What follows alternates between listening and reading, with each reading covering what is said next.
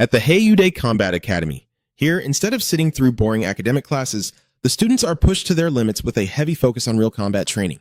Right now, one student was completely surrounded by 10 others, but he still oozed absolute confidence. With just a flick of his wrist, he could summon a massive iron axe. Even though he was heavily outnumbered, it wasn't a big deal at all. Just one sweeping swing of that giant axe was enough to completely shatter their defensive line. Hey, Park Jin-sung, you bastard, don't just stand there watching, do something. The red-haired guy from the attacking group glared furiously at another student standing in the corner of the field and roared. But the boy named Jin-sung just scratched his head and let out an awkward laugh, knowing damn well that joining the fight wouldn't help at all. Fuck, you useless piece of trash. Just wait, once we're done here, you're dead meat. The red-haired guy screamed in pure rage. Yep, that's right. Park Jin-sung is our main character. But as you can see, he has absolutely zero abilities. Everyone else feels totally cursed whenever they end up in the same platoon as him. The proof? Right after that combat practice ended, Jin-sung was cornered by the red-haired guy and a few others, ready to beat him to a pulp. Even while getting kicked and cursed at, he didn't even look like he was in pain. Jin-sung actually kept laughing out loud. Haha, I'm really sorry, guys.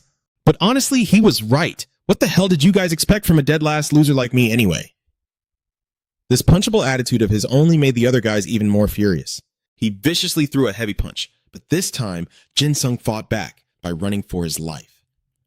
Looking at the locker door completely caved in by that punch, it was pretty clear that Jin-sung made the right choice to bail. Hey, F-Rank, we're pretty tired right now, so we'll only hit you 10 times. Consider it payback for the 10 team members you dragged down. The guy wearing glasses next to the redhead spoke up with a cold tone. Jin-sung swallowed hard in a panic. Only hit me 10 times?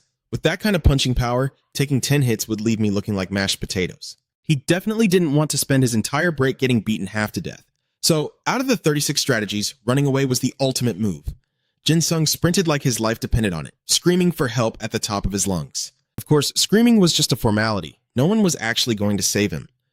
The students from other classes seemed so used to seeing Jin-sung scurry away like a rat every single day that they just treated it as free entertainment, like watching a daily soap opera. And the result was the same as always. Jin-sung was all alone, making it impossible to outrun those violent classmates. When they finally cornered him, all he could do was helplessly beg them not to use their ether. If you guys use that, it's gonna hurt way too much. Don't worry, we'll hold back. We'll only beat you up just enough so you won't go crying to Mr. Gangho. You already know we're strictly forbidden from using ether on school grounds anyway, right? As soon as the bullies finished talking, they started swinging. They rained down punches and kicks relentlessly, completely denying Jin-sung any chance to fight back. And the other students watching this scene, they were absolutely loving it. Some even wanted the bullies to hit him harder, thinking that sharing a classroom with an F-rank piece of trash like him was an absolute disgrace. As for Jin-sung, he was beaten so badly he couldn't even stand up straight anymore, but he still couldn't hold back what was on his mind. Hey guys, I honestly don't think our team lost because of me, you know. Jin-sung really had the guts to say anything. That sentence basically meant the rest of them were completely and utterly useless. They had a 10-to-1 advantage and still lost. Having him there wouldn't have changed a damn thing anyway. Just as expected, him talking back like that completely set those guys off. But right when they were about to beat him half to death again, the homeroom teacher pushed the door open and walked into the classroom. All right, kids, take your seats. I've got some great news for you all today. Since the teacher had arrived, those bullies didn't dare to lay another finger on him. They completely ignored Jin-sung, leaving him slumped in the corner of the room, and quickly hurried back to their seats. Jin-sung let out a huge sigh of relief that the beating was finally over, then slowly dragged his bruised body back to his own desk. I wonder what was going on to make the teacher look so incredibly serious. Up at the podium, the teacher slammed his hand against the blackboard a few times to quiet the class down, then proudly announced that their school had officially been recognized by the government today. But completely contrasting the teacher's wild excitement, the students looked incredibly apathetic. Some even looked flat out annoyed. Geez, sir, with that tone of yours, let me guess. Some new annoying rule just dropped from high up, didn't it? The kid who spoke up was Byun Ji-seon, a run-of-the-mill school bully with only basic combat skills. Staring at Ji-seon's feet rudely propped up on the desk, the teacher couldn't hold back a scolding. Break time is over. Get your feet off the desk. Ji-seon dropped his feet, but he still had the nerve to talk back. Ah, whatever, man. Can we just skip all this pointless nonsense? Their homeroom teacher just shook his head. Since he wasn't the one making the decisions, these little brats simply had no choice but to get used to the new rules. Plus, he made sure to remind them that the only reason their school got government recognition this time was all thanks to the outstanding performance of the third-year seniors. After that, the teacher finally laid out the new rules. From this day forward, their academy was officially becoming the starting test zone for the military ranking system. That meant the students would now receive actual military ranks based entirely on their combat performance. As for the homeroom teachers of each class, they would start off with the rank of first lieutenant and take on the role of platoon commander. He had just become the platoon commander of platoon 10. No wonder he was acting so hyped up. Wait, so we're platoon 10 just because we're in the 10th grade? What the hell are they trying to turn us students into? Jiseon muttered under his breath. Oh, stop your whining. The homeroom teacher shot back. This is a direct mandate from the government, so just do your absolute best. From now on, we are comrades in arms. During training, you'll all be expected to stand at attention and salute just like a real military unit. There's probably a massive crowd of recruiters itching to scout students from our academy right now. The homeroom teacher just kept rambling on and on with pure excitement. But down below, not a single student looked even remotely thrilled. Jin-sung was one of those unamused kids. With his habit of blurting out whatever popped into his head, he immediately raised his hand. Sir, what if we just don't want to do this whole military boot camp thing?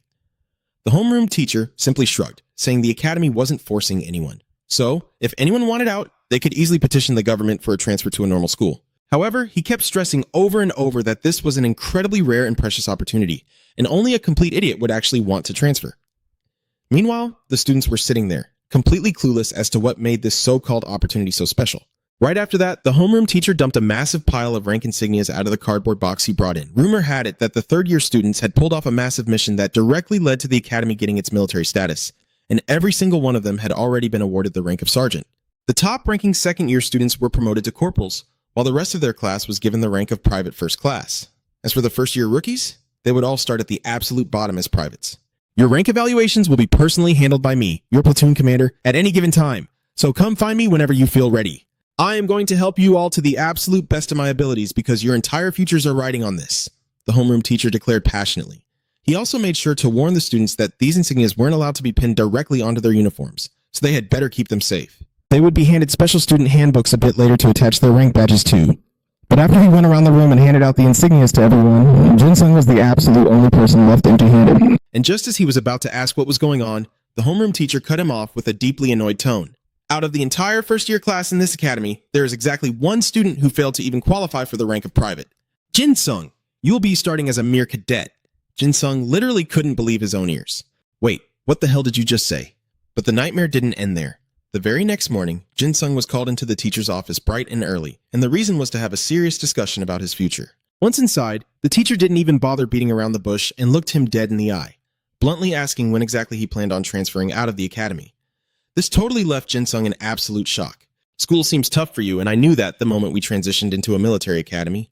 You won't last long here. Poor Jin-sung, huh? Those words from the teacher really packed a brutal punch. Even so, Jin-sung stood his ground and earnestly replied, Sir, you've got to look at my hidden potential. Who knows, maybe I'll suddenly do great. Unfortunately, his homeroom teacher's reaction wasn't exactly what he'd hoped for. Instead, the man just burst out laughing, calling Jin-sung an absolute joke. Of course, Jin-sung wasn't stupid enough to miss the complete lack of sincerity in that smile. He knew perfectly well that from the very first moment they met, this guy had done nothing but mock and look down on him. Ah, Jin-sung. Ever since the ranking system was established to sort the students, your school life has been an absolute living hell. You know I can't waste my time looking after outcasts, the homeroom teacher coldly added. Those words only made Jin-sung's blood boil even more. Sure enough, this teacher thought he was good for nothing but getting beaten to a pulp, and he absolutely hated having an F-rank student dragging down his class. At first, the guy probably assumed Jin-sung would just drop out on his own after getting bullied day in and day out. But surprisingly, Jin-sung was hanging in there just fine. Since he was the prime target for bullying, the teacher had called him here to push him out. Makes sense, really. Why would anyone need a useless F-rank EDA like him? Sir, I'm actually a bit curious, Jin-sung suddenly asked. Do you think a person's soul has a rank too? His answer was an even louder laugh, dripping with far more contempt than before. Are you kidding me? Of course it does. I know everyone thinks that, but I really don't think so. As Jin-sung fired back, his expression turned dead serious. The conversation was cut short as the school bell finally rang.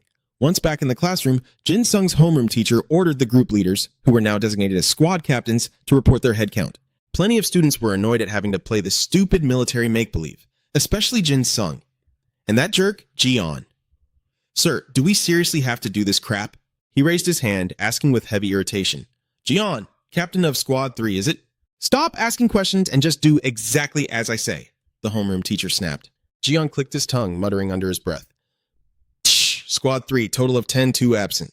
One's taking a dump, and the other one, honestly, I wish he'd just disappear forever. 8 present, report finished. The guy Jion wished would just disappear forever was, of course, Jin-sung. It wasn't much different from any other normal day.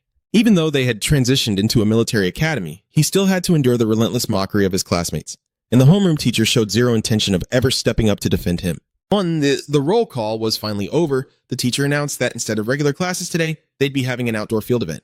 Apparently, government inspectors had infiltrated the crowd, and even the school administration had no idea who they were. These inspectors were here to observe how the students reacted to the sudden shift in their environment. "Sir, just get to the point already!" A student who had completely lost his patience shouted out. Always jumping the gun," the teacher grumbled. But there was no denying that absolutely none of the students wanted to listen to his endless rambling, so he finally cut to the chase. Today's main event is a squad battle involving the first, second, and third year students. The matchups will be handpicked by the inspectors I just mentioned. Jin-sung figured he could just keep playing the role of a background spectator to kill time. Who would have guessed that the very first match would be Ji-on's squad against Squad 1 of Platoon 153? And they had a mere 20 minutes to prepare for the fight. Unluckily, Jin-sung was stuck right in Ji-on's squad. Because of that, the guy practically lost his mind the second he heard the teacher's announcement. The other guys relentlessly teased him for being stuck in a unit with an F-rank trash, making Ji-on look even more furious. Meanwhile, Jin-sung, the actual main character of all this gossip, just casually slumped over his desk, too sleepy to care. That is, until Ji-on stomped over to him and arrogantly barked out. "Hey, you piece of trash," / "Were you calling me?" "Captain?" Jin-sung replied, only to immediately have his hair violently grabbed by Ji-on. Jin-sung's laid-back attitude pissed him off to no end, and he was fully ready to beat the crap out of him right there before hitting the field. Squad 1 of Platoon 153 boasted an absolute monster named An Sung-ho. Even if Jin-sung's class sent out their absolute aces against him, it would still be a brutal fight, let alone having a useless F-rank deadweight dragging them down. So, before even stepping onto the field, Ji-on felt like the outcome was already set in stone. "We're going to lose anyway, so whether I'm there or not doesn't really matter, right?" Jin-sung asked back with a goofy, innocent smile. "Like hell, we're going to be as pathetic as you." Ji-on lunged forward again, aggressively grabbing him by the collar. "If our ranks drop because of you, are you going to take responsibility for it, huh?" Ji-on looked incredibly threatening, but honestly, Jin-sung was so used to this crap that he wasn't scared in the slightest. Besides, Ji-on was only a C-rank EDA anyway. His rank wasn't even high enough for a drop to make any real difference. Jin-sung actually had the massive guts to say those exact words out loud, making Ji-on so mad his blood was practically boiling. However, he couldn't actually hit him, since they still had to go out there. Honestly, to Jin-sung, getting beat up right here or getting wrecked out there by those third-year seniors didn't make much of a difference. However, Ji-on had just come up with a much more twisted idea. He was going to appoint this useless F-rank trash as the squad captain for this match. "Can you handle that?" Ji-on asked, roughly rubbing Jin-sung's head like a dog, his voice dripping with pure intimidation. "Haha, I'll do whatever you ask, man," Jin-sung replied with extreme reluctance. "Good, from now on, you're my personal meat shield." "Got it, you piece of trash." And just like that, Jin-sung was violently dragged out to the arena, burdened with exactly the duty Ji-on had declared, being his human meat shield. Every single student in the school had gathered, eagerly waiting to watch this completely one-sided massacre. On the other side of the field, Captain An Sung-ho radiated an absolutely terrifying aura. His homeroom teacher had told him to go all out and show off his skills, because top-tier recruiters from above would be watching this very battle. And it wasn't just Sung-ho. Every single member of Squad 53 looked absolutely terrifying. John's team, on the other hand, was completely outmatched. The referee then handed out bracelets to the captains of both teams. Imbued with Idea energy, these bracelets shielded the wearer from fatal shocks, but they would shatter if hit with overwhelming force. John personally strapped the bracelet onto Jin-sung's wrist, desperately hoping it would help him survive just a little bit longer. Right in front of the massive crowd, John grabbed Jin-sung by the collar, dragging him around like a stray dog. Jin-sung put up a weak struggle, but honestly, it was completely useless. But that wasn't all. To balance out the massive skill gap between the second and third year students, the committee added a special rule. If Jin-sung's team could just survive for 5 minutes, they'd win. Even with that massive handicap though, his teammates felt like they were marching straight to their doom. Jin-sung quietly set a 5-minute countdown on his watch. He thought to himself, just 5 minutes and we win. If we actually pull this off, do you think the homeroom teacher will finally approve my transfer request? The 5-minute countdown officially began. The second the referee signaled the start of the match, John grabbed Jin-sung by the collar again and bolted like a coward toward the back of the arena.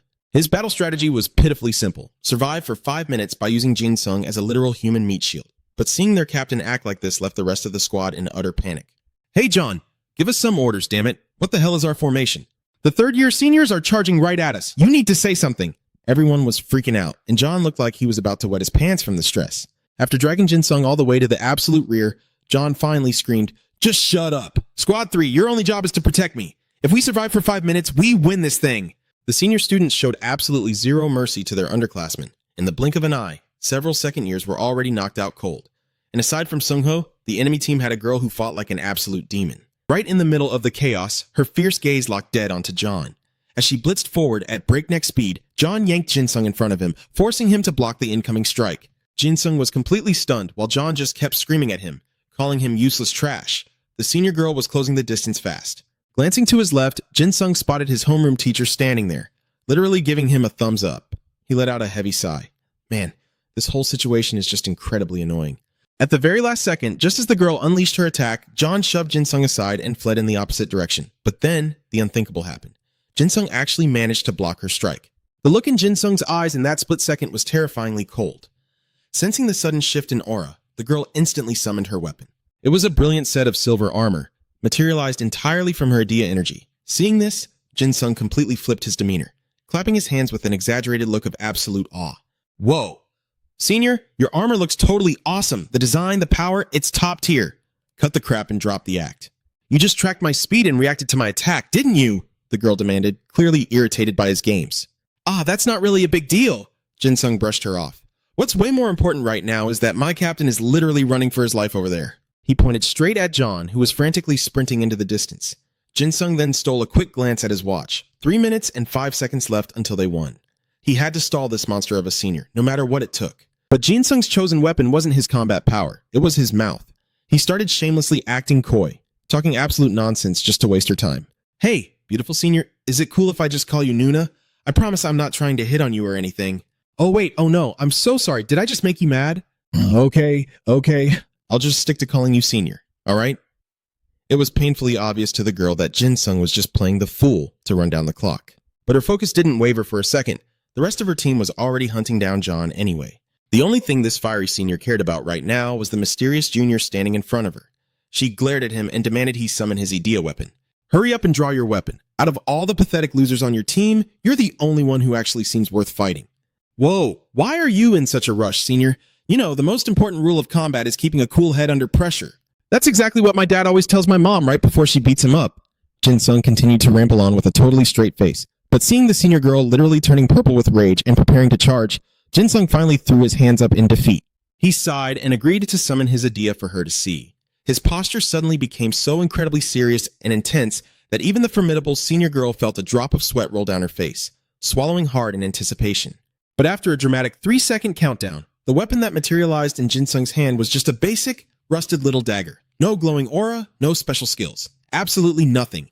And the worst part? He was holding the pathetic thing up with the proudest smirk on his face. The sheer absurdity of the situation made the senior girl aggressively facepalm.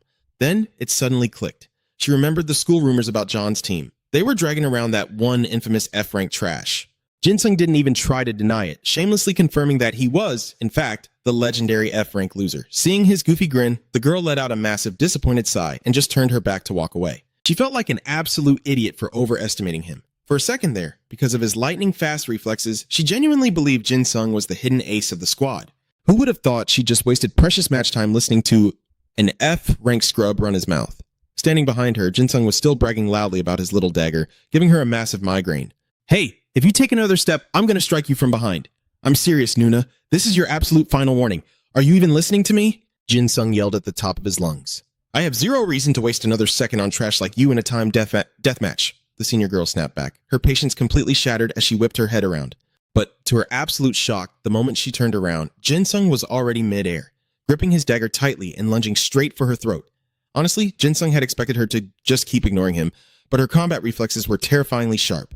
Just as the tip of Jinsung's dagger was about to connect, the girl threw up her armored arm to parry the blow. That silver Idea armor was no joke. It took the direct hit without a single scratch. Caught in the most awkward pose imaginable, the only thing Jinsung could do was flash a ridiculously confident smile and try to laugh off the embarrassment. Haha. Wow, that armor really is as rock solid as it looks, huh? Watching Jinsung land a direct hit and deal absolutely zero damage, the crowd of students watching outside erupted into roaring laughter. Even the girl standing in front of him just looked utterly bewildered. A few seconds later, she turned away in sheer disgust and let out a heavy sigh. Even if you have decent reflexes, your Idea is absolute garbage. I've confirmed you pose exactly zero threat to me. We are done here. Hearing her icy tone, Jinsung knew his stalling tactics had officially run their course. Even though he had tried his absolute best, there were still over 2 minutes left on the clock. And in a high-level combat match, 2 minutes was more than enough time for these third years to utterly wipe out John and the rest of the squad. Exactly as expected, the senior shoved Jin-sung out of her way like a piece of trash and immediately sprinted straight for John. Meanwhile, that pathetic captain was still screaming and cursing at Jin-sung for failing to stall her for 5 minutes. Seeing his absolute cowardice up close, the senior girl's eyes filled with even deeper disgust for John. Running away with your tail between your legs, and you still have the nerve to talk big?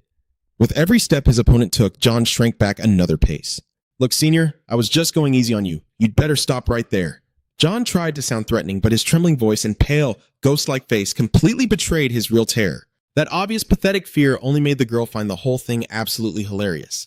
Oh, is that so? No need to hold back on my account. Let's see what you're really made of. If you want to surpass in Sung-ho, you're going to have to prove it. With that, the fierce upperclassman lunged right at him. Just as John thought he was about to get crushed, his foot hit a rock, and more importantly, it was deeply embedded in the ground. A cocky, arrogant smirk instantly crept back onto his face, acting like victory was already in the palm of his hand. Seeing John's sudden shift in attitude, his opponent raised an eyebrow, genuinely curious. Well, when exactly are you going to prove yourself? If you want it that badly, senior, I'll show you right now. Smirking, he squatted down and pressed his palm against the dirt. Then, to everyone's absolute shock, he began ripping the massive rock straight out of the earth, Jin-sung included. Everyone knew his idea was only rank C, but looking at this sheer display of force, it seemed John had been hiding his true power all along. Without a second thought, Jin-sung yelled out a warning. Watch out! It's dangerous armor-wearing senior! John's special ability allowed him to pull out any stuck object and launch it like a projectile. While his base power was roughly rank C+ or rank B, and his combat stats sat at B or C, as long as an object was lodged in place, he could turn it into a deadly weapon. The original weight of the extracted object completely vanished, entirely dependent on the user's mastery. But contrary to Jin-sung's frantic panic, the girl's eyes practically sparkled with pure, unadulterated excitement as she watched John power up. Oh, so you're finally done running away? Were you just stalling until your idea fully activated so you could use that boulder? You're pretty sharp for a senior, John cackled like a maniac. He hoisted the massive boulder high into the air and hurled it ruthlessly straight at her. Now get the hell out of my way. Become the stepping stone I crushed to show off the true essence of my idea. The louder John laughed, the more twisted and crazed his excitement grew. He was absolutely thrilled at the thought of obliterating a third-year student. But before he could even confirm his victory, a voice as cold as absolute zero pierced through the air right behind him. He snapped his head around, but before his eyes could even process who it was, he was violently slammed face first into the dirt. Eating a mouthful of gravel was, unsurprisingly, not a pleasant experience for John. Writhing in pain and furious humiliation, he roared, "Damn it! What kind of third-year senior launches a cowardly sneak attack from behind?" Struggling to lift his head, he choked on a gasp. The colossal boulder he had just hurled was suspended, completely frozen in mid-air. The upperclassman hadn't been crushed like a bug at all. John's power was certainly fiercer than she had anticipated, but relying purely on her own idea, she was holding the massive rock at bay. However, right as she was about to channel all her strength to shatter the boulder to dust, an overwhelming external force violently blew it to pieces. It was no surprise to anyone that Sung-ho was the mastermind behind that blast. Yet, rather than a sigh of relief or gratitude, a heavy scowl of disappointment shadowed the girl's face. Damn it, that was the perfect chance for me to show off my true prestige. Why the hell did you have to interfere, Captain? And Sung-ho simply replied that the attack had crossed the line into dangerous territory, and he was merely fulfilling his duty to protect his squad members. But to his surprise, that perfectly logical answer only pissed her off more. Her hands balled into trembling fists as she gritted her teeth and glared daggers at him. Are you implying I couldn't handle a measly rock? Yeah, of course I know you could have handled that boulder. Sung-ho calmly reassured her, but a piece of trash like him wasn't going to stop at just one trick. As he spoke, Sung-ho casually glanced over his shoulder, just in time to see John gripping a baseball bat, desperately lunging in for a cheap shot. Too bad for him, every pathetic little move was already completely read by Sung-ho. Without breaking a sweat, Sung-ho slammed John brutally into the dirt, leaving him groaning in agonizing, utterly humiliating defeat. Watching the whole bloodbath from a safe distance, Jin-sung could only shake his head and sigh. Oh man, you really are an idiot, our dear captain. But the moment those words left his mouth, Sung-ho's freezing, predatory gaze snapped directly onto him. A violent chill spiked straight down Jin-sung's spine. Panic set in. He instantly threw both hands into the air, ready to dump his weapons right then and there. I surrender! I totally surrender, okay? Despite his pleading, An Sung-ho kept closing the distance, though his tone had dropped to an eerie, unnatural calmness. Turns out, the terrifying captain just wanted to know one thing. Why did Jin-sung bother warning Ye about John's idea activation? Especially when they were supposed to be dead-set enemies in this exam. It's just that my squad leader has zero anger management skills. I panicked and yelled out because, honestly, I had no idea what kind of crazy stunt he was about to pull. Jin Sung babbled his excuse. You really are a spectacular liar, aren't you? Sung Ho scoffed with a chilling smirk before blasting forward, launching a lethal strike straight at Jin Sung, completely ignoring his surrender. Sung Ho locked onto Jin Sung's wrist in a vice grip. The short blade in the boy's hand was instantly knocked high into the sky before plummeting back down. But then, acting on pure razor-sharp reflex, Jin Sung fluidly snatched the falling blade right out of the air. Would it kill you to actually listen when someone is talking? He snapped in pure frustration, violently wrenching himself free from the captain's crushing grip. Both Jin Sung and Sung Ho instantly sprang backward, re-establishing a safe combat distance. Jin Sung looked thoroughly annoyed, but Sung Ho's expression had darkened into something genuinely terrifying, because from that flawless split-second reaction, he instantly realized the terrifying truth. This kid was no useless trash. You there. Second-year student, who the hell are you, really? The sheer bloodlust radiating off Sung Ho was impossible to conceal anymore. I am a member of the 2nd Squadron, 10th Platoon, 3rd Squad. Name's Bak Jin Sung, and I hold a rank F idea. Jin Sung replied flawlessly, his voice crystal clear, seemingly completely unfazed by the monstrous pressure crushing down on him. The countdown timer flashed ominously. Only 1 minute remained. Sung Ho scowled, visibly ticked off that his target still wasn't taking him seriously. As for Jin Sung, he absolutely refused to clash swords with this monster. He defaulted back to his old reliable tactic, spouting absolute nonsense just to burn through the clock. But his stalling was only fueling the fiery rage inside Sung Ho. Are you seriously just trying to stall for time? I absolutely despise cowards who fight like that. What do you expect from me, huh? Do you honestly think a guy like me can do anything against you alone? Jin Sung cried out, frantically backpedaling. Instead of just stalling to survive, why don't you try putting some real effort into actually defeating me? Sung Ho suddenly demanded, throwing him off guard. Effort? Jin Sung let out a scoffing laugh. I'm literally just a rank F. What exactly do you want me to do? This isn't a threat. Consider it a friendly piece of advice. Word on the street is that during this exam, the Chief Scout is specifically hunting down slackers. Anyone caught underperforming or lacking real skill is going to face instant expulsion. Jin Sung froze, the terrifying realization hitting him like a ton of bricks. So that was the reason. That was exactly why his homeroom teacher had stared at him with such a ridiculously pitiful look right before the match started. So that old man really wanted to kick Jin Sung out of the academy all along. Thank God Sung Ho actually warned him about it. Jin Sung's right hand suddenly clenched, gripping the short sword tightly. He let out a heavy sigh and looked at Sung Ho. Man, senior, I really don't want to get expelled, you know? If you're my opponent, I honestly don't know if you'll make it out of this match in one piece. Jin Sung's words sounded like a total joke, because in everyone's eyes, he was the absolute trash of the academy. But who would have thought? The moment those words left his mouth, his body began to react. His blood seemed to boil over, dark veins pulsing across his face. Jin Sung's Ida was supposedly just a pathetic little dagger with an overall combat rating of F rank. Just an ordinary dagger with zero special traits. But after this split-second transformation, Jin Sung's physical strength somehow tripled. He could instantly see his opponent's fatal weak points, their Ida, and exactly how to utterly destroy them with his current skills. And this terrifying state would only stop once he completely shattered his enemy's Ida. Or took their life. Right now, Jin Sung had lost every shred of reason, entirely consumed by a sick, obsessive craving to slaughter his opponent. This was Jin Sung's true Ida, the secret he had desperately tried to keep buried, because this power was a pure, absolute killer, an S rank Ida that allowed him to effortlessly rip away another person's life. Yet, to Sung Ho, this bloodthirsty transformation didn't look like much on the surface. All he could see was the dead, hollow look in Jin Sung's eyes. But Sung Ho could feel it deep down. That little dagger wasn't the entirety of Jin Sung's Ida. That realization put him on extreme high alert. Meanwhile, Jin Sung could now clearly see every piece of data on Sung Ho, including his ability. His Ida was called I Will Absolutely Catch You, a B-rank ability that somehow yielded an overall attack power of A+. It guaranteed that Sung Ho could catch absolutely anything he locked onto. Specifically, within a certain radius, he could instantly teleport right to his target. Foot rank, huh? Wow. Your ability is way more pathetic than I thought. Jin Sung mocked with pure arrogance. That one simple sentence was enough to give Sung Ho full-body chills. It was completely obvious that the teenager standing before him was no longer the trash-talking punk from just moments ago. Moreover, what he just said meant one terrifying thing. He could see other people's Idas.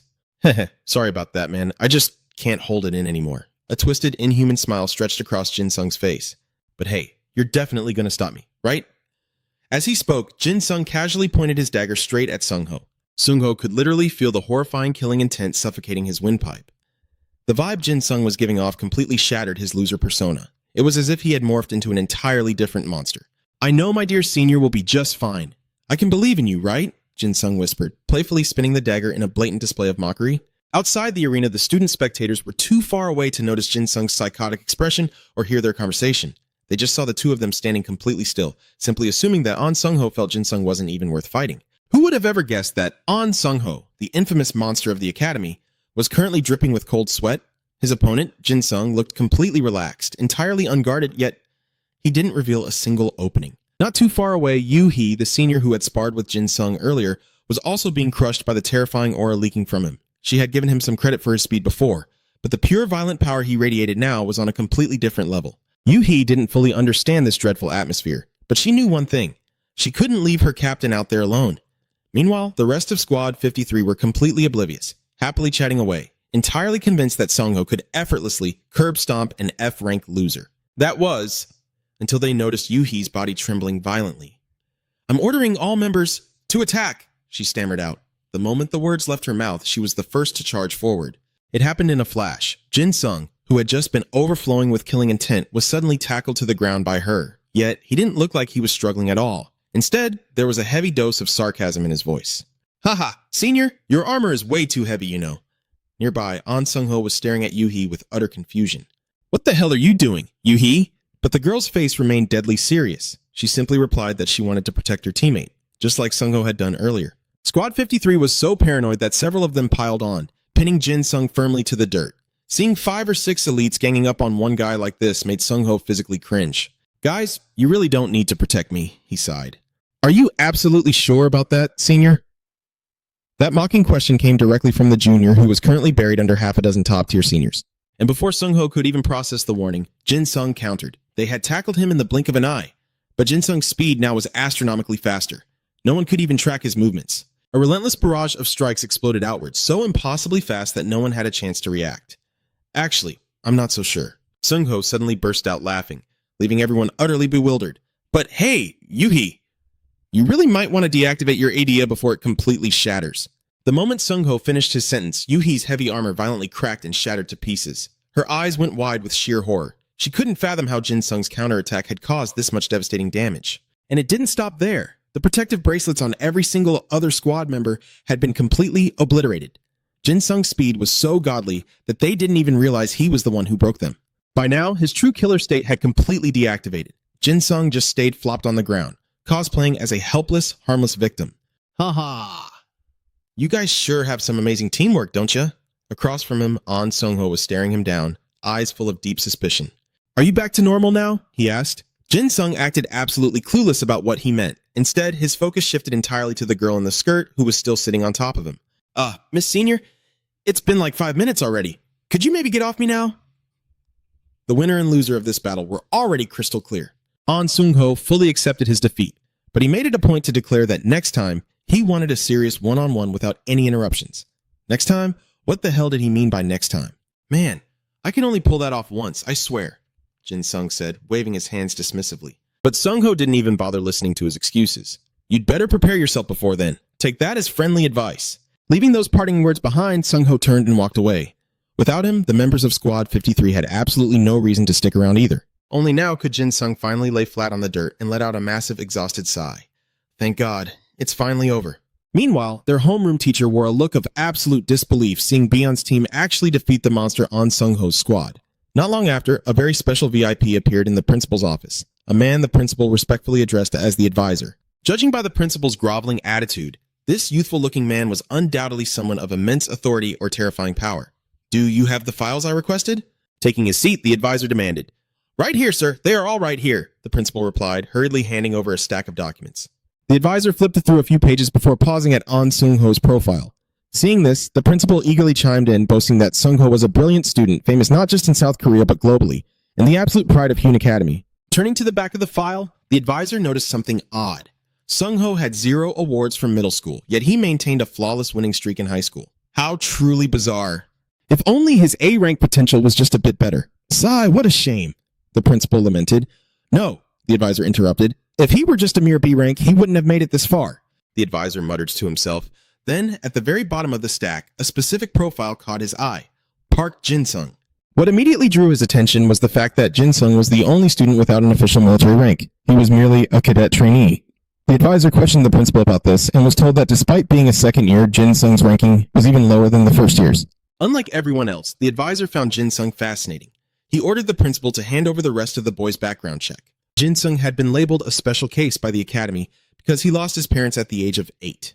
It was likely due to this severe trauma that Jin Sung's idea failed to awaken. After that, he was ruthlessly abused and exploited by his aunt and uncle for a long time. When he was 10, a group of robbers broke into their house. His aunt and uncle suffered severe physical and mental trauma, ending up in a psychiatric ward. As a result, Jin Sung's idea finally awakened on that exact same day. The more he read, the deeper the advisor's frown became. Jin Sung truly was an anomaly. Usually, a person's idea manifests at age 8. Jin Sung's awakened late under extreme circumstances, yet he still only achieved an F rank. Furthermore, his combat power had been stuck dead in F rank since he was 10 years old. The advisor sensed that something was terribly off here. For his combat ability to not improve even slightly over 7 years, it was completely absurd. He immediately deduced that Jin Sung was hiding his true power. He just didn't know exactly what the boy's end goal was. The advisor then demanded a private meeting with Jin Sung. But before that, the principal hesitantly raised a burning question. "But, Sir Advisor, why did you let our academy turn into a military school?" At those words, the advisor's hand, which had been flipping through the files, froze. His expression darkened so intensely that the principal broke into a panicked cold sweat.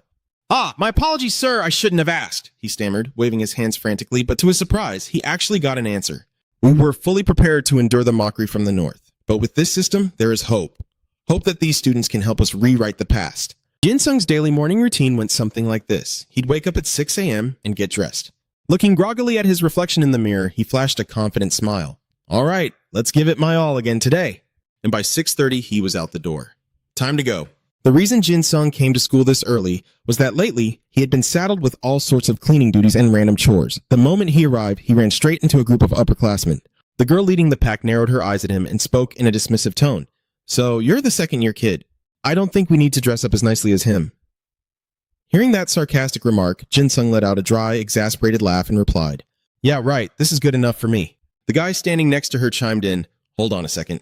Isn't he the only cadet trainee in our entire school?" Jin Sung smiled modestly, responding with a polite tone. "Oh, am I really that famous?" "You guys are flattering me." The senior raised an eyebrow, scoffing, "Man, he looks way dumber than I thought."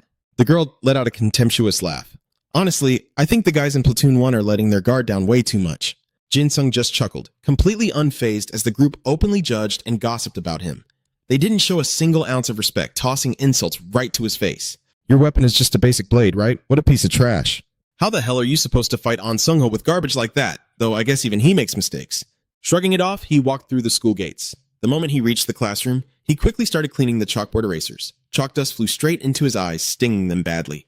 "Oh, it won't come out. This school literally has government funding. So why the hell aren't we using whiteboards instead of this ancient crap?" Despite the complaints, he energetically scrubbed down the entire classroom, which led to this exact situation. Watching him work so diligently, Hansu raised an eyebrow and sneered, "I guess running away is your real specialty, huh?" Donghoon, resting his chin on his hand, asked out of sheer boredom, "Why didn't you just act like this with us from the very beginning?" Encouraged, Hansu stepped forward and gripped Jin Sung's shoulder tightly. "I'm honestly pretty impressed. It's a miracle an F rank like you survived at all, even if it was just dumb luck." After spitting out those mocking words, he walked off with a smug smirk. Jin Sung, completely calm, brushed off the insults and thought to himself, "After that platoon battle where I challenged the third-year seniors, my image in everyone's eyes has definitely started to improve." Lost in his own daydream, he was suddenly jolted awake by Zhang's harsh shout. "Hey, I told you to wake up, you piece of trash!" Jin Sung groggily sat up. Sorry, were you calling me? Is this guy trying to beat me up again?" Zhang crossed his arms, glaring at him with pure disgust. "I couldn't grab the math materials last time, so you go fetch them for me right now." Jin Sung didn't even think twice before agreeing. Sigh, "Fine, I'll go." Seeing Jin Sung agree, he immediately barked out another order. "Go do it right now! I need to copy those answers." Utterly baffled, Jin Sung thought to himself, He's actually not going to hit me? Well, I guess thanks to that, they've finally stopped beating me up, he reasoned. Once again, Jin Sung found himself mopping the hallway outside. A few students walking by saw him and casually threw more demands his way. "Hey, I didn't get to hand in my social studies homework last time, so make sure you turn it in for me, all right?" "Yeah, me too. Hey, Park Jin Sung, go return this textbook to the faculty office later, got it?" The endless requests kept piling up, draining Jin Sung's energy. They might have stopped hitting him, but they had started dumping every single mundane chore onto his shoulders instead. Finally, the last bell rang. Nam Kang stretched his tired arms, letting out an excited sigh. Ah, school's finally over! Seeing his exaggerated stretch, homeroom teacher Shin immediately called him out. Settle down, everyone. You all know today is the absolute deadline to join a club, right? Nam Kang replied without a care in the world. Yes, sir. Teacher Shin frowned at Nam Kang's nonchalant attitude and pressed on. This is a mandatory activity for all second-year students, so if you haven't joined one yet, you'd better sign up immediately. Sitting in the back, Jin Sung stared blankly at the paper in front of him, agonizing over his options. Ugh, which club should I even join? Would anyone even let a guy like me in? From the podium, Teacher Shin continued to hammer the point home. If you don't join a club, you will be called in for a private disciplinary meeting. Do I make myself perfectly clear? Cadet Park Jin Sung. Hearing the teacher call him out, the rest of the class couldn't hold back their mocking laughter. Like hell, any club would ever accept an F-rank loser, right? They'd probably make him take an entrance exam just to see how pathetically weak he actually is. Those harsh, biting words echoed in his ears, making his heart sink heavily into his chest. All they ever want to do is make a total joke out of me, he thought bitterly. Suddenly, a block of text on the paper caught Jin Sung's eye. Formation drills, ether stat analysis, emergency rescue, squad combat, solo combat, weaponry research, practical combat skills, psychological warfare training, advanced weapons emergency handling, advanced martial arts, high-tier assault techniques, combat enhancement, the art of war. The 36 stratagems. What the heck is all of this? Every single club was heavily focused on the military or the application of ether energy. While he was still sitting there in absolute shock, the guys sitting behind him started excitedly chatting among themselves. Yo, which club are you joining? I think I'm going to go for squad combat. How's that one rated? Hold on, let's head over to the club room together. The classroom was buzzing with energy as the students eagerly grouped up, chatting excitedly as they flooded out into the hallway. They're ranked pretty high, right? Oh man, I can't wait. Hey, wait for me, I'm coming. In the blink of an eye, the classroom emptied out, leaving Jin Sung sitting there completely alone. He clutched his head, furrowing his brow as he muttered to himself, what am I supposed to do? I really hope they can look past these stupid rank restrictions. These aren't even normal clubs. They're practically military factions relying on solid teamwork. He quickly grabbed his pen and started crossing out the boxes. Psychological warfare, omnidirectional combat tactics, armored assault skills, the art of war. Nothing related to the direct use of ether. Focused entirely on physical enhancement, solo combat. Glancing over the paper one last time to confirm his choice, Jin Sung finally smiled in satisfaction and stepped out of the classroom. I doubt there will be many people joining this one. Although, it is a bit weird that there's only one club using the famous main gymnasium. Suddenly, the memory of his classmates' fiery, violent arguments flashed right before his eyes. That belongs to me! No, it's ours! Get the hell out of here! The mere thought of that intense imagery left him feeling mentally exhausted. It's gonna be fine, right? The flyer specifically stated that this club requires absolutely zero ether usage. Reassuring himself, he arrived at the gym, only to freeze in shock. A massive swarming crowd of students was blocking the entrance. Bewildered, Jin Sung cautiously approached. Huh? Why the hell are there so many people? Did I come to the wrong place? He looked down at the paper in his hand, his eyes filled with doubt as he muttered. But I'm absolutely sure this is the right place. Suddenly, someone in the massive crowd pointed a finger straight at Jin Sung and yelled, Whoa, hey, look! That F-rank senior is here too! The surrounding students immediately turned their attention to him. Oh, damn, you're right. They glared at Jin Sung with utter disgust, whispering among themselves. He's an upperclassman, but realistically, he's barely even a proper cadet. Does that mean I can just walk up and talk trash to his face? Seeing their hostile attitudes, Jin Sung began to panic. Most of these kids are first years. They aren't even required to join a club yet. So why the hell are there so many of them gathered right here? Suddenly, the massive crowd of students burst into a wild frenzy. Over there, the club president is coming out. Wait, seriously? Where? Oh my god, he looks so freaking cool. Jin Sung struggled to squeeze his way through the screaming, chaotic crowd full of questions. Oh, just who exactly is this club president anyway? But the moment he laid eyes on the person, Jin Sung froze, the application paper slipping right out of his trembling hands. Huh? What is this? I need to run. The crowd around him only grew louder and more frantic. This is insane! So the rumors were actually true. Suddenly, the figure turned and started walking toward the door, calling out with a booming voice. Park Jin Sung! Jin Sung watched in terror as the guy approached, while the crowd around him practically lost their minds. Holy crap, it's in Sung Ho! Wow, he is incredibly handsome in person. Senior Sung Ho, I'm your biggest fan! Caught in the surging mob, Jin Sung was violently shoved to the front. He raised an eyebrow, staring up at Sung Ho as he nervously asked, excuse me, are you the president of the HT Club? He let out a soft, amused chuckle. I really didn't expect you to actually show up here. Color me impressed. Sung-ho then shifted his imposing gaze to the nervous crowd. All applicants, head inside and get yourselves ready. Jin-sung's face instantly dropped the moment he heard that. Nope, I gotta make a run for it, right now. Getting tangled up with this upperclassman is a guaranteed death wish. But just as he spun on his heel to bail, Sung-ho's voice caught him. And just where do you think you're going? Jin-sung Park. Jin-sung flashed the most awkward, forced smile he could muster. Haha, I think I came to the wrong club room. I'll just go check around and come back later, okay? Sung-ho didn't even blink, his tone perfectly flat. There are no other members in this club. Are you still refusing to join? You only dragged yourself here because you figured this place would be dead empty. Isn't that right? Nailed right through the heart, Jin-sung went pale and dropped his head. Damn it, he's totally right. But there are way too many applicants right now. Sung-ho let out a patient sigh. Just get inside. This isn't exactly a club where just anyone can stroll in simply because they feel like it. Jin-sung bowed stiffly, still desperately trying to inch towards the door. Look, you already know the deal with me, man. I'm a bottom-tier F rank. There's no way I'm getting in anyway, so I'll just... Cutting off his rambling, Sung-ho simply grabbed him by the scruff of the neck and hoisted him right into the air. He effortlessly dragged Jin-sung inside like a stray kitten, his voice totally unbothered. I am now going to administer the entrance exam. Take the test along with the rest of the applicants. Dangling helplessly, Jin-sung screamed out, No, I just told you I'm good. Let me go. The heavy club doors slammed shut. Sung-ho swept his cold gaze over the trembling crowd of applicants and spoke with terrifying calmness. Is this everyone?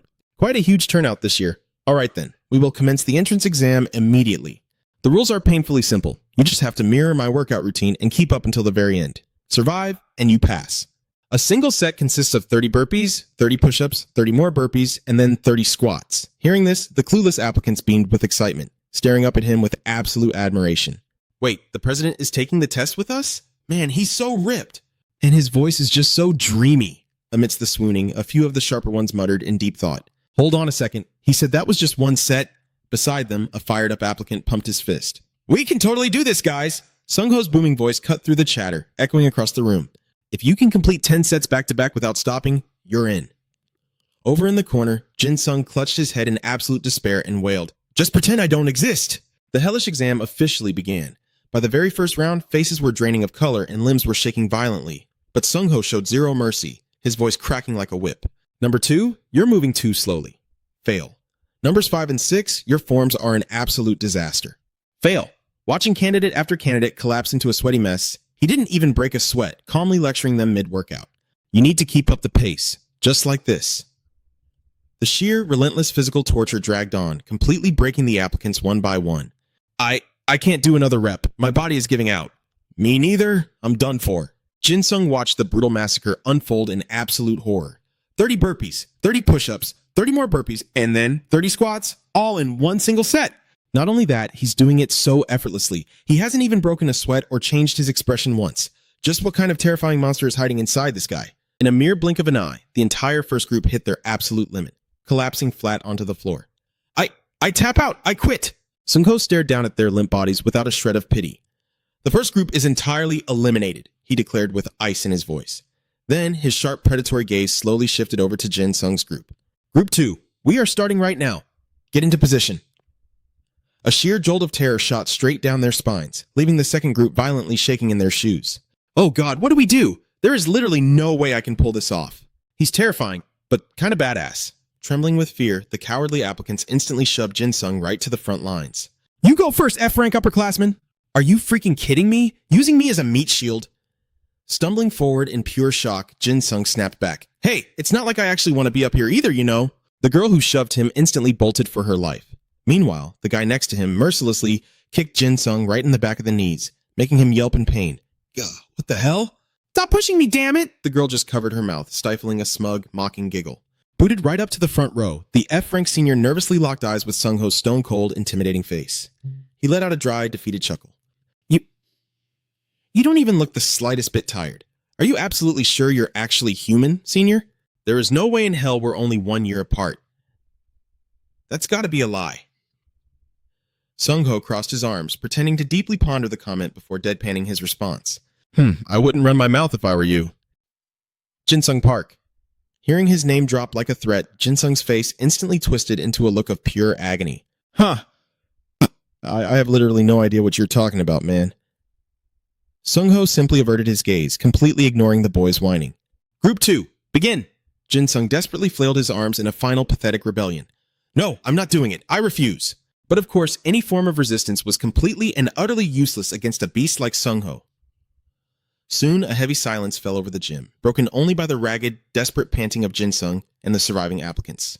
Sweat came pouring down his forehead as he gritted his teeth in pure agony. Damn it, my body is failing. I practically killed myself training my stamina just so I could finally fight back against those bullies. I honestly thought I'd be pretty decent at this meathead stuff.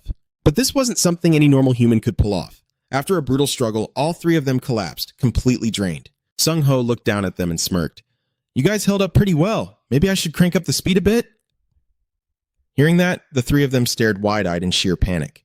Jin-sung immediately screamed in protest, "Don't you dare!" In the end, the other two dropped out, so they got to sit back, relax, and happily munch on snacks. Whoa, that F-class senior hasn't dropped out yet. Damn, that's impressive. The crowd surrounding him started buzzing with excitement. At this point, isn't his stamina at least top tier? Are we sure his overall combat power is actually just F-class? Meanwhile, Jin-sung was gritting his teeth in fury as he kept moving, muttering to himself, I literally already worked out at home. Seeing him spacing out, Sung-ho immediately barked, Quiet, focus on the drill. Park Jin-sung. The people in the back looked at each other in pure awe. This is already the 7th set. The girls on the sidelines were watching with sparkling eyes. Senior An Sung-ho really is built different. Amazing, that F-class senior isn't lagging behind at all. On the other side, Sung-ho watched him with intense amusement. Not bad at all. Park Jin-sung was getting pissed off, thinking to himself, this is way too freaking much. Seeing his expression, Sung-ho let out a soft chuckle. I knew the reaction speed I saw last time wasn't just a fluke. You'll be able to keep up. Right after saying that, Sung-ho ramped up his pace like an absolute maniac, leaving the crowd in shock. Senior is going even faster now. What terrifying speed. Can the F-class senior even keep up? Jin-sung glared at Sung-ho's smug, provocative attitude, boiling with rage. Are you seriously doing this right now? He instantly accelerated, terrifying the onlookers. That is way too fast. Holy crap, he's actually doing it. An F-class is keeping pace with a national-level hunter. Come on, you can do this. You've got this, F-class senior. Just a little bit more. 27, you can do it, F-class senior. 28, 29. Seeing him still matching his speed, Sung-ho smiled in satisfaction. Very good, Jin-sung. The crowd erupted into excited cheers. 30! Completely exhausted, he finally gave out and collapsed to his knees. The surrounding crowd screamed in pure hype and joy. The F-class senior actually did it. Wait, is he the only one out of everyone who passed? Jin-sung was gasping for air, weakly muttering, I'm literally going to die. They looked at him and clapped enthusiastically. I am so impressed by you. Congratulations on passing. Hearing the flood of praises from everyone, Jin-sung just sprawled out flat on the ground, completely dead to the world. Well, I guess this isn't too bad. They're actually praising me. Sung-ho suddenly walked over to Jin-sung and reached out a hand, saying, Welcome to the HT Club, Park Jin-sung. He managed a faint smile and took his hand. Thank you, senior. I guess I'll go get some rest now. Sung-ho pulled him to his feet with a quiet chuckle and said, No need to rush. You can officially start tomorrow morning. Jin-sung asked in total bewilderment, Wait, excuse me, senior? Did you not hear a word I just said? Sung-ho tightened his grip on Jin-sung's hand and gave a chilling smile. The effectiveness of the workout doubles when you have a training partner. I've been waiting a very long time for someone who could actually keep up with my level. He instantly snatched his hand back and said grimly, Keep up with your level? If we do even one more set, I will actually drop dead. I thought you hated having people around. Sung-ho's face turned cold at those words, and he replied flatly, It took an entire year just to get one more member. Seeing his sour expression, Jin-sung turned pale and thought in a panic, Damn it, he's not listening to me at all. I just wanted to join some quiet, low-key club, but this place is an absolute nightmare. At the end of the day, Jin-sung let out a heavy, exhausted sigh. I don't want to go to that club at all. Just by being there, all the attention gets dumped right onto me, all because I joined the same club as Senior An Sung-ho. He grabbed his head, gritting his teeth as he thought, That damn club, alone with Senior An Sung-ho. That's exactly why I'm always getting picked on. How the hell did you get into the HT club? He had to deal with those jealous, glaring questions every single day. Hey, say something! Recalling those harsh words made Jin-sung incredibly depressed, but just the thought of Sung-ho sent shivers straight down his spine. But if I don't show up, he's just going to stalk me forever. Park Jin-sung! Park Jin-sung! Park Jin-sung! Should I just snap my own arm? He was staring intensely at his arm, deep in thought, when suddenly a voice called out from behind him. Hey! Jin-sung jumped out of his skin, instantly hoisted his backpack over his shoulder, and shook his head frantically, muttering, No, no, no! He'll just drag me to the infirmary and nurse me himself. And the absolute second I heal up, he'll drag me right back into training. He completely ignored the voice that just called out, but the person spoke up again. Ah, there you are. He paid no attention and just shot up to his feet. It would honestly be better if I just stayed an outcast like this. Suddenly, Seon shouted at the top of her lungs. Hey! He whipped around, practically jumping out of his skin. Damn it, you scared the crap out of me. He stared at her, completely lost. Seon met his gaze, her voice low and serious. Are you a student in this class? Jin Sung was still staring at her in a daze. Since when did our year have someone this gorgeous? He thought. But he quickly snapped out of it, stammering his reply. Yeah? What's up? Seon casually pulled out an ID card and held it right in front of his face. I believe they said you're supposed to use this to introduce yourself. Jin Sung blinked in surprise, looking down at the card in her hand. Corporal? She raised an eyebrow at him. What, do you not have a rank? He scratched his head, struggling to find the right words. Well, the thing is... While he was still fumbling for an excuse, Seon suddenly barked in a strict military tone.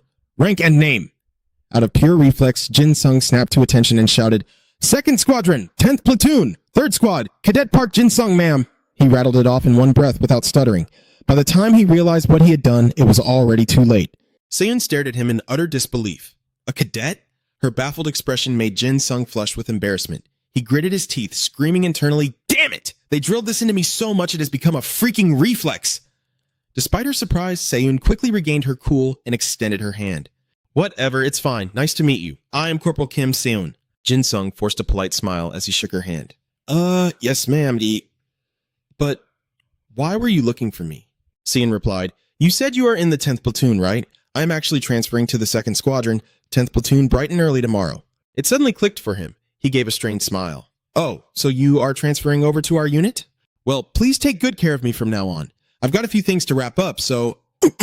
He barely took a step toward the door before Seon grabbed him by the collar and yanked him right back. Hold it right there. She shoved him roughly against the wall. Pinning him with both hands against the wall, Seon leaned in dangerously close. Panic washed over Jin Sung. Corporal, do I really need to be there right this second? She gave him a freezing side glance. No, I need a guide. The demand completely caught Jin Sung off guard. A guide for what? She didn't say a word, which only made him panic even more. He wanted to cry. Sergeant An Sung-ho could literally come hunting for him at any given second. Terrified, he awkwardly pleaded, Wait, seriously, I am in a massive hurry right now. Can't you ask someone else? She shot down his plea without a second thought. Nope, I am actually quite comfortable with you. Her response made him squirm. Didn't we literally just meet 5 minutes ago? Her face instantly darkened, her icy glare piercing right through him. Do it, right, now! Her unspoken threat made his soul scream in terror. What the hell is going on? Why is she so damn scary? Defeated and powerless, he had no choice but to cave to her demands. Oh, okay, fine. I'll guide you. Where do you want to go? Satisfied, her voice instantly softened. Take me to Sergeant An Sung-ho. The moment those words left her mouth, his eyes lit up with absolute relief. Oh, come on, you should have just started with that. I'm actually heading there right now. But the very second he finished his sentence, a low, furious voice rumbled from right behind him. Park. Jin Sung. Sung-ho had materialized behind him out of nowhere. His face was ice cold, radiating a murderous aura so intense that Jin Sung felt like passing out on the spot. Sergeant An! Sung-ho glared down at him. Park Jin Sung! I certainly hope you were not planning on skipping training. Jin Sung turned pale, cold sweat drenching his back as he frantically waved his hands. No, sir! I was literally just on my way there! Standing beside him, Seon sized Sung-ho up and spoke out. So, you are Sergeant An Sung-ho. Sung-ho narrowed his eyes at her. You from the 2nd Division? You ought to show a little more respect to your superiors. She let out a scoff, totally unfazed. I heard rank around here is based purely on combat skill. Are you even strong enough to call yourself my superior? Honestly, I think it would be a pretty tight match between you and me. Seon's provocative smirk instantly wiped any trace of calm from Sung-ho's face. Do you want me to prove it to you right now? He growled. Caught in the crossfire, a panicking Jin Sung desperately tried to play peacemaker. Guys, please, if you fight here, someone is gonna die. Ignoring him completely, Seon raised an eyebrow at the sergeant. Sergeant An Sung-ho, are you currently dating anyone? The sheer randomness of the question made Jin Sung freeze in his tracks. Sung-ho narrowed his eyes, answering with cold indifference. No. Jin Sung mentally did a double take. Wait, he doesn't have a girlfriend? Seriously? But I thought... Meanwhile, taking in Sung-ho's blunt reply, Seon let out a mocking laugh. Figures, for the record, I absolutely despise guys like you. Sung-ho's expression remained like stone. I couldn't care less. It's not like I am into you either. The bizarre turn of events left Jin Sung standing between them like an absolute idiot. What the hell is even happening right now? Seon just shrugged, totally unbothered. Whatever. I don't care if you have a girlfriend or a whole fiancé lined up. If you don't want to be dragged into a mess, you had better make up a good excuse. Sung-ho gave her a sharp, confused look. What is that supposed to mean? She gave a dry, cynical smile. My family is notoriously loud and incredibly conservative. I am warning you for your own good, so you had better not take it lightly. Listening to this completely unhinged conversation, Jin-sung grew pale, questioning reality itself. What in the world is happening here? Who am I? Where am I? Suddenly, Soon spun around and marched straight toward Jin-sung. Well, it's a good thing he isn't into me. She looked him dead in the eye. Hey, cadet, want to date me? Her blunt request caught Jin-sung completely off guard, leaving him totally flustered. Where did that come from? Soon gave a soft smirk. We're exactly the same height. Perfect. I really like looking people right in the eye. He panicked, clutching his totally red face as he stammered. I don't know anything about that. She stared in surprise at his utterly pathetic little display. But then, the corners of her lips curled up with intense amusement. So cute, she chuckled, her eyes gleaming with interest as she leaned in close. Listen, rookie, she whispered, what exactly are your stats and rank? He quickly looked away. They're all F rank. Hearing that, her brows furrowed. Yeah? He forced an awkward smile, nodding along. I swear, he added. But Seun wasn't buying it, leaning in even closer to him. No way, there's no one out there with straight F ranks across the board. But he stubbornly insisted. Well, that's me. She still didn't believe him, a hint of annoyance flashing across her face. Don't mess with me. Seeing things getting out of hand, Sung-ho calmly stepped in to cut her off. We're about to start our physical training. You should probably leave now. Inside the gym, he and Sung-ho were pushing through a brutal workout. Sung-ho looked over at him with a faint smile. Last rep. The moment those words dropped, Jin-sung let out a loud groan and collapsed, right at Seun's feet. She looked down at him and spoke flatly. I thought you were just making up an excuse to avoid me. Turns out, you're actually training? My impression of you just went up a tiny bit. Still on his hands and knees, panting heavily, Jin-sung thought to himself, why the hell did she follow us? Feigning concern, she asked, are you okay down there? Jin-sung looked up, giving a weak, desperate smile. Since you're already here, please save me. Please. She crossed her arms, her tone turning ice cold. Since when did you ever want my help? Hearing that, he felt a sting of betrayal, crying internally. What about that time you begged me to show you the way? Jin-sung lowered his head, shedding dramatic, invisible tears. Wah! She's so mean!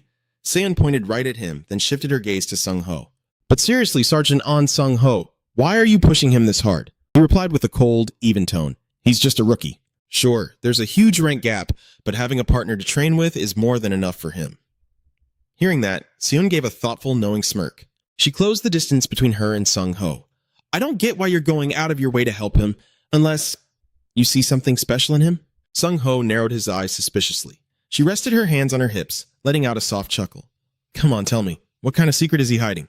Seun stared him down with absolute confidence. You spotted his hidden talent, didn't you? Now give me an answer. Sung-ho brushed her off flatly. I have zero idea what you're talking about. Aren't you the one who actually has high hopes for Park Jin-sung? She chuckled, bringing her face dangerously close to Sung-ho's. So you're not going to tell me, huh? With a huff, she spun around to look at Jin-sung. Fine. If that's how it is, I'll just ask him myself. She smirked. So, rookie, you heard everything we just said, right? Give me an answer. Sprawled out on the floor, he propped himself up and grinned. Oh man, I think you've got this all wrong. I'm literally just an F-rank cadet, so no matter how hard you try to seduce me, it's not going to work. Both Seun and Sung-ho froze, staring at him in sheer disbelief. Sung-ho scowled in deep irritation, storming over and grabbing Jin-sung by the collar, totally startling him. Excuse me? I think we've played dumb long enough. Time for your next set of drills. Wait, hang on. Why are you so mad? Seon, save me. Later, inside the classroom, homeroom teacher Shin's voice echoed out. All right, listen up, everyone. We've got a transfer student joining us today. Come on in. From the doorway, a cool, intimidating figure stepped inside. It was Sun, staring down the entire class with absolute confidence. The guys in the class exchanged cynical smirks, whispering to each other. A transfer student at this time of year? Whoa, but she's insanely pretty. Ignoring them, Seon turned her head to look at teacher Shin. Sir, where should I sit? He answered in a flat, businesslike tone. There's an empty seat at the back of Squad 1, but introduce yourself first. Sitting near the back, Jin-sung stared at her, completely dumbfounded. She gave a faint smile and started walking straight toward Jin-sung. I prefer Squad 3. Her bold statement caught teacher Shin off guard, and he quickly spoke up. Hey, hold on a second. Completely ignoring his warning, she demanded, Please, let me sit with Squad 3. Teacher Shin raised his voice, asserting authority. There are 0 empty seats in Squad 3 right now. Nam Kang, who was sitting right next to Jin-sung, looked up at her in total confusion. Seun kept her confident gaze locked on him and casually suggested, I really want to sit there. Do you mind moving somewhere else? Nam Kang scoffed, immediately getting defensive. Hello? Year 2 Class 1 transfer student? Even if you just dropped that on me out of nowhere, this is still my seat. Without a shred of hesitation, Seon slammed her hand hard onto his desk. Looking down at him with ice-cold eyes and a faint smirk, she whispered, "So, you're not planning to move?" Her expression instantly made him turn deathly pale. He bolted up from his seat in a panic. I'll just sit somewhere else." Seeing his reaction, she gave a satisfied smirk. "Thanks for that." She comfortably took her seat. Right at that moment, John's lazy, drawling voice echoed through the room. "Hey, new girl, who the hell do you think you are, acting all high and mighty like that? I'm the one in charge of Squad 3, so start by spitting out your name and rank." Seon crossed her arms, shooting him an icy, mocking smile. "Is your rank even higher than mine? I heard the absolute cap for a second year is corporal, and guess what? I'm a corporal." With that, she settled firmly back into her chair. "Sir, I'll be taking this seat." Her words and actions were so fast, John didn't even have a chance to talk back. Well, I'm the captain of Squad 3, you know." Mr. Shin, their homeroom teacher, rubbed his temples and looked at the two of them in exhaustion. "Great, another absolute headache of a kid just joined my class. All right, fine, just sit there." Hearing the teacher's approval, Dai Dung buried his face in his hands in absolute despair. "Oh my god." She turned to glance at him. Seeing his pathetic reaction, she immediately furrowed her brows. Seyun reached out and poked his arm. "Hey, rookie, do you have a problem with me or something? Why are you acting so cold about this?" I sat here because I honestly thought we hit it off pretty well yesterday. Do I need to do something else to win you over? "You know, we really don't have to get along." Her voice dropped to an icy chill, making him go completely pale and force a nervous smile. I'll just overlook the fact that we don't get along." She tilted her head in genuine surprise, which only terrified Jin Sung even more, leaving him drenched in cold sweat. It's not like I hate you or anything." Right at that awkward moment, Mr. Shin called out from the podium. "Ahem, Kim Seun." She flashed a bright smile and immediately responded. "Yes, sir." He let out a heavy sigh. "Shouldn't you at least formally introduce yourself to the class?" Hearing that, she let out an annoyed groan. "But I'm already sitting down." Even so, Seun lazily half stood. "All right, fine. I'll just do it from my seat." Her lazy attitude instantly ticked John off. "Hey, isn't it just basic courtesy to stand up at the front of the class to introduce yourself?" She shot him a deadpan look. "I don't want to. Everyone can hear me perfectly fine from right here anyway." John was so furiously baffled he couldn't even form a sentence. "Are you freaking kidding me right now?" Completely ignoring him, Seun flashed a wildly confident smile at the rest of the room. "Hey everyone, it's great to meet you all. I'm the new transfer student, Kim Seun, and I'll be officially crushing it here in Class 10 starting today." The students exchanged weirded out looks and started whispering. "What is her deal? She acts way too arrogant for her own good. I bet she was a total menace at her old school too." Fantastic. Not giving a single damn about the snarky whispers around her, Seon just kept rolling with her introduction. "My rank is corporal, and my idea Basatim is the White Jade Elf." From the guys to the girls, everyone in the room was visibly put off by Seon's attitude. "Ugh, I already can't stand her. She just looks like a total hothead." But right in the middle of all that trash talk, a few students suddenly flinched, picking up on a massive detail hidden in her introduction. Oozing with absolute confidence, Seon continued, "Even though my family practically forced me to transfer into this school, I still hope we can all level up together. Please take good care of me from now on." The second those words left her mouth, the entire classroom exploded into chaos. "Wait, what? The White Jade Elf? As in, the legendary White Jade Kim family? Are you serious? Is she actually telling the truth?" The class's dismissive attitude vanished instantly, turning into such a frenzy that Mr. Shin had to struggle just to get them to quiet down. "Quiet down, all of you! Settle down!" The White Jade Elf. It was the one and only idea known to be perfectly inherited from generation to generation. Normally, an idea could absolutely never be passed down. From the very beginning of time, no two ideas had ever been exactly alike, simply because the marks engraved upon a person's very soul could never be identical. But there were still those desperate enough to try. They wanted to pass their power down their bloodline so it could grow exponentially stronger, more refined, sharper, and utterly lethal. And one single clan actually managed to pull off that insane experiment. The Kim family of Jingai, the direct descendants of King Suro. The members of the Kim bloodline were cast aside by the rest of the world, so they turned their entire focus inward, dedicating themselves to relentless training, ironclad dogma, and brutal combat across multiple generations. To keep their sacred bloodline perfectly pure, they resorted to strictly marrying within their own clan. As a result, every single child born to them possessed flawlessly pale skin, earning them the title of the White Jade Kim family. And their horrific sacrifices worked. They successfully awakened an anomaly, an A-rank world spirit class idea, known as the White Jade Elf. The host's very body could directly manifest its power. However, the White Jade Elf would only manifest in one chosen descendant per generation. Because of their practices, the family's numbers drastically dwindled until they were virtually extinct. Then, with the birth of the child from the final generation, a fierce, sword-wielding elf finally appeared. That very child possessed monstrous physical capabilities and latent potential that far surpassed normal limits. She was the final vessel, one capable of mastering the absolute pinnacle of swordsmanship. Kim Seun, someone who was literally born at the finish line, blessed by both her elite bloodline and the heavens themselves, an absolute prodigy. Propping her chin on her hand, Seun looked lazily across the stunned classroom and spoke in an icy tone. "Sir, can I sit down now?" Mr. Shin was still slightly dazed, but quickly cleared his throat. "Oh, yes, of course. You may take your seat. Starting from today, Corporal Kim Seun will officially take the position of Vice Captain for Squad 3. The class erupted again. "Quiet! I said quiet down, please!" The teacher's sudden announcement immediately sparked outrage and Dai. "But sir, come on, how the hell can a brand new transfer student instantly become Vice Captain?" "Shut your mouth," he barked instantly. John swallowed his bitter resentment, forcing himself to stay dead silent. Jin Sung blinked at her in surprise. "Whoa, I guess you're pretty popular around here, huh?" Seun rested her chin on her hand, a slight frown on her face. "Well, obviously, just look at how gorgeous I am." Flustered, he could only mumble, right, I see." Brimming with confidence, Seun looked right back at him. "You're pretty one-of-a-kind yourself, you know. It's not exactly every day you see an F-rank cadet around here." The color instantly drained from his face, and he slammed his head down onto the desk in defeat. "Hey, come on, don't be like that. I'm on your side," she chuckled softly. "But seriously, I just can't help teasing you." He was so utterly embarrassed he couldn't even form a sentence.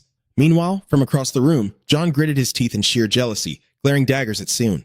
How the hell does some new transfer girl get all that? Down in the cafeteria, Hansu pushed the doors open and turned to Hiji. "Honestly, I think it's time we swap out the squad leader for Squad 3. Kim Seun is literally better than Byun-ji's own at everything. That arrogant bastard, Seun's idea level is way higher, and her overall combat stats absolutely crush his. And he keeps barking the most ridiculous orders during squad battles." Hiji nodded in fierce agreement. "Right? He just does it because he desperately wants to look like some brilliant tactician." When I first met Kim Seun, I thought she was just full of herself. But she's actually a genius at calling the shots. Plus, her charisma on the battlefield, totally insanely badass. I am officially obsessed with her. Man, if Kim Seun became our squad leader, that would be freaking perfect.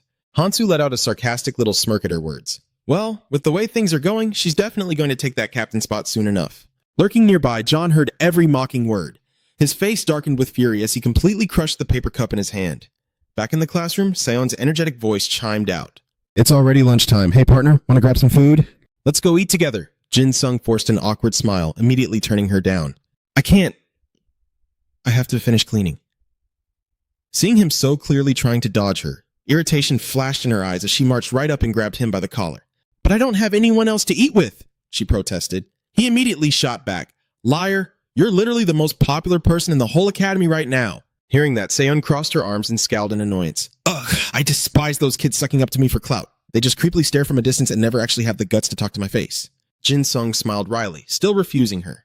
"I still can't. I'm seriously swamped. I have to erase the boards, beat the erasers, sweep and mop the whole classroom, and then go fetch the equipment for our next class." Her brow furrowed deeply as she listened to his ridiculous laundry list of chores.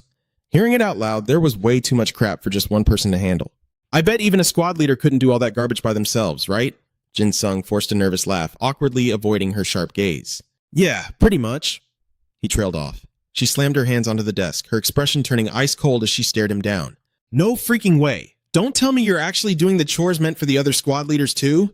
Wait, are you doing the chores for the entire class?" He waved his hands with a gentle, sheepish laugh. "I'm only doing it because I already finished my own stuff. Besides, wouldn't it just be a messy hassle if too many people were doing it at once? So please don't misunderstand."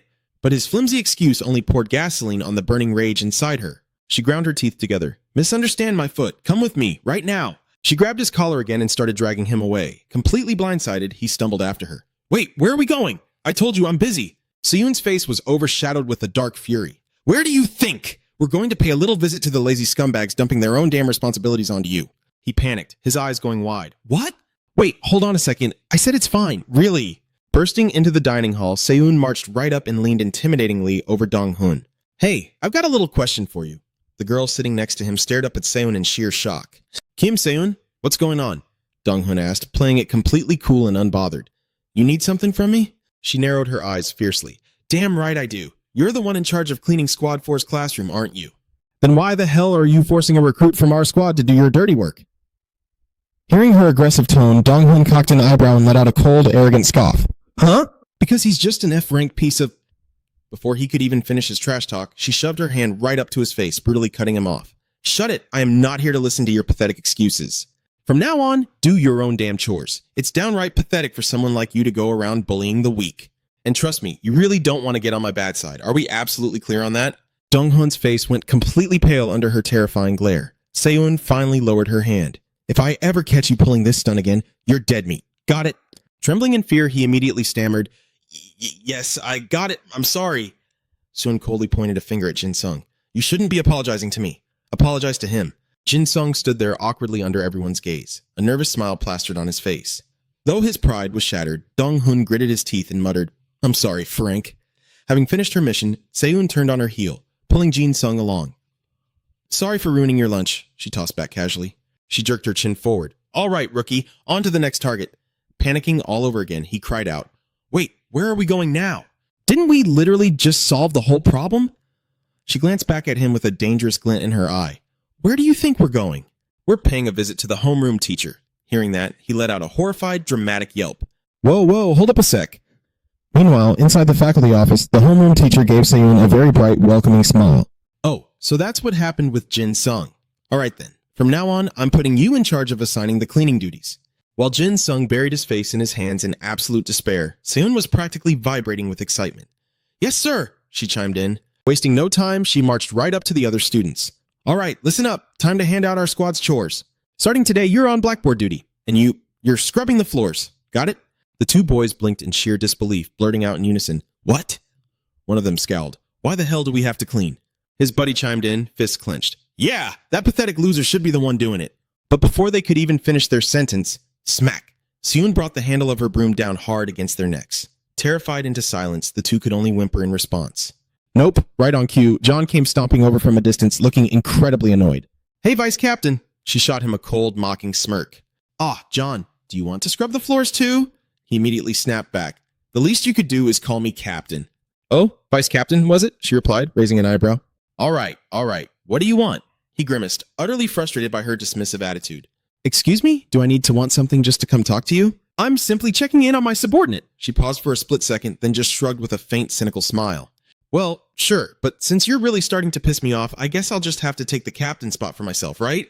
John erupted in anger. What the hell did you just say? Ignoring him, Seon turned back toward the classroom, tossing her words over her shoulder. If you don't actually need anything, I'm heading inside. Hold it right there, the great Captain John barked, refusing to let it go. After school, on the roof, we have squad business to discuss. Seon glanced back at him. Is that so? Fine by me.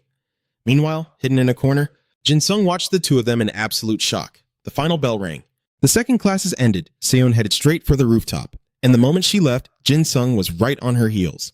He trailed her carefully, just as he thought she really was going up to the roof. Jin Sung froze at the edge of the stairwell, biting his lip. Looks like our captain is going to have his hands full today. He crept up to the rooftop landing, pressing his ear flat against the heavy metal door to eavesdrop. Inside, Seon's voice cut through the air, cold as ice. So, what exactly did you want to discuss? John casually swaggered closer. Are you seriously playing dumb? Whether you like it or not, you should know exactly what's going on by now. Glancing at the mob of goons standing behind John, she let out an icy smirk. Our beloved captain is truly impressive. Seems like you're quite Mr. Popular. Following John's lead, his lackeys began closing in on her, step by menacing step. He stood back, a wildly smug grin spreading across his face. You're still a member of my squad. Once we're done discussing things today, I really don't plan on ever laying a finger on you again. Seoon didn't even blink. So what you're saying is you can't even handle a little chat without bringing an entire fan club to back you up? Is our captain really this pathetic? That struck a nerve. John's face twisted in pure rage. He ground his teeth together. Looks like we're going to have to teach our vice captain some manners. Seoon feigned shock, pointing a finger at her own chest. Wait, you are going to teach me a lesson? She looked from John back to herself, her voice dripping with mock innocence. You? Teaching me? Unsurprisingly, the sheer disrespect sent John over the edge. He began cracking his knuckles, the loud pops echoing on the roof. You seriously need to be put in your place, he snarled. I'm going to make you bitterly regret acting so damn cocky. Kim Seon? But she didn't give a single damn. She just crossed her arms, completely unbothered. Is there a problem? John barked back authoritatively. A subordinate should always obey their commanding officer's orders. That actually made Seon laugh out loud, a sharp, entirely sarcastic laugh. She threw her hands up in a shrug. And what? Are you supposed to be stronger or smarter than me? John scowled, glaring daggers at her. What did you just say? Jin Sung, still hiding behind the rooftop door, listened to Seon casually talking down the mob. Isn't everything in this place decided by sheer rank? You either need to be physically stronger than me or capable of making better tactical decisions. She casually brushed a strand of hair behind her ear. If you want to play the boss, shouldn't you be vastly superior to me in at least one of those things? John's blood was practically boiling. Deep down, he knew she was right. He couldn't hold a candle to Seun in any metric. Gritting his teeth, he hissed, "You piece of trash!" He threw his arm forward, shouting the command, "Boys, pull out your edas!" Without hesitation, the thugs summoned their weapons. Seun tilted her head, her eyes sweeping over the group in quiet calculation. She spotted wooden mallets, aluminum baseball bats, a whole bunch of close combat EDs, basic junk with zero special abilities or range. Taking her silence for fear, John sneered. "I bet to someone with a special EDA like yours, this all looks pretty pathetic, huh?" "Not really," Seun replied blandly. "Aren't you the one projecting your own insecurities?" John had reached his limit. Enough of this bullshit. The gang tightened their grips on their blunt weapons. The school grounds were dead silent, the basketball courts completely abandoned, and not a single peep coming from the security office. John was wildly confident in his little trap. Causing a riot with Edis on school grounds meant instant expulsion. Sun listened blankly as he rambled on. "Especially someone with a high-tier EDA like yours. Just unleashing it here is enough to get you severely punished." "So what you're saying is, sup," she noted dryly, "weaklings like you can swing your basic EDAs around all you want without triggering the alarms." John burst into maniacal laughter, gesturing wildly for his gang to attack. He thought victory was already in his grasp, simply because he managed to gather 15 of these little punks. Kim Seun's Adia needs a blade to unleash its true power, and right now, she doesn't have one on her. So, when you pit an unarmed elite who can't even use her Adia properly against a bunch of armed trash, the trash is bound to win. Jizan smirked arrogantly. "Even you can't take on this many guys at once." He pointed straight at Seun. "I'll make you regret ever crossing me, you damn freak." But instead of showing fear, Seun just calmly tapped her finger against her cheek. Out of nowhere, she asked a question completely unrelated to the current situation. "An Chung-ho is pretty famous in our school, isn't he? Don't you guys feel anything when you look at An Chung-ho?" Jizan scoffed, visibly annoyed. "What kind of nonsense are you spewing?" Seun took a few steps forward and continued. "You know my Adia's rank, right? Now, here's the real question." She paused and locked eyes with them. "What is my overall combat rating?" Even without an answer, the group clutching their wooden Adia weapons shrank back in fear. Seeing them like this, Jizan grew even more flustered and furious. "It's all a bluff." "Why the hell are you flinching at a swordmaster without a sword? There are 15 of us Adia users. Don't let her fool you. Get her!" Seun let out a sudden sigh. She shrugged. "You really should have analyzed this better during our team combat drills, shouldn't you?" Jizan looked deeply offended. He clenched his fists. "You piece of trash!" Seun tapped lightly on her own forehead. "Did you completely forget everything we learned in class?" A small horn materialized exactly where she tapped. "Statistically speaking, a rank A user can easily wipe out 100 people ranked below A." As soon as she finished speaking, Seun's power surged explosively. The horn on her head belonged to the White Jade Fae.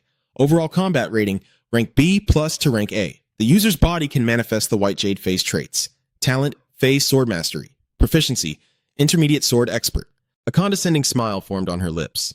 From rank A onwards, we are officially classified as holding asymmetrical power. By definition, you have to be capable of fighting an entire army alone just to earn the rank A title. Hearing that, the mob shrank back hesitantly, their will to fight completely shattered. Seun issued her warning.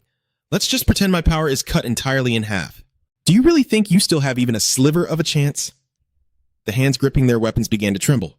Jizan furiously stomped the ground and roared, "Why the hell are you cowering? She doesn't even have a weapon for her Adia." He pointed sharply, barking out his order. "Grab her! All of you, get her!" Minun swallowed hard, nervously and timidly muttering, "Got it." His hands shook as he muttered to himself, "Kim Seun is unarmed." Minun charged forward first, swinging his baseball bat wildly at Seun. "We can do this!" Seun stood completely still. She didn't even try to dodge, just letting the baseball bat come crashing down. Right before it smashed into her face, she spoke up. "I admire your curiosity, but aren't you approaching this a little too naively?" The bat stopped dead just inches from her face, unable to move a single millimeter further. Feeling the overwhelming force gripping his weapon, all the color drained from Minun's face. "What the?" He trembled, staring in absolute disbelief at the slender hand effortlessly blocking his attack. "Impossible." In the very next second, a dark shadow flew through the air. That shadow was Min-un, violently hurled backward. He crashed into two other guys, and all three of them were sent flying, slamming hard against the rooftop fence. Seun smiled in satisfaction. Bullseye. With that, she decided to stop giving them any room to breathe. She bolted forward with lightning speed. A vicious left hook, a brutal right cross, she sent several of them flying. Seun slid low across the ground, sweeping the legs out from under another guy. He slammed onto the concrete with a heavy thud, knocked totally out of his senses. Without missing a beat, she stomped ruthlessly onto the stomach of the guy who had just hit the floor. Bathed in the glow of the setting sun, she stood proudly, relishing her total dominance over a bunch of weaklings who didn't know their place. Minun scrambled weakly to his feet, a dull ache throbbing in his chest. Even without a sword, she's this much of a monster? He slumped in despair. We are absolute nobodies against a rank A Idia. Seon walked over and crouched down right in front of him. You give up way too easily. That right there is exactly why you'll never reach rank A. Minun snapped, screaming pathetically, What the hell do you know? You were the chosen one from the moment you were born. Do you think I didn't bleed and sweat to get stronger? How could a privileged prodigy like you ever understand? Seon stayed completely silent, just letting him vent. Minun poured out all his bitter resentment. Could a natural-born genius, blessed with an overflowing idea, ever understand the sheer despair of someone with zero talent? She looked at him with sheer pity. Yeah, I guess you don't really have a choice but to think that way. But here's the funny thing. When I first started, my overall combat rating was rank D. Minun froze, staring blankly for a few seconds. What? Rank D? They... Jizon, who had been completely quiet until now, started running his big mouth again. You? Rank D? Quit your bullshitting. There isn't a single person in this country who doesn't know about your elite family. He refused to believe it. If you're gonna play mind games, at least come up with a lie that makes sense. Who in their right mind would ever believe someone like you was born without talent? Sewon just shrugged. Fair enough, an Idia at rank A, but an overall combat rating at rank D. Pretty damn useless, isn't it? She let out a soft chuckle. I didn't even want to pick up a sword, but my idea demanded it. What else could I do? I just had to suck it up and embrace it. By now, Minun and his gang had finally managed to stagger back to their feet. He still didn't believe her. Impossible. It's all a lie. Seon couldn't care less about what they thought. I know guys like you will never acknowledge the sheer blood and sweat I had to put in. She looked down at her own hands, speaking with cold indifference. But honestly, that doesn't matter to me at all. Covering her palms were thick, hardened calluses, the undeniable proof of her grueling, agonizing training. Every ounce of effort I've poured in is proving its worth right here, right now. But Jizon was completely sick of listening to her. Shut the hell up, he roared, leading his entire gang as they charged straight at Seon. But in the blink of an eye, the entire crew was groveling at her feet. Even without my blade, you pathetic losers aren't even fit to be my warm-up. The sun beat down fiercely against the rooftop's wire fence. Every single grunt had been laid out cold. Only Jizon was left standing. He tensed up as Seon smirked. Looks like it's just you and me now, Sergeant. She glanced at the bodies groaning across the concrete. Notice how I saved you for the absolute last? Jizon gritted his teeth and spat. I guess trash will always just be absolute trash. Seon simply cracked her neck and muttered something totally cryptic. Sergeant, I won't be using that to baby you this time. Jizon seemed to catch her drift perfectly. He let out a dark sneer. Damn straight, that little trick won't save your ass today. Come on then, take a bite out of me if you dare, you absolute monster, he taunted. Seon felt a sudden chill of suspicion. She narrowed her eyes, analyzing his stance. Where the hell is all this cockiness coming from? Is he still hiding some kind of trump card up his sleeve? But she didn't care enough to overthink it. Let him try.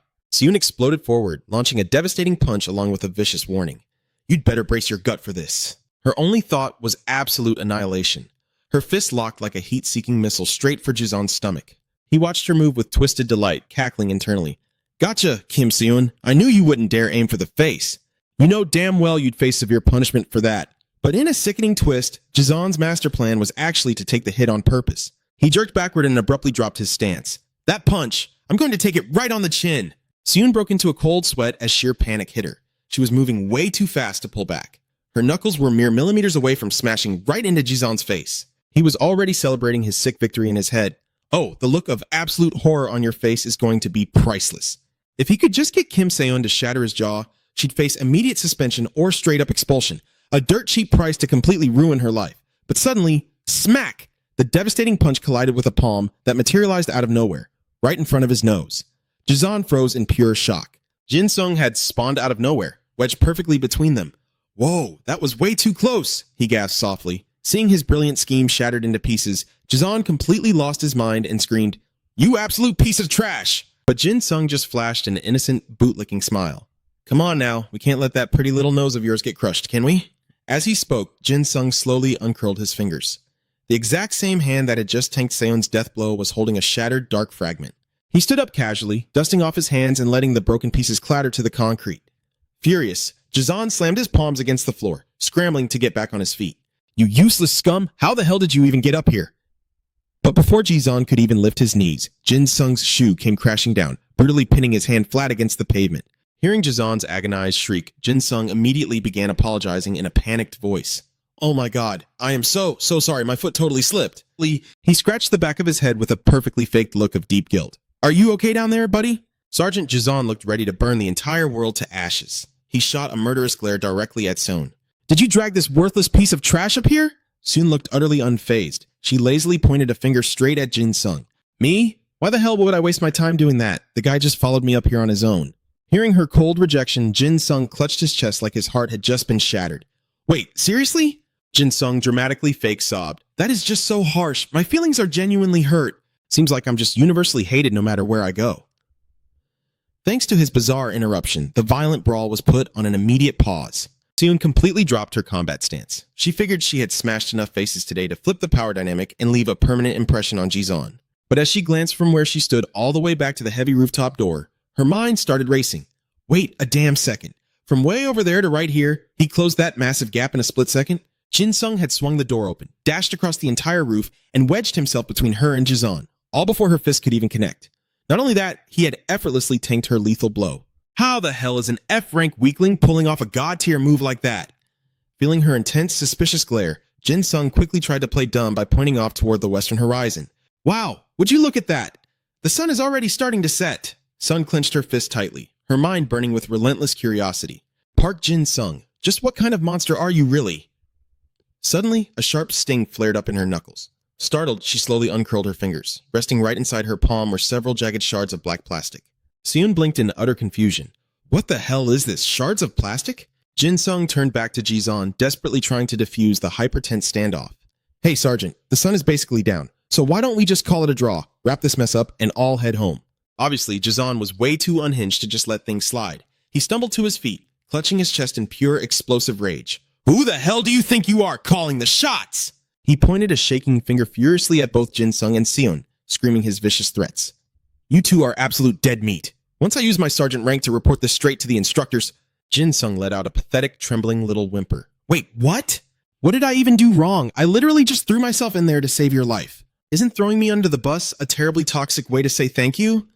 Much to everyone's surprise, Seun actually nodded and stepped up to back the cowardly boy. The little trainee right here just saved your completely ugly face from getting permanently caved in. So, how about you drop the pathetic tough guy act and back off? Jizan truly was a snake with an endless bag of dirty tricks. Wiping his mouth, he flashed a wildly dangerous, psychotic grin. Who said that? He just dropped a massive bombshell. I got it all on tape, just in case. The more he spoke, the more thrilled John got about his hidden camera footage. But Seun suddenly raised her hand, pointing straight at the ground. You mean this hidden camera? The smug grin instantly vanished from his face as his eyes followed her finger. What the? There, lying in the dirt, was the camera, smashed to absolute pieces. Even the memory card was ground into dust. A soul-crushing wave of defeat washed over him, while Jin Sung's infuriatingly innocent excuse echoed in his ears. Oh, wait, that was a camera? I totally thought it was just some weird decoration. I saw you carry it up here and everything. He scratched the back of his head with a goofy, awkward laugh. Sorry, man. I saw something jammed in the wall and thought it was just a shock absorber. I had no idea it was yours. Sergeant Seun casually nudged the shattered plastic with her boot. Well, look at that. Camera's busted.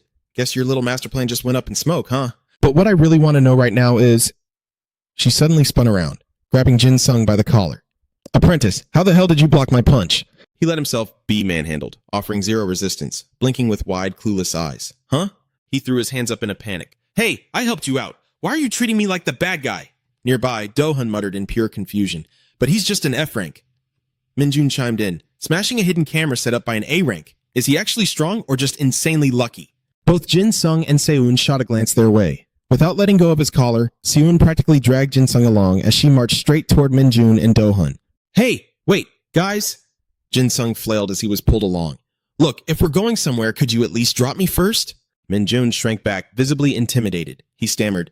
Well, what is it? Seun abruptly shoved Jin Sung right to the front. Stop whining about being stuck in the low ranks. Take a good look at our little apprentice here and learn something. Her bizarre behavior left Jin Sung completely baffled. But she didn't bother explaining herself. Instead, she left Minjun with a harsh wake-up call. It's not too late for you. Wake up and use your head. Minjun seemed to grasp what she was hinting at. He just sat there in a daze, unable to pull himself up for a long time. Having said her piece, she spun on her heel and walked away. Let's move, apprentice. Jin Sung trotted after her. All right, coming. But seriously, Seun, you really do act just like Senior An Sung Ho sometimes. That hit a nerve. She immediately snapped back, Bullshit! Who the hell says I'm anything like that, massive meathead? Bang! The heavy metal door to the rooftop slammed shut behind them. As the fading sun dipped toward the west, the group of defeated students hung their heads in utter humiliation. One of them spat out a bitter curse. Damn it! Leaving the rooftop behind, the scene abruptly cuts to a suffocating, pitch-black room. A pale hand tightened its grip around a hunting knife.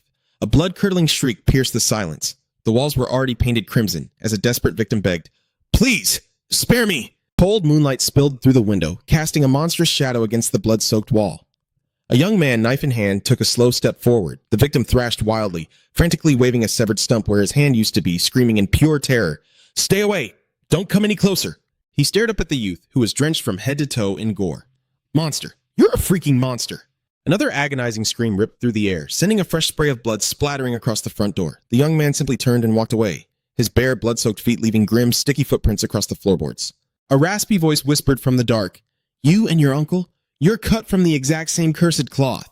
The chilling truth? That blood-soaked teenager was none other than a young Jin Sung. His eyes were dead, his voice freezing cold. "Is that right?" Met with dead silence, the corners of his mouth slowly twisted into a demonic, terrifying smile. "Isn't that right, uncle?" Beep, beep, beep! The harsh electronic blare of an alarm clock shattered the nightmare, dragging him back to reality. Jin Sung shot up in bed, gasping for air in a blind panic. The glowing red numbers on the clock read 6 o'clock in the morning, while the alarm continued its relentless screaming. He buried his face in his trembling hands. He was pale as a ghost, his eyes wild and completely disoriented. Outside, the soft, golden rays of morning sunlight began filtering into the quiet room. Nursing a pounding headache, Jin Sung let out a ragged whisper. That same nightmare again." The scene faded into the bustling city streets, bathed in the bright, warm glow of the morning sun. As they marched down the road, Seon couldn't help but notice Jin Sung's sickly pale, utterly drained expression. Her tough exterior softened just a bit as she checked on him. "Hey, apprentice, you're looking a little rough today. Is everything okay?" Jin Sung forced a weak smile and quickly waved his hands. No, I'm fine. Just didn't get much sleep, that's all. Anyway, where exactly are we heading?" Seon glanced ahead at the sergeants leading the formation. "Honestly, I'm not totally sure. The instructors only briefed the sergeants, but since we were grouped with the combat medic classes, we're probably heading to the medical wing." The squad marched forward in strict formation, the heavy synchronized clack-clack of their boots echoing down the path. From the ranks, someone whispered curiously, "But why are we heading outside the academy?" Another voice immediately muttered back, "Hell if I know." Finally, John came to a sudden halt in front of a bank building, raising his fist in the air to signal the squad to hold their position. Spotting their arrival, a guy from another group called out, "Over here, guys!" The girl standing next to him, sporting a high ponytail, eyed them up and down. "Wait, are you guys the students from Heian High School?" The guy in the blue shirt snickered, clearly amused. "Well, what do you know? First time I've ever seen the little kiddies from Heian High in the flesh." Seo, the girl standing right in the center of their trio, smirked. She flashed an arrogant, mocking smile and arched an eyebrow. "Hope we aren't late to the party?" Their blatantly condescending attitude struck John's fragile ego right where it hurt. His brows slammed together in a furious scowl. John stormed forward, his face looking as thunderous as a man who had just been robbed blind. "Who the hell do you think you are?" Seo looked him up and down like he was a screeching monkey in a zoo, her disgust crystal clear. "Ugh, I'd honestly rather be looking at Kim Seon right now than dealing with you. I've heard rumors that she's totally gorgeous, not to mention a certified combat genius." Being so casually brushed aside, John's blood began to boil. "Kim Seon is my squad leader. If you've got something to say, you say it straight to my face." Seo just let out a cold, venomous laugh. "What the hell? Is this that ranking system I've been hearing about?" The girl standing next to him quickly chimed in. "Their whole military roleplay thing looks completely ridiculous," Seo scoffed. "He told me to talk to him. Just who the hell does he think he is?" John's ego instantly flared up. He waved his hand dismissively, boasting, "I am a second year from the Heen 52 Special Training High School, 3rd Platoon, Squad 10. So let me ask you again. Who the hell are you lot?" The girl with the ponytail teased playfully. "Us?" Seo shot back with a smirk. "And how exactly did we end up dealing with you, Mr. Officer?" John's vocabulary for insulting people was honestly quite pathetic. Every time he opened his mouth, it was always the exact same line. "You piece of trash!" Seo yelled out. "Wait, what? Trash?" Just then, a hand gently rested on her shoulder as the person behind stepped in to stop her. "Hey now, let's not make a fool of ourselves in front of the other schools, all right?" A pair of sneakers stepped forward to diffuse the tension for Seo and her friends. "I apologize. Our juniors are just a little riled up today." This was Seung Hwa. The moment they saw him, people immediately began to whisper, "Oh wow, he's gorgeous. Who is he?" Seung Hwa politely extended his hand, smoothly introducing himself. "We are from Seong High School." He offered a warm, friendly smile. "It's a pleasure to meet you, students of Heen." But the arrogant John violently slapped the handsome Seonghwa's hand away. Cut the act and explain yourselves, you trash! The boy in the blue shirt from earlier instantly flared up. You little bastard! But Seonghwa just smiled, reassuring his classmate. Easy now, everyone. Let's stay calm. Right then, Se-eun walked over. Lieutenant, that's enough. She shot John a cold, warning glare. Can't you see our training points are taking a hit because of this? John clicked his tongue, annoyance written all over his face as he looked away. Se-eun then shifted her icy gaze towards Seonghwa and the Seonghai students. That goes for you lot, too. He looked at her, a spark of genuine curiosity in his eyes. Are you Kim Se-eun by any chance? Maintaining that perfectly harmless, gentlemanly smile, he extended his hand toward her once again. It is an absolute pleasure to meet you. I'm Lee Seonghwa. Se-eun eyed his outstretched hand with deep suspicion. Completely ignoring his handshake, she got straight to the point. Our squad is here for the first aid class, so why are the juniors from Seong here instead? She tilted her head slightly. Mind explaining that to me? Seonghwa's smile only grew brighter. Ah, well, we are exactly the first aid class you're looking for. He smoothly introduced his four-person team. Shanghai, second year, first aid division.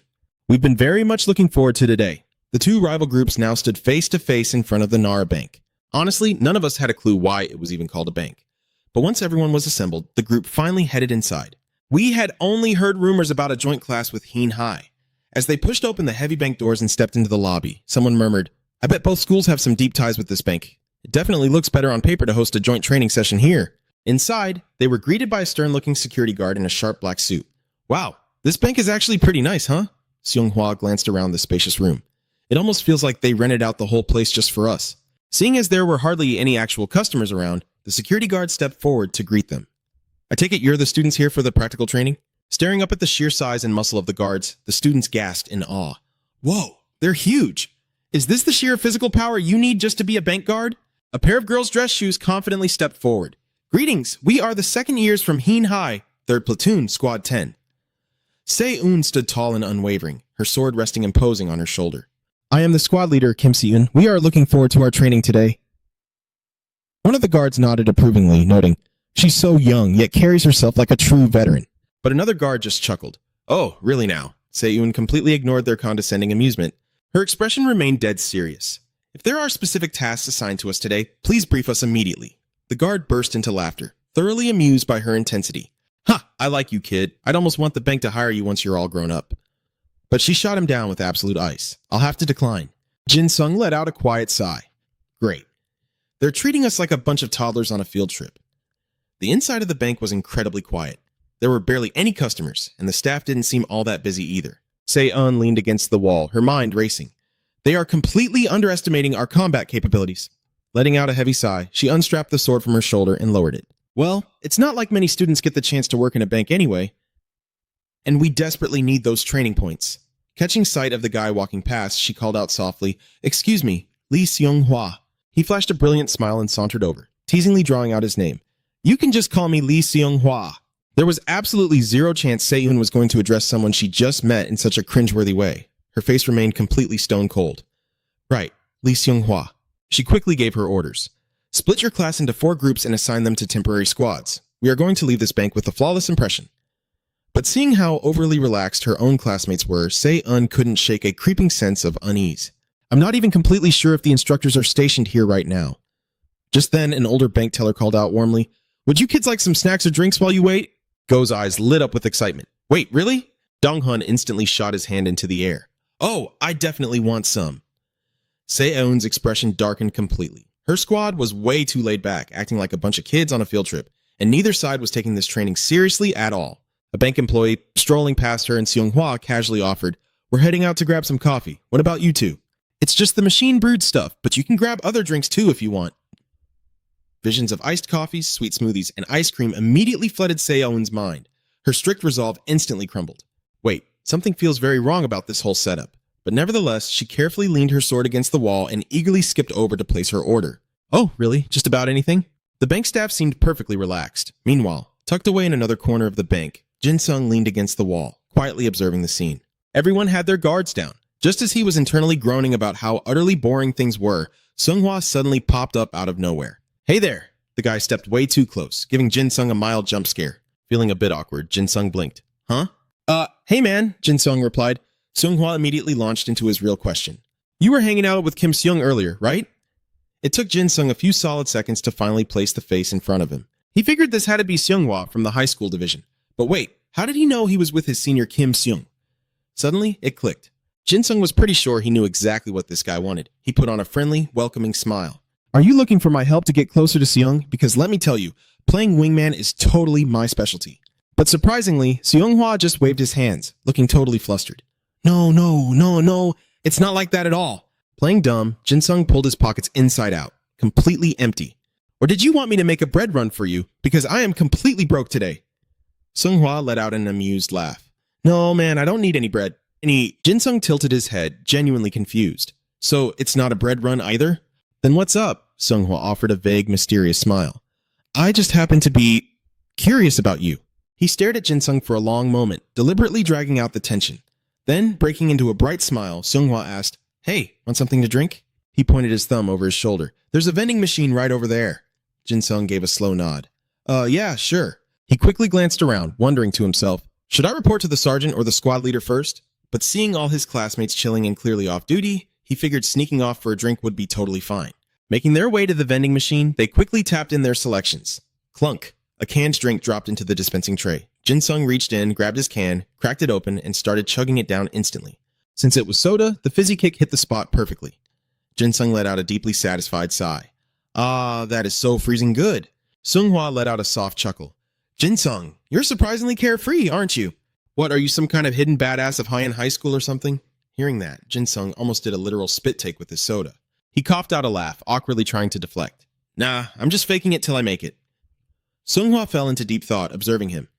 He stands completely apart from his classmates and doesn't seem to fit in at all. So why does he look so totally unfazed?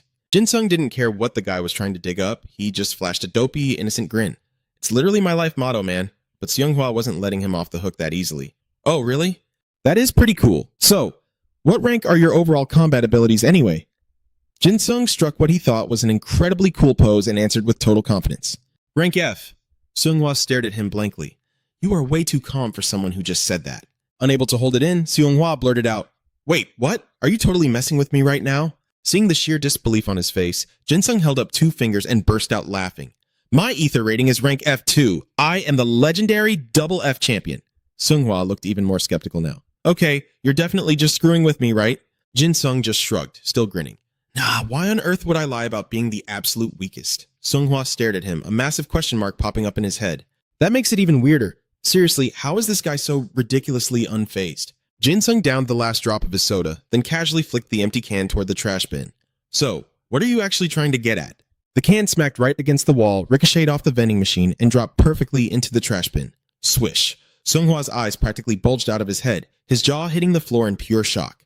He instantly pointed a shaking finger at the trash bin. Dude, how the heck did you just do that? He gasped. That was so insanely cool. Jin Sung blinked, completely taken aback by the sudden hype. Huh? He replied blankly. I literally just tossed the can, bro. But in Seunghwa's eyes, he had just witnessed some absolute god-tier wizardry. No way, man, that was freaking amazing! Fired up, Seunghwa raised his own hand, carefully lining up a shot. All right, watch this. I'm totally trying it too. Jin Sung laughed, hyping him up. Heck yeah, let's see what you got. Unfortunately, the can went flying completely off course. It missed the bin entirely and clattered pathetically onto the floor. Seunghwa stood frozen in awkward defeat. Damn, that is way harder than it looks. Jin Sung offered a totally deadpan critique. Bro, your reflexes are absolute garbage too. Seunghwa bent down in defeat to retrieve his stray can. Hey, I suck at combat. That is exactly why I took the healer support track. Seunghwa walked over to the trash bin to dump it normally, but then shot Jin Sung a serious look. Wait, you seriously said you were rank F?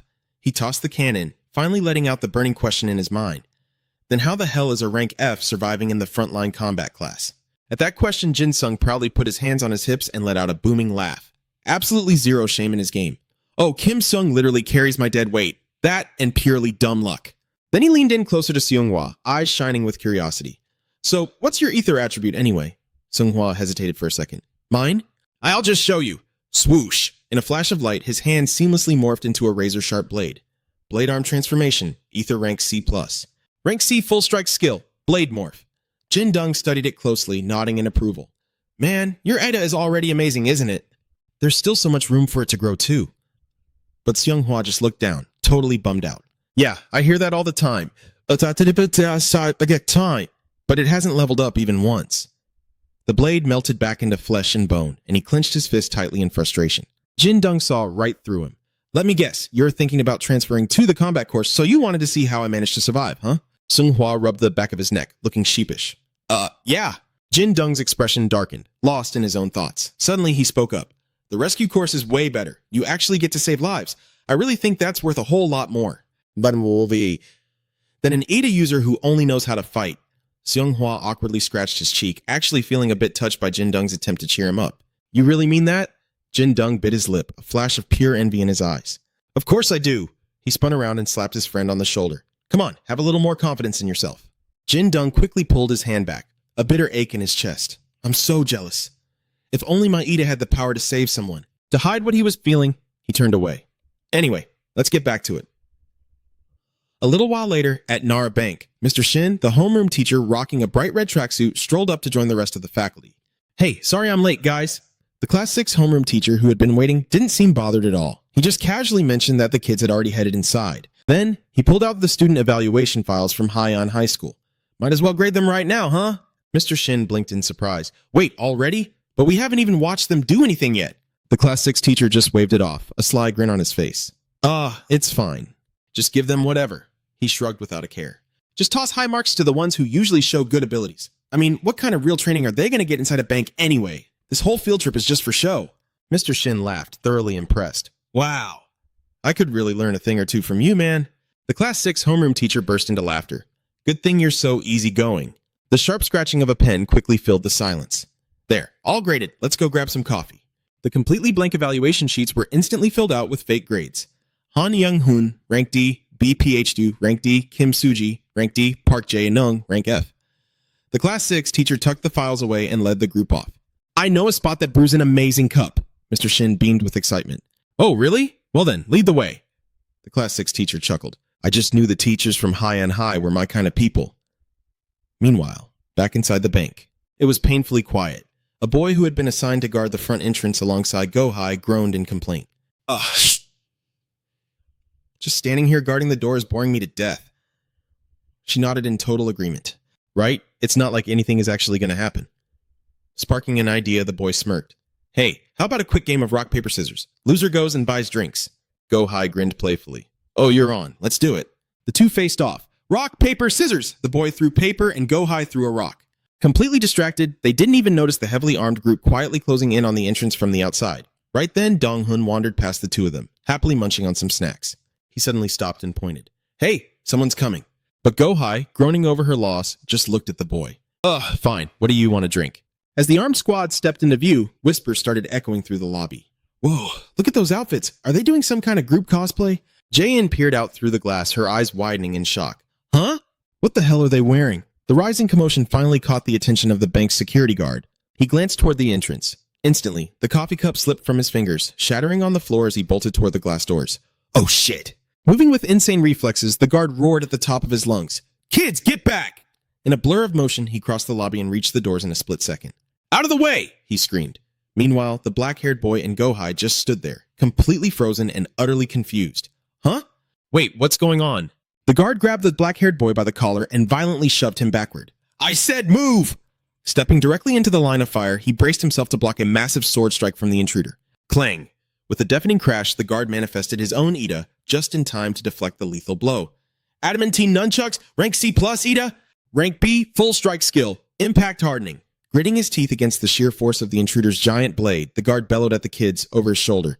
Run to the back exit, now! The students were paralyzed with terror, all the color draining from their faces as their brains struggled to process the chaos. What's happening? What is going on? A monster? Wait, is this just a training exercise? The bank intruder's voice dropped into a dark, gravelly growl. Useless. Crack. The sound echoed as the nunchucks in the security guard's hands began to splinter.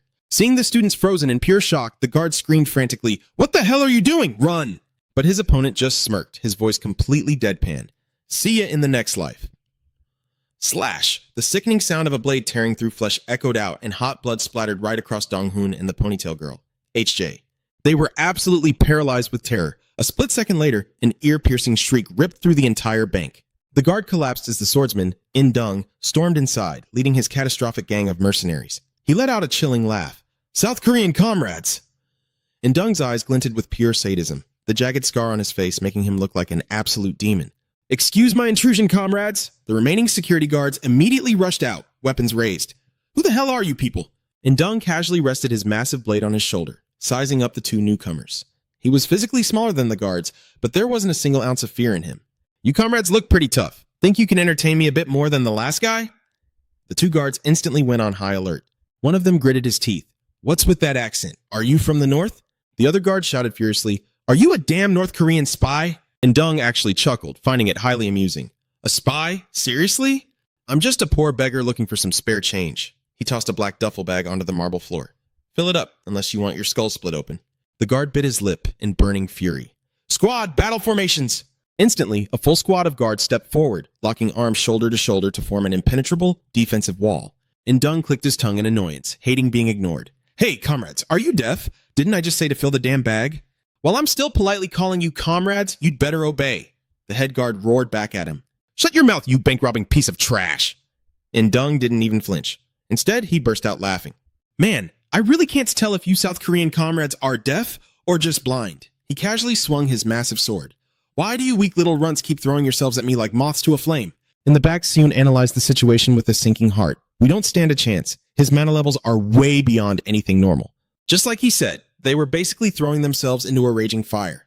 But the guards didn't take a single step back. The leader summoned a massive steel aura shield and roared, "Block his blade! Push him back! Don't let him get past!" "The students are right behind us!" Seon's heart pounded in her chest. "No! If the guards charge at him, they're just going to die for nothing." She reached out, desperately trying to pull the guards back. But In-dung had already brought his blade crashing down. Crash! The steel shield shattered into a million pieces. "Comrades, you're really in my way!" Seun stared in absolute horror at the bloodbath unfolding in front of her. The entire squad of guards collapsed into a massive pool of their own blood. Blood-curdling screams erupted from the survivors.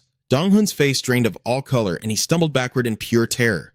Are they dead?" Someone collapsed onto the hard floor, sobbing uncontrollably. Seon swallowed hard, a cold sweat breaking out. He just wiped out a B-rank defender with a single strike.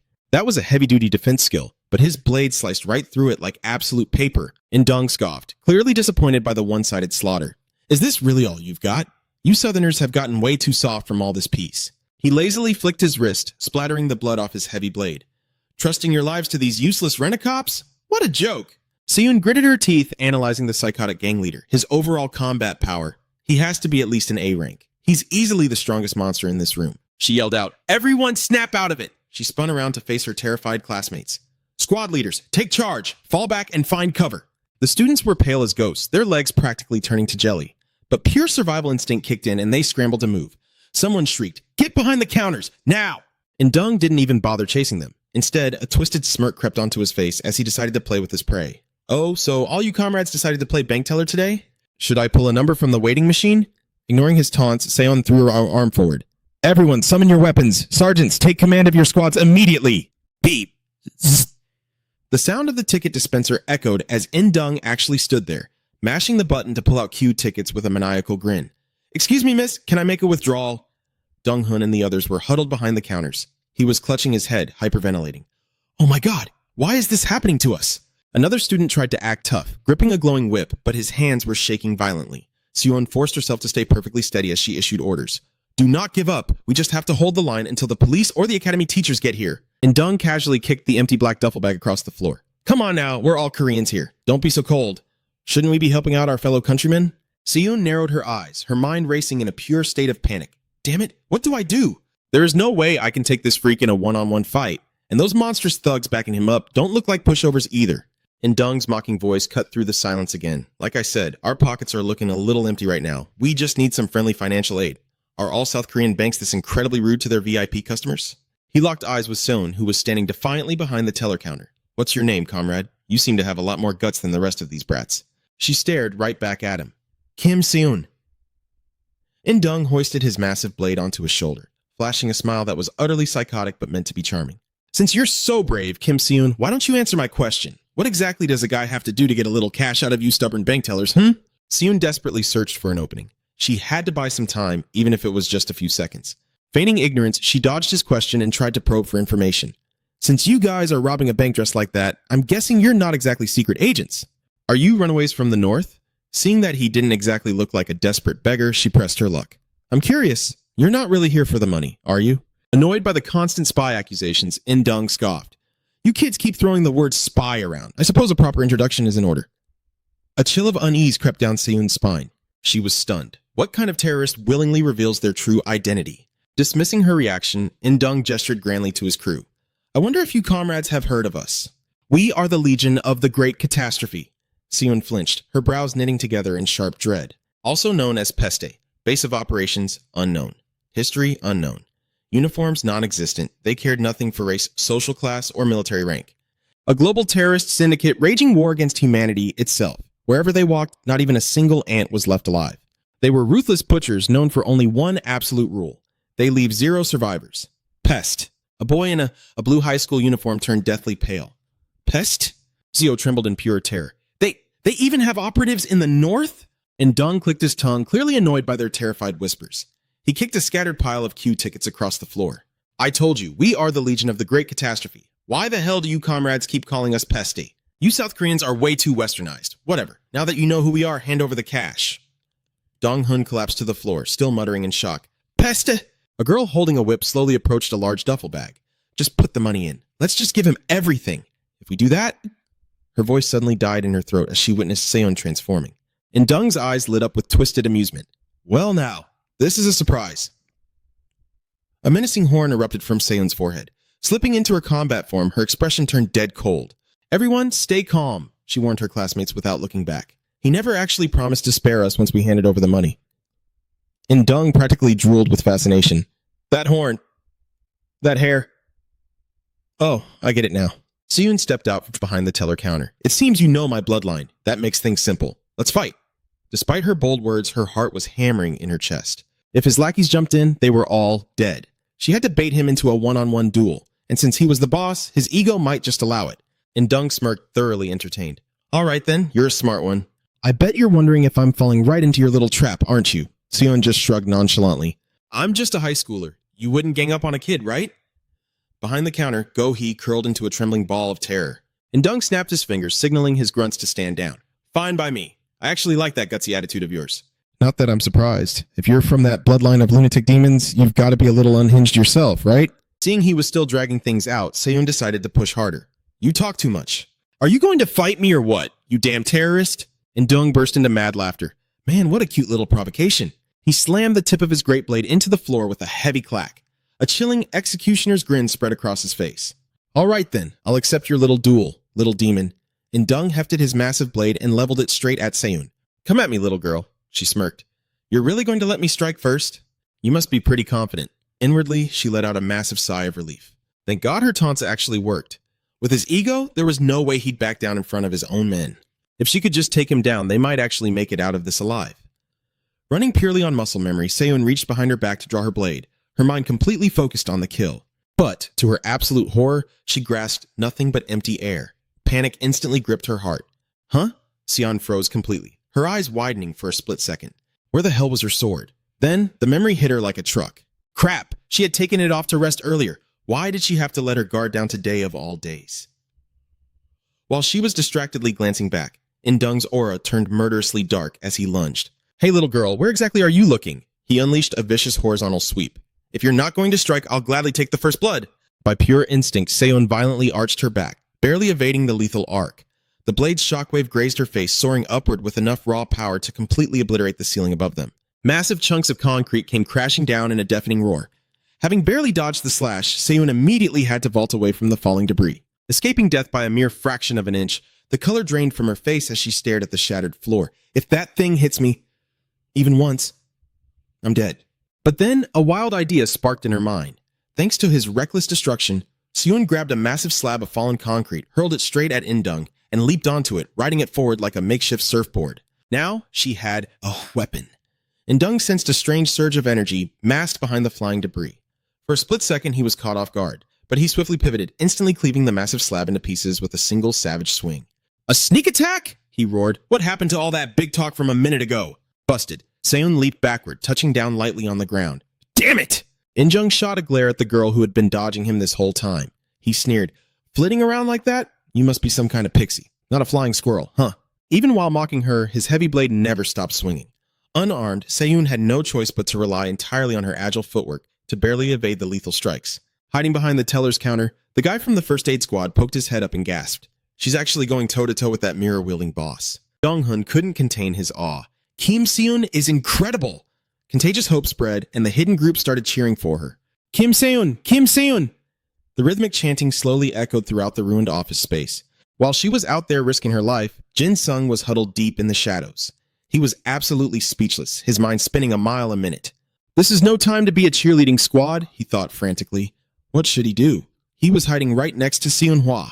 Seiyun-hwa whispered excitedly, Now I get why she's so famous. She's literally holding off the boss of the Pesty faction. Jin Sung turned to him, his face deadly serious. Lee Seiyun-hwa. He clamped a heavy hand on his friend's shoulder. This fight is completely out of her league. Jin Sung's voice was grim. We have to run, right now. Sun-hwa looked at him in total confusion. Huh? Run? Right now? But to where? Jin Sung frantically scanned the room, his eyes finally locking onto the ceiling air vents. Up there is our best bet. Restrooms, storage closets, under the desks, anywhere that makes us impossible to find. Back out in the open, Seiyun was still desperately dodging In-jung's relentless blade. Jin Sung fiercely whispered his orders to the group. We have to stall for as much time as humanly possible. The very second those words left his mouth, the heavy hilt of the blade slammed brutally into Seiyun's stomach. In-jung's sheer force sent her flying backward like a rag doll. Seiyun crashed hard into the ground. Gasping for air, she forced herself up, leaning heavily against the shattered glass wall. In-jung casually strolled toward her, a wicked smirk plastered across his face. I think it is high time we wrap up this little game of cat and mouse. Don't you agree? Seiyun clutched her chest, violently coughing up a mouthful of fresh blood. Watching from the shadows, her classmates were absolutely paralyzed with terror. Is Kim Seiyun actually losing? None of us are stronger than her. Are we all going to die here? In-jung leveled his blood-stained blade right at Seiyun's throat. With a dramatic sigh of disappointment, he mocked, Little girl, is that truly all you've got? Despite the pain, she managed a defiant, bloody smile. Maybe. Why don't you come find out for yourself? He bared his teeth in a predatory grin. This little game had finally run its course. Right to the bitter end, you are nothing but a massive pain in the neck. But just as he raised his enormous blade for the killing blow, a massive crash echoed from behind. Jin Sung slammed his fists on a desk and roared at the top of his lungs. Everyone, scatter! Before anyone could even process what was happening, Jin Sung grabbed Seiyun-hwa by the collar and bolted like a madman. I'm making a run for it. Dong-hun froze, staring blankly for a split second. The very next heartbeat, he and the rest of the terrified students scrambled wildly toward the emergency fire escape. Run! One of the girls sprinting alongside them was screaming hysterically as they clambered up the stairs. Tears were streaming down her face. Dong-hun was not faring any better, practically sobbing and yelling out random encouragements to keep himself moving. If they catch us, we are dead meat. Keep moving. Thanks to the sudden eruption of absolute chaos, In-jung paused his strike. That split-second distraction saved Seiyun's life. He lazily scratched the back of his head. Well, look at that. They actually made a quick decision. He glanced back at his squad. What do you think of that, comrades? His heavily armed subordinates stood perfectly still. Not a single one dared to move a muscle without direct orders. One of the soldiers barked out, What are your orders, sir? In-jung lazily waved his hand. Hunt down every last one of that cowardly rat's little friends. Bring them all to me. The masked soldiers saluted with rigid precision. Yes, comrade! Without another word, the squad split up, surging forward to ruthlessly hunt down the fleeing students. In-jung watched them go, mild curiosity in his eyes. Let's just say that one particular comrade has a bit more spine than the rest. But those foolish South Korean comrades just sat there paralyzed. Even with this little pixie buying them time, where exactly do they think they can run? The heavy, terrifying thud of military boots echoed menacingly through the emergency stairwell. In the end, they are all going to be caught anyway, he concluded with a shrug. Seon aggressively wiped the blood from the corner of her mouth, her mind racing with confusion. He ordered his men to capture them. Does that mean he isn't planning to kill them on sight? Forcing her aching body upright, she squared off against In-jung once again. If that was the case, she just needed to buy them a little more time. A genuinely amused smile spread across his face. I really like that stubborn fire in you. You have proven yourself to be quite a bit more useful than I initially gave you credit for. Then, out of nowhere, he dropped a bombshell. So, what do you say? Want to join my side? Seiyun immediately threw her hands up in absolute disgust.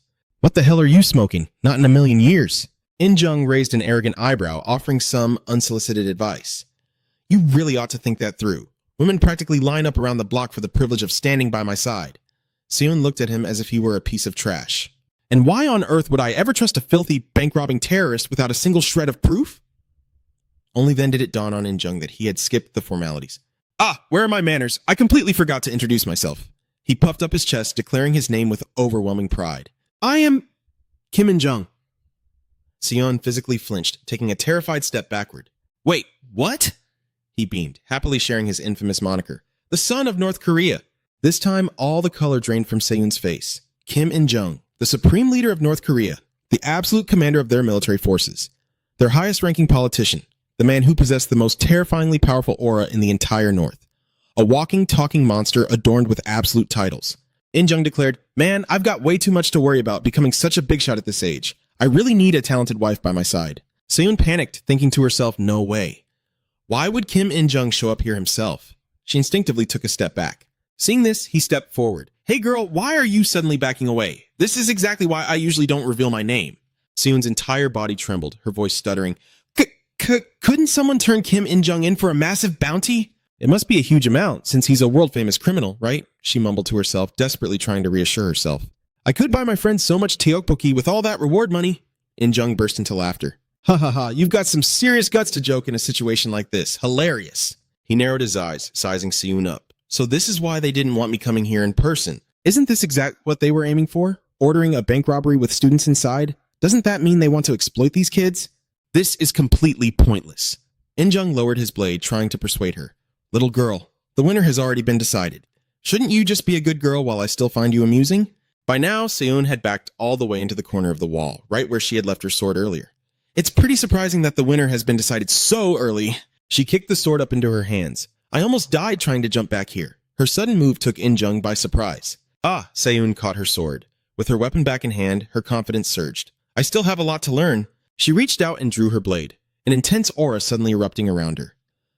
But to use my ether properly, Seyoon flashed a defiant smile. I need a sword. Meanwhile, down the long hallway, a few students were running for their lives, chased by men dressed in black. One schoolgirl, driven by sheer panic, ran so fast that she tripped and fell hard. A masked man in black violently yanked her back to her feet. Come with me. Terrified, she screamed at the top of her lungs. Let me go! I said, let me go! Soon after, the men in black dragged the crying girl, along with Dong-hun and all the other captured students, into a single room. At the exact same time, inside the bank's men's restroom, Jin-sung and Seung-hwa were panting heavily, hiding together inside one of the stalls. Jin-sung looked up, scratching his head in awe. Man, since it's a bank, this place is ridiculously clean, huh? Seung-hwa turned to him, fraught with anxiety. Jin-sung, shouldn't we go up higher? We're only on the 5th floor. As the other kids were still heading upstairs, he casually sat down on the toilet lid and replied, We'll be fine. Just calm down. Jin-sung smiled brightly, waving his hand as if to guide him. Just take a deep breath for now. Seung-hwa furrowed his brows and asked, Jin-sung, are you okay? Jin-sung looked up at him with a clueless expression, asking back, Huh? What do you mean? Seung-hwa recalled the bloody scene in the lobby earlier, thinking to himself, if we get caught, we might end up just like those security guards. Yet he looks completely unfazed. He glanced away and muttered, Never mind. Seung-hwa's voice echoed quietly in the small space. Anyway, if we just stay here, it's only a matter of time before we get caught. Don't you think we should run while we can? He pulled on the arm of the boy sitting in front of him, pleading. Can we please just go higher up? Jin-sung remained seated, not moving an inch. In his mind, he silently analyzed the situation. If it were Seyoon, she could hold them off for a while, but ultimately, Jin-sung pulled his arm away from Seung-hwa's grasp, firmly stating, No, running away won't do us any good. He patted his chest and declared, We have to fight them. Hearing his words, Seung-hwa flinched and stumbled backward. What? He frantically tried to talk some sense into him. Did you not see those security guards out there? Even fully trained adults couldn't stand a chance against them. What makes you think a couple of rank C and rank F losers like us can do anything? With both hands resting neatly on his lap, Jin-sung suddenly threw out a deeply loaded question. Seung-hwa, do you really think souls have ranks? Utterly confused, Seung-hwa asked, What the hell are you suddenly talking about? Jin-sung explained, I overheard something a while ago. He recalled the exact words he had heard back then. Kim Seyoon's combat ability was evaluated as rank D when she was a kid, but now she's a rank A. Jin-sung asserted with unwavering certainty, Don't you see that ether can't possibly be the ultimate standard for judging a person? There's absolutely no reason to be ashamed of your rank. Seung-hwa stared at him wide-eyed, his face completely blank. Right at that moment, out in the hallway, the elevator door slid open. The masked men in black were standing inside. Inside the stall, beads of sweat rolled down Seung-hwa's face. He whispered nervously, Jin-sung, why are you bringing this up right now? Meanwhile, heavy black combat boots were stepping down the hallway. Hearing the approaching footsteps, Seung-hwa instantly froze on high alert. I think they're already here. What do? We need to hide. From inside the stall, Jin Sung's voice rang out. Seonghwa, you were born with a good ether, way better than mine. If you put your heart into it, you could enhance it in all sorts of incredible ways. Outside, the man in black had already reached the restroom door. Seonghwa completely tuned out his words, keeping his eyes glued to the door as he frantically shushed him. Shh, they're gonna find us. Jin Sung reached out, firmly placing his hand on his shoulder, calling out to him. Seonghwa, listen to me. Seonghwa turned his head in a daze, coming face to face with him. Huh? What is it? Jin Sung leaned in slightly, staring at him with dead seriousness. Just trust me. From now on, do exactly as I say. Inside the restroom, a row of pristine white porcelain sinks lined the wall outside the stalls. A man in black barged in, barking orders. You little brats, we already heard you. Get out here. He planted a hand on his hip, his voice dripping with arrogance and a blatant threat. The boss doesn't take too kindly to slowpokes, you know. Jin Sung swung the bathroom door open, poking his head out with a wide, mocking grin. Wow, your street slang is top tier. Think you could teach me a thing or two? The man in black snarled in fury. Listen here, you little punk. Quit screwing around. The boss won't mind if you happen to lose an arm or a leg while I'm dragging you in. Jin Sung just kept that cocky smirk plastered on his face as he strolled out. Now that your precious boss is out of the picture, you sure got awfully chatty, didn't you? How cute. The man in black roared at the top of his lungs. You bastard! Jin Sung narrowed his eyes, calling out his weapon with a casual hum. All right, let's go. Dagger. In a flash, a sleek little dagger materialized right in his grasp. With a swift flick of his wrist, Jin Sung leveled the blade dead straight at his opponent. The goon burst into mocking laughter. What the hell is that? Don't tell me that pathetic little toy is your soul weapon. The man in black flared up his own Ida, a blinding light pulsing from his legs. Cut the crap and just shut up. Just surrender and let me bag you, he roared, launching himself at Jin Sung with lightning speed. A holographic panel flashed, 0 to 100 in 1 second. Ida rank, B. Overall combat, power, B. Once in motion, acceleration reaches 0 to 100 within a single second. Jin Sung tracked the incoming blur, casually tossing a warning over his shoulder to the guy hiding in the stall. Lee Seonghwa, when I give the signal, you run exactly like we planned. Got it? By now, the man in black was practically breathing down his neck. And where do you think you're going? I'm taking both of you down! A sinister red glint flashed behind Jin Sung's glasses. Another holographic window snapped open. Absolute lethality. Ada rank, S. Overall combat. Power, S. Physical capabilities multiplied by 3. A suffocating pitch-black aura erupted around Jin Sung, rising like a wall of despair right in the path of the oncoming attacker. The goon slammed on the brakes right in front of Jin Sung, his arm blurring as he threw a devastating haymaker. With effortless grace, Jin Sung simply tilted his head, letting the deadly punch whiz past him. Way too slow. The man in black trembled, his shock instantly boiling over into pure cursing rage. You little... But before the goon could even finish his insult, a savage slash had already ripped across his chest. Jin Sung didn't stop there. He closed the gap instantly, unleashing a relentless flurry of blinding strikes all over the man's body. Driving the blade deep with a sickening crunch, Jin Sung burst into a fit of manic laughter. Ha ha ha! Oops, sorry, my bad. So sorry. The goon's ski mask was shredded by the blade. Desperately gripping Jin Sung's wrist, he choked out a bloody groan. You're a total psycho. Jin Sung just curled his lip into a dark smirk, his eyes scanning the bleeding man as if hunting for a specific target. Finally, his deadly gaze locked onto the man's legs. Say, Jin Sung chimed in, his voice sickly sweet. Going from 0 to 100 in 1 second must be super convenient, right? The holographic window hovered in the air. 0 to 100 in 1 second. Ida rank, B. Overall combat power, B. Once in motion, acceleration reaches 0 to 100 within a single second. The man in black's eyes bugged out in sheer horror. My soul name? You can see my soul name? Jin Sung flashed a wickedly thrilled grin as he yanked his blood-drenched dagger free. I wonder what would happen if I just sliced right through your Achilles tendon, he mused. A fresh arc of crimson blood sprayed from the gaping wound on the man's chest. Tilting his head in mock curiosity, he asked, what exactly happens when the very thing you need to activate your Edda gets utterly destroyed? Pinning the trembling man to the floor, Jin Sung's eyes gleamed with a demonic red light. Maybe your precious rank will just plummet into the dirt. He lazily twirled the dagger, raising it high once more. Should I just pin it right here? Ugh, there are just too many fun possibilities. I can't even choose. In that moment, he was a predator completely consumed by the intoxicating thrill of holding another's life and death in his hands. Watching this, Lee Seonghwa shook like a leaf, his voice cracking as he called out Jin Sung's name. The blade froze in midair. Jin Sung fell dead silent, slowly turning his head to lock eyes with his terrified companion. Seonghwa's legs turned to jelly, barely able to keep him upright. His face heavily splattered with fresh blood, Jin Sung blinked in genuine, chilling confusion. Did you call me? When he got nothing but terrified silence in return, Jin Sung pressed again. What is it? Seonghwa, seriously, why did you call me? Huh? Seonghwa's pristine white leather shoes shuffled backward. desperately trying to avoid the pooling blood.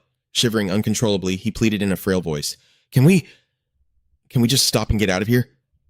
Please? Jin Sung let out a sharp, mocking bark of laughter. Ha! You've got it all backward, buddy. Who exactly do you think needs to run away right now? He hauled himself up to his feet, effortlessly dragging the battered, lifeless body of the man in black up with him. Well, answer me. Seung-hwa flinched, utterly terrified by the cold authority dripping from Jin Sung's voice. Listen carefully, Seung-hwa. The only way to break an Ada's effect is to completely destroy it, or snuff out the user's life entirely. Jin Sung's hollow eyes mirrored Seung-hwa's pale, trembling face as he stammered out his name. The sheer panic radiating from his friend seemed to snap Jin Sung out of his blood-crazed trance. He stuttered, Lee Seung-hwa! But suddenly, he grabbed his own face in agonizing pain. Tearing his hands away, he violently lunged back at his enemy, screaming at the top of his lungs, Go! His glasses clattered to the floor as he tackled the bleeding assassin. Grappling the struggling man to the ground, Jin Sung roared at Seung-hwa with everything he had. Hurry up! He screamed, desperate for his friend to escape. Run! Get the hell out of here! Lee Seung-hwa! But his friend just stood there, paralyzed by shock, whispering his name.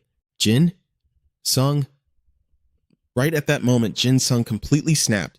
His bare hands literally becoming lethal blades, he viciously hacked away at his enemy while screaming a twisted question. If my hands can become blades, doesn't that mean my entire body is just one indestructible weapon? It has to be possible, right? Tell me I'm right!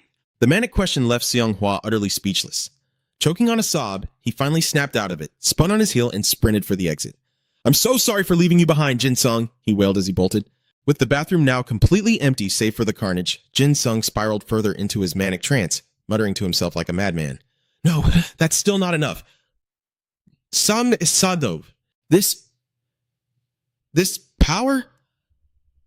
It's actually... Seeing him babbling to the thin air, the half-dead goon on the floor still somehow found the gall to spit out one last bloody insult.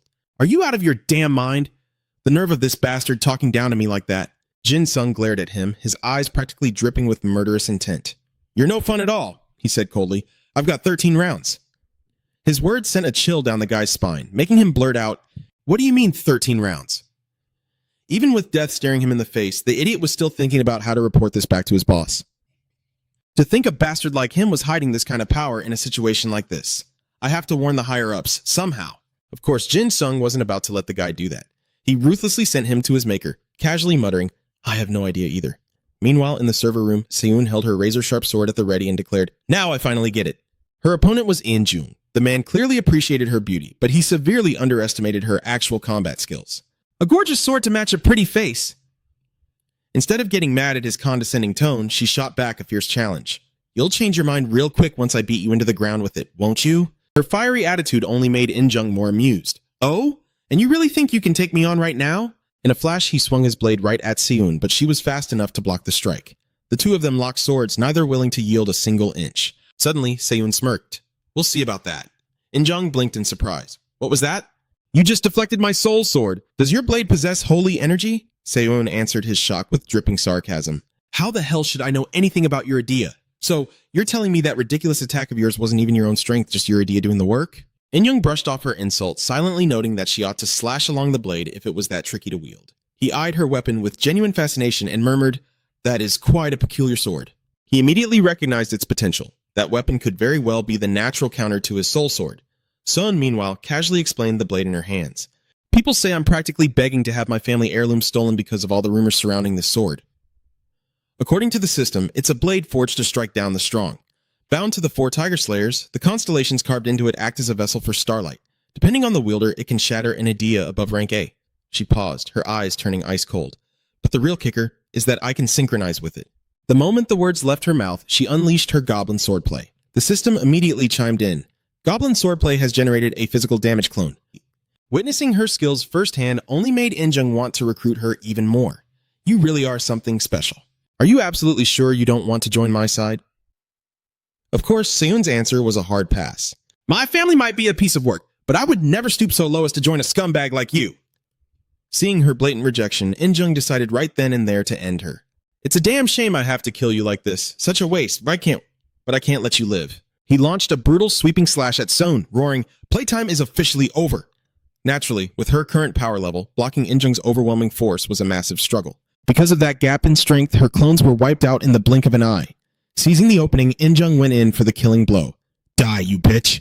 Not so fearless now, are you? All on her own, Seyun desperately parried every single one of his relentless, bone-crushing strikes. Without giving her a single second to breathe, he attacked like a madman, gloating, "Looks like I've got the upper hand." Obviously, Seyun wasn't about to just roll over and take it. "Not even close," she yelled, firing off her goblin swordplay once again. Her clones charged forward in unison. "Let's see you block this again." As she traded blows with Injung, her mind raced to find a way to counter his onslaught. His swings are way too fast and way too heavy. But what if I strike the exact moment he's busy blocking my clones? Despite the immense pressure, she pushed her body to the limit to try. If I can just... But in the end, the harsh reality set in. Going toe-to-toe with Injung was simply too much for her. "Damn it, I can't deflect this!" After exchanging so many blows, Injung was actually starting to thoroughly enjoy fighting Seyun. "I really am starting to like you." Pinned down, Sun had to swallow her pride and admit the truth. "Shit, he completely outclasses me in a head-on fight." Noticing her frustration, Injung taunted her with a smirk. "Don't tell me you actually thought you could keep up with my skills." Obviously, her pride took a hit, but she had no choice. Her only option now was to stall for time. "It hurts my ego, but fine. I'll play a stupid little game and buy time with my illusions." Still refusing to drop his recruitment pitch, Injung kept pushing. "Come on, don't you think my power is reason enough for you to join me?" Seun's answer was the exact same. "Not even close." Inside her head, gears were turning. "I need to stall him, for as long as I physically can." Just as she was about to launch another attack, a sudden scream made her freeze in her tracks. Her friends had all been captured by the enemy, leaving them screaming for help. "I'm sorry! Please, somebody help me!" The sight unfolding before her left Seyun in absolute shock. They already caught some of the kids? Wait, why are they coming in from the outside? The absolute lack of a rescue attempt made a horrifying truth dawn on her. In a massive hostage crisis like this, the police or military should have completely surrounded the building by now. They can't make a move because of the hostages. Just then, Injung turned to one of his subordinates. "Comrades, did no one secure the back stairwell? And why are you bringing the northern comrades in from the outside?" As one of the goons quickly reported, "Sir, we split into two groups. Those northern bastards breached through the corner windows." Those? They had completely divided their forces to efficiently round up the entire group of students, while the rest waited outside like a net for anyone trying to escape through the windows. The remaining squads were currently sweeping the area for stragglers. "Comrades, the men who haven't returned yet are heading to the upper floors right now to check if any of those northerners are left." Hearing this intel made Seyun's blood run cold as she gasped out loud. "Wait, what? They actually went outside beforehand to set an ambush?" At that exact moment, a chilling realization hit her. That means, even with just this handful of terrorists, the cops outside aren't doing a damn thing. And worse, even if they did breach the building, they probably wouldn't be able to do anything anyway. Even if they're just being extremely cautious, this is way too weird. Something is seriously wrong here. Indung finally broke the silence with a mocking sneer. "You know, I can read that look on your face like an open book." A dangerously confident smirk spread across his lips. "You're wondering why your precious backup hasn't arrived yet, aren't you? Well, let me burst your bubble. One of my comrades has already sealed off this entire area using his demon sword." The sheer weight of that revelation left Seyun completely paralyzed. She stammered out, "Sealed off?" Indung's voice was slow, dripping with cruel satisfaction. "We wouldn't dare orchestrate a disaster of this scale without proper preparations. To anyone looking from the outside, this bank seems completely normal." A sinister grin twisted his features as he made his chilling declaration. "No one out there has the slightest clue what's happening in here." The suffocating reality of their isolation hit Seyun hard. Her mind raced in panic. "Wait, nobody knows what's happening to us? I thought all I had to do was buy enough time until the police showed up." Right now, she was completely out of ideas on how to save the hostages. If not a single distress signal made it out, how are we ever going to escape? I can't just fall back. He'll slaughter them all if I retreat. In that agonizing split second, she was frozen, desperately trying to figure out her next move. "My stamina is running out. I can't hold him off forever. What do I do?" Seyun's terrified silence only fueled Indung's arrogance. He leaned in, his tone dripping with mockery. "Oh, what's the matter, little girl?" He taunted her hesitation. "What happened to all that fiery energy you had a minute ago?"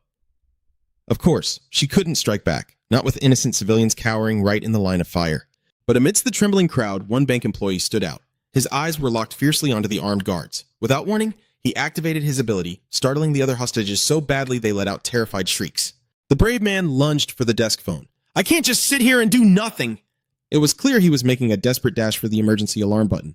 "Got it!" Without a single second of hesitation, he punched in the number for the anti-terrorism hotline to report the siege. "Emergency! Emergency! The bank has been taken over." He kept a terrified, watchful eye on the armed intruders as he screamed into the receiver. "We're under attack by armed terrorists!" However, the only response he got was dead. Heavy silence. A cold dread washed over him as he gripped the phone, his voice trembling. Hello? Can anybody hear me? Please! Still, absolutely nothing. The total silence made his blood run cold. Huh? Why is the line dead?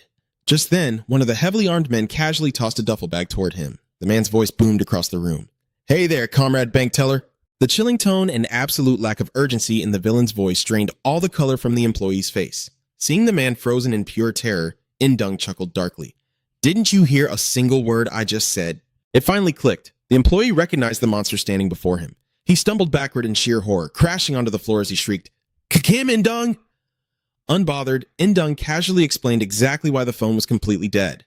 I told you, we have a stealth-type awakener on our side. So, my dear comrade, that means the phone and that little panic button under your desk are completely useless. Hearing this, the other hostages frantically pulled out their smartphones, only to see 0 bars. The horrific realization that they were completely cut off from the outside world sent a wave of utter despair through the room. No signal, so that's why the alarm didn't trigger. Despite his panic, the brave bank teller desperately yelled out, "Why the hell is someone like you, Kim Indung, robbing a random private bank in broad daylight?" Indung let out a dry, condescending laugh. Are you looking down on your own workplace, comrade? Every job has its value. That is the very core of our great collective. Even though he was staring death straight in the face, the defiant bank teller spat back. If the military finds out a piece of trash like you is here, they'll blow you to pieces. Indung didn't even flinch. Instead, he tilted his head with lazy indifference. Li Shin? You mean that washed-up old geezer? Suddenly, the atmosphere around him shifted into something deeply unsettling. His grin stretched wider, dripping with bloodthirsty malice. He muttered darkly under his breath, "Right. The South really loves keeping that fossil around, don't they?" Indung's maniacal laughter echoed through the lobby, drowning out the pathetic, nervous whimpers of the terrified bank teller. Slowly, Indung raised his blade, pointing the deadly tip directly at the trembling man. His voice dropped to a menacing growl. Do you finally understand why you need to be taught a proper lesson, comrade? Through sheer stubborn adrenaline, the man choked out a defiant no. Well, that was all Indung needed to hear. He decided to execute the man on the spot. So really, there was no need for any hard feelings. But right before the blade could swing down, a desperate scream tore through the room. Stop right there, you northern monster! Hearing Se-Yoon call him by that particular title instantly wiped the smug look off Indung's face. He was not amused. Did you just call me the northern monster? Then, as if a switch flipped, he burst into a fit of psychotic, booming laughter. Oh, man, that's hilarious! Se-Yoon kept her fierce, guarded glare locked on him as she challenged, If you want to kill someone, fight me instead! She gritted her teeth, demanding he let the hostage go. Indung lazily shifted his gaze toward the bank teller, who was desperately trying to crawl away, and mused aloud. She actually called me by that name. But tell me, little girl, do you even know what that title truly means? He smoothly adjusted his grip on his sword before whispering, No, you've got it all wrong. In one fluid, merciless motion, he slashed the fleeing teller down, all while keeping casual eye contact with Se-Yoon. But how could you possibly know? A horrific spray of crimson painted the floor, forcing Se-Yoon to stumble backward in shock. Indung's deep, chilling voice echoed over the carnage. Because if you truly knew, you would never dare call me Kim Indung by such a pathetic name. Am I right? Meanwhile, the severely wounded employee was writhing on the ground, screaming in sheer agony. My leg! Oh God, my leg! In the terrifying aftermath of that single, sickeningly clean strike, the man broke down completely, sobbing and begging for his life. No, please, please spare me! But his desperate pleas were useless. His fate was already sealed in blood. Se-Yoon squeezed her eyes shut, unable to bear the gruesome sight. She was completely powerless, drowning in bitter self-hatred for her own weakness. The gap in our power is just too huge. I might be able to stall him for a bit, but there's no way in hell I can protect anyone else. Staring down at the pooling crimson on the floor, a choked, devastated gasp escaped her lips. After finishing off the poor man, Indung slowly leveled his blood-soaked blade at Se-Yoon. Since you're so eager for me to fight you, he warned, his voice a sickeningly sweet threat, I'm going to sever every single one of your limbs, stuff what's left of you into a duffel bag, and take you with me. He looked insanely proud of himself, even adding that she should consider it an absolute honor. But just at that moment, the heavy double doors of the room creaked open. The sudden noise made everyone in the blood-soaked room whip their heads around in shock. Manhwa casually strolled in, holding both hands up in a lazy gesture of surrender. Ah, my bad. I really wasn't trying to draw this much attention to myself. Indung glared daggers at the newcomer, gripping his sword tighter. Who the hell are you? Manhwa just offered a breezy, carefree smile. Hey there. Seeing Indung's face immediately darken with murderous rage, his panicked subordinate scrambled forward. Sir, we apologize. We'll capture him right now. But for some inexplicable reason, Indung raised a hand, stopping them dead in their tracks. Wait a second. The sheer absurdity of the situation made Manhwa let out a sudden, involuntary chuckle. He shook his head, helplessly thinking of the crazy bastard who dragged him into this mess. Jin Sung. His gaze shifted to the hostages cowering in the corner, Trembling in absolute terror, he let out a heavy sigh. Man, this is way beyond just a total disaster. Then, his eyes fell upon the thick pool of blood staining the floor. His mind flashed back to the restroom earlier, recalling Jin Sung's deadly serious instructions. It's going to be a total madhouse down there. The second I activate my idea, you make a run for the first floor and tell them I'm up here. Seonghwa had been absolutely dumbfounded when he heard that. Huh? Go down? Are you crazy? What about you? Jin Sung just flashed that smug, unwavering smile of his. I told you. Just trust me on this, because I'm putting my trust in you. Lee Seonghwa. Snapping back to the grim reality, even though Seonghwa had followed Jin Sung's plan to the letter, a gnawing sense of doubt still ate at him. Jin Sung! I did exactly what you told me to. Just then, In Jung broke the tense silence with a smile he probably thought was friendly and barked an order. South Korean comrade, why don't you introduce yourself?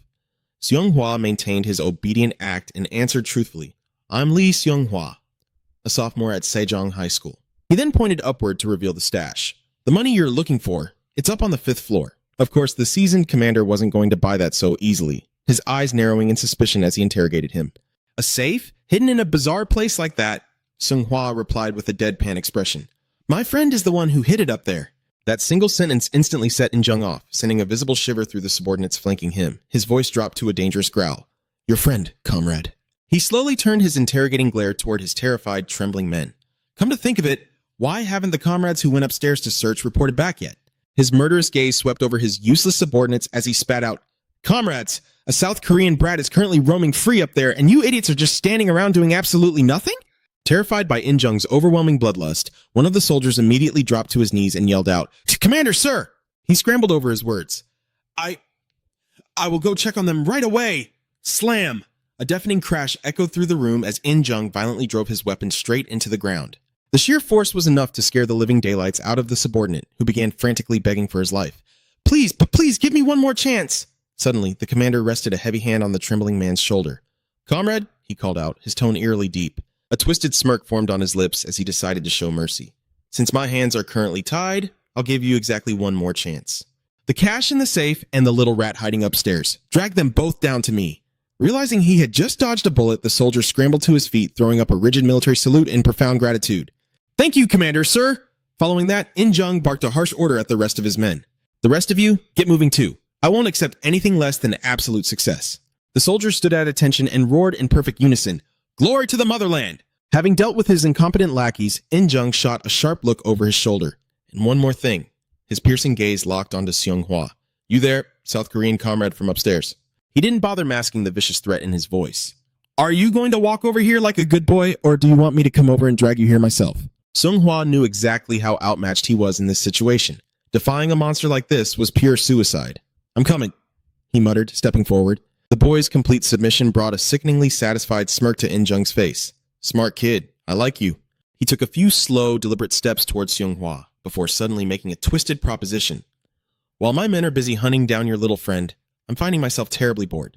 Why don't we have a little fun? Every heavy footstep he took practically suffocated the room, oozing with an oppressive, blood-curdling aura.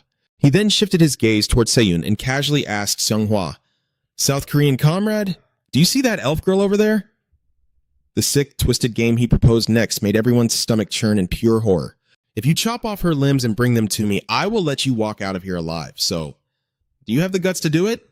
In Jung coldly broadcasted his cruel survival game to the entire room. Listen up. Anyone who brings me one of her arms or her legs, I will grant that comrade their life. Seyun froze, completely speechless as an unbearable dread swallowed her whole. Hearing such a barbaric ultimatum, the rest of the students went dead silent, exchanging terrified, wavering glances. Lona clenched her trembling fists, her eyes wildly darting as she was torn between life and death, between betraying a comrade and dying together. After an agonizing internal struggle, the dark side won out. Guys, do you think we can actually take Kim Si-yeon down? Instantly, the corners of the commander's mouth curled upward into a sadistic, highly amused grin. Hearing Lona's betrayal, Goi furiously screamed at her, Are you out of your mind? How could you even say that? Have you completely lost it? She's been bleeding and fighting to protect us this entire time. Lona stammered, frantically trying to justify it, but before she could finish, Sohun cut her off coldly. The winner has already been decided. At least some of us need to make it out of here alive. Suddenly, In Jung's impatient grumbling echoed through the room, making them jolt in absolute panic. Isn't there a single damn clock in this place? Fine. Guess I'll just have to count down the time myself. I'm getting real sick and tired of waiting around. Pushed to the absolute edge, the group finally made their sickening choice. One of them let out a frustrated, desperate scream. Arrgh, damn it! We don't have a choice! The guy beside him was trembling like a leaf. Kim Se-yoon's family is insanely rich and powerful. They can give her a good life, even if she loses her arms and legs. Hearing their cruel rationalizations, Se-yoon despairingly hung her head. She bit her trembling lower lip, completely tuning out the urgent whispers calling out to her. Hey, Se-yoon! Se-yoon! Seung-hwa quickly dropped to his knees right in front of her, urgently calling her name again. Kim Se-yoon! She immediately turned her face away, letting out a heartbreaking, distressed cry. He leaned in close to her ear, his voice dropping into a barely audible, reassuring whisper. Hey, don't be scared. Just hang in there a little bit longer. Se-yoon froze. Her tear-filled eyes snapped wide open as she stared at the boy in front of her, gasping in total disbelief. What? A nagging question tugged at her mind. How on earth did he sneak in here all by himself without getting caught? And more importantly, why show up here instead of just running away? Se-yoon scowled at him. You should have run. All you've done is add another hostage and make this whole mess even more complicated. Seung-hwa just let out a loud laugh. Ha! I came here to help! He continued. Is this a bad time? She shot a sideways glance at the bunch of ungrateful cowards beside her, her voice dripping with sarcasm. How touching. Suddenly, Seung-hwa spoke up again. Se-yoon! Her eyes instantly locked onto him. What is it? Seung-hwa flashed a brilliant, beaming smile and cheerfully announced, I've decided. I'm going to be best buddies with Jinung from now on. Se-yoon snapped, completely, utterly baffled. What the hell are you even talking about? Seeing himself utterly ignored, In-dung furiously activated his magic. In a split second, an explosive surge of mana erupted, flooding the entire room with blinding light. He growled, his voice thick with menace. You South Korean comrades! If you keep stalling for time, I won't let a single one of you walk out of here alive. Instantly, the room erupted into pure chaos. A frantic flood of desperate apologies spilled from the crowd. I'm so sorry, Se-yoon. I'm sorry, please. I'm so sorry. They were shaking like leaves, sweating bullets, completely trapped with nowhere to run. Kim In-dung stared them down, his tone freezing cold. And as for the pretty boy over there, are you taking her side? Seung-hwa scratched the back of his head, giving a sheepish laugh. Ha ha ha ha. Yeah, I guess I am. A cruel, faint smirk ghosted across the North Korean's lips. All right, not bad. In-dung sneered. Then I'll just have to take one of your arms and two of your legs to trade for the lives of a few more comrades. His gruesome threat made the already heavy air practically unbreathable. Now only 10 people could make it out alive. Seung-hwa gave a bitter little smile, pinning all his hopes on her. This is completely insane, huh? Se-yoon, you're gonna protect us, right? Se-yoon shot back with a sarcastic edge. Hey, North Korean puppet! In-dung's eyebrows twitched in sudden, furious anger. You insolent bitch! Did you really have to use that word? Unfazed, Se-yoon tilted her head. I was just wondering, what would happen if I just went ahead and killed everyone in this room? If I do that, will you let me and Lee Seung-hwa walk away alive? Her cold, steady voice rang out through the tension. You're gonna have to give us a choice that actually lets us leave here in one piece. Hearing her audacious demand, the man burst into a dark, mocking laugh. Thrilled by the madness, In-dung roared with excitement. Now that is interesting. Fine. You pull that off, and I promise I won't kill either of you. Without a single second of hesitation, she leveled the tip of her blade straight ahead. All right then, it's a deal. The mob of ungrateful cowards descended into absolute panic, their bodies shaking violently. Se-yoon's gaze darkened into a lethal glare. I guess we've run out of options, haven't we? Go-hee shrieked, terror gripping her throat. Wait! Psst! She spun around to face the North Korean, her eyes trembling wildly, her face painted with pure, agonizing hesitation. In-dung impatiently egged her on. What are you just standing there for? Her arms and legs or your own neck? Make a choice! Go! He gritted her teeth so hard they nearly cracked. Her mind was a complete mess, agonizing over the right move. Finally, she spoke up, her voice dripping with a manipulative, persuasive edge. Hey, Kim Se-yoon, in a situation like this, shouldn't you take the noble route and let the majority live? Go-hee pressed harder. Are you seriously going to slaughter all of us, just so the two of you can make it out alive? Se-yoon didn't even bother wasting her breath to explain. She coldly activated her skill, Elven Blade Arts. Quicker than a flash of lightning, her body split into 3 perfect mirages, lunging at the enemy in perfect unison. Go, he instantly countered, unleashing her own skill. Fatal Strike Gauntlets! Se-yoon's voice cut through the clash. First Sergeant, come at me with everything you've got! The woman couldn't believe her own ears, gasping in shock. What did you just... Boo! But Se-yoon's mirage was already on her, launching a relentless assault. Go! He hastily threw up her arms to block the incoming blade, sparking a harsh, screeching clash of metal.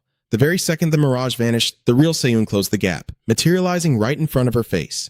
Go-hee completely froze, a startled gasp escaping her throat. Ah! She was utterly bewildered. Did Kim Seon's clones actually pack real physical damage? But how? Capitalizing on Go-hee's split second of distraction, Seon drove a brutal bone-rattling punch straight into her gut. The woman doubled over in shock. Kim, Seon, you... Seon stepped in closer, her voice dropping to a freezing whisper. Listen very closely. Under the cover of the fight, Seon swiftly whispered her real plan to Go-hee. The sergeant listened intently, her eyes flickering with deep, undeniable anxiety. Breaking the huddle, Seon instantly delivered a devastating roundhouse kick, sending Go-hee flying backward to crash into the floor. Seeing the brutal hit, one of the bystanders rushed over, dropping to his knees to check on her. Hey, Go-hee! Are you okay? So Han muttered in awe, man, she really is incredibly strong. But the man beside him stayed completely unfazed, noting calmly, are you blind? Didn't you notice? Her cloned mirages just disappeared. Another guy chimed in, guessing, she must be burning out her stamina, right? The guy next to him raised an eyebrow, highly skeptical. Are you sure about that? He hesitated for a second. Well, maybe. But what about that total loser standing next to her? Catching their pathetic whispering, Seon pinched the bridge of her nose in pure annoyance. So they think he's an easy target, huh? Wasting no time, she barked out a cold, sharp command. Lee Seung-hwa, fall back! Startled, he stumbled backward. Whoa, all right. Up on his vantage point, In-dung was having the time of his life, cackling so hard his shoulders violently shook. Excellent! A sick, twisted glint of pure entertainment flashed through his cruel, cold eyes. Now this is what I call entertainment. In-dung's deranged roaring sent the hostages into a total meltdown, cold sweat completely drenching their bodies. This is absolutely thrilling, tearing each other apart to survive. Down below, Seon gripped her blade tight, every single muscle in her body coiling like a spring, primed for absolute bloodshed. Smack! Out of nowhere, an empty tin can came hurtling through the air, completely beaming the North Korean right in the head. A sharp metallic thwack cut right through his psychotic ranting about them killing each other. In-dung flinched hard, his furious gaze snapping down to the dented can currently clattering across the floor. It just lay there, cold and pathetic against the ground, radiating an overwhelmingly arrogant, silent challenge aimed right at his pride. In-dung whipped around, hissing through his teeth in sheer rage. What the hell is this? When did the door even open? Standing quietly in the shadows was a lone figure, his entire body completely drenched in blood. Suddenly, the man flashed a chilling, blood-curdling smile. In-dung slowly bent down, picking up the crushed can from the floor. He glared at it, his brow twitching with pure irritation. What is this trash? Behind him, Seung-hwa slapped a hand over her mouth, but couldn't hide her absolute shock. That can... she thought wildly. Met with dead silence, In-dung hurled the can across the room, roaring, I asked you what this is! Taking a sharp breath, he forced his rage down and muttered coldly, I let myself get too worked up. That comrade who just came down... Must be the guy you were talking about. A cruel smirk crept onto his face as he threatened. First, I'm going to chop off an arm. But the bastard inside had thrown that garbage out just to piss him off. In-dung's fury flared up again as he barked, You son of a bitch! You threw this out to tell me to stop, he sneered violently. You really think tossing this garbage is going to stop me, Kim In-dung? He glanced down again, squinting at the object lying at his feet. Wait, this belonged to the comrades of the Great Disaster Corps. A heavy silence fell as he stared into the pitch-black doorway. Confusion gnawed at him. What the hell is actually going on here? His blood boiled over, shifting instantly into a fighting stance. Are you looking down on me, you bastard? With a vicious swing, In-dung raised his massive weapon and unleashed a shockwave right at the crowd. Just one strike was enough to shake the entire room violently. People turned pale, covering their mouths and clutching their heads in terror before collapsing to the ground. The ceiling! Seun rushed in at lightning speed, activating her goblin avatar. The massive ceiling was caving in, but thankfully, Seun got there just in time, holding the crushing weight up with her bare hands. As everyone watched in pure awe, she stood there like a true hero, shielding the helpless victims from certain death. In-dung smirked, genuinely impressed.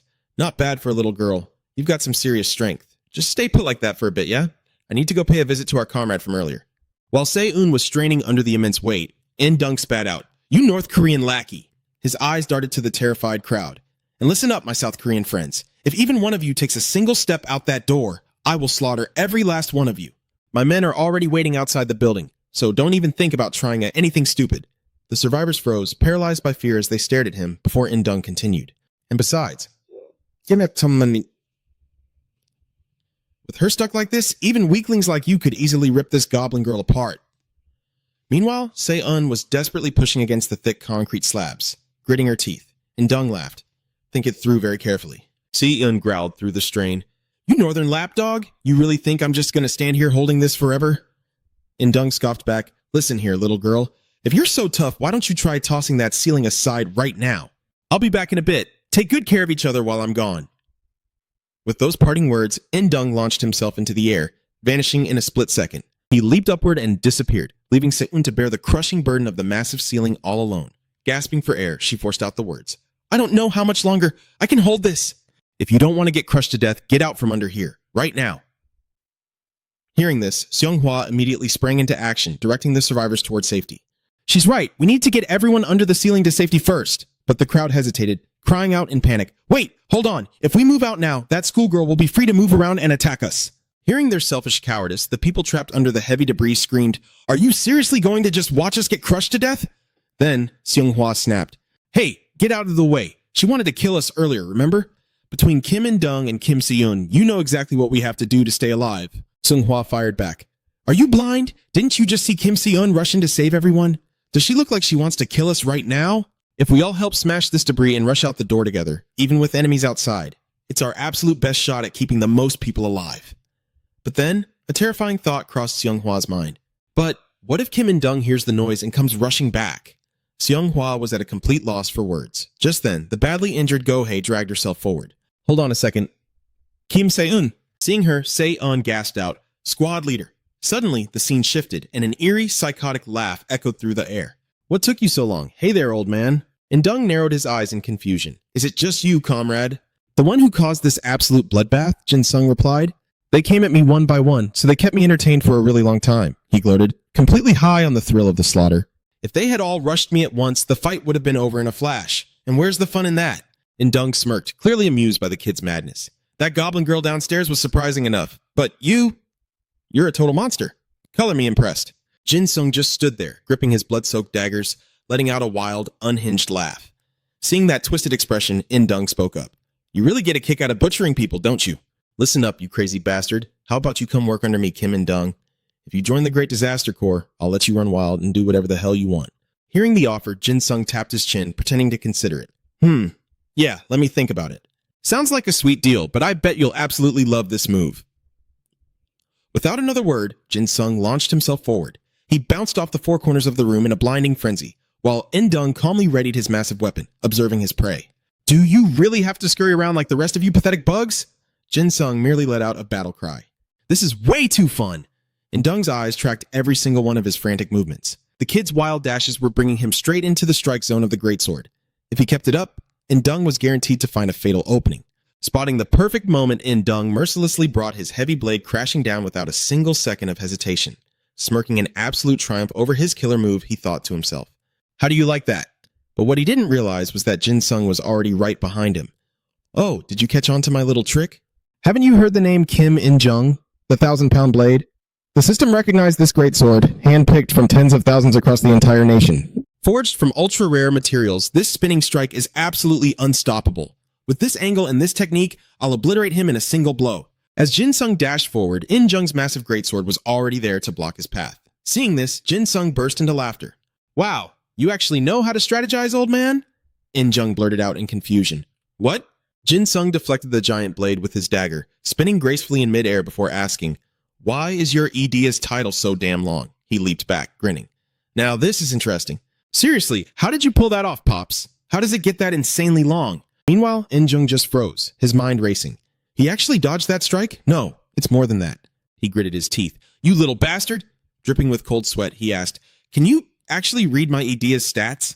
Because this is the greatsword chosen from tens of thousands of weapons across the nation.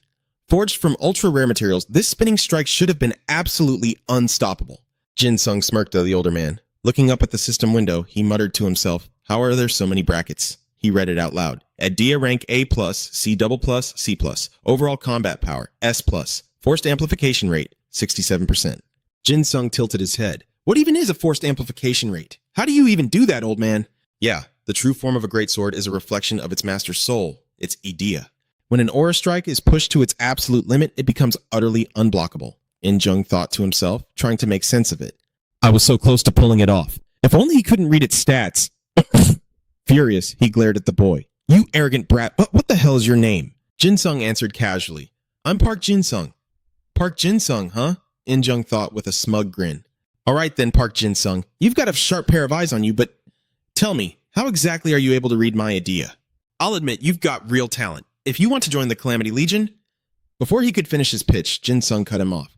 You know, Pops, you're probably the strongest guy I've clashed with so far. In Jung frowned. What are you suddenly babbling about? Have you decided to join the Great Calamity Legion after all? Jin Sung smirked and replied, I can only see 9 of them. In Jung let out a confused chuckle. 9? What exactly are you seeing? Crystal clear markers materialized right before Jin Sung's eyes. He stared dead at him and answered, the fatal weak points that I can exploit to kill you. Hearing this, In Jung lowered his head, his tone turning ice cold. You can see those too?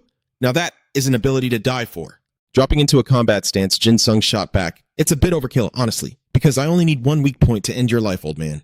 In Jung gripped his sword, fully prepared for the clash. So you're refusing my offer? What a damn shame. I guess I'll just have to beat you half to death and drag your broken body to the Supreme Commander. At the very least, we're harvesting those special eyes of yours. The moment the words left his mouth, Jin Sung exploded forward. Refusing to back down, In Jung launched himself to meet the strike. 2 fierce warriors, 2 massive surges of power, clashing head-on. The scene shifts to John's side. Alright, the elevator doors are totally wrecked, so it's gonna take those goons a long time to climb up here. That trashy punk can probably buy us a little more time, too. I mean, he's basically fighting right in the heart of the city. If anyone alerts the cops or the military about this absolute mess, they'll show up for sure.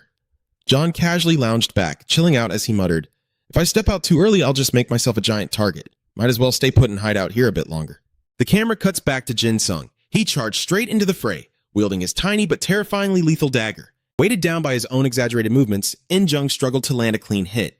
The split second he committed to a massive downward slash, Jin Sung had already vaulted right over him, leaving the older man completely unable to react. Using his momentum, Jin Sung slammed down from above, completely pinning In Jung's massive weapon.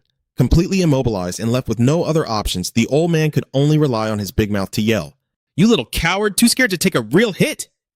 Resorting to pure psychological warfare, In Jung tried to taunt him. You just scurry around like a rat, refusing to fight me head on. But his pathetic trash talk completely bounced off Jin Sung. The tip of the dagger was mere millimeters away from piercing right through In Jung's eyeball. Pushing his survival instincts and raw power to the absolute limit, In Jung desperately wrenched himself free. He barely escaped with a deep slash across his shoulder. Thank God! That was way too close! But before he could even catch his breath, Jin Sung was already lunging at him again like a rabid beast. What? He's already closing the gap again? Dodging the first strike was pure luck. Trying to dodge the second would guarantee a lethal blow. Completely overwhelmed, In Jung cursed in his mind. You cheap little bastard. Watching a relentless barrage of deadly strikes rain down on him, In Jung could do nothing but frantically raise his greatsword to defend. So, this entire time, he was just playing with me? He's treating the great Kim In Jung like a damn chew toy. Getting right in his face, Jin Sung stared at him with dead, icy eyes. Are you just gonna keep blocking like a pathetic loser, old man? Spotting a fatal opening, Jin Sung struck hard and fast. Let's end this! Suddenly, a twisted, unnatural grin spread across In Jung's battered face. If I keep holding back, this kid is actually going to kill me. In that split second, a terrifying, suffocating aura, completely different from anything he'd used before, blasted toward Jin Sung. Caught off guard, the boy gasped, Huh? Jin Sung's eyes widened in sheer shock. A massive hand was rocketing toward his face with the speed of lightning. Relying on pure reflex, Jin Sung instantly leaped backward. Stumbling into a crouch, he gasped for air. What the hell? He stared at his opponent in disbelief. Old man, what in the world was that? How did you even move like that? How do you possess that kind of power? A new system window flared to life, analyzing In Jung's bizarre new power. It's no use dodging anymore because this is the greatsword looted straight from the B-rank new in Tiger Cave, a D rank A+, C+, C++. Overall combat power, S+, strength amplification rate, 67%. And now, the left arm of the first beast, a D rank, overall combat power. Jin Sung's jaw dropped. Wait, he has 2 of them? Surging with newfound overwhelming power, In Jung regained his arrogant, menacing smirk. Running away won't save you anymore, kid. Jin Sung yelled out. Old man, what the hell is up with that arm? What is it? In Jung just laughed, drowning in his own twisted pride. Why are you so damn curious, brat? I only came down here to avoid those pesky bombers. But just look at what I stumbled upon. Haha, I swear, I'm going to end up dragging myself to hell at this rate. Jin Dung gripped his dagger. So, old man, are you actually stronger now that you've stopped holding back? Now this is going to be fun. Let's play. And Dung shot back, cut the crap. If you keep fighting like a wimp, I won't even get a decent death. Jin Sung sneered. Huh? Are you seriously running away, old man? And Dung stood his ground, a terrifying aura erupting around him. It's been a damn long time since anyone accused me of running. Jin Dung taunted him. You really think you can get away, old man? How exactly are you going to run? And Dung replied with absolute confidence, as if I'd ever run from a little punk like you. Then he left a parting threat. Park Jin-sung, I'm gonna remember your name. He drew a massive gleaming blade. A heavy pressure field crushed the area, shattering the ground and sending rubble flying everywhere. Through the blinding dust, In-dung vanished right before his eyes. All that was left was a massive, gaping crater. Just then, John threw the door open only to find utter destruction. He stared down into the massive crater, totally bewildered. What the hell is this? There's no way Kim Se-yoon did this. Was it Kim In-dung? I gotta get out of here! Down below, In-dung was dodging frantically. Are we playing a damn game of hide and seek now? He yelled out. Looks like I might actually lose you! Jin-sung smirked to himself. Then maybe I should kick it into high gear. In-dung gritted his teeth in frustration. Stop screwing around! With this gap, he'll never catch Umbam-sase. Before he could even finish, Jin-sung was breathing right down his neck. Who said I was joking? Pure terror flashed in In-dung's eyes as he glanced back. This kid is an absolute psycho! I gotta save my own skin! Right at that moment, Jin-sung locked eyes with John. Kim In-dung was just as shocked to see him there. Suddenly, a brilliant escape plan clicked in In-dung's head. Looks like fate hasn't abandoned me just yet. Without missing a beat, he leaped high into the air, leaving John utterly confused. Wait, what? What the hell is going on down there? Jin-sung was still relentless in his pursuit. Hearing John's voice, In-dung shouted back. Huh? John stammered. You trash! What are you doing here? Jin-sung growled, raising his blade. Found another one. Suddenly, Jin-sung's glowing red eyes flickered, as if someone, or something, was desperately fighting for control of his body. No! He forcefully jerked his attack away, missing completely. John stood there, completely dumbfounded. Huh? He quickly turned only to see Jin-sung eat dirt, tumbling violently across the floor. The boy groaned in absolute agony.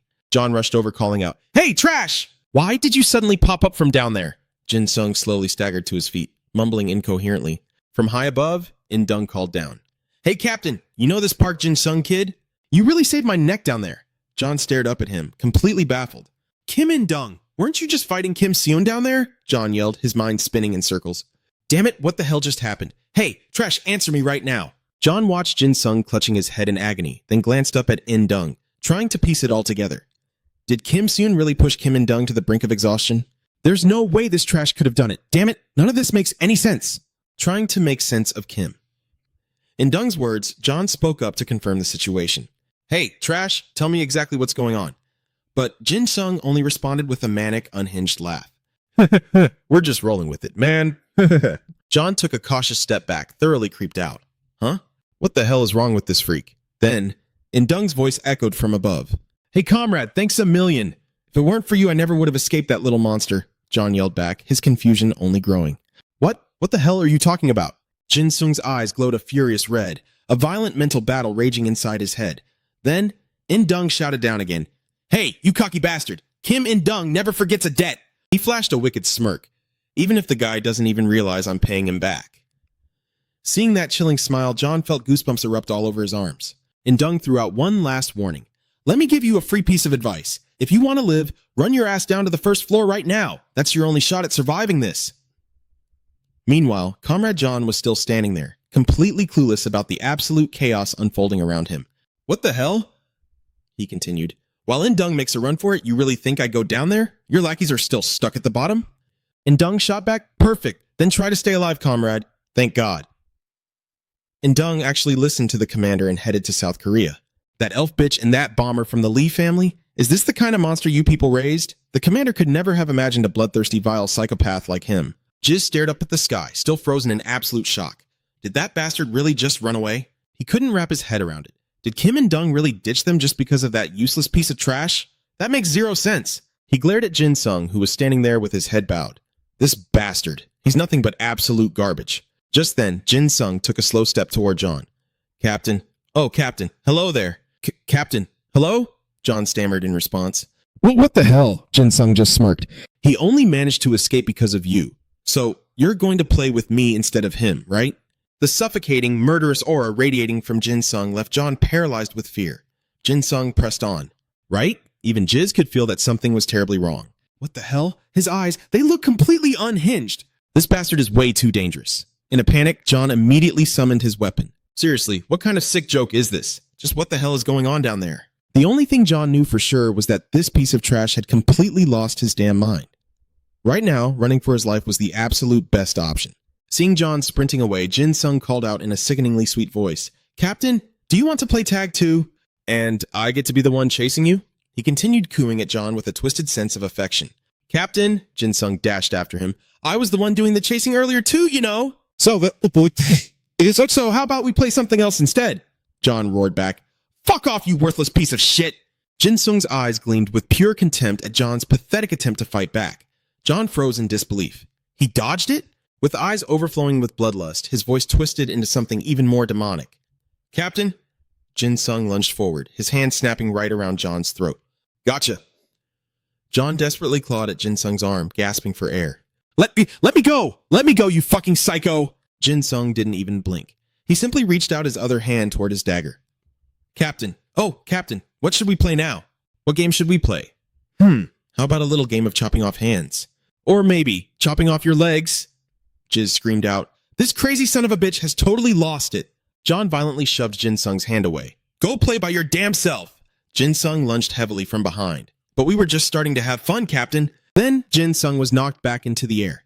You really need to take better care of yourself, Captain. By now, John was free falling straight down into a bottomless, pitch-black abyss. Jin Sung whined like a disappointed child.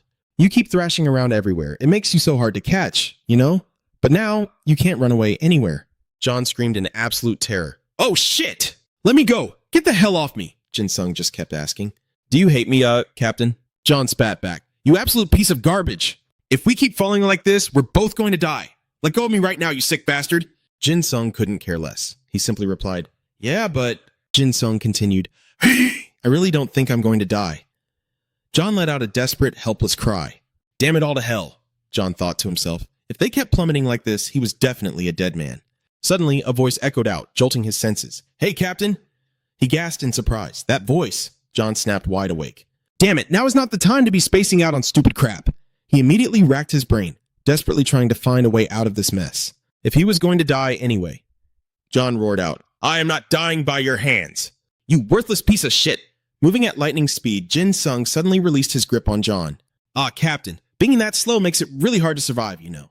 And in that exact fraction of a second, a blade thrust straight up from below, aiming right at Jin Sung. He whispered ever so softly, Oh, another one. Then, with a swift flick of his dagger, Jin Sung effortlessly parried the strike away. Oh, coming out to play with me? John watched closely, letting out a sound of pure surprise. He just deflected the blade completely? What the hell is going on? No, no, no! But more importantly, John screamed out in a panic. Hey, get out of the way! John quickly braced himself as he free fell from several meters up in the air. He swung his weapon, letting out a fierce battle cry to hype himself up. John tossed his weapon to the ground and rolled off to the side, sticking a perfect landing. Meanwhile, Jin Sung leaped straight down into the fray. He turned his fierce gaze toward John, keeping the pressure totally on. Come on, Captain, let's play! Glancing at the blade that just tried to ambush him, Jin Sung let out a cold, arrogant smirk. So this is it. Aha! The next one coming out to play just happens to be my absolute favorite. Cutting to the others. Just how long do you plan on holding out like that? Saeon was still desperately holding up the massive slab of debris that had crashed down from the ceiling. What? Is that spot where you got hit earlier still hurting you? Captain of Squad 1! Saeon trembled violently. She was trying to act like she was totally fine, but in reality, she had already hit her absolute physical limit. Saeon's entire body was shaking like a leaf. She couldn't hold out for much longer. But her eyes stayed locked onto Go-E, waiting desperately to see what her next move would be. Right then, Go-E unleashed her ultimate move, the Lethal Gauntlet. She declared with absolute authority, Squad 1, I am stepping up to represent you in my name as your captain. Meanwhile, the people lagging behind started frantically shouting, Wait up, wait for us, hey Ann, let us come with you guys. Sung Hwa suddenly chimed into the heated argument. Wait, hold on, you are in the exact same class, the same school as her. Didn't you see her block that massive concrete ceiling from crushing us? She saved everyone. Sung Hwa fiercely stepped up to defend Se-eun. From behind, a female staff member snapped a harsh, threatening warning. Step aside, kid. Or what? Do you want to get punched in the face? Lee Seung-hwa, I said move! But Seung-hwa crossed his arms, stubbornly shouting back, I am staying right here. I am not going anywhere. He pleaded with furious disbelief. How could you turn your back on the very person who fought and bled for all of us? Do you seriously want to do this? The staff woman spat back her harsh, bitter reality. Listen here, kid. You are way too young to understand how the real world works. I have a family to feed, so stop acting like some righteous saint. Look, this little punk is leaving me with absolutely zero options. Get out of the damn way! Meanwhile, behind them, Seon was reaching her absolute breaking point, her consciousness slowly slipping into the dark. Underneath the terrible rubble, the trapped victims clutched their heads, screaming in utter terror. We are gonna get crushed to death. Somebody, please save us! Go-E coldly stepped into the fray, her eyes sharp. Kim Seon, You really are way too soft. We are completely out of time. Get out of the way! But Seonghwa stubbornly planted his feet, blocking their path with everything he had. Hell no. He gritted his teeth and aggressively pulled out his own weapon. If you take one more step toward her, I swear I will. Go-e tightly clenched her fists and shot back a terrifying, dead-serious glare. Fine, then you leave me no other choice. But suddenly, Go-e whipped her head around. Everyone stand down! Heian had arrived, captain of the 2nd Battalion. 10th Platoon. Get those people out from under the collapsed ceiling. From this moment on, we prioritize protecting our own squad members. Right, Kim Si-eun? The entire crowd let out a collective gasp of utter confusion. Huh? Seonghwa stood there, completely totally clueless about what was happening. Meanwhile, the squad quickly fell into a tight, organized battle formation. Go-e stood fiercely straight at the very center of the group. Out of nowhere, Seon screamed out in absolute desperation. Stop trying to look so damn cool and get this freaking thing off me right now. This crap is freaking heavy. The nearby staff members scowled, clearly losing their patience in the chaos. The female staff member marched up and coldly suggested, Listen, student, if you just sacrifice Seon and that boy... But before she could even take another step, Go-e slammed her arm out, completely blocking her path. Do not take another step. The woman froze dead in her tracks, clearly intimidated. Go-e balled her hand into a tight fist, her voice dropping to a dangerous, deadly growl. I am warning you. Take one more step and I will not hold back from using extreme force. We have already identified the targets coming after the squad captains, the 3rd squad, and the campus grounds. I will not strike first. But if you try to interfere, I will be forced to take you down. The woman's face completely drained of color. Terrified, she immediately threw both hands up in the air, surrendering on the spot. Okay, I get it. Young-hee gripped his weapon tightly, turning back to aggressively report. Captain, we have successfully evacuated absolutely everyone. Minun roared out his commands with intense authority. Stick to the plan, guys. Carefully blast away the debris trapping Kim Si-eun. A massive explosion ripped through the air as the entire team powerfully combined their skills. The massive boulders blocking their path were instantly pulverized into total dust. Go-e charged ahead, taking the lead, with Seon and Minun following hot on her heels. Crushed rock rained down heavily across the floor, kicking up a blinding cloud of smoke and thick dust. Seon heavily massaged her sore shoulders, letting out a massive sigh of relief. Man, finally free from that total nightmare. Seonghwa rushed over to Han Se-eun, totally bewildered. What the heck just happened? But Seon casually brushed right past him. She walked up, confidently throwing an arm over Go-e's shoulder with a grin. I just put my absolute faith in the good intentions of my awesome squad mates. That is all. Seonghwa was left completely and utterly baffled. Huh? What the hell does that even mean? Go-e just scratched her cheek, letting out an incredibly awkward laugh. Well, about that. Seon suddenly leaned close to her ear, whispering in a low voice. Did they teach you that in school? Pretending to be terrified like that. Seon's words caught her completely off guard. What? Right in front of everyone's horrified eyes, Seon ruthlessly slammed Go-hee onto the floor. Min-jun rushed over in a panic to help her up. A million thoughts flashed through her mind. Yeah, I was so terrified I completely forgot. I literally learned this back in the academy. We're dealing with Peste here. Peste never leaves any witnesses behind. They're staging another terror attack. And just like always, no one makes it out alive. The news echoed in her head. Reporter, Seung Eun-ha here. The international terrorist syndicate, Peste, is currently carrying out multiple coordinated attacks in the vicinity. Go! Hee's expression darkened, hiding half of her face behind her hand. Because I was so paralyzed by fear, I made the wrong call. If I had just thought it through, things would have been different. Even if we actually killed Kim Si-eun like In-jung ordered, there's absolutely no way he'd let witnesses like us walk away alive. Min-jun asked nervously, Captain, are you okay? Squad leader Go-hee kept her head bowed, her long hair falling wildly over her face. She spoke up in a heavy, serious tone. Squad 1, listen to me. Another strange thought crossed her mind. If Kim Si-eun were in this situation, she'd rather die fighting than submit to the enemy's orders like some obedient dog. Min-jun blinked, totally bewildered. Huh? Go-hee glared at them, strictly declaring it was a direct order.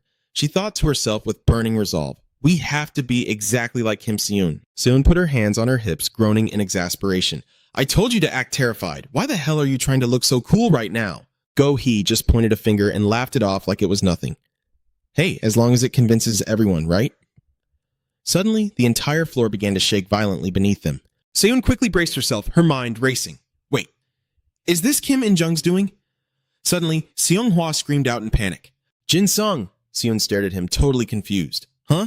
Wait, what? What about Park Jin-sung? Seonghwa grabbed her, words tumbling out in a rush. Did you seriously forget why Kim In-jung went up there in the first place? Se-eun answered honestly, shrugging. I just saw someone luring him away. Seonghwa dug his fingers into her shoulders, shaking her frantically. Exactly! And Jin Sung was the one who lured him. Seon swatted his hands away, looking intensely annoyed. Hey, don't mess with me. Sure, the kid's got decent stamina, but he's literally just an F-class rookie. Seonghwa forced himself to calm down, pounding a fist against his chest. Then can you think of anyone else out there besides Jin Sung? That question hit Seon like a truck, throwing her into deep thought. The only people missing from this room right now are Park Jin Sung and Byung Ji Sun, and there is absolutely no way Byung Ji Sun could pull off something like that. Seonghwa stammered, frantically urging her on. We don't have time for this. Did you hear that massive crash just now? After a moment of heavy hesitation, Seon finally put the pieces together. Damn it, his theory actually makes perfect sense. Seeing that no one was stepping up to help, Seonghwa cursed in absolute frustration. Damn it all! Without wasting another second, he sprinted toward the door. Fine, I'll go back him up myself. Seon was still frozen, her mind spinning with disbelief. What? Park Jin Sung actually went off to fight that monster?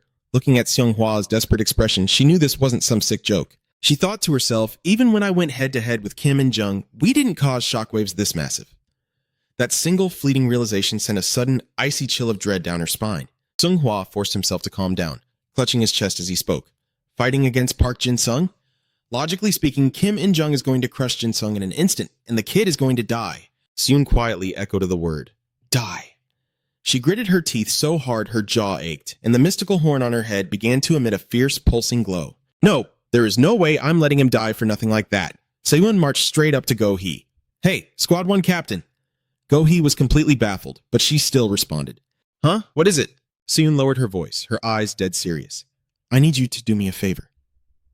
The scene shifted, with the heavy, urgent thud of footsteps echoing all the way up the stairwell. Seon's mind was a chaotic mess.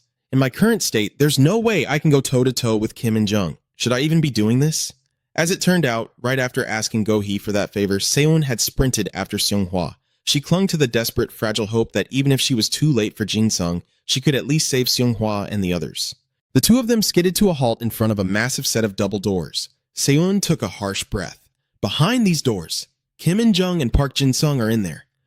She steeled her nerves, silently vowing to herself, I'm already here. There's no turning back now. Seon raised her hand to the handle, shooting a tense look at Seonghwa.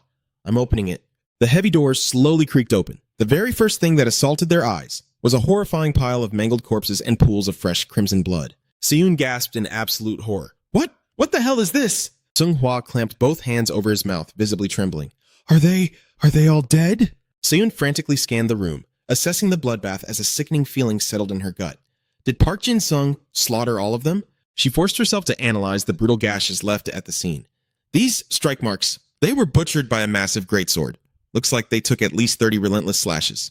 Seon paced around the ruined room, desperately searching for clues. How on earth did Park Jin Sung hold out against a monster like Kim In Jung for this long? And where did the two of them even disappear to? Suddenly, something above caught her eye, leaving her completely stunned. The shattered debris. Seon tilted her head all the way back, staring in awe at the heavily caved-in ceiling above them. This is insane, but it's still absolutely nothing compared to the massive crater they left down on the first floor. Dozens of rocky floors stretched upwards, ending in a massive open void. As a single beam of light illuminated the chamber they stood in, Seon voiced her disbelief. Kim In Jung, is he really that powerful? Seonghwa snapped out of his daze and walked over, his eyes drawn to the ceiling above. What the hell is with this hole? Seonghwa blurted out. Looks like those two went up there. Before she could even respond, a dark mass plummeted from the gap above. Seon gripped the hilt of her sword and screamed a warning. Something's falling. Get back. A flicker of dread crossed Seon's eyes. Is it Kim and Jung crashing down? Or is it Jin Sung? Against all odds, the one crashing down was Ji-hoon, and he was screaming curses at the top of his lungs. You absolute piece of trash! Seon stared in total shock. Ji-hoon? What is he doing here? And hot on his heels was a vaguely familiar silhouette. As they closed the distance, Seon finally recognized him. It was Park Jin Sung. But something was horribly wrong with him. Seonghwa panicked, his voice trembling. What is it? What's going on? Seon practically shrieked. Get the hell out of the way, Lee Seonghwa. Without a second thought, she drew her blade. The incoming attack was clear as day. I'll use the blunt edge. I can't afford to kill him. Damn it, what the hell is happening? Seonghwa watched her reckless move in pure terror and screamed, Hey, Captain, move out of the way! Seon hurled her sword upward with every ounce of her strength. She tracked its trajectory for a split second, and the very next heartbeat, she spun around and yanked Seonghwa by the arm. Huh? He gasped in bewilderment. Seon didn't stop, sprinting and dragging him along. Just run! A deafening explosion instantly ripped through the air. Jihoon slammed violently into the ground. Coughing, he pushed himself up and spat, "Son of a bitch! You crazy bastard!" Seon dashed over to him, breathless. "Captain, what the hell is going on up there?" Jihoon froze the second he laid eyes on her. "You... witch? How are you still alive?" Seon glared, snapping back. "Shut up! Why is Park Jin-sung attacking you?" Before he could even spit out an answer, a chillingly dark voice echoed from behind them. It was Jin-sung. He tilted his head, flashing a mockingly surprised smile. "Oh, Seon? And the pretty boy is here too?" His beige coat was absolutely drenched in crimson blood, and that smile? It was purely psychotic. "Come on," he whispered. "Let's play." Jin-sung touched down onto the ground without a single sound, looming right in front of Seon's group with a twisted, wide grin. Heh. Sunghwa's face drained of all color. He let out a dry, nervous laugh. His jaw trembled as he muttered a realization that came way too late. Wow, we really shouldn't be here right now. Seon, on the other hand, held her ground. Her eyes narrowed into a fierce glare. "Are you serious right now?" Jin-sung. But Jin-sung was completely lost in his own twisted world. The smile never left his face, but his dead, hollow expression was enough to send violent shivers down anyone's spine. "Hi, hello, do you guys want to play with me too?" He started dragging his feet forward in a sickening broken limp. Seon's breath hitched, her eyes locked on his mangled leg. "What happened to you?" Jin-sung blinked, tilting his head at her before his eyes suddenly lit up with strange awe. Wow, what a beautiful vessel. But it's all rotting away from the inside. Seon furrowed her brows. "What are you talking about?" Jin-sung just kept rambling to himself. "Still, it's such a gorgeous vessel. What a waste. What an absolute waste." Seon snapped, fury lacing her voice. "Answer me!" "Rookie?" Jihoon limped over, quickly shooting her a warning look. "Hey, witch, listen to me. That guy, he is not the pathetic trash we used to know." Seon shot him a skeptical look. "What the hell is that supposed to mean?" Jihoon didn't even stop walking. Steadily edging toward the exit, he lowered his voice.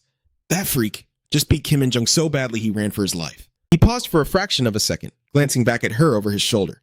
"Witch, I'll give you one piece of advice to pay you back for saving me earlier. While that psycho is still talking to himself, run." He ground his teeth together, clearly fighting through unbearable pain. "Just run, because the second he stops talking, it's over. Run for your life if you don't want to die." With that, Jihoon vanished through the stairwell door. Seon stared at the empty doorway, shouting after him, "Hey, Captain, get back here and explain." Now it was just her and Seonghwa. He whimpered, completely paralyzed by fear. Oh God, he looks even more insane than he did back in the bathroom." The moment he said that, it clicked in Seon's mind. She whipped her head around. "Wait, what? You've seen Park Jin-sung like this before?" Sunghwa shrank back, his voice stuttering in pure panic. Yeah, but he wasn't this bad. We could actually hold a conversation back then." Standing just feet away from them, Jin-sung just kept letting out soft, unhinged giggles. A suffocating, violently oppressive aura exploded from his body, wrapping around Seon like a vice as he muttered to himself. "How should I kill her? Does it like this, maybe? Or maybe like this? No. This way is perfect." Ha ha ha. Jin-sung clamped a hand over his own face. His grotesque, maniacal laughter clashed violently with his usually gentle voice. I just can't hold it in anymore," he gasped. Seon just planted her hands on her hips, standing tall as she let out a scoff. "Losing your mind over a little impatience? Pathetic. What could you possibly accomplish like that?" She didn't back down for a second, throwing the taunt right in his face. "My husband's throne isn't exactly up for grabs, you know. And honestly, you don't even have what it takes to be a candidate." Hearing that, Jin-sung instinctively tightened his grip on the hilt of his blade. With his weapon already dripping with blood, he slowly ran a finger down the edge of the blade and replied, "I just have to slaughter all the other candidates. Simple as that." I can't hold back anymore." Seon threw her arms wide, shielding Sunghwa behind her. Without taking her eyes off Jin-sung for even a second, she muttered, "Hey, Lee Seonghwa." He replied in confusion, "Huh?" But Seon didn't even wait for his response before dashing forward. She threw out her final order. "I'll buy you some time.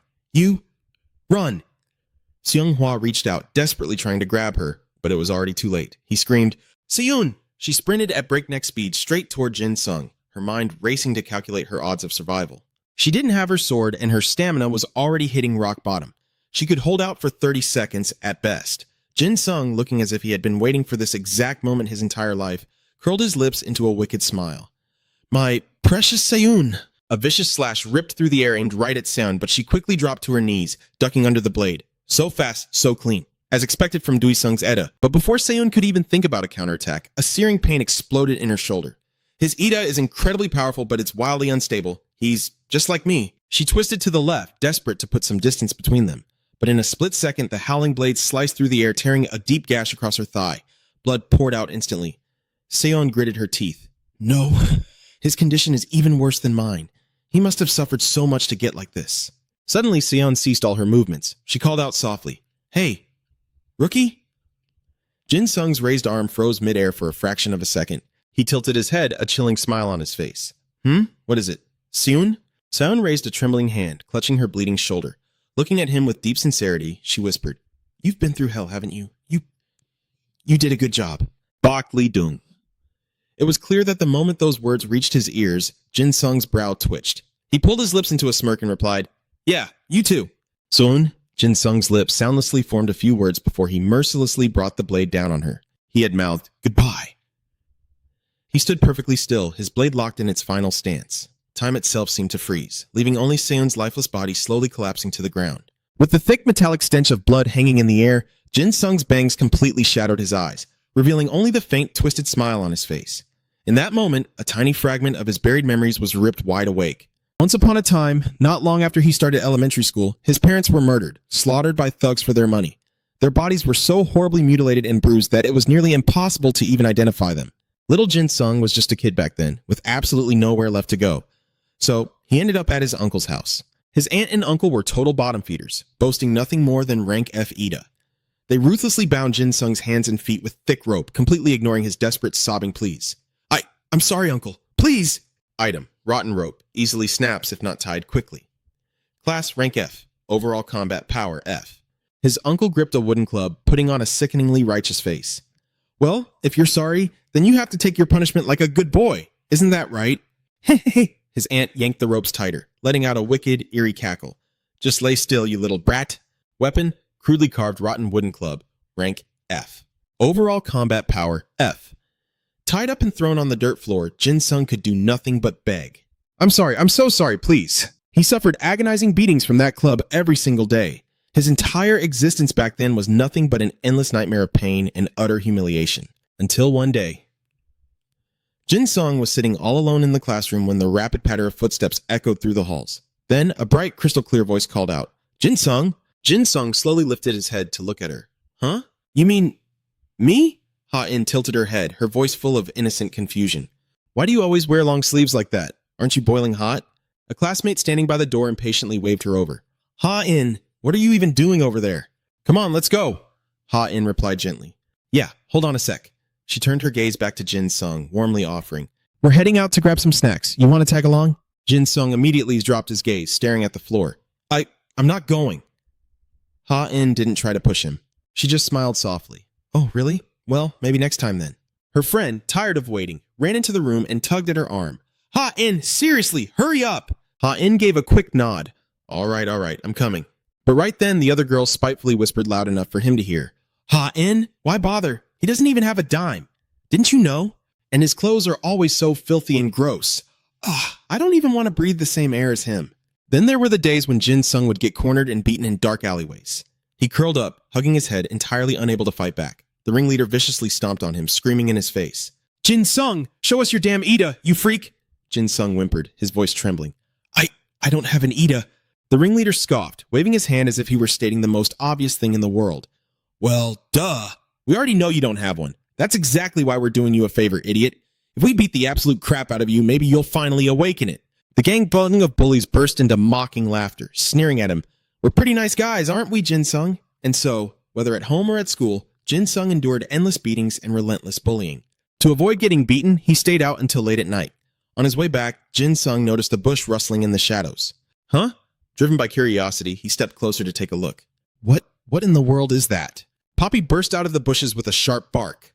"Woof!" The little pup looked up at him, tail wagging furiously. Jin Sung gasped in absolute surprise. A puppy! That was how he met a scruffy, mud-covered little dog by the side of the road. Jin Sung squatted down, scooping the pup into his arms with a bright laugh. "You're just as filthy as I am, aren't you?" Poppy affectionately nuzzled its little face against his cheek. The soft, fluffy fur tickled him, making him giggle uncontrollably. That tickles. And just like that, he and Poppy became the best of friends. Every day at dusk, he would spend hours playing with the puppy at the playground. Eventually, terrified that the neighbors would gossip about him being an irresponsible guardian, his uncle went out looking for him. The moment his uncle spotted him, he roared, "Park Jin Sung! Why the hell aren't you home?" Jin Sung flinched violently, stammering out a response. "Uncle?" His face turned pale white with sheer terror. It's because... Right at that moment, Poppy poked its head out of its hiding spot and let out a loud bark. Woof! Panicking, Jin Sung scrambled to block the pup. Poppy, no! Don't! His uncle's face darkened with rage as he spat. What's with this filthy mutt? Is this rat the reason you're home late? Hearing his explosive shouting, passersby stopped in their tracks to watch the scene unfold. Is that guy our neighbor? What's going on over there? Look at the poor kid. He's terrified. Jin Sung's uncle cursed under his breath, muttering profanities. Putting his hands on his hips, he cleared his throat loudly, then glared at the boy. If it's because of that damn dog, just bring it home. Jin Sung froze, wondering if he had heard right. Huh? He hugged Poppy tightly and cheered. Really? I can really take him home? Thank you so much, Uncle. The two of them, along with the little dog, headed back home. Late that night, the light in Jin Sung's room was still on. Tucked under the blankets, Poppy kept nuzzling and licking his face. Jin Sung's eyes curved into happy little crescents as he laughed. Ha ha ha, that tickles so much, Poppy. Suddenly, a harsh shout from outside the door made both boy and dog jump in fright. Park Jin Sung, why the hell aren't you sleeping? Jin Sung quickly tiptoed over to turn off the light and replied, yes. Then he whispered softly, Good night, Poppy. Catching on, Poppy let out a tiny, muffled woof in reply. The gentle moonlight spilled through the window. It illuminated Jin Sung's clumsy crayon drawing on the floor. It was a picture of him and Poppy, playing happily together. On one beautiful sunny day, Jin Sung called out with a timid voice, Uncle? Holding Poppy tightly in his arms, he approached the man to ask for permission. Can I go outside and play with Poppy? The man waved him off dismissively. He had probably had a few too many drinks, as his face was flushed red. What? Do whatever the hell you want. Jin Sung broke into a bright smile and replied, Thank you, Uncle. He set Poppy down, dashing to the door and urging the pup. Let's go! Come on, Poppy. The scene shifted to the park, where gentle clouds drifted across a vast, endless blue sky. Jin Sung fell right back into his favorite games with Poppy. I finally have a friend now, he thought. The two of them slid down the slide together. Jin Sung felt a burst of sheer joy, thinking, a true friend to play with at the playground. From one game to the next, they chased each other around endlessly. Poppy's eyes were always fixed on him, a loyal friend who would always follow his lead. Jin Sung rolled around the grass with the pup, laughing with all his heart. A friend I can share all my happiness with. Before long, the sun had completely set. By the time Jin Sung realized it with a jolt, it was already past 7 o'clock. Huh? He cried out in sudden panic. Is it really that late already? I'm going to be in so much trouble with my uncle. The boy and his dog scrambled out of the playground, running for their lives. Poppy, run! When he finally made it home, his uncle and aunt were already sitting at the dining table, waiting. The man hissed through his teeth. So you're telling me you only come home after dark? Jin Sung, do we look like a total joke to you? Jin Sung's face went completely pale. He mumbled an explanation. I'm so sorry. I didn't realize it was already this late. His uncle slammed his beer can onto the table with a loud crack, roaring, Is that your damn excuse? I've been going way too easy on you lately, haven't I? Now you think you can just act up? He let out an exasperated groan. Jin Sung, do I seriously have to deal with those old geezers and that annoying couple next door on top of your crap? Jin Sung bowed deeply, his voice shaking. I'm so sorry, Uncle. I promise I'll be more careful. Right at that moment, Poppy suddenly lunged forward, barking furiously. Panic washed over Jin Sung. He immediately dropped to his knees, wrapping his arms tightly around the dog. Poppy! Poppy! What's wrong? But instead of calming down, Poppy barked even louder, baring his teeth. His uncle's face twisted in rage as he crushed the empty beer can in his fist. This little mutt thinks he can act up in my house? He snarled. How about I skin you alive and throw you in a stew? Trembling with fear, Jin Sung forced himself to look up at the man begging for mercy. I'm so sorry. I'll train him better, I swear. Please, Uncle, just let him off this once, please. But Poppy only barked more aggressively. His uncle shot up from his chair, violently shoving Jin Sung across the floor. Get the hell out of my way. How dare you talk back to me? He bellowed. Glaring down at the boy with murder in his eyes, he spat. I cut you a little slack, and now you think you can defy me? It's time I taught you a real lesson. Honey, tie this little bastard up. His aunt stepped out from the shadows, uncoiling a thick rope in her hands. A twisted, sadistic smirk crept across her face. Heh, the little brat's had too much freedom lately. Looks like he's lost his damn mind, she sneered. Seeing this, Poppy bared his teeth and let out a vicious growl. Woof, woof! His uncle scowled, his patience completely gone. Hey, is this stupid mutt ever going to shut up? He drew his leg back, aiming a brutal kick right at the dog. Shut your damn mouth, you filthy rat! A sickening crunch of bones echoed through the room, making Jin Sung's breath catch in his throat. Poppy, no! Jin Sung screamed with everything he had. The tiny dog was sent flying across the room, slamming violently against the hard wall before dropping to the floor in a lifeless heap, letting out a pathetic, weak whimper. His uncle let out a dark chuckle. Finally quiet, huh? Meanwhile, his aunt had finished tightly binding Jin Sung's wrists and ankles. But Jin Sung couldn't even feel the ropes. His entire world was focused on the bleeding dog. Poppy, Poppy, are you okay? Talk to me, Poppy, he choked out, his eyes wide with terror. His aunt yanked the ropes tight, digging brutally into his skin. She let out a chilling cackle. Hold still, you little rat. If you keep squirming, it's just gonna hurt more. Defeated, Jin Sung stopped struggling and lay still on the freezing floor. He gritted his teeth, bracing himself for the inevitable beating. His uncle raised a heavy wooden club, his eyes burning with malice. You still dare to glare at me with those eyes? Jin Sung muttered something under his breath, barely audible. That completely set the man off. He lunged forward, or maybe your stupid brother was tied down, leaving Jin Sung completely unable to fight back or run away. Lying on the cold floor, trembling, he whimpered, I'm so sorry. Jin Sung's uncle raised an eyebrow, letting out a heavy scoff. He looked down with absolute disgust and sneered. So pathetic, yet so arrogant. I guess it runs in the blood, huh? Suddenly, a twisted, maniacal laugh erupted from his throat. Jin Sung froze, his blood running cold as the man spat out. That's exactly why I beat them to a pulp, until they stopped breathing.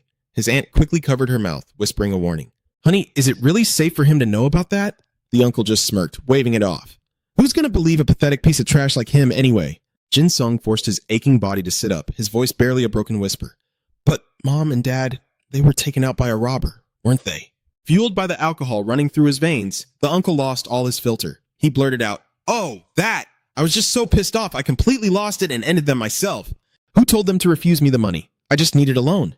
But then, out of nowhere, some absolute idiot decided to climb through the window. Can you believe it? He clutched his stomach, roaring with laughter. Watching that pathetic fall guy begging and screaming his innocence in court. Oh man, it was the funniest thing I've ever seen. The aunt chimed in, giggling wickedly. It really was hilarious, just thinking about his desperate little face. Jin Sung gritted his teeth, trembling with rage as he snapped back. So, the ones who actually murdered my parents, it was you two? The uncle tapped his wooden cane against his palm, looking down at the boy with mocking amusement. Oh ho, are you actually glaring at us right now, you little brat? But over in the dark corner, completely unnoticed by the monsters in the room, Poppy was slowly struggling to her feet. The uncle's smug words were instantly cut short. Out of nowhere, Poppy lunged forward, sinking her teeth deep into his wrist. Jin Sung screamed in sheer panic. Poppy! No! Poppy, run! Get out of here! But Poppy locked her jaws around the man's arm, refusing to let go. Roaring in pain, the uncle raised his heavy cane high into the air. You damn filthy mutt! A sharp, agonizing yelp echoed through the room, and then dead silence. The uncle just scowled, checking his bleeding wrist with a groan. Good grief, I better not catch rabies from this beast. Ignoring him, Jin Sung dragged his battered body across the floor, desperately whispering, Poppy? The little dog lay completely still. No more happy tail wags, no more warm, sloppy kisses to comfort him. Jin Sung completely broke down, sobbing uncontrollably. I'm so sorry, Poppy. I'm so sorry I ever brought you to this cursed house. You just wanted to play with me. I'm sorry. I'm so sorry. Heart-wrenching sobs echoed through the cold room. Tears streamed endlessly down Jin Sung's bruised face as his tiny body shook violently with grief. If only you hadn't crossed paths with a cursed loser like me. But in that fleeting, heartbreaking moment, Poppy weakly nudged closer, gently licking the tears from his cheeks. Even with her tiny body covered in dark, brutal bruises, she still tried her hardest to give him one last, sweet, comforting smile. With one final weak bark, it said goodbye. Poppy's little body went completely limp, hitting the floor with a heavy thud. Jin Sung was paralyzed with shock. He whispered, trembling, Poppy, Poppy, Poppy. Seeing this, his uncle just groaned in annoyance. Is the damn thing dead? I wanted to beat that mud a little more to blow off some steam. His aunt chimed in with fake pity. And here I was planning to fatten it up for a nice stew. The uncle clicked his tongue. That piece of trash isn't even worth eating. Just chuck it in the garbage. 1,000 questions raced through Jin Sung's mind. Why? Why couldn't he hear anything anymore? It seemed his uncle was calling out to him. Oh, is our little Jin Sung crying? That's enough for today. The question burning in Jin Sung's chest was choking him, but the words just wouldn't come out. Why did you monsters have to kill my precious dog? The uncle looked startled. The hell did you just say? Still not gonna listen to me, huh? Looks like you need another lesson. Jin Sung asked again, his voice hollow. Is taking a life really that easy for you? His aunt's shrill voice echoed back. So what if it died, honey? The uncle replied without a shred of remorse. If it's dead, it's dead. It's not like the useless thing did anything for us anyway. Jin Sung's blood ran entirely cold. Is killing really that fun for you? His eyes were bloodshot, radiating an unnatural, terrifying killing intent. He growled, his voice dropping to a deadly pitch. This is pissing me off. Me. Out of nowhere, a knife materialized in his grip. With a single, effortless motion, Jin Sung sliced right through his bindings. One hand gripping the hilt of the blade, the other holding the severed rope, a twisted, demonic laugh spilled from his lips. Seeing him approach, the uncle asked, confused, "The hell is with that knife? Where did you pull that from?" Suddenly, he sat up straight, his face lighting up with mockery. "Wait a second, is that ether?" The uncle burst into a hysterical laughter. "Haha, you got that furious? And all you could summon was a tiny bit of ether? You really are a pathetic rank F." He sneered, jabbing his wooden cane into Jin Sung's stomach. "An F-rank brat born to a pair of F-rank losers. What a total joke." "Are you trying to imitate us or something?" Jin Sung had kept his head bowed this whole time, hiding his expression in the shadows. Beneath his messy bangs, a sinister, chilling smile stretched across his face. The uncle kept running his mouth. "Your deadbeat parents down in hell must be so damn proud of love." But his words were violently cut short. Jin Sung's razor-sharp blade flashed, slicing cleanly across the man's mouth. He collapsed to his knees, clutching his wildly bleeding mouth as muffled, agonizing groans escaped him. The aunt screamed in absolute terror, running toward him. "Honey! Oh my God, honey!" A split second later, a searing heat ripped through her own arm. She shrieked in excruciating pain. "My arm! My arm!" Jin Sung slowly raised the blood-drenched blade to his face. Another gruesome bloodbath was unfolding in this very house. The only difference was that the prey had changed. The aunt's high-pitched wails pierced the air. "We're sorry. Please, Jin Sung, we're so sorry." Fresh blood splattered wildly across the room. Jin Sung tilted his head, his voice devoid of mercy. "Why aren't you laughing anymore? Come on." Crimson pooled across the floorboards. The uncle desperately tried to drag himself toward the door, but Jin Sung blocked his path. "Uncle, where do you think you're going?"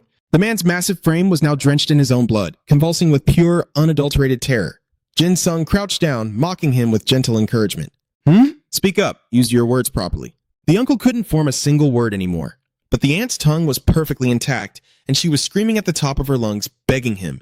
"Please, I'm begging you, let me live!"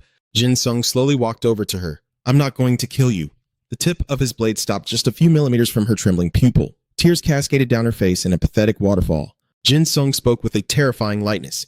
"Killing you now would be way too easy. You're all exactly the same." The floor was stained with grotesque patches of red. He tilted his head back, asking the empty air.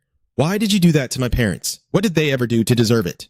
"I think keeping you alive with a snee will be a much crueler punishment, don't you agree?" "Oh." He let out a long breath, as if a massive weight had been lifted off his shoulders, a deeply twisted sense of satisfaction. His arm hung loosely by his side, but his grip on the bloody knife remained impossibly tight.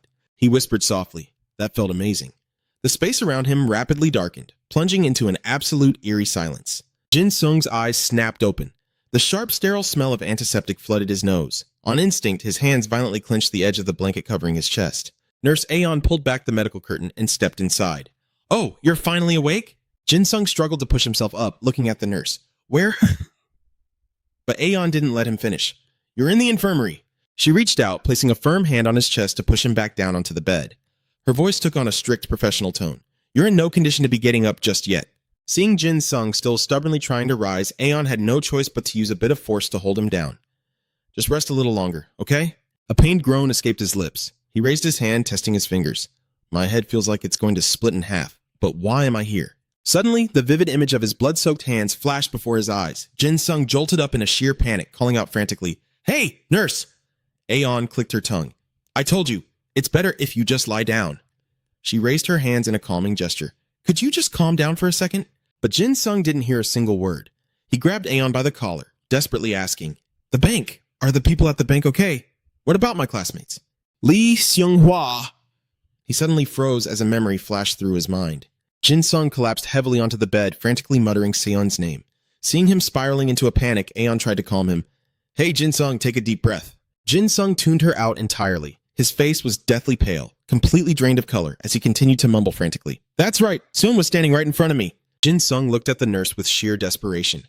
"Nurse, Seon, where is Seon?" Aeon was visibly flustered, doing her best to just soothe him. Everyone is perfectly fine," she assured him, but Jin Sung's voice only grew louder.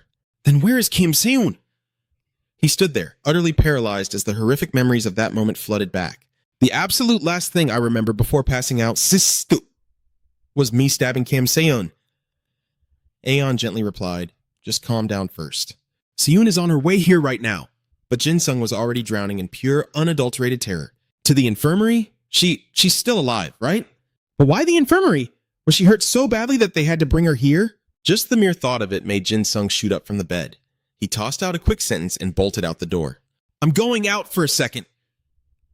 Ignoring Aeon's desperate attempts to hold him back, Jin Sung tore out of the hospital room like a wild beast breaking out of its cage. Jin Sung made up his mind. I have to see how she's doing with my own eyes. Aeon could only sigh as she stared at the poor door that had just been slammed shut.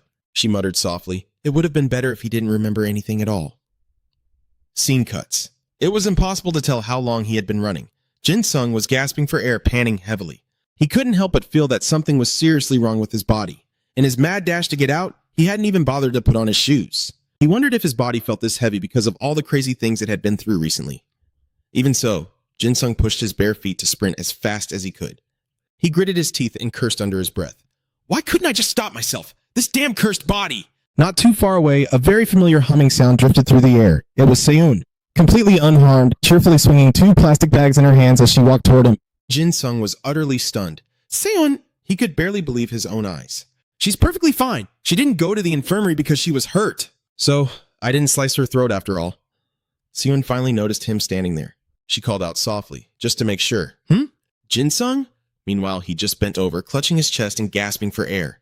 Thank God, I'm so glad. All the strength left his legs, and he collapsed to his knees right there in the courtyard. I didn't kill her.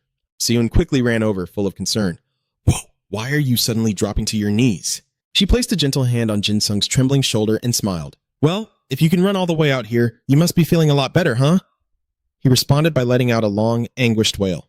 Thank God! Jin Sung bowed until his forehead practically touched the ground, sobbing uncontrollably. Flustered, Seon crouched down, frantically trying to help him up. Huh?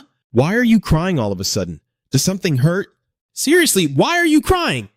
But Jin Sung was just whispering to himself. Thank you, Seon. The once completely silent hospital courtyard was now echoing with his loud sobs. Seon didn't know what else to do, so she just awkwardly tried to comfort him. Hey, please stop crying. People are going to look at us and think I just brutally rejected your confession. Oh my gosh, please stop. Meanwhile, Jin Sung kept repeating his silent prayer of gratitude, just thankful that she was still safe, that she was still alive. Following the horrifying Peste incident, Ha High School was temporarily shut down for 1 week. On the actual day of the attack, Byun Jizan had immediately spread the news the second he saw Kim and Jung backing down. The moment Jizan made it out of the building, he grabbed a random passerby and frantically demanded, Hey, old man, let me borrow your phone right now. It was an absolute bloodbath, a disaster that claimed the lives of 17 security guards and 13 bank employees. However, by some absolute miracle, every single student from both high schools made it out completely unharmed. The media and the public were completely hyperfixated on the 10th grade students from the 2 high schools who had somehow managed to stop the Peste invasion. And the absolute center of attention was the white meteor, Kim Soon, the girl who had fought Kim and Jung head-on. Seon peeked through the hospital curtains and let out a heavy sigh. Doing these stupid interviews is honestly harder than fighting monsters. I really shouldn't have mentioned Park Jin-sung. She glanced over at Jin Sung, who was sleeping peacefully in his bed, and thought to herself, the reporters won't believe me anyway. It's not like I can just wake up a guy who's been in a coma for 3 straight days, right? Listening to his steady, rhythmic breathing, Seon stared closely at his face, and no matter how hard she tried, she still couldn't hold back a quiet sob. I saw it with my own 2 eyes, and I still can't freaking believe it. Her mind flashed back to the intense moment they clashed. It turned out, Jin Sung's devastating blade hadn't sliced her neck at all. It had actually chopped off her horn. That wind-shattering blade had swept right past her while she was completely frozen in shock, entirely drained of her strength. As a wisp of white smoke began to rise from her forehead, she let out a breathless gasp of pure disbelief. Huh? Right before her eyes, the ominous glow in Jin Sung's pupils finally faded, returning to their normal human color. Seon called his name softly. Park Jin Sung, hey! The guy who was just smirking so maliciously a second ago suddenly went limp. Jin Sung lost consciousness and collapsed right into Seon's arms. She caught him with both hands, shaking him and calling out, hoping he'd wake up. Hey, officer, wake up! Park Jin Sung! His body went completely slack, sliding down to the floor. Seon cried out in panic. Hey! Hey! The flashback ended. Seon grabbed Jin Sung's hand and pulled him up, saying, If you're done crying, get up. Jin Sung's face was a total mess, covered in snot and tears. He hiccuped. Seon, Her voice grew stern. Hey, stop it. I'm not joking around. You didn't slash me. Your idea didn't even manifest, so there's absolutely nothing wrong. Seon purposely emphasized her last words, asking gently, Is that still not enough for you? Jin Sung turned into a crying mess all over again. He awkwardly wiped away his tears and muttered, Thank you. Seon grumbled, I don't even want to know what the nurse is going to think when she sees you coming back. Just look at you. She let out a long sigh. All right, let's go. 1 week later, life finally returned to normal. The academy students gathered around, gossiping. Class 10 looks totally different now, huh? Probably because they actually ran into that P-gang and fought them, the girl walking next to him chimed in with awe. That is so incredibly badass. I wish we could do that. Jin Sung slouched, desperately trying to make himself invisible. He let out a long, heavy breath, feeling sick to his stomach. Even if those guys were criminals trying to murder us. The gruesome, blood-soaked slaughter was burned deeply into Jin Sung's mind. He clenched his fists tightly. I really thought I could control my idea, but I guess I was just being delusional. Just because I couldn't master my own idea, so many people had to die in pure agony. At that thought, he unconsciously ground his teeth. Seon, it's an absolute miracle that I didn't kill you, and somehow managed to seal away my idea. Jin Sung stopped in his tracks for a second. He made a firm resolution to ensure something like that would never happen again. I have to find a way to master myself so I'm not controlled by the idea anymore. Jin Sung raised his hand and pushed the door wide open. There is one person who has seen my power. Someone strong enough to actually give me advice. When Jin Sung walked in, Sung-ho was doing pull-ups on the bar. He thought to himself, maybe Senior An Sung-ho has already pushed past his limits and unlocked his true potential. Sung-ho spotted him and let out a surprised gasp. Park Jin-sung? I thought you'd be stuck in a hospital bed right now. Jin-sung looked at him dead in the eye and said, Senior, there is something I really need to ask you. Sung-ho narrowed his eyes, studying the boy. He asked softly, What is it? Sung-ho dropped down to the floor and gestured for him to speak. Go ahead. Park Jin-sung carefully organized his thoughts before asking, Senior An Sung-ho, do you think there is a gap inside every person's soul, determined by their idea's rank? Sung-ho looked momentarily stunned. Jin-sung kept his head down and continued. Idea is essentially a soul ranking system.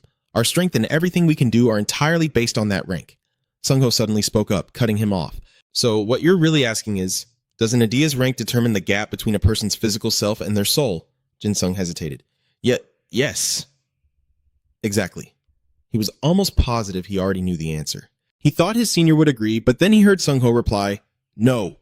That single word left Jin-sung completely stunned. Huh? Sung-ho explained with a dead seriousness. The outward manifestation might differ based on rank, but that gap within the soul? It doesn't. Those words were like a flipped switch. Jin-sung's tears started pouring out all over again. He quietly repeated, The soul has no rank.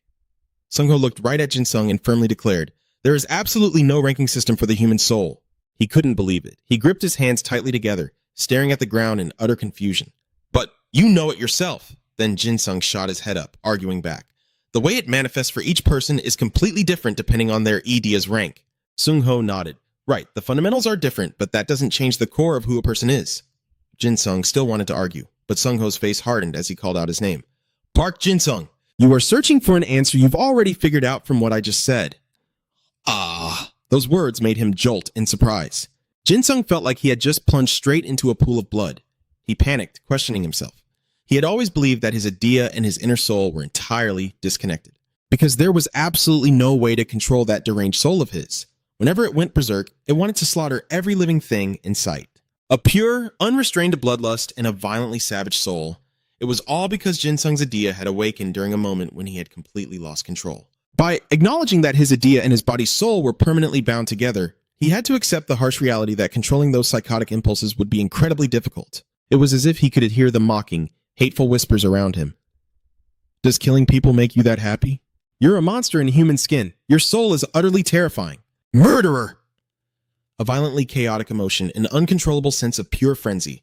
Snapping out of his spiraling thoughts, Jin-sung clenched his fists and hung his head in silent despair. Sung-ho didn't care what was going through the kid's mind. He crouched down and grabbed a weight plate. I had a feeling about you from the very first time we met. That's why I told you to work your ass off. He shot Jin-sung a side glance. Back then, I thought you were just a lazy slacker, but there was always something unusual about you. Even though you complained all day long, you still showed up to the training hall. Sung-ho thought back to all the times Jin-sung showed up looking pale and exhausted, yet still came to train. Senior, my muscles are killing me today, so please go easy on me, okay? He made it clear. My training isn't something a person with just average determination can push through. There were sessions where Jin-sung was completely drained of every last drop of energy. He would lie flat on the floor whining, I'm literally going to die. Facing his insecure junior, Sung-ho offered some encouragement, but you still managed to absorb it all and pushed yourself to keep up. Jin-sung wanted to speak up and explain himself. Meanwhile, Sung-ho casually slid the weight plate onto the barbell. A higher idea rank means a higher overall combat ability. That is the fundamental rule of the idea ranking system. That is why everyone desperately wants a special idea. But what happens if you possess a low-rank idea, yet display an overall combat ability that completely shatters those expectations? Jin-sung had watched countless matches fought by his senior Sung-ho, and every single time, the referee would declare yet another victory for An Sung-ho. The overwhelming power of someone with a low-ranking Ida. He had claimed absolute victory by crushing every other opponent in his path. In cases like his, your soul and your Ada rank become absolutely meaningless, as long as you push yourself to the limit every single day. Sung Ho began to lift his heavy weights. Between the heavy breaths of his workout, he spoke. I know you didn't come here just to polish your combat skills. You're here to figure something out by watching me, a guy with elite combat power despite having a bottom-tier Ada. But honestly, an Ada is just one small piece of a much bigger puzzle. Hearing those words, Jin Sung fell silent. He lowered his head, his eyes heavy with sorrow. His mind was a chaotic storm. Just as his senior had pointed out, he had been trying so hard to bury the truth, to forget his bloodthirsty Ida and the violent darkness lurking in his soul. But it was impossible. It was always there, waiting. A murderous nature like his could never be accepted by society, no matter how high his rank was. That was exactly why Jin Sung looked up to his senior so much. He desperately wanted to learn how Sung Ho had trained so relentlessly to master and perfectly control his own Ida. Noticing the boy's lingering silence, Sung Ho chuckled and asked, So what do you think? Did the sheer willpower of An Sung Ho give you the answer you have been searching for? Jin Sung did not answer right away. He remained quiet, lost in his racing thoughts. This was a man who had forced his overall combat rating to evolve from a mere B rank all the way up to an A+. His senior had proven time and time again that anyone could shatter their limits and keep moving forward through sheer unyielding grit. An Sung Ho was the absolute role model he needed to follow. His mind was finally made up. Senior, he began, his voice steady. There is something I really need to tell you. And with that, Jin Sung poured his heart out, revealing every dark secret to Sung Ho. Sung Ho listened quietly. When the confession was over, he simply nodded, completely unfazed. I figured. So, that terrifying state you showed us during the team battle, Sung Ho concluded, that is your true Ida, isn't it? Jin Sung's eyes widened in pure shock. You actually believe me? That a guy who claims to have an F rank Ida is secretly an S rank? And that you were the one who actually slaughtered that peste? Sung Ho racked his barbell. A heavy metallic clank echoed through the gym. He sat up straight, locking eyes with the younger boy. What exactly would you gain from lying about something like that? I do not see a single benefit in it for you. A wave of overwhelming gratitude washed over Jin Sung. Thank you for trusting me. Sung Ho gently patted the empty space on the bench next to him, gesturing for the boy to sit. So, to put it simply, you are terrified of being controlled by your own murderous Ida. Jin Sung sat down heavily, resting his elbows on his knees, his trembling hands tightly clasped together. I thought I could at least keep the beast on a leash, he whispered. But when I was taking down that peste member who broke into the bank, the last thread of my sanity just snapped. The killing intent exploded out of me. I couldn't stop it. A cold shudder ran through him as the gruesome, blood-soaked memories flooded his mind. In that moment, my mind was completely hijacked by this twisted, maddening thirst for blood. The sheer frenzy had taken absolute control of his body, turning him into a monster that mercilessly butchered the pest member. No matter how desperately I fought back, I couldn't suppress the urge. Jin Sung absolutely loathed himself. He despised the terrifying monster he became when the darkness took over. I don't want to be a puppet to my own Ida anymore. He looked up, his eyes practically begging Sung Ho for a lifeline. If you were in my shoes, what would you do? Senior, please tell me. How do I break free from its twisted control? Sung Ho's answer was simple, broken down into two strict rules. Forge an unbreakable body and cultivate an unshakable mind, and the only way to forge that body is through grueling bone-crushing training. Jin Sung shot up from the bench, his frustration boiling over. But I already trained my body. I push myself to the absolute brink every single day, and it hasn't changed a damn thing. Unfazed by the outburst, Sung Ho calmly broke it down for him. There is a fatal flaw shared by every single person who fails to control their Ida.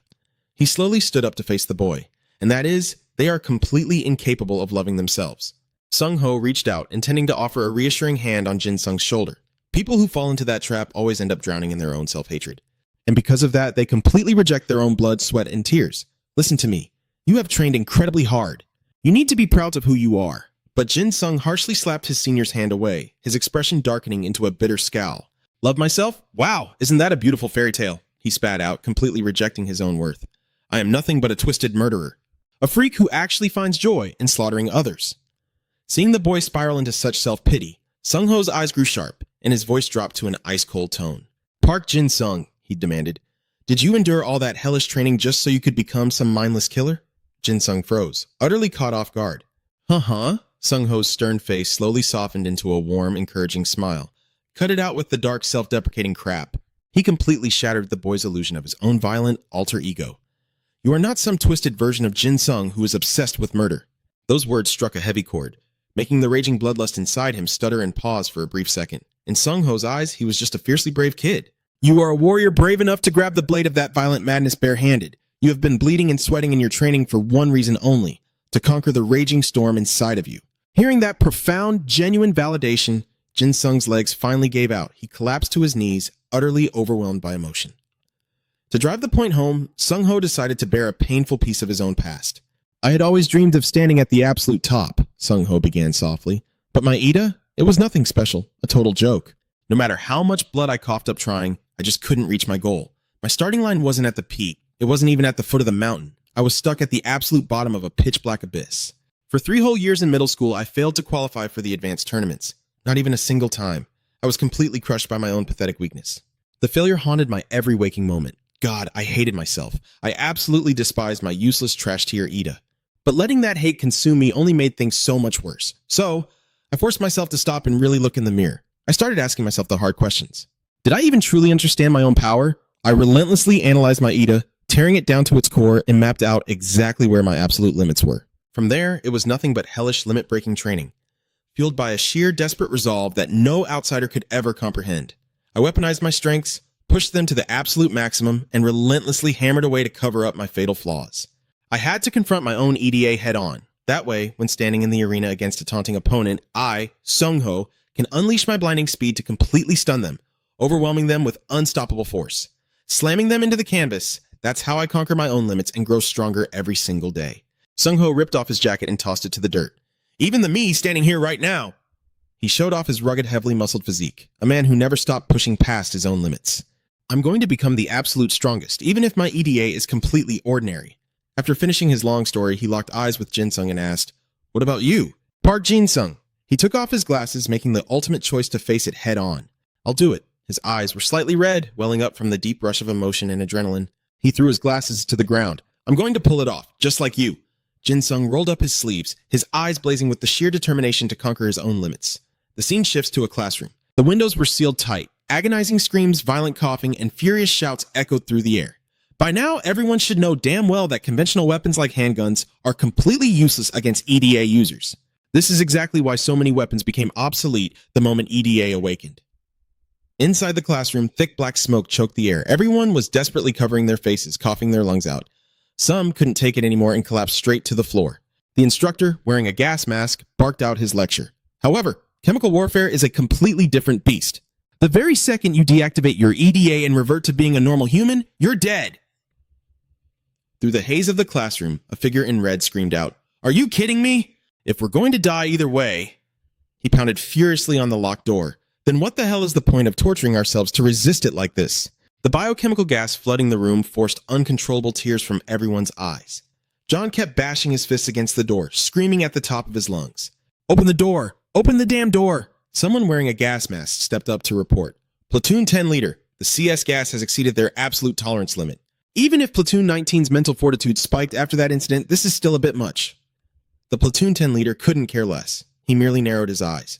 And then he barked, "Sing the national anthem! I'll hand out bonus points to anyone who manages to finish the song." But the cadets weren't listening at all. They were too busy screaming, desperately clawing for a way out. "Somebody help me! Open the door! Please, open the damn door!" Only Jin-sung was left standing strong. He raised his voice and started singing.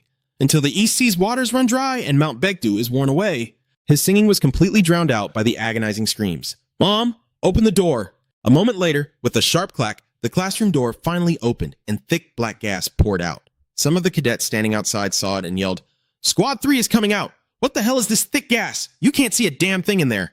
Stepping out first and leading the way was Jin-sung, while the gas mask-wearing instructors had to drag the unconscious cadets out.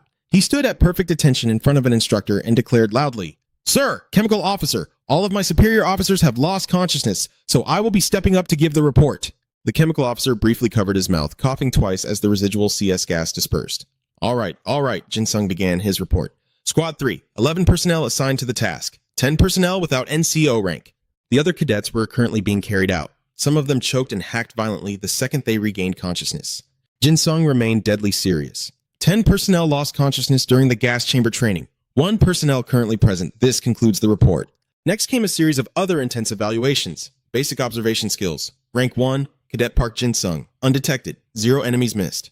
Rank 2, NCO Kim Se-in. undetected, 3 enemies missed. Rank 3, NCO Bonjizan, undetected, 7 enemies missed. Special note, someone seemed to have fed him intel on their hiding spots. He hunted them down one by one, even fleshing out the guys who were camouflaged using their EDA. The hide-and-seek exam was an absolute nightmare for the hiders, like a terrifying game of cat and mouse, because there was always this boogeyman-like shadow creeping up on them. Found you! Jinsung thought to himself, if I pull this off, no one will be able to say a damn word. A hand flipped through the paper reports. Basic observation skills, rank 1, Cadet Park Jinsung, undetected, 0 enemies missed. Rank 2, NCO Kim-sun, undetected, 3 enemies missed. Rank 3, NCO Bonjizan, undetected, 7 enemies missed. Note from Platoon 10 leader. It was pitch black out there, making it completely impossible to see anything. Normally, unless you already knew someone's exact location, you wouldn't be able to find them at all. This is incredibly bizarre. He didn't miss a single sound. His raw sensory perception is already on a monstrous level. Jinsung was dead set on getting his rank insignia back, no matter what it took. Next up was the crawling course. Rank 1 in leopard crawling, Cadet Park Jinsung. Rank 1 in low crawling, Cadet Park Jinsung. Rank 1 in high crawling, Cadet Park Jinsung. Special note, in all crawling-based training exercises, Schultz.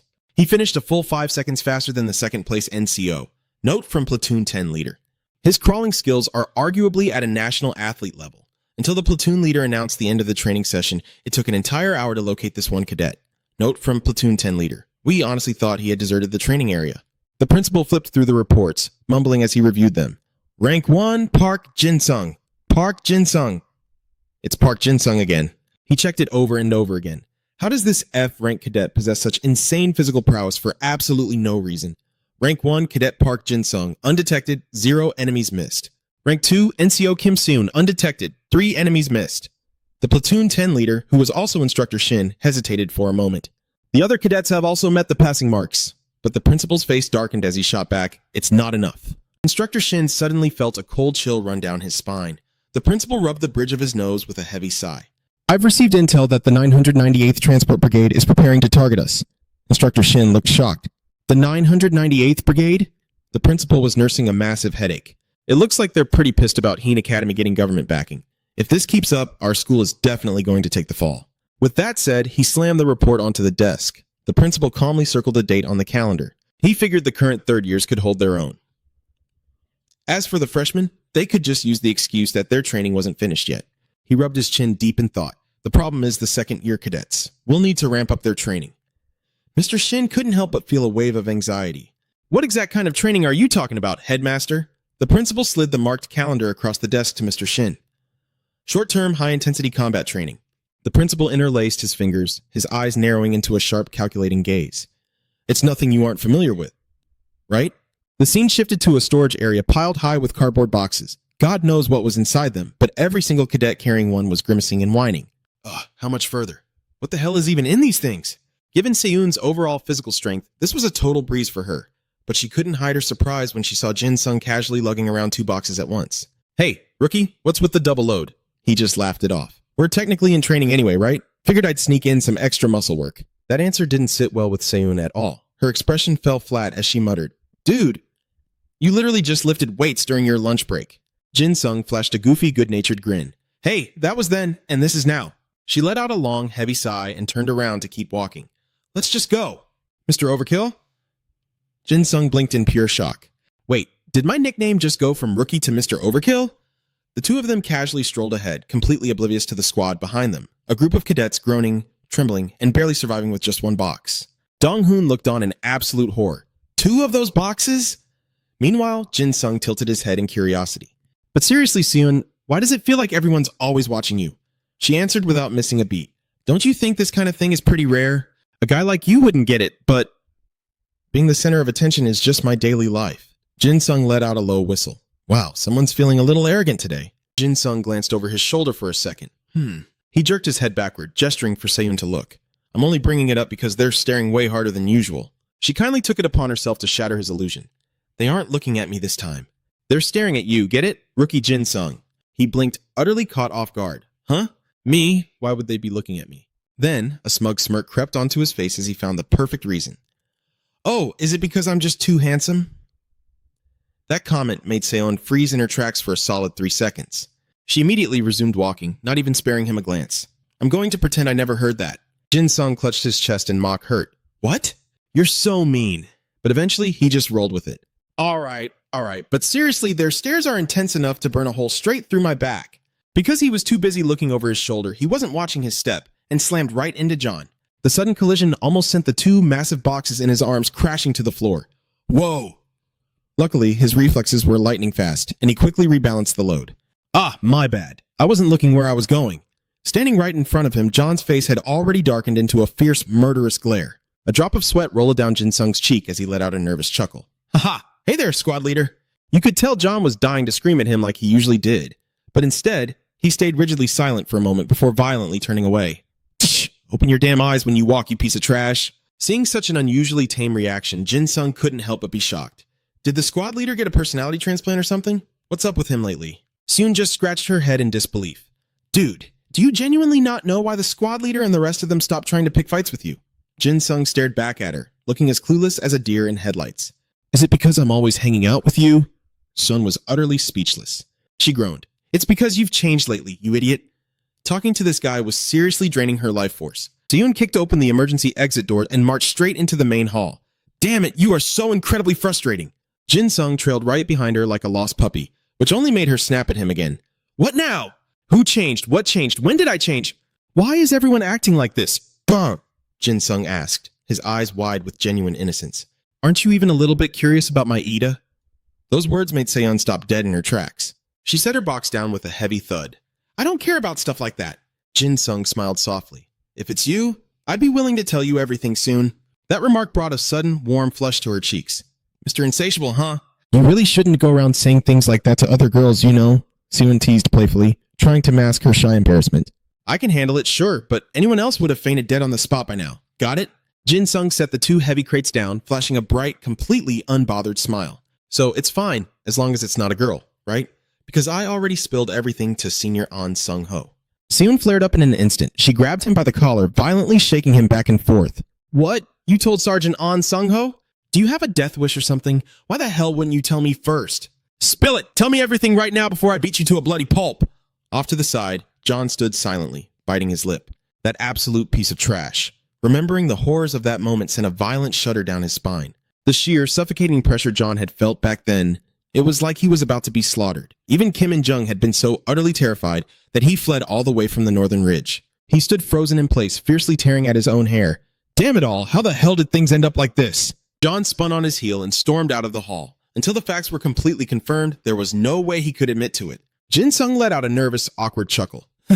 Hey, there are a lot of people staring at us right now. I will tell you everything when it's just the two of us. Seon finally let go of his collar, fixing him with a dead serious warning. Listen to me, do not ever say things like that to other girls either. I'm the only one who can put up with your nonsense, you hear me? Seon dusted off her hands after manhandling him. Jin Sung casually straightened his rumpled clothes and finally asked the question on his mind. But why exactly do we have to move all these boxes? Sun looked at him in total disbelief. Did you not hear a single word earlier? These are all supplies packed for the field training. Jin Sung just blinked, completely oblivious. What training? Seon pushed the hall doors open, throwing a frustrated answer back at the clueless boy. The scene cut to the streets outside, where a guard waving a glowing red baton was blocking off traffic. Marching down that sealed-off road was a squad of trainees, weighed down by massive military rucksacks, moving forward in strict formation. Jizon was looking absolutely miserable under the crushing weight of his pack. Son of a bitch, he grumbled under his breath. Why the hell do we still have to do this crap? Right behind him, Jin Sung was complaining too.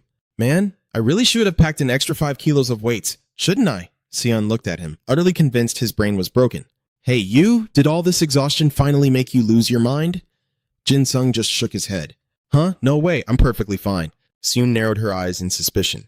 Then why is a guy who literally ran away from the incident zone until Senior An Sung Ho dragged him back by force, suddenly acting like a hardcore training maniac? She totally missed the slight tense flinch that made his steps falter. When Jin Sung didn't fire back a reply, she glanced up at his face. What's wrong? Cat got your tongue? Then, following his gaze, Seon saw it. Nara Bank, the very epicenter of the horrific incident, now tightly sealed off with police tape. This was exactly what Jin Sung had been trying so hard to distract her from. Come to think of it, if it were Senior An Sung Ho, he'd probably be curling 10 kilos in each hand right now. Jin Sung's bizarre, erratic brain was desperately changing the subject. Seon turned pale, completely exhausted, trying to follow his mental gymnastics. She gave up with a sigh. Huh? Oh, right, whatever. But right at that moment, the commanding instructor barked out, 10-minute break, fall out. A dark frown instantly creased Seon's forehead. She stared coldly at the bank, the source of the trainee's deepest trauma. What the hell is this? Why did they make us halt exactly here of all places? I know exactly what the higher-ups are trying to do, but how could they be this damn heartless? Her fist clenched so tight her knuckles turned white, her entire body trembling with quiet fury. Jin-sung immediately sensed the heavy shift in her mood. Hey, what's going on? Are you okay? Seon, you really don't look so good. Seon shot him a deadly serious look. I'm the one who should be asking you that. Are you going to be all right? Jin-sung let out a soft chuckle, casually pointing a finger straight at the ruined bank. Because of that place? Seeing his completely unfazed, nonchalant reaction, Seon raised an eyebrow, thinking to herself, did I just get worried over absolutely nothing? Just then, a young boy ran up to them, practically vibrating with starstruck excitement. Excuse me, miss, are you the famous senior Kim Seon? Seon gave a slow nod. Huh, yeah, that's me. Like a sparked fuse, the nearby pedestrians immediately began to swarm around her. A chorus of awe and breathless praise flooded her ears. Wow, she really is as stunningly pale as Snow White. The bright future of South Korea is right here, folks. So unbelievably young, yet already such an absolute elite. Miss, please, can I get your autograph? Wow, you're even prettier in person than on TV. Can I get your autograph, please? Seon flashed a textbook-perfect fake smile as she soaked up the compliments. Haha, thank you so much. Thank you all for the support, she chimed. But deep down, she was absolutely miserable. She bet her life this was the principal's brilliant little scheme, a strategic break spot right near the school, purely for PR. Worse, it was right next to the bank where that traumatic incident happened. The very one that gave Hae and Hai's famous second year severe PTSD and caught all that media attention. It was a ruthless but effective publicity stunt. Plus, civilians could easily walk up, complain about the training exercise, and get immediate damage control from the staff. Surprisingly, the local shop owners were beaming, even though the students were completely blocking their storefronts. One middle-aged man even stepped out to cheer them on. Keep it up, kids. You're doing great. Thank you, sir. Soon figured the teachers had already greased some palms beforehand. Of course, the shop owners were happy. They'd been paid off. Haha, you really didn't have to go to all this trouble they'd say. Free PR and a chance to show off the school's pride, killing two birds with one stone. However, John was not okay. He clutched his head, his face completely drained of color. Hansu and Go-hee were fighting back the urge to throw up, overwhelmed by the dark memories of the bank. This was purely inhumane, a total disregard for the actual victims of that day. Damn it! Seon gritted her teeth, cursing under her breath. This is absolutely sickening.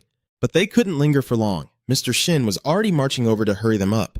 All right, everyone. Thank you so much for your support, but we really need to hit the road now. Everyone get ready to move out. Jin-sung cast a worried glance over at Seon. Seon, you haven't rested at all. Are you holding up okay? She brushed her hair back and rubbed her temples, a deep frown on her face. Don't talk to me. My neck is killing me right now. Rebuffed, Jin-sung fell silent. He stood alone, his eyes drifting up toward the Nara Bank building, currently cordoned off by yellow police tape.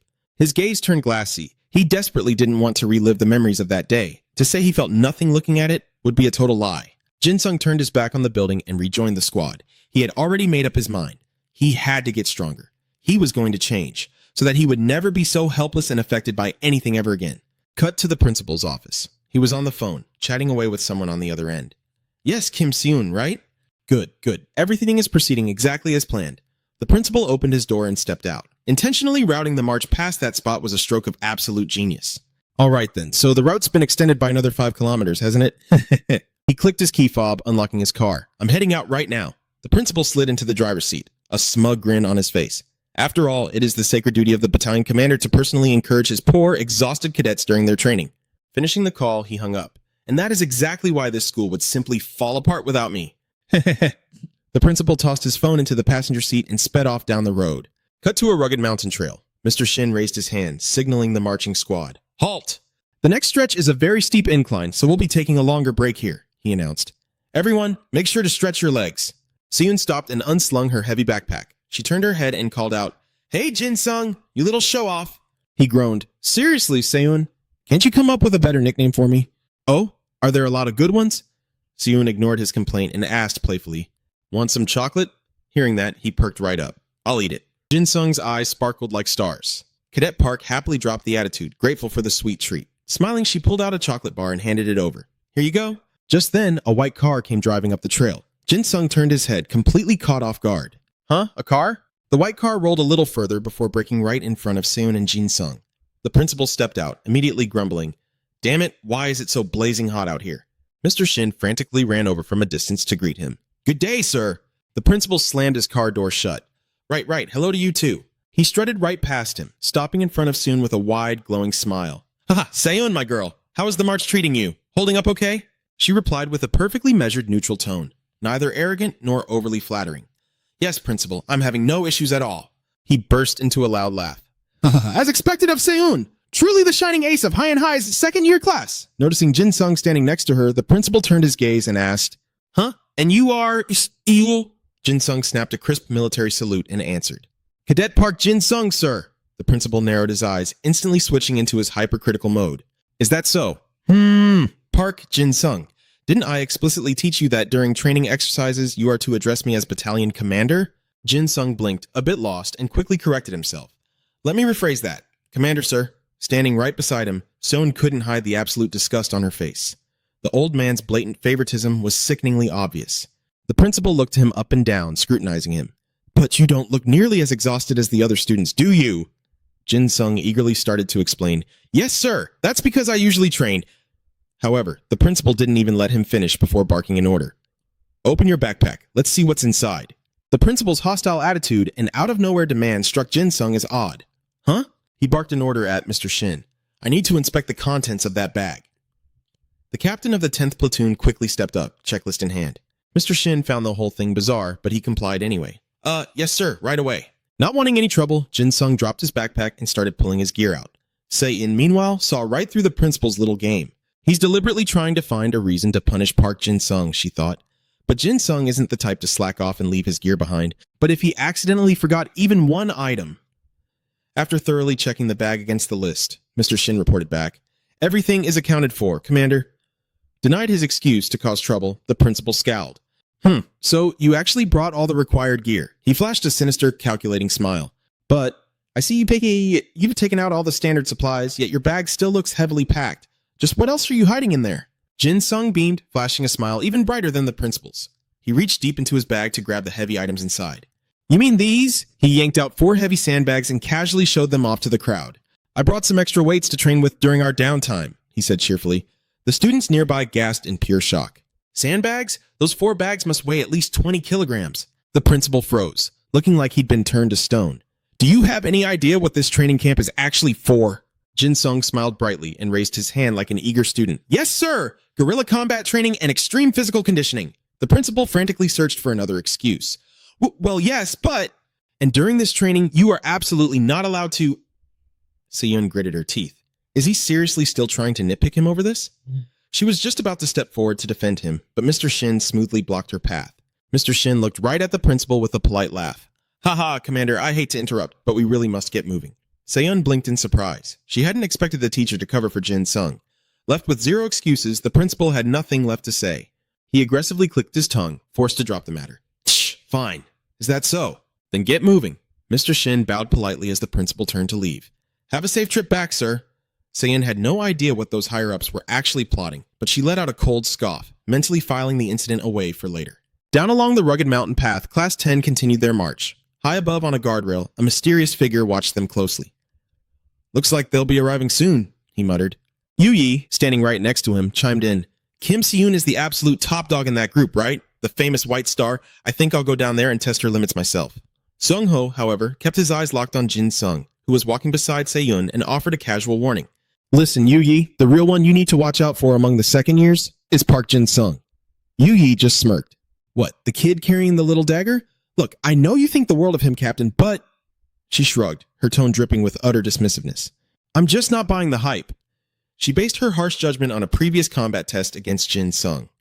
Sure, his reaction speed and raw stamina are pretty decent, but his ether output, it's practically pathetic. Do we seriously need to waste our time on a guy like that? Sung Ho didn't hesitate for a single second to shut down her doubts. Absolutely. Yu Yi crossed her arms, clearly annoyed that her squad leader was hyping up an outsider while completely downplaying his own elite team. Ben chimed in with a sarcastic drawl. Come on, boss. Aren't you just playing favorites because he's part of the HT club? You're acting like this one kid is somehow worth more than our entire first squad combined. Sung Ho narrowed his eyes, clearly displeased by their dangerous arrogance. He cast a cold side glance at Yu Yi and stated flatly, I rate him highly because he's earned it. The sheer, deadly seriousness in his voice made her flinch in surprise. What did you just say? Sung Ho didn't back down. Let me be crystal clear. His value isn't just higher than the first squad. That boy is stronger than our entire first platoon put together. Those words were like throwing a lit match into a powder keg. Yu Yi's fierce fighting spirit instantly flared up. She glared fiercely at him. "Excuse me, Captain? You want to run that by me one more time?" She yelled right in his face. "Captain, no, on Seung-ho! I dare you to say that to my face one more time." Seung-ho just gave her an exhausting, unbothered look. "Yu Yi, your entire evaluation of Park Jin-sung is completely outdated. You're basing it entirely on that one-team skirmish at the very start of the semester. You have completely ignored all the brutal, grueling effort he's put in since then." Yu Yi curled her lip in an ugly, mocking sneer. "Are you kidding me? It's only been exactly 2 months since he crawled his way into the HT club. And if we factor in his little hiatus, is there really anything worth reevaluating?" Seung-ho turned away from her, overflowing with absolute confidence.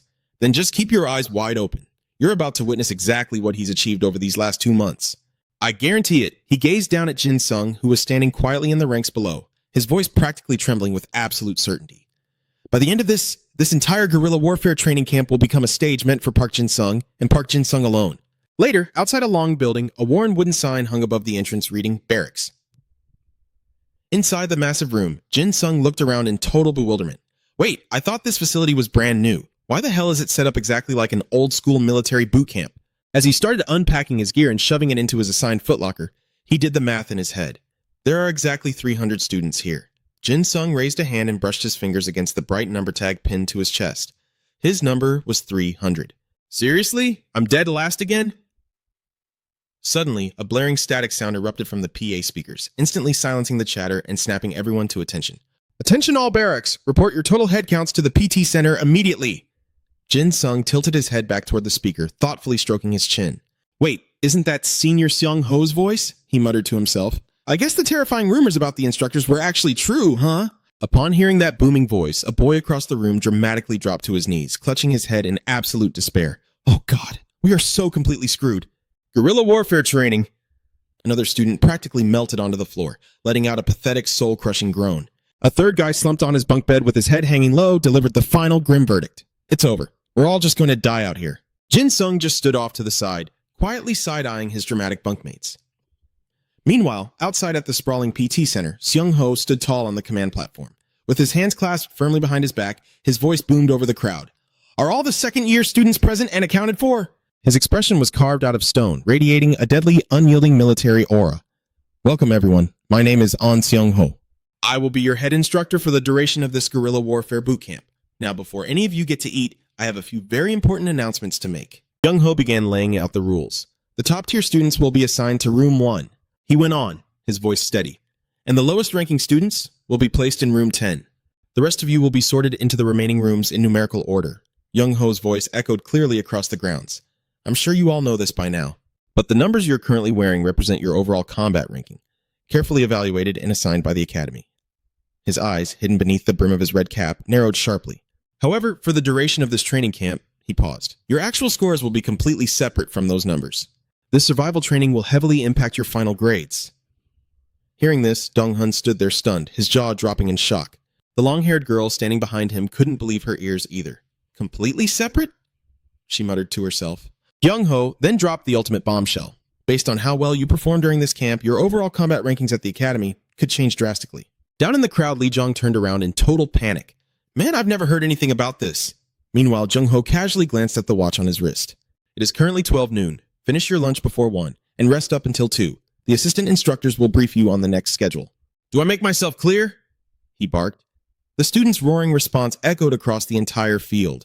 "Sir, yes sir." Cut to the dorm, where Lee Jong was rolling on his bed, whining loudly. "I'm starving to death." Sitting right next to him, Kang Min let out a heavy sigh. What else can we even do?" he grumbled miserably. "The guys who got there first totally wiped out all the food. They literally left us nothing but scraps." Sang Min chimed in, groaning. "How the hell are we supposed to get full on just plain kimchi and fried rice?" Lee Jong called out to him. "Hey, you want to just fake an injury and ditch this place?" Sang Min tilted his head, quickly shooting down the idea. "Dude, they have their own medical wing here. Don't do anything stupid." Defeated, Lee Jong just went back to screaming. "Man, I'm so dead." Right at that moment, the door was kicked open. Jin-sung strolled into the room, lugging 2 massive black bags in his hands. "Hey guys, grab some grub." He tipped the bags over, dumping a mountain of snacks, chips, and all sorts of junk food onto the floor. Lee Jong's face lit up instantly as he snatched up a bag of chips. "Whoa, what is all this?" Dong-hun tilted his head, looking at him in disbelief. "Wait, you're Park Jin-sung from class 10, right?" Another guy couldn't help but ask, completely baffled. Dude, where the heck did you even score all this? Jin Sung flashed a bright grin as he ripped open a pack of snacks, reassuring them. Relax, I didn't steal it or anything. Don't sweat it, just dig in before we starve. Oh, but keep this on the down low, all right? Flashback to earlier. Jin Sung stood sharply, raising his hand in a serious salute. Senior, I am literally dying of hunger over here. Jung Ho shot him a look, correcting him. Address me as Instructor 300. Jin Sung didn't miss a beat.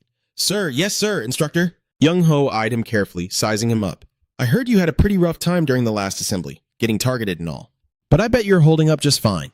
Jin Sung replied without hesitation. Spot on, boss. Honestly, if I just got some food in my stomach, I could crank my focus up past 100%. Jung Ho sighed, turning to walk into the supply room. How much do you need? Jin Sung answered shamelessly, without skipping a beat. Enough to feed about 15 guys, sir. Inside the room, Jung Ho froze for a split second at the sheer audacity, but almost immediately a small, knowing smirk crossed his face. All right. Sergeant Na's eyes bugged out as he watched Jung Ho violently stuff mountains of food into 2 giant black bags. Captain, what are you doing? He panicked. That's the staff's snack stash. The teachers gave that to us. Jung Ho's expression darkened instantly. With a deeply threatening glare, he slowly turned his head. Are you saying the assistant instructor needs a little snack right now? Are you hungry, Sergeant? Sergeant Na's face drained of all color. He frantically waved his hands in terror. No, sir, please, be my guest. Take it all. Having packed enough loot, Jung Ho walked back out. Jin Sung took the bags with a massive, beaming smile. Thanks a million, boss. Left behind in the supply room, Sergeant Na could only weep, streams of anime tears pouring down his face. Do-il, I miss you so much, man. Back in the present. The bags scattered across the bed were completely wiped clean. Someone let out a deeply satisfied burp. Oh my god, I'm alive again. That bread slaps so hard. Jin Sung looked around at the crew. You guys finally full? One of the guys cheered, practically glowing. Seriously, thanks a ton, Jin Sung. Another guy chimed in right after. For real. Lee Jong praised him dramatically.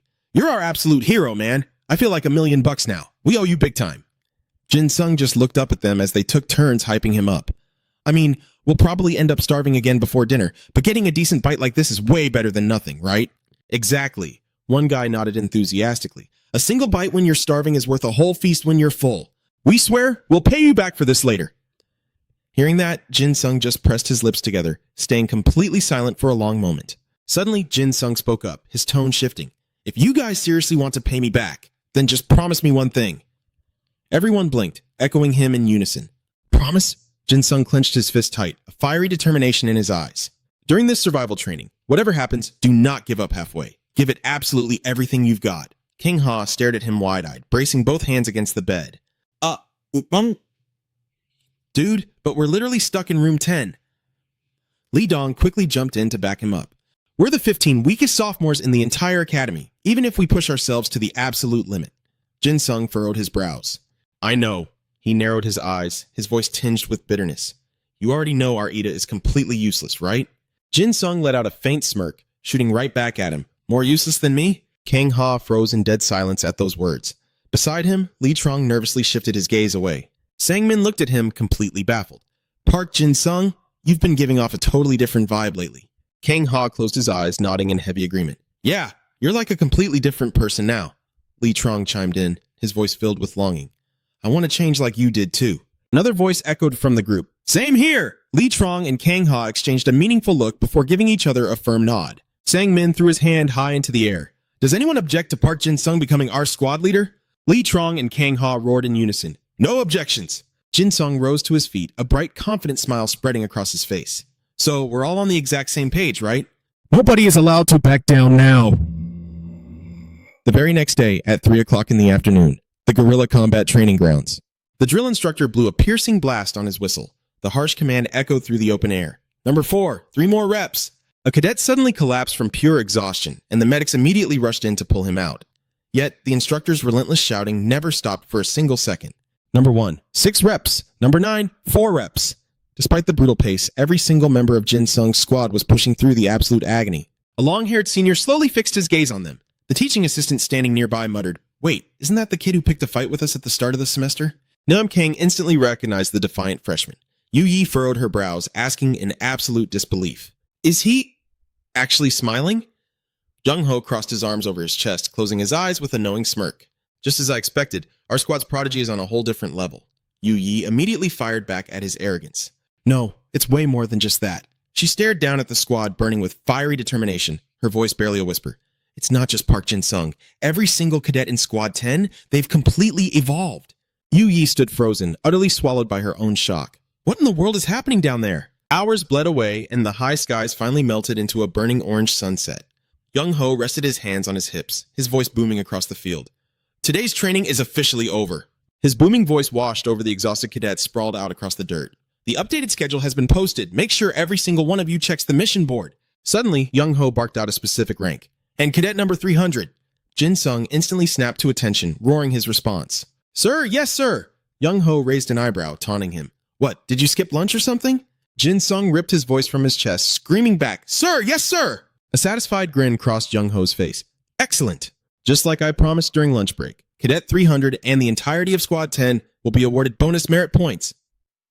Hearing those words, Lee Trong and Kang Ha practically snapped their necks, turning to look at each other, their eyes shining with pure joy. The two of them crashed into a massive adrenaline-fueled hug. Sang-min was trembling so hard he was full-on ugly crying, tears streaming down his face. We actually did it!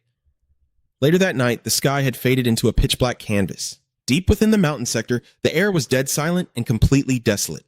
Jin-sung stood entirely alone beneath a flickering street lamp, casually rubbing the back of his neck. He glanced down at the tactical watch on his wrist. The glowing dial read 8:42. Did I show up way too early? Just as the thought crossed his mind, a solitary silhouette emerged from the darkness ahead, slowly closing the distance. Well, look who it is. Mr. Leftover. Her long hair caught the warm glow of the street lamp, shimmering like spun gold as it fluttered in the night breeze. Sehun brushed a lock of hair behind her ear, teasing him. Have you been waiting long?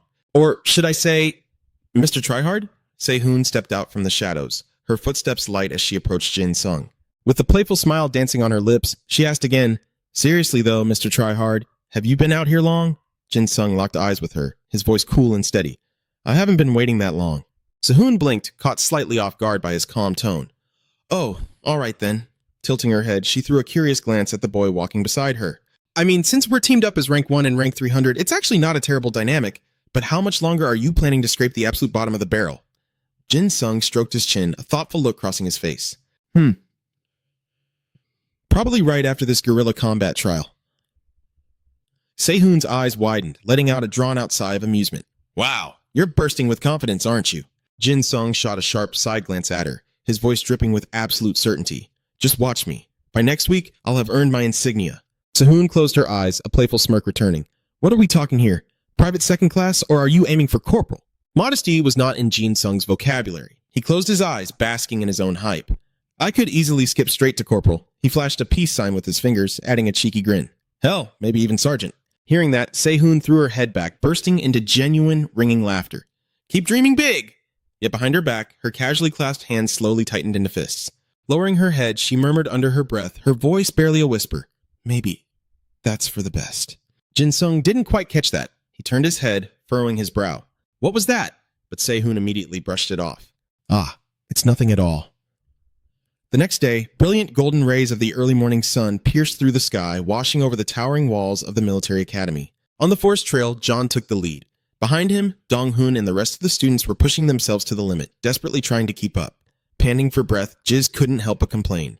What the hell is this? It's way too early. Before he could even finish his sentence, a dark silhouette flashed past John out of nowhere, moving as fast as lightning. Staring at Jin-ung's fading back, all he could do was scream, Again?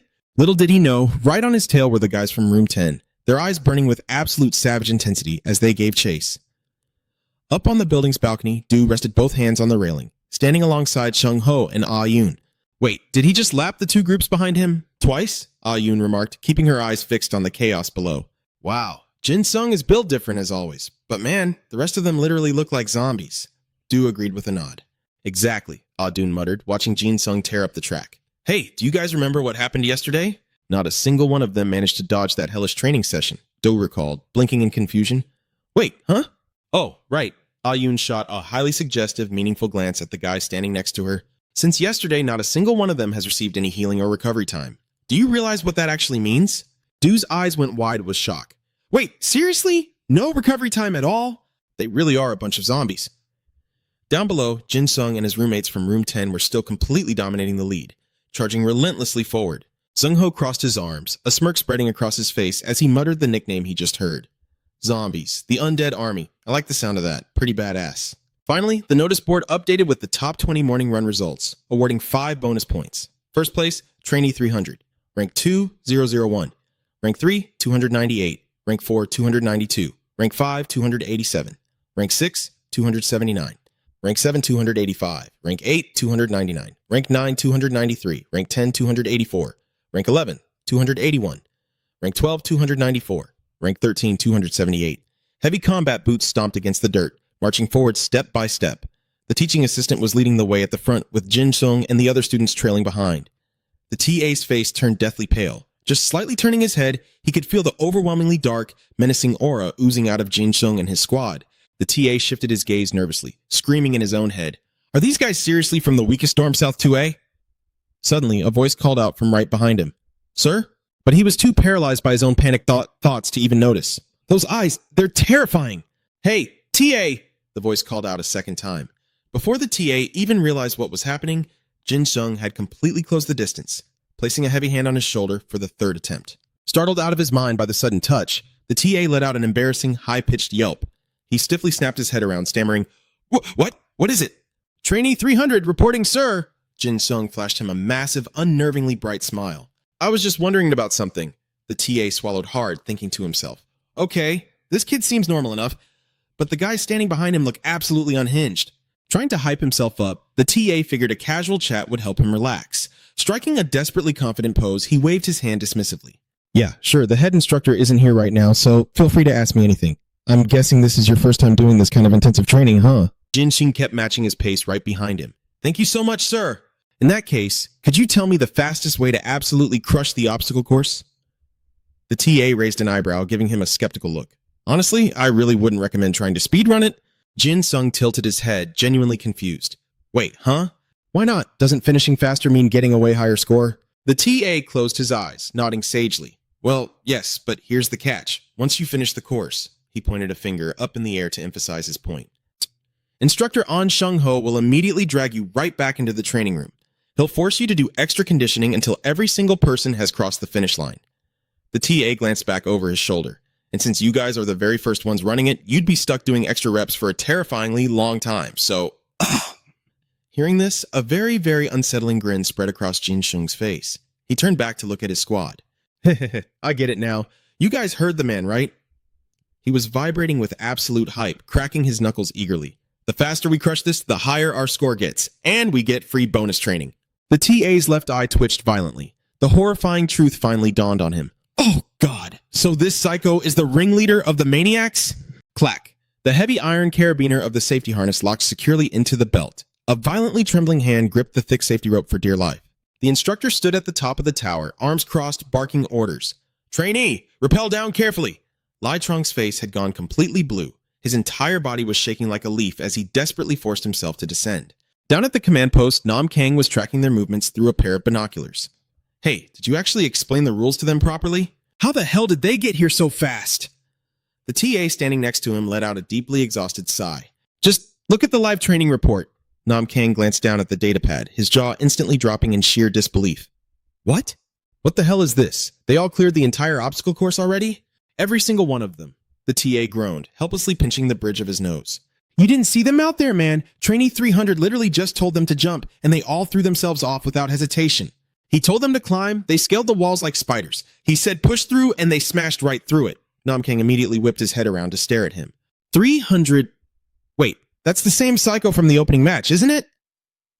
Meanwhile, back at the obstacle tower, Jin Sung was planted on the ground, screaming at the top of his lungs toward the guy still up high. "Come on, you've got this, bro." Looking down at him, Lai Trong gritted his teeth so hard they almost cracked. A fierce surge of determination exploded across his face. He tightened his grip on the rope, planted his combat boots against the wall, and pushed off. In the absolute blink of an eye, he rappelled down and touched down safely on the dirt. Jin Sung tackled Li Trong into a massive bear hug, hyping him up. "Hell yeah, we all cleared it." Sang Min and Kang Ha instantly rushed over, piling on to celebrate their flawless run. Back at the command post, the TA had completely surrendered to reality. "See? And now those absolute madmen are marching straight to the conditioning room." Staring through the binoculars, Nam Kang could only gasp in pure shock. Down below, Jin Sung was flashing a feral grin, pumping his fist into the air. "All right, boys, straight to the bonus training room. You've all still got plenty of gas left in the tank, right?" Everyone around roared in agreement. The teaching assistant just buried his face in his hands and groaned, "Hey, can we switch places?" Nam Kang clapped a hand on his shoulder, laughing cheerfully. Over at Training Area 3, Sung Ho made a strict announcement. "Listen up. From this moment on, we are starting IDEA training." He rested a hand on his hip, explaining the situation. This session was originally scheduled for later, but due to the extreme heat warning, we've shifted the schedule. Once you're done here, you can head back to the dorms and rest. Hearing that, Han Jin quickly turned to the person next to him, whispering, "Did you hear that? We get to rest." Sung Ho closed his eyes. He folded his hands together, thumbs lightly touching, and muttered to himself, "The weather messed up the schedule, but it's fine." When the temperature spikes, human stamina drops drastically, he reasoned quietly. The whole point of this drill is to force the recruits to keep fighting with their idea, even when they're running on empty. Sung Ho pondered for a moment. Unlike how they normally use idea, this hellish training will force them to tap into their hidden potential when completely exhausted. He slowly opened his eyes, his mind made up. After this, the recruits with actual willpower will finally start thinking seriously about how to wield their idea. With that thought, Sung Ho barked out, "All right, let's get started." This drill is all about raw idea power. He glanced over his shoulder and pointed. "You see those boulders back there?" The cadets answered in unison. "Yes, sir." Sung Ho gave a blunt command. "Use everything you've got and smash them to pieces." Dong Hun and Han Jin froze instantly, their jaws dropping. "Wait, what?" Sung Ho pointed at them sharply. "Go in order. Summon your idea and give it your all. If you can't summon it, step aside for the next recruit." Han Jin stroked his chin, grinning. "Hey, I might actually pull this off." Dong Hun, however, looked miserable. "Easy for you to say, your idea is huge, but look at Sung Ji, he's completely losing his mind. How the hell am I supposed to break that thing with my idea?" Sung Ho suddenly spoke up, making him snap his head up. "I'm sure some of you are thinking you're at a massive disadvantage here." He walked right up to a massive boulder and tilted his head at them. "Most of you already know what my idea is." Ji-sung narrowed his eyes, thinking to himself, "The senior's idea. I will definitely catch you. It's a close combat type." He watched Sung Ho's broad back. Even for a senior, breaking that boulder is... Suddenly, Sung Ho's hands glowed brilliantly. He raised them and chanted his activation phrase, "I will definitely catch you." Moving at lightning speed, Sung Ho lunged forward. He reached out, his hands slamming into the gigantic boulder with terrifying force. His bare fingers literally dug deep into the solid rock, sending jagged cracks spiderwebbing across the surface. Jisung gasped, staring in absolute awe at the sight. "Senior, you're an absolute monster." The colossal boulder groaned under immense pressure before slowly lifting off the ground. With nothing but his bare hands, Sung Ho hoisted the giant mass of solid rock high into the air. His eyes flashed with the blinding white light. He shoved the boulder forward, channeling a surge of raw energy straight into its core. The second Sung Ho threw the rock, a massive explosion tore through the air. The massive boulder was instantly blasted into countless tiny fragments. Standing casually in the thick cloud of dust from the blast, he was completely unfazed. Once of Ji-sung's eyes flashed crimson, he flinched, his mind reeling. Wait, has his idea really grown this ridiculously strong? Sung Ho nonchalantly dusted off his hands. In that moment, 2 glowing status windows materialized around him. Skill, I will definitely catch you. Idea rank, B, subrank, C++, C+. Description, you are guaranteed to catch a selected target within a certain radius. Movement time is drastically reduced. Through intense training, this skill can surpass human limits. Effect, when throwing a target, a significant portion of its weight is ignored. You can ignore up to 4 times your own body weight. Ji-sung gulped, processing the information. He only ignored a portion of the weight just to throw it? He awkwardly scratched the back of his head, letting out a nervous laugh. Ha! Ha! Behind him, Sung-ji had turned deathly pale. His fingers pierced straight through solid rock. Han Jin stood frozen, trembling in fear. Is that guy even human? Sung Ho stared down the line of terrified cadets, his voice deadpan. Just do it exactly like that. Understood? The cadets were paralyzed, faces drained of color, utterly silent. Sung Ho narrowed his eyes, clearly displeased. Recruits, are you deaf? Did you not hear your instructor? Everyone jumped out of their skin, cold sweat pouring down their faces. Sung Ho cracked his neck. All right then, we start from recruit number 1. Recruit number 1! Assistant Du Yi stood to the side, flipping open the roster to check the name. Seun chanted her incantation. Instantly, a delicate white jade elf horn materialized on her forehead. Gripping her sword tightly, she strode purposefully toward the massive boulder on the far side. She raised her glowing blade, smoothly running her free hand along the cold steel edge. Sung Ho barked the command, "Begin!" Seun dropped low into a combat stance. In a flash, she unleashed a blinding flurry of strikes. Elven sword art! She dashed right through the boulder. With just a few elegant flicks of her wrist, her blade sliced the colossal rock into perfectly clean pieces in a fraction of a second. As Seun gracefully sheathed her sword at her hip, a cloud of white dust exploded around her. Dong-hoon's eyes nearly popped out of his head. Whoa! Kim Si-hun is terrifyingly strong. Han Jin covered his mouth in awe. That's her idea! The white jade elf of the Golden Jade clan! The ones who took down Pestema! Du Yi watched Seun with intense focus, thinking to herself, just as expected. Her natural talent is on an entirely different level. Sung Ho scribbled notes on his clipboard and shouted, "Next, recruit number 2!" Suddenly, the nearby trees shook violently, scattering a flurry of green leaves into the air. Jizon dragged a massive ancient tree trunk right up to Sung Ho and Du Yi. "You bastards! You really think you're all that, huh?" He ground his teeth in pure rage, swearing, one of these days, I'm going to prove exactly what I can do. I'll smash your smug, disgusting faces right along with this rock." He hoisted the giant log, aiming it squarely at the boulder. The second he finished speaking, he swung the massive tree trunk with every ounce of his strength, slamming it into the boulder. Jizon kept bashing it over and over, screaming like a madman. "Shatter! I said shatter, damn it!" Du Yi watched the barrage of falling leaves and splintering wood, calmly thinking to herself, "That's Bijan, isn't it? That kid, he's just like me." After what felt like an eternity, Jizon finally stopped, panting and cursing in frustration. "Damn it all, the whole damn tree is shredded to pieces!" Sung Ho reassured him. "Don't sweat it. I'll factor that in when I'm grading." John furiously hurled the tree trunk aside. Crash! Sung Ho didn't say anything else to him, shifting his gaze and shouting for the next person. A loud boom echoed out as another massive boulder was shattered by a student. Sung Ho stared at the clipboard in his hands, jotting down notes with his pen while calling out for the next turn. Seeing Jin Sung walk past the others and step up, he asked, "Are you the last one?" Jin Sung didn't answer the question at all, walking straight up to the boulder and standing perfectly still in front of it for a long moment. Dong Hun's eyes went wide as he blurted out, "He's going with that giant one?"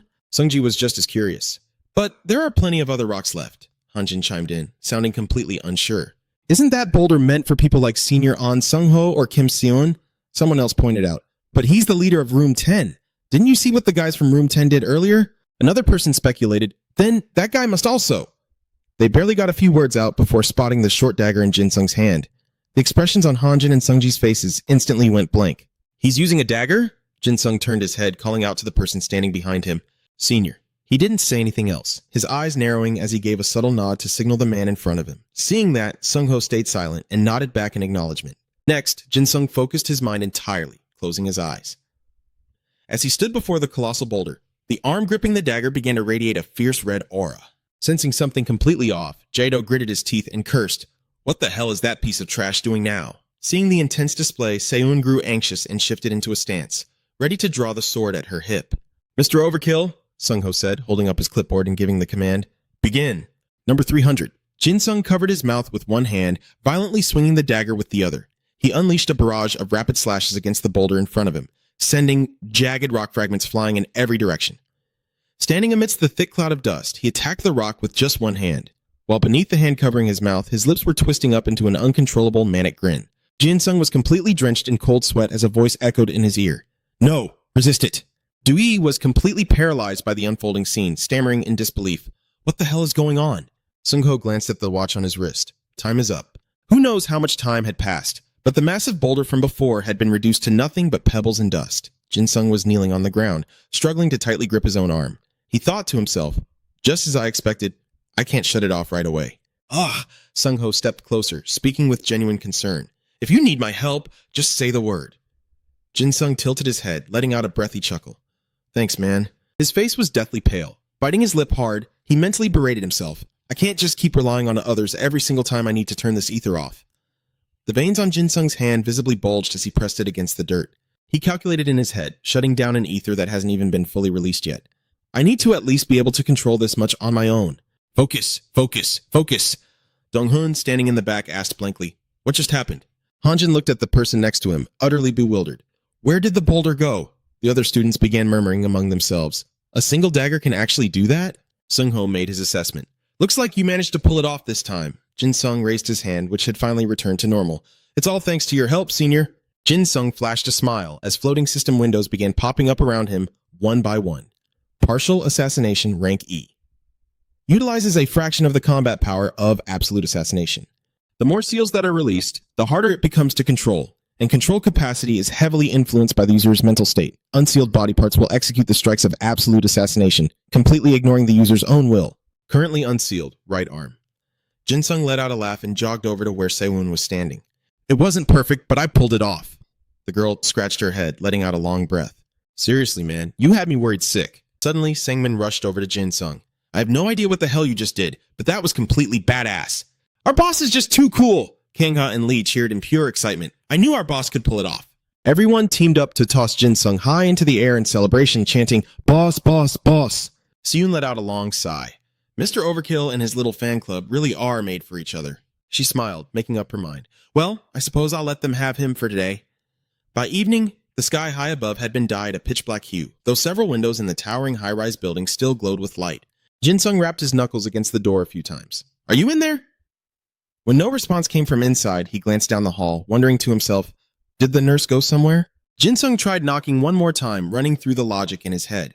Since the cadets in Room M had never been eliminated, they still hadn't fully recovered their stamina. I take pride in my stats, but even natural recovery has its limits.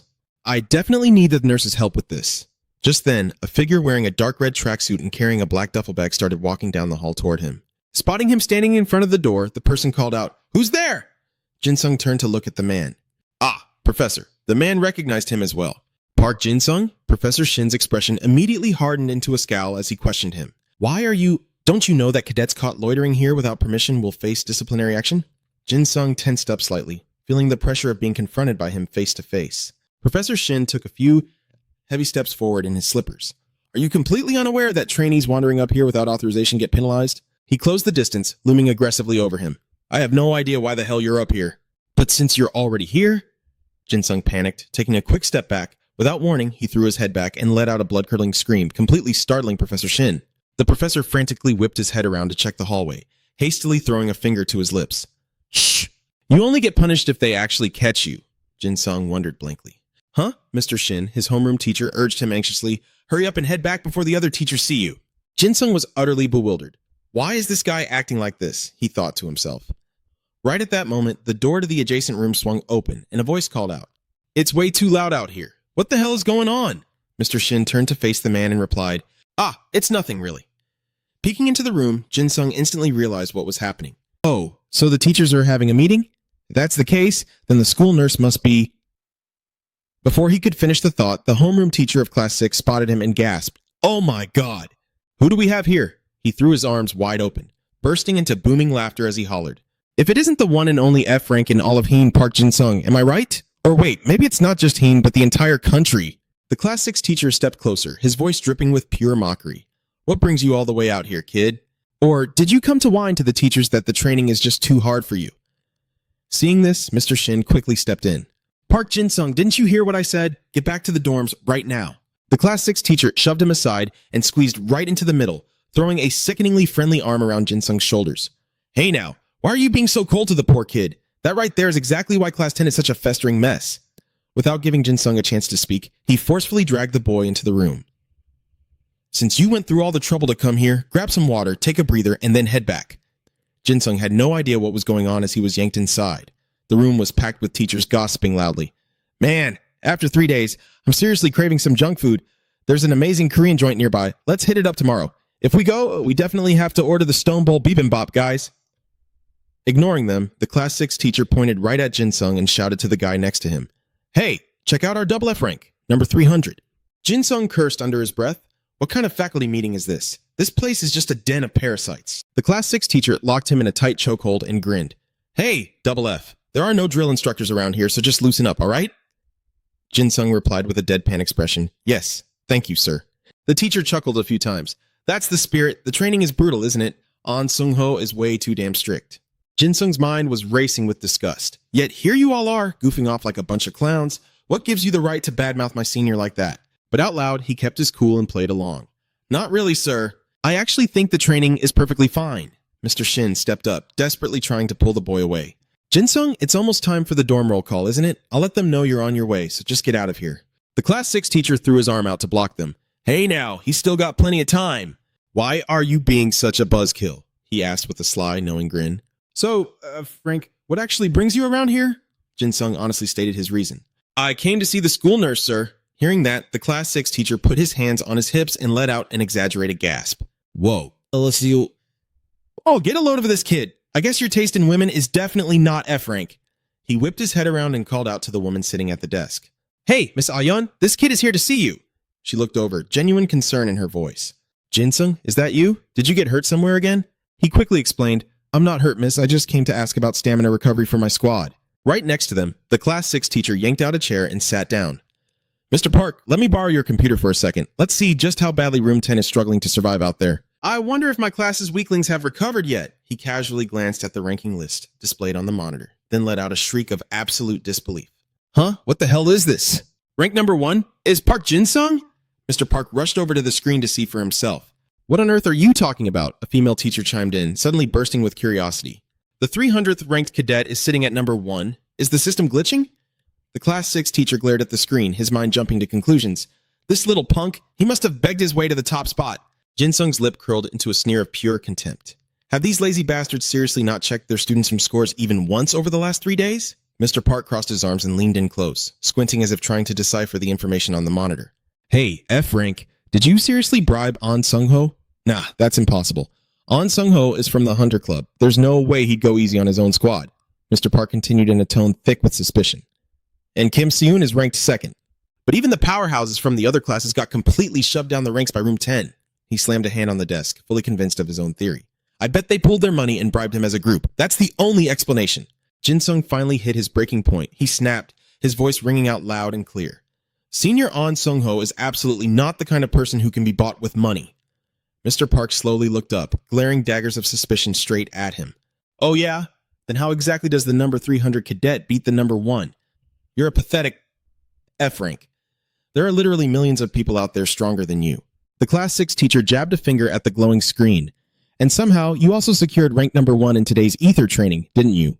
How the hell does a bottom-feeding F rank take first place in an ether exercise? And to top it all off, every single cadet in Room 10 is dominating the top ranks. Jin-sung didn't back down for a second, staring him dead in the eye. I earned every single one of those points with my own blood and sweat. Room 10 plays completely fair. We don't cheat. Bang! The Class 6 teacher slammed his fist onto the desk, his face twisting in rage. What did you just say? I was going easy on you out of sheer pity because you're a miserable F rank. You insolent little brat! Panicking, Mr. Shin threw his arms around Jin-sung, desperately trying to de-escalate the explosive situation. Stop it, Park Jin-sung. Just head back right now. I'm taking you out of here. Mr. Shin reached out frantically for the doorknob, but the venomous words spat by the Class 6 teacher froze him in his tracks. Oh, so you're protecting him just because you're the homeroom teacher for Class 10? Wow, that makes perfect sense. And that is exactly why you couldn't protect your own students and ended up getting attacked yourself. I'll be keeping a very close eye on them starting tomorrow. Manipulating their grades, what an absolute eyesore.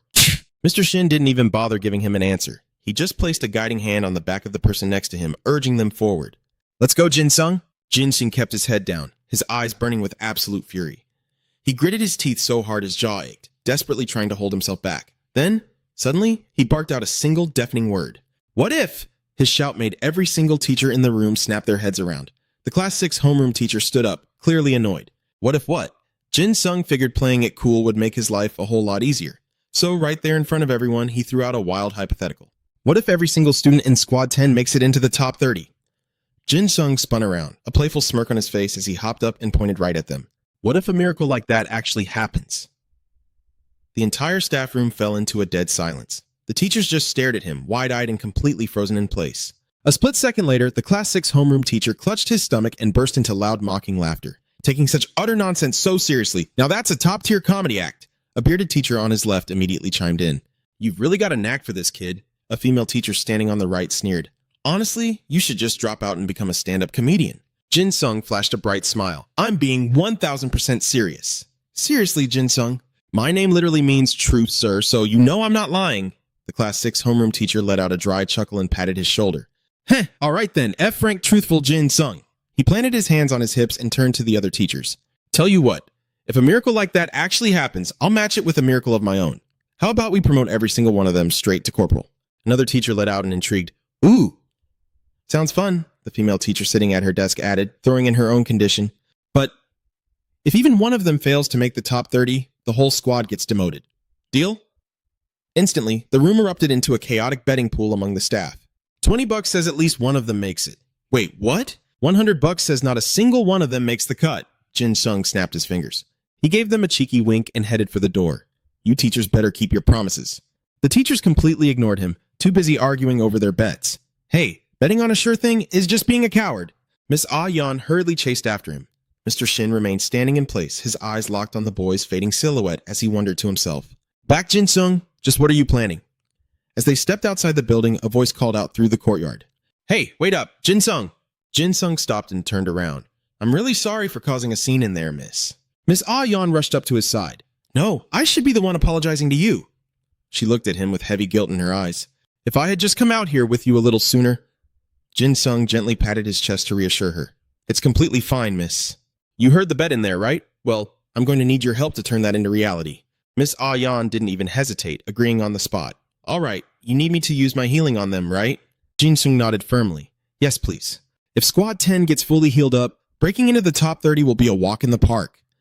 Miss Ah Yan smiled softly at his words. You certainly have an impressive amount of confidence. Shall we head over right now, then? Jin Sung hesitated, rubbing the back of his neck. I actually think it'd be better if you came over after we've cleaned up a bit. The guys haven't showered or anything yet, so the place is probably a total disaster. Meanwhile, echoing down the hallway right outside their dorm room, a harsh voice cut through the air. Where the hell did he go? A group of cronies was mercilessly beating someone on the floor, while their leader, Kim Soo, viciously kicked the boy's battered body and demanded answers. I'm talking about your so-called boss! Where the fuck is number 300? Does that F-rank piece of trash really think we didn't notice him interfering earlier? Li Zhang, taking the brunt of the heavy kicks, could only squeeze his eyes shut. He lay completely helpless on the ground, too weak to even formulate an answer. Sang Min, who was forced on his knees beside him, shot a glare upward. He didn't do anything! But before he could even finish his sentence, a heavy combat boot stomped squarely into his face. Kim Soo ruthlessly ground his boot into Sang Min's head, forcing his face into the dirt as he sneered. Don't you dare get smart with me, you pathetic losers. Still holding on to your pathetic pride, huh? Jin Sung pressed himself against the wall around the corner, covering his mouth as he rapidly processed the situation. They're pissed at me. Just hold it in for now. They're just itching for a fight. If I go get a teacher... His eyes darted around, calculating his options. Judging by how those teachers acted earlier, they wouldn't lift a finger to help us anyway. My best bet is to call one of the seniors. Suddenly, another agonizing scream echoed down the hall as someone was violently hurled right toward Jin Sung's hiding spot. Drag your damn leader out here right now, you worthless little lackeys. The boy looked up, his battered face flashing with shock as his eyes locked with Jin Sung's. Kang Ha weakly tried to push himself up on his trembling arms, desperately whispering a warning. Don't come out here. Jin Sung's expression darkened into an absolute void of rage as Kang Ha choked out a broken, I'm sorry. Just then, one of Kim Soo's cronies smirked and yelled down the hall. Hey, number 300, get your ass out here. Kim Soo tilted his head, joining the mockery. So you finally decided to show your face. Jin Sung stepped right out of the shadows, walking straight up to stand face to face with Kim Soo. What the hell are you guys up to? The guy sneered. Trying to act like the boss after hiding over there? Jin Dung glared at him. If you get lost right now, I'll pretend this never happened. Kim Soo leaned in, his face inches away. And what if we freaking refuse? Gonna run out there crying for a teacher or an instructor to save you? He asked, his face twisted in a mocking sneer. Oh, right, you've got An Sung Ho backing you up, don't you? Number 1 in guerrilla training, yet you can't even fight your own battles. Kim Soo glanced back at his lackeys, laughing out loud. Just as I thought, without cheating, this trash can't do a single thing. A wisp of red aura escaped Jin Sung's lips. So that's how these guys see it, he thought. He quickly slapped a hand over his mouth, his mind racing. They really think I cheated? Kim Soo blocked Jin Sung's path, throwing his hands up in a taunt. Go on, prove me wrong. Oh wait, you can't, can you? You cheating bastard. Just then, John stepped out of a room behind them. He cast a sideways glance at the group, his brow furrowing. Are you idiots all brawn and no brains? Do you have eyes in the back of your heads, or are you just plain stupid? John stepped back inside and slammed the door shut, leaving behind one last remark. If you're so eager to get your ass kicked by him, why not wait for the trenches tomorrow? Where the hell were you hiding all day yesterday anyway? The first lackey cheered him on. Go get him, stickbug! The second lackey joined the uproar. Show him the power of rank 752. Show those losers who's boss. Kang Ha watched intently, waiting for Jin Sung's reaction, but the captain just stood there, his hand covering his mouth, completely motionless. Jin Dung muttered under his breath, I have to hold back. I'll lose way more than I gain if I beat this punk to a pulp. He recalled the scene in the faculty room earlier, reminding himself that he was the only hope for his entire squad to be recognized. Jin Dung weighed his options. Even if I'm pissed, as long as I hold it in, the nurse will come and treat us. Meanwhile, Kim Soo swayed back and forth, taunting him. Are you scared, little boy? What are you going to do now? A wicked grin spreads across the bully's face. I'm not going to let you off easy. Kim Soo began chanting his spell. I've caught my prey. His arm suddenly stretched out, shooting forward as he muttered, Why use Idea? Kim Soo's boneless limbs whipped through the air and snagged Jin Sung's body. Too slow! Before Jin Sung could react, the bully's arms and legs coiled around him multiple times, locking him in a suffocating grip. Nice trick, Jin Sung sneered, face to face with his attacker. Look at your arms and legs. You look more like a damn earthworm than a stickbug. Kim Soo flexed his power, his limbs constricting even tighter around his prey. You've still got the energy to run your mouth? Jin Sung let out a sharp gasp of pain. The bully tightened his hold even further, crushing right against Jin Sung's arms and waist. Why don't you just cheat again, exactly like you did at the training grounds? Kim Soo smirked, whispering venomously into his ear. Do it, persists. Do it before I snap a few of your bones. By now, Jin Sung's face was turning completely purple. He squeezed his eyes shut, his mind panicking. I can't breathe. Kim Soo brutally constricted the body trapped in his grasp, his voice dripping with mockery. Oh, what's wrong? Aren't you gonna fight back? Well, I guess that makes sense. You can't rely on your filthy little tricks anymore, can you? Jin Sung fought to endure the agonizing pressure, reminding himself over and over. He's just an arrogant punk trying to show off. If I just let him do whatever he wants, he'll eventually get bored and leave. The nurse will be here any minute anyway, so there's no need to do anything reckless. Kim Soo tilted his head, shooting a dirty look toward Jin Sung's roommates. Look at him! Your precious captain can't do a damn thing without his cheap parlor tricks. Do you see it now? He spat. You absolute trash. King Ha cried out in a panic. Hang in there, Captain! Lai Trong stood right beside him, screaming in fury. Let our captain go, you miserable bug! Kim Soo raised a challenging eyebrow. Oh? Then why don't you come over here and save him? Without a single second of hesitation, Lai Trong and Sang Min roared at the top of their lungs and charged straight at the bully. Jin Sung's eyes widened in horror. No, don't! If you just let him be, he'll stop on his own. Kim Soo simply whipped out one of his elongated arms. With a single, brutal sweep, he swatted both Lai Trong and Sang Min right out of the air. The two of them crashed hard into the dirt, groaning in sheer agony. Kim Soo scoffed with absolute disgust. Someone really needs to teach you pathetic losers a lesson. When you're this weak, you should just crawl into a hole and hide. King Ha's entire body trembled as he spoke up. That's exactly how we've lived our entire lives. But the captain is different. He probably doesn't even remember it, but the day those bastards dragged Kim Seon up to the rooftop, I was there. Jin Sung, his face now completely purple from the chokehold, forced his eyes toward him in disbelief. King Ha's voice broke as he began to recount the memory. Back then, I was just a stupid, overly ambitious idiot who only knew how to use his fists. He stared off into the past. Even when the captain stepped in to stop those guys, we honestly thought he was even more useless than we were, all because he was rank F. Lai Trong, struggling behind him, choked out an admission. I was there too. King Ha nodded firmly, his voice steady. But we were dead wrong. Unlike us, who cowered under Bunjan's sheer power, the captain actually threw himself on the line to stop them. Jin Sung forced his eyes wide open, listening as King Ha's voice rang out. That is exactly why the captain... King Ha let out a fierce battle cry, raising his fists alongside the others as they launched a second desperate attack. Is 1,000 times the man we could ever be. Just like before, Kim Soo casually swatted them out of the air with a single strike. What is this? Some kind of cheesy soap opera? The bully furrowed his brow in disgust. This pathetic display is exactly why you losers need a harsh reality check. Jin Dung gritted his teeth, a painful realization hitting him. No, I'm the one who was wrong.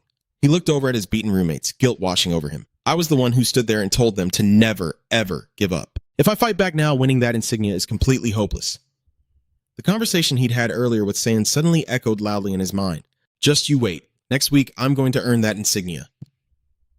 He muttered the memory to himself, because even though that badge is exactly what I want, back then Jinung had confidently promised her that once Room 10 fully recovered their stamina, they could easily break into the top 30. But right at this very moment, staring at his squad, he finally understood. That's not what these zombies need right now. The burning memory of his squad's absolute excitement and fierce determination back in their dorm room flashed vividly across Jinung's mind. He bit down so fiercely that the blue veins furiously pulsed against his temples. Jinung finally came to a conclusion. My zombie squad absolutely refuses to give up, and I'm the one who pushed them to change in the first place. How incredibly pathetic of me to hold back. Having finally made up his mind, a fierce spark ignited in his eyes as he roared out a single command. Dagger! Kim Soo glanced at the weapon manifesting in Jin Sung's hand and scoffed. Whoa there, it's not my first time seeing it, but man, that Adia dagger is ridiculously weak. What the hell do you think you can do while you're completely hogtied like this? He didn't even bother giving the bastard an answer. Instead, he shouted out to his battered roommates. Room 10, zombie hunters! Listen to me and listen good, Jinung yelled, quickly analyzing the battlefield. If you guys only rely on your Adia, you're never going to take down this disgusting insect. Hearing that, Kim Soo grew absolutely furious and tightened his grip on him. I was going to go easy on you, but it looks like you've got a death wish, huh?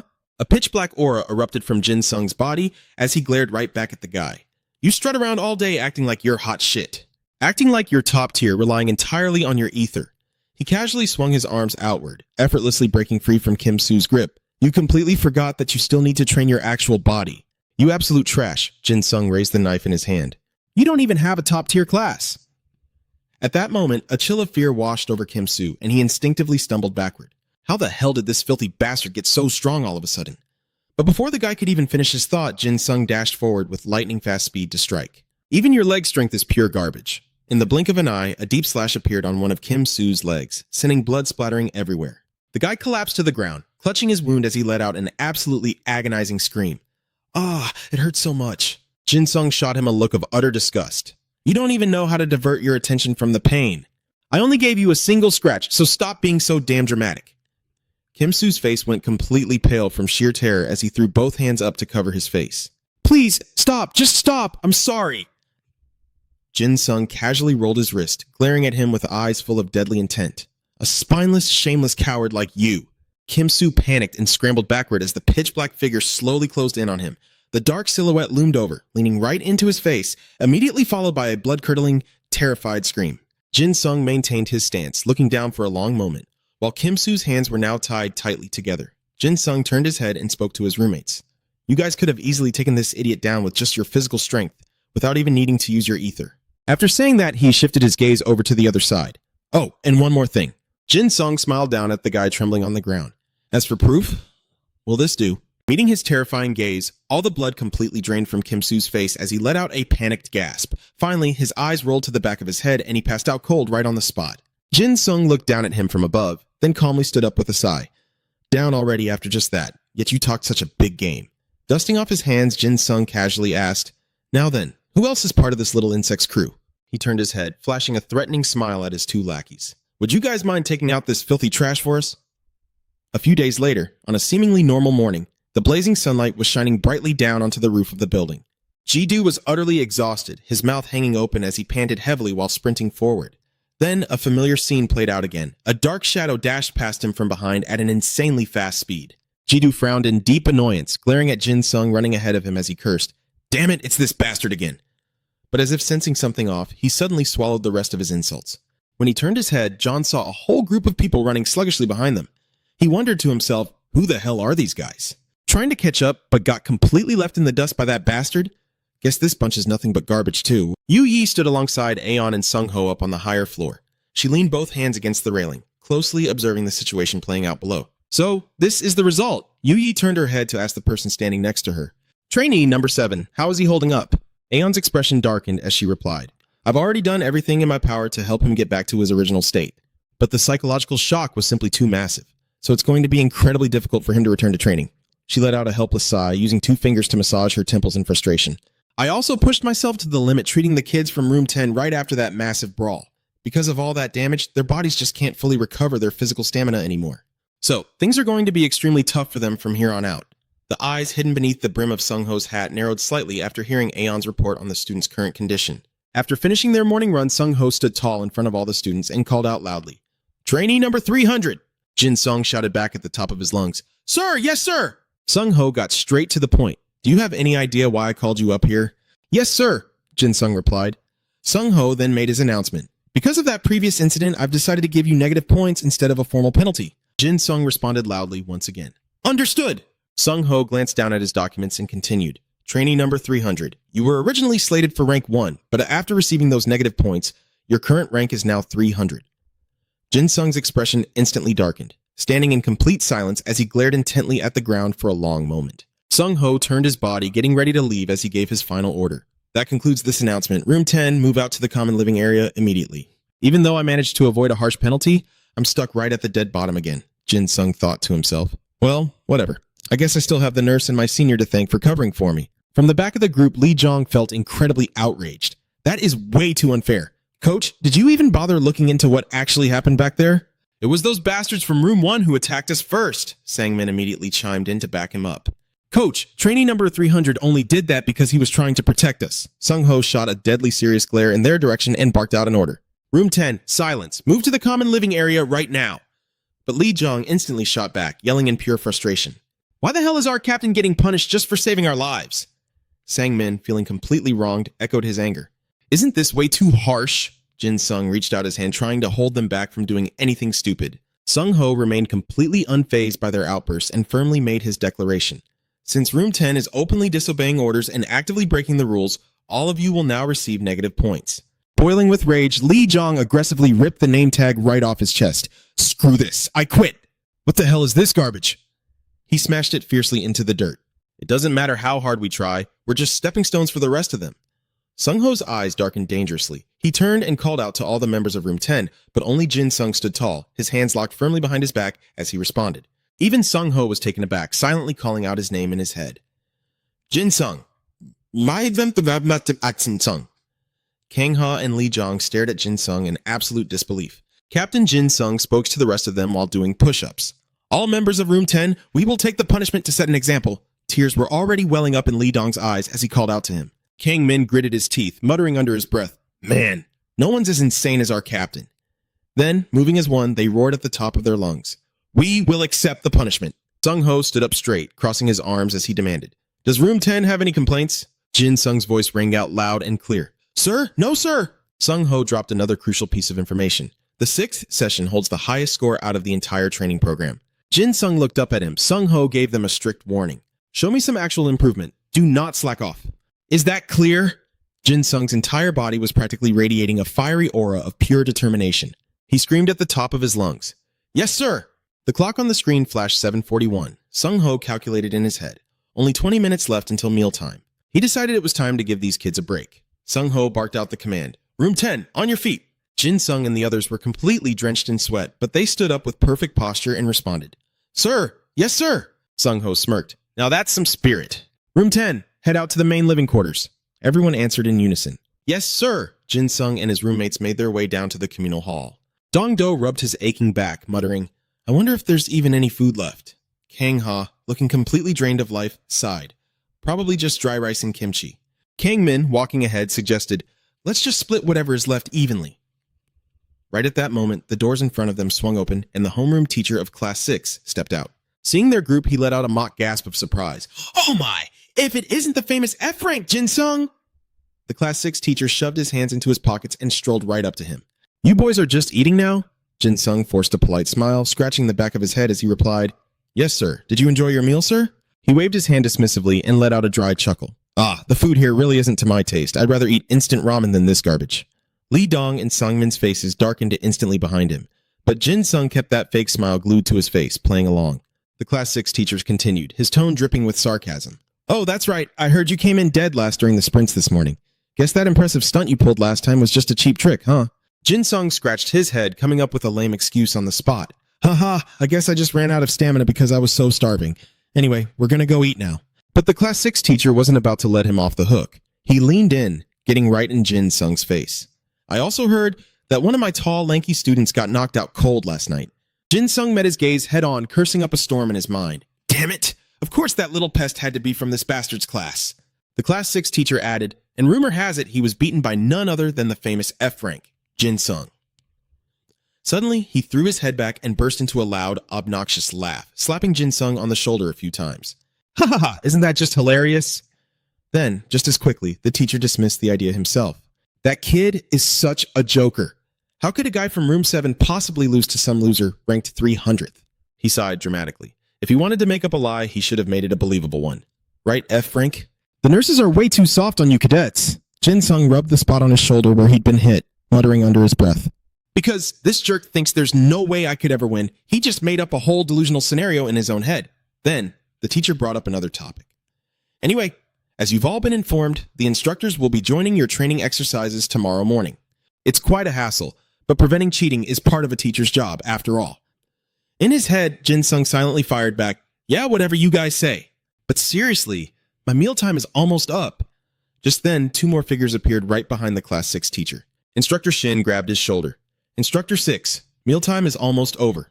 Ah-on played along, gently pushing the obnoxious teacher aside. Come on, boys, hurry in and get something to eat. The Class 6 teacher was dragged away by the 2 of them, but he still raised a hand and called out, all right, I get it. See you later, F-rank! One of the room 10 members immediately sprinted past him into the hall. Finally, that guy is gone. Lee Jong groaned. We have less than 10 minutes left, another guy practically begged.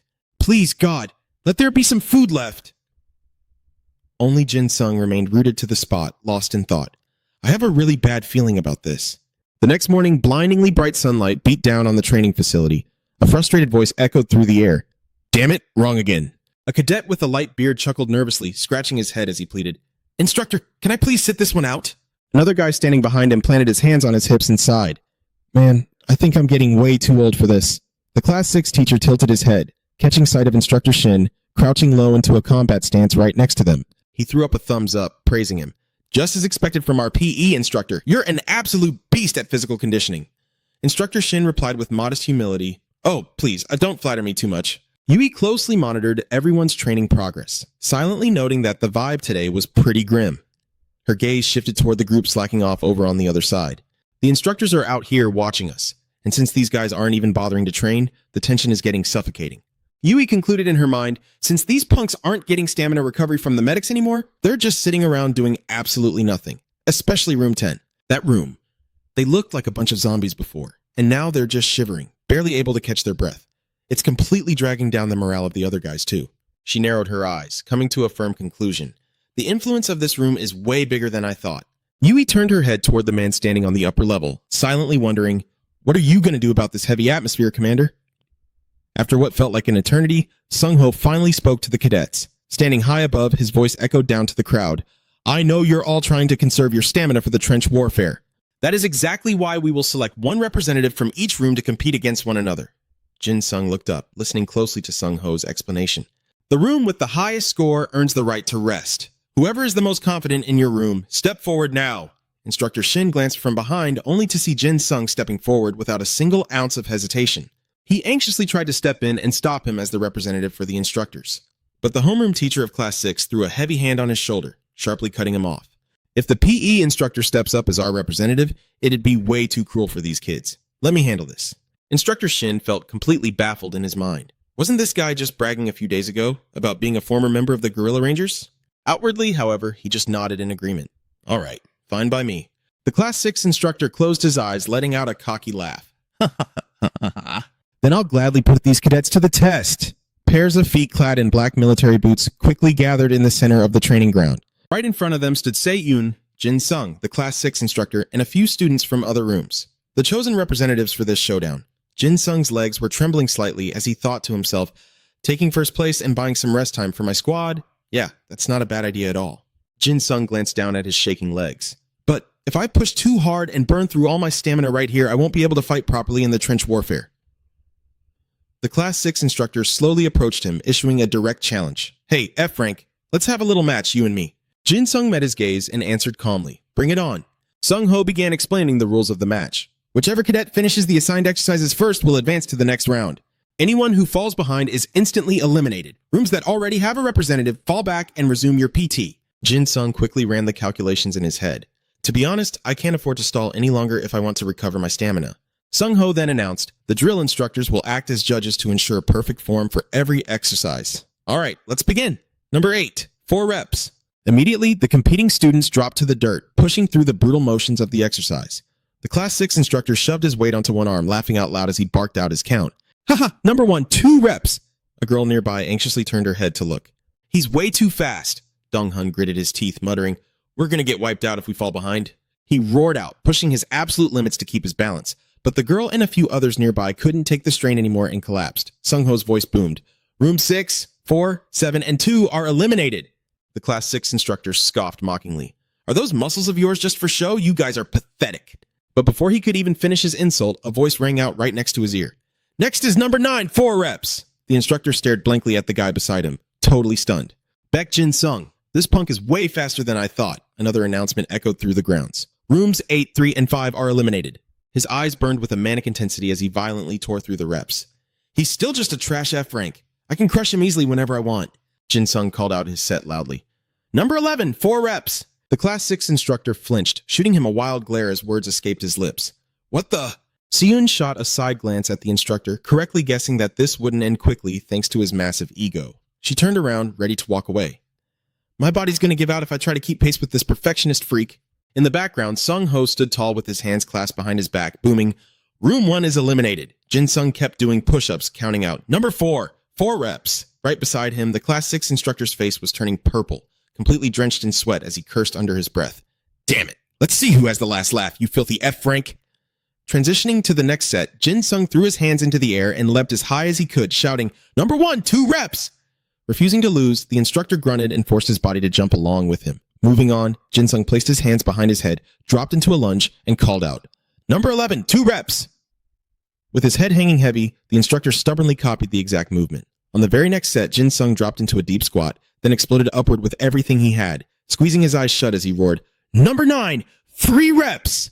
Unlike the previous rounds, the Class 6 instructor was completely gassed, collapsing into a squatting position. But just a second later, he snapped his head toward Jin Sung, screaming his challenge. "There's no way in hell I'm just going to sit back and let your room catch a break." Standing further back, Yui could only watch him in utter speechless disgust. How pathetic. The Class 6 instructor is totally worthless. For the next stretch of time, counts kept echoing relentlessly through the forest. Number 11, 4 reps. Number 9, 5 reps. Number 4, 2 reps. Number 1, 3 reps. 2 trembling hands planted themselves onto the dirt. The person was violently panting, heavy drops of sweat pouring down and soaking into the earth below. Completely drained of all his strength, the Class 6 instructor face-planted right into the dirt, groaning, "You absolute monster!" Jin Sung turned his head to look at him right as the final announcement dropped. "The instructor's room is eliminated." Jin Sung looked up at Sung Ho, watching as the commander turned around to bark orders at the remaining cadets. "Room 10, head to the shade and rest until this period is over. The rest of you, get into position for exercise number 6. Sang-min ran over, asking with genuine concern, "Hey man, are you alright?" Flashing a bright, exhausted smile, their leader Jin Sung replied, "Man, that Class 6 instructor actually held out a lot longer than I thought he would." He sank to the ground, leaning his back heavily against a tree trunk, and gave out a tired order. "Make sure you guys stretch your muscles out." The others immediately chimed in, perfectly in sync. "Yes sir, boss." Jin Sung reached down, grabbing his wildly trembling legs to steady them. Meanwhile, Sung Ho brought his mouth dangerously close to the microphone, aggressively clearing his throat twice to test the audio. Standing high above them, his voice boomed over the speakers. "We will now commence the final phase of Hineda High School's guerrilla training, the trench warfare." Standing deep inside the mud pit with his hands firmly on his hips, John listened to the briefing, fully aware that some cadets were about to complain about being put at a massive disadvantage. Dong Ho raised his hand. However, "On the battlefield, there will be many times when the choice won't be yours." He clenched his fist tightly, looking down at the cadets. "I expect you all to find the strength within yourselves to push through the harsh reality of this trial." Dong Ho gripped the mic tighter to continue. Next, regarding the specifics of this drill. Suddenly, a voice echoed out, cutting him off completely. Well, looks like I arrived right on time." The commander strode in, flanked by the sneering homeroom teacher of Class 6. The homeroom teacher, Aeon, stepped forward, putting on a sickeningly sweet smile. My, Captain Dong Ho, you certainly are working yourself to the bone, aren't you?" The commander's expression shifted into a sinister smirk as he made his announcement. "Since trench warfare is the grand finale of this training camp, as your battalion commander, I will be taking over to oversee it personally." The commander gave a triumphant laugh, making his absolute authority crystal clear to Sung Ho. "From this very second, I am in charge here." Sung Ho offered a stiff, respectful bow and greeting. "Commander, you've arrived." The older man looked down at him and replied, "Indeed, you've done enough, Dong Ho." Sung Ho raised his head, immediately voicing his concern. "Sir, you explicitly stated that the guerrilla combat training would be left entirely under my command." The commander waved a hand dismissively. Yes, I did. But since the trench is the ultimate climax of this course, it is only fitting that I take the reins from here." Dong Ho didn't argue further. He just held out his hand, gesturing to his assistant. "Understood, sir. As you wish." He took the stack of papers that Duwai handed him and presented them. "These are the comprehensive documents detailing the trench strategy and our finalized schedule." The commander snatched them right out of his hands. "Oh, meticulous and thorough as always, my boy." He casually flipped through the pages, throwing out hollow praise. "Very good. A truly brilliant concept you have here." But then, with a mocking smirk, he carelessly tossed the documents to the Class 6 teacher standing behind him. "However, it's far too complicated. I'm going to make things much simpler and far more entertaining." The commander's booming voice echoed across the massive training ground. "Listen up, you lovely little cadets," he began his grand speech. "Welcome to the grand finale, trench warfare. I sincerely hope you're all ready to fight for your miserable lives." Hearing that chilling tone, Jin Sung jolted, his eyes snapping upward. "What the hell?" Jin Sung muttered. The commander gripped the microphone tighter. "Now then, let me explain the new rules. The battle will constantly alternate between EDA combat and no EDH combat, and the switch, that will be decided entirely on my whim. Anyone who gets knocked off the arena is instantly eliminated. Anyone who raises their hand to surrender, eliminated. Anyone who gets beaten unconscious, you guessed it, eliminated. It's as simple as that." The commander narrowed his eyes, a vicious glint in them as he leaned into the mic. "And there you have it. The rules are set." Zheng Ho immediately stepped up. Sir, how exactly do you plan on dividing the cadets into their fighting brackets? The older man just stared at him for a long, quiet moment. Finally, he brought the mic back to his lips. My apologies. I almost forgot the most exciting part. His piercing gaze swept over the sea of students. This trench battle includes every single second-year student. All 300 of you will be fighting in the arena at the exact same time. His booming voice echoed over the dead silence. You will be graded strictly on an individual basis in a pure battle royale format. Hanine muttered in absolute disbelief. Individual scoring? Deng Jie gritted his teeth, murmuring to himself. A battle royale. The commander smiled widely, spreading his arms out like a maestro. The longer you survive the bloodbath, the higher your score. And of course, every single enemy you crush will earn you massive bonus points. It's delightfully simple. It's a game to see who will be the absolute last one standing. Aeon leaned in close, whispering another reminder. Sir, what about the safety bracelets? And the penalty for shattering them? The commander glanced sideways, suddenly remembering. Oh, right. Good catch. He held up his own wrist, displaying a glowing blue band. Every single one of you will be issued a safety bracelet by the medical staff. They function exactly the same as in your previous drills. If you are about to take a lethal or crippling blow, the impact will be absorbed, and your bracelet will shatter. He then dropped one final brutal rule. Now, normally, shattering your bracelet means instant elimination. But if your bracelet breaks, yet you still have the burning desire to fight with broken bones, I will respect your warrior spirit. You will be allowed to keep fighting. Aeon gasped in fake astonishment. My goodness, how generous. Duai ground his teeth together, seething internally. That bastard completely trashed the captain's entire strategic plan, and now he's throwing in these absolute suicide rules? Down in the arena, Jin Sheng stared at the blue band tightly secured to his wrist. Damn it. There's no other way around this. I just have to survive as long as possible and rack up points, he muttered to himself. A memory flashed through his mind. Even though he had finally managed to stabilize his EDA yesterday, his body was completely wrecked right now. Trying to control that power again was going to be pure hell. Up in the VIP box, the commander threw his arms wide open, laughing maniacally. Why the long faces, cadets? Are you really that shocked? You were taught to stay ice cold and adapt to any battlefield situation, were you not? He glanced up at the giant digital timer on the screen. The glowing numbers read 1358. Perfect timing. The commander curled his lips into a wicked smirk. Exactly at 1400 hours, this war will officially commence. Trembling with excitement, he shouted into the mic, "Let the bloodbath begin!"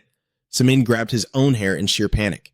Are you kidding me? He's not even giving us 2 minutes to process this? With rules like this, we're sitting ducks, Jin Sheng growled. He tilted his head back, his desperate gaze piercing up toward the observation deck as he silently prayed.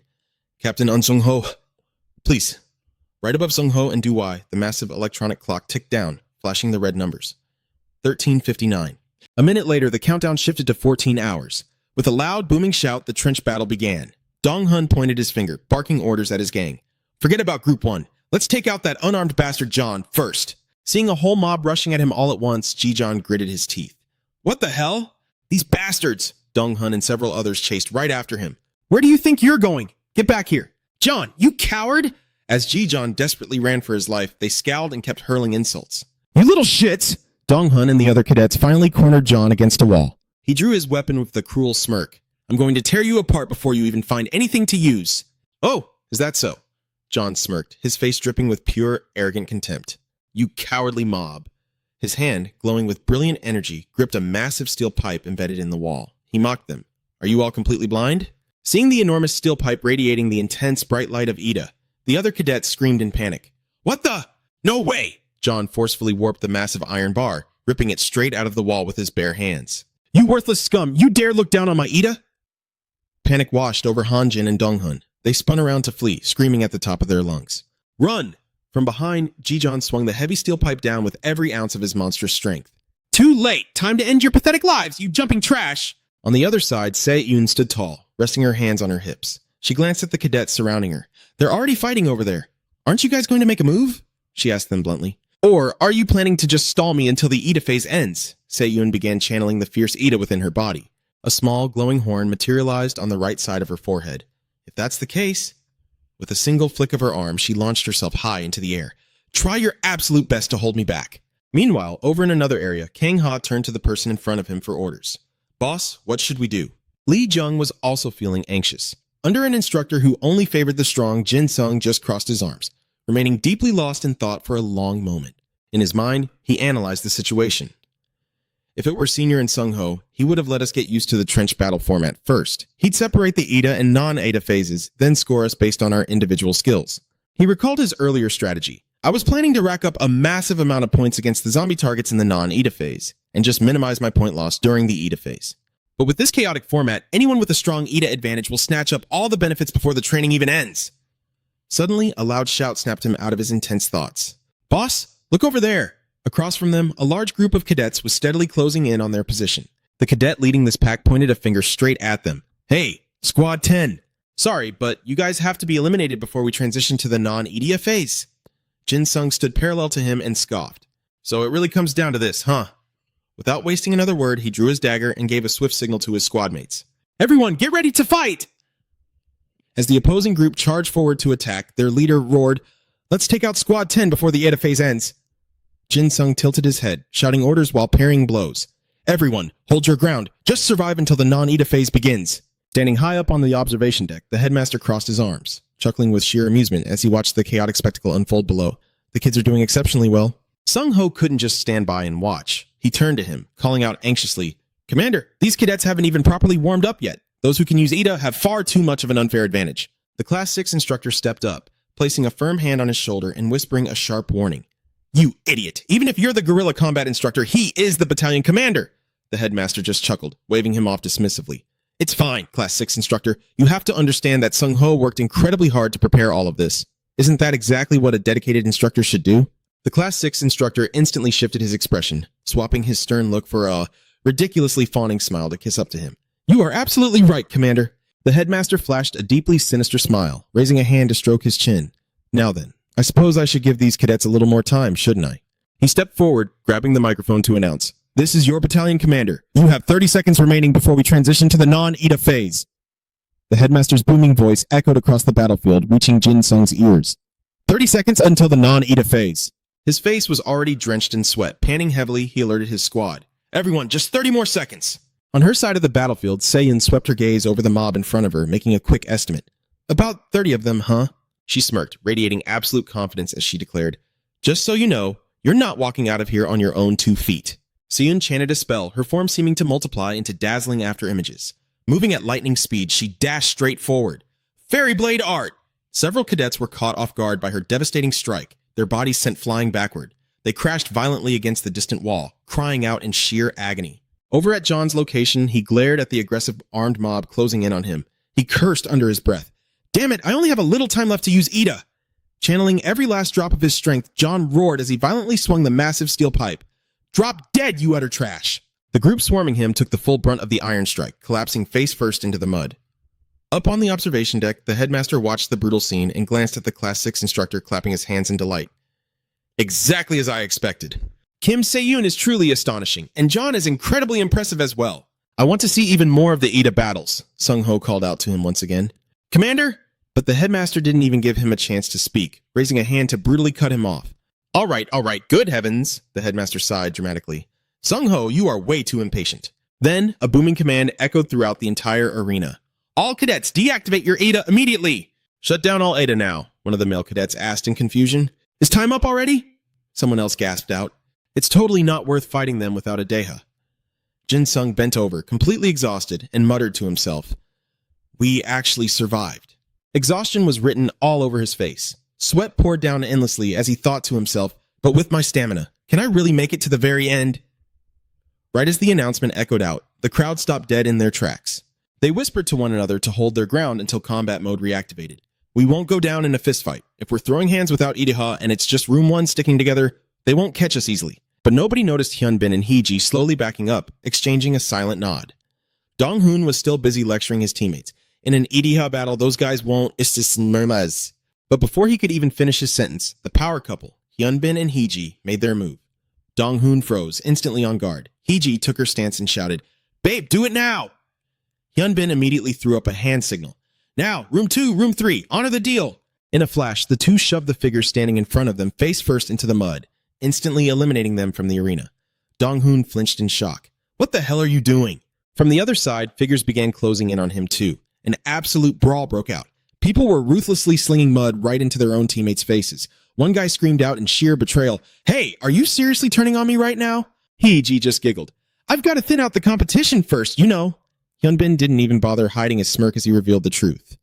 Yesterday, while you idiots were resting in your rooms, we already struck a deal with the others.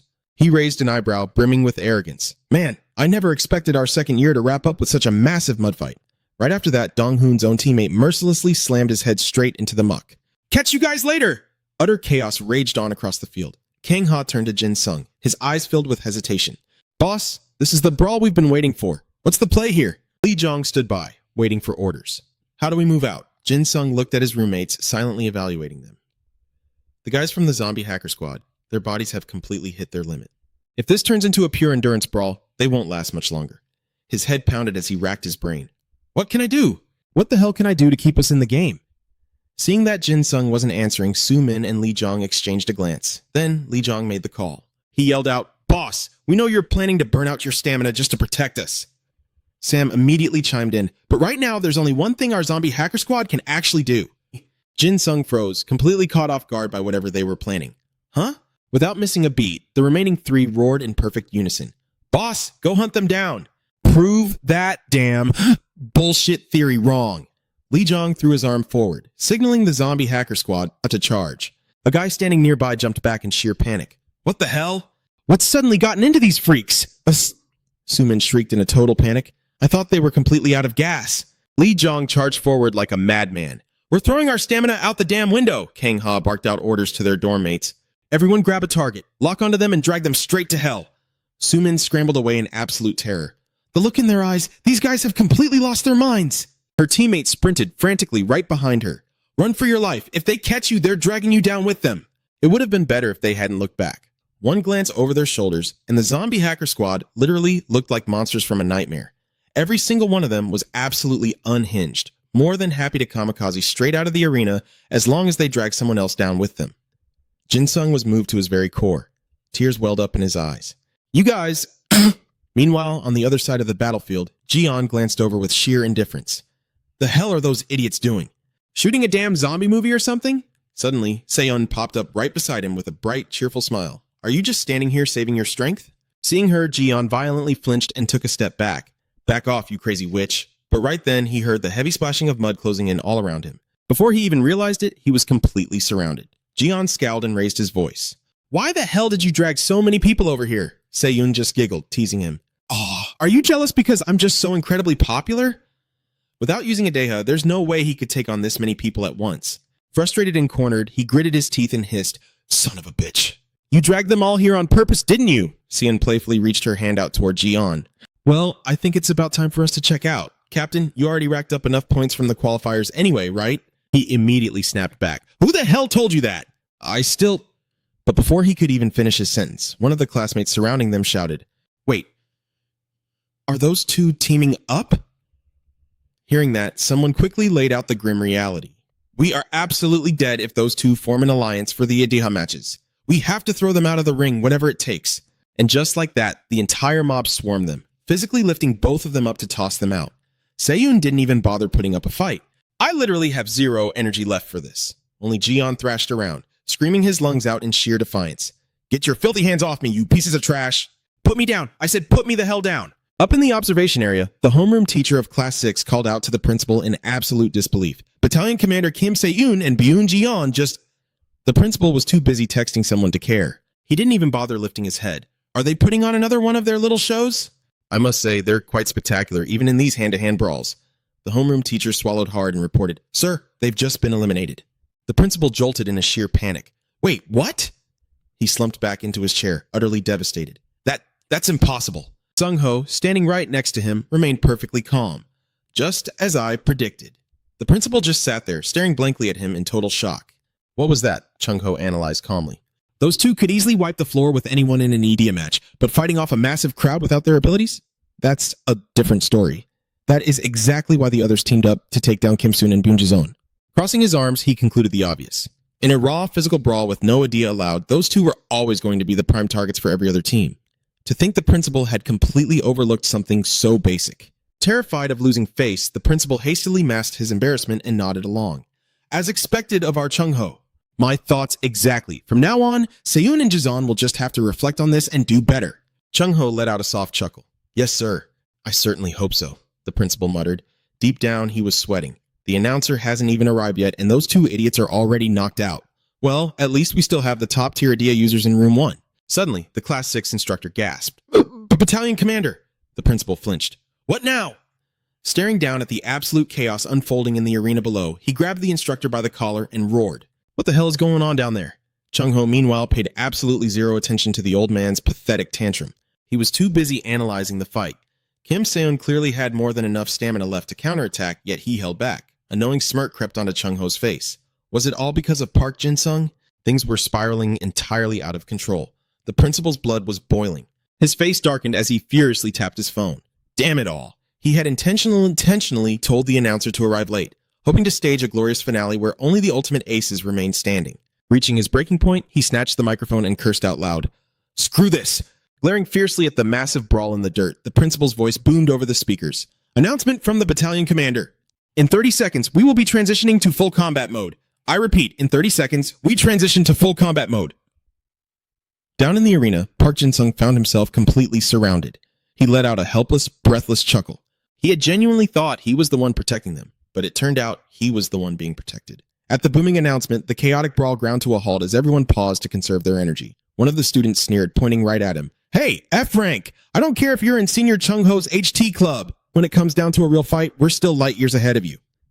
Jin-sung couldn't care less. He muttered to himself, I've been so worried that my idea might spiral out of control just because I'm exhausted. But maybe I shouldn't be holding it back, especially not in a mess like this. The loud mouth from earlier couldn't hear him properly and kept up the arrogant mocking. Huh? What was that? Why are you mumbling to yourself like a total freak? Suddenly, Gunbin's voice ripped through the air. Hey, you idiots, he barked his warning. Back the hell away from Park Jin-sung, now! The arrogant guy just scoffed. Huh? Seeing her boyfriend acting so out of character, Heiji grabbed his arm. Babe, what's wrong with you? Gunbin's face was deathly pale. He kept his eyes locked forward. Park Jin-sung is insanely dangerous. His mind flashed back to the blood-chilling scene from yesterday. The absolute massacre between Jin-sung and that horde of zombies. That was the monster's true power. They had to stop him right now. Gunbin's original plan was to let the guy drain every last drop of his energy protecting those weaklings, forcing him to get eliminated early. But where the hell did all those weaklings disappear to? There was no time left to panic. The deafening siren blared through the speakers, signaling the start of the idea phase. You are now authorized to unleash your idea. Hearing this, the obnoxious student whipped his head back to Jin-sung and burst into a wicked, triumphant laugh. Ha ha ha, it's idea time, you pathetic F-rank. Better watch your back out there, wouldn't want you ending up like those Before the word could even leave his lips, a brutal fist slammed straight into his loud, obnoxious mouth. Caught completely off guard, the guy's eyes rolled back as he crashed violently into the mud. Groaning in agony, his teammates reeled back in pure horror. Just one punch? Even with his safety gear active? Too busy staring at his fallen comrade, the second student completely failed to realize that Jin-sung had already closed the gap. Bam! A single devastating hook shut his lights out instantly. He slumped face first into the mud right next to his buddy. A freezing chill shot down the spines of everyone watching. What the hell was that? The sickening crack of broken armor echoed in the silent arena. Snapping out of their shock, the rest of the mob gripped their weapons and charged furiously at Jin-sung. Damn it, take him down! A heavy iron pipe swung fiercely, aiming straight to crush Jin-sung's skull. But in the blink of an eye, he blurred into a phantom. Gliding through the thick, heavy mud with the flawless grace of a pro ice skater, he wove flawlessly straight through the wall of armed attackers. By the time he finally skidded to a halt and glanced back over his shoulder, the mob was left utterly confused. Wait, he just ran past us? Wasn't he going to attack? The students blinked in bewilderment. Is he trying to run away? Don't let that coward escape! Get him! But blinded by their adrenaline, not a single one of them had noticed their weapons had been utterly shattered. It was only when a chorus of dull splashes echoed around them, the heavy metal tips of their staffs and blades dropping helplessly into the mud, that they realized they had been completely disarmed. An overwhelmingly terrifying, suffocating aura exploded from Jin-sung's body. He stared them down, his eyes hollow and pitch black. Hey! His death glare pinned them to the ground like a bloodthirsty predator locking onto its next meal. Get the hell out of my face! The mob didn't need to be told twice. Trembling with sheer terror, they dropped everything and bolted. We surrender! Instructor, we surrender! Heiji clung to her boyfriend's arm, her voice shaking. Babe, what on earth just happened down there? Gunbin was practically hyperventilating, completely paralyzed by fear. That psycho. He stared at Jin-sung, who was now casually twirling a combat dagger in his hand. Gunbin's voice trembled uncontrollably. I'm telling you, Park Jin-sung is a total monster. From across the mud-soaked arena, Jin-sung locked his cold, lifeless eyes right onto them, the ultimate apex predator sizing up his next prey. Another student nervously tapped Gunbin on the shoulder. Hey man, didn't we make a deal? You and your girlfriend were supposed to handle the high rankers during the ADF phase, and in return, the rest of us promised not to lay a finger on you two. Pushed to his limit, Gunbin violently slapped the guy's hand away. Are you blind? A rank 300 weakling is considered a high ranker now? The student shot back, equally furious and terrified. Didn't you know that maniac scored straight first place in every single guerrilla combat drill? Hearing the panic, Hiji desperately tried to calm her boyfriend down. Babe, please, why are you acting so scared? Now that we can use our abilities, we're miles out of that rank 300 losers league. But Gunbin wasn't having any of it. Driven to the brink of panic, he roughly shoved his girlfriend's hand away. You didn't see the mess that guy made last night, he repeated. That bastard is seriously dangerous. While the two were hesitating to strike, a chilling voice echoed, making them shudder involuntarily. Hey, you two? Jin-sung was losing his patience. Stop whispering to each other and just come at me. With that said, he slowly stepped forward. The couple panicked, but stepping up as a man to protect his girlfriend, Hun Bin decided to strike first. He cursed, damn it, and summoned his weapon, the sly leather whip. Eat a rank, B-. Overall combat ability, B-. The power of the whip scales with your preparation for the battle. Facing a long-range weapon like that, Jin-sung suddenly started talking to himself. Lifting his right hand that held the dagger, he warned it. You cannot kill them, got it? Hun Bin cracked the whip in his hand, panic rising in his chest. What the hell is wrong with this guy? Is he talking to his own hand? He lashed his leather whip at Jin-sung, but the boy casually swatted it away with a flick of his dagger. Right off the bat, Hun Bin felt an overwhelming pressure. No matter how viciously he cracked the whip, every single strike was effortlessly parried by the tiny dagger in Jin-sung's hand. Sweat dripped down Hun Bin's face in sheer disbelief. Does this even make any sense? But Jin-sung just chuckled, a dark, eerie smile creeping across his face. Is that all you've got? As his grin grew dangerously unhinged, he suddenly slammed his left hand over his own mouth, screaming internally. No! Yet his right hand kept flawlessly deflecting every whip strike. Jin-sung desperately chanted in his mind, Control it. I need to control it. Standing nearby, Hyeji watched the bizarre scene, furrowing her brows in confusion. That guy is acting completely crazy. And how is he blocking every single one of my baby's attacks? Seeing his teammates just standing there doing nothing, Hun Bin finally snapped and roared. Are you idiots just gonna stand there and watch? Hurry up and help me! His teammates stepped back, defensive and terrified. Are you insane? What if your stupid whip hits me and I get eliminated? Watching from the observation deck above, the principal was completely stunned. That student, I can't even remember his name. Is he that second year ranked 5th? Du Yi, who was also watching, couldn't hide her inner shock. No way. He's on a completely different level compared to yesterday when he got nailed by that boulder. How is he parrying those whip strikes so flawlessly? She glanced at Sung Ho, who was softly smiling beside her. Captain, Du Yi realized something. He's not surprised at all. This could only mean one thing. Meanwhile, down in the arena, Jin-sung was getting incredibly bored of just standing in one spot deflecting the whip. He taunted Hun Bin, Are you just gonna stand over there cracking that whip all day? Jin-sung sidestepped the strike, rapidly closed the distance, and made the call himself. Fine then, I'll come to you. Seeing her precious boyfriend about to get hit, Hyeji immediately threw herself in front of him. I have to protect my baby, she cried out. Shield of love! Shield of love, eat a rank. B+. Overall combat ability, B-. When protecting someone precious to you, your power increases. Seeing his girlfriend taking the hit for him, Hun Bin desperately screamed out, No, don't, but Hyeji didn't flinch one bit. It's totally fine, baby. I'll show you the absolute power of my love for you. Ironically, she had absolutely no idea just what kind of monster Jin-sung truly was. He ruthlessly, spoonfully slashed his dagger down onto her glowing heart-shaped shield. With just a single strike, a terrifyingly crisp crack echoed through the air. An instant later, the shield shattered into glittering pieces right before Hyeji's horrified eyes. Without a second of hesitation, Jin-sung's left hand aggressively clamped down on her face. With brutal force, he shoved Hyeji backward. She tumbled helplessly straight into the arms of her boyfriend, Hun Bin. Hyeji's eyes were wide with utter disbelief. No way! My power of love, shattered by a tiny little dagger? At the same time, the blue safety bracelet on her wrist shattered into pieces. Seeing this, all the color drained from Hun Bin's face, while Hyeji completely broke down. Even with her boosted defense, the shock-absorbing bracelet still broke? Terrified, Hun Bin frantically ripped the safety bracelet off his own wrist. We surrender! He threw his hands up, waving the broken bracelet at Jin-sung in defeat. We're leaving right now. We lost, okay? Still traumatized, Hyeji lay slumped in her boyfriend's arms, muttering bleakly, I can't believe our love is this weak. Having declared their surrender, Hun Bin hastily scooped up his girlfriend and scrambled out of the combat zone, much to the absolute horror of everyone else. Come on, hurry! Let's go, baby! Surprisingly, Jin Sung didn't go completely berserk and chase after them like he did back at the bank. He gripped his right wrist tightly, muttering to himself, "Is it because its name changed? Is that why it's easier to control than yesterday?" Off to the side, the twin brothers couldn't hold back their curses. Damn it, shitty couples, they didn't do a damn thing! Well, not that we expected anything from those two losers anyway. Glancing at the remaining stragglers in the mud pit, Jin Sung clearly had zero intention of wasting any more time. We don't have all day. Just rush me all at once. Up on the observation deck, the principal completely lost his cool, screaming like a madman and throwing all dignity out the window. You pathetic bunch of losers! Are you seriously telling me you can't even take down a single rank F trash? Prompted by his furious roaring, the twin brothers gripped their batons and charged in. Screw it, let's just crush him with brute force. Jin Sung calmly analyzed the incoming threat. A cloning Ida ability? But his sharp eyes quickly picked up on the subtle differences. No, there's two distinct auras. Wait, are they just twins? The older twin roared. Get bigger. The staff in his hand suddenly grew massive, like a transforming tree trunk. Name, Ida. Rank, C+. Overall combat ability, C+.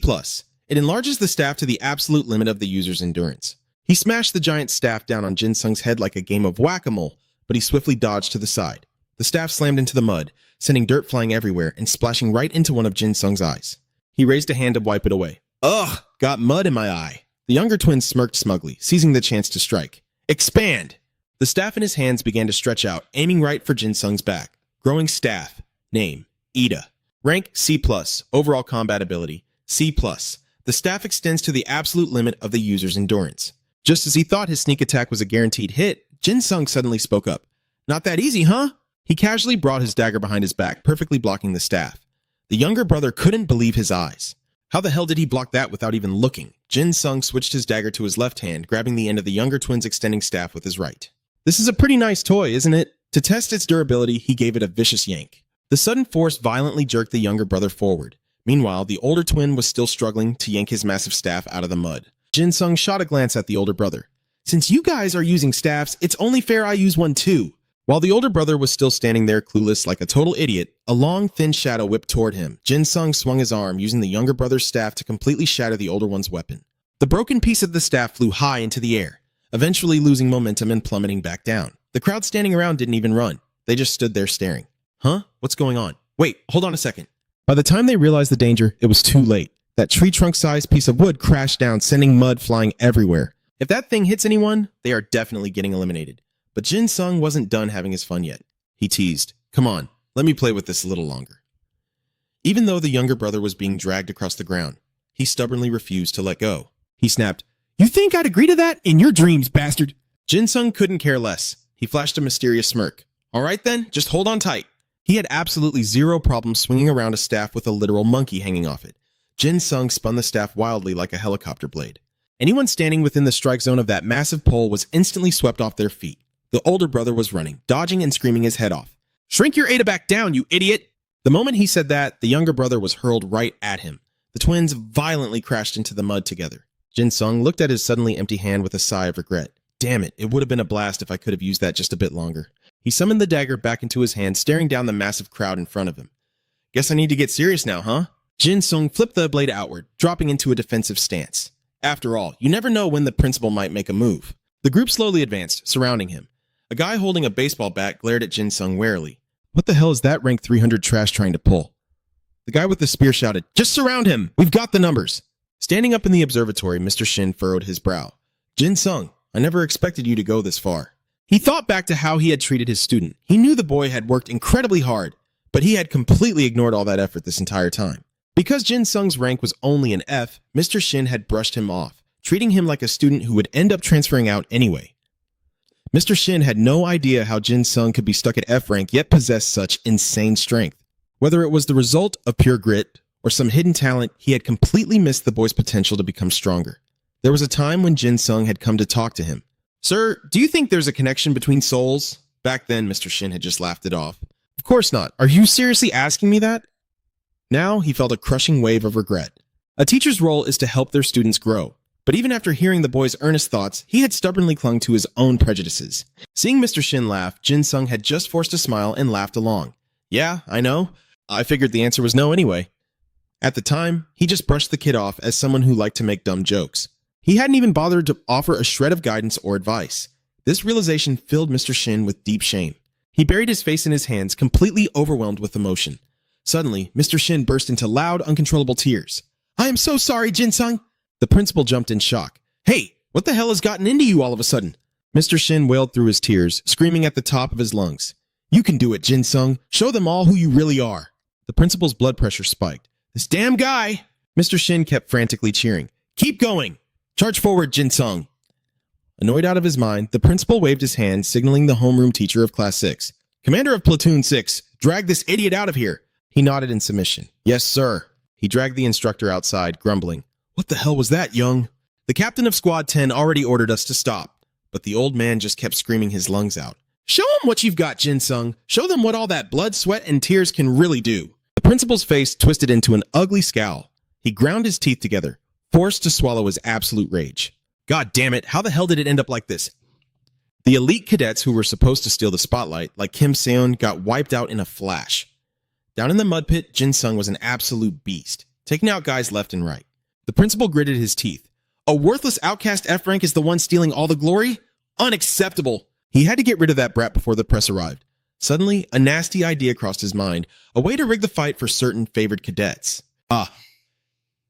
The melee fighters using EDA are struggling to sync their attacks because their aura ranges clash. Figuring that no matter how insane the kid's stamina was, he'd eventually break, the principal grabbed the mic. "Cut the EDA!"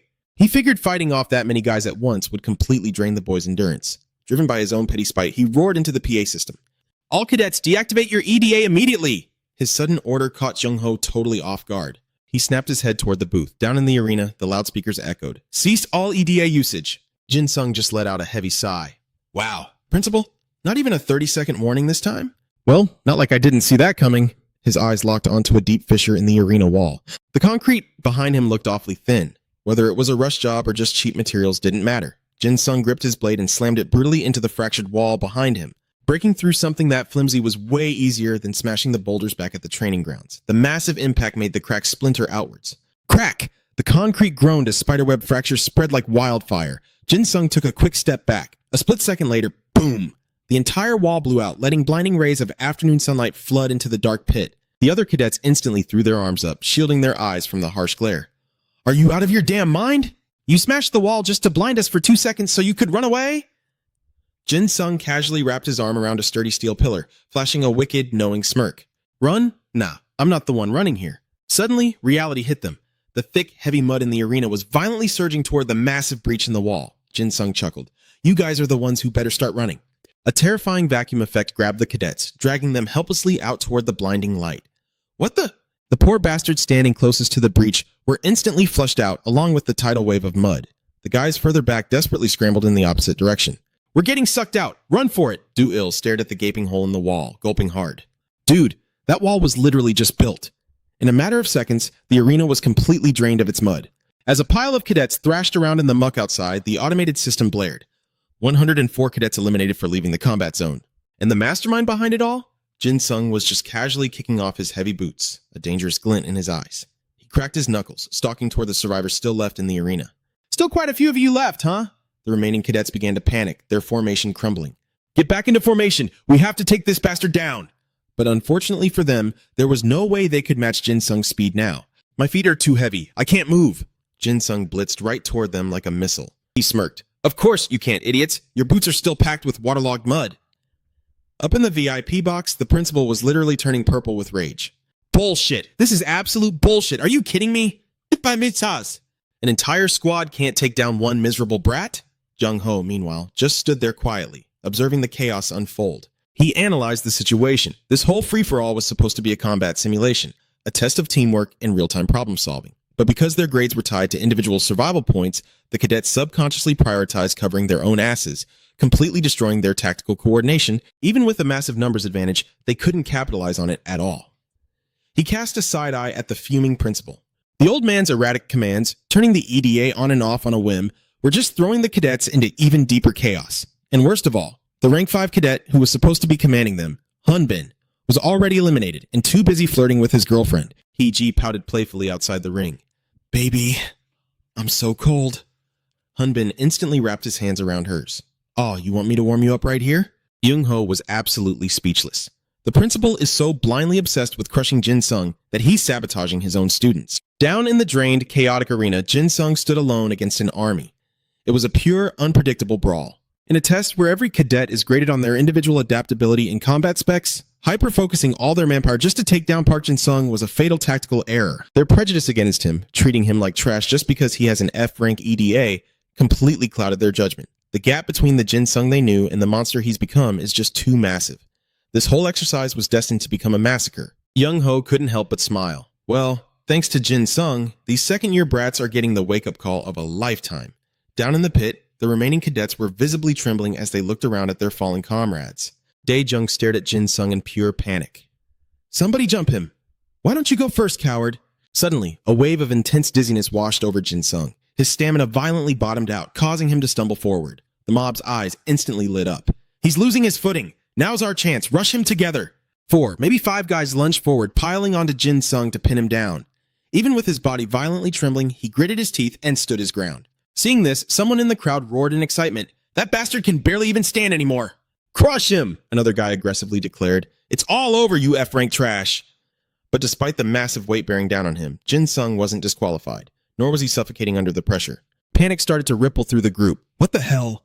There are 5 of us! How is he still resisting without even using his EDA?" Desperate, they started yelling for backup. "We need more guys over here! Get over here, now!" The mob linked their arms together, forcefully pressing Jin-sung down with the crushing weight of a mountain. Up in the stands, the principal watched the tides turn with wicked delight. That's more like it. Right at that moment, his phone rang. He glanced at the caller ID, the editor-in-chief of the EDA Times. It seemed the man was finally arriving. Jin-sung was still stubbornly holding on down there. At this rate, the kid would be completely disqualified before the editor even made it to the venue. With that thought in mind, he confidently pressed accept. The principal put on a sickeningly sweet, flattering smile. Yes, this is the principal of Heian High School speaking." "You've got the green light." He calculated silently in his head. Maybe it would be better to let the cadets use their EDA. It would make for a much flashier spectacle. No sooner said than done. The moment he hung up, the principal grabbed the microphone. A greedy smirk plastered across his face as he made the announcement. "Attention cadets, this is a direct order from the battalion commander. From this moment on, you are officially authorized to use your EDA." He smiled maliciously.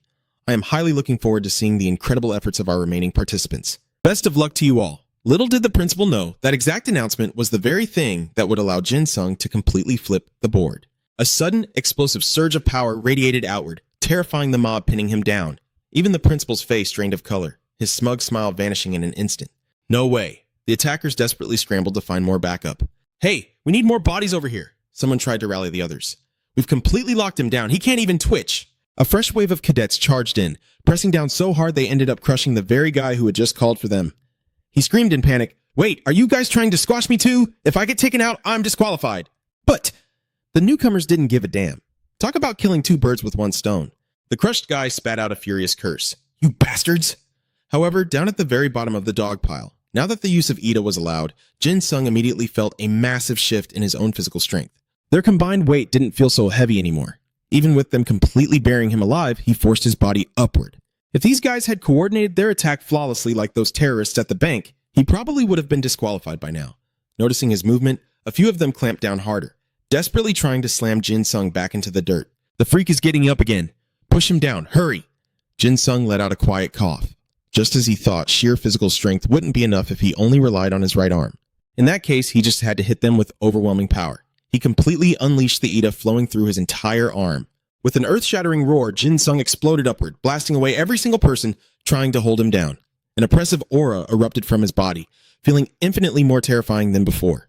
Regaining full control of his right arm, Jin-sung gripped his dagger tight and let out a cold, mocking sneer. "You guys are nothing but absolute trash." Up in the observation deck, the principal entirely lost his composure. "Is that kid a freaking monster?" Just then, the door behind him was pushed open. Hearing the click, he immediately whipped his head around, his face looking utterly pale and distressed. The newcomer was none other than the editor-in-chief of the EDA Times. He offered a polite greeting. "A very good day to you, principal of Heian High School." Trailing right behind him were 2 cameramen. The principal quickly scrambled to welcome him. "Ah, you finally arrived!" "Mr. Editor-in-Chief." The editor stepped forward and firmly shook the principal's hand. "I sincerely appreciate you granting us permission to observe such a crucial off-campus training exercise." The principal forced out a stiff laugh. Haha, please, the honor is all mine. I should be the one thanking you for taking such an active interest in Han High. The editor let out a hearty laugh. To honor the tremendous dedication of your cadets, you have my absolute word that we will capture this drill perfectly on camera. The editor bowed his head in polite gratitude. Principal of Han High, thank you so much for graciously inviting us over. The principal flashed another sickeningly sweet smile. Mr. Editor-in-Chief, you must be absolutely exhausted from your long journey here. Why don't we sit down and share a warm cup of tea first? Suddenly, moving as fast as lightning, the editor rushed over to the observation railing. He looked down and asked with bright enthusiasm, "Oh, are cadets already getting eliminated out there? I was hoping to film this spectacular battle from the very beginning, but honestly, it would be a massive shame if the students couldn't train to their fullest just because a few cameras were pointing at them." The editor nodded, full of praise. "You are incredibly thoughtful when it comes to your students, Principal." The principal awkwardly stammered out a reply. Yes, of course." The editor then excitedly pitched a suggestion. "In that case, we'll focus heavily on filming whatever is left of the exercise. All right, boys, get those cameras set up." Just then, the editor's gaze accidentally landed on Sung Ho down below. He completely froze in his tracks, letting out a gasp of pure astonishment. "Whoa!" Without wasting another second, the editor eagerly rushed closer to the glass. "Sung Ho, are you the head instructor for this training block? Hey, do you still remember who I am? I interviewed you last time, remember?" The chief editor didn't waste a single second, immediately jumping right back into reporter mode to fire off a question. "Sir, from what you have seen, are there any standout students we should be keeping an eye on?" The man answered with calm composure. "The sophomores here at Heen High School are all performing exceptionally well. But if I had to pick one top-tier student to be the main focus of your cameras," the principal panicked, frantically cutting him off. "Chief editor," he hastily added, "it is such a shame, but our very best students have already been eliminated." The editor gasped in surprise. "Oh, why is that?"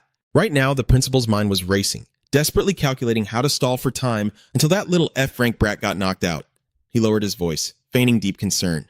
"It seems they were just far too overconfident engaging in such a large-scale melee battle. As their mentor, I can only hope this harsh lesson forces those talented kids to deeply reflect on their flaws." The principal's voice echoed with fake wisdom, "so that they may grow more diligent in the future."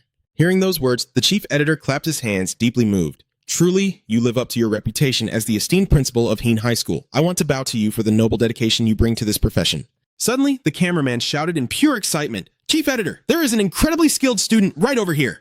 This footage is going to be absolute gold!" The editor frantically sprinted over to the cameraman. "Principal, please wait here for just a second." Down in the arena, Jin Sung was coldly swatting away a barrage of whistling arrows with his bare hands. The chief editor was utterly stunned. "Let us see here. Just who on earth is that kid?" At that moment, without even bothering to look back, Jin Sung casually raised a hand, instantly deflecting the arrows flying at him from behind. The archer roared in furious frustration. "Anyone with a melee idea weapon, rush him! Take him down right now!" The guy next to him snapped back angrily. "Do you think we are out of our damn minds? We would get hit by your friendly fire and knocked out before we even got close to him." Up in the stands, the editor's eyes sparkled with awe. "Principal, what is that student's name? With talent like that, he absolutely deserves a B+ grade." He gasped, correcting himself. "No, wait. He is bordering on an A rank." The principal completely panicked, wiping his dripping sweat as he stammered. Yes. That student is a B+ rank, right?" Homeroom teacher Shin casually cut right in. "That boy is an F rank." The chief editor froze in pure shock. "An F rank? You have got to be kidding me, right?" Mr. Shin glared back, snapping angrily. "Why the hell would I joke with you about my own student?" Teacher Shin firmly continued. "Jin Sung is standing in that arena purely through his own relentless hard work." Horrified, the principal frantically tried to shut him up. "What kind of nonsense are you spouting in front of the chief editor? What are you other squad leaders just staring at?" Right before being forcefully dragged away, Mr. Shin still desperately pleaded. "Please, I beg you, pay attention to Park Jin Sung." The homeroom teacher of Class 6 growled, "Squad Leader 10, knock it off right now." And with that, Teacher Shin was swiftly dragged out of sight. Trembling with excitement, the editor asked, "Principal, I need to know absolutely everything about this Jin Sung." The principal's face turned deathly pale. On the outside, he was speechless, but inside, he was cursing up a storm. "Damn it, god damn it, we are so screwed." Meanwhile, down in the arena, Jin Sung was completely exhausted. Sweat poured down his face as he groaned inwardly. "My body is going to shatter into pieces. My mind is right at its absolute limit." He gripped his small dagger tightly, forcing his aching muscles to parry the incoming attacks. But a strange realization echoed clearly in his mind. Jin Sung thought, "Even though I have spread my killing intent across every single spot I've struck, my idea controls this bloodlust way too easily." In the blink of an eye, Jin Sung's dark aura violently engulfed his opponents. One of the guys screamed in absolute terror. "What the hell is this?" The person beside him stammered out, "Are you feeling this too?" He swallowed hard, adding, "This kid, he is an absolute monster." Jin Sung smirked, his voice dripping with icy sarcasm. "Where exactly do you think you are running off to?" Suddenly, his gaze flicked behind him. Right then, tendrils of sinister aura fiercely coiled around the dagger in Jin Sung's hand. He blinked in surprise. "Wait, is this... Before he could finish, the aura ignited like a demonic, blood-red magic flame, glowing with an eerie brilliance. In a single heartbeat, the dagger transformed entirely. It had evolved into a vampiric dagger. Rank D, Idea. Comprehensive close quarters combat ability. Rank B. Drains blood from the target, granting the user absolute control over the target's physical body. A wildly thrilled smile broke across Jin Sung's face. The system notification continued. As long as the host's body meets the bare minimum requirements to function, the user can maintain this state for as long as desired. His laughter echoed fiercely throughout the entire arena. His heart was overflowing with absolute euphoria. Not only can I control my idea, I can fully unleash its power. I actually did it. All that agonizing training was not for nothing. Jin Sung looked like he wanted to scream his triumph to the whole world. "Hey, are you guys watching this?" He thought to himself with burning pride. "Senior, are you seeing this?" A flood of emotions rushed through Jin Sung's mind. "Seun, did you see that?" Seun's voice teased him right back. "Just wipe the floor with them already." "Yes, Mr. Showoff." He looked straight at her from a distance and happily replied, "You got it." Without a single moment of hesitation, Jin Sung threw himself right back into the brutal bloodbath. He dashed through his enemies like a bolt of lightning. Unshakable confidence radiated from Jin Sung's face, dark magic surging with every step he took, as the protective bracelets on his opponent's wrists suddenly cracked and shattered. The shattered fragments hit the ground with a chilling metallic clatter. Total chaos instantly erupted across the entire arena. One guy shrieked in sheer panic, "We are wearing the shields! How are we still taking damage?" The guy next to him didn't even hesitate, immediately throwing in the towel. "Surrender! I forfeit! I quit!" Terrified screams echoed endlessly across the battlefield. "It hurts! Instructor, please save me! I give up!" Jin Sung kept his eyes glued to the dark weapon in his hand. At this exact moment, it was proving to be terrifyingly effective. The principal stood completely paralyzed, his heart swallowed by dread. This is an absolute nightmare. Down below, the agonized screaming just would not stop. Save me!" The editor-in-chief stared, utterly unable to process the sheer madness unfolding right before his eyes. "One guy. Against 60? Suddenly, Jung-ho cut in, correcting him. "If you count the guys he wrecked before you got here, Chief, that rookie has taken down a total of 150 students. The older man whipped his head around, his eyes bulging in absolute shock. "Huh? Seriously?" He snapped his gaze back down to the arena, taking in the bloodbath and the final standing. Watching the relentless, brutal brawl still raging on, Jung-ho delivered his final, chilling estimate. "It's well over 200 students." Cut to a towering high-rise. The pitch-black night sky swallowed the city, blanketing everything in a heavy, suffocating silence.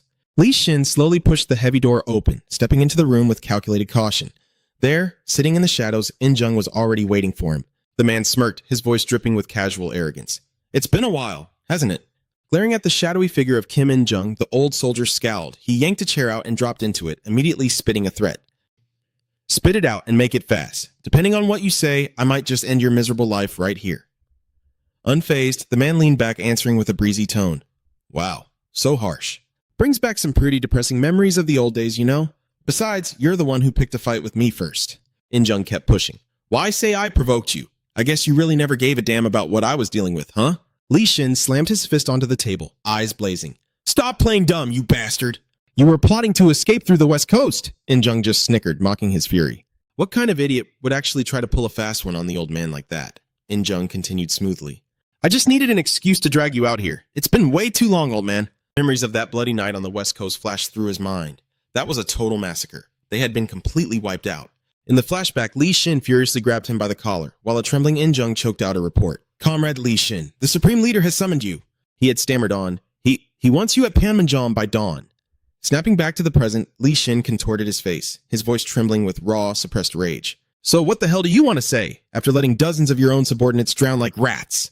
In-jung ignored the venom, casually recalling, "The first time I stepped foot into South Korea, I bumped into some pretty interesting punks." Li Shin narrowed his eyes, intrigued despite himself. "You mean those brats from Heian High School?" In-jung waved a hand, letting out a self-deprecating chuckle. "Yeah, heard some washed-up old man was playing soldier and training kids, so I swung by to check it out. But the moment I went to say hello, they beat the absolute crap out of me." Li Shin froze. He furrowed his brows, glaring at him with heavy suspicion. "What the hell are you talking about? In-jung frowned, annoyed at having to spell it out. Why are you being so dense? Do I really have to say it? I ran for my life from a bunch of high schoolers. Do you get it now? Li Shin's eyes went wide as saucers, utterly stunned. What? He fell into deep, racing thoughts. I knew this bastard ambushed the bank and pulled out, but he didn't retreat. He was cornered and forced to run? This wasn't some strategic fallback or political play, was it? Li Shin clenched his fist so tightly his knuckles turned white, his mind reeling. Who the hell could possibly... Suddenly, In-jung slammed the table, bursting into a manic, excited laugh. Ah, I get it now. You honestly had no idea, did you, old man? Li Shin's face darkened, practically dripping with murderous intent. What exactly are you saying I don't know, you piece of trash? In-jung just sneered, dripping with mockery.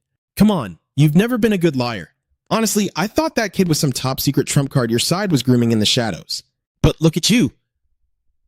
Even you got left completely in the dark. Infuriated, Li Shin violently kicked his chair back and shot to his feet. You better start giving me some straight answers right now, Kim In-jung.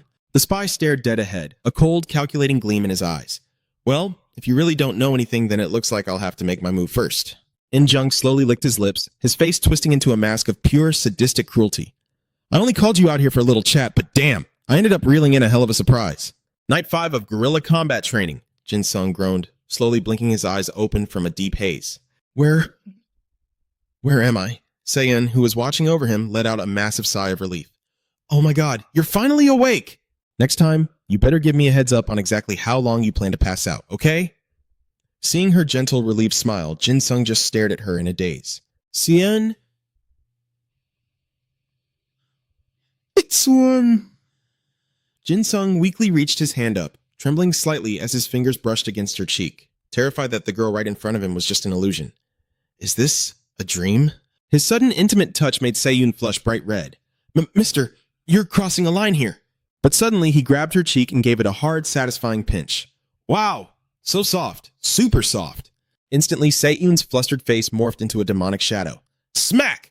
A merciless punch straight to the forehead sent Jin Sung shooting upright, yelping in agony. Ouch! What was that for?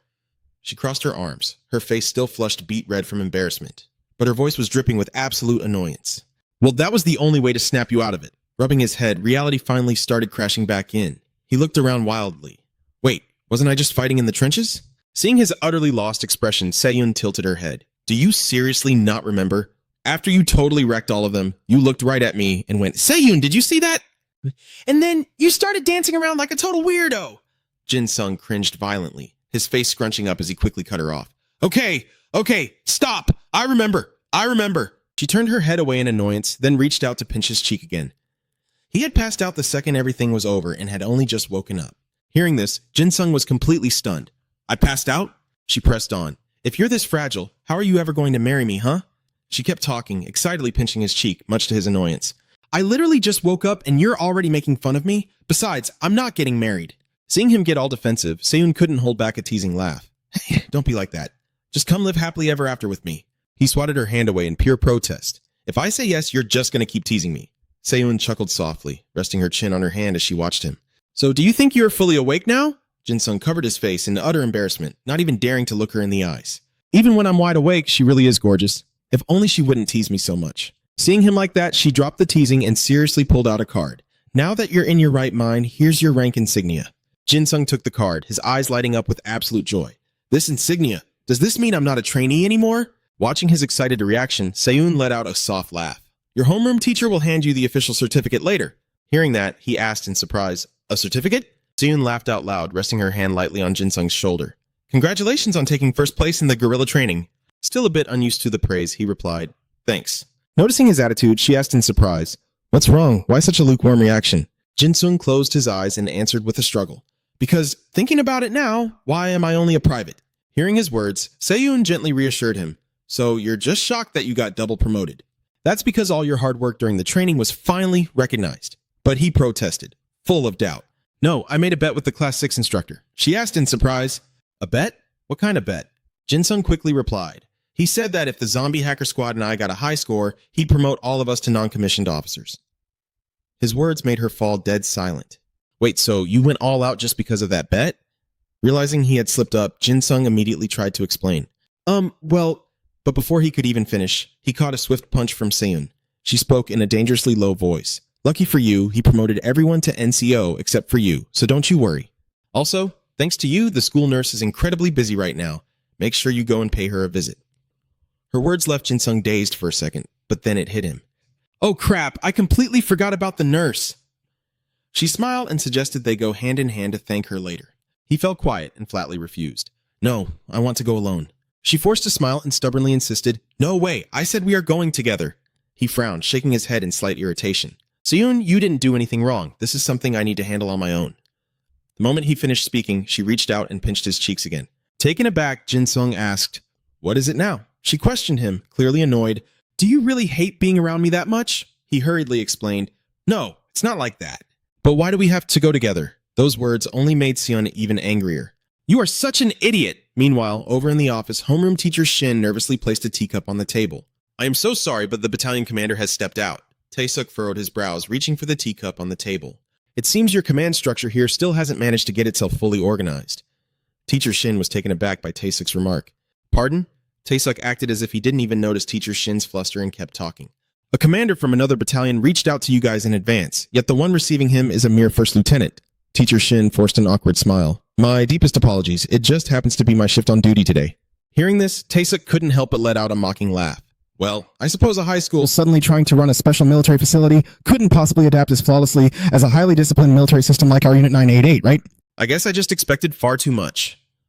Being openly mocked, Teacher Shin felt incredibly agitated but pressed his lips together, doing his best to hold back his frustration. The Special Training Brigade of Unit 988 was established by the South Korean military to cultivate controlled combatants, serving as an alternative to high-level training at special military facilities. They recruited students with focused combat abilities specializing in EDA from all across the nation. At their core were elite educators. With their vast military expertise, students were trained under a brutally strict system paired with a highly tactical curriculum. It was an alternative choice for higher education. South Korea's absolute strongest military foundation focused on EDA combat. Tae-suk gently set his teacup back onto the table. He glared right at him. So, when exactly is the principal of Heian High School going to show up? Hearing his arrogant tone, Teacher Shin felt a surge of pure frustration. Is he planning to call the principal here just to disrespect him? Despite that, he forced himself to maintain a respectful tone. He will be arriving shortly, sir. Wanting to provoke him further, Tae-suk smirked as he looked at Teacher Shin. You don't look very happy about it, Teacher Shin hurriedly explained. I do not mean to come off as presumptuous, but don't you think you are being a bit disrespectful considering you are a guest from another unit? The man raised an eyebrow at that, nodding with a mocking smirk. Another unit, you say? That's exactly right, a different unit. My deepest apologies, considering I'm the enemy who came all this way just to declare war. Guess I was being a little too rude. Mr. Shin, the homeroom teacher, was caught entirely off guard. Declare war? The man gave him a dark, chilling smirk. Oh, I'm sure you know exactly what I mean. Or is your intel network just so pathetic that this is the first time you're hearing about it? A sudden realization flashed through Mr. Shin's mind, leaving him unsettled, just as I suspected. Seeing the teacher's stunned expression, the man waved his hand with a deeply satisfied sneer. Here at Han High School, you've got students like An Sun-ho and Kim Seung, right? You've got such high-profile kids under your wing, yet you're completely clueless. I'm guessing you haven't caught up on the latest reports regarding your students' combat power. The ones who actually showed some promise during the guerrilla training. Mr. Shin took the file from him, his eyes widening in shock when he saw Jin-sung's profile inside it. Are you talking about the F-class assassin? The man scoffed with a blatant disdain. Yeah, I saw the reports. But come on, does it even make sense for a kid like that to be stuck in F-class? How the hell does an F-class awakener survive in an elite combat academy? If you're going to forge a cover story, you can't just exaggerate everything and expect people to buy it. Noting the man's sheer arrogance, Mr. Shin thought grimly to himself, it seems Unit 998 doesn't have the full details on the second-year exams yet. Suddenly, the door swung open, and the principal walked in with a warm smile. My apologies, I'm a bit late. Tae-suk instantly dropped his arrogant facade, standing up briskly to shake the older man's hand. Oh, not at all. Battalion Commander of Han High. Mr. Shin watched the man switch completely, and couldn't help but marvel at the sheer hypocrisy. Just a second ago, he was calling him a mere principal. Well then, I'll take my leave. Stepping out of the office, Mr. Shin let out an exhausted sigh. Man, what a headache. Suddenly, a loud commotion caught his attention. He walked over to the glass window, glancing at the building across the courtyard as he muttered, What on earth is going on today? Are the second years recruiting for their clubs already? A booming chant echoed from the grounds below.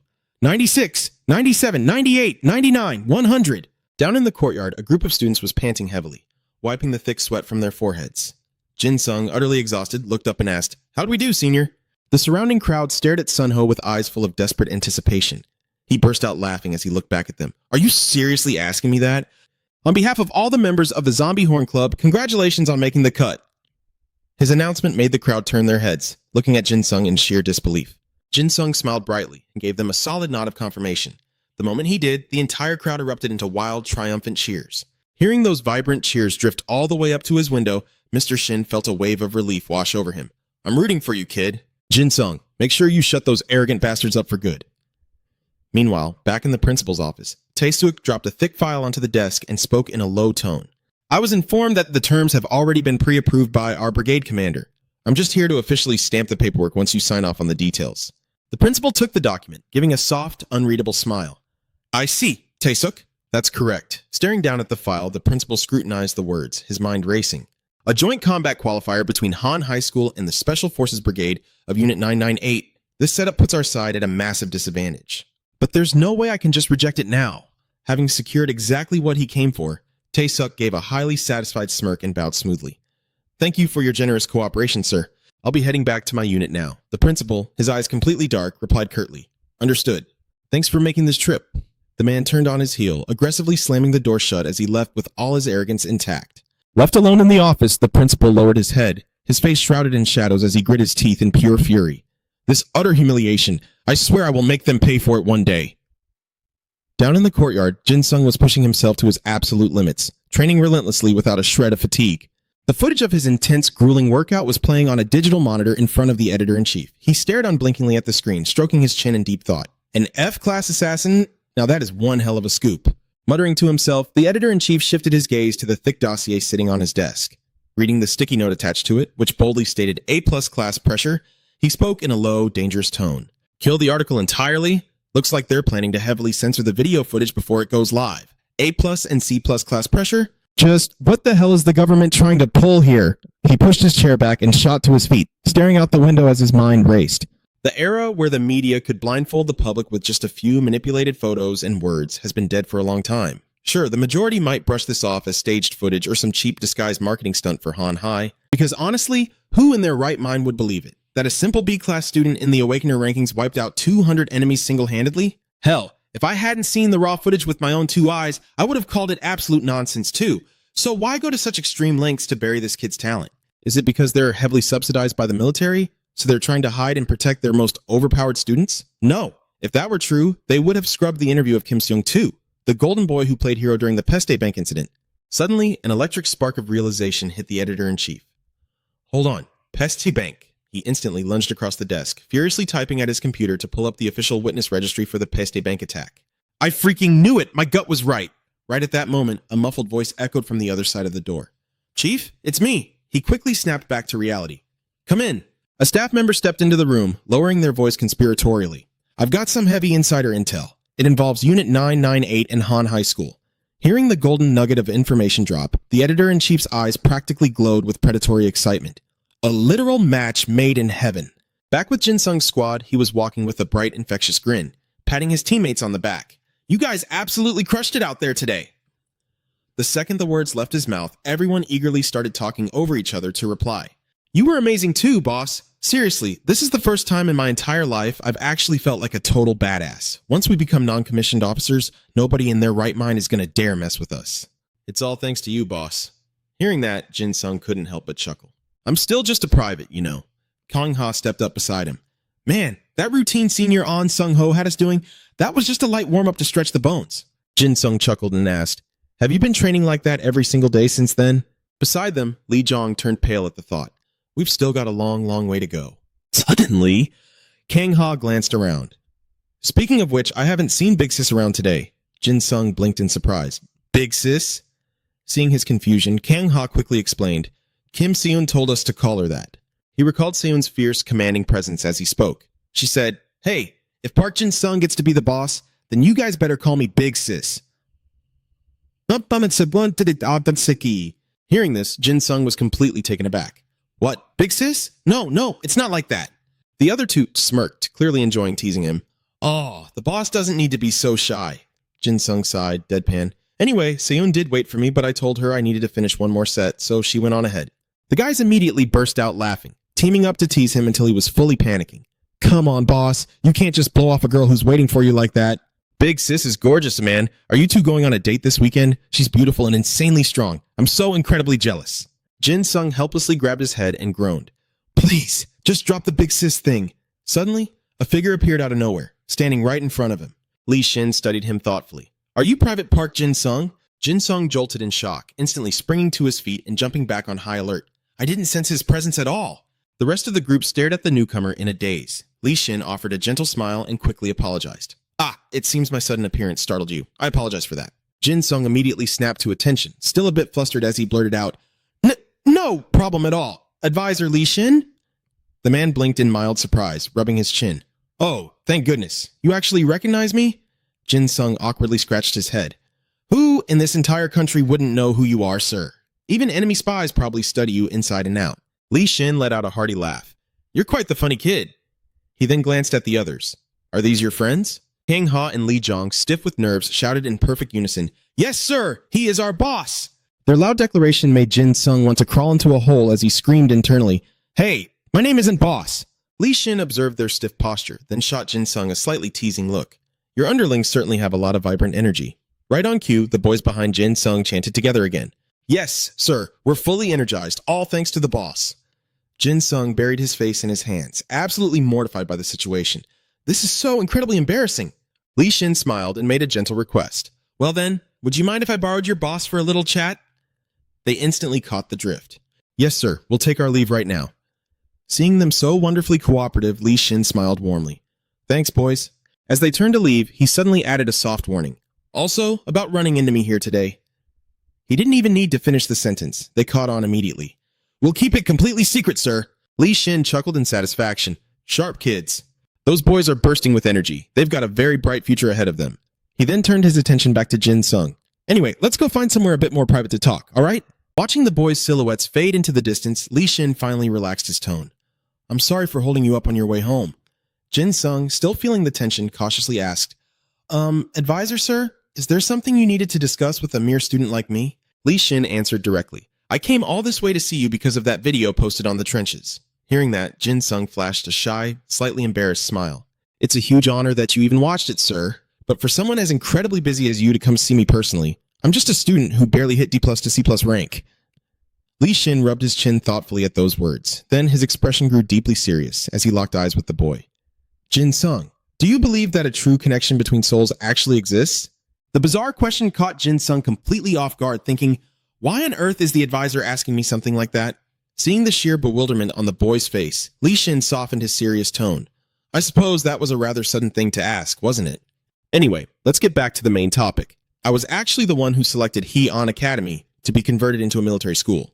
Jin Sung's eyes widened in absolute shock. Wait, that was you, sir? Li Shin's voice dropped, carrying a heavy, almost ruthless edge. I did it because I hoped that students like you would learn to thrive, even if shoved into the absolute worst conditions. I had extremely high expectations for Sergeant An Sung-ho to lead that charge, but things clearly didn't go as smoothly as I had planned. Jin Sung's eyes flew wide open in frantic defense. No, sir, that's not true at all. We've been incredibly inspired by Senior An Sung-ho. If it weren't for him pushing us, me and those guys you just saw, we wouldn't even be where we are today. Li Shin let out a soft chuckle, quickly raising a hand to calm the boy down. My apologies, I phrased that poorly. What I meant was I had hoped the rest of the academy would rally together and train fiercely after witnessing An Sung-ho's sheer dedication. I was looking for someone just like him. He trailed off, reaching out to gently place a hand on Jin Sung's shoulder. His face lit up with profound hope as he finished his thought. And it seems that person has finally appeared. Now that I've met you in person, I'm thrilled to see that my intuition was absolutely right. He stared at the young student standing before him, his mind racing with deep thoughts. Is he really just a normal student? Is this the secret weapon Kim and Jung mentioned, something I was completely kept in the dark about? Meanwhile, those heavy expectations radiating from the advisor left Jin Sung feeling both deeply confused and genuinely intimidated. Sir, you're giving me far too much credit, the boy mumbled. Li Shin continued to analyze him silently. I was genuinely blown away when I saw that guerrilla training footage. But with just that level of skill, there's no way he could ever defeat Kim and Jung.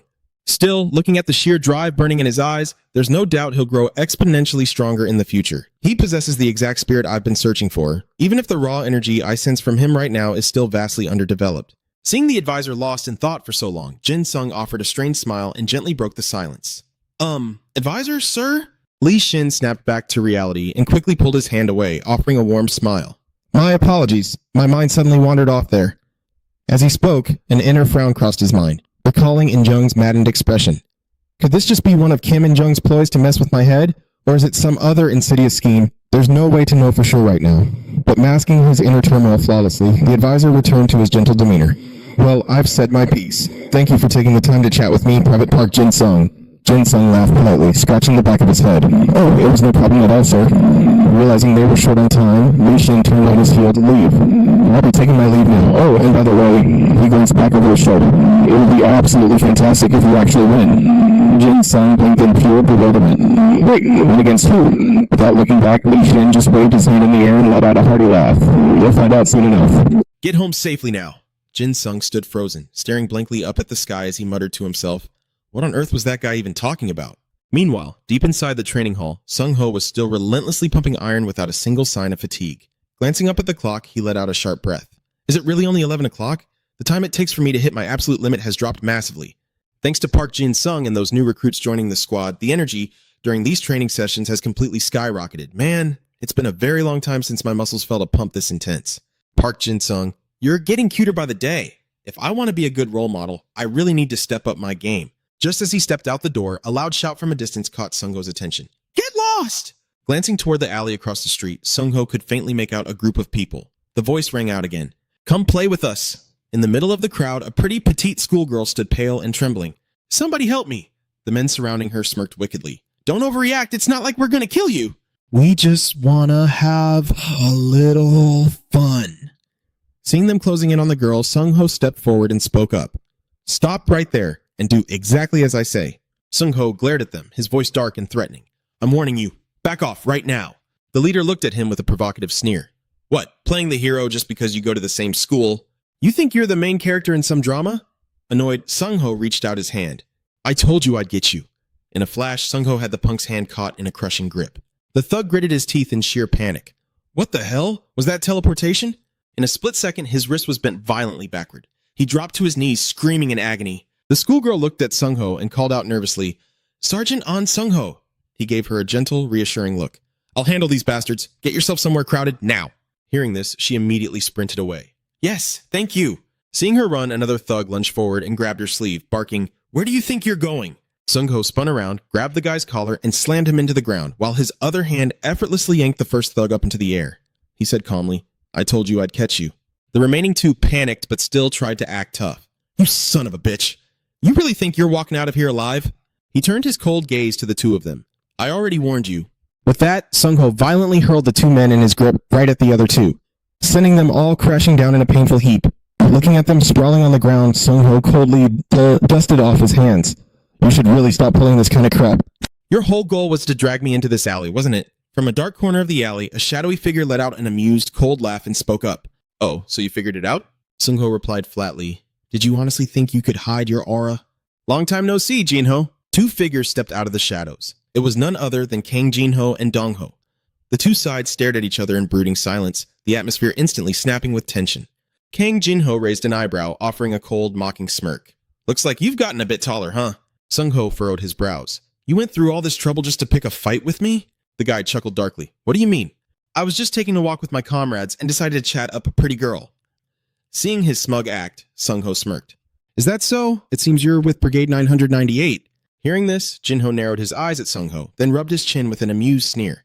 You're sharp. How'd you figure that out?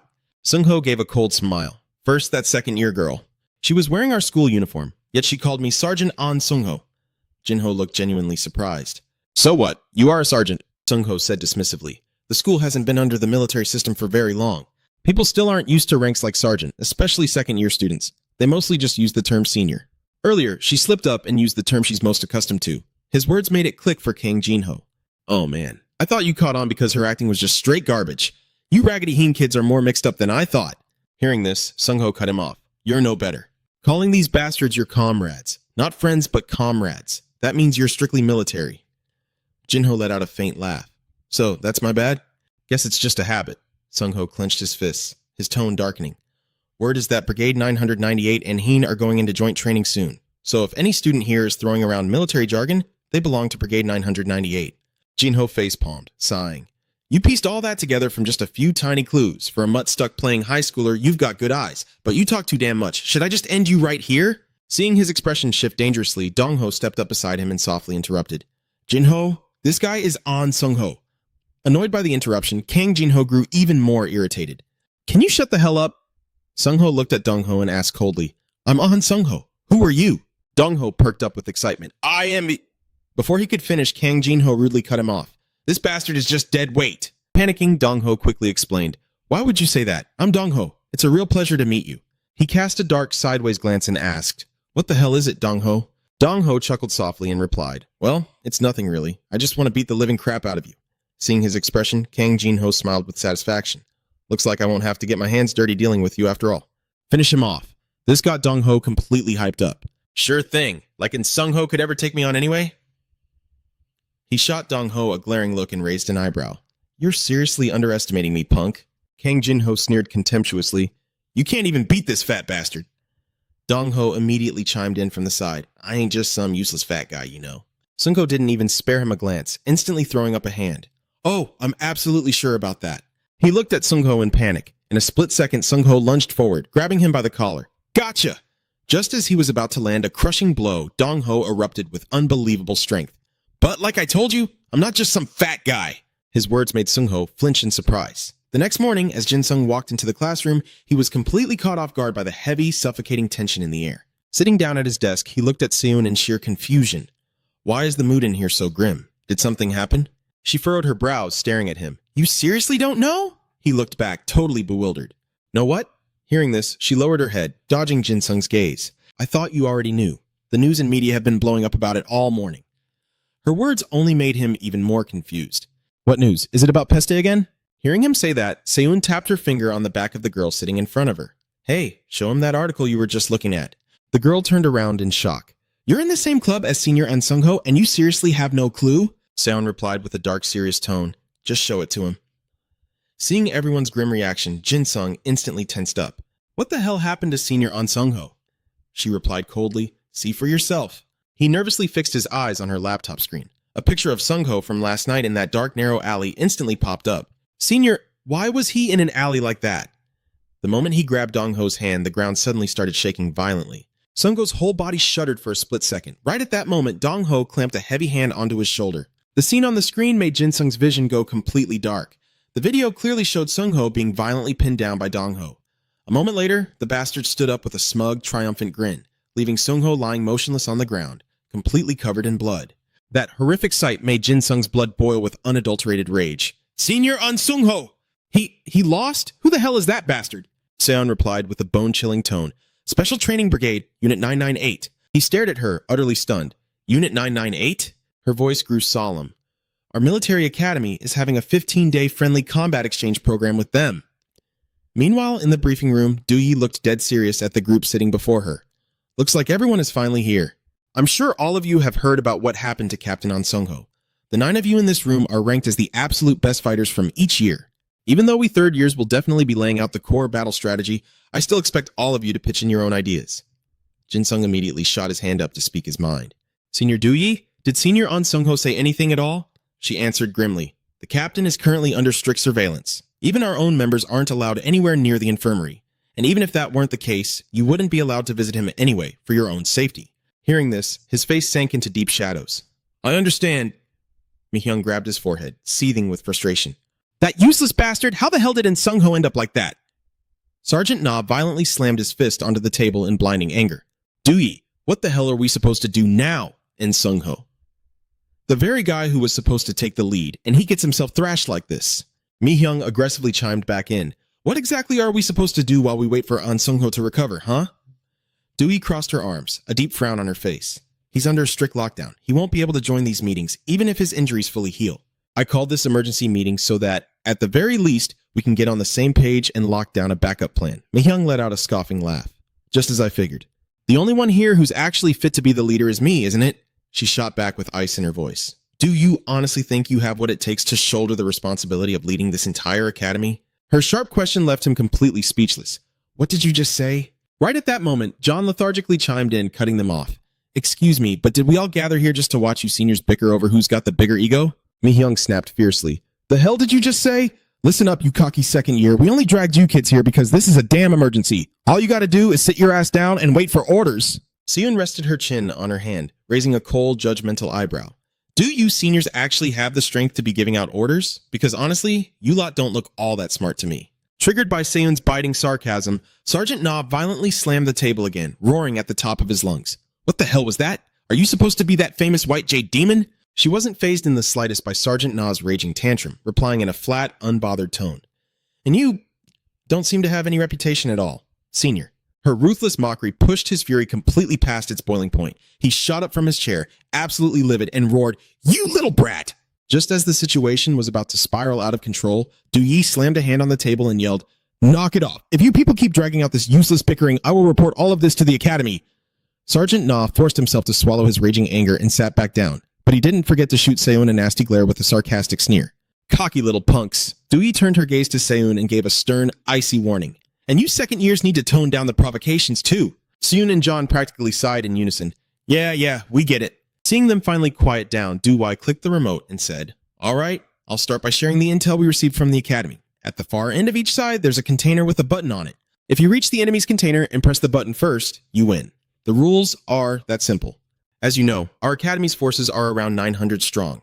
Our opponent, 998, has about 3,000. Hearing this, Phil leaned back and groaned. 3 times our number. Seriously? Ah! The girl beside him panicked. How are we supposed to win against that? Du-Wai immediately spoke up to calm them down. Quiet down. You first years, I'm not done explaining. They may outnumber us 3-1, but Heen Academy has the terrain advantage, which is perfect for defense. To break through a defense that solid, they'd need at least 3 times the offensive power. And one more thing. If we can hold the line for 5 hours, we win. That means a tight defense is our key to victory. Next is the intel on the 2 guys involved in the fight with An Sung-ho. First, the student who pinned the captain down, his name is Ju Dong-ho. He's a 3rd year. While we aren't entirely sure about his EDA, based on the video footage, his ability seems to be gravity manipulation. He didn't show off any flashy skills, but Jin Sung's face darkened, his voice grim. It was a nightmare matchup for Senior and Sung-ho. Du-Wai nodded. Exactly. It looks like the captain tried to use his EDA to grab Ju Dong-ho, but couldn't throw him and got crushed under his enhanced weight instead. If a guy with that kind of EDA drops his full mass on us from above, we're going to take massive casualties. Jin Sung furrowed his brows, an unquenchable fire of resentment flickering in his eyes. I don't think that's the only reason the senior lost. Du-Wai continued in a serious tone. Next is the mastermind behind it all, Kang Jin-ho. Although he didn't do much in the video, he is currently 998's ace and our absolute top priority target. The guy has terrifying combat power. He transferred to 998 right before his 3rd year, after studying abroad in Australia for his first 2 years of high school. Furthermore, back in middle school, he was the runner-up at the National EDA Olympics. During those middle school years, and Sung-ho won 5 times and lost 5 times against Kang Jin-ho. Hearing this, Jin Sung's eyes widened in sheer shock. He's a rival senior and Sung-ho couldn't definitively beat back in middle school. He immediately spoke up, asking, "Senior Du-Wai, is there any intel on Jin-ho's EDA?" Du-Wai replied, "There are no confirmed details, but according to an old article, it's a type of ability that drastically boosts his physical stats whenever he gets angry. That's all I know." Her words struck his mind like a bolt of lightning, leaving him utterly stunned. "An EDA with the exact same traits as mine." Du-Wai spoke again. "Kang Jin-ho, the guy who fought our captain to a standstill in the past, and Ju Dong-ho, the one from the recent incident. With these 2 key figures involved, 998 is going to play an extremely aggressive game. To boost their own prestige, they want to send a clear message that Heen Academy's and Sung-ho is absolutely nothing." Jin Sung clenched his fists, grinding his teeth as he muttered, "That's total bullshit." Du-Wai continued. "And here's some intel regarding the person who leaked the video. This is the location where the video was filmed. After investigating, it turned out to be an abandoned warehouse."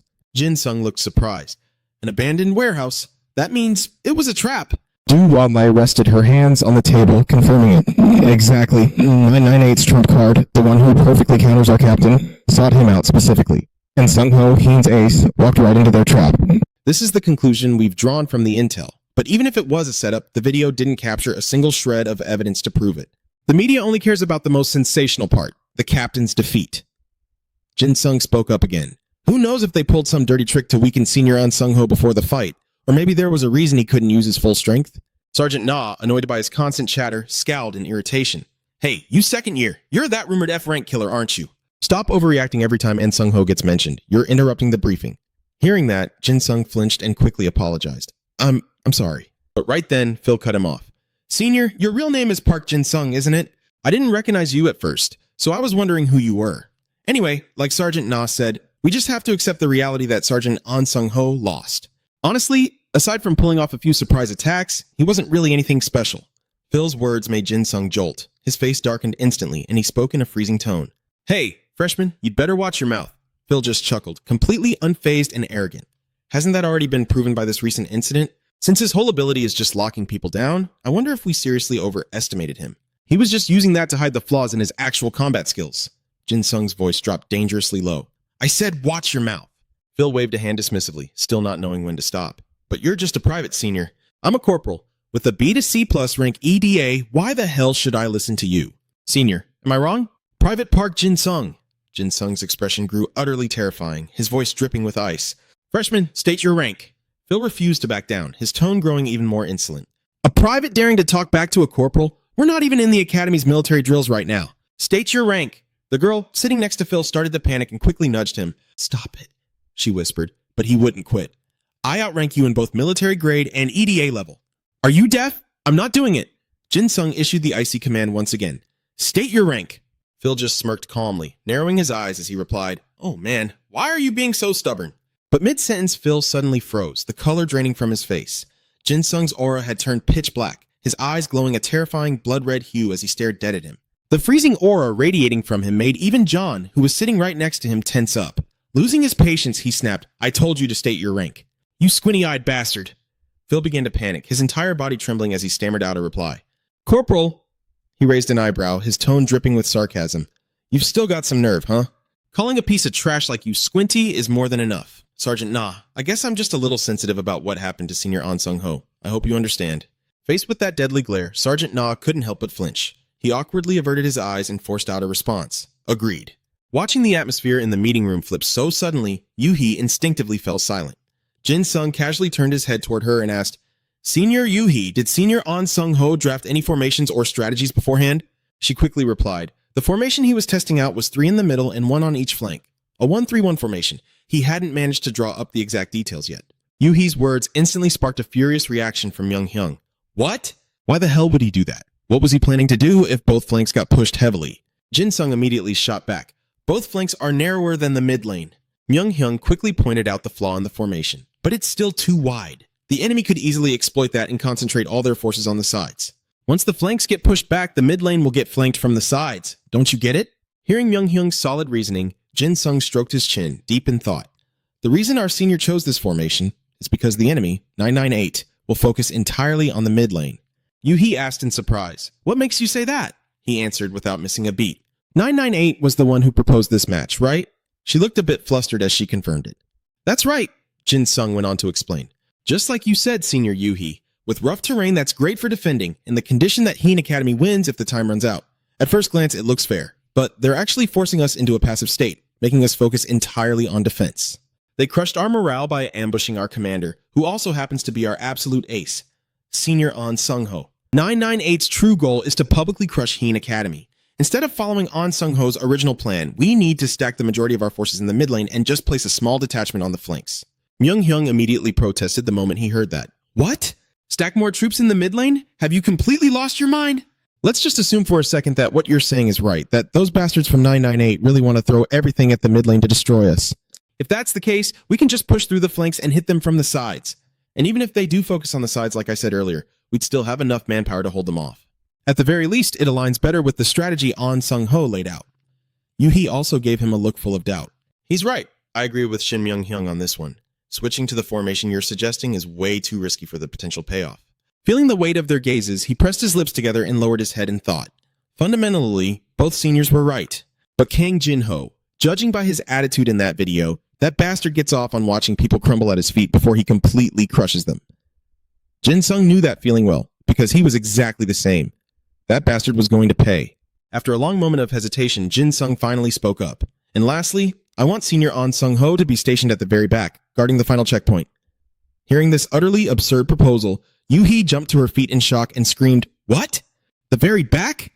In stark contrast to her outrage, Myung-hyung was completely on board with the idea. He let out a scoffing laugh and replied, Sounds good to me. If the guy who humiliated our team ends up losing a second time, we wouldn't have a shred of fighting spirit left anyway. Hearing this, Yuhi immediately spun around to confront Jin Sung. Park Jin Sung, do you honestly think the captain is going to fail again? Clearly sensing that she was losing her cool, Jin Sung softened his tone to reassure her. Don't worry, senior. An Sung-ho won't lose. His absolute certainty only made Yuhi even more confused. She asked in bewilderment, Huh? Then why on earth would you put him all the way in the back line? Jin Sung replied as if it were the most obvious thing in the world. Because senior An Sung-ho is the strongest. Even though that answer was exactly what Yuhi wanted to hear, his proposal still made her hesitant. She stammered, Even so, that just doesn't make sense. Myung-hyung, on the other hand, couldn't care less about the deeper implications. He waved it off, saying, I don't give a damn about the reason. As long as An Sung-ho is shoved to the back, I'm good. Sergeant Na chimed in from the side. I agree too. Se-yeon, standing nearby, also went along with Jin Sung's idea. She half closed her eyes and shared her thoughts. Saying Sergeant An is the strongest might be a stretch, but Jin Sung must have his reasons. Seeing that everyone else in the squad was on board, Yuhi had no choice but to cave in. She let out a heavy sigh and wrapped up the meeting. All right, today was just about gathering information. We'll use the next few days to fine-tune our strategies. If anyone has any suggestions, report back to me. Good job, everyone. Thanks for the hard work. Once the meeting ended, everyone looked completely drained. Sergeant Na rubbed his temples, his face scrunching up as he complained, Man, using my brain is exhausting. Hearing him whine, Myung-hyung immediately started bragging. Don't sweat it. Just listen to me and we'll be golden. John clasped his hands behind his head, leaned back, and let out a massive yawn before grumbling in utter boredom. Even regular classes aren't this dull. Just as everyone was wallowing in their lethargy, Phil came sprinting over to Jin Sung, stammering as he called out to him. Hearing his name, Private Park Jin Sung instinctively glanced over his shoulder. Seeing exactly who it was, Jin Sung asked in a deadpan voice, What do you want, Corporal Squinty? At that moment, Phil looked like he had finally made up his mind about something, his hands clenching into tight fists. Seeing that, Jin Sung pretty much figured out what the guy was after. He slowly sauntered over to where Phil was standing and teasingly asked, All right, let me guess. So, after I completely crushed your little ego back there, you're looking to claw back some of your pride, huh? Sensing the atmosphere growing heavier by the second, Du-yi quickly stepped in between them to de-escalate the situation. What on earth are you two doing? Jin Sung gave her a soft, reassuring smile. It's nothing, Senior Du-yi. I just figured our dear junior here needed a little re-education. Hearing his calm reply, she felt a wave of relief wash over her. With that, Du-yi turned on her heel and walked away, deciding to wash her hands of the junior's petty squabble. But before she left, she didn't forget to toss back a warning. Just don't go too far, all right? Jin Sung obediently nodded along. Got it. Listening to their little exchange, Phil felt utterly humiliated. Squeezing his eyes shut, he forced out a strained warning growl. Don't you dare look down on me. You're just a lowly private. Desperate to prove himself, he pointed a finger squarely at his own chest and boldly declared, I am going to be the strongest in Heen Academy, even stronger than Sergeant An Sung-ho and Corporal Kim Se-eun.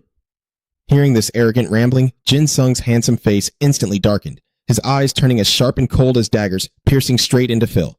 Looks like this brat needs a proper lesson. Out in the academy's courtyard, Phil and Jin Sung stood in a tense standoff. Trying to puff out his chest, Phil laid down his terms. Since I am a top-tier freshman corporal, there is a massive gap in our status. So, I'll be generous and let you take the first strike. Seeing the kid oozing with such misplaced confidence, Jin Sung let out a mocking, disdainful scoff. He locked his gaze onto Phil and activated his probing eye to scan his opponent's capabilities. B+ rank Ida. A B+ combat ability. It focuses on a single target within the user's field of vision and analyzes their kinetic energy. It can perfectly calculate exactly how much power the target possesses and their maximum output potential.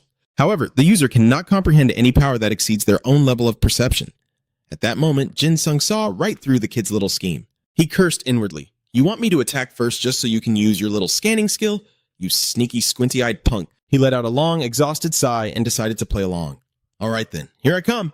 The moment the words left his mouth, Jin Sung drew his weapon and bolted straight at Phil. His movement was so blindingly fast that Phil panicked, thinking, he's way faster than I expected. But Phil quickly regained his composure. He smirked triumphantly, thinking, even so, I can already see it coming. Unfortunately for him, things did not unfold quite the way he had envisioned. Jin Sung's trajectory shifted violently in a split second, sending a jolt of absolute terror through Phil. As he frantically scrambled to dodge the incoming strike, his mind raced in confusion. Wait, this guy just changed his angle of attack using raw power to overwrite his own momentum. In stark contrast to Phil's utter panic, Jin Sung was perfectly calm. He shot the kid a dead, emotionless glare, thought for a fraction of a second, and seamlessly shifted his grip on his blade. On the other side, Phil was struggling just to weave through Jin Sung's ferocious onslaught. He desperately tried to predict his movements, but couldn't find a single opening to counterattack. This left Phil staggered, his mind spinning. But I can still read him.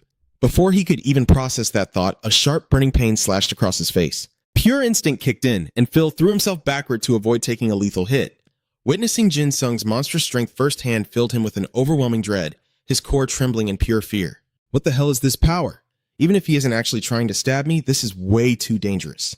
Putting that aside, the sheer amount of power layered over his actual movements is insane. But he quickly forced himself to snap out of it, trying to soothe his ego by making excuses. Was I just losing my focus? No, this time I need to look closer. In complete contrast to the boy's sheer terror, Jin Sung looked absolutely relaxed. He casually closed the distance step by agonizing step, taunting him. You really love dodging, don't you? Should I crank up the difficulty a bit? The moment he said it, he launched into another brutal assault, pushing Phil to the absolute brink. His face drained of all color. Phil gritted his teeth, desperately trying to keep his cool. It's fine. I just need to read him perfectly and dodge. Suddenly, 3 distinct after-images materialized right in front of him, making it utterly impossible to tell which one was real. His mind screamed in panic. What the? All 3 of them are moving after-images. That means he's moving 3 times faster than what my eyes can track. While he was still paralyzed by confusion, Jin Sung closed in with the speed of a lightning strike. Facing that terrifying charge, Phil let out a pathetic shriek. It took a long, agonizing moment before he finally gathered enough courage to slowly peek through one eye. Bewildered, Phil thought to himself, wait, what? Did he miss?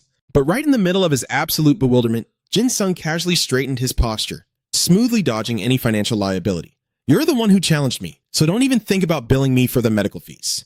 That remark just made Phil even more confused. He stared back blankly and muttered, Huh? What medical fees? Phil's body was now entirely covered in shallow, bleeding cuts from Jin Sung's lightning-fast barrage. Jin Sung took his time, taking slow, deliberate steps toward the collapsed boy, bending down to look him dead in the eye. Jin Sung's voice dropped into a dark, mocking sneer mixed with a heavy threat. You want to be the strongest, right? Weaklings who only rely on their Ida and slack off on their training will never surpass Senior Un or me. Got that through your thick skull, you squinty-eyed little corporal? A few days later, on a high cliff, the group gathered to survey the surrounding battlefield. After evaluating the terrain, Jin Sung let out a helpless sigh and announced, There's no other way around this. We just have to go all out and make the best of it. He recalled the strategy meeting from a few days ago, frustrated by the memory. I couldn't convince those stubborn seniors back then. The final plan was for Sergeant Shin to cover the weak points depending on the formation. Year 3 will take the left flank, and Year 2 will hold the center. The right flank belongs to the freshmen, me, and my team of absolute idiots. While the freshmen and Year 2 hold the line, Year 3 will set up the formation on the left wing. The strongest fighters in the combat squad will mass on the left to shatter Unit 998's formation. Thinking about this, Jin Sung rubbed his chin, deep in thought. Because their forces are massive, an all-out frontal assault is definitely the right call here. But the real problem is Gino. I held back during the meeting. It just didn't feel right to say it out loud. I have a bad feeling that bastard is going to target the 53rd defense line. He'll tear through everything just to find our weakest link. He's obsessed with crushing Senior Ann completely. He won't settle for anything less than an absolutely perfect victory. Thinking about his current situation, Jin Sung messed up his hair in pure frustration and muttered grimly, We are desperately short on manpower, if it's really just me and those lower year punks. While he was literally tearing his hair out over their grim odds, Phil suddenly sprinted over and yelled out his name. Senior Jin Sung! That sudden title threw him completely off guard, leaving his head spinning with question marks. Jin Sung blinked, trying to process it. Senior? He shot him a wary glare and demanded, What the hell are you plotting, you squinty-eyed sergeant? But completely ignoring his suspicion, Phil stood at perfect attention, snapped a crisp military salute, and greeted him with absolute respect. Good day, sir! This sudden change in attitude only made Jin Sung even more suspicious. He eyed the guy up and down, thinking to himself, What is wrong with this freak? Before he could even voice his doubts, Phil practically screamed his confession. I've thought long and hard about it, sir, and I realize now just how horribly naive I was. I completely misunderstood you, sir, but now my eyes are open to the truth. Please find it in your heart to forgive me, and please take me under your wing from now on.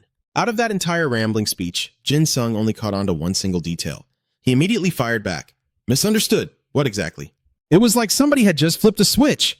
Phil instantly started rambling off a whole laundry list of Jin Sung's supposed past deeds. Well, you know, like how you totally bribed Captain On to snatch first place in the guerrilla training camp? Or how you blackmailed the instructors with their dirty secrets to boost your grades? Oh, and how you paid off the media to run that epic 1 versus 200 headline? Every single word that spewed out of his mouth felt like a sledgehammer smashing directly into Jin Sung's brain. His face darkened completely, and he cursed under his breath. I really had no idea this bastard was actually insane. But the more Phil talked, the more ridiculously hyped up he got. He just kept running his mouth, utterly unstoppable. After looking into it, I realized all those legendary rumors were absolutely true. I am just so deeply impressed by how far you've come, sir. I want to be a total badass just like you, sir. Please, make me your disciple, boss. All this loud, dramatic begging immediately caught the attention of Li Dong and Sang Min nearby. Hearing all the shouting, Li Dong peeked over in curiosity. Hey, boss, who's the new guy? Seeing fresh faces approach, Phil's eyes lit up with joy. He instantly snapped into a stiff military posture and roared, So this must be the boss's elite legion of disciples. Greetings, my senior brothers. I am a proud first year. Seeing this ridiculous spectacle, the other two couldn't help but slap Jin Sung on the shoulder, teasing him mercilessly. Oh ho, you actually managed to recruit a first-year lackey? That's pretty hardcore, man. Our boss truly has a terrifying magnetic pull for total weirdos. Getting relentlessly clowned by his friends, Jin Sung snapped back, Hey, shut your mouths, will you? But his protests were utterly useless, mainly because Phil was happily nodding along with them. Phil beamed at them and declared eagerly, I am absolutely thrilled to be serving under you all, my seniors. That single sentence made Jin Sung lose his mind as he screamed in horror, Would you just shut up and listen to me? After a long, chaotic shouting match, the group finally managed to calm down. Jin Sung exhaustedly rubbed the back of his neck, trying to knock some sense into Phil. Listen here, you squinty-eyed corporal. If you want to follow me, it means you're joining my squad. And that means you are joining the very same club run by the senior you used to look down on. But Phil didn't even flinch, declaring his absolute loyalty right then and there. I am deeply, truly remorseful for my past transgressions, sir. From this day forward, please guide me on the right path. Seeing the burning sincerity in his eyes, Jin Sung finally caved in. He let out a sigh and asked, All right, if you're really that dead set on this, can you follow my every command during this training camp? Phil clenched his fists, his voice blazing with absolute resolve. Just give the word, sir. Every single first year in my squad will answer directly to you. Hearing that, Jin Sung suddenly felt their bleak odds turning around. He smirked to himself.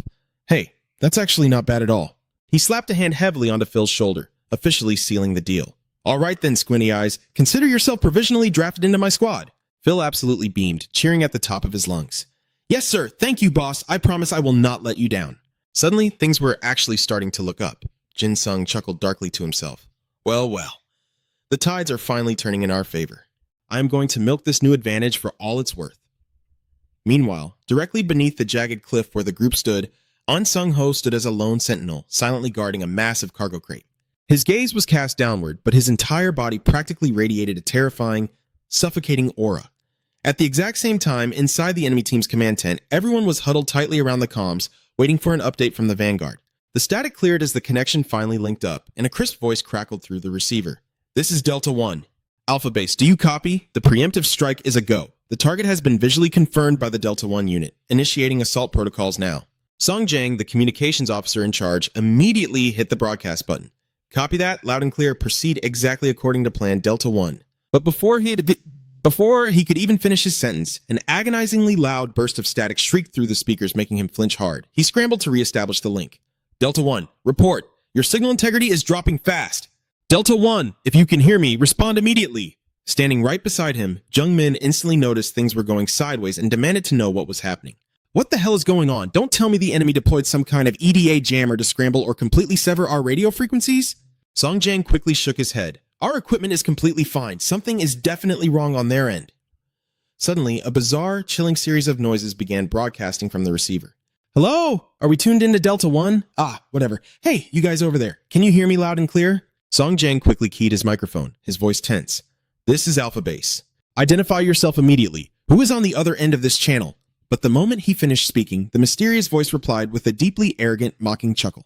Heh, the name is Private Park Jin Sung from the 3rd Squad, 10th Regiment of the Heaney Special Training Squadron. Song Jang thoughtfully rubbed his chin, his brows furrowing in deep suspicion the moment he heard that name. Park Jin Sung? I have literally never heard of that guy in my life. Hearing this, Jung Min immediately stepped in to clear things up.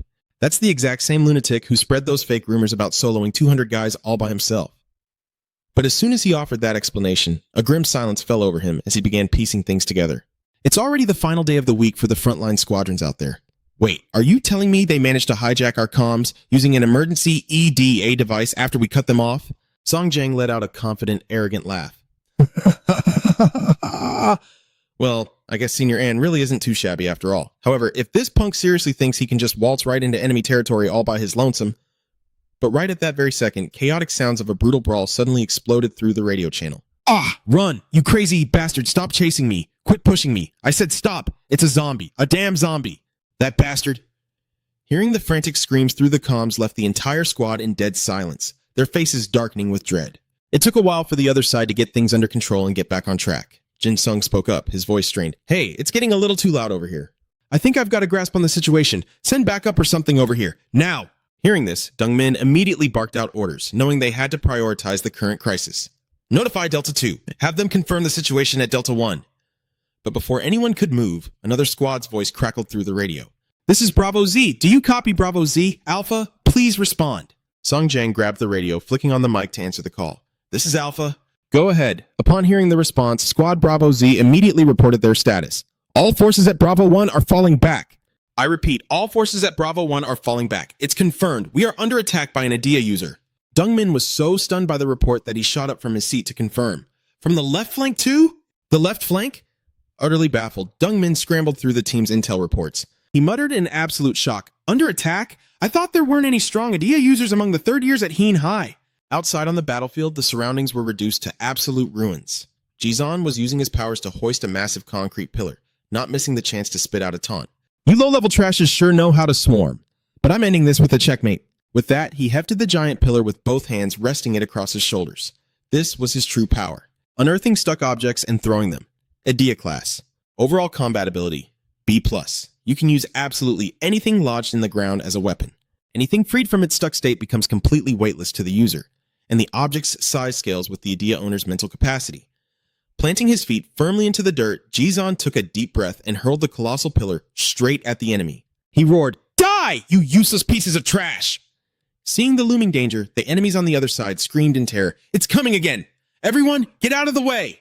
The crowd shoved and trampled over each other, scattering in pure panic as blood-curdling screams echoed across the field. If you got smashed by something like that, even with a shield, you were taking a one-way trip to the hospital. No exceptions. Back on his side after wiping out the mob, Jizan dusted off his hands and let out a heavy breath. Ah, so refreshing. Right behind him, Duwai had watched the entire spectacle unfold. She gave a slight smirk and asked, "How does it feel?" Just like I said, your Adia is the most lethal one on this battlefield, isn't it? Even though this is a defense-oriented battlefield with hidden ruins, its usefulness all comes down to how we play our cards. But Jizan couldn't care less about her analysis, brushing her off with sheer arrogance. He waved his hand, completely dismissing her words. You're just pissed off because I'm the only one who got sent up to where you third years are. But I'll let it slide, since I get to watch that rank 998 trash struggle for his life. His bratty attitude left Duwai sighing in absolute helplessness. She couldn't help but warn him, I think your actual worth would go up if you learned to speak with a little more respect. Jizan snapped his head back, glaring right into her eyes with a defiant grin. Heh, let's see what kind of show you seniors can put on. I'll just kick back and watch from here. Duwai didn't bother arguing with the brat. She let out a haughty laugh and replied, All right then, time to prove what a third year can really do. With that, she unleashed her power. A radiant aura erupted around her, her armor glowing endlessly to buff the combat stats of everyone around the Adia user. If the user truly believed they could block an attack, they would take absolutely zero damage. Fully prepped for battle, Duwai barked out a fierce command to the squad. 3rd Squadron, 1st Regiment, Squad 11. Even without our captain here, let's show them exactly what we're made of. The moment she finished, everyone surged forward with a battle cry. On the opposite side, the enemy squad was already shouting orders, scrambling into formation. Heen High's veteran squad is incoming. Everyone, to your battle stations. Right at that second, Duwai leaped high into the air. The armor encasing her body burst with a blinding light, severely blinding the enemy forces. God, my eyes! She touched down lightly on an enemy, effortlessly crushing him under her boots. The entire team moved like clockwork, following their leader's orders to lock into combat. Melee Squadron, we're tightening the front line that Jung-Ho's squad is advancing on. Mi Hyung also shouted commands to his unit. Ranged Squadron, fall back behind Beyond's bunker. Prep your support fire for the front lines. Meanwhile, Duwai rapidly adjusted her formation. 1st Squadron, Squad 1, shift into Tactical Formation 3. Now, she roared, channeling the burning resolve of her entire team. Let's show these rank 998 cowards the true might of Heen High. It didn't take long for Duwai's squad to completely wipe the floor with the 998 mob. The team regrouped down in the valley, where she gave a rapid sit rep and laid out their next move. Target 998 has retreated to the next front line. We're going to rally our forces and push forward immediately.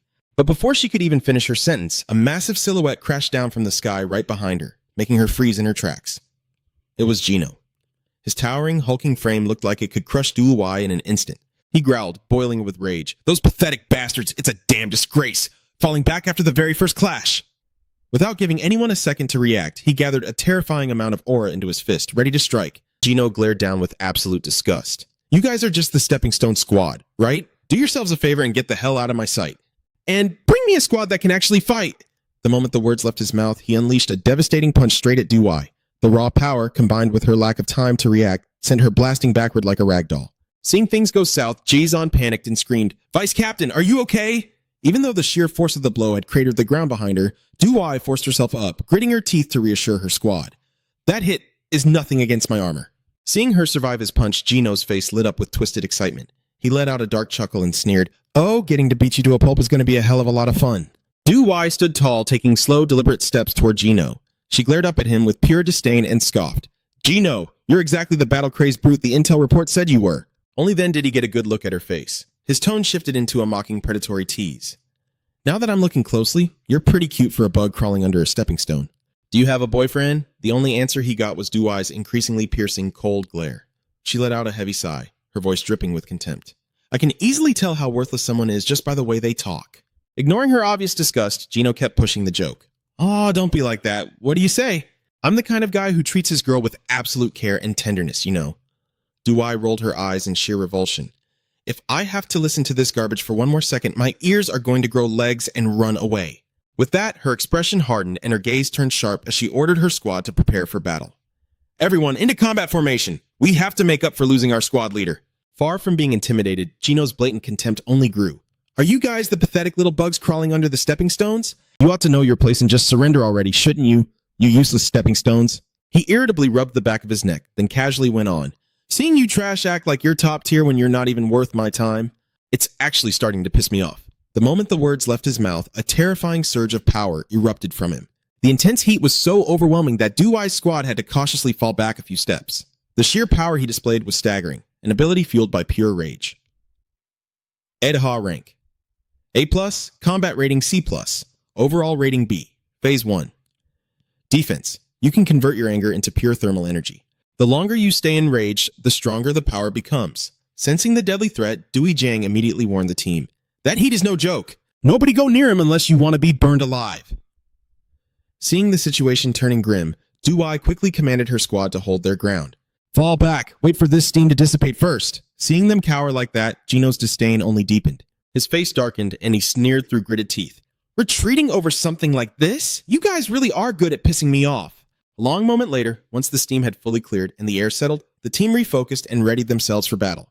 After hearing Shang Tsung announce that the steam was completely gone, Shuk Jin guessed, maybe his powers have a cooldown time. The two exchanged a look, gave a slight nod, and blindly charged forward without warning, completely ignoring Duai's frantic shouts to stop. "Wait, we need to analyze the situation first."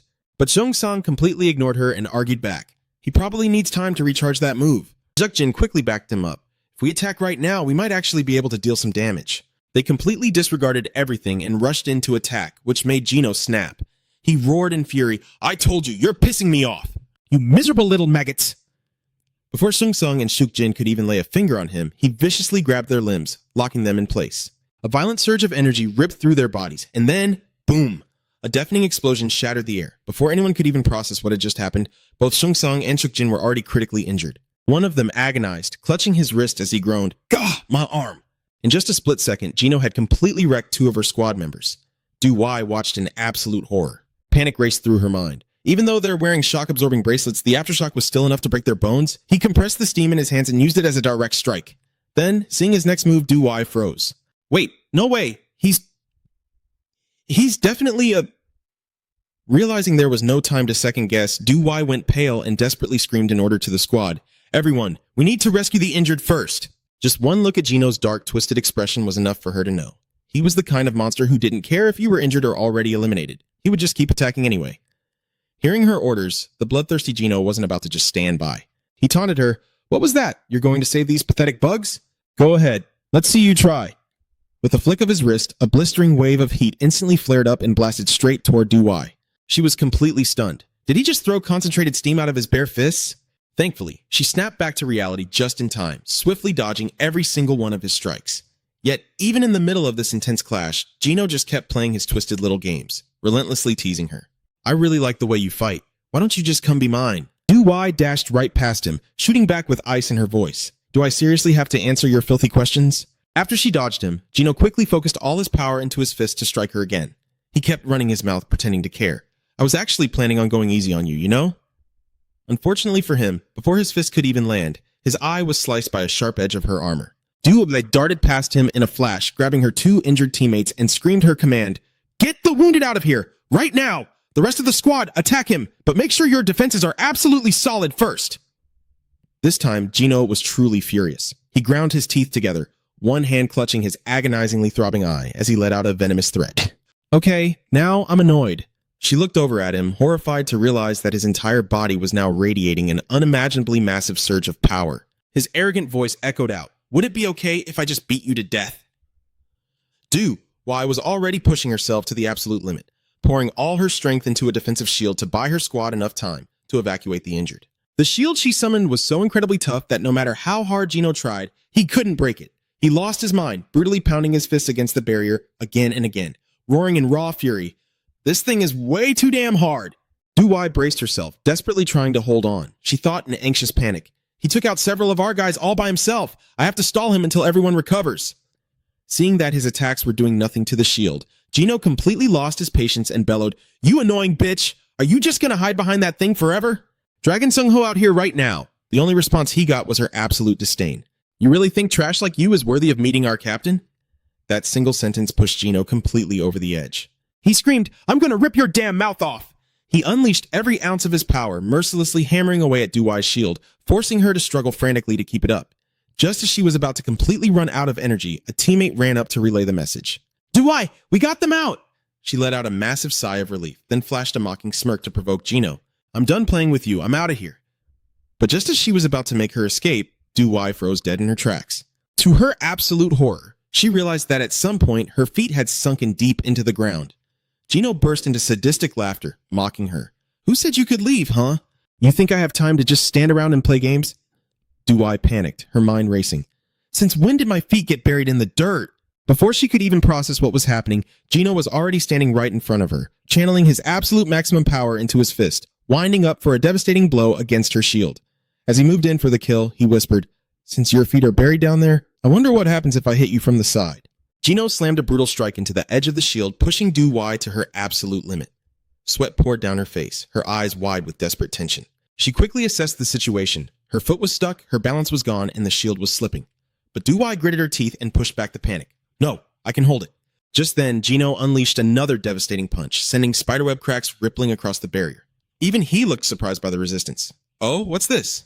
Is the magic shield cracking already?" He leaned in dangerously close, his voice dripping with malice. "Hey, Ironclad, your little friends already ditched you. How about I shatter this pathetic shield of yours first, huh? What do you say?" His mocking threat drained the color straight out of Du-Wei's face. Panic clawed at her throat. "What do I do?" But her stunned silence only irritated Gino even more. He snapped, his voice rising in anger. "Hey, are you ignoring me?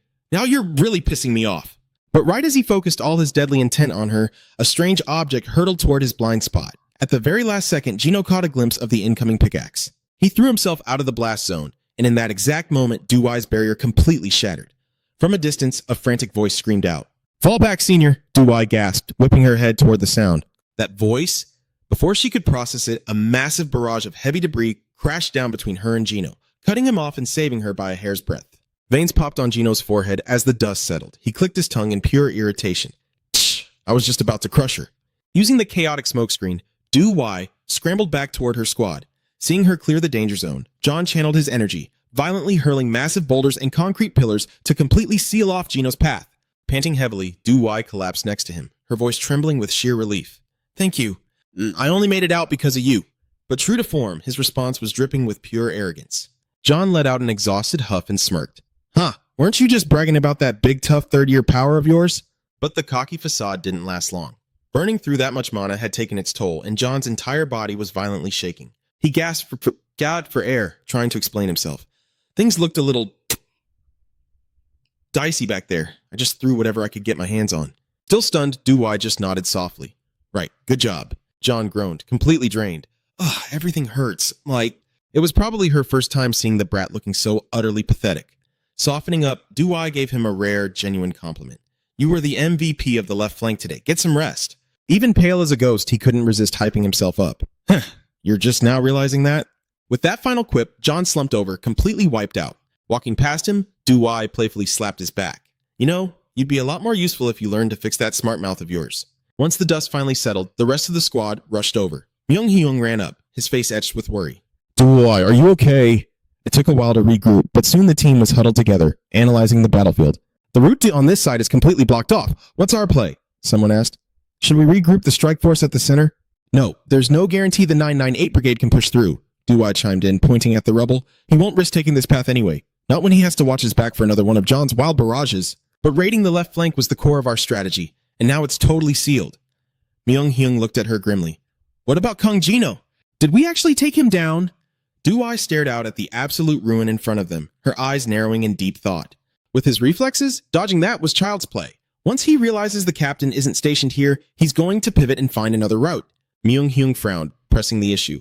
Then where the hell is he heading next? Duai shot him a serious look, her voice dropping lower. If he figured out that our captain isn't holding the front lines, there's only one place left for him to go. Meanwhile, all the way over at the center formation, Jin Sung was discussing the exact same theory with Phil. Looking incredibly nervous, Phil asked, He's really going to come straight for us, isn't he? Because we're the weakest squad here. Jin Sung nodded calmly, breaking down the tactical map. He's not stupid. He knows our heavy hitters are tied up on the left flank and An Jung-ho is locked down guarding the rear. With the first bridge totally blown out, the second and third bridges are completely useless to him. That leaves a direct assault through the center, the fastest path right to our backlines. Phil swallowed hard, the sound loud in the tense silence. Panic was visibly setting in as he stammered out his next question. Then what's the plan, Captain? We barely survived their vanguard with a surprise ambush. Ever since their reinforcements rolled in, we've been pinned down. Jin Sung went silent, processing the battlefield in his mind. After a long, agonizing moment, he stood up. He locked eyes with Phil, his gaze sharp and dangerously confident. Squinty Phil, tell me something. Can you break this gridlock and flip this entire battle on its head? Using nothing but the freshmen? Phil gasped, his jaw dropping. Wait, what? Jin Sung's expression didn't waver. The 998 Brigade is going to crash right back into the center. If we want to intercept them and hold the line, we have to shatter this stalemate right now. Hearing the sheer weight in his voice, the reality of the plan finally dawned on Phil. His eyes went wide with sheer shock. Are you insane? You want to push the center using a bunch of absolute rookies? Jin Sung gave a slow, rock-solid nod. Yeah, if our freshmen can hold the line, we win. Phil slowly turned to look at the terrified, exhausted faces of his squad. He wrestled with the fear, but then, his eyes steeled with unyielding resolve. He threw his fist in the air and roared, Screw it, let's do this. Squad 1 is going to hold the damn line and crush whatever they throw at us. A faint smile crossed Jin Sung's face. He clapped Phil firmly on the shoulder. That's what I like to hear. Fired up and ready to die trying, Phil bolted off to rally his troops. Squad 1 regrouped at the command post. Jin Sung gazed across the distant battlefield, silently firming his resolve. If even a slacker like him is pushing so hard, I have to test my own limits too. Meanwhile, over at Seun's center squad, she listened to Go H sit rep, raising a skeptical eyebrow. Bai Rang really said that? You have got to be exaggerating, right? Goi, standing right behind her, frowned at her dismissive tone and gently chimed in, Come on, he's a captain too. You are being way too harsh on him. Seun did not argue further, quickly piecing together the intel. So let me get this straight. The left flank strategy completely collapsed, and now our center squad is the deciding factor. Looks like we will have to step up our game. We need to crush these guys before Kang Jino gets here. With a sharp flick of her wrist, she leveled her blade right at the enemy line, sending a visible shiver through their ranks. Hangum frantically barked at his teammate. Hey, help Dong-ho channel his idea. Hurry up. We have to hold her back. But his only answer was Dong-ho's pale, bloodless face. He whined in pure terror. How the hell am I supposed to do that? Every single time I try to increase my gravity field, she instantly switches up and slashes right down the middle. She will slice me in half before I even cast it. I can't! Hangum's face twisted in panic as he gritted his teeth and groaned. If Kang Jino finds out our whole squad got pinned down by just one girl, he is going to slaughter us first. Despite the threat, Dong-ho could only stand there, stammering helplessly. But... She is the monster who wiped out 200 of our troops all by herself. Hearing their terrified whispers, Seun could not help but smirk with absolute satisfaction. She gave a haughty little laugh, her voice dripping with cool arrogance. Do not flatter me. It is only natural, considering you are up against the absolute strongest fighter from Heen-hai, the White Jade Elf. Seeing her overflowing confidence, Dong-ho nearly wet himself in fear. Losing all his nerve, he weakly pleaded, Maybe we should just fall back. Let's just wait for Jino to get here. Trembling, he took a step back. Before he could even take 3 steps, his back slammed into someone's chest. A dark, menacing voice rumbled from above. Where exactly do you think you are going? Dong-ho whipped around, and the moment he saw the man's face, the blood drained from his own. He choked out a name. Jino?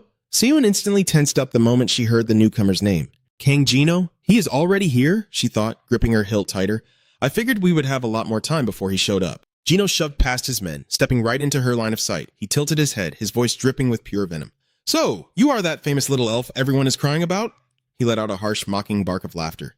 The strongest, huh? You weak little stepping stones always spout the exact same garbage. Without giving anyone a single second to react, he exploded forward, closing the gap instantly. It pisses me off when trash like you act so high and mighty, Gino roared, throwing a devastating punch.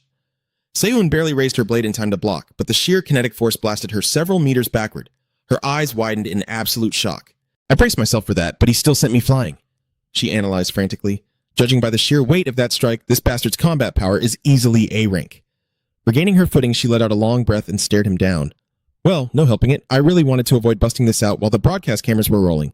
As she spoke, a brilliant surge of azure light engulfed her uniform. The light materialized into a striking, deep blue battle cloak, radiating a massive, almost suffocating aura of pure energy. Once her aura fully stabilized, she brushed off her shoulder and smirked. But if I lose because I was holding back, my team will never let me hear the end of it.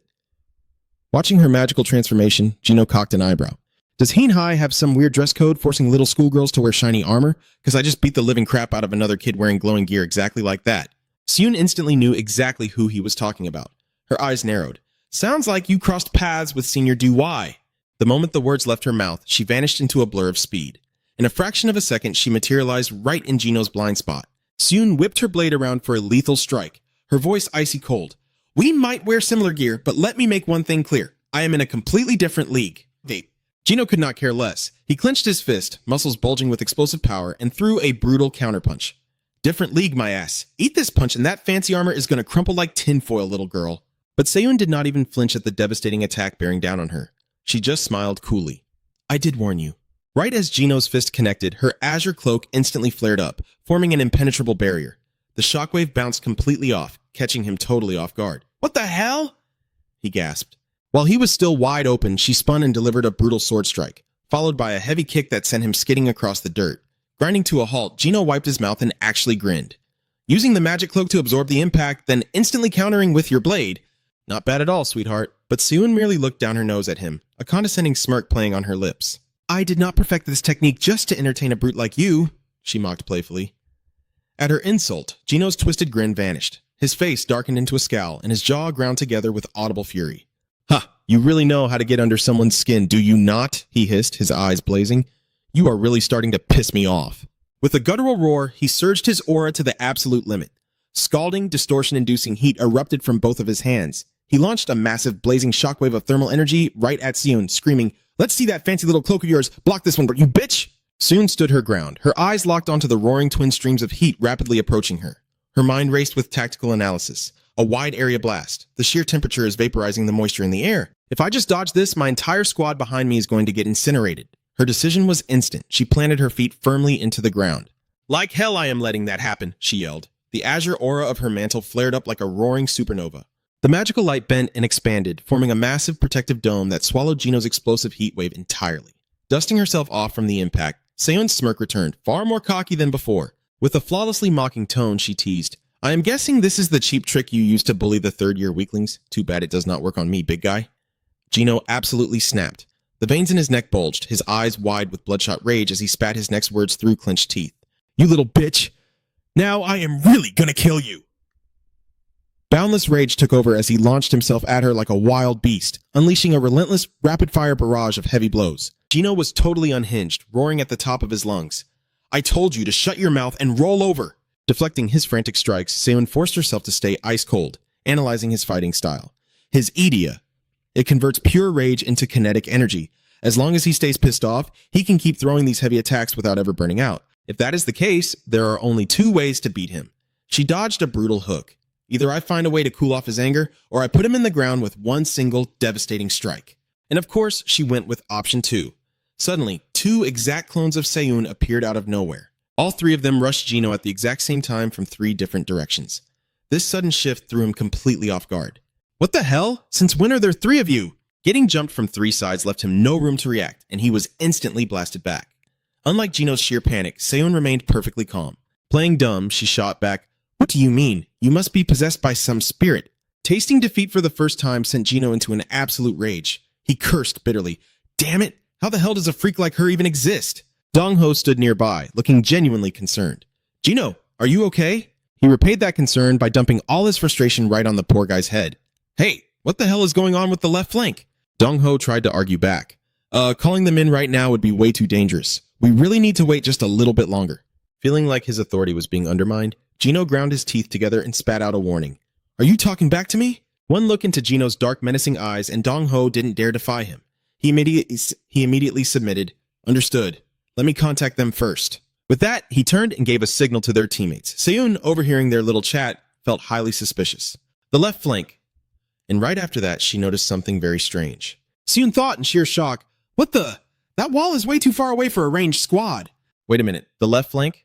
That group is taking advantage of the high ground to channel their EDA and manipulate nature. At this rate, the central and rear squads will be completely sniped down. Goi had also realized just how critical the situation was. She immediately barked out an order. Everyone, fall back to the entrance right now. Do not let the enemy secure an advantage from behind. Watching the enemy's movements, Seun was filled with dread. They are sliding down way too fast. If our forces retreat to the rear, their stamina will be completely drained. That will put us at a massive disadvantage. Right while she was distracted, Jino seized the chaos to launch an aggressive assault. He leaped into the air, lunging straight at her as he roared, "Where the hell are you looking? You are supposed to be playing with me."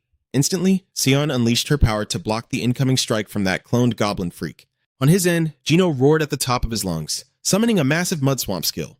The two attacks violently clashed, but this time the disadvantage leaned heavily towards Seon. That was when he figured it out.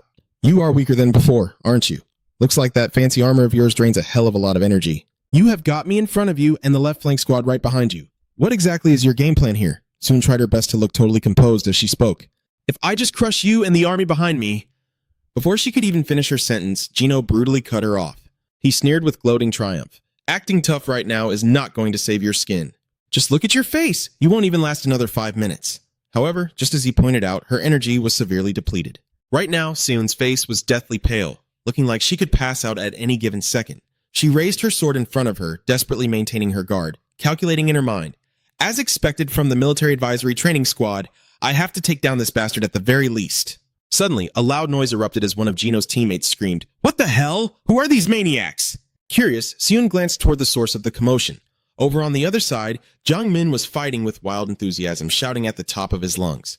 "You punks are never getting past us." Seon's tension finally melted away, a surge of relief filling her heart. "Is that his squad?" Jino clicked his tongue in absolute disgust. "Who is that weak little bug?" Hearing Jin Sung's teammates being disrespected, Seon's expression darkened completely. She growled out a chilling warning. "Watch your damn mouth. Those guys are friends with the top boss, the man who might just become my future husband." Seeing her terrifying glare, Jino flinched slightly but still tried to act tough. "Husband, you are a high school student and you are still playing house?" With that, he turned his back to walk away. "I am out of here. You look decent enough, so I bothered fighting you, but it turns out I am just wasting my own damn time. You are completely useless to me now anyway. Let's end this." As he spoke, a brilliant blue aura flared to life around his body, completely different from the fiery red aura of the water energy from before. At this very moment, Jino's true power manifested from his forgotten rage. EDA level A+, C++. Overall combat ability, A+. Unique tier 3 leg strength enhancement. Seon quickly noticed the bizarre shift. The entire atmosphere changed, and the temperature dropped to a freezing chill. Even the ground beneath them began to violently crack. Jino's silhouette flashed right past her. He launched his body into the air, unleashing a devastating kick. Thank God Seon reacted in time, swiftly blocking the heavy blow, but inside, she was utterly shaken. A kick? He actually changed his entire attack pattern. His raw power and speed were on a completely different level now. Once again, Jino dropped back into his battle stance, ready to strike. The difference was, this time he was using a brand new skill. "I will finish this real quick." The two of them violently clashed again, but soon was forced entirely onto the defensive. Jino gave her a razor-sharp glare, casually delivering his assessment. "Instead of trying to disable that annoying cloak of yours, it would be much easier to just destroy your weapon." Suddenly, Seon leaped backward, making Jino halt his incoming attack. She closed her eyes, calmly replying to his previous remark. "Yeah, you've got a point. I still need a bit more practice with this armor. Besides, even without me, everyone here will do just fine." He probed her, clearly confused. "What? Are you declaring your surrender or something? Who gave you the right to run away?" Seon calmly sheathed her sword behind her back. She shot back. "Who exactly are you asking?" A burst of light radiated outward, and her armor vanished, reverting back to her standard academy uniform. Seon raised her blade high, a massive surge of power continuously pouring out of her. Only then did she answer Jino. "Myself, who else?" Gino calmly watched the pillar of light and the surging power before him without flinching. He furrowed his brows and scoffed condescendingly. Is that really a smart move on your part? Did you seriously think I'd fall for such an obvious attack? But Sun thought otherwise. She smirked, openly mocking him. Looks like your learning skills are still pretty lacking, huh? You've already witnessed its power just a moment ago. Suddenly, 2 more clones materialized. The overwhelming aura grew so intense that Gino had to put his guard up. He took a step back, shifting into a combat stance. Gino observed every stream of energy, giving an objective assessment. Seems like this move isn't anything ordinary, is it? Once fully prepped, Seon shouted at the top of her lungs. If you already know that, then take the hit like a good boy and get lost. Instantly, both she and her 2 clones swung their blades in unison, aiming straight for Gino. A deafening clash echoed through the air as thick clouds of dust exploded everywhere. Having unleashed the technique, soon let out a long, exhausted breath. On the other side, Sang-min and Lee Jong, who had witnessed the entire spectacle, were completely thrilled. Sang-min jumped around in pure joy, screaming, "Our Lady is #1!" Lee Jong quickly chimed in to hype her up as well. You took out the ace of Team 998 in just a single strike. However, contrasting their wild excitement, Seon calmly stated the truth. What a shame. I couldn't take them all down at once. That statement made the 2 of them gasp in surprise. Wait, what? Seon turned to look at them and explained. If Kang Jino had blocked that attack just now, the shockwave wouldn't have reached those punks from 998 standing behind him.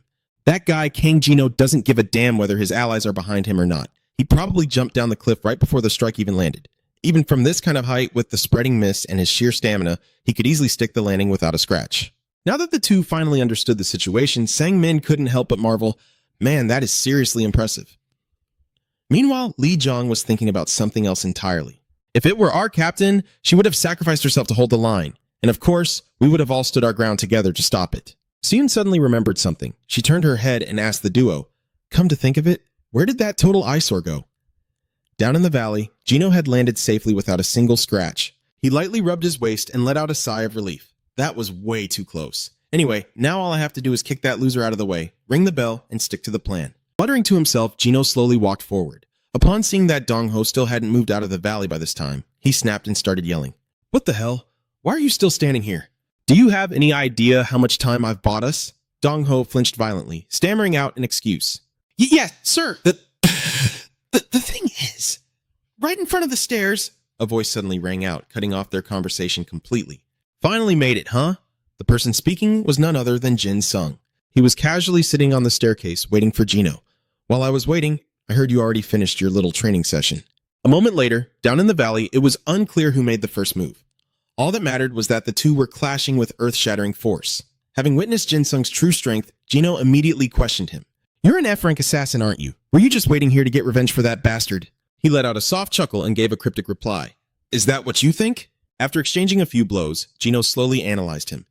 You've got some sharp instincts, predicting our little covert infiltration at the bottom of the cliff. But Jin Sung couldn't care less about his boring chatter. He boredly twirled the dagger in his hand and provoked him. Are you tired already? You talk way too much. You're blabbering like you're hiding some big, scary secret. That comment officially sent Gino over the edge, veins popping on his forehead. He reached back to crack his neck, his face radiating pure murderous intent as he muttered, The drone won't fly down this cliff, right? Framing this as an accidental death doesn't sound too bad. Instead of being scared, Jin Sung pushed his buttons even further. If you think you can take me out, then give it a shot, Gino immediately barked back. Just you wait. With that, he lunged forward, closing the distance in an instant. Gino launched a high-speed punch at him, but it was effortlessly blocked. He then spun around, delivering a vicious kick. He followed up with a barrage of strikes, but every single one was easily deflected. From start to finish, Jin Sung hadn't even bothered to take a single step. He stopped Gino's heavy kick with just one hand, making sure to hit him with a sarcastic remark. You're struggling this much, and you're still acting tough? Gritting his teeth so hard they nearly cracked, Gino cursed with pure hatred. You absolute bastard! The more Gino lost his cool, the more Jin Sung provoked him. He demanded that his opponent actually put up a real fight. Kang Gino, you're still hiding your true power, aren't you? His entire body went rigid with rage, his glare piercing toward Jin Sung like a sharpened blade. You just had to push my buttons. Fine then. Don't you dare regret this. Saying that, Gino turned his head and gave a harsh warning to Dong-ho. I'm going to use my level 4 skill. Get the hell out of here, now. Hearing this, Dong-ho's face went completely pale. He desperately tried to intervene. Wait, Jin-ho, if you activate stage 4, unless you're up against An Sung-ho, you need the warden's strict permission. But right now, the bloodlust had already rushed to his brain. He couldn't think straight anymore, entirely ignoring the warning. I'll deal with him first and worry about the report later. This brat's power is just way beyond imagination. Realizing his insane determination, Dong-ho immediately warned the squad to fall back. He's actually going to use stage 4. Everyone, run! Get out of here! At this rate, we'll all get dragged into the crossfire. Seeing them scramble to retreat, Jin Sung mockingly pointed out, aren't you guys from Unit 998? If you're trying to escape, shouldn't you be heading in that direction? One of the grunts instantly snapped back in protest. What? But that path leads straight to your rear guard. Why the hell would he just let them slip away so easily? Jin Sung let out a casual, chilling threat. Well, if you're not planning to leave, why don't we just settle things right here, right now? Faced with that, Dong-ho's crew had no choice but to obediently back off. All right, we're leaving. Once the area was completely cleared, Jin-ho finally unleashed his true, monstrous power. A dark, menacing voice echoed through the air.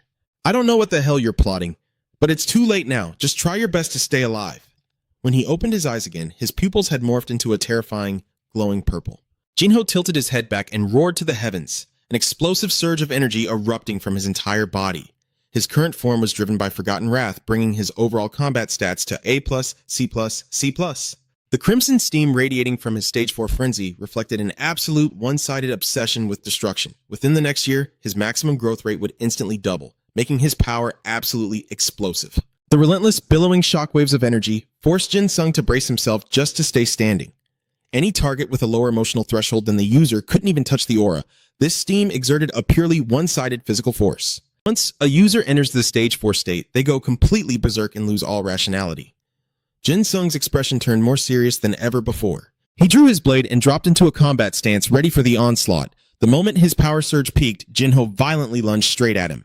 He swung his leg high into the air, ready to deliver a devastating axe kick. The split second the strike closed in, Jin Sung raised his blade to parry it, just like he did before. But unfortunately, it wasn't going to be that easy.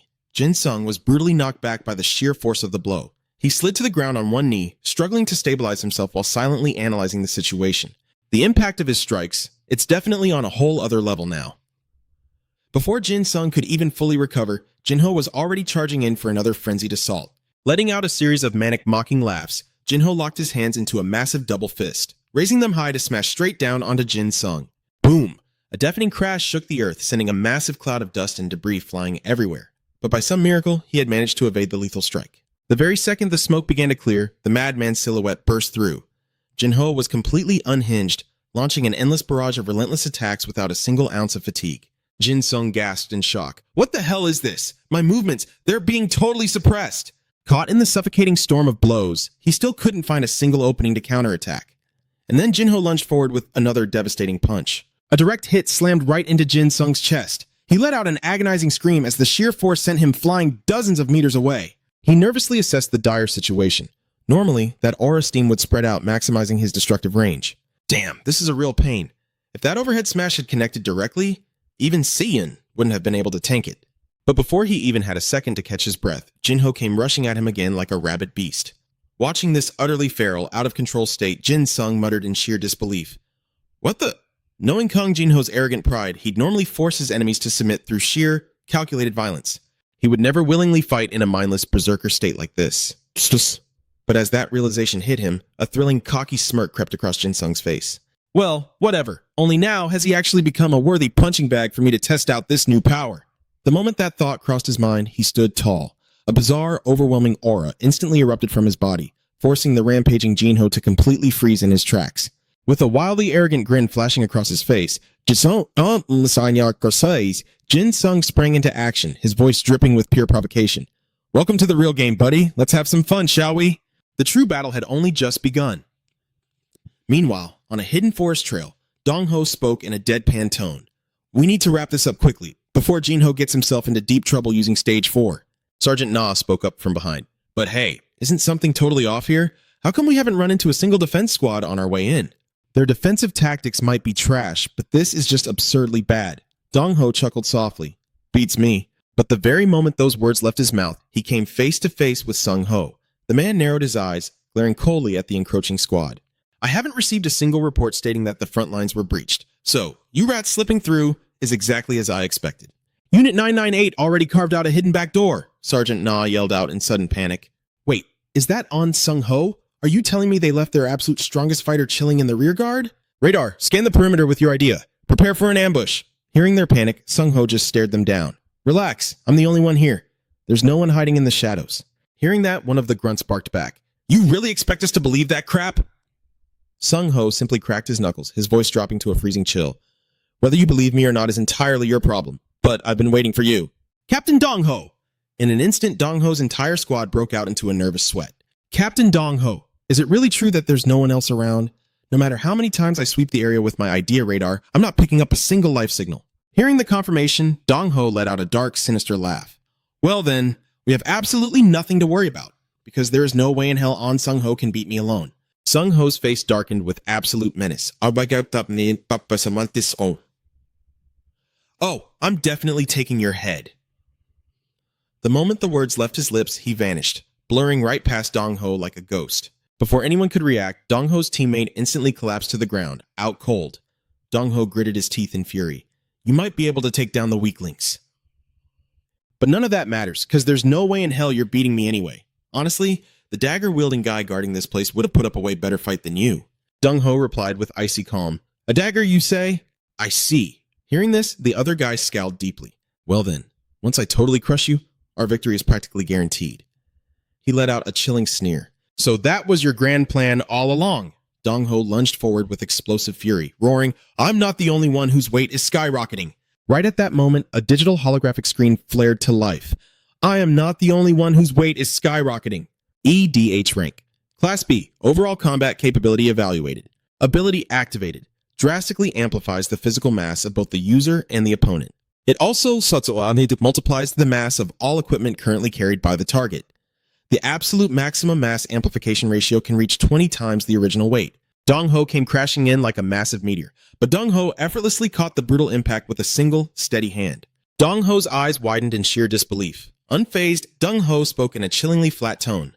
Back then, you actually managed to beat me. I spent countless nights agonizing over exactly why I lost to someone like you. Was I just utterly exhausted from training? Or was it because my EDA simply had a bad elemental matchup against yours? No. None of that was true. Those were nothing but pathetic excuses. The ugly truth was, I simply wasn't strong enough to completely crush you. The moment the words left his mouth, Dong Ho effortlessly hoisted him right off his feet. Dong Ho was completely paralyzed by shock. Wait, I'm the one being lifted off the ground right now. How the hell is this even physically possible? Dong Ho's eyes flashed dangerously before he ruthlessly slammed Dong Ho face first into the concrete, showing zero mercy. Meanwhile, on another battlefield, Jin Sung found his path completely blocked by Gino. He let out a dark, mocking smirk. You know, I really did want to go easy on you, man, but it looks like I just can't hold back anymore. Jin Sung's eyes flared with an ominous crimson light before he instantly vanished, materializing right in Gino's face. A single devastating strike sent Gino flying through the air like a rag doll. Gritting his teeth in absolute fury, Gino let out a heaven-shaking roar. Jin Sung watched the spectacle with deep, sadistic satisfaction. See, I freaking knew it! Holding back is just totally out of the question. Because if I actually took it easy on you, I wouldn't be able to brutally slaughter you. The sheer madness of his words hung in the air as they violently clashed again, two catastrophic auras colliding head-on. The very earth beneath them quaked fiercely, as Gino explosively launched himself out from the burning ash. His face twisted in dark, desperate rage as he clenched his jaw and unleashed yet another terrifying barrage of raw power. The energy blast bombarded the ground like a meteor shower, but Jin Sung danced through the destruction with sickening ease. Gino fiercely refused to back down, but by the time his eyes finally tracked the movement, Jin Sung was already standing right beside him like a ghost. A demonic ear-to-ear grin stretched across Jin Sung's face as he closed the gap. He let out a psychotic, triumphant cackle. What the hell am I even supposed to do with you if I don't just kill you right here and now? Before the echo of his voice even faded, he brutally smashed Gino straight into the dirt. Gino lay crumpled on the ground, completely paralyzed by agonizing pain. Jin Sung landed lightly beside him, his expression instantly dropping into a freezing, deadpan stare. Wait, is that seriously it? God, how incredibly, utterly boring. Gino was practically suffocating on his own burning rage, but his battered body refused to let him utter a single word. Stop it. Jin Sung took a slow, deliberate step forward, forcing a deeply terrified Gino to drag himself backward. Whoa now, just where exactly do you think you're crawling off to? Shouldn't you be begging for your miserable life right about now? Come on, you're not even going to squeal for me anymore? Hell, this time around, you could even try whipping out a different colored pink cloud than the one you used before. But whatever. Let's just put an end to this pathetic little show. His grip tightened fiercely around his dagger, the blade violently oozing a blood-red, murderous aura. Without a single ounce of hesitation, Jin Sung viciously slashed the blade straight down toward Gino. A cataclysmic explosion instantly erupted, violently shaking the very foundations of the earth. As the dense smoke finally cleared, Jin Sung was revealed. His glowing dagger stabbed deeply into the shattered concrete right next to Gino's head. He let out a long, heavy exhale. Huh, finally. I actually managed to completely neutralize your EDA. Honestly, it's totally unbelievable that I couldn't disable the damn thing while your battle lust was still peaking. Seriously, man, if you hadn't completely lost your will to fight just now, you'd absolutely be a dead corpse right now. Slowly regaining his senses, Gino stared wildly around the ruined battlefield in absolute bewilderment. His eyes went wide with pure horror as he took in the sheer apocalyptic devastation surrounding him. What the hell? How did I even get all these horrific injuries? And why the hell did my EDA suddenly deactivate on its own? Jin Sung casually scratched the back of his head, deadpanning. Oh, wow. So you actually suffer from complete memory loss the second you hit phase 4? Damn, I'm genuinely jealous of that. Unlike you, I'm cursed with vividly remembering every single one of my own absolute trash traumatic memories. Rumor had it that you actually managed to defeat In Sung Ho in the past. Because of that little legend, I was honestly super hyped to finally get a real blood-pumping deathmatch against you. But man, what an absolute massive letdown. Isn't that right, King Gino? Hearing that cursed name, Gino's face instantly burned a violently furious red. How the hell dare you compare me to that piece of trash? But abruptly, a terrifying bone-deep chill violently ripped straight down Gino's spine. His throat went completely dry as he choked out the words. What the hell is this? Why is my damn body shaking like a leaf? Jin Sung just stared down at him with freezing apathy. Well, would you look at that? It seems like your primal survival instincts vividly remember exactly what I just did to you, even if your pathetic brain completely erased the memory. Anyway, I'm completely done with what I came here to do, so you should probably scramble off and do whatever it is you need to do too, King Gino. Even though he was practically choking on his own humiliation and fury, Gino immediately scrambled to his feet and desperately bolted away into the distance. You're seriously going to regret not finishing me off right here and now, you absolute F-rank murderer? He let out a cold, mocking laugh and gave a quick wink. Who knows? That probably isn't going to happen anyway. Gino marched up the steep slope. Suddenly, he stopped in his tracks, ready for a brutal fight. Right in front of Gino stood Sungho, imposing and unyielding, carrying the heavy, absolute presence of a senior. Utterly bewildered, Gino frantically spat out a question. What the hell would happen to Heki? You worthless stepping stone? What exactly did you do? Sungho replied with chilling calmness. It is exactly what it looks like, King Gino. I fought Dongho, and I won. Gino froze, completely paralyzed by disbelief. There is no damn way you could ever beat Heki. I'm asking you, what kind of dirty trick did you use? Sungho answered with icy indifference. No tricks. I was simply stronger than Dongho today. That is all. Gino frantically waved his hand, violently brushing off the very idea, as if his mind couldn't process it. That is absolutely ridiculous. How could a pathetic stepping stone like you pull that off? Heki must have slipped up somehow. He scoffed and sneered. Whatever. One of your arms is already busted anyway. Just how do you plan on stopping me now, huh? Gino was practically overflowing with arrogant confidence. Listen here, you bastard. You don't stand a chance against me. Meanwhile, Sungho remained entirely unfazed, slowly unzipping his jacket. You are never going to beat me no matter what you try. But Sungho simply muttered, beating you in my current state? Yeah, it actually is a little tough. Suddenly, Gino noticed something off. What the hell is up with that jacket? Sungho shrugged the heavy jacket off his shoulders and replied, it is a specialized training vest, filled with iron sand. Completely dropping his guard, Gino stared at the seemingly thin vest and scoffed. Ha! Taking off that flimsy thing is not going to make a damn difference. But the moment the vest hit the ground, all the color drained from Gino's face. Boom! How the hell did dropping a jacket make an earth-shattering sound like that? Do not tell me. You actually withstood Heki's Adia aura while wearing that dead weight? He wasn't wrong. Freed from the vest, Sungho's presence instantly surged to an entirely new level. We are both injured now. I would say the playing field is completely leveled, Sungho declared. Gino screamed in sheer panic. How could a bottom feeder like you do this? Before the words even fully left his mouth, Sungho slammed a devastating blow right into his chest. Blinding energy erupted from beneath Sungho's feet, leaving Gino completely helpless as he roared out. You absolute bastard! The sheer explosive force of the impact sent Gino flying completely out of Sungho's line of sight. Boiling with blind rage, Gino instantly snapped back into a combat stance. You filthy scum! You dare challenge me? A violent surge of raw power began swirling intensely around his legs.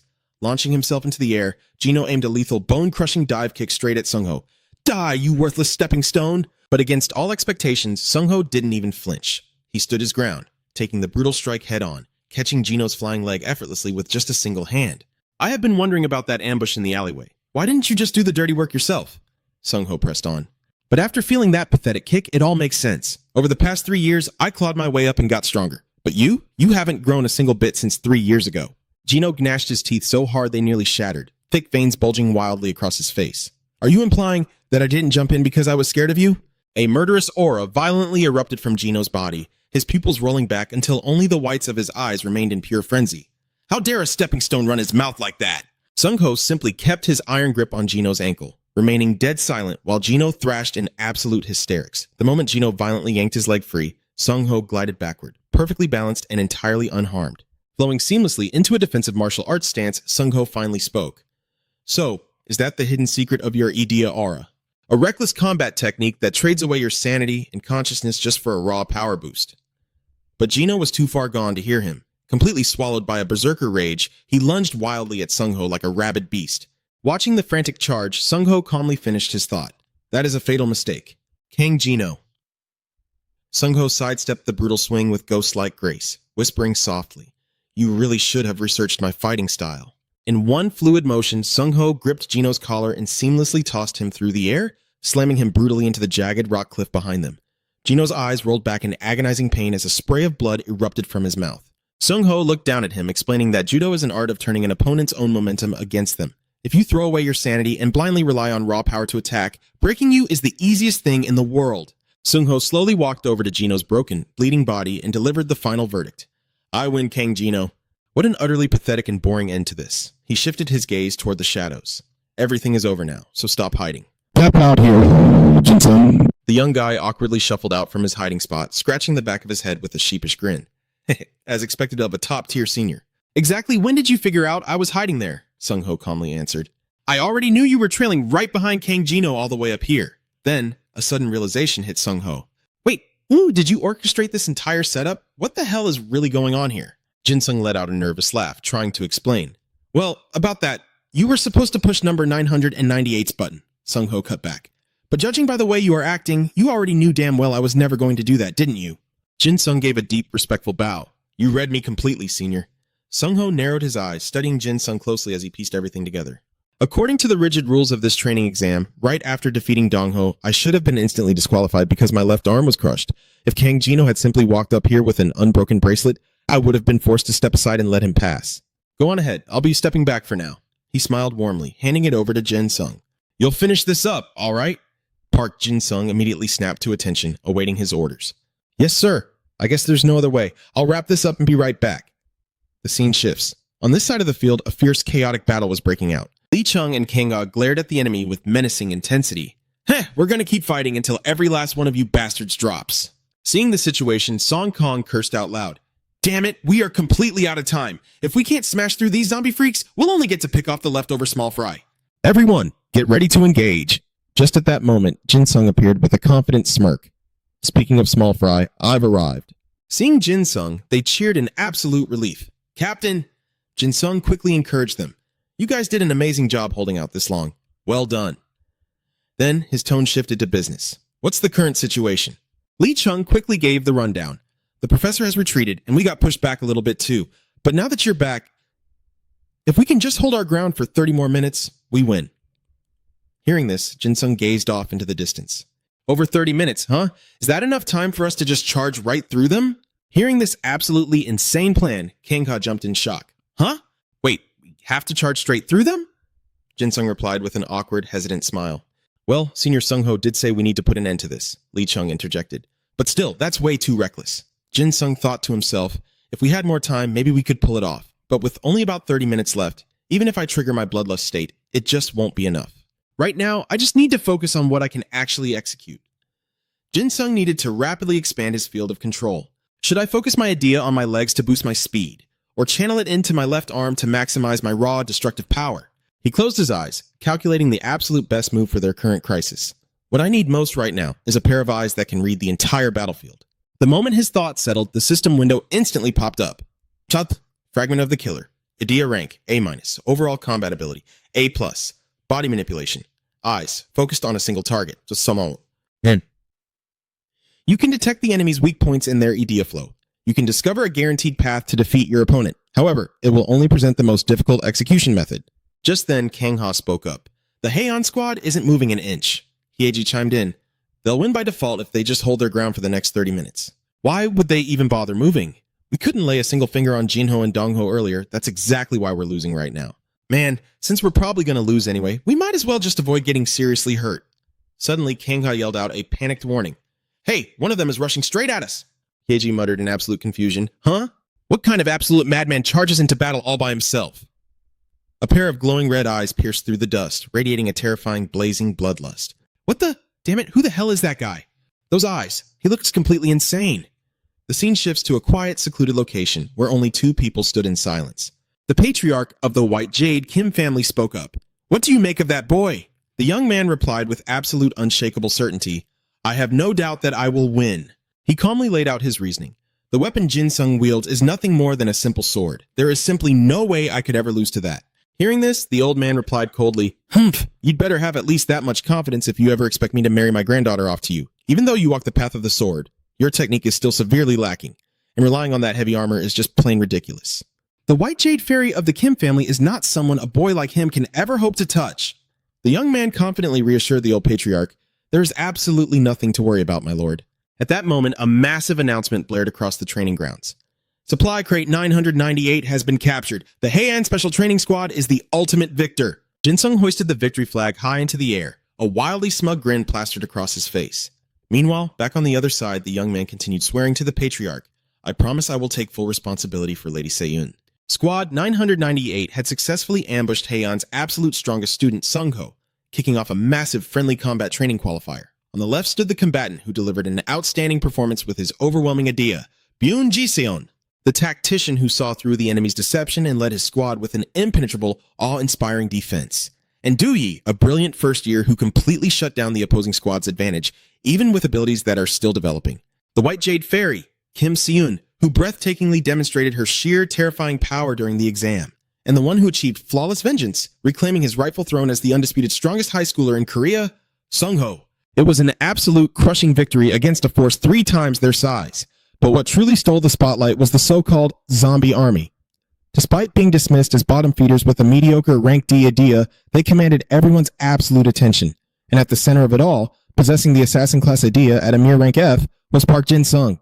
Despite being a rank F, the absolute lowest tier in the academy, he single-handedly shattered a massive siege line made up of hundreds of rank B students.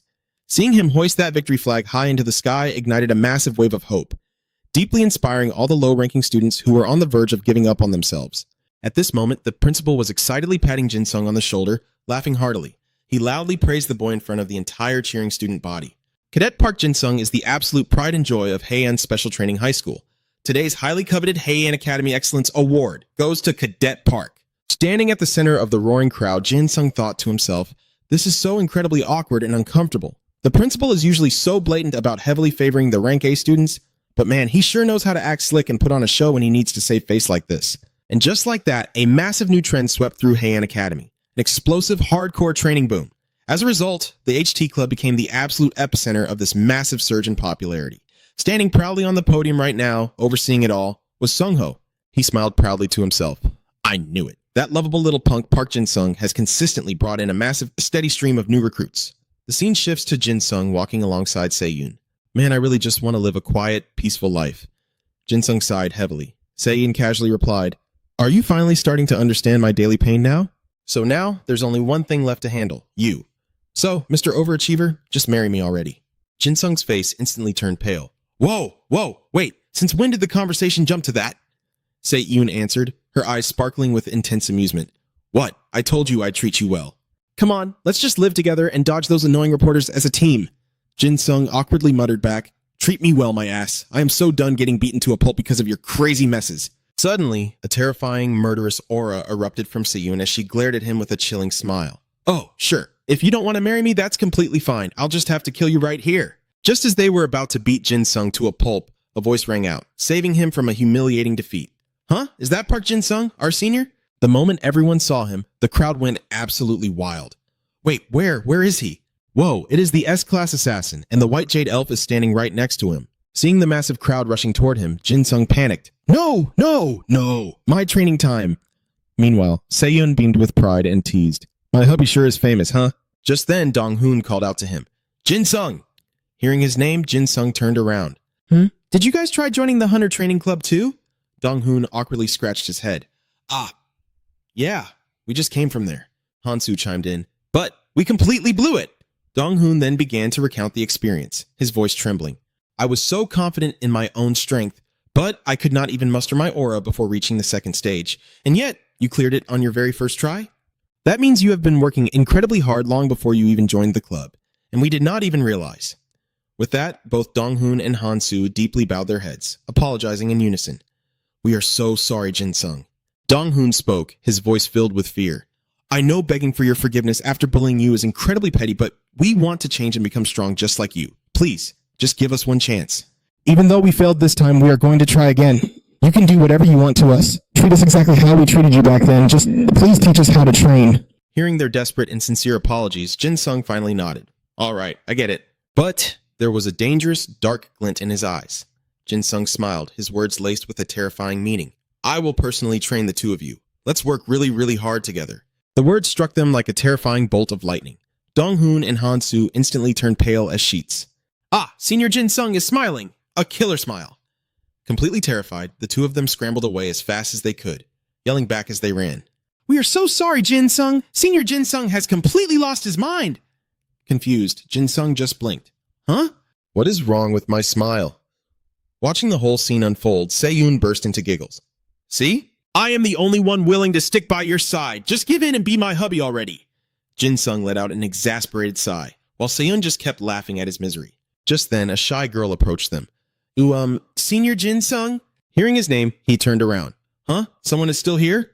What is up? He asked. The junior awkwardly fidgeted before asking, what exactly is your relationship with Senior Se-yoon? Are you two perhaps dating?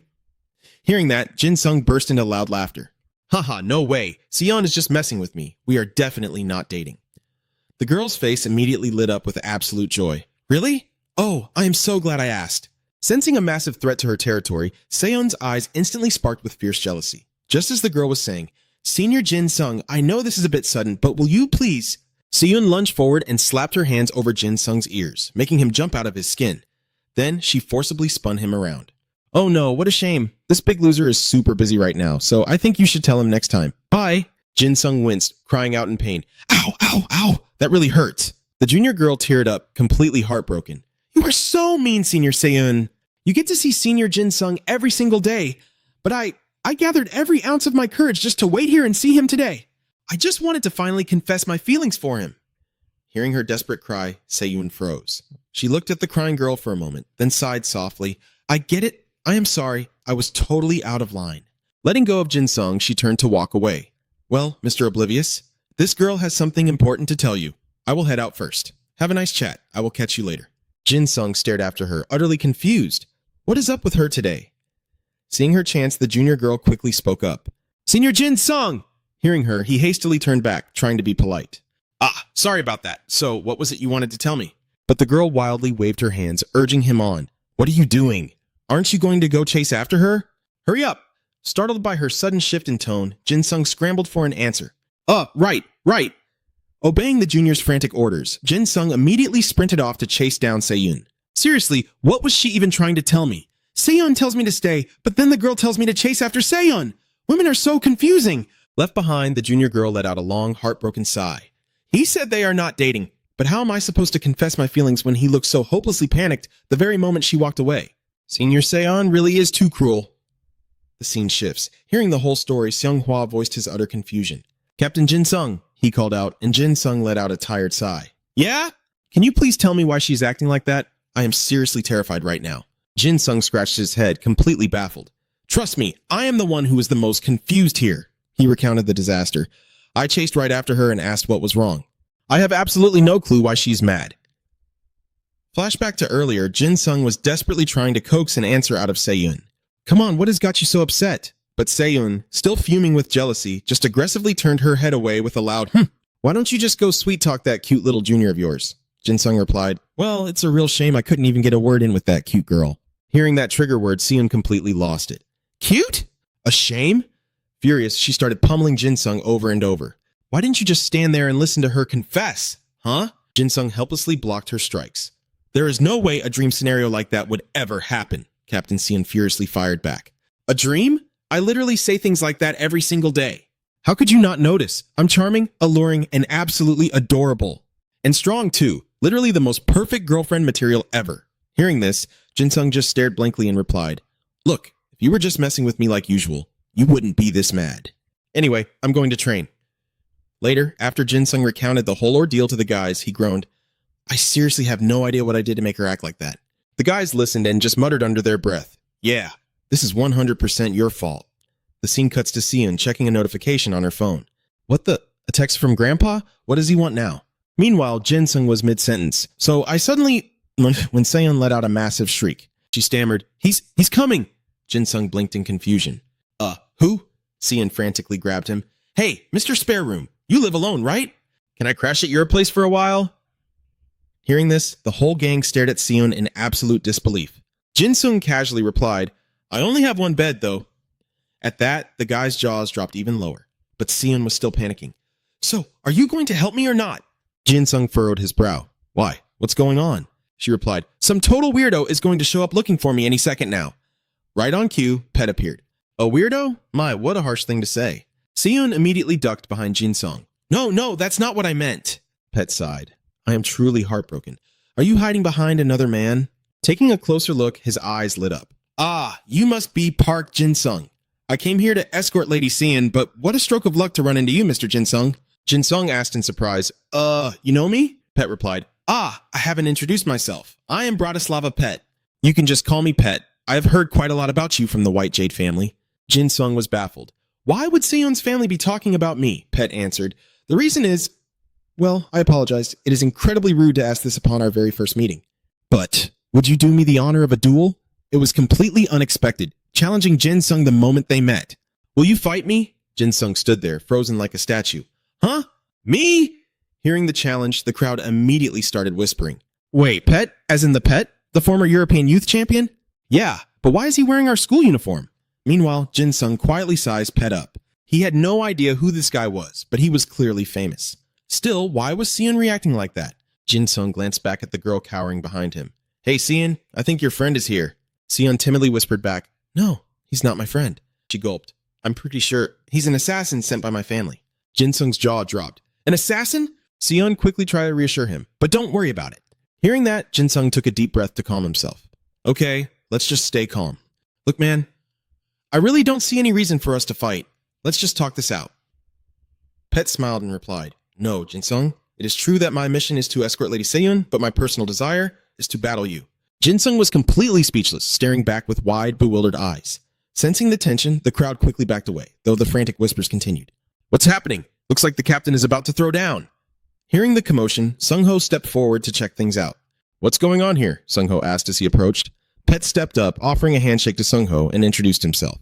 "It is a pleasure to meet you, An Sung-ho. I am Bratislava Pet, from Slovakia." Sung-ho replied coolly, "I know who you are." Pet offered a polite, knowing smile. "I am truly honored that my name has reached you." Sung-ho asked, "So, what exactly do you want?" "Looks like you've got something to say to the acting captain of Team HT." Jinsung turned pale. "You're the acting captain, huh?" Bet challenged. "Han Sung-ho, I want a sparring match with Jinsung." Hearing this, Sung-ho replied, "You can't use a dia inside the battalion grounds." "You'd need permission from a commanding officer," Bet pointed out. "Well, don't we already have a monster of a superior right here, An Sung-ho?" The suggestion sparked Sung-ho's interest, making him think it over. After a moment, he finally made his decision. Sung-ho suddenly grabbed Jinsung's hand. "Let's do it like this," he said, catching the boy off guard. Then, Sung-ho grabbed Bet's hand as well, leaving him thoroughly confused. "Wait, what?" Sung-ho pulled their hands together and declared, "A simple arm wrestling match." Hearing this, Bet burst into laughter. "Ha ha ha, well, I definitely didn't see that coming." "You're pretty clever, An Sung-ho." Sung-ho glanced at Jinsung. "I'll take it that you're both on board with this." Jinsung broke out in a cold sweat, feeling an overwhelming, threatening aura radiating from his senior. "Wait, what's going on, sir?" Sung-ho just glared at him. "You'd better win this." "Park Jinsung, do it for the pride of the HT club."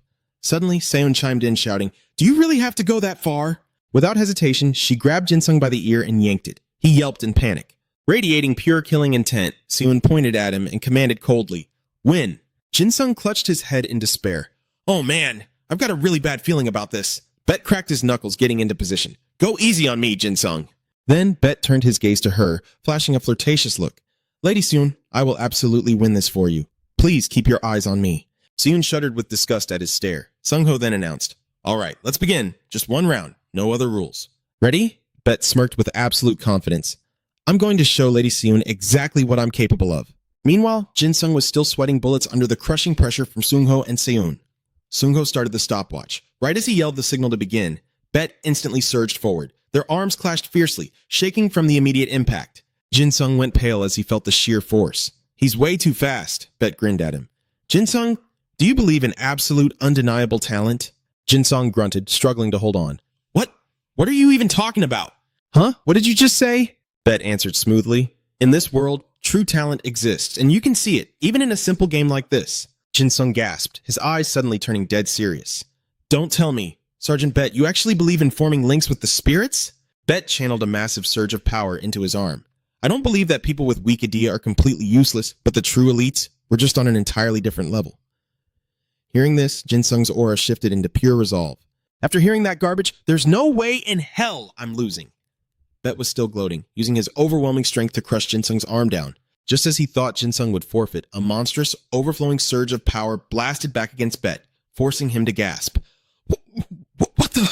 A vicious counter-push slammed into Bet's arm before he could even react. His jaw dropped. He stared at Jin-sung in sheer, unadulterated shock. "He's too strong!" Jin-sung's gaze had turned ice cold. "He took that hit and still hasn't gone down?" Bet trembled with a sudden wave of fear. "No way! Is this sickening energy really coming from you?" Jin-sung glared right back at him. "If you don't lift your foot right now, I'm going to shatter your arm into pieces."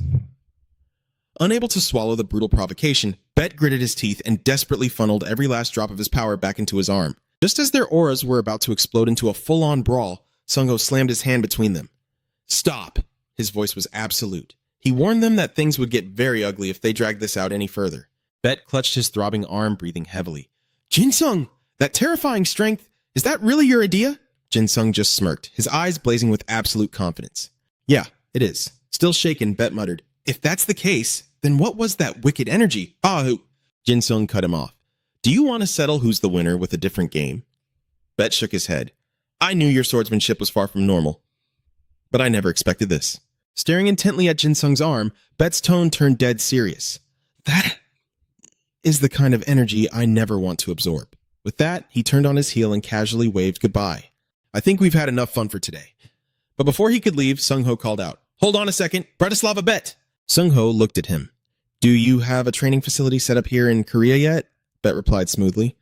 "I don't. Why? Are you offering me a spot on your team?" Sung-ho waved his hand dismissively. "I couldn't care less about team rosters, but if you don't have a place, you're free to use the HT Club's facilities. Come by whenever you want." Bet offered a polite smile. "Thanks. But I'll have to pass. Do I look like the kind of guy who needs to hit the gym to build muscle?" Sung-ho simply turned away. "Bratislava Bet, objectively speaking, the kid is an absolute genius. He possesses an incredible idea, and his innate fighting instincts are already at their peak. So yeah, he really doesn't need to waste time building muscle." Sung-ho recalled the moment he gripped Bet's arm. "However, just because you're gifted doesn't mean you stop sharpening your blade. No matter who they are, I expect my people to never stop pushing their limits." Hearing that, Pet turned around, leaving behind a smirk and a compliment. "You know, you are a lot more interesting than I thought." On Sung-ho. Seems like coming to South Korea was a brilliant idea after all. The scene shifted. It was early in the morning, yet Pet's obnoxious voice was already echoing through the air.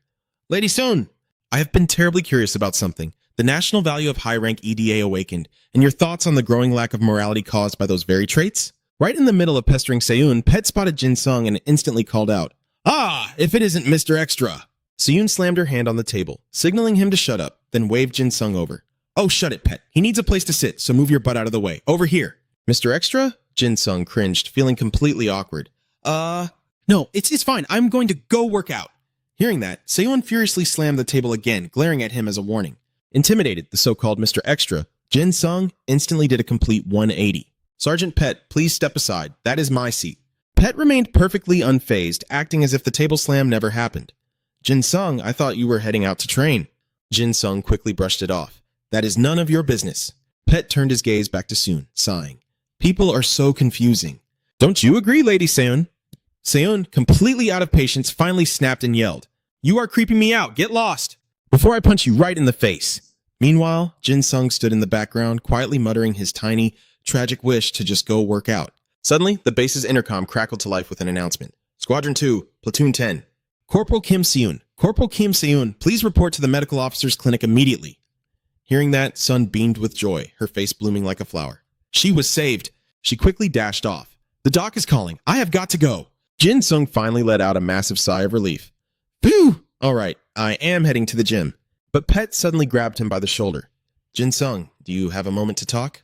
Jin Sung took one look at that unusually serious expression and groaned internally. Guess I am not working out today. The scene cut to Seun arriving at the clinic. She peeked her head through the door. Doctor, did you need me for something? Dr. Aeon greeted Seun with a bright smile, sitting behind a massive stack of pastries. Oh, I am so sorry for calling you in right in the middle of the day. Connie, let's have a nice chat while we enjoy some desserts, shall we? Seun instantly got a bad feeling about this. Desserts? Blah, Dr. Aeon tilted her head, acting incredibly cute. Yep, don't they look amazing? Come on, dig in.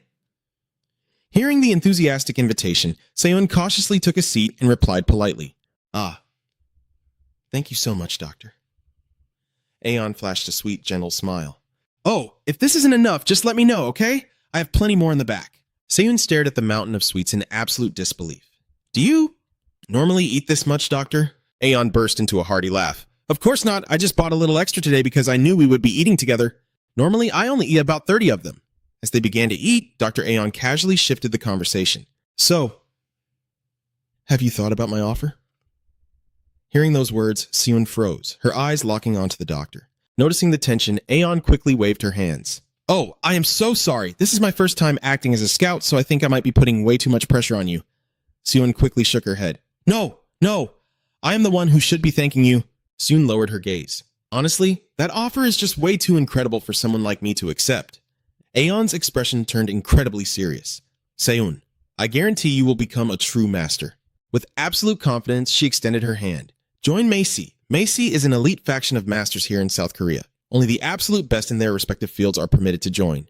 While the White Jade Kim clan focuses solely on using their ancient family secrets to breed warriors, Macy actively recruits top-tier talent from all across the nation. This is a special elite task force created directly by the ruling power of South Korea, comprising the greatest masters in every discipline to handle extreme national emergencies. That is Macy. Dr. An looked deeply into Seun's eyes. Join us, Seun. I am absolutely certain that you will become a legendary master. Seun bit her lip, looking troubled. Doctor, I told you before, I am a swordswoman, and I still have so many flaws. Unbothered, Aeon took another bite of her cake and waved it off like it was nothing. The division I am recommending you for at Macy is the Master of Protection and Defense. Frankly, I rate your defensive and shielding skills way higher than your swordsmanship. Seun lowered her head, clearly insecure. I think you already know this. But I have to succeed as a swordswoman. It is my only path. Aeon quickly moved to reassure her. Oh, Seun. I was completely certain about your potential the moment you came to ask for my advice regarding the Aura Shield. We can absolutely help you evolve. That is, of course, if you are willing to accept. Seun stubbornly shook her head. But I am an elf. My entire race is deeply bound to the blade. I have to become a brilliant swordswoman. Aeon looked genuinely puzzled. We're not trying to stop you from walking your own path of the sword, you know. Wouldn't it be a fantastic thing if you became a top-tier defensive swordswoman? Hearing this, Seun simply bowed her head, her heart heavy with sorrow. It was exactly as Seun thought. Aon just didn't get it. Ever since she was a little girl, Seun had prayed to be born without any talent for the sword. She never wanted to use skills meant for hurting others just to become the strongest. But no matter how hard she tried to play the fool and act weak, her idea only grew more terrifyingly powerful by the day. At that moment, familiar, angry shouts echoed endlessly through the training hall. Where the hell is Kim Seun? That brat skipped practice again. And yet, despite her absence, Seun's swordsmanship had already reached the realm of an aura master. Caught in her own thoughts, Seun suddenly spoke up. Doctor? Seeing how deeply conflicted the girl was, Aeon gently cut in. I get it. You're worried about your family, aren't you? The members of the White Jade Kim clan are far from ordinary. Aeon continued, her tone playful. But wouldn't it be thrilling if you joined us in secret? Honestly, if you secretly enlisted, learned everything you needed, and then just walked away, that wouldn't be such a bad idea, right? Hearing that, Seun fell back into deep thought. The medic was a master tied to Machi, someone who had reached the absolute pinnacle. Those who stood as masters possessed a level of pride and ambition that existed on an entirely different plane. Dr. Aeon surely possessed that same burning ambition to become a master. That was probably why it was so hard for her to fathom Seun, someone who didn't share that hunger for glory at all. Was her idea truly impossible to change? What would Jin Sung say if he were in this situation? With that thought, Seun gave a polite bow to say her goodbyes. I'm sorry, Doctor. I need a little more time to think about this. Seon headed back, lost in thought as she was carried on Jin Sung's back. Everyone else treated his idea like absolute trash, so he constantly had to fight to prove himself, struggling every single day to control the very power that wanted to devour him. That was why, when her aura shield manifested for the very first time, she was so overjoyed she could have jumped into the sky. But reality hit her hard when she saw Kang Jino rushing down the cliff. When she used her aura shield against Kang Jino, if she had only focused on defending, she would have been completely overwhelmed. But the moment she weaponized that shield to attack, not only did she force him to retreat, she completely crushed the advance of Unit 998. If even the absolute best masters in South Korea couldn't teach her how to walk a different path, then what was she supposed to do? And what if her defensive training ended up being used to hurt people anyway? She had no idea what to do anymore. The scene shifted. Bet stood face to face with Jin Sung, his tone dead serious. "Listen to me, Jin Sung. I want you to give her up. Seon does not belong to you." Jin Sung blinked, completely baffled. How am I supposed to give up something I never had in the first place? He thought to himself. Bet tried to lecture him. "I will admit, your strength is admirable, but someone like Seon, she shouldn't be tying herself down to someone like you." Jin Sung just casually shrugged. "Looks like the way Seon acts around me has given you the wrong idea, pal." Bet pressed on. "Jin Sung, the elites have their own destined path. Living the reckless way you do, you will never be able to give Seon true happiness." Jin Sung waved his hand in absolute annoyance. "Happiness? Yeah, I get what you're trying to do now. I should have known the second you started preaching about talent." Jin Sung narrowed his eyes, shooting Bet a deadly, piercing glare, and Bet stared right back in a heavy silence. Jin Sung evaluated the man before him. It was exactly as he thought. To Sergeant Bet, a person's talent mattered more than the actual human being. But to Jin Sung, the person always came before the talent. Breaking the silence, Jin Sung asked, "So you genuinely believe that not all souls are created equal?" "Of course they aren't," Bet replied without missing a beat. Jin Sung challenged him, "Then what about the people at the bottom? What are they supposed to do? Just rot away and live their entire lives in mediocrity?" Bet fired right back. "That is exactly why the duty of the nobility exists. Those with high social standing and immense power bear an equally immense burden. The elites will guide and provide for them," Bet stated. Jin Sung scoffed coldly. "That is nowhere near enough." He stepped closer, his voice rising. "You don't get to rank souls into tiers. A ridiculous grading system wrapped up in long, fancy titles is just empty bragging. It gives you zero right to dictate someone else's future." Bet stubbornly held his ground. "But someone talentless like you cannot do anything to help Seon." Jin Sung, visibly pissed off now, marched forward. "Stop putting your damn limits on other people." Jin Sung stomped his foot down aggressively, provoking him. "Bet! I don't give a damn if you think an idea dictates a person's entire life, but I will not accept you forcing that garbage mindset onto someone who is desperately trying to change their own destiny. Someone exactly like Seon." Bet yelled back, "Those blessed with supreme talent like Seon must fulfill their noble duty." Jin Sung countered fiercely, "So you're just going to completely ignore what she actually wants?"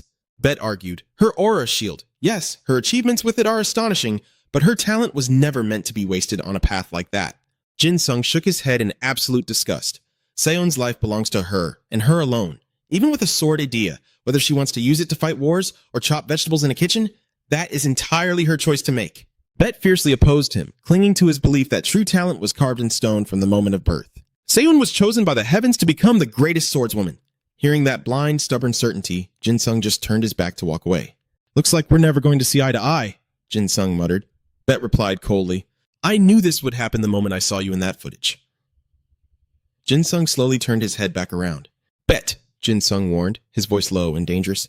"Let me make this perfectly clear. You cannot rank souls." Bet scoffed. "So now you're not even bothering with my rank anymore. Draw your weapon. Brace yourself." Bet shifted into a flawless combat stance. "Jin Sung, like I said, you are strong, but your power is raw and incomplete. You will never reach the absolute pinnacle reserved for the truly gifted." Without a second of hesitation, Jin Sung summoned his dual daggers. Jin Sung had no idea what Bet's idea actually was, but he could feel that the man hadn't even fully activated it yet. He was way too arrogant. "Fine then." Jin Sung exploded forward, launching his assault. "Why don't you use that precious elite pride of yours and take a really good look?" Bet gasped in shock. "Jin Sung!" But the exact moment Jin Sung's strike was about to connect, a terrifying force stopped him dead in his tracks. It was Bet's bare hand. "Are you kidding me right now? What happened to that killer instinct you showed off last time?" Baek grabbed that arm and shoved it right back at Jin Sung. "You really think you can beat me without going all out?" Jin Sung quickly leaped back to create some distance. He was sweating now. The guy's physical strength was completely overwhelming him. "Well, this is unexpected." Baek began to channel his power. "Using the hilt to attack me? You're way too soft." "Jin Sung, if you don't take this seriously, you're gonna get hurt." Jin Sung fired back. "I didn't realize you were built like a tank." "You really don't look like the type who works out much." Baek answered with absolute confidence. I've never actually trained my body, but because I've never had to. Jin Sung grumbled in annoyance. Man, you are seriously pissing me off today, Beck. Beck let out a smug chuckle. Hey, I can't help it. That's just the difference in our raw talent. Jin Sung quickly analyzed the situation. His opponent had a massive physical advantage. Finally, an idea sparked in Jin Sung's mind. All right then, I hope you won't go crying when I send you straight to the infirmary. But Beck dodged it effortlessly. Looks like you're finally getting serious. His attack power was rank B, while his basic stats were only rank D. It made perfect sense why Beck was so intrigued. Mid-strike, Jin Sung spotted a massive blind spot. Now's my chance. I'm escorting you to the infirmary right now, so feel free to drop. Beck blocked the strike head on. Too bad for you. I won't be needing that trip. He continued. I was planning to wait until you unleashed that power from the training room, but since you're holding back, I'll just end this match right here. A heavy, suffocating tension blanketed the arena as they clashed again. Beck studied him closely. Are you still trying to hide your true strength? Jin Sung dodged a strike, gritting his teeth. Damn it! He's blocking my hits without even breaking a sweat! On top of that, Beck was relentlessly closing the distance with every attack. Looks like you really won't go all out. Jin Sung, I'm so disappointed. He lunged forward, swinging his blade right at Jin Sung's face. Jin Sung instantly leaned backward and rolled out of the way. Jin Sung frowned, a sudden realization hitting him. Wait, he's deliberately copying my attack patterns. The guy had the terrifying talent to instantly learn and mimic anything he saw. Beck pointed his sword at him as a final warning. I told you, let's wrap this up quickly. Jin Sung didn't reply. He just ruffled his own hair and muttered under his breath. The best case scenario is beating you with just my daggers. As Jin Sung dropped his hands, his eyes flared into a piercing glowing red. He glared at Beck and sneered, Tough luck for you. A dangerous glint flashed in Beck's eyes. Beck gripped his hilt tighter. Looks like you finally changed your mind, huh? Absolute murderous intent, malicious aura. He activated the death gaze skill in his eyes. Any sensitive target would instantly lose their will to fight when exposed to the user's explosive bloodlust. Beck eyed him warily. This aura, it's way more sinister than last time. Jin Sung replied in a low, chilling voice. You're the one being sinister here. Beck, you've been mimicking my every move. Beck casually waved a hand. I figured it would piss you off enough to fight properly. Jin Sung smirked, lightly tapping his dagger's hilt. Piss me off, huh? That's pretty damn arrogant of you. Beck immediately started flaring his own energy in response. Refusing to back down, Beck challenged him. Arrogant? Why don't you see for yourself if I have the right to be? Kaladbolg, rank A+. Overall combat capability, rank A+. The legendary magic sword of Fergus from Irish mythology. Left behind in the realm of fairies, it was known as the Great Greed, or the Devourer of all things, allowing its wielder to perfectly mimic their opponent's movements. However, it was strictly limited to the wielder's own physical range of motion.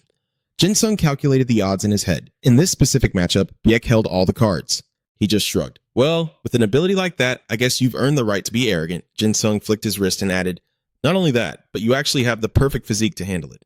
Beck narrowed his eyes, clearly annoyed that he was being read so easily. You say that as if you already know exactly how my power works. Kaladbolg, the absolute talent. It devours the target's ether, then enhances and evolves it to become the wielder's own weapon.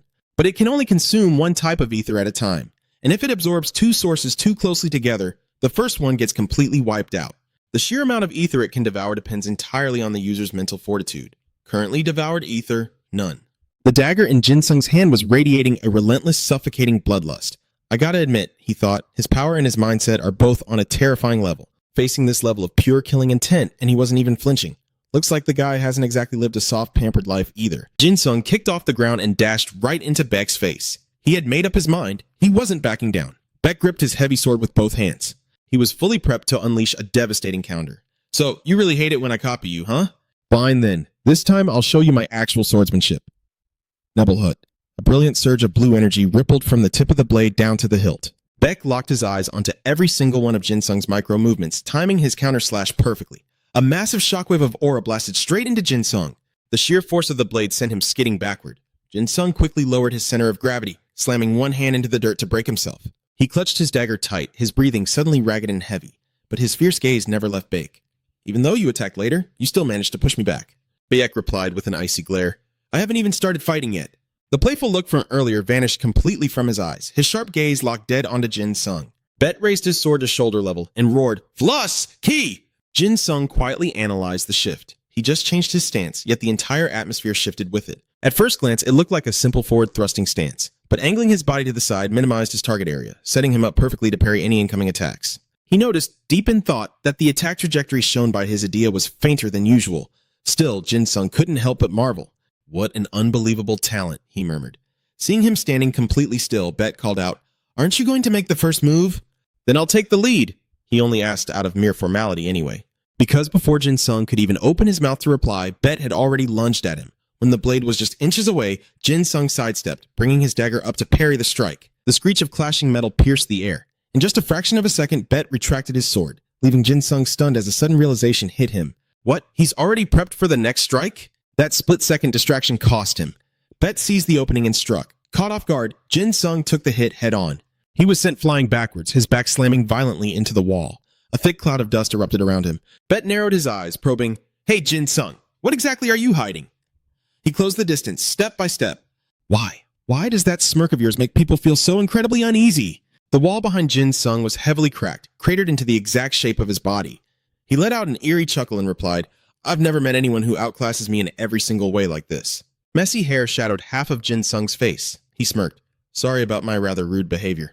The murderous aura around Jin Sung flared up like a raging inferno.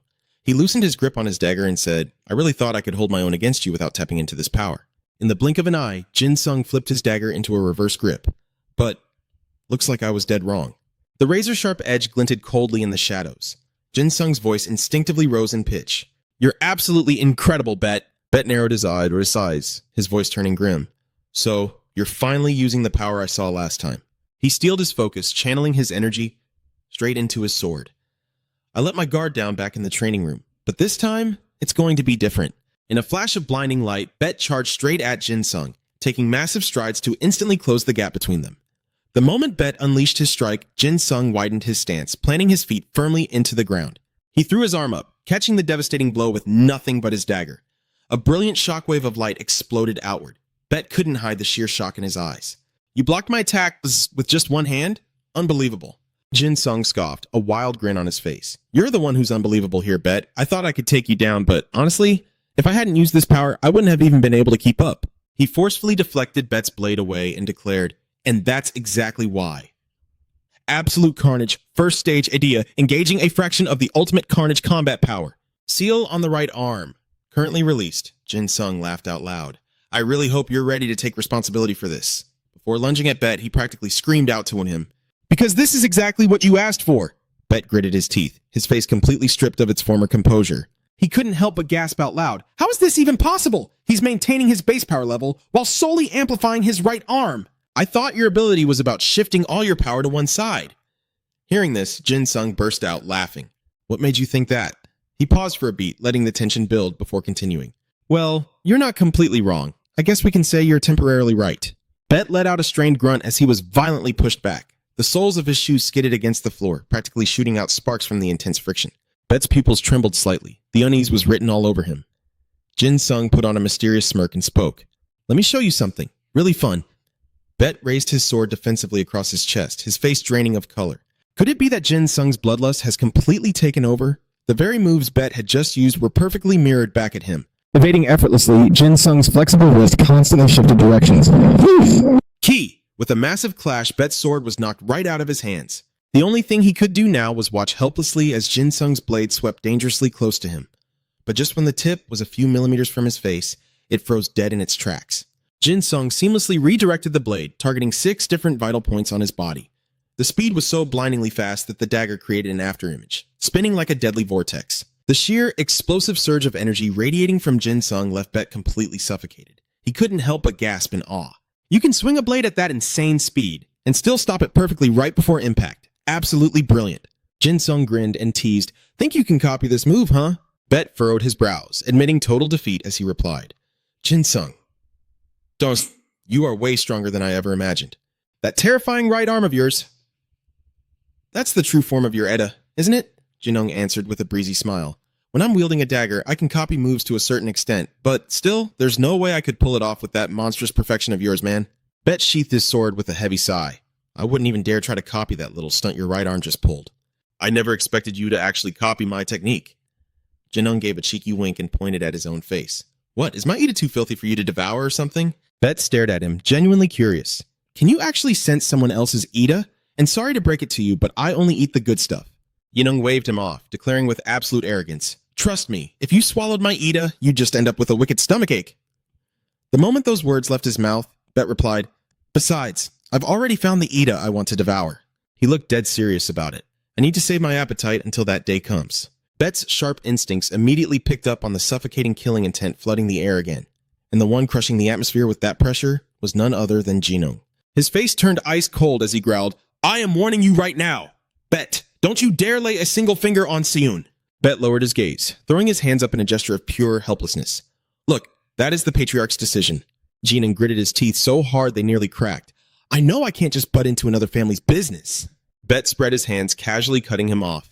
"Well, actually, you can. Truth be told, the Patriarch wants to meet you. That was the whole point of me coming here today." Jinung's face went completely blank. He blinked in sheer confusion. "Wait, huh?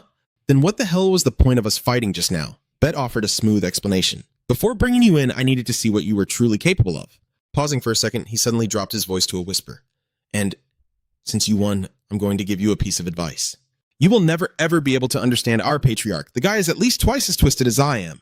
Bet's warning successfully sent Jinung into a mild panic. A drop of sweat rolled down his face as he thought to himself, an extreme aristocratic elitist, who's actually worse than this lunatic? Snapping out of his wild imagination, Jinung asked, his curiosity piqued. "By the way, Bet, why exactly do you take orders from the White Jade Kim clan?"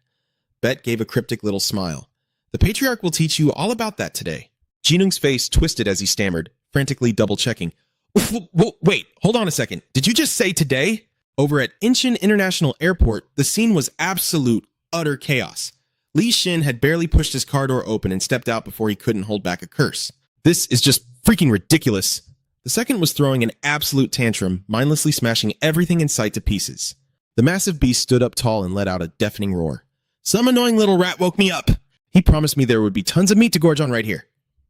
Li Xin stared up at the creature, genuinely caught off guard. "And eat it? That can actually talk," he thought.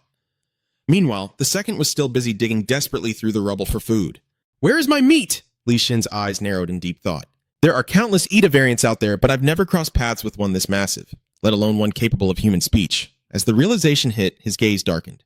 This has to be the work of the pest, or some other terrorist syndicate messing around with things they shouldn't. Stealing his resolve, Li Xin muttered, "I need to put an end to this, right now." The fleeing crowd, scrambling in sheer panic, suddenly caught sight of him and screamed in shock. "Look, it's the captain of S-Line!" Hearing the shout, the desperate survivors whipped their heads around to look at him. "It's really Li Xin! Are you serious? Thank God! We're saved!" The commotion caught the second's attention. The colossal beast slowly turned its head, glaring down at Li Xin. "Who are you?" He didn't even flinch, staring right back as he answered with dead calm. "I am Li Xin." Without warning, the second leaned its colossal body forward, looming over him. It shoved its giant snout right up to him, sniffing frantically before letting out an awestruck gasp.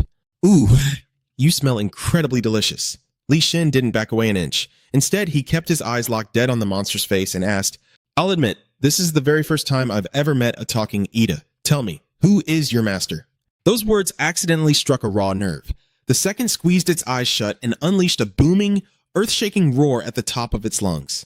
"My master promised I'd get to eat a gigantic mountain of meat right after I woke up," Li Xin thought to himself with a deadpan expression.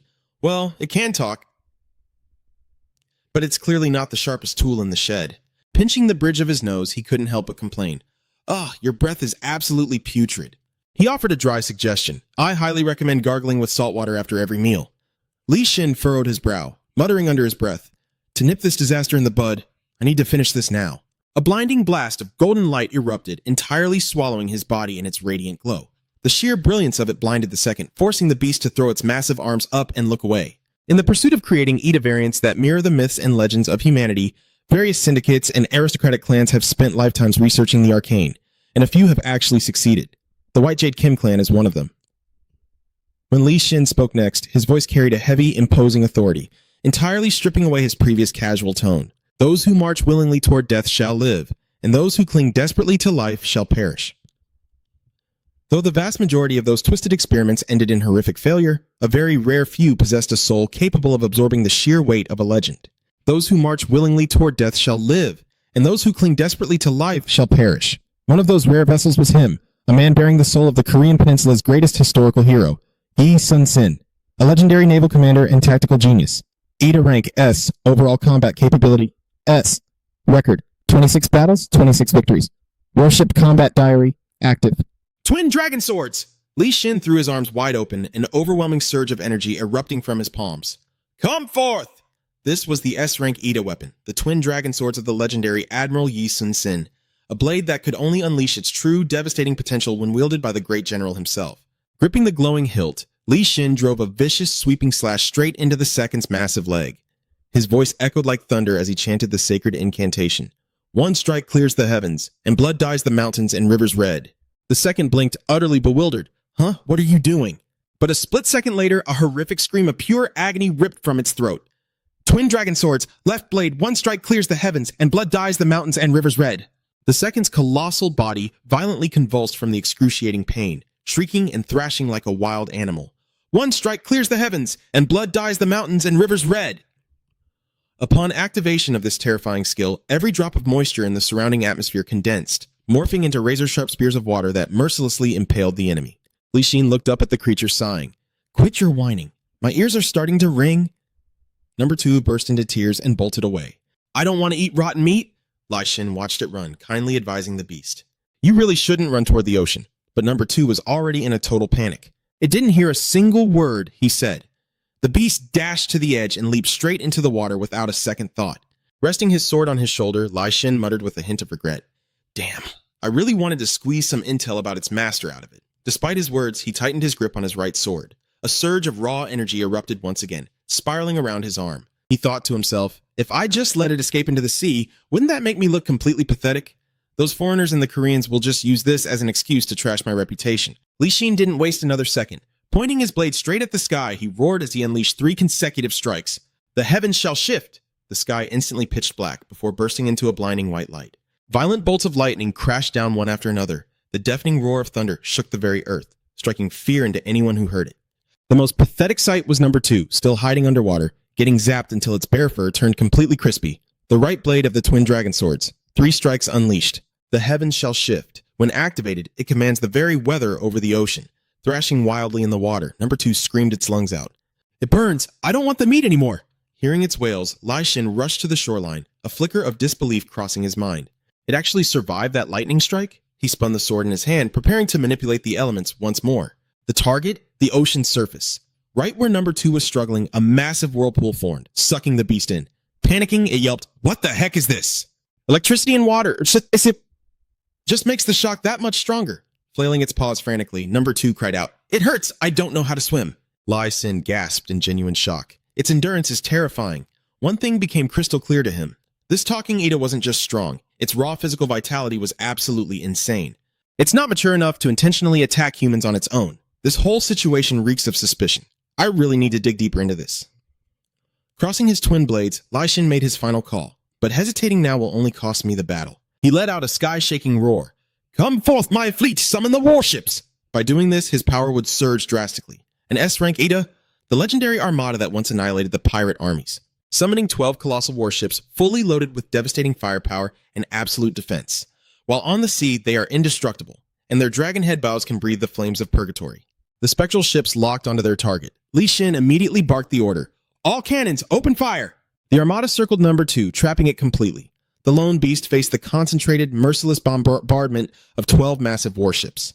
It thrashed desperately inside the sea of fire. "It hurts. It burns so bad." Li Xin's face remained ice cold, but deep down, he was absolutely stunned. It's still holding on. This has to be the most resilient Ida I've ever fought. Submerged in the boiling water, number 2 howled in pure rage and agony. "Leave me alone. I have my whole life ahead of me. I want to live. I just want to eat more meat." Li Xin leaned back, pointing his blade straight at the beast as he declared, "I, Li Xin, will personally manage and provide your rations. Now shut your mouth and get out of here. Fleet, execute the crane wing formation." The warships swarmed the enemy, expanding like the massive wings of a crane to completely crush their prey. The destructive power of the flames of purgatory multiplied tenfold, pushing the overall combat output to triple S tier. Number 2 was sucked deep into the roaring whirlpool and vanished, leaving only its echoing screams behind. "I don't want to die yet." Having finally dealt with number 2, Li Xin reverted back to his normal state. Done. In the dead silence that followed, you could almost hear him let out a massive sigh of relief. "Good Lord, this whole mess is giving me a migraine." A dark, expectant smile crept onto Li Xin's face. "I can't wait to see how that bear's master reacts to this." The scene shifted to a grim, shadowy complex of buildings. Down a hidden corridor, Indung strolled forward with his hands shoved casually in his pockets. "Hey, isn't it hurting your eyes sitting in the pitch dark like this?" he teased, unable to help himself. "I guess you're just used to the shadows by now, huh?" Number 1?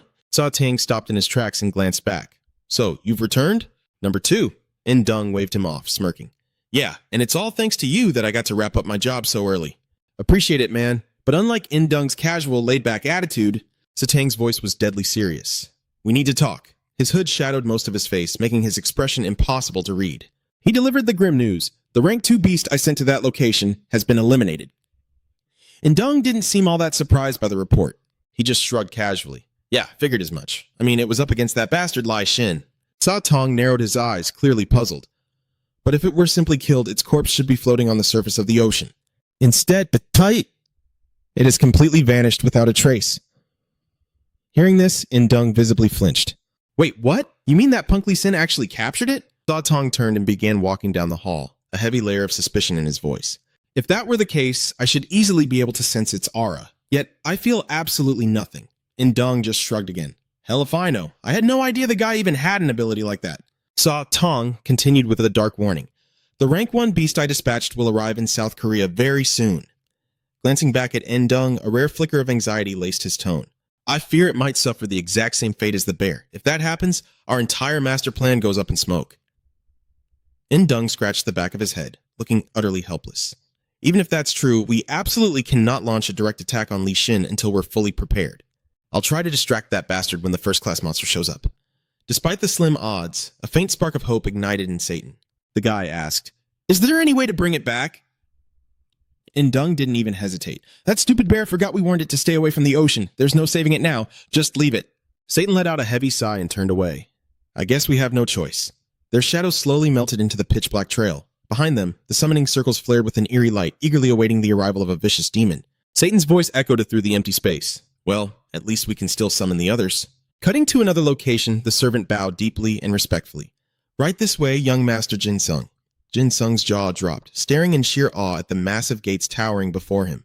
Beyond the gates lay a sprawling private estate with wide paved walkways. The silence was absolute. Not even the chirp of a single insect could be heard. Soon they arrived at a grand inner mansion, completely bathed in brilliant, warm light. The servant bowed low, his voice ringing out clearly. Master, I have successfully escorted young Master Park Jin Sung. A deep, gravelly voice echoed from within. Come in. Taking the command, the servant stepped forward and pushed the heavy doors open. Jin Sung followed closely behind him. A massive, ridiculously long dining table stretched out before his eyes. The patriarch was already seated, waiting quietly in the shadows. With a final bow, the servant silently excused himself. Jin Sung hesitated for a split second before awkwardly breaking the silence. Hello, sir. I'm Park Jin Sung. He couldn't even finish his sentence before the old man sharply cut him off. The patriarch's face scrunched up, his voice dripping with barely suppressed anger. You're incredibly late, you insolent brat. Jin Sung was still standing all the way by the door, thanks to the absurd length of the dining table. He scratched the back of his head and suggested, I think we're a bit too far apart to have a proper conversation. Mind if I move a little closer? To his surprise, the patriarch didn't give him an ounce of respect. The old man snapped back instantly. Sit exactly where you are. Jin Sung had no choice but to do as he was told. Yes, sir, he muttered inwardly. Geez, does this old man seriously hate me that much? Jin Sung sat stiffly at the far end of the table, waiting for the patriarch to start the conversation. But several long minutes ticked by, and the old man remained dead silent. Frustration started bubbling up inside Jin Sung. Why the hell is he just glaring at me without saying a damn word, he thought. Finally, he decided to break the ice. Do you mind if I grab a bite? The patriarch scoffed coldly. Why else do you think I had the food brought out? Suddenly, the old man exploded. He pointed a finger straight at Jin Sung's face and demanded, Let me get straight to the point. You're the little punk who's always filling my granddaughter's head with nonsense, aren't you? Jin Sung, mid-chew, looked utterly bewildered. Nonsense? I'm not really sure what you mean, sir. The patriarch slammed his fist onto the table, his voice booming. I am asking if you are the one who corrupted my granddaughter. Jin Sung completely stopped eating. His expression turned serious. Are you talking about her aura shield? That's a power Seiyun earned through her own blood, sweat, and tears. Why on earth are you so mad about it? The patriarch's face hardened with pure contempt. You absolute fool. You know absolutely nothing. So it really was you who led her astray. Flustered, Jin Sung threw his hands up in a timeout gesture. Whoa, hold on a second. Could we please save the shouting match for later?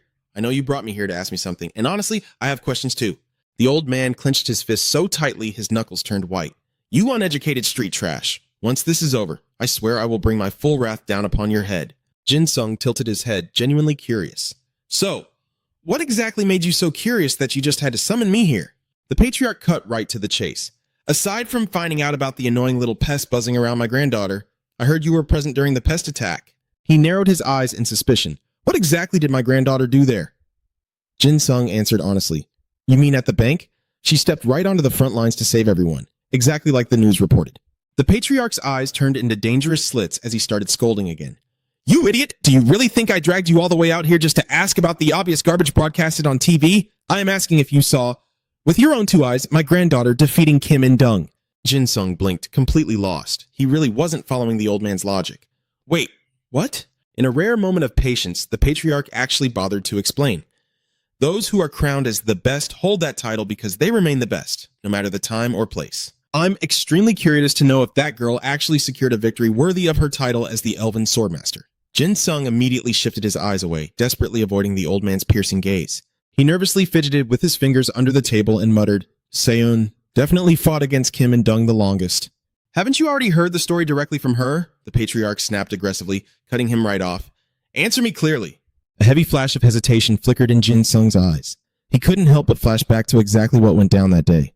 Even though Seon was the one holding Kim In-dung back the longest, the absolute truth was that he was the one who actually defeated the villain, and the only people who knew that secret were Bon Ji-jeon and Lee Seung-ah. Jin Sung quickly weighed his options. If I tell him the truth, it's just going to put Seon in a terrible position. Making up his mind to take the secret to the grave, he finally spoke up. Seon single-handedly drove Kim In-dung away to save my life. Just as expected, that answer brought a deeply satisfied look to the patriarch's face. The old man crossed his arms and let out a dark, arrogant chuckle. I see. Jin Sung froze, absolutely stunned as the old man coldly continued, Obviously, if that girl couldn't even defeat worthless trash like Peste on her own, she wouldn't even deserve to be called my granddaughter. Without realizing it, Jin Sung's hands balled into tight fists on his lap. Excuse me? With all due respect, what you just said crosses a major line. Kim Seon practically put her life on the line. She almost died fighting Kim In-dung. Jin Sung raised his voice, the injustice of it all fueling his anger. Even if she possesses an A-rank ether, she's still just a high school student. The patriarch furiously barked back, his voice dropping to a deadly growl. You speak as if you weren't the one who nearly died. My granddaughter is completely different from you normal pathetic commoners. Even if she's still in high school. Jin Sung gritted his teeth, glaring right back. So what? The patriarch looked down his nose at him, speaking with the overbearing authority of an absolute ruler. I already told you the answer, you utterly hopeless fool. The ones they call the absolute best get that title because they stay at the top. No matter the time, no matter the place. Veins bulged on Jin Sung's forehead as he hissed through clenched teeth. Jin Sung choked back his rage. She's your own granddaughter. What the hell would you have done if she had actually died back there? The patriarch roared, his booming voice making the folding screen behind him tremble. You dare suggest that Seon would lose her life fighting alongside street trash like that? Daeho lunged out from the shadows behind the old man. The patriarch's voice dripped with pure menace. Watch your mouth, boy. Daeho aggressively closed the distance, shoving its massive, monstrous head right into Jin Sung's face with a deafening roar. Jin Sung just narrowed his eyes and stated coldly, You're blocking my view. Get lost! The patriarch let out a sharp gasp of surprise, quickly masking his shock behind a stoic facade. Color me surprised, the old man thought to himself. I poured my own blood and sweat into creating that masterpiece. Yet this brat didn't even flinch. He's got some spine. He reeks of blood. Far too heavy a scent for a kid his age. Seeing that Daeho hadn't budged, Jin Sung let out a sigh. Come on, little kitty, be a good boy and get off the dining table, will you? Daeho was clearly intimidated. The massive beast nervously drew its paws back, casting a hesitant glance toward the patriarch. The patriarch raised an eyebrow, lifting his left hand to call the beast off. Still, he had to admit one thing. This kid actually managed to terrify Daeho. I forged that beast with an unbreakable will, he thought. For a brat, he's definitely not bad. Jin Sung tilted his head, asking in a mockingly polite tone, Are you feeling all right, sir? As Daeho slunk back to the patriarch's side, the old man narrowed his eyes. What exactly do you mean by that?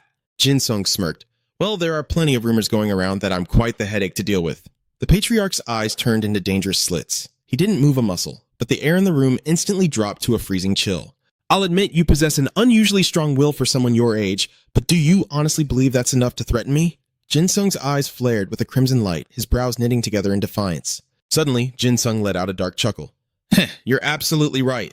An unexplainable sense of unease crept into the patriarch's chest. He demanded, What exactly are you staring at? Bloodline art, rank A+. Overall combat power, rank A+. The user can summon anything they paint with their brush. The more complex the masterpiece and the more intense the user's focus, the more terrifyingly real the summoned creature becomes. Jin Sung couldn't wrap his head around it. With such an incredible Ida at his disposal, why the hell does he insist on fighting the way he does? Is there some hidden reason he's forcing those masterpieces into combat? Sitting across from him, the patriarch let out a heavy, irritated sigh. You absolute fool, I can read your thoughts right off your face, the old man snapped. The White Jade Kim clan is destined to forge stronger generations of elven spirits. It is our absolute duty. He puffed up his chest, wrapped in his own self-righteous delusions. I may be a mortal man and not an elven spirit myself, but through sheer ironclad will, I have led this family to the absolute pinnacle as its patriarch. Jin-sung could clearly see the twisted obsession burning in the old man's eyes. He tested the waters, asking, "Do you actually care about Corporal Kim Seon at all?" The patriarch didn't even skip a beat. "Are you blind to my fury, boy? I will not repeat myself." Jin-sung refused to let it go. Pressing harder, he demanded, "So, do you value her because she's your own flesh and blood granddaughter? Or do you only care because she's the ultimate elven prodigy this clan has managed to breed?" The patriarch stared dead into Jin-sung's eyes, yet completely dodged the question. "You run your mouth entirely too much, brat," the old man growled dismissively. But Jin-sung didn't back down. He verbally cornered him. If Corporal Kim Seon wasn't an elven swordmaster, if she was just a completely normal, powerless human girl, would you still love her? The White Jade Kim clan was a fanatical bloodline, sacrificing generations just to breed the ultimate mutated beings known as elven spirits. The sheer madness this family had subjected itself to over countless generations was something a normal person couldn't even begin to fathom. Naturally, the suffocating expectations placed on a prodigy like Kim Seon were beyond what any outsider could comprehend. But the reality was the exact opposite. He used to think she had it all, born into a prestigious noble family, gifted with an absolute powerhouse of an Ida. Never in his wildest dreams did Jin-sung imagine she was being treated like a mere tool. His mind drifted back to a quiet moment when they were taking a break from training. He had casually asked her, "By the way, you stay out late every single day. Doesn't your family get mad?" At the time, Seon had brushed it off with a hollow look in her eyes. "Well, it's not like I enjoy being at home anyway." Snapping back to harsh reality, the patriarch's stern voice cut through the air. "That is quite an amusing observation. Are you trying to challenge me, boy?" Jin-sung didn't flinch. "If you need me to spell it out for you, I gladly will." The patriarch let out a condescending, venomous scoff of approval. "I actually like your arrogance," Jin-sung cut right back in. "But before we get into that, allow me to ask you one simple question." The clan head arrogantly gestured for him to proceed. Jin-sung went straight for the throat. "Why the hell did you drag Pet all the way to Korea? And why on earth would a guy from Slovakia be taking orders from you?" The patriarch found the audacity so infuriating that he actually burst into laughter. "I recall giving you permission to ask exactly one question," he mocked. "Listen here, you filthy brat, that boy is not acting on my orders. I simply showed him Seon's Ida and offered him her hand in a political marriage." Jin-sung's blood ran cold. It was exactly as he suspected. They had practically sold her off without giving a damn about what she wanted. He pressed on. "Then why would Pet—" Jin-sung stopped dead in his tracks. His eyes widened in sheer horror as a terrifying realization hit him. "Wait a minute. I heard the White Jade Kim clan strictly forbids marrying outsiders to keep their elven bloodline pure." Back when he fought Pet, he had witnessed a bizarre, unnatural aura radiating from the guy, a hidden trait of Pet's Ida. Jin-sung gritted his teeth, demanding the ultimate truth. How long have you been plotting for Pet to use his Ida on her?" The patriarch didn't even try to hide it. "I knew you had caught on to that boy's unique ability." He closed his eyes, his voice dripping with absolute ice. "If that girl fails to meet my grand expectations by graduation, I fully intend to let Pet devour her elven spirit. Even so," the old man continued, "I am betting that my granddaughter will grow so overwhelmingly powerful that even Pet won't be able to absorb her." It all clicked in Jin-sung's mind. No wonder she despised going back to this hellhole of a house. He glared fiercely at the clan head. "So that's what this is about. That's why you threw such a massive fit when she learned the aura shield." The patriarch's fist trembled with rage as he spat his words. "It is painfully obvious. She will never claw her way to the absolute pinnacle wielding some pathetic soft-hearted blade meant to protect others. An elven spirit must tear its way to the top alone. That is the ultimate existence our White Jade Kim clan has bled for over 1,000 years. And that girl is my own granddaughter, Kim Seon." Jin-sung let out an exhausted breath, lazily rubbing the back of his neck. "Yeah, trying to talk any sense into a lunatic like you is completely pointless. I totally get why Seon is so desperate to escape this twisted family." The patriarch ground his teeth together in lethal fury. "You are severely crossing the line, boy." The old man began releasing his warning aura again. "The only reason this conversation has lasted this long is because I find your bravery amusing. But in the end, I must make this crystal clear. Stay away from my family. You are of absolutely zero use to us." Jin-sung had intended to just leave in silence, but faced with this blatant threat, he changed his mind. Unleashing his own killing intent, he snapped back. "Good, because I have absolutely zero intention of doing so. The patriarch's spirit beast froze for a split second. He thought to himself, the sheer audacity this boy was showing right now must be thanks to that hidden Eda of his. A brat with an unknown background, questionable abilities, and a mysterious Eda. Sitting across from him, Jin Sung's face turned stony. The anger burning inside him could no longer be held back. The patriarch remained stubborn in his decision, concluding that this boy was a terrible match for Seiyun. But just as Jin Sung was flaring his killing intent to clash with the old man, a sweet, clear voice rang out from outside. "Grandpa!"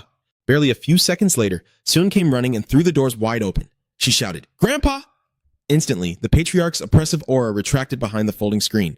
Jin Sung also quietly withdrew his killing intent. Seiyun stomped heavily across the floor, practically fuming with anger. She demanded right away, "Why on earth am I assigned to the same patrol team as that jerk Petch?"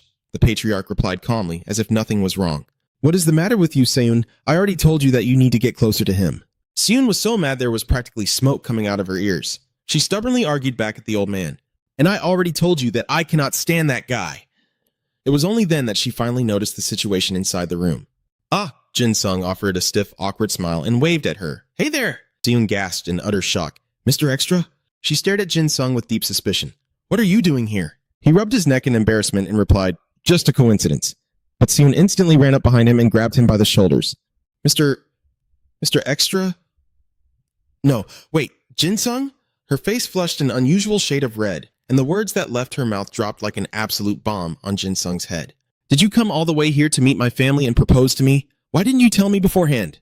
Jin Sung was completely speechless. "Miss Seiyun, this really is not the time or place for jokes."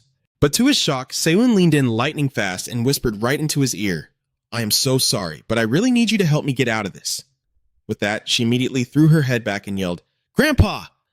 Jin Sung didn't know why, but he suddenly had a terrible feeling about this. He weakly muttered, "Seiyun!" But Seiyun just dug her fingers into his shoulders and shouted, "Forget about that jerk, Petch! Don't you think about letting me marry Jin Sung instead?" Suddenly, a freezing chill ran straight down her spine.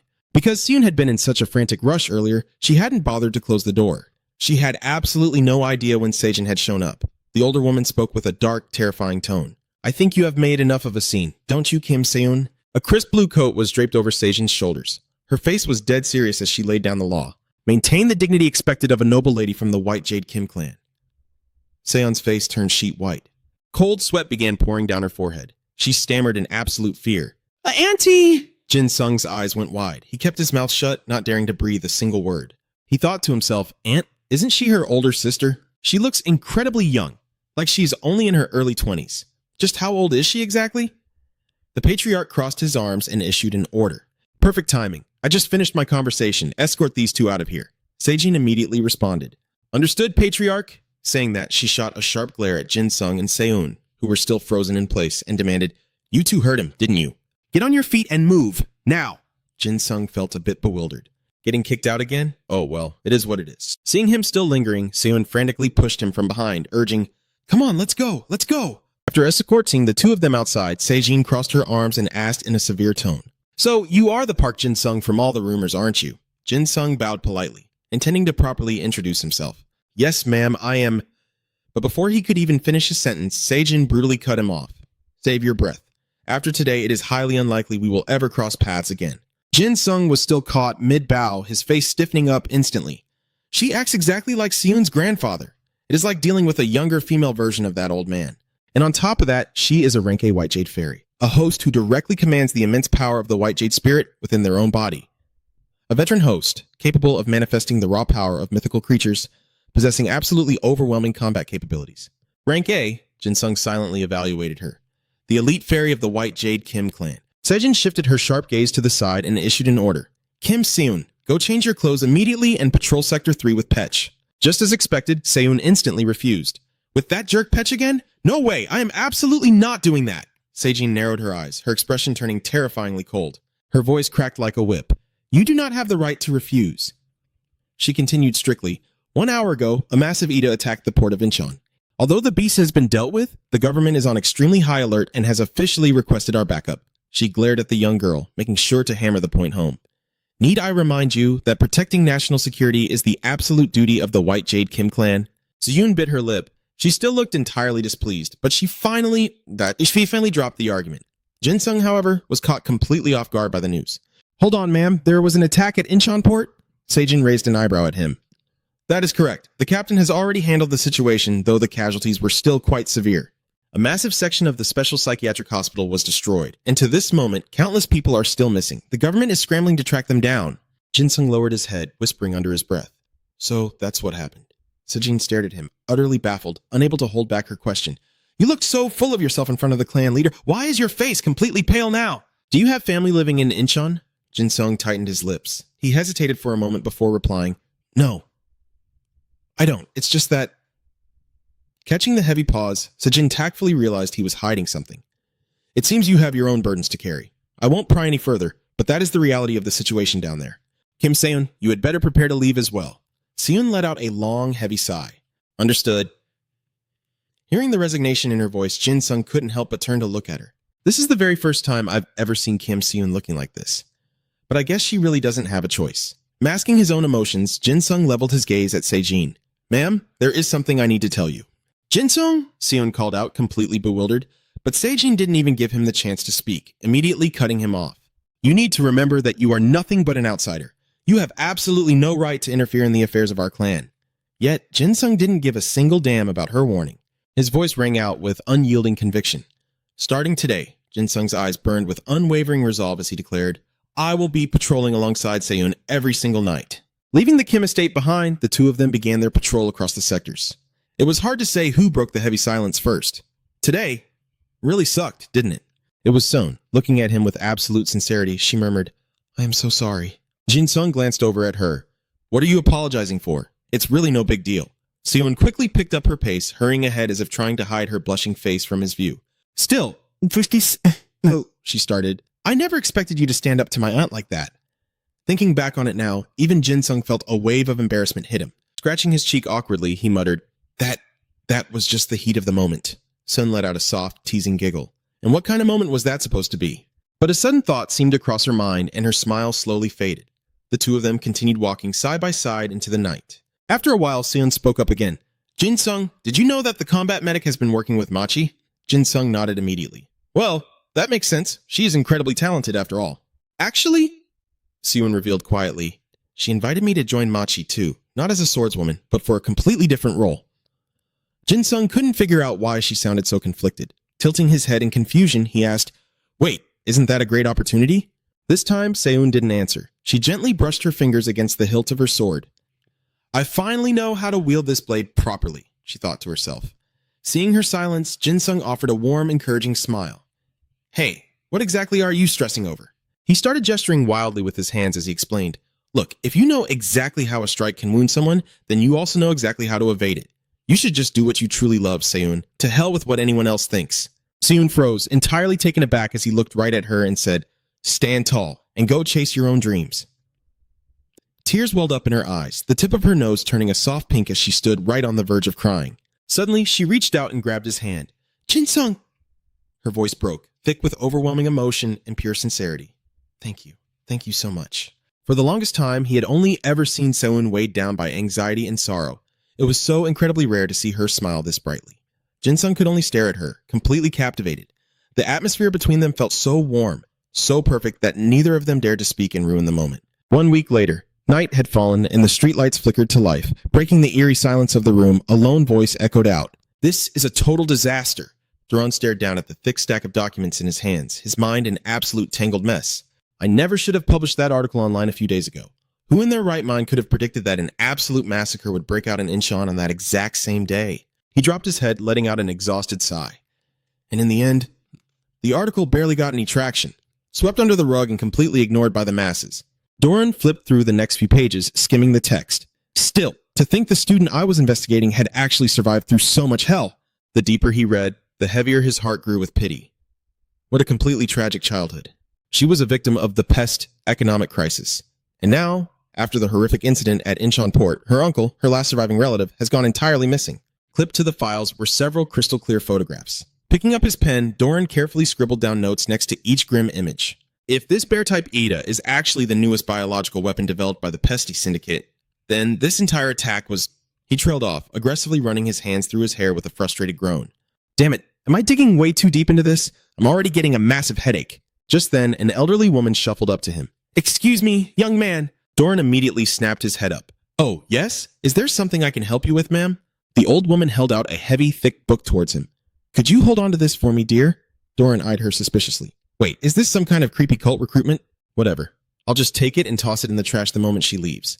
Despite his inner thoughts, he quickly stood up and politely accepted the book. Of course, ma'am, not a problem. Darun took the heavy tome with both hands. His fingers brushed against the incredibly old yellowed leather cover. Wait, an inverted cross? The binding on this thing is actually high quality. Driven by a sudden, morbid curiosity, he couldn't stop himself. Doran slowly cracked open the very first page. Whoa, it even has full illustrations. A winged lion, he thought to himself in awe. The artwork is insanely realistic. The level of detail is insane.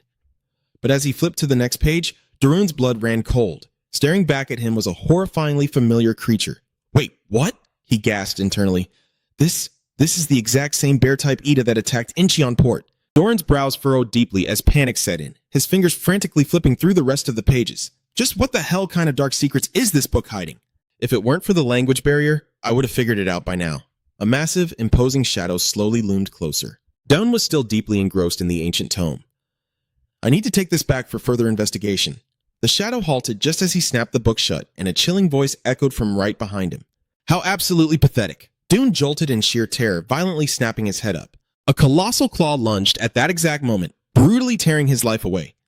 Ever since that fateful day, Seiyun had been going on patrol for 3 hours every single day. Starting exactly at 8 p.m., a cheerful passerby suddenly shouted out, "I'm a huge fan of yours." As she walked alongside Jin Sung, a thought crossed her mind. It feels so bizarre that my clan isn't interfering with this at all. But I guess this works too. Seiyun flicked her phone screen on to check the time. She had been staring at it with eager anticipation anyway. It's almost time for him to get here. Bet walked up to her and Seiyun immediately spoke up. "You're finally here." He approached her with a bright beaming smile on his face. Suddenly, Seiyun took a step back, completely taken aback. "Why are you the one here instead of Jin Suung?" Bet stood right in front of her and casually spoke up. "Good evening, Lady Seiyun. You'll be going on patrol with me tonight." Seiyun's mind began racing with questions. Did something happen to Jin Suung? Could it be that my aunt pressured him again? Seiyun finally voiced her concern. Is this Aunt Sejin's doing? He looked genuinely confused as he tried to explain. Huh? Not at all. You really don't need to overthink it like that. She started to calm down a little. Then why? And so, Bet began to explain his side of the story. I actually asked him a favor. I even had to swallow my pride and bow to Jin Sung, explaining that there was something I desperately needed to tell you. But Seiyun had something else she wanted to ask him. Bet, I heard you only came to Korea to absorb my ether. I'll just hand it over to you right now. So why don't you just pack up and go back to your country? He casually replied, I actually don't have any plans to return to Slovakia for a while. She looked at him, completely puzzled. Why not? Then he leaned in close, whispering something that immediately made her flush with embarrassment. Because I've fallen for you, deeply enough that I refuse to let anyone else control my actions. Seiyun felt a sudden wave of caution toward him. But we barely even know each other. Bet answered innocently, a charming smile playing on his lips. That's true. I simply watched a few videos of you and fell head over heels in love. Before he could even finish his romantic confession, Seiyun quickly pulled her phone out of her pocket. Lady Seiyun, the real reason I wanted to go on patrol with you tonight is... She tactfully cut him off, leaving Bet with a deeply dissatisfied expression. Excuse me for a second, I really need to check this. Seiyun opened the message and immediately turned to Bet. Bet, did you just get this message too? It's an emergency alert. A terrorist threat has been reported right in the heart of the city center. All clan members are ordered to report to the designated coordinates immediately. He glanced at his own device. Yeah, I got it too. All traces of Bet's playful demeanor vanished, instantly replaced by a deadly seriousness. Looks like we'll have to save this conversation for another time. Seiyun was still utterly bewildered. But we literally see each other every single day. What do you mean, another time? Without another word, the two of them bolted at blinding speed, leaving the random passersby staring in absolute shock. They quickly exchanged a tactical hand signal. Let's move out, right now. The scene shifts to the Academy's indoor basketball court. P.O. cheerfully shoved the gym doors open. It's sure been a hot minute, Captain. He greeted Jin Sung, completely unfazed by the icy, piercing glare shooting back at him. How have you been doing lately? Jin Sung snapped back, a terrifying, murderous aura radiating from his body. It really has been a while, hasn't it, you squinty-eyed punk? But if you mock me one more time, I'm adding 10 more reps to your push-up set. One of the squad members, sweating through his push-ups, couldn't hold back his curiosity. Captain, what's it actually like dating the absolute idol of our battalion? Another guy eagerly chimed in from the floor. Yeah, what exactly do you two get up to late at night? Jin Sung pointed a threatening finger at the entire squad groaning on the floor. We literally just walk around the streets on patrol, you idiots. Oh, and by the way, Add 20 more push-ups to the count. At that, the entire squad roared in perfect unison. We will never surrender. We will burn every last drop of our life force until we get the juicy details we demand. All of their gear bags were neatly stacked up in the corner. As the grueling workout finally came to an end, one of the members slowly dragged himself up. Hey, we were right in the middle of teasing you, senior. Why are you just walking away? You're totally killing the mood here. The other guy, still starving for gossip, peered over. Wait, what's that? Is it a notification from the academy? Pio just stared at his phone screen, cold sweat suddenly pouring down his face in sheer panic. Senior, what's with this sudden alert? Sung-ho hurriedly walked over, his voice tight with urgency as he read the warning. Unfortunately, it looks like today's training session ends right here. Jin Sung glared at the flashing notification on his screen and barked a decisive order. We need to move to the assembly point immediately. The scene shifts to the heart of the city, where the Primordial One, a towering colossus, is completely leveling everything in its path. Down below, the special forces are frantically screaming orders at each other. Fall back, retreat, get out of there right now. We need to regroup our formation, carefully. Their frantic shouting only seems to annoy the Primordial One. Regroup, it mutters, glaring down at the tiny humans scurrying below like ants. How bothersome. The Primordial One merely locks its gaze straight ahead. I only need to head north. I have zero intention of crushing you right now. But the human commander, sensing absolute danger, barks out another order. Ranks 1 through 3, hold the vanguard. Ranks 8 through 12, prep for long-range bombardment. The Primordial One bares its razor-sharp fangs. I just wanted to head north, yet you insist. And then, the commander screams, Fire! Thousands of razor-sharp arrows rain upward, striking its massive body and making it grimace in sheer annoyance. So bothersome. The arrows instantly snap in half upon impact. Nothing more than mere mosquito bites to the Primordial One. It just stares down, muttering again, Such a nuisance. Thousands of tiny humans fiercely charge forward, but in an instant, the Colossus stomps its massive foot, crushing them into the earth. The panicked commander frantically signals, Vanguard, fall back! High atop a skyscraper, a watcher gasps in awe. Is that an Ida? Unbelievable. It can wipe out half our military forces just by taking a stroll. The Patriarch turns his gaze and calls out, Sejin! Sejin steps forward instantly. Awaiting your orders, my lord. The old man gracefully glides past her. I want you to take that monstrosity head on. I'll deploy the others to hammer its flanks with everything we've got. Sejin accepts the command, but hesitation lingers in her voice. Understood, my lord, but where are Seyun and the beast? The Patriarch simply replies, They should be arriving at any moment now. Put your mind at ease. Understood, my lord, she replies. The old master raises his hand, signaling his forces. Move out! The troops echo in unison. Yes, sir! The Patriarch unfurls an ancient scroll, and an immense surge of magical energy immediately threatens to burst forth from within it. Holding the glowing scroll firmly in his grasp, a magnificent beast named Diho materializes right beside him. As the Patriarch finishes his incantation, the beast lets out a deep, rumbling growl. Things are looking quite grim, aren't they, Diho? Down below, the Primordial One continues its slow, menacing march through the dead of night. Suddenly, the colossal beast halts, its instincts picking up on something. Down below, Sejin marches boldly toward the Primordial One. The moment it spots her, its massive voice booms. You! Sejin steps closer, her body radiating an overwhelming killing intent. Well now, you seem a bit more special than the rest. The Primordial One scoffs, glaring down at her with utter contempt. But you alone are far from enough. Step aside, human. Unfazed, she locks her piercing gaze onto the beast and demands, Where is your master? The Primordial One answers without a second thought. My master slumbers deeply, in a dimension so far beyond this realm that even I cannot sense their presence. I am the very first entity born from the cursed artifacts. You may address me as the Primordial One, human. As the beast's voice fades, a majestic glowing horn begins to manifest on Sejin's forehead. You certainly talk a lot for a mere summoned Ida. She shifts smoothly into her combat stance. At the end of the day, you are nothing but a weapon of mass destruction, and you will be subdued. A white jade spirit of the Ada class. System analysis flashes. Overall combat rating, A rank. The white jade spirit manifests within the caster's body, channeling the ancestral strength of the past generation and infusing pure, untethered power straight into her legs. Sejin violently stomps the earth, summoning the catastrophic power of the Azure Dragon's stride. The Primordial One groans in absolute exhaustion. So incredibly bothersome. Why do you refuse to understand, you foolish human? It booms. As her magical aura hits its peak, Sejin unleashes her devastating power with a mocking smirk. What exactly am I supposed to understand? She explodes off the ground, rocketing into the sky at dizzying speed.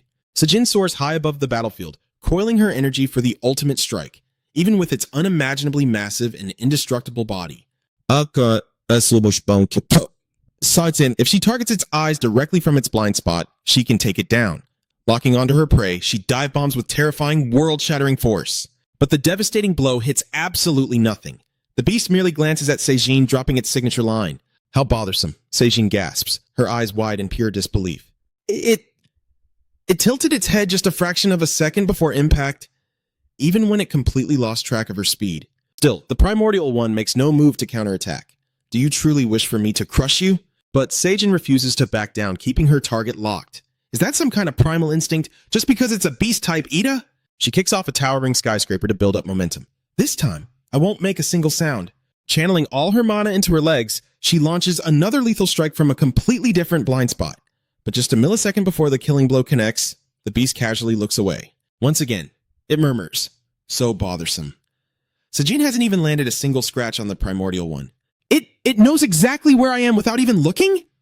Unable to stop her momentum, she violently crashes straight into the skyscraper.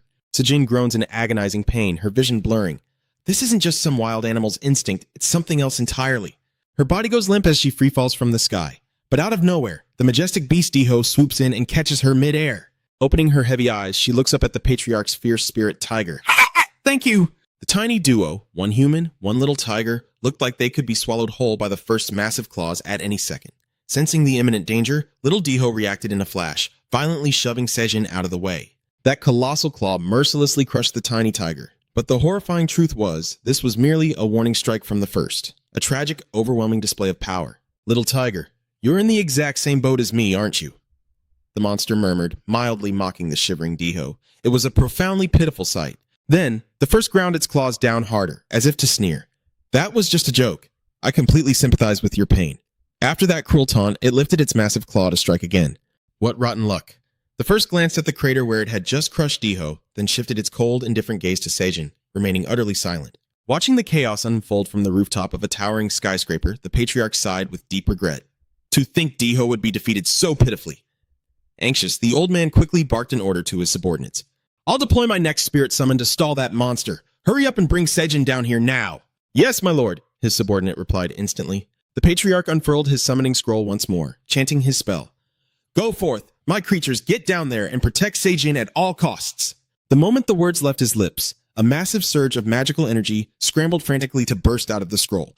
A ferocious horde of beasts completely surrounded the first, yet the supreme monster didn't even flinch. Do you honestly think you can stop me with this weak trash? The old patriarch cursed at the first, raising his scroll high into the air, ready to summon his ultimate trump card. You arrogant fool! Your real opponent is right here! Suddenly, a colossal, terrifying beast materialized, radiating an aura of power that rivaled even the first. The massive summon in the first. Locked eyes, heavy with lethal intent. An explosive, earth-shattering battle was about to erupt. Meanwhile, the patriarch's retainers desperately sprinted over to Seijin. Are you all right, Lady Seijin? We need to fall back to the patriarch, right now! The two men grabbed the battered warrior and bounded straight up to the high-rise in a blur of motion. The old man looked down at her worriedly. Seijin, do you think you can still move? Covered in bloody gashes, Seijin gritted her teeth. I'll manage. The patriarch sighed heavily. I want nothing more than to let you rest, child. But nothing can stand against that monster. Suddenly, his eyes widened in horror. Except for my strike. Or... Down below, the first looked at the giant beast with utter disdain. You're all so frustratingly stubborn, aren't you? Sadly for you, all that stubbornness won't even leave a scratch on me.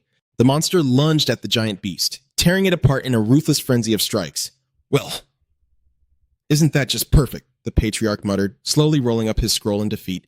My strongest summon, annihilated, in the blink of an eye. Showing absolutely zero respect, the first sneered. What a pity. Then it stood completely upright, unfurling its terrifying, majestic wings. But I suppose I should give you a little warning. Raising its enormous claw, the first launched itself straight toward the old man. None of you are getting out of here alive. Just as that lethal hand was about to crush the patriarch, Seijin bolted out of nowhere, screaming at the top of her lungs. Patriarch, look out! The razor-sharp claws smashed the entire building to rubble, violently blasting Seijin away. The old man was left buried in the debris, gasping for his final breaths, though miraculously, Seijin survived the impact. A deadly, dangerous light flared in her eyes. Dragon's Roar Strike!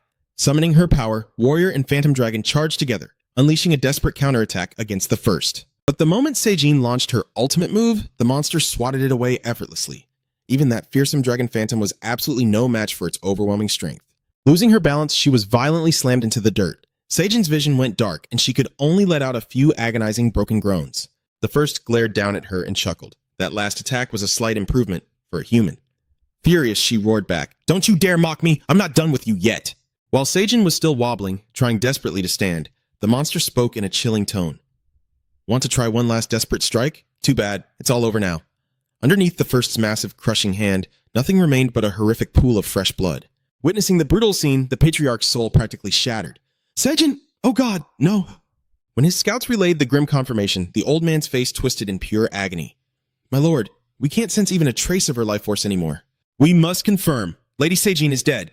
Ignoring their grief, the first raised its blood-soaked hand, preparing to end absolutely everything. "You're next, old man." The patriarch's face fell utterly silent, completely resigning himself to his grim fate. But suddenly, the old man's eyes snapped open in absolute shock. Just as the first deadly hand was about to crush the patriarch, a surging power erupted, blocking the strike in the nick of time. And who else could it be but Pei and Lady Seun rushing in to save the day? Seun turned to him, her eyes filled with frantic worry. "Grandpa, are you hurt?" The first glared at the newcomers, a look of profound disgust crossing its face. "How genuinely tragic," it sneered. "To think such promising young prey are going to throw their lives away, all for this useless old fossil."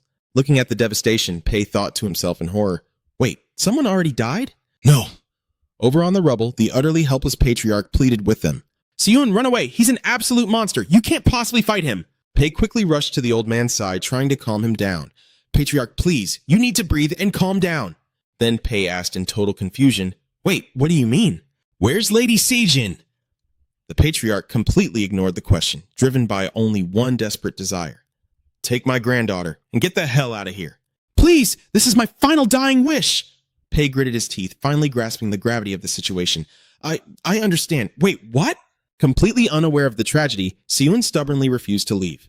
"Grandpa, no. If you're not coming, I'm not going anywhere." Pei desperately tried to pull her away.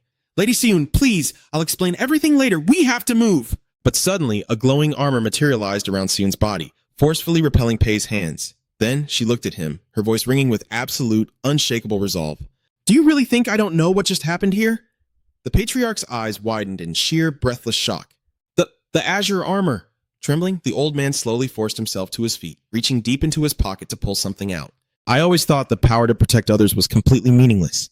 But now, after losing so much, I finally understand. The strength to protect someone is truly beautiful." The clan leader held nothing but a simple calligraphy brush in his hand. The only thing this foolish old man could do now was protect the two of them from that monster. He roared, leaving Pet completely stunned. "Pet, what the hell are you doing?" "Hurry up." Pet nodded, but his face was already dripping with cold sweat. Seun screamed out, trying to stop him. "Wait, what are you doing?" You... The clan leader rasped, his brush tracing violently across the ground. "To think, you actually killed Seijin." His next words dripped with pure menace. "I will make you regret this." But the first didn't flinch. He wasn't scared in the slightest. "What a pity. It seems you don't understand humans at all." The image the clan leader was drawing was a dragon. The vicious dragon of legend, rumored to possess a power that drains the life force of every living thing around it, along with the white jade fairy, my daughter. And with his brush, he also drew Seijin. The old man was entirely consumed by despair. "Seijin, I'm begging you." The clan leader channeled his power into the freshly drawn ink. Behind him, a massive roaring azure dragon materialized. The name of this masterpiece was The Wicked Dragon and the Fairy. He thought to himself, "This is my final piece, the greatest fusion I have ever created. But in the end, it's just to buy enough time for those two kids to escape." The massive dragon violently coiled itself around the first from behind. It bound him tightly, giving the ink phantom of Seijin a chance to fly away. As she flew, she cast one last look back. What a shame. The tiny figure of Seijin fluttered right before the first's eyes. Even if legend and destiny are on your side, old man, it's still not enough. And then, a brutal, blood-soaked strike tore through the air. The dragon's grip shattered, its massive coils slowly falling limp. The first mercilessly crushed any chance she had left to survive. The clan leader looked up, his eyes wide with absolute disbelief. The brush slipped from his trembling hands. "I thought I had finally reached the absolute pinnacle of calligraphy. But it wasn't enough. Sadly, I still have so much left to learn." The first moved to finish off the clan leader in the blink of an eye. "I'll send you right to where your loved ones are, old man." The clan leader bowed his head to the ground, as if ready to surrender. "You damn lion, listening to you talk really makes my ears bleed." The scene shifted to the people looking at the messages on their phones, crying out in shock. "I can't believe this." Jin Sung ran up anxiously. "Sergeant, have you seen the lieutenant's squad anywhere?" "I haven't seen him around yet." Jung Ho turned around and replied, "Try calling him. Jin Sung stared at his phone, realizing he had no service, and pleaded, "Do you have any signal? It looks like my phone is completely dead." He quickly added, Yeah, the internet is down too. Network error. Device cannot connect to the network. Please check your network status and try again. Jin Sung's mind was in total chaos. I don't know why, but I've got a really bad feeling about this. Young Ho answered calmly, as if it was to be expected. Looks like the mastermind behind all this jammed the signals in the entire area. Heavy thoughts weighed on his mind as he stood among the panicked crowd. The White Jade clan is definitely fighting out here. They must be the ones causing all these sounds of battle. I don't see Pet anywhere, so he's probably out there fighting alongside the White Jade clan right now. Jin Sung was drowning in anxiety. The White Jade clan is one of the strongest families out there. I shouldn't have anything to worry about. But why do I feel so incredibly uneasy? He slowly started walking forward. What if the White Jade clan isn't strong enough to stop that monster? What if something terrible happens to them? Young Ho called out a sharp warning. If you walk away right now, you'll be branded as a deserter. Jin Sung, his face pale with worry, turned back to look at Sergeant An Jung Ho. The sergeant stood before him with his arms crossed, lecturing him firmly. Our mission right now is to protect the civilians while they evacuate, and that mission is already hard enough as it is. Jin Sung was completely at a loss for words. Jung Ho just stood there, staring at him in silence. Then, to Jin Sung's absolute shock, the sergeant continued. However, since the comms are completely jammed, we're going to need extra hands on the recon team to figure out what the hell is going on. That job won't be a walk in the park either. Jung Ho officially handed him the assignment. But it seems you're the best man for the job. Since you've worked with the White Jade clan before, I'll cover for you and report to the higher-ups. Jin Sung bowed deeply, overwhelmed with gratitude. Sergeant, thank you so much. Jung Ho immediately ordered him to get moving. Now get out of here and make sure you come back alive once you've gathered the intel. Jin Sung replied with roaring determination. Yes, sir. The moment he received his orders, he sprinted off into the distance, praying in his heart. Please, let everyone be okay. Back with the clan leader, the first slowly brought the old man down, a twisted curiosity in his voice. I really don't get it. What is so special about a pathetic old man like you that those brats would sacrifice themselves? Pet, despite being absolutely terrified, forced himself to stay calm. First of all, Tas, do you really think you're worthy of being called a divine master? Pet thought frantically to himself. I can't break into a sanctuary that even the clan leader and Lady Seijin couldn't access. Just as the monster lunged to strike the clan leader, Pet made a split-second decision. If that's the case, then I'll use my own power to save him. In a flash, he snatched the old man right out of death's grip. The patriarch could only stare, utterly bewildered by the sudden move. Bet, what on earth are you doing here? I told you to go with Seun. Bet watched Seun running toward them, calling out, and a soft, contented smile crossed his face. Forgive me, patriarch, but to me, sparing the woman I love from pain means more than anything. He gripped the patriarch's hand tightly. So, patriarch, please forgive me for this. The old man's eyes widened as a realization hit. Bet! Don't tell me. In that instant, Bet drained the old man's power for himself, the absolute talent, Caliban.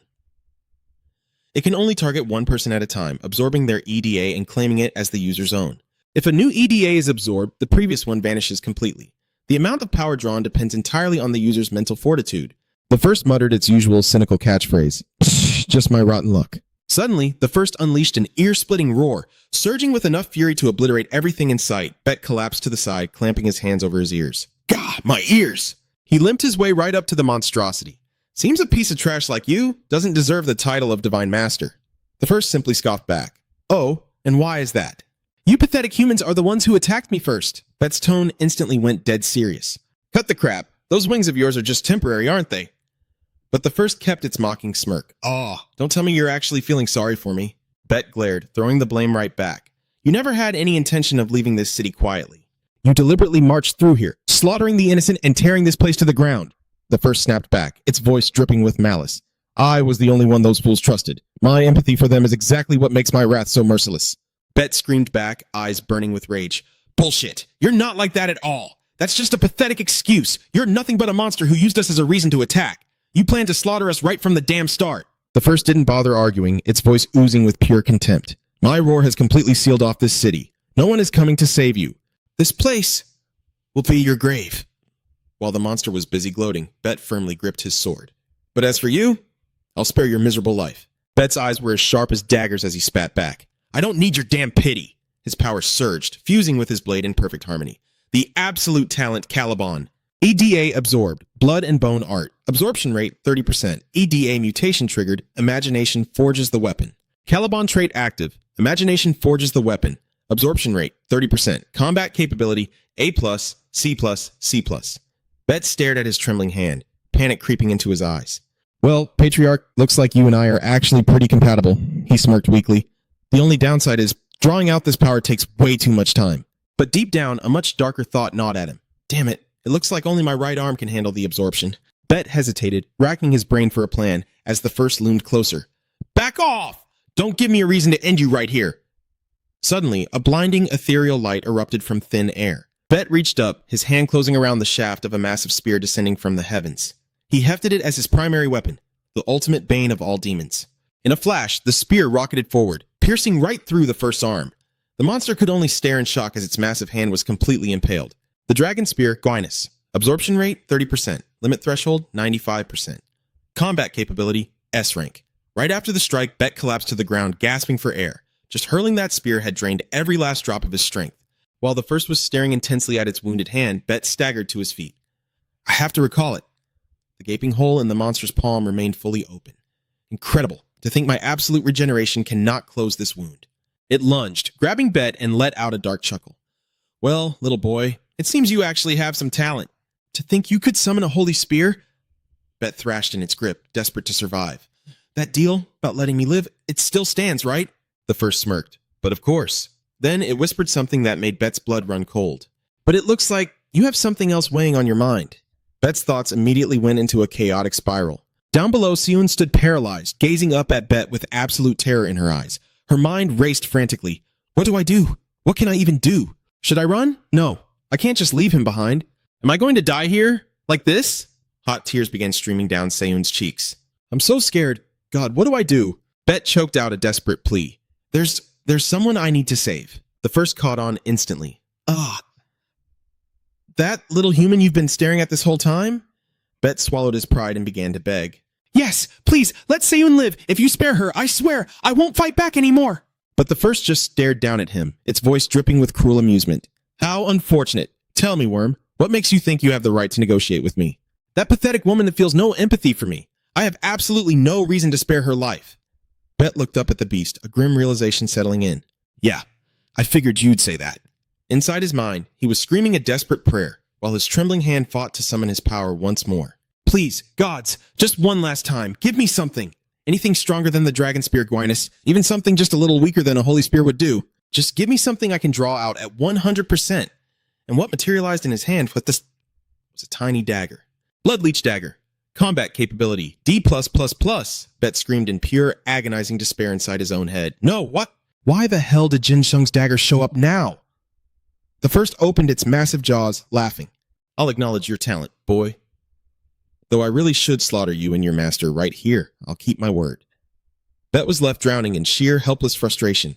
Damn it, I pictured the strongest weapon in the world. Why did it give me this? Why? Right after, the Prime completely obliterated one of his arms. I am merely stripping away your powers. The thick, metallic stench of blood continuously filled the air. Catabun, absolute talent, combat energy, rank A+. Ability, manifesting combat weapons through imagination. The boy, now missing an arm, plummeted from the sky and crashed heavily onto the ground. The Prime spoke with chilling indifference, as if nothing had happened at all. Seun, in agonizing pain, dragged herself toward him. The beast continued its mockery. Such a pity. A prodigy doomed to have his talents completely ripped away. He slowly lost consciousness, his voice fading. I am so sorry. I just wanted to protect everyone. The beast pressed on, entirely ignoring her shattered heart. He sacrificed absolutely everything just to save you. He poured his empathy into you, yet you could not do the same for him. How truly pathetic. Seun ground her teeth in furious rage. Shut your mouth, all of this. The Prime merely taunted her further. I cannot hear you. If you truly wish to connect with me, you will have to speak much louder. Seun screamed, hurling curses as if she had lost her damn mind. You are the one who caused all of this. You bastard lion! As her fury peaked, the horn on her head fully manifested, growing longer and sharper. It is because I am weak. This is all happening because I am not strong enough. Seun channeled every ounce of her burning rage into her aura. She just had a little more power. She could have stopped all of this.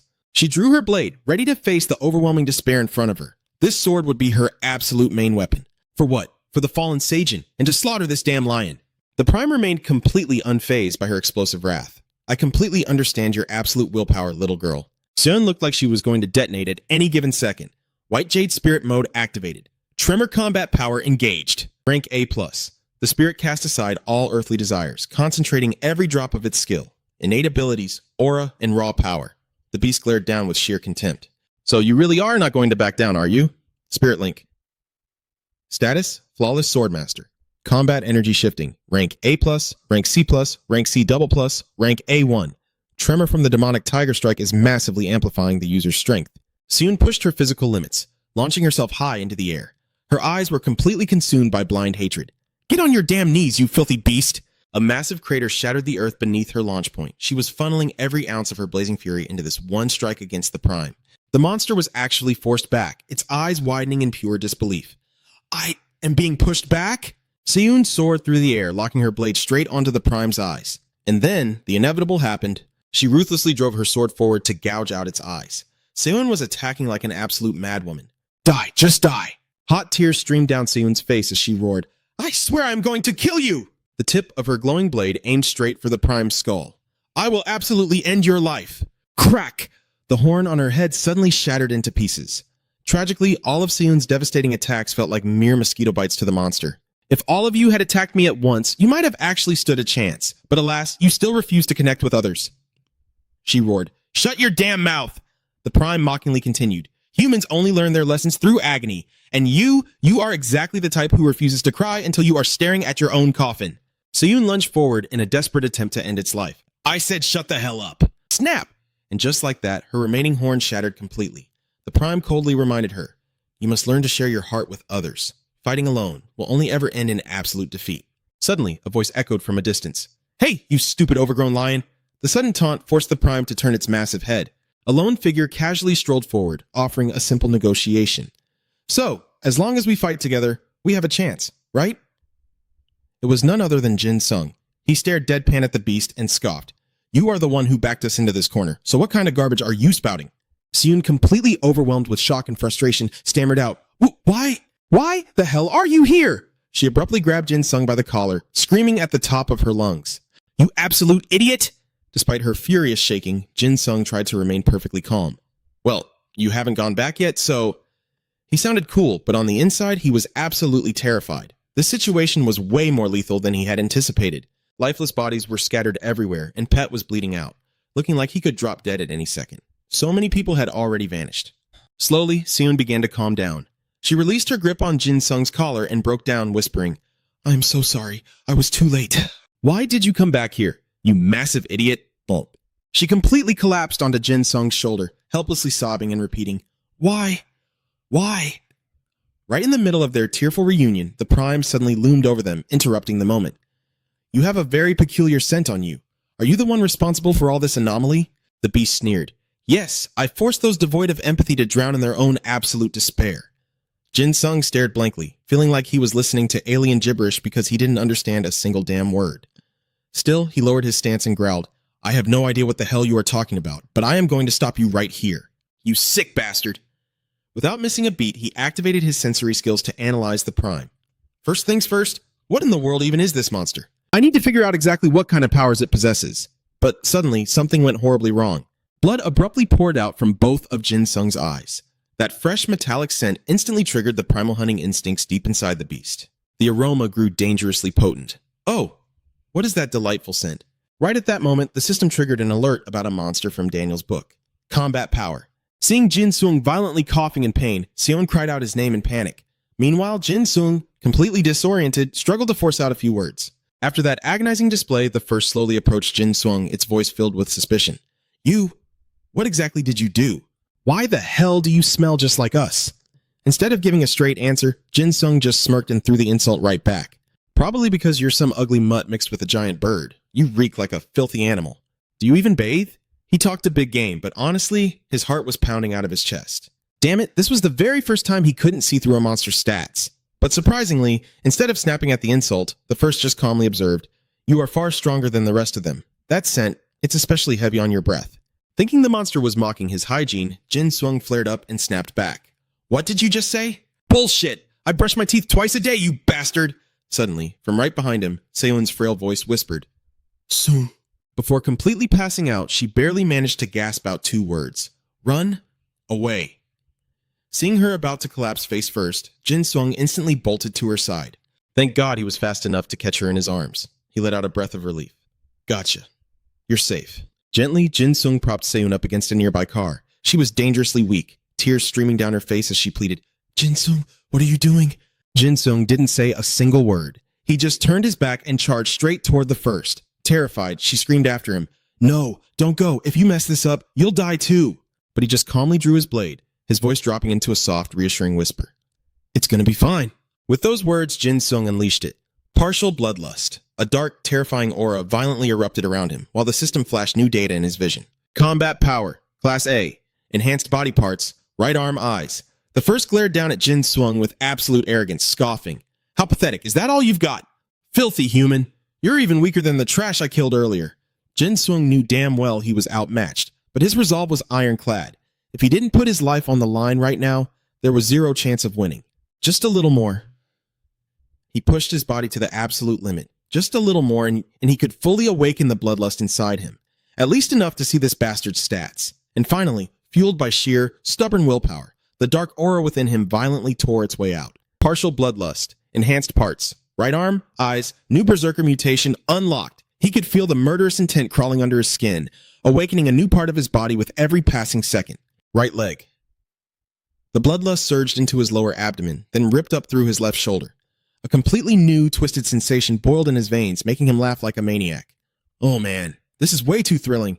Even as the dark aura swallowed him whole, a tiny shred of his sanity still clung to Seun. He absolutely refused to let her watch him become a puppet to his own murderous rage. But honestly, that protective instinct was fading fast. Right now, Jin Sung looked like a bloodthirsty demon crawling straight out of hell. He was losing his mind.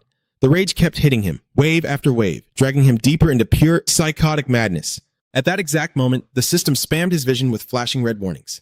Partial bloodlust. New mutation. Entire body awakened and enhanced, excluding the heart and brain. Jin Sung looked absolutely horrifying. But the first didn't flinch. Instead, it barked a challenge. Why don't you make your move already, you pathetic weakling? But there was one crucial thing the monster didn't realize. Every single piece of its hidden data was now completely exposed. The first monster of Daniel's book. Combat Power, Class S. Daniel, the man executed by King Nebuchadnezzar for high treason, had documented the terrifying monsters from his nightmares within his tome. Legend had it that everything written in that book mirrored a dark reality. The first monster was the only one of its kind to possess human-like intelligence, and a twisted, boundless sense of human empathy. Reading those stats, Jin Sung trembled, caught between sheer euphoria and barely restrained rage. So, you're the reason that absolute garbage happened. It's all because of you. Seeing him spiral, the first was utterly delighted. What a pity. Just let your corrupted soul take over. The bloodlust owns you now. I bet you'll throw yourself at me any second. Right then, the system flashed another warning. Skill, empathy, ability to sense the intentions and raw malice of others. That single notification snapped the last thread of Jin Sung's sanity. He threw his head back and laughed like an absolute psychopath, swinging his blade around wildly. Oh, so you actually understand me? Wow, so that's what empathy means. No wonder I couldn't figure out why you were being such a pain in my ass earlier. His deranged behavior only made the first even more fascinated by him. Fascinating, the monster thought.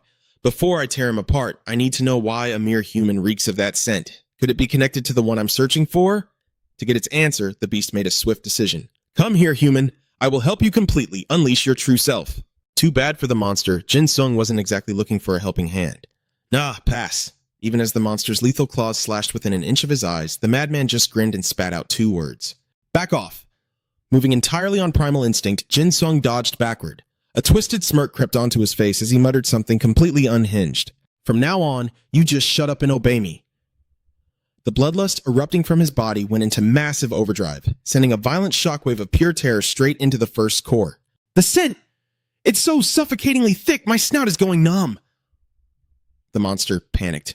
Right now, Jin Sung was nothing but a walking engine of pure murderous intent. The aura of death poured out of him like a violent tidal wave. His voice dropped into a terrifying demonic gravel. See that, you ugly bastard? Did you honestly think you were going to walk out of here alive? Slaughtering you is going to be a walk in the park. The system flooded his vision with blazing red text. Total bloodlust, combat power, Class S. Seeing the human go completely rabid, the first's own battle lust boiled over. It roared back furiously, You arrogant little pest, you actually still think you can kill me? Bring it on! The tension was at its absolute breaking point, but then, out of nowhere, Jin Sung completely ignored the monster. He just whipped his head around to look behind him. Through the chaos, he spotted someone dragging the injured Seun away. The sight of her disappearing made the psychotic rage inside him flare up into an absolute inferno. Total bloodlust. System alert. You have been completely overtaken by the desire to slaughter. The first had been standing there, bracing for a clash, but when it saw the human casually walking away, it completely lost its mind and roared, "Where the hell do you think you're going?" In a fit of rage, the beast ripped a massive car straight off the street and hurled it violently at Jin Sung's back. "You want to walk away? Let's see you dodge this first." But Jin Sung blurred out of the way just in time. 1 second slower, and he would have been squashed like a bug. And that cheap shot, that absolutely irrevocably pissed him off. He slowly turned his head. His eyes were completely hollow, radiating pure, unadulterated murder. His voice was a demonic growl. "What the hell is your problem? Are you in a rush to die first?"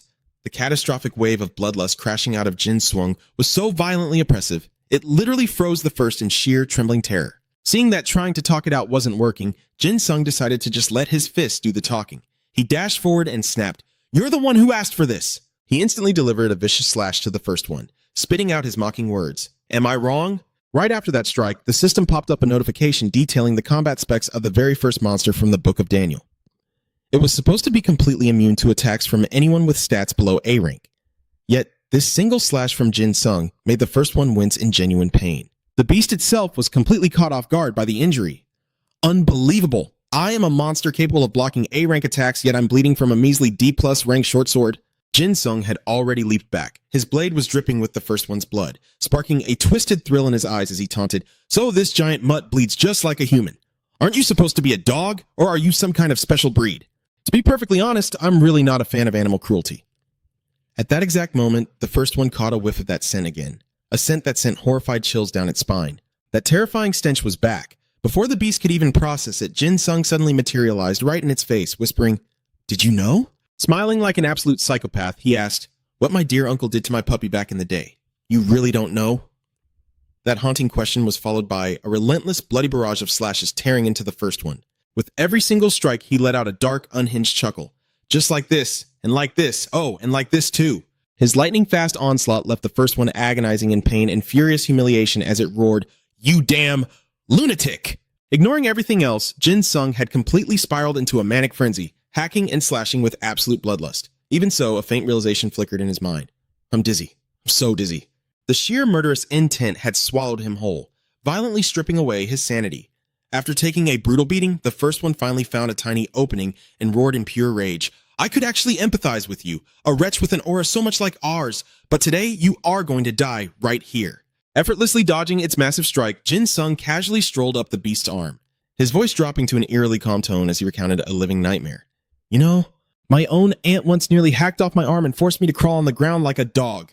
Pausing there, he raised his blade, flashing that twisted psychotic grin again. "Can you even imagine that?" The moment the words left his mouth, he mercilessly plunged his dagger right into the first one's arm. Jin Sung then viciously dragged the blade upward, tearing a devastatingly deep gash that made the monster shriek in agony. In his deeply unhinged state, the beast's desperate screams only fueled his dark adrenaline. "How does it feel, huh? A clean slice all the way from the arm up to the shoulder. Do you have any idea how that woman tortured me? Come on, try to empathize with me. Tell me exactly how this feels." Wounded and completely enraged, the first one roared at the top of its lungs, "Stop tearing into me!" In a desperate counterattack, it unleashed a devastating backhand slap right at Jin Sung, roaring out, "You miserable human!" Taking the thunderous blow head-on, Jin Sung was swatted right out of the air, crashing headfirst into the solid ground. Even though he took the full force of that devastating strike, he wasn't critically injured. He just let out a few ragged coughs. Despite the absolute demonic glare in Jin Sung's eyes, the first one refused to back down, still daring to look down on him. "No matter how dangerously your scent reeks, flesh and bone, you are still just a fragile human," the beast declared with pure arrogance. "What a pity. You still don't stand a chance against me." But after exchanging such savage, blood-soaked blows with Jin Sung, the first one found itself genuinely confused about one thing. After all, even if an Adia dies, it simply returns to its master's side. It never truly fades from existence. But there was a lingering curiosity clawing at the beast. So, the towering monster spoke up. "Tell me, human, have you ever actually taken a good look at yourself?" That bizarre question caught Jin Sung completely off guard, making him tilt his head in sheer confusion. "Huh? The hell are you talking about?" The beast calmly repeated its question. "Have you ever stared into the depths of your own filthy existence? Oh, fragile human." With a completely deadpan expression, Jin Sung casually replied, "Me? Why the hell would I do that?" Hearing his brutally honest response, the first one actually found it quite logical and hummed. "It's obvious you've never truly looked, and that makes perfect sense, because it is always the others who have to suffer the consequences of your twisted nature. Those mocking words struck a deep nerve, making him stomp his foot in blind rage as he snapped back. Shut up! Why the hell should I care about anyone else's face besides that bastard uncle and my wretched aunt? Meeting his explosive anger head on, the first one delivered a chilling answer that pierced straight through to his darkest trauma. The other person you desperately need to face right now is yourself. The moment those words sank in, a deeply unsettling sensation began clawing its way up Jin Sung's throat, a sickening wave of absolute, paralyzing panic. Where am I? I'm so scared. It's so dark, and I'm all alone here. Answering Jin Sung's fragile, trembling thoughts was the deeply manipulative, hypnotic voice of the first one. I sincerely hope you break under the weight of this. Tell me, human, how tragic will your ending be? I am overwhelmingly curious. The beast was actively forcing its psychological abilities onto Jin Sung's breaking mind. Come now, human. Resonate with my empathy. Yet, the very second that command echoed out, it was as if Jin Sung had suddenly snapped violently awake from a suffocating nightmare. I acknowledge your pain. In this twisted illusion, the first one no longer felt like a monstrous enemy. It morphed into the comforting presence of a friend, gently trying to pull him out of his deep-rooted trauma. So please, just take a good look at yourself. But trauma isn't something you can just casually walk away from. Inevitably, Jin Sung's mind was dragged kicking and screaming back to that agonizing day, the day his little puppy was slaughtered.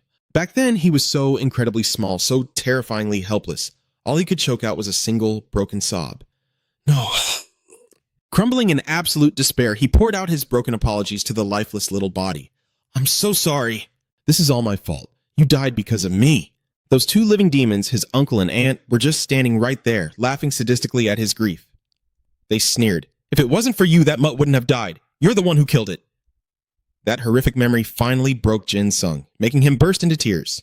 But terrifyingly enough, the tears streaming down his face were a deep crimson blood red, and they were only dripping from a single eye. Twisted, agonizing voices began echoing violently inside his head. I hate you! You absolutely deserve to die! It died because of you! If you just didn't exist, everyone would be so much happier! You're nothing but a worthless burden! Everyone suffers just because you're breathing! Every single demonic whisper crawled deeply into his ears, tearing his fragile mind to absolute shreds. Die! Die! Die! Right at that moment, the system flashed a blaring red critical warning. Self-destructive murder. Idea rank. Rank SSS. You are turning your absolute killing intent, normally reserved for others, directly upon yourself. You are consumed by an overwhelming thirst to slaughter your enemies, paired with a twisted craving to be killed by them. Idea can be deactivated at will. However, all of your physical senses will temporarily vanish. With the sole exception of your pure bloodlust, your inherited powers and absolute murder ability can evolve even further.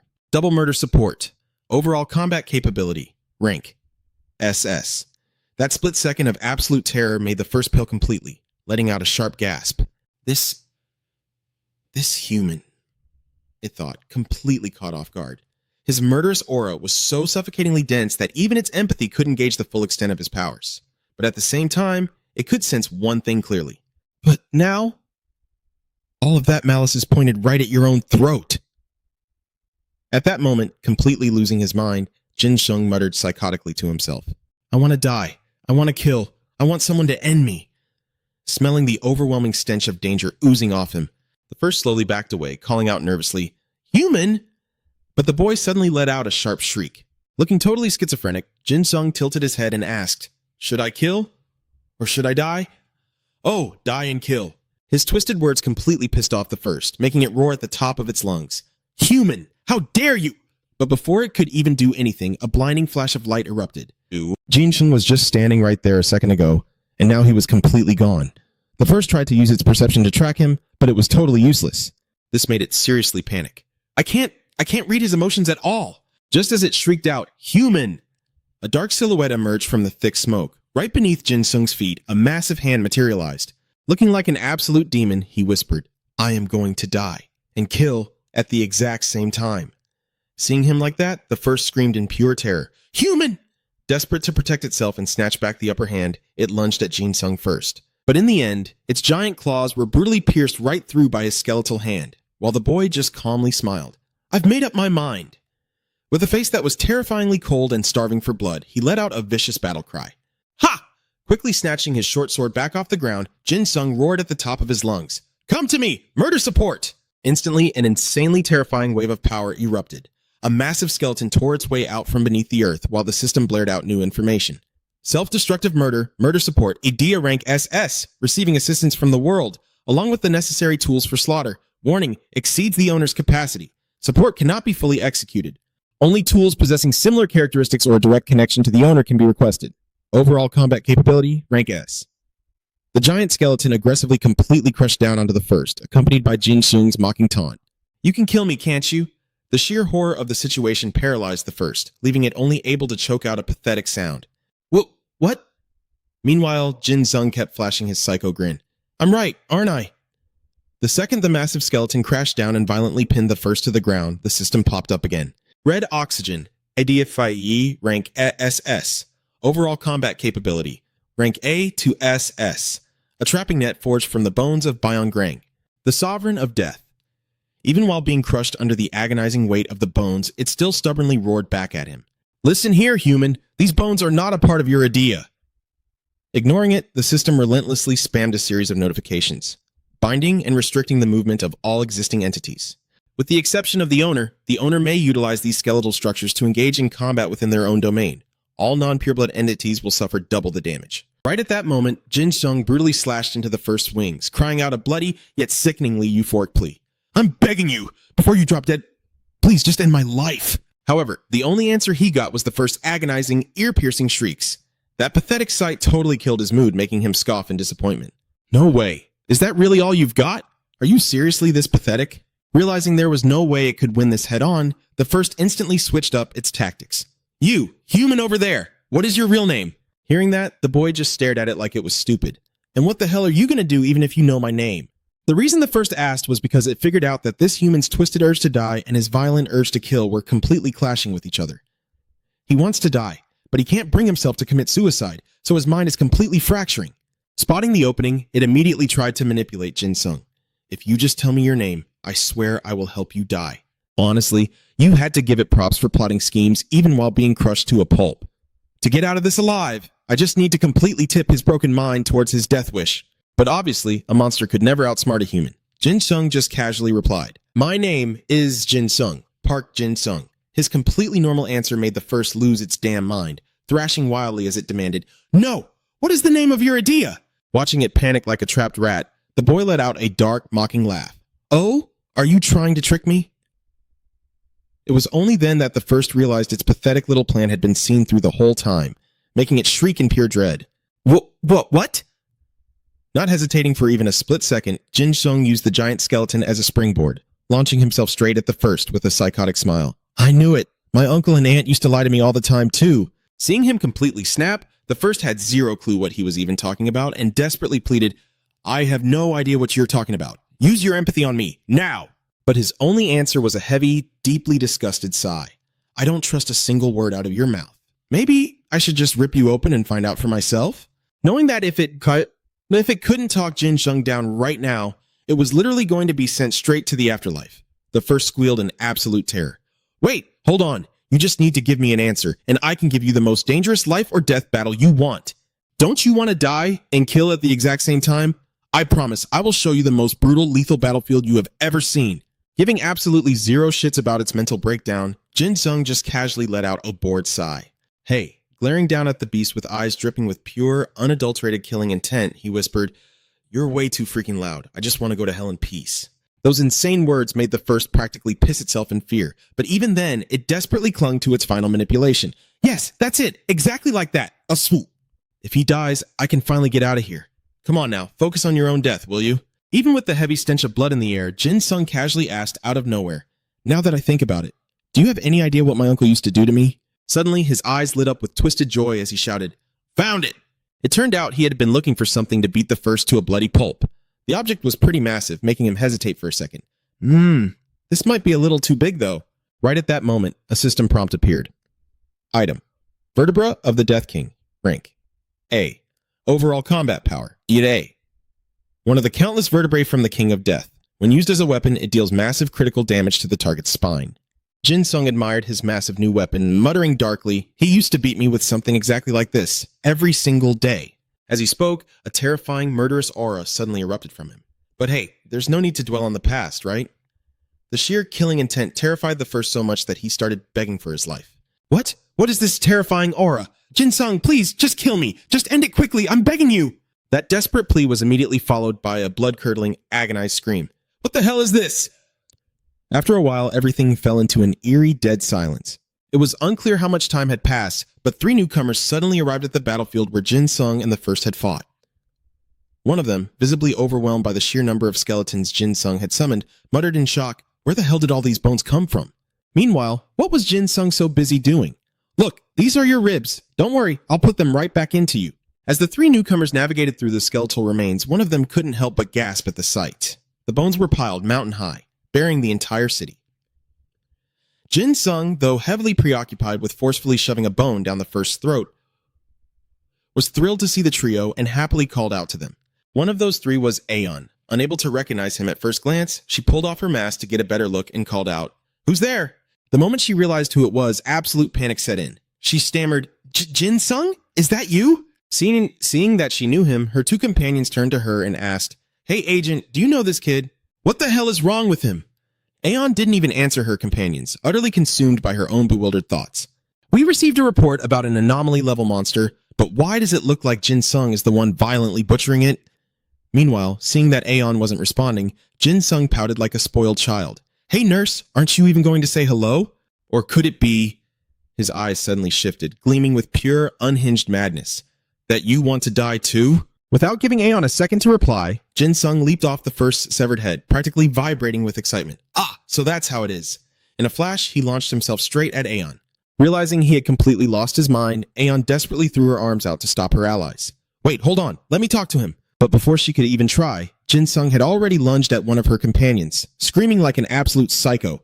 "Teacher, don't worry, teacher, I'll save you from my uncle." Aeon had absolutely no idea that Jin Sung was heavily hallucinating, projecting the image of his abusive uncle onto her companions. Utterly baffled, she cried out, "Uncle, what are you talking about?"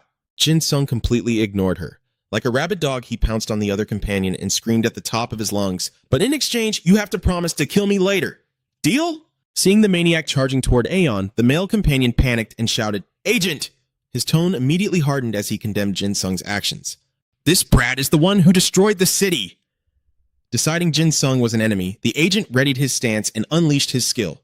Blazing Fist, Twin Strike. Rank A. Overall combat power, A+. The user's punching power scales up with every target destroyed. The tougher the target, the greater the kinetic force generated. The very second Jin Sung's bone weapon was about to clash with the agent's blazing fist, Jin Sung just scoffed, his face twisting into a mocking smirk of pure disgust. What the hell is with this pathetic, slow-ass attack? Bam! A deafening shockwave exploded outward the exact moment the massive bone collided with the agent's fist. The impact instantly obliterated the agent's arm, leaving him a one-armed cripple. The gruesome, bloody spectacle made all the color drain from Aeon's face as she gasped in horror. Why? She couldn't wrap her head around it. Was this horrific, suffocating stench of death really coming from the Jin Sung she used to know? As she stood there frozen in sheer terror, a desperate voice snapped her back to reality. Knowing exactly what she had to do, Aeon frantically activated her power. Revival. In that instant, the system displayed her ability's details. Ability, Revival, rank S, overall combat. Power. The user may use command-like trigger words, provided they carry the intent of healing and restoration. Aeon's S-rank power forcefully regenerated her companion's obliterated arm in seconds. However, an ability this broken came with severe drawbacks. Restores the designated target's physical body to its state prior to destruction. As long as the heart or brain remains at least 70% functional, all injuries can be fully healed. However, internal diseases unknown to the user cannot be cured. Additionally, every activation inflicts severe mental exhaustion upon the user. Having regained his arm, the reckless agent instantly prepared to charge at Jin Sung again. Jin Sung, completely unfazed, just tilted his head and taunted him. "Oh, uncle, does your little arm still hurt?" His answer was another savage punch to the face, but unfortunately for the agent, Jin Sung's bone weapon was practically indestructible. No matter how hard he punched, he couldn't break through it. Even so, the agent kept relentlessly smashing his fists against the bone until his knuckles were a bloody mess. Blazing Fists, Twin Strike. Twin Strike. Every time he shattered his own hands, Aeon was forced to heal him back up. Twin Strike. Revival. The two of them were stuck in an endless loop, one ruthlessly punching, the other frantically healing. Twin Strike. Twin Strike. Revival. They kept this ridiculous barrage up for a while, but it was getting absolutely nowhere. Jin Sung finally lost his patience and decided to end the farce. "Are you seriously trying right now, uncle? Just stand the hell still. He raised his hand, instantly summoning a massive skeletal hand from the ground to violently crush and restrain the agent. The system immediately flashed a warning. Domain skill, Crimson Zone, completely paralyzes the movement of all entities within the territory, excluding the user. Jin Sung casually strolled up to the paralyzed agent, leaning in close. Hey, do you remember? He raised his bloodstained fist high into the air, spouting absolute nonsense to a man he had just met. Back in the old days, you and I used to beat each other up exactly like this. Utterly terrified and confused, the agent screamed, "Why the hell do you keep calling me your uncle?" His only answer was a brutal, bone-shattering punch straight to the face, sending blood spraying into the air. Jin Sung just kept relentlessly pummeling him into a bloody pulp, laughing and screaming in pure, unhinged ecstasy. What's wrong, old man? Does it hurt? Huh? Well, you used to do the exact same thing to me, remember? Do you have any idea how much agonizing pain I was in? Blood spilled out, dyeing the entire ground crimson and leaving Aeon paralyzed with absolute terror. Jin Sung, meanwhile, had completely lost his mind, brutally battering the man without a single shred of mercy. Listen to me. Are you even listening? The companion weakly gasped out, beaten to a bloody pulp by him. No, of course he didn't care. Instead, he just got more fired up. You really need to listen to me, old man. After being scared half to death, Aeon finally snapped back to reality and desperately started healing her friend. Revive! And so, the companion would get beaten half to death, only to be healed right back up. It was an endless, hellish loop that was driving him completely insane. Revive! Revive! Revive! Revive! And so, in the end, he decided he would rather just die and get it over with. No! Agent Aeon, please stop! This just makes it hurt even more. No, I don't want this anymore. The inevitable outcome was that he finally met his maker after a barrage of Jin Sung's earth-shattering blows, leaving the boy completely drenched in the dead man's blood. Now, to truly bring this slaughter to an end, he loudly commanded his murder assist system to equip his rank F rotten wooden stick. Gripping the short blade tightly in his hand, he swung hard and sent the companion's head flying off. This utterly barbaric scene terrified the sole witness so much that her legs gave out, sending her crashing to her knees. The person trapped in this living nightmare was none other than Aeon. Just then, a voice called out to her with chilling affection. "Miss Teacher!" The moment she heard that sweet voice, Aeon couldn't even finish her scolding before Jin Sung tightly grabbed her wrist. "Jin Sung, what on earth were you thinking? Those two people you just killed?" Suddenly, he dragged her over to the first one and casually called out to it. "Hey there, you giant mutt." His unpredictable actions left her utterly bewildered. "Where are you taking me?" Right as Jin Sung dragged Aeon over to the first one, who was lying utterly helpless from his torture, the monster used its very last breath to weakly croak out, "Human!" Its deep, gravelly voice, sounding as if it were on the brink of death, terrified Aeon to her core. "Human, seeing that you are still in one piece proves that Park Jin Sung must have been quite fond of you in the past. You have absolutely no idea how incredibly lucky you are." The moment Aeon laid eyes on the first one, she panicked, realizing what it truly was. Wait, is this a monster? It turned out to be exactly that, a terrifying beast summoned by Idea. Meanwhile, the first one suddenly had an idea upon seeing her arrive. "I have no clue why this madman wants to die by her hands so badly, but I absolutely cannot let this golden opportunity slip away. I have to convince that woman to put an end to all of this. I can't take another second of this psychotic game." Acting on its thoughts, the beast spoke up. "Right now, Park Jin Sung desperately wants to die by your hands." Its words made Aeon cry out in sheer confusion. "What?" As for Jin Sung, he scowled and snapped, "Hey, shut your trap." And so, even while getting mercilessly pummeled by Jin Sung for talking too much, the first one kept desperately trying to persuade Aeon. "If you want to survive, you must not ignore this chance." His mind was already dangerously unstable, but thanks to my influence, it has shattered completely. Using whatever pitiful strength it had left, the monster begged her. "I am begging you. Please, finish him off." The moment those words left its mouth, something suddenly dropped from its body. The system instantly flashed a few lines of data. Bion Grang's rib bone, rank edge, overall combat capability, A+, C+, C++, A+, C+, C+, one of the countless rib bones from the King of Death, Bion Grang. Upon striking an enemy, the sharpness of the rib bone will double, and when blocking an attack, its durability will significantly increase. Right then, Jin Sung muttered to himself like an absolute maniac. "Damn it, I was just about to ask that big puppy how I'm supposed to die." His crazed murmurs reached Aeon's ears, making her ask in frantic bewilderment, "Jin Sung, why do you want to die? Why are you doing all of this?" Suddenly, he spun around, gripping her hands tightly, and spoke with terrifying excitement. "Because I'm a bad boy. You're a nurse, but you're also a teacher, right? So you have to punish bad children. Isn't that right? What do you think? I'm right, aren't I?" This full-blown psychotic display terrified her so much that she collapsed to her knees, gasping out, "Whoa, what? The sheer terror written all over Aeon's face instantly wiped the smile off Jin Sung's, making him growl in displeasure. Miss Teacher, can't you do it? And with that, he ruthlessly made his move to send Aeon straight to the grave. Well then, I guess I don't need my teacher anymore. With her throat crushed in his iron grip, Aeon struggled to choke out a plea. Jin Sung! But he didn't care in the slightest. His grip only grew tighter as he coldly asked, "What is it?" My aunt always told me, useless people should just go ahead and die. The suffocating grip cut off her oxygen, leaving her only able to let out a broken, strangled gasp. Jin... But he just casually kept talking as if nothing was wrong. That's why. I have to die every single day. Just as Jin Sung was enthusiastically about to send Aeon to the afterlife, someone suddenly called out. Hey, you! Sayun appeared out of nowhere, a sword gripped tightly in her hands. Even though she was trembling from weakness, she boldly demanded that he let Aeon go. Her sudden appearance only made Jin Sung even more thrilled. Oh ho! Did a piece of prey just deliver itself to me? Seeing that he didn't give a damn about her words, she raised her voice and repeated, I said, let her go! Right at that moment, his eyes locked onto the sword in her hands, and he gasped. That sword! Suddenly, Jin Sung chucked Aeon to the side like a rag doll and muttered to himself in absolute delight. Good, Sung. Very good. With that, it should definitely work. Having narrowly escaped death, Aeon watched in horror as Jin Sung slowly advanced towards Sayun. Terrified that he was going to massacre yet another innocent person, she screamed at the top of her lungs, Sayun, run! Get out of here right now! But Sayun had absolutely no intention of running away. On the contrary, she was frantically trying to figure out a way to break Jin Sung free from the bloodlust consuming him in this battle against the plague. She would only return to normal once Jin Sung severed her horn. But if her Edea was shattered this way, it could never be restored. But there was no other choice. Her power slowly poured into the blade. Despite her fading strength, she gritted her teeth, determined to ignite her Edea one last time. Come on, Horn, let's fight, just like how we faced the plague.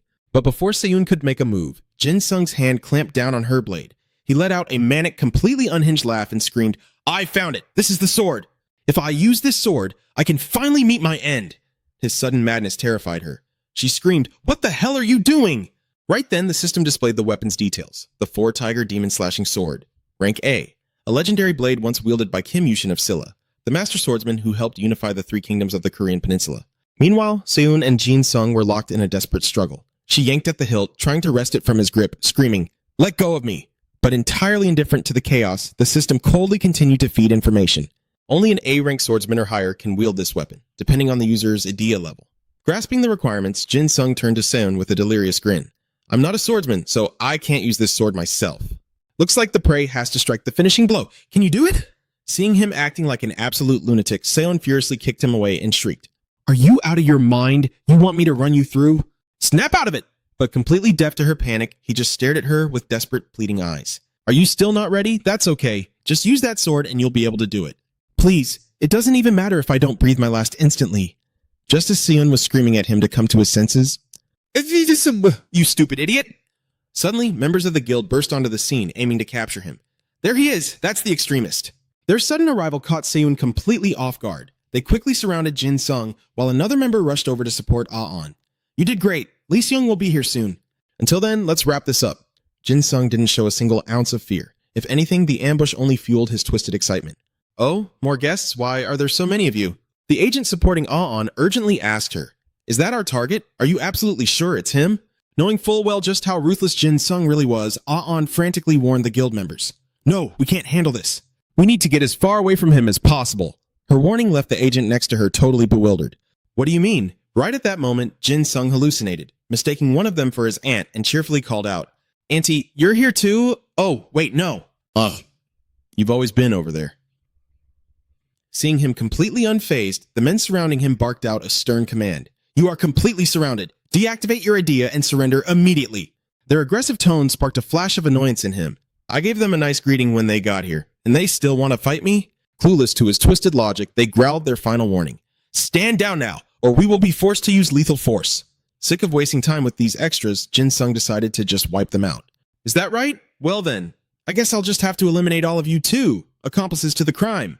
The system registered his intent, instantly triggering skill number 103,673, the Tale of Duosini. An overwhelming aura swallowed the entire area, throwing the guild members into sheer panic. What the hell is this? Is there an Edea that can actually teleport us like this? Meanwhile, Jin Sung was busy chaining his skills together. Number 103,673, The Cloak of Duosini. The situation had rapidly spiraled into an absolute nightmare. Seiyun's face was pale with sheer terror. Jin Sung let out a blood-curdling laugh, his eyes wide with madness. See? I don't need my uncle anymore. I can survive perfectly fine on my own. His psychotic breakdown terrified Seiyun to her core, but she forced herself to move. She had to stop him. No. No. No. No. If this keeps up, every single person here is going to perish. I have to stop him! I have to stop him right now! And so, right at the peak of Jin Sung's maniacal rant. All right then, now all of you can just go straight to hell. Perish, just perish. All of you disappear, disappear, disappear, disappear.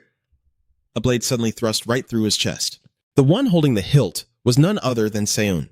The shock of the sudden impact left Jin Sung completely stunned, his mind blanking out. Seiyun was trembling violently, so traumatized she could barely choke out a word. I. But answering her utter horror was Jin Sung's euphoric gaze and a voice filled with sick pride. That's our captain. I knew you'd strike me. He reached up, using his blood-soaked hand to gently wipe the tears from Seiyun's face. But hey, if you're gonna stab me, you should aim a little higher. And with those words, his body went limp. Seeing him collapse shattered Seiyun's heart, and she broke down, sobbing uncontrollably. I'm sorry. I'm so sorry. Crying out her final apology, she yanked the bloodied blade from his chest. I'm sorry! The moment the sword left his body, Jin Sung's idea violently deactivated.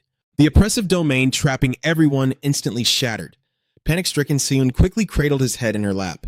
Jin Sung, are you back to normal? Jin Sung's eyes shot open in sheer terror. He gripped her hand, his body trembling violently. But as his gaze began to glaze over and drift away, Seiyun's panic skyrocketed. Jin Sung, please, say something! After a suffocating silence, Jin Sung weakly squeezed her hand and softly whispered her name. Seiyun. At that exact moment, the system chimed in. The self-destructive urge to eliminate has been neutralized. However, all other physical senses, aside from the thirst for blood, will be temporarily disabled. As the notification faded, Jin Sung immediately felt a hollow shift inside his own body. Seeing the madness finally leave his eyes, Seiyun wept tears of relief. Jin Sung, have you finally snapped out of it? I'm going to heal you right now, okay? Just hang in there. But as she desperately tried to save him, Jin Sung could only stare blankly, slowly drowning in the crushing guilt of what he had just done. No. What did I just do? Seeing his sheer terror, she called out to him in frantic worry. Jin Sung! But he just trembled in absolute panic. He couldn't believe he was the one who caused the total bloodbath right in front of his eyes. No, I didn't. This isn't what I wanted at all. Blood. Everyone is covered in blood. A violent flash of blood-red memories violently ripped through Jin Sung's mind. His face drained of color as a terrified, gut-wrenching scream tore from his throat. This isn't what I wanted! Every single horrific image from moments ago replayed in his head, trapping him in a nightmare he couldn't escape. Jin Sung! What are you doing, Jin Sung? The grotesque visions left him utterly terrified of his own monstrous power. His horrified screams pushed Seiyun over the edge, making her yell out in sheer panic. Snap out of it, Jin Sung! Someone, please, somebody help us! Meanwhile, deep within Pyongyang, at Mount Jomu's Sun Palace, voices echoed through the halls. The first has returned. A mysterious hooded figure spoke. I have just confirmed their return following the annihilation. The other figure stepped up to report the latest intel. Word is, those South Korean bastards have hit a major roadblock of their own. Hearing this, Indung clicked his tongue in obvious annoyance and muttered, Hold on, wasn't the very first place that got wiped out the exact spot you sent me to raid? His question seemed to catch the cloaked figure off guard. Wait, where exactly? Being brushed off like that instantly ignited Indung's rage, making him roar. If you don't even remember, then who the hell does? Do you have any idea how completely humiliated I was? And this is how you repay me? Seeing his explosive anger, the mysterious figure smoothly played along, taking the blame with a dark, patronizing tone. My apologies. At the time, I needed a flashy decoy to draw their eyes away so I could summon the Book of Daniel. But that nonchalant excuse only poured fuel on the fire, making Indung grit his teeth and snap back. You sent me the great Kim Indung just to be a damn distraction? Satan flashed a wickedly sinister smile. If it was you, the enemy would naturally assume the target was of absolute top priority. Plus, you're the only one powerful enough to walk straight into enemy territory without breaking a sweat. That slick manipulation pushed Indung over the absolute edge, making him scream. You can still look at the absolute state of me and say that with a straight face? The absolute scumbag didn't care one bit. Instead, he just smugly smirked. Exactly. That is exactly why I picked you. Realizing talking to him was a waste of breath, he turned on his heel to leave, tossing one final piece of intel over his shoulder. The arrival of the third and the fourth has been officially confirmed. They'll be stepping out into the light soon enough. That little tidbit caught Indung completely off guard, making him gasp. So they're finally here. A deeply malevolent, calculating grin stretched across Satan's face as he made his bold declaration. Yes, the Bosbada? Just a little bit longer. And our new era will finally dawn.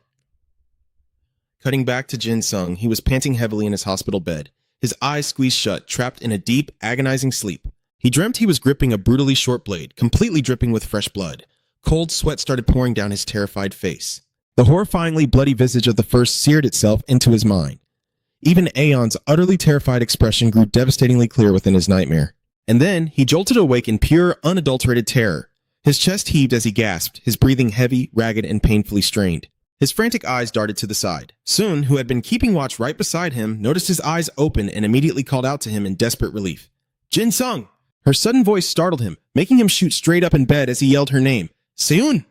But the violent movement ripped at his fresh wounds, stealing his breath away in a sharp gasp of sheer agony. Seeing him wince, Seun immediately rushed to ease him back down, her voice incredibly soft and soothing.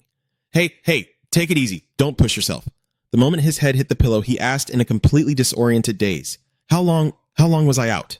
She let out a shaky breath, lightly scolding him with tears in her eyes. It's been 3 whole days, you absolute idiot. Still totally drained, Jin Sung weakly protested. I need to get up. But Seun aggressively pushed back, stubbornly demanding that he stay put and heal. Do you think you're some kind of god who can just magically bounce back in 3 days? Just stay down and rest. Right on cue, Li Xin strolled into the room, loudly teasing the two of them. You really ought to listen to your wife, kid. Happy wife, happy life. Am I right? His sudden intrusion caught Jin Sung completely off guard, making him open his mouth to speak. Hey now! Li Xin casually dragged a chair right up next to Jin Sung's bed. He then leaned in, his tone shifting. So, Private Jin Sung, are you feeling any better? Jin Sung let out a slow, heavy breath. Yeah, I'm all right. I've managed to recover a little bit. The air in the room instantly shifted, signaling it was time for serious business. Taking the hint, Seon quietly stood up to leave, though she kept shooting intensely worried glances between Li Xin and Jin Sung. Good, because we have a massive amount of ground to cover, so try to tough it out for a bit. Dropping all the jokes, Li Xin went dead serious. First off, the National Disaster Management Network and the Crisis Alert System have officially classified you as a Rank 1 National Disaster Risk, also known as a walking calamity. The sheer weight of that title left Jin Sung completely stunned, making him blankly echo, walking calamity. He wasn't done dropping bombs. They've formally concluded that your very existence is a critical threat to civilian lives, national security, infrastructure, the economy, you name it. Basically, both agencies have agreed that you are far more catastrophic than a super typhoon or a massive terrorist attack. He paused, staring right into Jin Sung's eyes. But here's the catch. Only the absolute highest-ranking officials know about this. Nobody else. Care to guess what that actually means? The riddle left Jin Sung completely lost. What the hell is that supposed to mean? Li Xin didn't miss a beat. It means I buried the files. I completely blocked the information from leaking out. The sheer audacity of that move left Jin Sung utterly shocked and bewildered, making him blurt out, You did what? Keeping his chillingly calm demeanor, Li Xin broke down exactly why he stuck his neck out. South Korea's first and only double S rank ETA. Hell, even I and Jun Aeon are only certified as single S ranks. I've got to hand it to you, kid. You've done an incredibly terrifying job at hiding your true power all this time. And trust me, we fully understand exactly why you had to keep a lid on it. The heavy, unspoken implication hanging in Li Xin's words hit Jin Sung like a truck. Yet, an overwhelming sense of dread and rejection washed over Jin Sung. I'm so sorry, but if you're asking me to use my ETA powers ever again, I really don't think I can do it. Meeting his desperate refusal was Li Xin's deeply unshaken, relentlessly calm voice. Listen to me, Private Park Jin Sung. The entire world is plummeting into an era of unprecedented crisis. He revealed the current state of the world. It was nowhere near as peaceful as it appeared on the surface. Crime rates and death tolls were climbing every single day, and the unquantifiable horrors of discrimination were only growing worse. Using all this, he tried to persuade Jin Sung to wield his idea. I am sorry for jumping to conclusions based on your files, but you need to understand what has to be done now. He bluntly laid out the harsh reality. Nothing was going to change just because nations were at each other's throats. It's not just North Korea. Other nations are making suspicious moves as well. This left Jin Sung torn, agonizing over what decision he should make. Hearing this, Li Xin gently reassured him, firmly stating, Our country needs your power. Those words made him question everything once again. His power? Then he broke down crying like a child. You need this kind of power? The power of a crazed murderer? Suddenly, Li Xin gently lifted Jin Sung's face. With a voice full of absolute trust, he encouraged him. Do you remember the first time we met? Don't give up on yourself like this. We need people who believe in the growth of the soul. His words also made Se-Yun realize something. The growth of the soul. It suddenly dawned on her. That's right. In the White Jade clan, they taught them to quietly follow the path their souls guided them toward. But she had been living a life dictated by her idea, not her true self. And so, she made a silent vow. She would no longer let her soul dictate her life. Just then, Jin Sung's deep, trembling voice echoed. The growth of my soul? He screamed in absolute despair, questioning Li Xin. My soul is a murderer. What exactly do you expect the soul of a killer to grow into? Without rushing, Li Xin slowly stood up and asked, Do you have any idea what the total damage was? He began to tell Jin Sung about what he had actually done to prevent an even greater catastrophe. 12,000 casualties. Property damage from the city center's destruction is estimated at 3.4 trillion.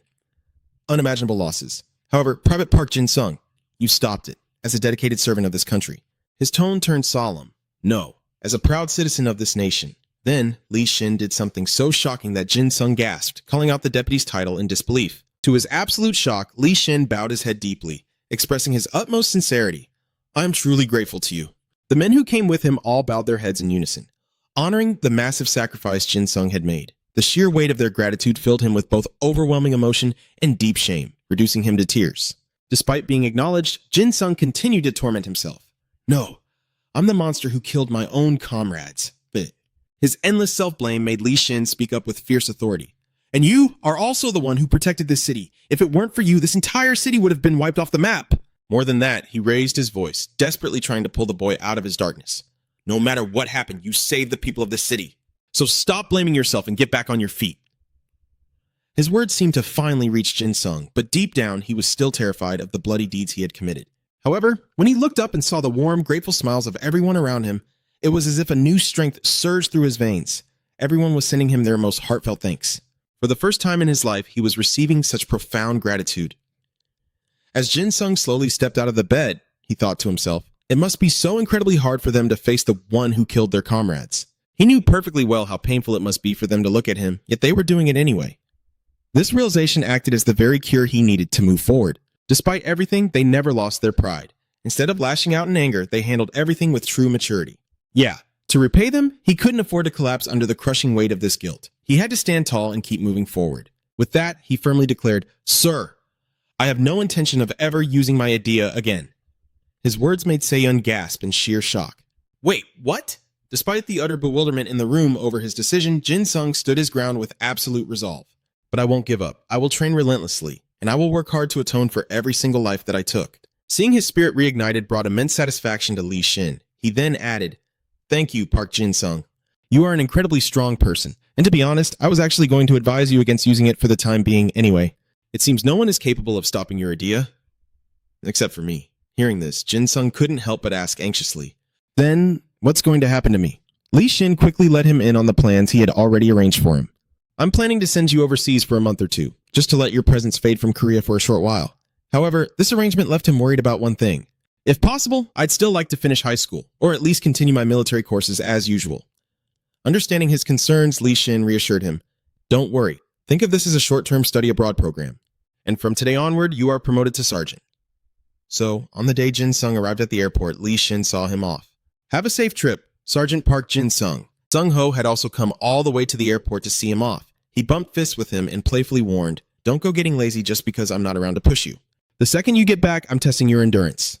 Jin Sung gave a helpless smile and replied, Yes, sir. Se-Yun pulled Jin Sung into a tight hug, stressing her words. You better call me. Faced with her obvious concern, he happily accepted it. I will. Since they were about to be apart, she felt a little emotional and made sure to drill it into him. Every single day. He found it a bit funny, but still nodded. All right, I get it. Furthermore, right before boarding the plane to leave, Jin Sung left them with one final heartfelt promise. Once I've grown stronger, I'll definitely come back to you guys. After the plane touched down at John F. Kennedy International Airport, Jin Sung unexpectedly spotted a very familiar group of people. The moment Jizan saw his face, he called out, Finally showed your face, huh, you piece of trash? His sudden appearance made Jin Sung gasp in complete surprise. Huh? John Phil suddenly yelled at the top of his lungs. Don't you dare call my boss that, you punk! Seeing another familiar face caught Jin Sung a bit off guard. Vin Dong-ho? In stark contrast to the arrogant, know-it-all attitude of those two, Dong-ho was much friendlier, greeting him politely. Long time no see. Seung-hwa, standing right next to him, gave an awkward little wave.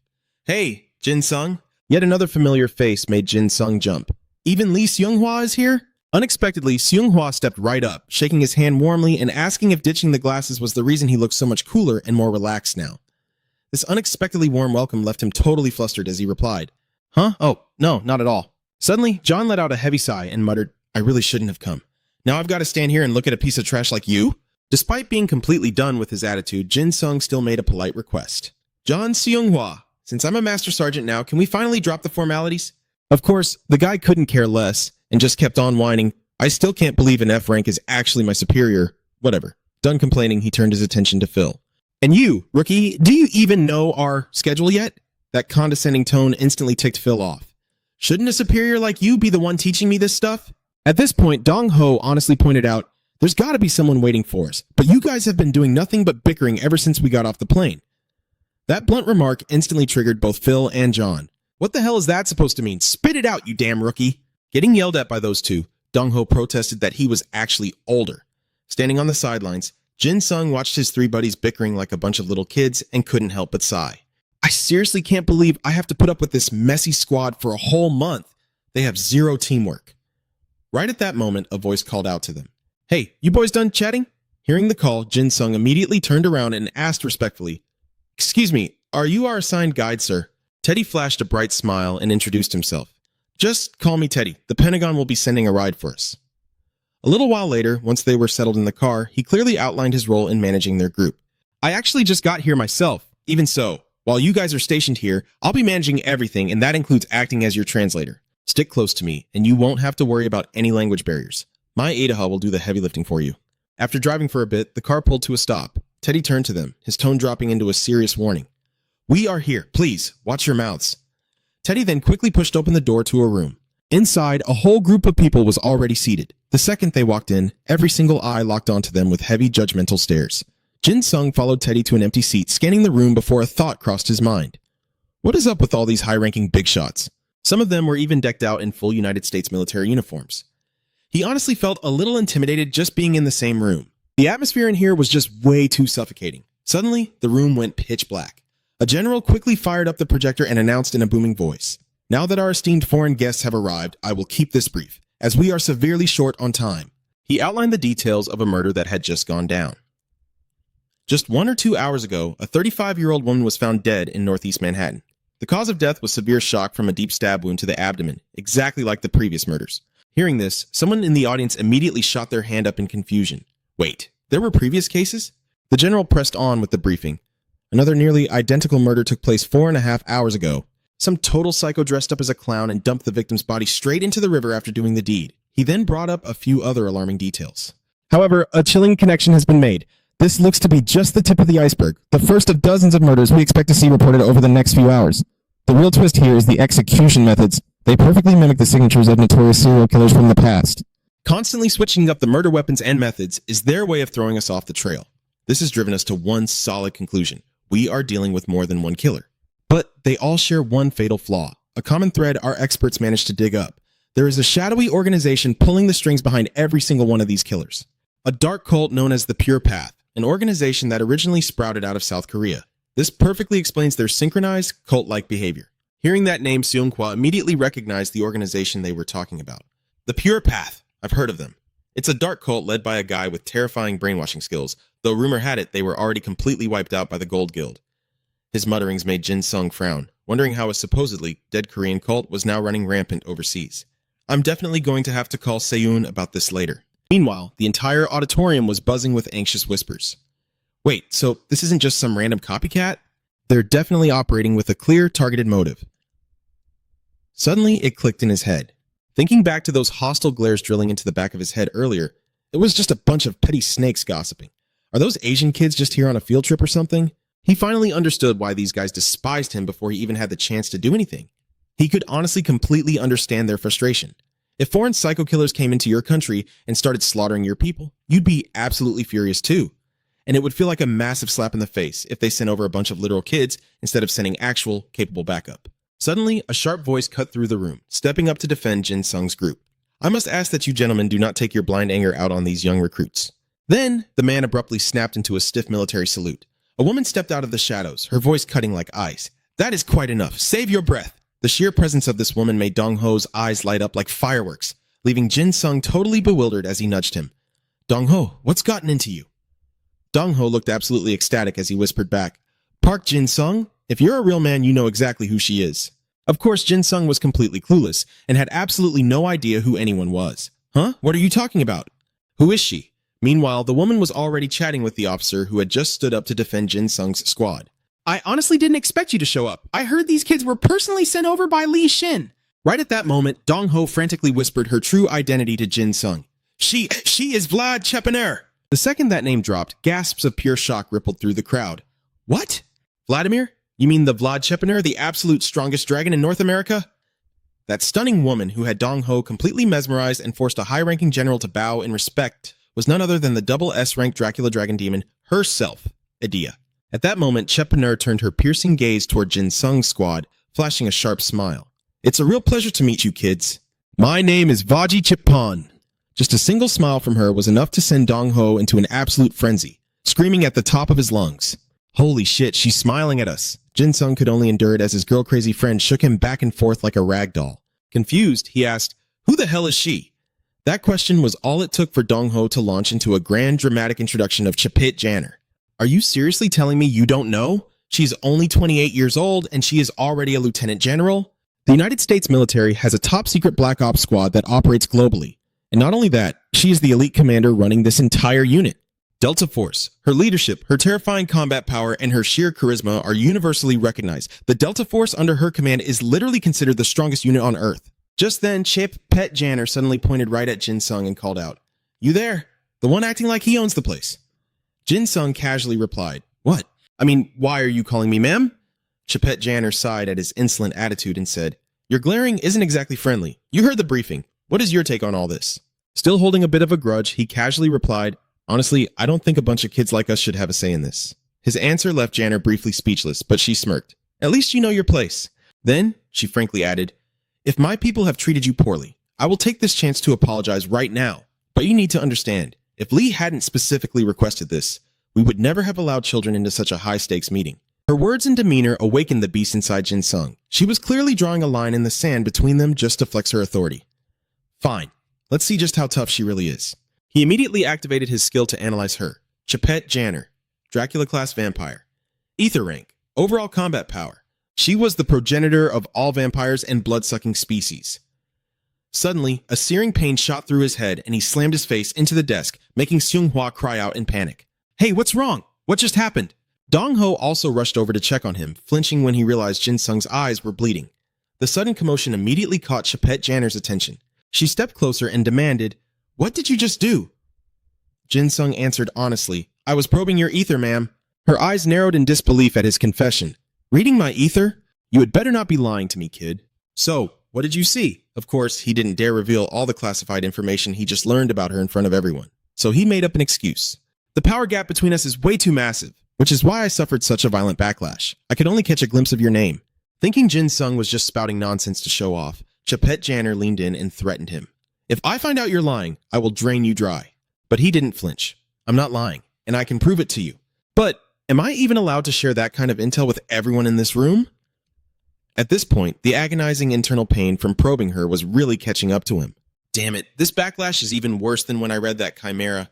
He could literally feel his brain going numb. Jin Sung's unwavering calm sparked a genuine sense of amusement in Chapet Janner. Deciding to test him, she issued a challenge. Threatened with death and you are still not shaking? Lee actually sent over an interesting little punk.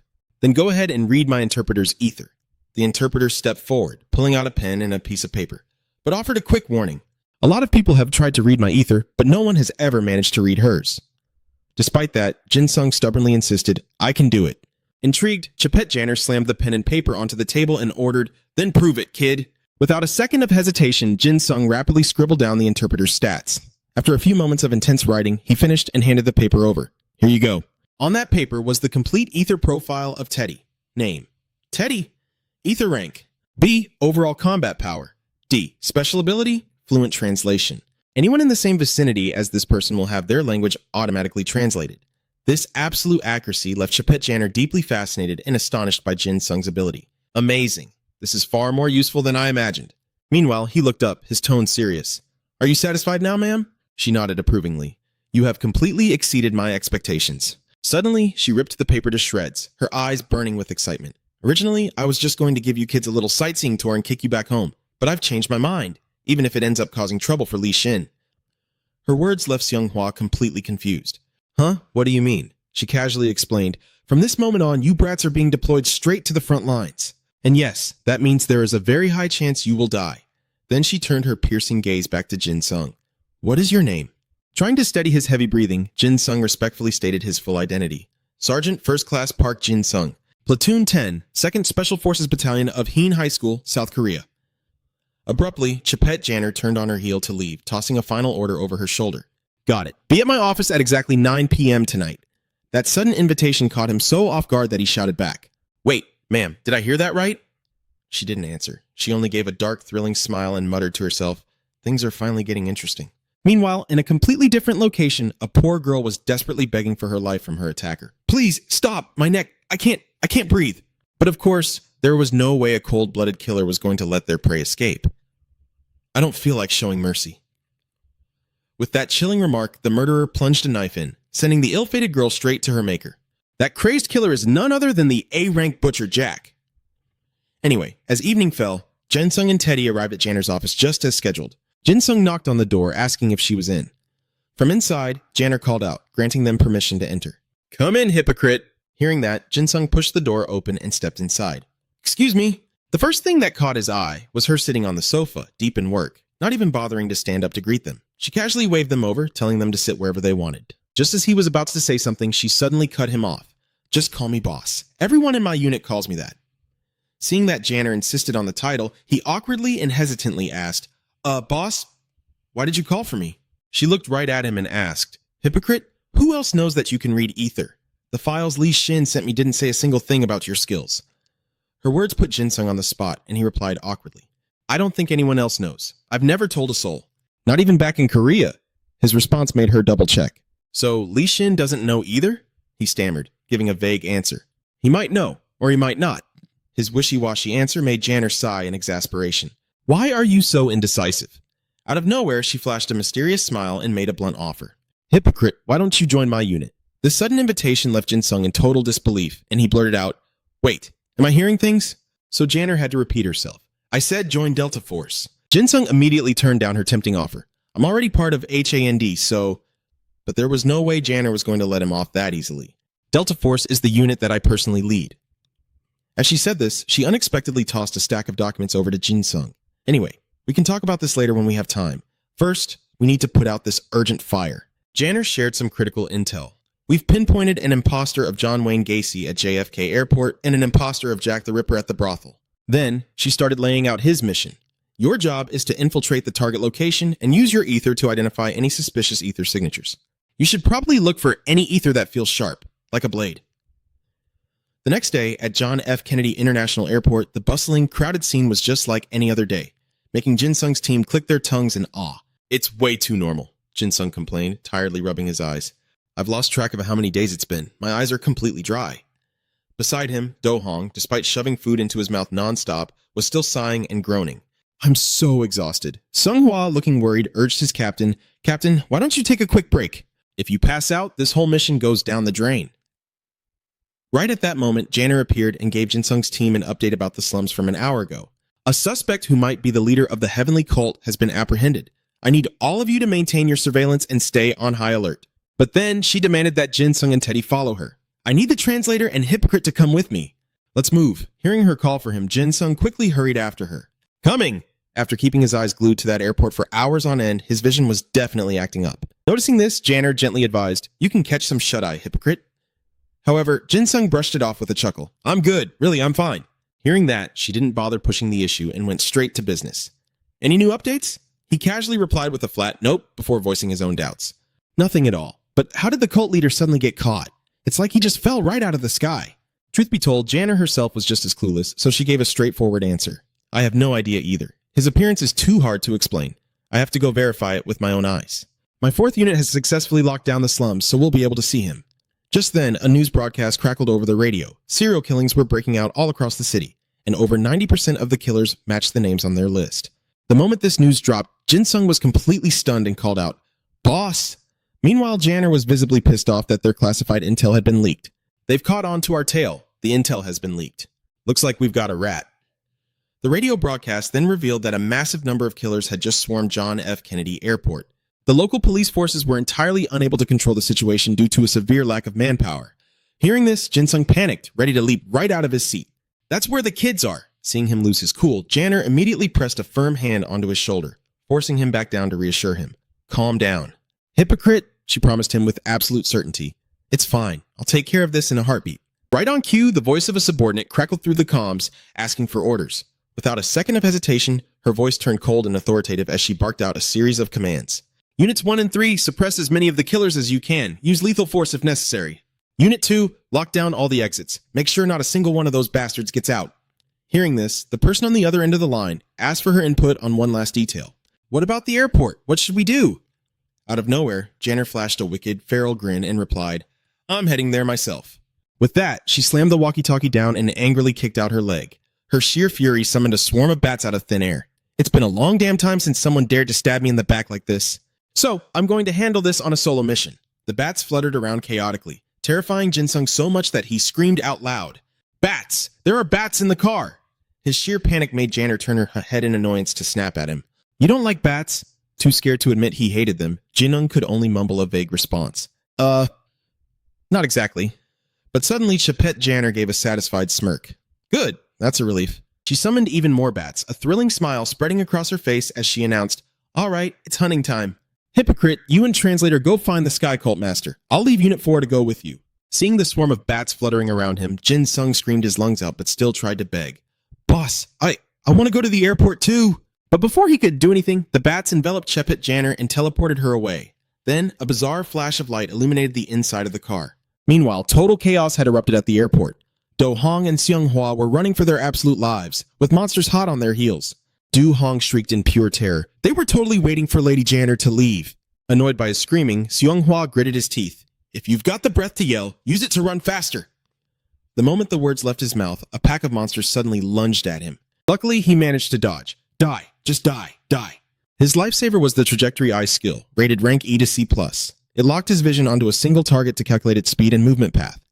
But ordinary people didn't have his skills to dodge in time. One by one, they were slashed. Someone only had time to scream, Help me! The grim situation made John click his tongue in absolute annoyance. He then roared at the top of his lungs, Hey, Squinty! Are we just gonna keep running like this? Phil, busy dodging for his life, still managed to yell back, Senior! I'm distracting them, so get the hell out of here! That just pissed John off even more. You can see they're just rank C trash and you want me to run away? But before he could finish venting, Seung Hwa chimed in, Just go, I'll cover you. Backed into a corner, John couldn't do much but fume in frustration. Stomping angrily over to Do Hong, John barked an order. Get over here and smash the floor. Because of his chubby build, Do Hong was lagging behind, but he pushed himself hard. I'm coming. I'm just a little slow. All right. It's not like I'm the only one who gained weight. Wasting no time, he quickly activated his skill to shatter the ground. Skill activated. I'm not the only one gaining weight. It increases the mass of the user, the enemies, and all weapons equipped by the targets. Maximum weight multiplier, 20 times. While waiting for the fishers to reach him, John dropped into a combat stance. The second the cracks hit his spot, he threw Do Hong a satisfied compliment. Nice job. Then he immediately used his skill to extract a lodged piece of debris and swung it wildly. A rank B+ ability that turned anything on the ground into a weapon. Instantly, an ordinary chunk of rock morphed into his weapon, hyping him up so much he shouted, Hell yeah! But right then, a frantic warning rang out. Crap! Some of them are heading that way! While Phil was busy kicking and cursing out the rank C monsters, John took a brutal slash right to the waist. These trash mobs don't even know when to strike. Phil caught sight of it and went completely pale. Senior! After a brief shock from the sneak attack, John furiously smashed his stone shield into the rank C monster, sending it flying as he roared, Get the hell away from me! He panted heavily after that strike, glancing down at his bleeding waist with a helpless groan. What the hell is this? How embarrassing. Meanwhile, another brutal brawl was breaking out nearby. Just as Do Hong served a monster his devastating punch, Phil and Seung Hwa almost had a heart attack seeing John collapse. They rushed over, screaming in absolute panic. John, Senior, don't you dare pass out! Even though he was dizzy from the stab wound, John still had the energy to snap back. Shut your mouth, you idiot! I'm not gonna die! Seung Hwa hurriedly checked on him. Geez, let me look at that wound. To stop the bleeding, he frantically activated his healing ability. Suture Scissors Hand. Suture Scissors Hand. Skill level, rank E to B. Overall combat rating, rank B. Each of the user's hands transforms into a scissor blade. All physical wounds are perfectly stitched up in a single motion. It can close practically impossible wounds, but it cannot heal internal injuries. Upon activation, his hands morphed into scissors that looked bizarrely like crab claws. He spoke softly. "Hold still. I'm healing you right now." Seonghwa carefully guided the scissor tips toward John's gash. Suddenly, magical threads materialize, rapidly stitching the flesh back together. The result was a beautifully clean and closed wound. Seonghwa let out a satisfied breath. All done.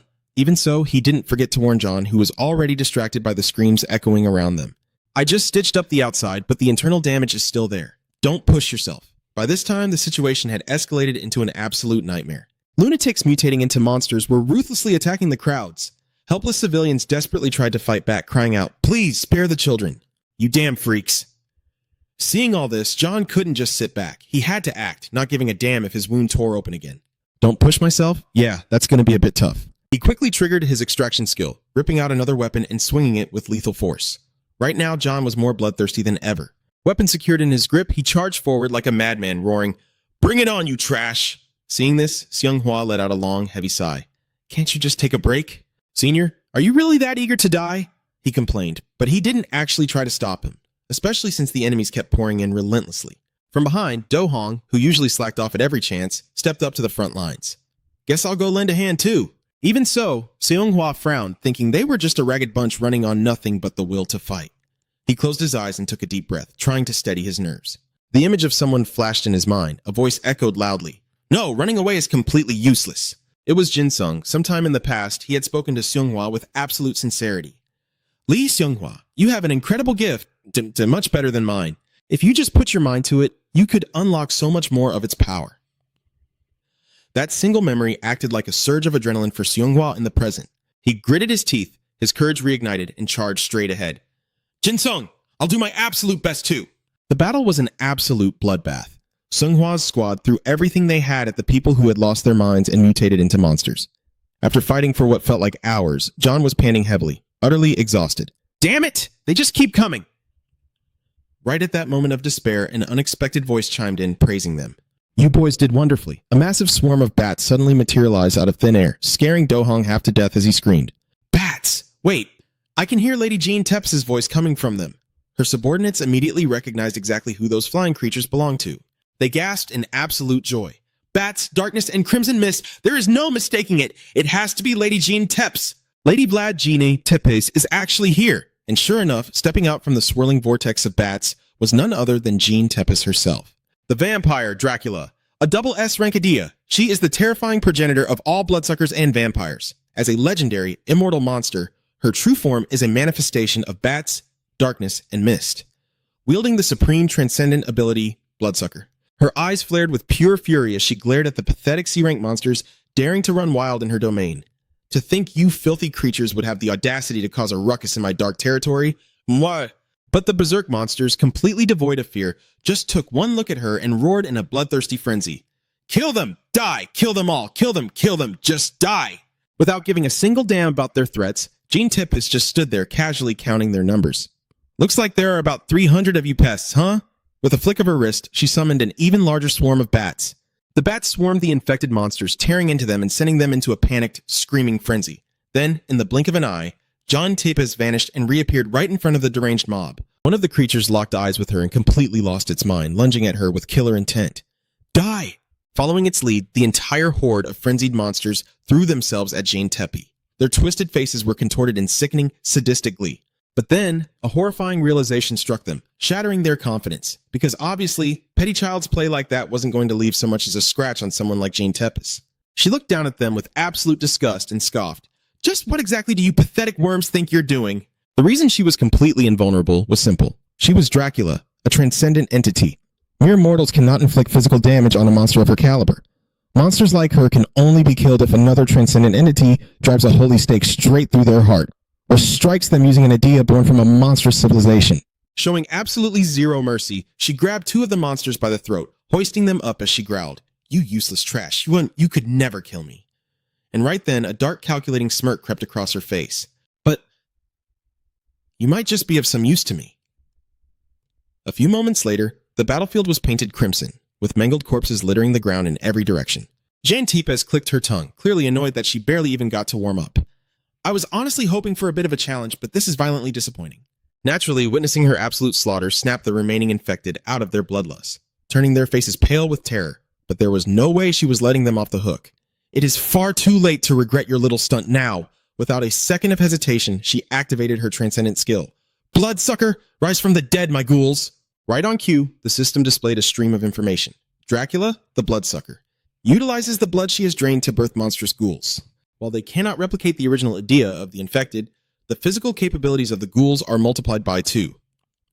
Looking down at her newly formed undead army, John Tepes smiled in satisfaction. Recently, I struck a deal with the Mexican government to wipe out a massive drug cartel. I managed to harvest quite a huge batch over there. You see, these beautiful minions of mine possess a very special trait. Unless you completely obliterate their bodies, they will just keep regenerating. Watching her ghouls mercilessly tear the remaining C-rank monsters to shreds, she let out a delighted, sadistic laugh. You pathetic wastes of space aren't even worthy of joining my glorious army. Turn to dust and repent in hell. Meanwhile, shifting back to Jin Sung. He was sick with worry about his friends and the innocent civilians, finally breaking the silence. Is the airport secured yet? Teddy, who was casually gripping the steering wheel, brushed it off easily. Hey, don't sweat it. Lady Janie Tepes is a literal monster. She is the ultimate monster lady after all. Despite the reassurance, Jin Sung still couldn't shake his anxiety. Teddy, don't you think we should be out there fighting too? But his suggestion was instantly shot down by the driver. Absolutely not. We have strict orders to follow. Jin Sung opened his mouth to argue, but there was no way Teddy was going to let some kid compromise the vital mission Lady Jane Tepes had assigned them. Listen to me. If we fail to capture their ringleader right here, right now, we are looking at an entirely new catastrophe on our hands. Do I make myself perfectly clear? Feeling completely powerless in the situation, Jin Sung had no choice but to bite his tongue and comply. Yeah, I understand. The military vehicle continued to tear down the desolate highway at breakneck speed. Normally, these streets would be completely gridlocked with traffic, but today there wasn't a single soul in sight. The eerie emptiness made Jin Sung's instincts scream that something was horribly wrong. It's way too quiet out here, don't you think? Even Teddy had to agree, his playful tone dropping. Yeah, it actually is pretty weird for it to be this completely dead. Right at that very moment, a static voice crackled through the radio.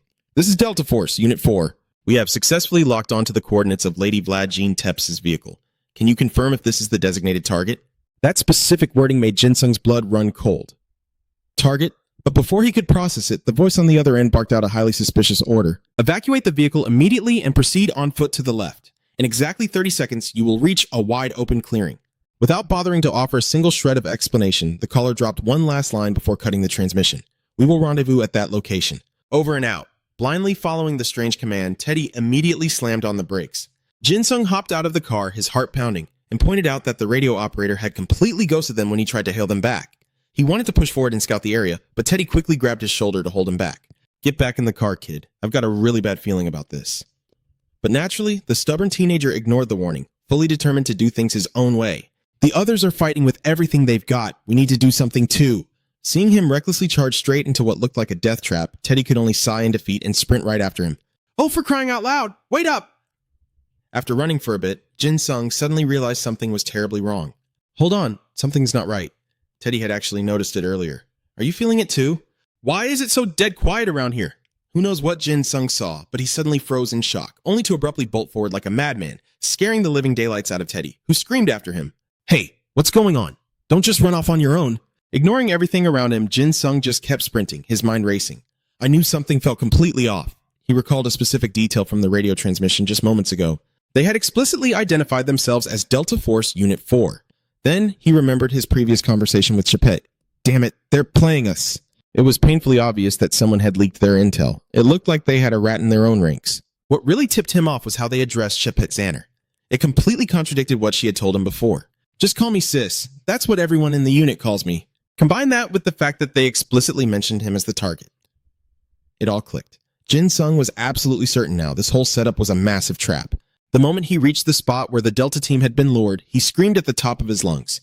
Delta Unit 4, fall back. Get the hell out of there right now. He was absolutely determined not to let the Delta team get wiped out. We cannot afford to lose them if we want to crush that damn organization. He knew full well that these men were their core fighting force.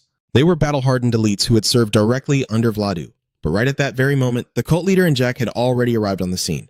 The leader leaned in, whispering wickedly into Jack's ear, slaughter them all. Seeing her there, everything made sense to Jin Sung. This was exactly why the Delta team had been so easily fooled. All that combat experience, it completely clouded their judgment when they saw that innocent-looking girl with the orange hair. And right on cue, Jack's bloodlust fully awakened. A twisted, ecstatic smile crept across her face. Slowly drawing a knife from her pocket, she giggled, "Oh, with pleasure." The system instantly flashed her terrifying data before his eyes. Target, Jack the Ripper. Name rank, A. Overall combat power, S-. A legendary serial killer from the 20th century. Her infamy was so immense that countless copycat legends and distorted myths were born long after her era. Just reading those stats sent a chill down Jin Sung's spine. He knew instantly that Delta Unit 4 didn't stand a ghost of a chance. Damn it, the power gap is way too huge. The Delta forces won't even be able to lay a finger on that psycho. And this pressure, there were more enemies incoming. We need to fall back, now! Just as he predicted, Jack had already entered full-on slaughter mode, tearing through the members of Delta Unit 4. They couldn't even track her movements. Where is she? Don't tell me. She's behind. One by one, every single soldier was met with a sudden, lethal stab from the shadows. The pure ecstasy of the massacre was driving Jack absolutely delirious. She struck with merciless cruelty, utterly intoxicated by the bloodshed. Die! Just die for me! But right in the middle of her frenzy, someone managed to slam into her back, pinning her down just long enough for two other Delta members to gang up on her. Of course, the psychotic killer wasn't fazed in the slightest. She just smirked and mocked them. "You know I can see right through your pathetic little moves, right?" Instantly, the system provided the terrifying context behind her arrogance. Passive ability. Absorbs 1/3 of a victim's physical stats upon killing them. Total accumulated stacks. 151. The moment that notification popped up, Jack brutally dismembered the soldier, daring to hold her down. Amidst the bloody chaos, a desperate scream echoed out. "Retreat!" Watching the absolute slaughter unfold, Jin Sung felt a massive headache coming on. This is a total disaster. If she was really the one who annihilated those syndicate bases, then even by a conservative estimate, she was already stronger than 50 men combined. He abruptly stepped right into Jack's path, a grim thought crossing his mind. If she starts absorbing the raw power of the elite Delta forces, what the hell is she going to turn into? Right then, the system flashed a prompt regarding the dagger in his own hand. Weapon, blood-sucking dagger, rank, D+ to C+. Overall combat power, rank B. Effect, drains the target's blood and grants the user forceful control over the target's bodily movements. Meaning, as long as the corpse meets the minimum physical requirements to move, the wielder can puppeteer it like a master. To prevent any more senseless casualties, he commanded with absolute authority, "Everyone stand down. I will handle this psycho myself." Jack finally locked eyes with Jin Sung, her eyes widening in surprise when she noticed they were wielding the exact same type of dagger. "Oh, are you just like me?" Ignoring her creepy fascination, Jin Sung was busy urgently barking orders for the Delta unit to scatter. "We've got a massive wave of enemies incoming. I need all of you to intercept them and take down their leader." His bold command caught one of the seasoned Delta veterans completely off guard. "Wait, what?" But the veteran quickly analyzed the situation and made the call. "Damn it! An unknown reinforcement squad, their cult leader, and hundreds of psychotic killers. I need to report this intel to the captain right now." With that, the entire Delta Unit 4 complied with Jin Sung's orders, uniformly pulling back to regroup as instructed. Watching them successfully retreat, Jin Sung finally felt like he had reined the chaos back under control. Perfect, we just managed to avoid the absolute worst-case scenario. His piercing gaze shifted back to Jack, who was now screaming like an absolute maniac. "Now, it's just me and this crazy woman." Whatever horrific power was hidden in Jack's shriek, it instantly birthed a deadly barrier around her. Anyone caught inside that circle met a sudden, gruesome end. The system rapidly revealed the horrifying cause. Every single kill grants her pure, unadulterated physical strength through bloodlust. Current stacks, 152. Area of effect. Induces severe asphyxiation within a specific radius. Watching the victim suffocate filled Jack with twisted glee, and she taunted him with a sadistic sneer. "Oh, are you still breathing in there?" Answering her madness was Jin Sung's chillingly calm, unwavering voice. Never better, but deep down he knew he had to end this fast. Dragging this fight out wouldn't do him any favors. Right as he and Jack were about to tear into each other, the cult leader spotted him from a distance. Recognition flashed in his eyes. "Is that the Asian brat? So he's the one who's been constantly trashing our plans." In that exact moment, Jin Sung sensed his presence and snapped his head back. The two glared at one another, like two absolute demons locked in a bitter blood feud. However, Jin Sung held the upper hand. A chilling scent of fresh blood clung to his body, radiating an aura so terrifying it sent a violent shiver down the cult leader's spine. "I've witnessed countless murders, but I've never seen eyes dripping with such pure bloodlust." He despised feeling suppressed like this. Fueled by pure rage, the cult leader roared, "I'll slaughter you right here, right now." Then he unleashed his skill. Villain of the 10 Commandments. Disobedience of the 6th commandment. It was an idea that drastically boosted combat power by forcing its targets to break God's law against murder. It could hypnotize anyone harboring resentment towards society or other people.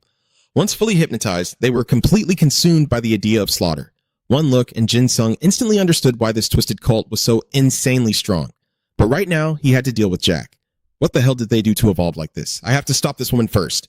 He dashed toward Jack, muttering a quick, "Sorry about this." But to his utter shock, Jack deflected his strike effortlessly with her blade. Every single blow he threw, she parried with ease. A wave of panic started to creep into his mind. What the hell? How is she blocking every single one of my attacks so easily? Just then, she launched a vicious kick right at him, and he couldn't dodge in time. Oh crap, I'm done for. Jack's kick sent Jin Sung flying through the air. He crashed hard, sprawling helplessly across the dirt. But a hit like that wasn't enough to keep him down. Forcing himself back up, Jin Sung cursed under his breath. Damn it! Right on cue, the cult leader sneered at him. How does that feel, boy? He provoked, his voice dripping with arrogance. Are you starting to feel the resentment boiling up inside you? Hidden within his smug attitude was a subtle trace of his skill, the power to hypnotize anyone harboring bitterness against society or their fellow man. Though still stinging from Jack's brutal kick, Jin Sung stood his ground and fired back.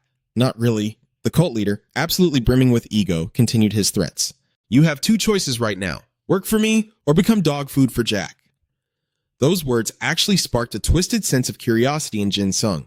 So, what kind of monster will your idea turn me into? Hearing that, the cult leader suddenly realized that this kid already knew everything about his power. This only made the old man even more intrigued. Oh, you've already deciphered my idea? Quite the fast learner, aren't you? He probably thought Jin Sung was just bluffing and didn't plan to answer, but Jin Sung was dead serious. Well, come on then, do it. I'm actually really curious. This sheer audacity caught the cult leader so off guard that he blurted out, "What?" Ignoring the man's shock, Jin Sung stubbornly pressed on. I want to know exactly what I'll become once I'm infected by your idea. Jin Sung's dark eagerness to be turned into a killer made the cult leader burst into a highly satisfied laugh. He was more than happy to oblige. Very well, he agreed, even offering Jin Sung some twisted, heartfelt advice. I see a boundless well of potential inside of you. You have what it takes to completely shatter the limits of humanity. Yes, embrace it. Free yourself from the pathetic moral chains of mortal men. Without a second of hesitation, he activated his idea on Jin Sung, declaring grandly, we will stand shoulder to shoulder, slaughtering every last fool who dares to oppose us. The cult leader unleashed the disobedience of the 10 Commandments. He poured his energy into hypnotizing Jin Sung, desperate to mold him into the ultimate weapon for his wicked cult. Now go and slaughter everyone you've ever wanted dead. After the manipulation took hold, Jin Sung's demeanor shifted into something deeply unnatural. The cult leader gloated, fully believing he had successfully enslaved this poor lost lamb for the rest of his life. But unfortunately for him, reality hit hard. Jin Sung snapped right back to normal, even throwing a mocking smirk his way. Is that really it? Why isn't your little brainwashing trick working? The fact that the hypnosis completely failed hit the cult leader like a lightning bolt. He was absolutely dumbfounded. Impossible! There is no one in this world who doesn't harbor some kind of resentment. Of course there is. Hearing the old man's disbelief, Jin Sung replied with icy calmness. Oh, I've got plenty of resentment. Your power is just too pathetic to trigger it. The real reason Jin Sung broke free from the hypnosis was the sheer suffocating mass of trauma buried within his mind. My soul is already overflowing with hatred. I've definitely grown stronger, but I had to chain down those dark emotions and bury them deep within the abyss of my heart. Even now, I'm not entirely sure if I can safely awaken even a fraction of that rage. Despite his lingering doubts about his own self-control, Jin Sung suddenly erupted with a sky-shattering murderous aura. He growled, his voice dark and heavy. I have this much absolute hatred inside me, and you seriously couldn't see it? Feeling the crushing weight of that killing intent, the cult leader was paralyzed with terror. What? The old man gasped for air, suffocating under the overwhelming pressure of Jin Sung's bloodlust. Realizing things were spiraling out of control, he frantically called out to Jack, violently changing their battle plan. At that exact moment, Jin Sung locked his eyes on Jack, a dangerous thought crossing his mind. What if I could force an awakening, just like she did? The idea of forcibly boosting his power left him conflicted. Should I actually try it? In truth, a deep-seated fear was still holding him back. What if I lose my mind entirely, just like last time? He was terrified that the consuming madness would trap him forever. I'm scared I'll turn into a monster. Yet deep down, Jin Sung knew the cold, hard truth. If he didn't tap into that madness, how the hell was he supposed to fight a total psycho like Jack? But if I want to make it out of here alive, there's no other way. If I don't go all out, she's going to butcher me. His mind flashed back to the promise he made to Li Xin back at the hospital. I will keep pushing forward. Talk is cheap, though. In reality, he was an anxious, terrified mess. I sounded so damn confident back then, but the truth is, I have no idea what the hell to do right now. If I let the madness take over, will I even be able to control myself? But then he remembered how Li Xin had placed his absolute trust in him. I believe in your potential. Of course, Jin Sung didn't share that same unwavering faith in himself. It's just not that easy to trust my own mind. Right at the edge of the abyss, just as Jin Sung was about to completely lose himself, a gentle, painfully familiar voice called out, snapping him wide awake. My son. For a fleeting moment, he felt like a little boy again. He saw his parents standing right in front of him, smiling as they told him, there is nothing in this world you cannot do. Life is full of endless possibilities. The warmth of their absolute belief in him instantly washed away the chaos in his heart. Always remember, we believe in you. Armed with a newfound faith in his own soul, the dark, monstrous bloodlust faded from his face. Yes, Jin Sung had finally taken control of his mind, but the pure, condensed killing intent rolling off his body was still aimed straight at the heavens. It was an aura so terrifying that even Jack, a completely unhinged serial-killing psychopath, would feel the cold grip of fear choking her throat. What? This killing intent? It's too dangerous. Sensing the overwhelming danger radiating from Jin Sung, she decided to finish him off first. I have to kill him right now. But as she lunged into his bloodlust, she never expected to be completely paralyzed by it. Am I being pushed back just by his aura? Seeing her suddenly freeze, the cult leader frantically urged her on. What the hell are you doing? Kill him! Of course, she was painfully aware that she couldn't do a thing. And if she tried, she'd be dead meat. I can't do it. If I take one more step, I'm dead. Right at that moment, a heavy thud echoed through the air as someone suddenly collapsed to their knees. It seemed Jin Sung's bloodlust and psychological pressure had completely broken the members of Delta 4, leaving them rambling in madness. No, I'm so scared. No, I'm going to die. No, please, I don't want to die. Meanwhile, Jin Sung was desperately telling himself to release the killing intent, to push it out of his body. Suddenly, a dark voice echoed in his mind, commanding him, kill them. The psychological phantom haunted Jin Sung, trying to hypnotize him. Look at them. There are so many preys right here. Don't you want to slaughter them? It used its twisted words to manipulate him into doing its bidding. Just imagine the beautiful rivers of fresh blood we could create. He was still fully conscious, fighting back with everything he had. No, if this kept up, he'd be completely swallowed whole.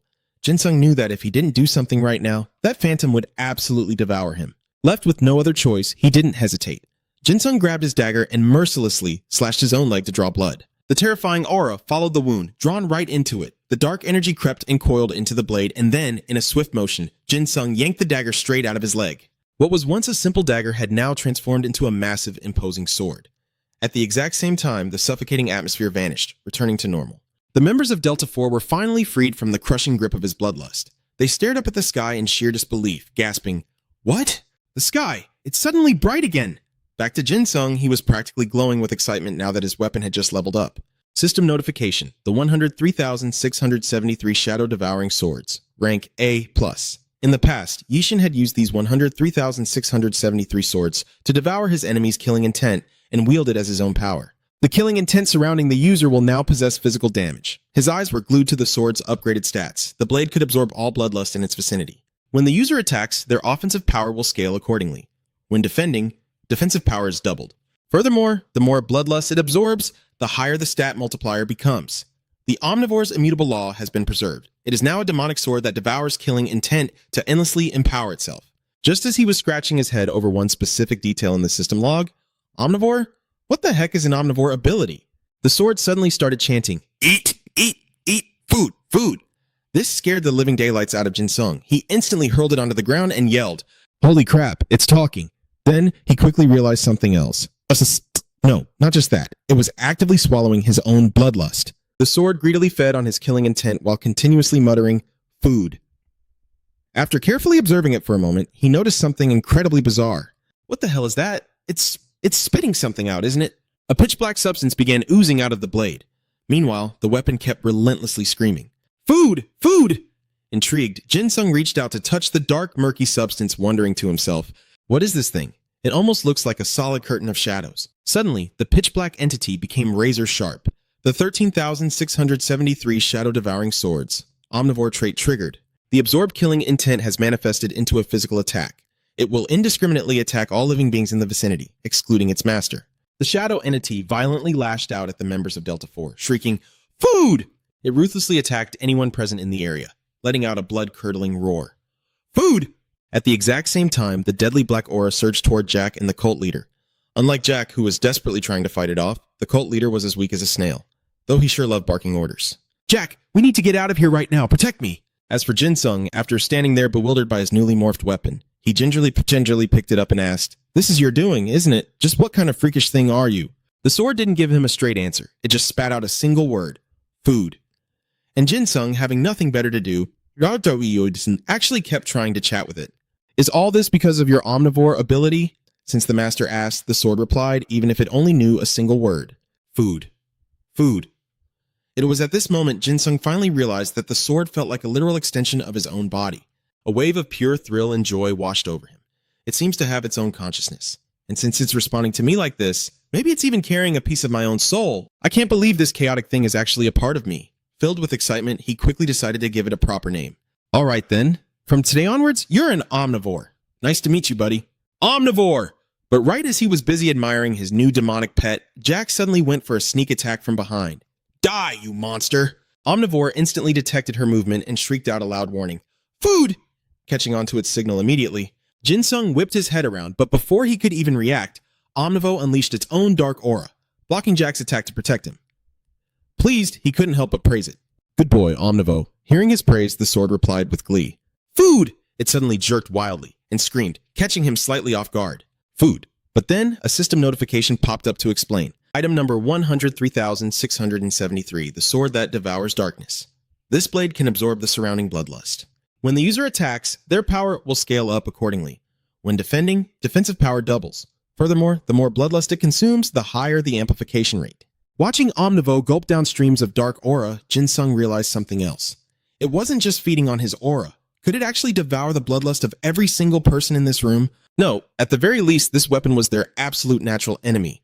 A smug grin crept onto his face as he leveled the blade at Jack and mocked her.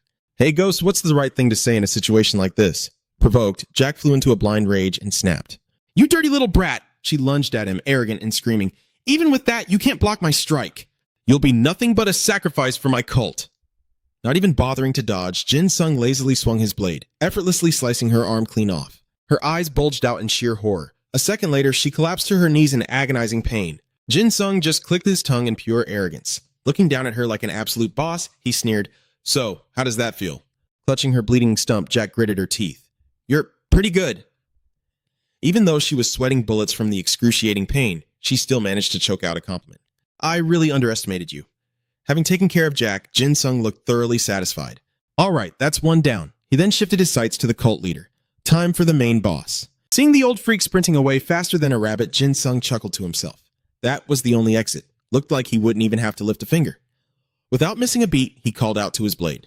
"Let's go, Omnivore!" On command, the sword blasted a wave of pure dark aura straight at the cult leader. Terrified out of his wits, the old man started screaming at his brainwashed minions. "Protect me! Defend your master!" The brainwashed cultists blindly threw their bodies in front of Omnivore's path. "Protect the master! Hurry!" Seeing this pathetic display, Jinsung scoffed. "And just where do you think you're going?" But right as he was about to strike, the half-dead Jack desperately lunged and grabbed his ankle. She yanked it hard, catching him totally off guard. Huh? Thanks to that, his attack veered entirely off course.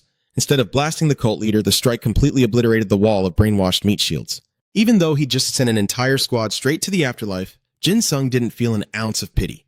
Instead, he was too busy marveling at his sword. Man, this aura was insane. With a dismissive kick, he punted Jack away and bolted after the cult leader. But damn it, the old bastard was already gone.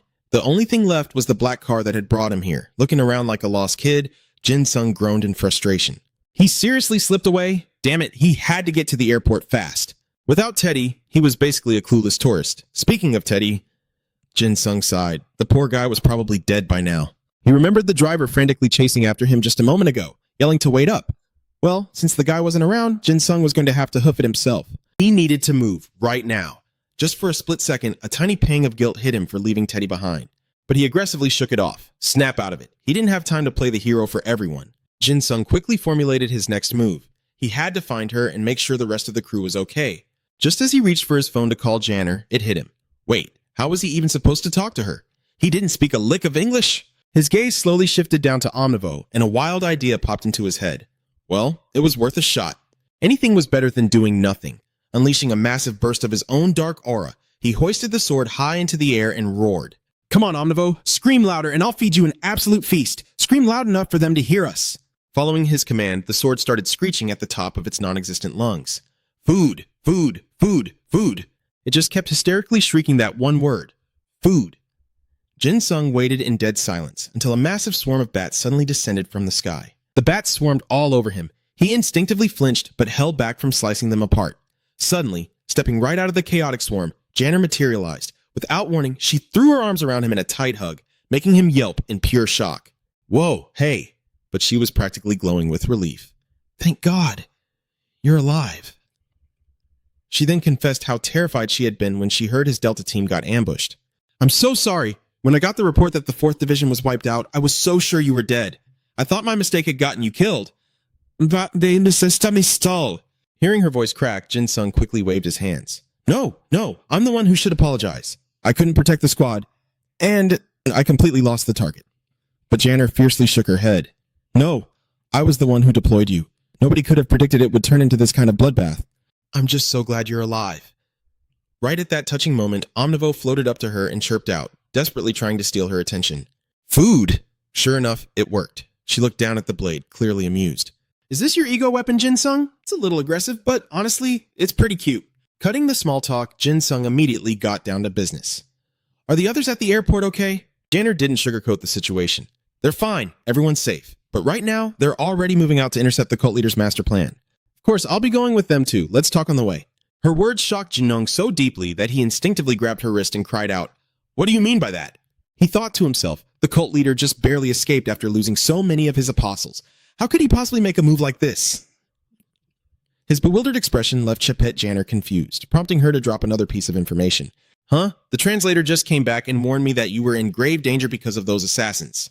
He even told me all the details about how you figured out the cult leader's plans. Amidst her explanation, one specific detail caught his attention. The translator? You mean Teddy? She quickly nodded, asking further. Yeah, is there a problem?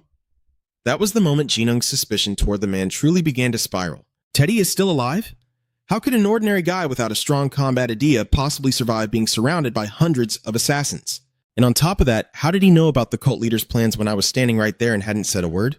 Just then, Chapet Janner pulled out a ring and explained. Teddy gave me this ring. He said that if I wear it, we can communicate without him having to be here. Instantly, the system displayed the information regarding the ring's abilities. The Slaughter King's Ring. The wearer can communicate with any target without sharing a common language. This effect can also be applied to anyone sharing the same space as the wearer. Furthermore, this communication ability can be temporarily transferred to another person. This sent Jinung into a deeper panic, as he realized that Teddy's original idea was completely different from what was happening right now. His idea has changed completely. It used to be just a simple translation skill. Terrified that something horrific was about to unfold, Jinung frantically asked, Where is he? Where the hell did he go? Still totally oblivious to the rising danger, Chapet Janner calmly replied that he had already left with his team, heading straight for the Jors Island prison. The moment those words left her mouth, a chilling wave of terror crashed over Jinung. The prison? No. It can't be. Seeing him freeze in absolute dread, Chapet Janner finally looked alarmed and quickly asked him, What's wrong? Talk to me. But right now, Jinung was entirely consumed by his own terrifying thoughts. Don't tell me, is he using those resentful prisoners to ambush my teammates? Forcing himself to speak, Jinung desperately asked about the prison's population. How many death row inmates are locked up in there right now? Chapet Janner estimated for a moment before answering, roughly 3,000. That number hit Jinung so hard he almost passed out. 3,000? If my gut is right, and he's taking control of their minds, that means he just gained an army of 3,000 bloodthirsty murderers. Knowing exactly the kind of massacre that psychotic cult leader was capable of, he had to stop a literal river of blood from flowing. He urgently yelled out, We have to stop him! If he pulls this off, his cult is going to paralyze the entire city. We need to get to that prison right now. Seeing him so frantic, Chapet Janner gently tried to calm him down. Take a breath. We are already heading there. Suddenly, chirped up twice. Food! Food! At that exact moment, Janner's radio cracked to life with an incoming signal. While this chaos was unfolding in America, halfway across the world in Beijing, absolute terror had broken out. Citizens were sprinting for their lives as horrific screams echoed through the streets. Run! Amidst the stampede, a terrified little child held tightly in their mother's arms cried out, Mommy, what is that thing? Looming over Beijing was the creature ranked third in Daniel Emmern's legendary book, Monsters Capable of Threatening Humanity. A colossal monstrosity materialized on the rooftops, sending the masses into a screeching frenzy. Monster! The system confirmed its identity. The third-ranked beast from Daniel Emmern's records, carrying an SS rank idea. Standing in its way was Xiaolan, widely hailed as the strongest man in the world, wielding an SSS rank idea, desperately trying to hold the beast back. Proving exactly why he held the title of the world's strongest, Xiaolan engaged the monstrosity in a world-shattering duel. The beast possessed such apocalyptic physical strength that a casual swipe of its claws was enough to completely shatter the earth. However, the sudden arrival of another hyperlethal monster pushed the situation into absolute despair. Bursting out of nowhere, this new nightmare began slaughtering everyone in sight.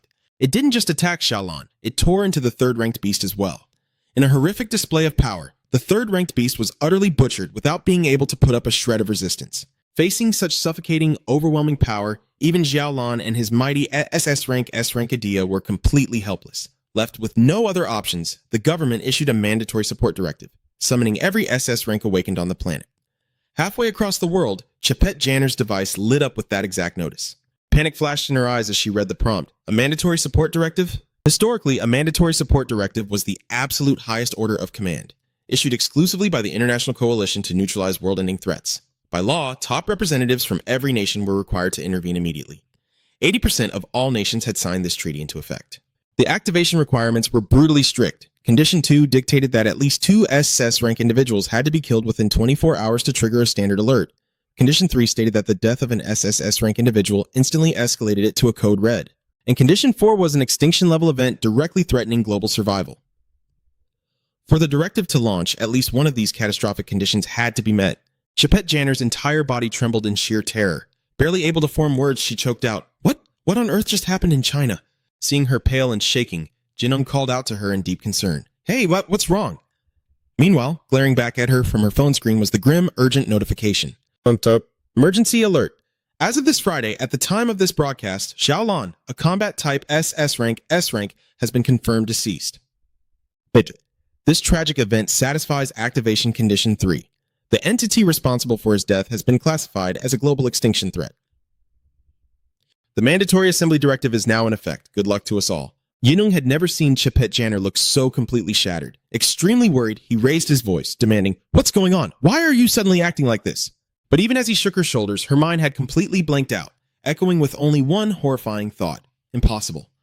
Xiaolan is dead? The absolute strongest, the only SSS rank in all of China, is dead? Jinsung kept shaking her, but when Chapet Janner still did not respond, his patience snapped. Hey, is there something wrong with your phone? He yelled. Only then did her cold voice cut through. Jinsung! Her tone was dead serious. What you are worried about right now is that Teddy is the traitor, and the cult leader is heading to the prison to spread his influence. Is that right? He confirmed it without missing a beat. Yes, around 3,000 assassins could be unleashed on New York. Suddenly, a rapid-fire interrogation sparked between them. Chapet Janner pressed on. How much damage do you think that will cause? Will all of New York be destroyed? Seeing her grim expression, Jinsung frowned in confusion. Well, probably not that bad. Seriously, what kind of message did you just get? Without holding back, she revealed that the world might be facing total annihilation, an unimaginable catastrophe threatening the very survival of humanity. Jinsung was left in absolute shock. What? What do you mean? Chapet Janner did not answer him. Her eyes remained glued to her phone, her mind currently racing with a million chaotic questions. The President of the United States must have been informed by now. They are mobilizing all SS rank fighters to the battlefield right after a SSS rank just died? This is way too dangerous. Suddenly, she placed her hand on Jinsung's shoulder. Chapet Janner declared coldly, I cannot go to the prison. Jinsung panicked and yelled, What? I don't know what the hell is going on, but a traitor is heading to that prison with my teammates. This is an absolute emergency. Just as he firmly insisted that they needed her there, Chapet Janner grabbed his hand and said, I believe in you. In that very moment, she handed over the command of her entire army to him. I am giving you full command of the forces I leave behind. Go to the prison, stop the cult leader, and save your friends. As she spoke, she pressed a ring firmly into his palm. It was the ring of the Slaughter King. Hearing that Chapet Janner was handing over absolute authority of her troops to him, Jinsung asked seriously, What about you? She answered honestly, I am heading to Beijing. Before teleporting away, she demanded a promise from him. But here, it's assassin, we must avenge Squad 4. You can do that, right? Without a single second of hesitation, he declared fiercely, Yes, just leave it to me. Chapet Janner was satisfied with Jinsung's confidence and replied, All right, then I will place my trust in the kid Li Xin brought here. Before leaving, she left him with one final warning. Countless lives are on the line, so give it everything you have got. Jinsung nodded. I will. Right as she was fully teleported to China, she called out loudly, I am leaving it all to you. A little later, at the Rikers Island prison, Jinsung was escorted to the facility. Just as he was about to ask the mayor for a status update, the man stood up and turned to him. You are finally here. As the mayor mentioned, Chapet Janner has told me about you. Jin Sung politely offered his hand for a greeting. Yes, I am Jin Sung. However, the mayor completely ignored his hand, adding dryly, I do not quite get it, but I have been ordered to follow your lead on this mission. This made him feel a bit awkward, but he forced a smile and asked, what is the situation? The mayor pointed at the security monitors and said, you will understand if you look at the cameras. As soon as Jin Sung saw the inside of the prison through the screen, he jolted in absolute shock. He spotted the cult leader, the exact same guy who had run away faster than a rabbit earlier. The cult leader was already inside the prison. What is worse, he saw the inmates bowing and praying to the man like it was completely normal.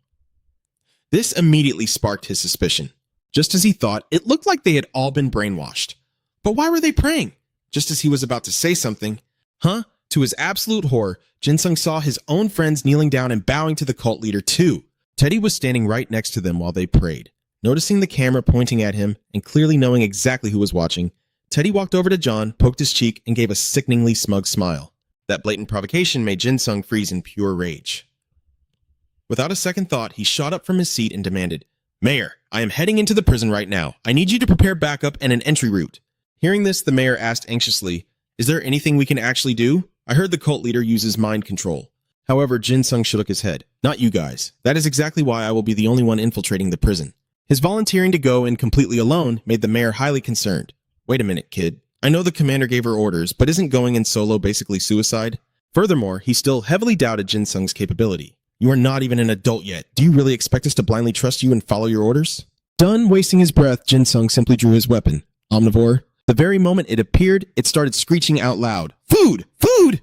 Jin Sung glared at the mayor with a blunt threat. My friends are in danger, so I highly suggest you do not get in my way. Omnivore's terrifying killing intent oozed into the air, leaving everyone in the room stunned and terrified. What the hell is this? Meanwhile, Omnivore kept screaming for food like usual. The mayor, now thoroughly spooked, stuttered out a question. Is this killing intent coming from you? A colleague beside him groaned in extreme discomfort. The pressure, it is suffocating. To avoid wasting any more time arguing, Jin Sung offered a compromise. Look, I know me giving you orders does not sit right with you, so I will let you guys act freely. He layered it with enough intimidation that the mayor, though frustrated, could not do a single thing about it. But I am also going to do things my way. Please understand. Left with no other choice, the mayor finally directed him to a secret passage into the prison. There is a maintenance route the guards usually use. It is a shortcut leading straight to the first floor corridor. Take that path. Jin Sung navigated the dark passage for a bit until he finally found a door. This must be it. He slowly pushed it open, and the very first thing that caught his eye was a silhouette waiting for him. Teddy, who had clearly been standing there for a while, greeted him with twisted delight. You are finally here? Just as Jin Sung was about to demand answers, an intense wave of pain suddenly struck him, forcing him to drop his head in agony. Give it your best shot, kid. No matter how hard he struggled to lift his head, he couldn't do a damn thing. What the hell? Why can't I even lift my head? What's that? Meanwhile, Teddy stood right next to him, reveling in the sight. He clapped his hands, mocking him with a nasty grin. You Koreans really are from the most polite country in the East, always bowing. Realizing he was being controlled, Jin Sung's blood boiled. He ground his teeth together, cursing the bastard in his mind. The clown just kept casually taunting him. Oh, look at those terrified eyes. After struggling with all his might, Jin Sung finally regained just enough control of his body to hurl the ring straight at Teddy. He effortlessly snatched the ring out of the air and chuckled. You really know how to put a ring to good use. As the ring returned to its master, Teddy's true abilities were instantly restored. The system immediately bombarded Jin Sung with a barrage of notifications revealing his true ego. Rank B, Murderous Ego, the Killer Clown. Serial killer John Wayne Gacy deceived his community for a long time under the guise of a volunteering clown. His targets were always the youth. Clown's disguise. If the target is younger than the user, they absolutely cannot perceive the user's true appearance or nature. Psychopathic killer. Targets younger than the user are forced to bow their heads in his presence. Combat capability ranges from rank D to rank A, depending on the conditions. Skimming through that massive info dump, Jin Sung muttered bitterly, if it weren't for that clown disguise effect and that damn ring, I would have never figured out Teddy's true identity in my entire life. What a sickening ability. At the exact same moment, Teddy flashed a sinister grin and asked, don't you think handing me this ring was a massive mistake? Right as that arrogant bastard was busy running his mouth, I've made up my mind. No more hiding. Deciding that the outcome was already set in stone, Jin Sung drew his blade Omnivore and called out to him with a menacing growl. Hey! His shout ripped Teddy's attention away, making the clown blink in dumbfounded surprise. Huh? But before the freak could even process what was happening, Omnivore slashed him in a blinding flash. Surprisingly, this didn't scare him at all. It only made the lunatic even more thrilled. So fierce! Jin Sung unleashed his murderous aura, letting it flood the room as his voice dropped to a deadly tone. The outcome is set in stone? I think the exact opposite. Teddy found the boy's arrogance utterly hilarious. You look absolutely terrifying right now, kiddo, but I really hope you don't think I just waltz in here without a backup plan. The moment those words left his mouth, the shadowy figure of a mind-controlled John appeared right behind him. Ta-da! Seeing his friend in that state, Jin Sung gasped in pure panic. A hostage! Sensing the boy's hesitation, Teddy grew even more smug and dramatically raised his voice. Oh, come on now. Why would you use such an ugly word? I just want to have a nice little chat. Let's settle this peacefully, shall we? Of course, Jin Sung didn't buy a single word of his bullshit. In fact, he found it laughably absurd. Peacefully? The sword, omnivore in his hand, seemed to perfectly sense its master's raging thoughts, shrieking wildly in his mind. Food! Food! Food! Right now, his heart was entirely consumed by the fear for his friend's safety. Peacefully? After taking my friends as hostages? His murderous aura erupted, growing more oppressive by the second. Pushed past his breaking point, he practically roared his declaration. I am going to kill you. Seeing that the boy was genuinely ready to send him straight to hell, Teddy panicked, throwing both hands in the air. Wait, hold on. I'm just a messenger sent to escort you to the cult leader. Obviously, Jin Sung had zero intention of letting this freak be his guide. At this point, he only wanted to make him pay in blood for pissing him off. I will find my own way, and you are going to die right here. Jin Sung's suffocating bloodlust totally engulfed Teddy, leaving the clown so petrified he couldn't even form a coherent sentence. Yet he still had the nerve to flip Jin Sung the middle finger, cursing out, "You little bastard, throwing a tantrum like that?" Jin Sung decided to just execute him without wasting another breath. Drop dead! But before he could even swing his blade, Teddy forced John and Do-hoon to start mutilating themselves. The gruesome sight made his heart drop, forcing him to abruptly halt his attack. Damn it! He snapped his head toward the other two, only to see them doing the exact same thing. Sick with worry, he screamed their names at the top of his lungs. Realizing he absolutely could not face this lunatic head-on with his friends' lives on the line, Jin Sung frantically scrambled for another plan. Teddy couldn't be controlling them entirely on his own. That meant his master was watching from somewhere nearby. If that was true, his friends were in mortal danger. Left with no other choice, Jin Sung swallowed his rage and gave in to Teddy's demands. Fine, have it your way. Just make it quick.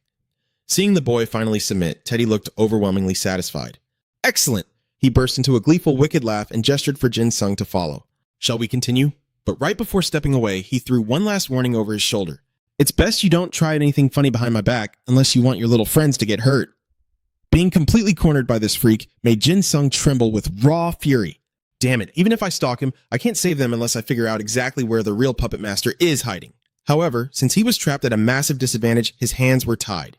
Yet he knew if he let this chance slip, there wouldn't be another. He would literally die right here and now if he was even a little careless.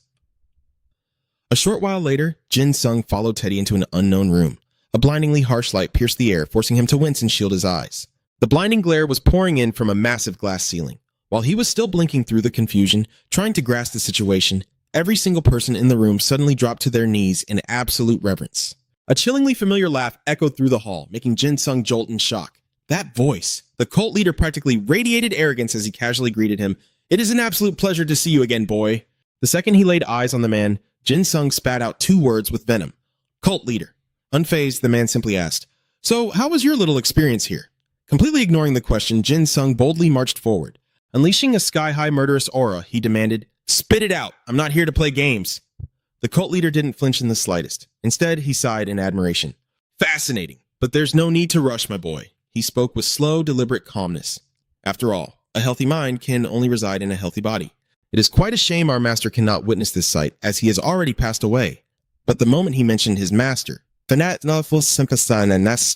fanatic's face twisted into an expression of pure, blissful reverence. Through his glorious sacrifice and my tireless efforts, we have finally reached this very moment. Not giving a single damn about the lunatic's delusional rant, Jin Sung leveled the tip of his blade straight at the man's throat and declared in an ice-cold voice, "I don't care how far you've made it, cult leader, because no matter what you do, you are already a dead man. You know exactly how to free my friends. And I know, if you die, these prisoners will break free from your mind control." His voice dropped into a deadly growl. "So you better brace yourself, pieces, because right now I am beyond pissed." But the cult leader didn't even flinch at Jin Sung's threat. Instead, the old man just casually smirked. "You really have no idea why I chose this place, do you?" Jin Sung shot back coldly. "Enlighten me. To summon an army of assassin puppets?" But the cult leader just scoffed at the answer. "You think it's that simple?" The old man's words sent a chill of warning down Jin Sung's spine. Wait, if that wasn't his main goal, then why the hell are we here? Right on cue, the cult leader made his grand declaration. You were wondering why I didn't fear you, or that bloodsucker of yours, weren't you? Allow me to show you. With manic excitement, he roared his command. Let the ritual begin! Instantly, an eerie light crashed down from above and blood splattered everywhere. Jin Sung stared in absolute horror. What the hell? Why are they slaughtering each other? Bathed in that sinister light, every single prisoner lost their minds, tearing into one another like rabid beasts, and echoing over the sickening sounds of flesh and bone was the cult leader's psychotic laughter. These assassins, they all need to die.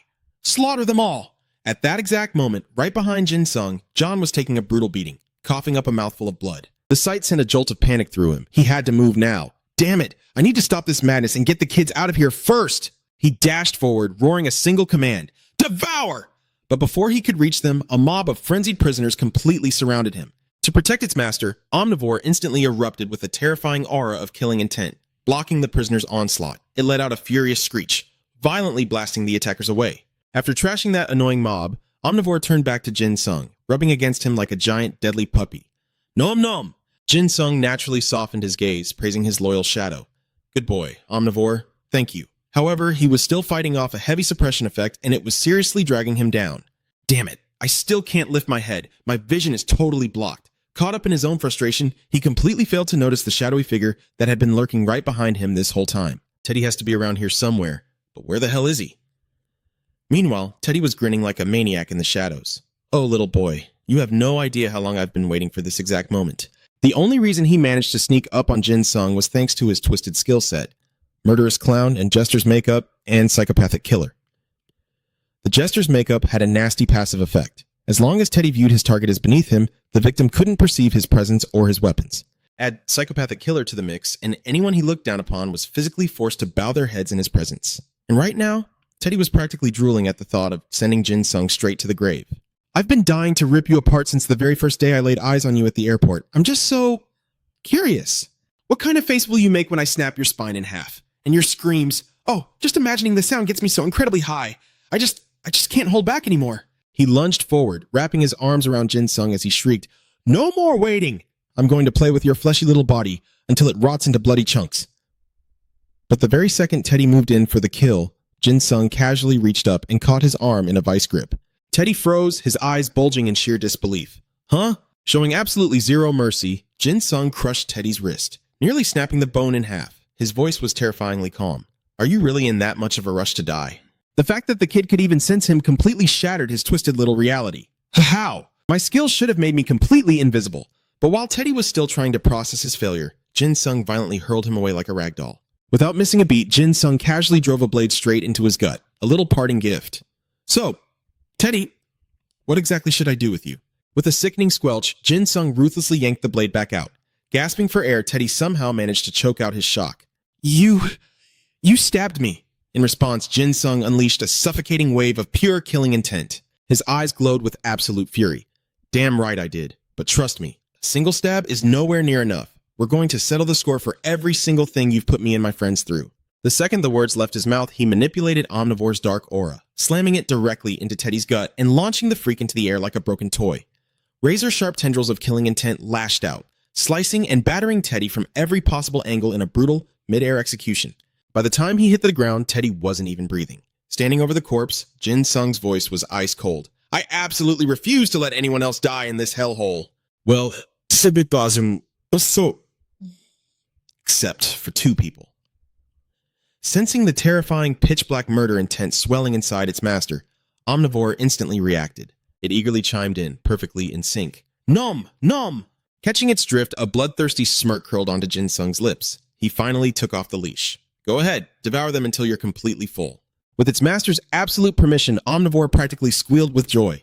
Like a starving beast unleashed at a buffet, it hurled itself straight into the swarm of berserk prisoners. Nom nom nom! Right at that moment, a system window flashed before him. Notification, item number 103,673, the Shadow Blade.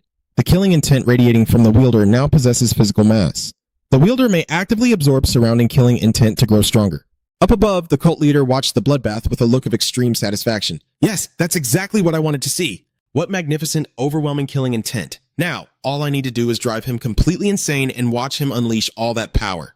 Refusing to be bogged down by the mobs again, Jin Sung barked out an order. Omnivore, wall off those prisoners. Ever the obedient shadow, it squealed its signature "Nom" and formed a massive blockade. With Omnivore holding off the endless waves of crazed inmates, Jin Sung instantly bolted straight toward his battered friends. After a quick scan of their condition, a massive sigh of relief escaped his lips. Thank God, it looks like it's just minor injuries. All right, I can't let these idiots keep beating the crap out of each other. Without a second thought, Jin Sung delivered a swift, merciless chop to the back of each of their necks. Sorry I took so long, guys, and sorry for the concussion, but I really need you all to take a nap right now. After effectively knocking his own team out cold, he went the extra mile and tossed them straight into his spatial inventory prison. It was the only way to guarantee they wouldn't get caught in the crossfire. He felt a tiny twinge of guilt for knocking out his own buddies, but he definitely didn't regret it. Looking back over his shoulder, he couldn't help but smile. Looks like Omnivore is really enjoying the all-you-can-eat buffet. They'll be in a bit of pain when they wake up, but hey, it beats dying.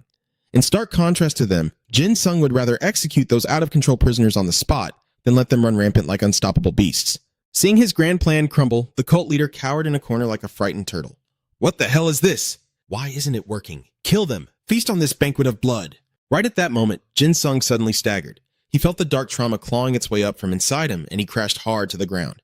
He knew exactly what was happening. Omnivore had absorbed way too much killing intent, and now it was taking its toll on him. Without warning, a bloodthirsty smirk crept onto Jin Sung's lips. Realizing he was on the verge of losing his mind, he immediately clamped a hand over his mouth. Struggling to force himself back to his feet, he desperately tried to anchor his sanity. No. Snap out of it. You have to stay conscious, you have to control it. Focus, damn it, focus! I have to keep the casualties to an absolute minimum. Seeing Jin Sung hesitating instead of going on a total massacre, the cult leader lost his patience and shrieked, "Why aren't you slaughtering them?" He howled in absolute fury. Why? For what goddamn reason are you setting them free?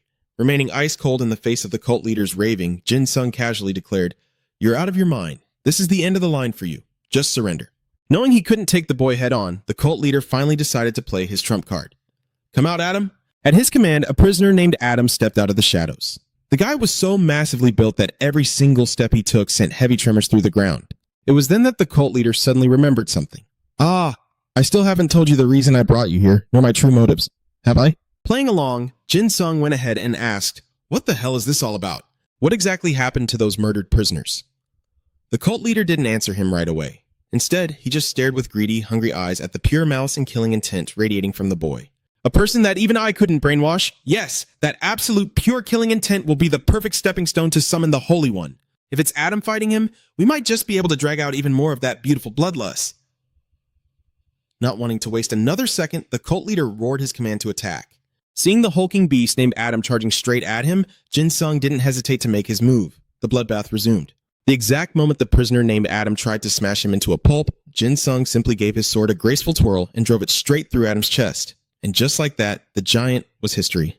That gory spectacle only made the cult leader even more euphoric, deepening his desperate obsession to drag Jin Sung over to his side. He actually killed Adam, with just a single strike! Right in the dead center of Adam's chest was a massive gaping hole. The giant collapsed to the ground with a deafening thud. Jin Sung aimed the blood-soaked tip of his blade right at the cult leader's face, leaving the old man trapped between sheer terror and sick ecstasy. Refusing to waste another breath on him, Jin Sung laid it out. "Cult leader, it all ends here." Realizing the boy was about to send him straight to the afterlife, the cult leader scrambled frantically to win him over. How could someone dripping with such immense killing intent refuse to join our grand ritual? Naturally, Jin Sung didn't give a damn about his empty garbage. "If you love your little ritual that much, I'll personally help you become a part of it," he even added with a chillingly soft tone. How does that sound? Once again, the cult leader was so paralyzed by fear that his legs gave out, his face drained of color as he shrieked, Are you actually going to kill me?" Seeing the pathetic state of the man, Jin Sung shot back a mocking glare. "Oh, so you're afraid of dying? How could you do all those atrocious things to others and then cower like a miserable rat when it's your turn?" Unwilling to accept that he was about to become a ghost, the cult leader stubbornly spat back. "Why should I be the one to die here?" He kept screaming out his delusional nonsense, annoying Jin Sung so much that the boy casually drove his blade right through the man's leg. "My sacred mission is to liberate humanity!" Gritting his teeth, Jin Sung interrogated the madman. "Do you have any idea just how many innocent people have died because of you?" Surprisingly, this intense hatred from the boy only thrilled the cult leader even more. He started spewing his fanatical garbage all over again, earning himself a second brutal stab directly into his other leg. "Some will be blessed with true freedom, while the rest are merely tools used to secure that freedom. There's a difference." Raising Omnivore high into the air, Jin Sung muttered, "I actually considered sparing you for a second, but I really should just silence this annoying mouth of yours once and for all. You talk way too damn much. As Jin Sung hoisted his sword for the killing blow, the terrified cult leader whipped around and scrambled to run for his life. But before Jin Sung could even bring the blade down, a massive explosion erupted right behind him. Meanwhile, high in the skies over Beijing, a radio transmission crackled to life inside a military fighter jet. "This is Chapette Janner. Do you copy? Over?" Navigating her jet through the clouds, she radioed in her sitrep. "I've got a bird's eye view over Beijing, but right now, I'm not seeing a damn thing. Do you have eyes on anything down there?" The voice on the other end of the comms quickly replied, "Li Xin here. Janner, I've got zero visuals on my end too. We're prioritizing the rescue of the remaining survivors first." Hearing this, she was caught slightly off guard and asked to confirm. "Remaining survivors? Wait, there are actually people still alive down there?" Li Xin immediately confirmed. "Yeah, it looks like Xiaolan pushed himself to the absolute limit to protect them." He went on to explain that it was entirely thanks to his sacrifice that anyone made it out alive. Beyond his SSS combat power, he really showed us what SSS level saving grace looks like. He truly was a man of incredible caliber. Yet, thinking about everything Xiaolan had done right up until his dying breath made a heavy wave of sorrow wash over Janner. I still can't believe that he's actually gone. On the other end of the line, there was a glaring detail that Li Xin still couldn't wrap his head around. But it's just so bizarre. That monster completely annihilated Xiaolan. So why the hell did it just up and leave? Just then, Janner suddenly asked, "Did you hear something else?" Prompted by her question, Li Xin relayed a piece of chilling intel he'd picked up. "According to the reports I've received, the monster that killed Xiaolan just stared up at the sky for a moment. It muttered something about the stench of blood being too thick, and then it completely abandoned central Beijing." Hearing those exact words, a sudden realization hit Janner like a truck. The stench of blood. Jin Sung. Then she panicked and blurted out that the monster was chasing him. On the other end of the line, Li Xin couldn't make out what she was saying. Growing anxious, he shouted, "What did you say?" "What are you talking about? Speak up, I can't hear a damn thing." Suddenly, she screamed at the top of her lungs, "It's already in New York! The kids you sent to New York are in grave danger!" Meanwhile, back with Jin Sung, a sudden deafening explosion from out of nowhere had just cost him his only chance to finish off the cult leader. Furious, he snapped his head around, wondering, what the hell was that? But right in front of him loomed a massive, towering shadow. The creature glared down at him with eyes full of wicked amusement, its voice a dark threat. "My, what an interesting bloodlust you have. Don't mind me. Just keep doing exactly what you were doing. Though, honestly, if you stop now, I'll just slaughter every last one of them." Seeing the monstrous entity arrive, the cult leader's face suddenly lit up with pure ecstasy. "Greetings, I knew you would come for me." "Welcome, my lord," he praised, looking completely unhinged as he rambled on. "Look at this. I was right, wasn't I? A massacre is the only way to summon a god to this world." His face twisted into a mask of arrogant pride as he declared, "I wasn't wrong. Humanity will finally evolve, all thanks to my unbreakable faith." The cult leader then turned his eyes to Fox, begging with sickening devotion, "Oh my god, come to me, come. Let me be the very first to transcend to the next stage of evolution." Fox stared back at the rambling cult leader, its eyes dripping with utter disgust. Right as the old fool was gloating, convinced he was about to receive divine power and evolve, the monster casually swiped its claw, sending him straight to the afterlife in an instant. The sudden, brutal strike left Jin Sung flinching in pure shock. Fox finally spoke, its voice dripping with contempt. "What kind of garbage are you spouting?" Then, shifting its deadly gaze back to Jin Sung, "As for you, if you're not going to show me some real violence, then I, the fourth, will just have to annihilate you." Hearing this, Jin Sung frowned, narrowing in on a specific detail he just caught. "The fourth?" Seeing the human boy size it up with calculating eyes, Fox didn't get angry at all. Instead, it let out a thrilled laugh and urged him on. "Oh, that's a fierce look. Come on, enough with the nonsense. Show me your true, raw power." But suddenly, Jin Sung dropped a single sentence that made Fox freeze dead in its tracks. "The fourth, huh? I already slaughtered the first, so why don't you scurry along and buy yourself a little more time to live?" After a brief moment of stunned silence, Fox burst into manic laughter, convinced Jin Sung was just talking big. The first? Ha! No matter how weak the first might be, there is absolutely no way a bug like you could have killed it. Highly amused, the creature threw out a dark challenge. Well then, allow me to introduce myself. I am a being just like him, but on a completely different level. A creature like me, who lives and breathes pure violence, does not know the meaning of fear. If you truly killed the first, then prove it to me with your strength. Hearing its arrogant roar, Jin Sung kept a perfectly cool composure and replied, "Oh, the power is definitely there." Right at that moment, the nearby prisoners finally began to groggily wake up, breaking free from their mind control. "What? Why am I here?" But before they could even process what was happening, the suffocating killing intent pouring out of Jin Sung sent them into a sheer panic. Jin Sung casually sighed. "But as you can see, I'm a little worn out right now. Can we take a rain check for next time?" Rejected, Fox immediately dropped its amused act, its aura turning utterly grim. "Well then, I suppose I'll just have to slaughter every single person in this room. Hearing that brutal declaration terrified the waking prisoners all over again. Whoa, what? Fox slowly raised its massive claw, lightly scraping it against the stone wall as it growled. If you don't show me a level of violence that matches the stench of blood on you, then you will die right here. Instantly, the entire wall crumbled to dust, sending the terrified prisoners scrambling for their lives as they shrieked, "Help! Somebody save us!" Yet, Jin Sung didn't flinch. He just stood there, torn on whether or not he should fully release the dark aura sealed within his body. Do I really have to rely on that power again? I haven't been able to fully unleash my killing intent ever since that guy showed up. After quickly weighing his options and finding no good answer, he looked up, trying to negotiate with the beast. I'm telling you no! Is there seriously no other way around this? Seeing the boy hesitate, Fox lost all its patience and roared, "Then forget it. Every single soul here, including you, will be crushed by my absolute frenzy." The second the words left its mouth, it lunged. The ground violently quaked beneath them. The sudden explosive attack caught Jin Sung off guard, forcing him to curse out loud. "You crazy bastard!" He couldn't afford to hesitate for another second. He frantically gripped his weapon, Omnivore, and shouted a desperate command. "Omnivore, absorb everything! Shield them all!" Obeying its master's desperate plea, Omnivore violently erupted, unleashing its own monstrous aura to counter the attack. "Food!" the weapon hissed. Meanwhile, Jin Sung gritted his teeth, fiercely motivating himself to stay conscious. "I can do this! I will do this! I have to hold on!" Moments later, thick clouds of debris and dust settled over the battlefield. Utterly drained, Omnivore weakly whimpered just 2 words. "Need food?" Barely able to stand, Jin Sung called out to it with a trembling, exhausted voice. "Omnivore!" But as the dust cleared, a horrific sight slammed into his vision. Several of the innocent prisoners lay completely crushed beneath massive chunks of the collapsed wall. Seeing the gruesome carnage, his voice broke into a terrified shudder. "The prisoners... no." He cursed Omnivore, but deep down he was agonizingly blaming himself for failing to protect them. I told you to shield them." Just as the words left his lips, Jin Sung's legs gave out and he collapsed heavily to the ground. He knew his body was in an unimaginably pathetic state. He didn't even have an ounce of strength left to maintain his Ida form, let alone wield Omnivore. Even after pouring out all my killing intent, I still couldn't stop it, he thought bitterly. I can't keep fighting like this. The crushing guilt ate at him. I managed to save my friends, but did everyone else really just die? Looming over his broken body, Fox mockingly asked again, "So, are you really refusing to fight me?" "Have you thought this through, boy?" Jin Sung clutched his battered chest, wheezing in absolute agony as he snapped back. Damn it, even breathing hurts right now. I've got nothing left."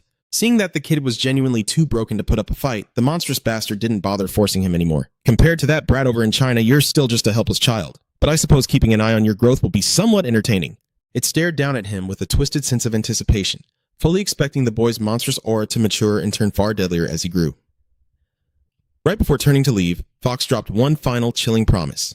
"Very well, I will let you live until you are truly strong enough, but next time, I will show absolutely no mercy." Even though Jin Sung was practically hovering at death's door, he still had enough spit left to fiercely talk back. "Don't make me laugh, you bastard," not even bothering to bicker with the wounded boy. Fox's voice turned ice cold as it declared, "I am heading somewhere with a far greater appetite for violence. I wish to savor every twisted form of human brutality before I return to the Lord." That sinister declaration struck a deep chord of dread in Jin Sung's heart. Is that monster really planning to go somewhere else and repeat this massacre? There's no way the others can handle a monster like that on their own. Gritting his teeth, he forced his shattered body to start standing back up. "It took everything I had just to save you guys." He knew deep down that, right at this very moment, there was no way he could defeat Fox. "No, I don't have time to worry about anyone else. I can't even handle this monster standing in front of me." Jin Sung knew all too well that he wasn't some chosen one. "I'm no hero. I'm not the glorious main character destined to save the world." Yet, right in the middle of that blazing inferno, he somehow pulled out his phone and made a call.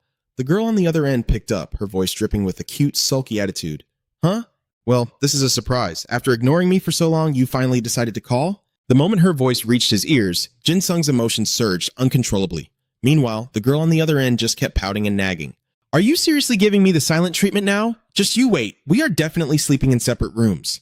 I'll take care of the kids, but you better pay up for child support."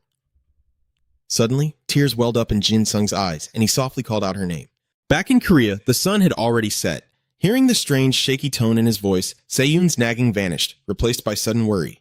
"Wait, what? What's wrong?" Jin Sung had no intention of dragging her into his nightmare, so he forced a gentle tone. "It's nothing. I just really wanted to hear your voice." In that desperate hour, her voice breathed new life into his shattered spirit. "Hearing your voice just now, it made me realize something. Completely oblivious to his life or death situation, she went right back to her playful, dramatic pouting. Oh, really? Wow. Looks like someone's finally grown up. But do you honestly think acting all sweet is going to make me forgive you for ghosting me for so long? Her silly, everyday complaints made him chuckle. In that fleeting laugh, he knew for sure he had zero desire to be a glorious hero or the star of some tragic epic. Out of nowhere, Jin Sung whispered, "Hearing your voice, I finally get it." His cryptic words caught Se-in off guard, making her gasp in confusion. Huh? What do you mean? But Jin Sung already knew exactly what his heart was screaming for. I just want to be a selfish coward. I just want to stand safely on the sidelines and watch it all pass by. With that single selfish wish, the blazing fire ignited in Jin Sung's eyes once again. He gave a soft, lingering smile through the phone. I've got to go. I'm hanging up now. Flustered by his sudden call and abrupt goodbye, Se-in scrambled to get a word in. Hey, wait a minute. Her voice trembled, dropping all the teasing for pure, raw sincerity. I don't know what kind of mess you're in, but you better make it back alive. You hear me? Jin Sung's voice went impossibly soft, yet fiercely resolute. I promise. At that exact moment, the monstrous fox sensed a chilling shift in the air and snapped its head around. A tidal wave of pure, unadulterated bloodlust erupted from Jin Sung, prompting the beast to sneer. Oh, are you actually planning to use violence against me? Fox was absolutely thrilled by the sudden, terrifying aura rolling off the human boy. It grinned wickedly. What is this delicious bloodlust? You seriously think your little tantrum can hurt me? Ignoring the monster's arrogant taunts, Jin Sung made a silent, deadly vow in his heart. Se-yun, I swear on my life, I will never let this thing get anywhere near you. The murderous intent swirling around him whipped up like a violent storm, and the last threads of his sanity finally snapped. A wild, psychotic laugh ripped from Jin Sung's throat, echoing like a deranged serial killer. Blaring alerts flooded his vision. Suicidal bloodlust activated. Willpower level SS rising. Combat synergy. Suicidal bloodlust and vampiric blade level 103,000. 673. Overall combat synergy. SS plus SS rising. The sheer madness radiating from Jin Sung actually made Fox flinch in disbelief. How in the hell are you tapping into soul power in my presence? Wait, you reek of something terribly familiar. It's the stench of a freak who genuinely gets off on pure, unhinged violence. Hearing that, Jin Sung cackled with manic ecstasy. Oh, are you buddies with that pathetic stuffed toy I ripped apart last time?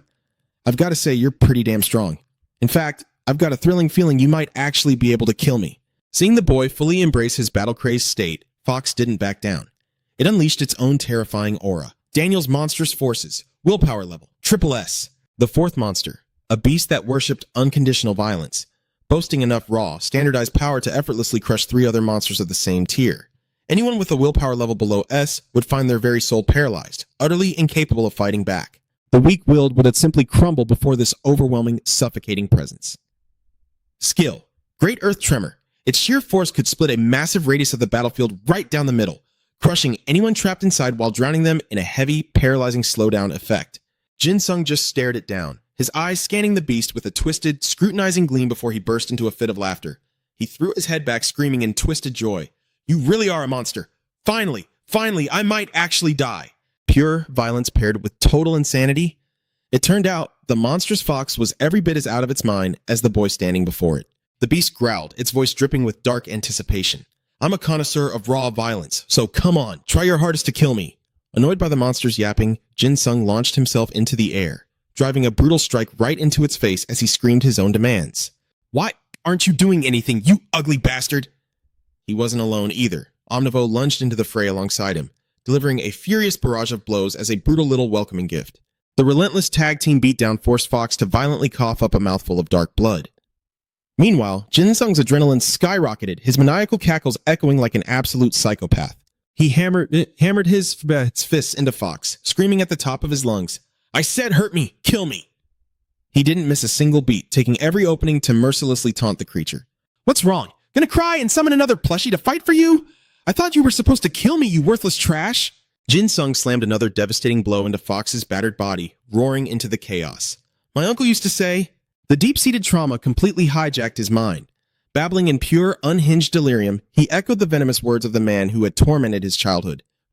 Useless garbage deserves nothing but death. A massive shockwave blasted through the arena from his relentless barrage, kicking up a thick, blinding cloud of dust. From within the rubble, Fox's chilling voice echoed out. I have to admit, you're genuinely impressive. Wonderfully, beautifully violent. Beneath the veil of dust, the monster's horrifying body began to mutate and evolve. Its rumbling voice dripped with utter disdain, but it's still not enough. With sickening crunches, its muscles swelled monstrously, bulging out as if pumped full of dark, supernatural steroids. Jin Sung's maniacal strikes hadn't even come close to dealing a fatal blow. If you want to reach my level of slaughter, you've still got a long, pathetic way to go. Fox had transcended into an entirely new realm of terror. Daniel's bipedal monstrosity. Overall combat synergy. Triple S, Triple S, rising. Naturally, Jin Sung couldn't care less about the monster's arrogant power-up speech. Completely lost in his psychotic break, he just violently lunged forward, screaming the same deranged question over and over again. What are you talking about? What the hell are you babbling about? He didn't even bother dodging Fox's fist. He just stood his ground and roared, "If you can't kill me, then you're dead." You know that, right? In that split second, Omnivo wrapped its murderous aura tightly around Jin Sung. It acted as a heavy, impenetrable shield, guarding him against Fox's relentless barrage of attacks. But under the brutal pounding, the barrier eventually tore apart. Brimming with absolute pride, Fox declared its overwhelming power. Now this is true violence. That terrifying yet utterly magnificent display of brutality left Jin Sung staring up in sheer awe. His eyes were completely glued to Fox's massive fist. Then, boom! A deafening crash echoed as its fist slammed right into the aura barrier. Like a supreme god looking down from the heavens, Fox boomed out a command. "Get up, human!" Not sensing even a trace of death from Jin Sung, the beast scoffed. "I know you're still alive." Crawling out from beneath the massive boulders, Jin Sung staggered to his feet, absolutely furious. "I'll make you pay for hitting me." Finding his logic completely absurd, Fox snapped right back. "You hit me too, you know." It then threw in another taunt. "Violence will always kneel before greater violence." The moment the words left its mouth, it struck again, unleashing its skill. Earth Shatter. Instantly, the ground ripped wide open and a colossal boulder materialized right in front of Jin Sung. Sensing the imminent danger, Omnivo's murderous aura frantically surged forward. It lunged in to block the crushing avalanche of earth and stone. Yet, hanging by a mere thread between life and death, Jin Sung actually let out a wild laugh and muttered, "Am I finally dead?" He murmured it slowly, though it seemed he wasn't quite ready to kick the bucket just yet. "I refuse to die such a pathetic death." But the very second he declared he didn't want to die, Jin Sung completely lost his mind. He swung his sword wildly in every direction, screaming at the top of his lungs, "I want to die!" He growled like a madman, blindly slashing away the falling rocks in a total frenzy. "I really, truly want to die. Why was I even born like this?" Seeing him still capable of fighting back in that twisted state, Fox didn't hold back its praise. "Savage, but that is some high-quality violence." Right at that moment, Jin Sung leaped into the air and shrieked, "But why aren't you dead?" 1,000 screaming questions of how and why spilled out of his mouth. "Why the hell can't I kill you?" To shut down Jin Sung's manic assault, Fox hurled a massive boulder straight at his face. Naturally, he sliced the massive rock cleanly in two, roaring at the top of his lungs. "It'd be better if I just died, wouldn't it?" Watching him completely lose his grip on sanity, Fox burst into a highly amused, booming laugh.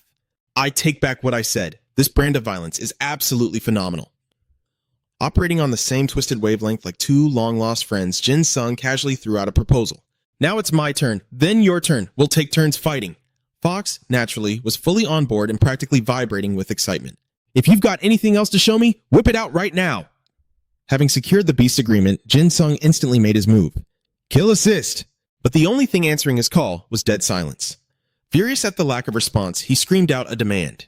"Why isn't anything happening?" Thinking the system had glitched out, Jin Sung bellowed, "Give me more violence. If you need more time to load, I'll wait. Take as long as you need. 3 seconds? 5 seconds?" He couldn't fathom why the system was defying him, his fury boiling over as he interrogated it. "Why won't you just let me die? I want to die!" "Hey, are you even listening to me? Are you asleep or something?" Just then, a single speck of light flickered into existence right in front of Jin Sung. Fox, who had been standing by all this time, started losing its patience and snapped. "What the hell is this? Is it really over already?" Completely ignoring the giant beast, Jin Sung was busy stomping his feet, throwing a full-blown tantrum at the system. "Die? You're telling me to just die?" The beast suddenly felt there was no point in arguing or fighting with this lunatic anymore. "This is the end. I have absolutely no business left with you." Hearing Fox completely dismiss him, Jin Sung shrieked in absolute fury. "I will decide when I die. I am the one who wants to die. Stop making decisions for me. I'll destroy myself. I'll slaughter every last person who tells me to die." Utterly exhausted by his psychotic screaming, Fox decided to end it right there. Earth Shatter. Yet Jin Sung showed absolutely zero fear. Instead, blending pure manic excitement with twisted mockery, he chanted, "That won't work anymore. It's useless. It's useless. Use a different move." Fox already knew the old trick wouldn't faze him, so it had prepared a little surprise. This isn't the same old trick. It unleashed a brand new, devastating skill. Grand Earth Tremor. Instantly, a ridiculously massive boulder materialized right above Jin Sung. Deciding that wasn't quite lethal enough, Fox resolved to make it even bigger. Once again, Grand Earth Tremor. And again, Grand Earth Tremor, Grand Earth Tremor. Watching the sky fill with rock, Jin Sung's manic excitement reached its absolute peak. Amidst his crazed roaring, the hum of Omnivo kicked in, instantly throwing up a barrier to shield him. You want to kill me? You want me to die? Kill! Kill! Assuming he was desperately trying to defend himself, Fox spat in sheer contempt. Trying to block it is completely useless. Meeting Jin Sung's thoroughly deranged glare, Fox ruthlessly dropped the hammer with one final decisive strike of Grand Earth Tremor. Driven totally mad by the thrill, Jin Sung howled. Are you going to kill or be killed? Kill or be killed? Fox wasn't the least bit shy about pouring gasoline on the fire. I told you, resisting is completely pointless. Whatever, I will personally show you the kind of violence that grinds human beings into dust. The beast fiercely declared its own blood-soaked philosophy, embodying the true, horrifying essence of raw brutality. Triggered by the cataclysmic shaking of the earth, the ocean itself began to violently churn, sending massive waves crashing onto the shore. The surging seawater roared ferociously toward the two towering structures. Back in the epicenter of the bloodbath, Omnivo was burning itself out trying to keep its master alive. Seizing that fleeting moment, Jin Sung aggressively muttered an override command to the duel system. Instantly, a deafening crash echoed out, and the violent shaking of the ground inexplicably vanished. Fox stood there in a daze, completely caught off guard. But the moment it realized what had just happened, it let out a furious, menacing growl. How dare you! It went absolutely ballistic, wanting to stomp Jin Sung into the dirt for daring to cancel out its power. You disabled my abilities! Without even bothering to dodge, Jin Sung ruthlessly smashed his hand right into Fox's leg, sending the beast crashing onto its back. The sheer force of the blow left it crying out in utter horror. What the? It could feel a bizarre, unnatural shift happening deep within its own body. What is this? Almost all of my powers. They've been sealed off. Right then, a system window popped up detailing its current status. Daniel's monster, SS rank willpower has been downgraded. Fourth monster, combat capabilities severely reduced. Skill Earth Shatter is locked. Suppression based on willpower rank is active. Souls below S rank cannot manifest willpower. Fox quickly scrambled to its feet, its voice trembling with rage as it demanded, You? What the hell did you do to me? Completely ignoring the question, Jin Sung gave a totally unhinged response. I don't want to die. But man, do I want to die. He stared at Fox with dead, murderous eyes and whispered, So, I decided to kill and be killed. Instantly, another red warning flashed across his vision. Frenzied bloodlust, fatal twin. It drags a soul stronger than its master down to the exact same level. If the target takes damage, the user suffers the exact same amount of damage. Usage limit, 3 times. Currently at 1 out of 3. As he read this, Jin Sung's face twisted into the manic grin of a complete psychopath. He let out a dark chuckle and asked, I did pretty good, didn't I? Catching the twisted logic in his words, Fox fired back a question to confirm its own horrifying suspicion. You actually used brute force straight against my own power? Even though it was forced to acknowledge Jin Sung's capabilities, its tone was still dripping with arrogant disdain. Impressive. But do you honestly think doing that is going to change a damn thing? Jin Sung, of course, couldn't care less about its empty threats. He just scoffed in contempt, throwing its own logic right back in its face. Doesn't violence always bow down, sits almost to even greater violence? Right after, he activated his Assassination Assist skill. Out of nowhere, another blade began to materialize. The four-tailed Demon Slayer sword. Willpower rank, A. Depending on the user's capabilities, it can weaken willpower that is above A rank. Scales with the user's power. Jin Sung swiftly snatched the hilt of the blade. The raw, terrifying energy radiating from this sword was every bit as intense as Omnivore. This weapon once belonged to Great General Kim Yu-shin, the very man who played a massive role in unifying the 3 kingdoms of the Korean Peninsula. It was an absolute legend on the battlefield. Overall combat capability, A. Scaling with user's capabilities. Frenzied Bloodlust active. Four-tailed Demon Slayer sword. Willpower rank boosted to SS. Overall combat capability boosted to SS. Seeing this ridiculous power jump, Fox couldn't help but sneer in pure envy. Well, isn't that just perfect? It's like the whole damn world is bending over backward to help you out. But to Jin Sung, this wasn't even scratching the surface. Hold your horses. I've still got one more trick up my sleeve. The moment the words left his mouth, he triggered yet another skill. Four-tailed Demon Slayer sword. Replication. Amplifies the user's power 3-fold on the target. Bloodlust amplification active. Next, Jin Sung drew Omnivore and commanded it to unleash its absolute bloodlust. As the murderous aura erupted, Omnivore let out a twisted, grotesque, giggling sound that chilled the bone. 2 intense streams of aura, one black and one white, twisted violently together in the air. Fox immediately recognized the sinister energy radiating from the blades and raised its voice. What the hell is that monster of a sword, kid? It reeks just like us monsters. How is a human like you even able to wield a cursed thing like that?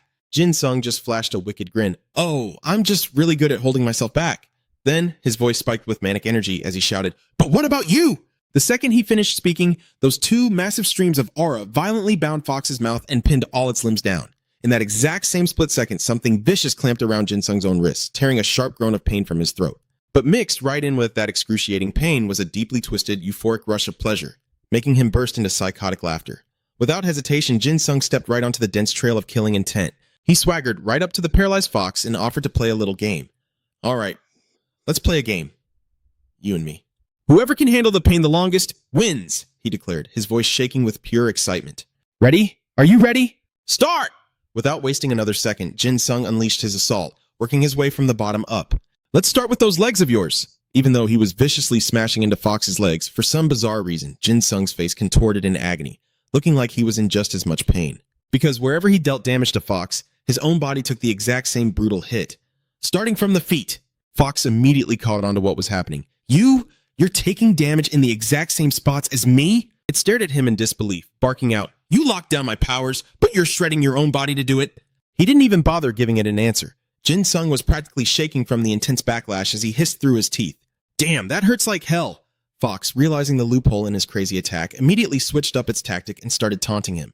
You really think this means you've won? Thinking the beast was just trying to hide its fear, Jin Sung's twisted excitement only grew, feeling an intoxicating, masochistic urge to completely break it. "Oh, are you scared? Should I stop?" "Hell no, I don't want you to stop." Naturally, Fox wasn't terrified in the slightest. In fact, acting like an absolute glutton for punishment, it roared right back at him.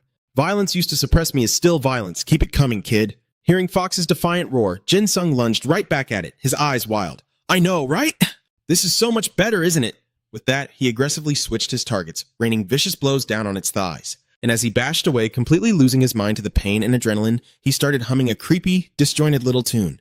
La la la la la la. Just like before, wherever he heard it, he took the exact same damage. From his arms down to both legs, terrifying gashes tore open one after another. But the more it hurt, the more thrilled Jin Sung became. He hummed louder, striking back even harder. La la la. The consequence of this insane barrage was a sudden, agonizing spray of blood. This forced Jin Sung, who was attacking in a frenzy, to pause in momentary shock. Seeing this, Fox realized what was happening. "Ah, have you lost your powers too?" Jin Sung just chuckled, answering slowly. "Oh, I've still got plenty left." He lunged straight at Fox, roaring out, "Just try and endure this." But before he could land a hit, two streaks of black and white aura suddenly wrapped around his legs, dragging him violently to his knees. Let out a sudden cry, leaving Jin Sung utterly confused. "What the hell is this?" "Why aren't you helping me?" he snapped, furious that the creature wasn't stepping in. He locked it away right then and there, ignoring its desperate cries, as if it were trying to explain something. "Fine, then I don't need you anymore." Right then, the system flashed a new notification. Vampiric Drain absorbs blood from the target, granting the user free movement. As long as minimum stamina is maintained, continuous use is permitted. Shoving Omnivo aside, Jin Sung charged straight at Fox again. He drove his blade deep into the beast, only to instantly scream out in shared agony. "Ugh, damn it, that hurts." Suddenly, a thought slipped from his lips. I still don't want to die." Those words caught Fox's ear, making it stare at him with a dark, heavy gaze. Only then did Jin Sung realize he had said something completely out of character. "Wait, what did I just say?" Seeing him like this, Fox burst into a delighted, mocking laugh. "You absolute fool," it taunted. "Violence laced with regret isn't true violence at all. Just as I thought, you still have a long, long way to go." This strange remark made Jin Sung snap back. "What the hell are you talking about?" "We've reached the climax, so focus." Knowing he was still hesitating between fighting to the death or backing down, Fox decided to bait him. "You could live, you know. Stop right now and I will spare your life." Of course, Jin Sung didn't listen to a single word of it. He just went even crazier. "Fine by me, then I'll just aim straight for your heart." He broke into a manic fit of laughter, screaming at the top of his lungs. Fox scoffed, "You're even more insane than I thought."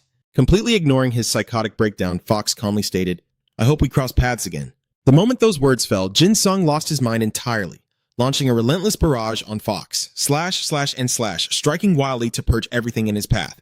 The system rapidly flashed new information. Demon Slaying Sword, technique of the Four Foxes Mountain Cleaver. Holding the power to split mountains in half, every single strike inflicts devastating damage to the target. After enduring this frenzied butchery, Fox was finally at death's door. It only had enough breath to whisper 3 final words. "Goodbye to you." Jin Sung himself was barely holding on, his body swaying as he prepared to collapse. He managed to force out a weary reply. "Yeah, goodbye to you, and to me." As soon as the words left his mouth, his entire body went limp, falling into a free fall. Above him, the sky was pitch black, violently tearing apart with roaring thunder and lightning. Despite the apocalyptic weather, In-jung actually praised it. Such beautiful weather. It reminds me of the first day I met the captain. That fateful day he first crossed paths with Satan, when Satan bluntly declared, "I will become the true Satan." In that fleeting moment, he had actually looked down on the mysterious figure. At first, I wondered what kind of delusional dream this skinny twig was chasing. Before leaving, Satan had muttered a few bizarre words under his breath. "Rewrite it, rewrite it, rewrite it." Seeing the man about to walk away, In-jung hurriedly stopped him, practically begging. "Thanks to you, I've managed to obtain the plague. But could you at least let me have one meal first?" Suddenly, In-jung froze in his tracks. He sensed an unnatural, overwhelming aura radiating from Satan, sparking a terrifying curiosity. What is this energy? The very atmosphere around them had completely shifted. The system quickly delivered a stream of data explaining the true nature of Satan's power. Distorted enlightenment, F-class attribute, can alter someone's ideals with their permission, though targets related to soul fragments remain unaffected. The scene cut back to In-jung kneeling on the ground as Satan spoke to him with eerie gentleness.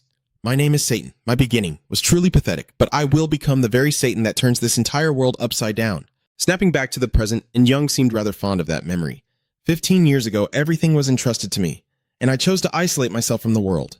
As for Satan, he seemed to sense that a monumental moment was rapidly approaching. "I can feel it," he murmured. "The promised time is drawing very near." Suddenly, his sharp gaze flicked toward a particular direction.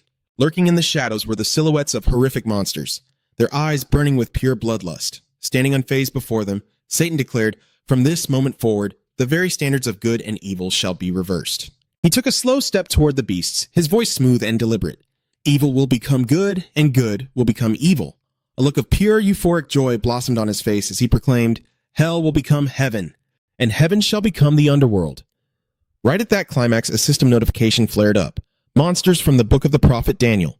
Summoning the beast recorded in the book of the prophet Daniel. 200 million horsemen, the psychic locust, the first beast, the god slayer. Distorted enlightenment can alter ideals with permission, though targets related to soul fragments remain completely unaffected. Meanwhile, out on the city streets, a low, ominous voice suddenly echoed from somewhere unseen. "Find it! You must find it!" That unsettling whisper threw the pedestrians into a state of panic. What is that sound? What did you say? But the bizarre, rhythmic whispering just kept pouring out. Find it. The terrifying consequence was that someone had already fallen under its mind control. A mother, her eyes now completely lifeless and hollow, suddenly muttered something incomprehensible. I have to find that thing. I have to find it." Safe in her arms, her poor little child cried out for her in total bewilderment, deeply terrified. "Mommy, I hear a weird voice in my head." The child heard a single echoing command.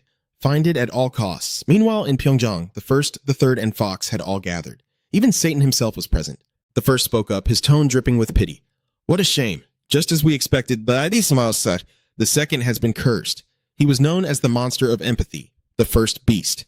The third immediately chimed in. "The time to rule and be ruled has finally come. My lord, please grant me your absolute power." The third bore the power of the monster of domination, the third beast. Fox, deeply annoyed by their incessant chatter, snapped at them. "Shut your mouths, all of you! We are in the presence of the Lord." He wielded the power of the monster of force, the fourth beast. Yet, among Satan's gathered monstrosities, one was notably missing.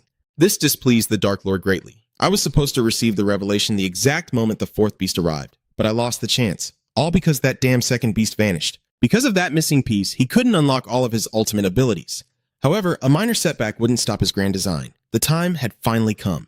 The moment the thought crossed his mind, he cast off his heavy cloak, revealing a terrifying form, half human, half monster, under the fading light. Right at that moment, In-jung appeared, bowing deeply and reverently before Satan. "Ah, you've arrived." Seeing In-jung, Satan offered a gentle, almost affectionate greeting to his most prized creation. "Welcome back, my first beast." Only then did In-jung finally deliver his official report. "My lord, I have gathered all 2.5 million residents of Pyongyang exactly as you commanded. I now offer this entire city to you." Satan was utterly thrilled with the outcome. He gently patted In-jung's head, showering him with dark praise. "Excellent work. Now, not just your left arm, but your entire being shall truly become the first beast." Suddenly, bizarre, glowing runes flowed from the Dark Lord's palm straight into In-jung. The ancient runes completely engulfed his body, leaving no inch untouched. And then he evolved.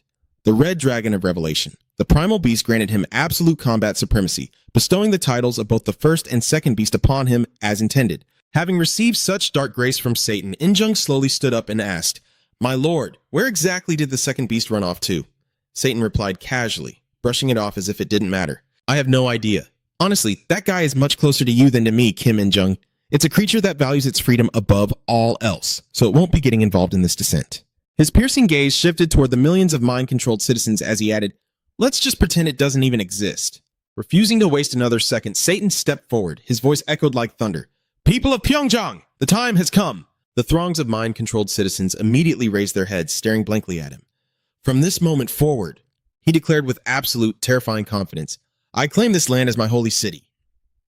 The moment those words left his lips, the citizens suddenly clutched their throats, screaming in pure agony. One man's eyes rolled to the back of his head as he gasped, I can't breathe. Their physical bodies began to disintegrate into thin air, sending waves of absolute terror and shrieks through the crowd. My hands, they're turning to dust. Oh God, my body, somebody please save me. Completely ignoring the horrific suffering of the masses, Satan threw his arms open in pure ecstasy. Rejoice, for the dragon is finally born. High above in the sky, a bizarre, ominous sphere materialized. System alert. Triple S-rank holy city. Ada. The worst of all demons had successfully manifested a living hell right here in the human realm. Suddenly, a deafening crack ripped through the space between heaven and earth. Overcome by the surging energy, Fox and the third beast let out blood-curdling savage roars.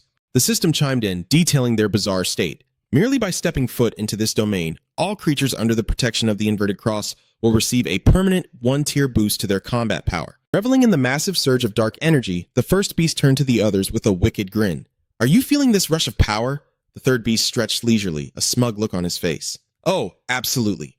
The absolute power of domination has finally been granted to me. Satan stared directly into the massive dimensional rift and bellowed, Let round 2 begin. If there's a god up there, it must be the Jade Emperor, shouldn't it? His voice boomed with arrogant fury. Forget our humiliating defeats. Forget being cast into the fires of brimstone in the past. Now, it is our time to rule. Next, he barked an order to his loyal, terrifying subordinates. Monsters of the Grimoire, defend the holy city! In perfect, horrifying unison, they roared, Understood, my lord! Having mobilized his beastly army, Satan turned his attention to his next pawn. Kim In-jung, go and hunt down the revelation. In-jung bowed his head. Yes, my lord, right away. And then, standing in the heart of the suffocating darkness, Satan mockingly clasped his hands together in prayer. In the name of the Father, the Son, and the Holy Spirit. Amen. A sinister, maniacal laughter tore from his throat as he made his final declaration. The Holy War has officially begun. The scene sharply shifted to the sterile white walls of a hospital. Jin-sung lay completely unconscious on a bed, looking dangerously frail. Right beside him was Ayeon, desperately applying her healing skills, while Lee Shin stood nearby, his face etched with deep anxiety. Breaking the tense silence, he asked, Officer On, is Sergeant Park Jin-sung going to be all right? Aeon let out a heavy, helpless sigh. I honestly don't know. The fact that Sergeant Jin-sung has even survived this long is a complete mystery. It defies all logic. Overwhelmed by the grim reality, Lee Shin rubbed his temples. I can't say for certain, but it seems he single-handedly took down the entire opposing force, so... And now the top brass is absolutely losing their minds, demanding we bring him in immediately. Hearing this, Aeon thought back to the horrifying moment she found Jin-sung in that hellish prison to rescue him. When I first found the sergeant, half of his body was already completely dead. Even right now, his body is constantly burning through Adeha energy.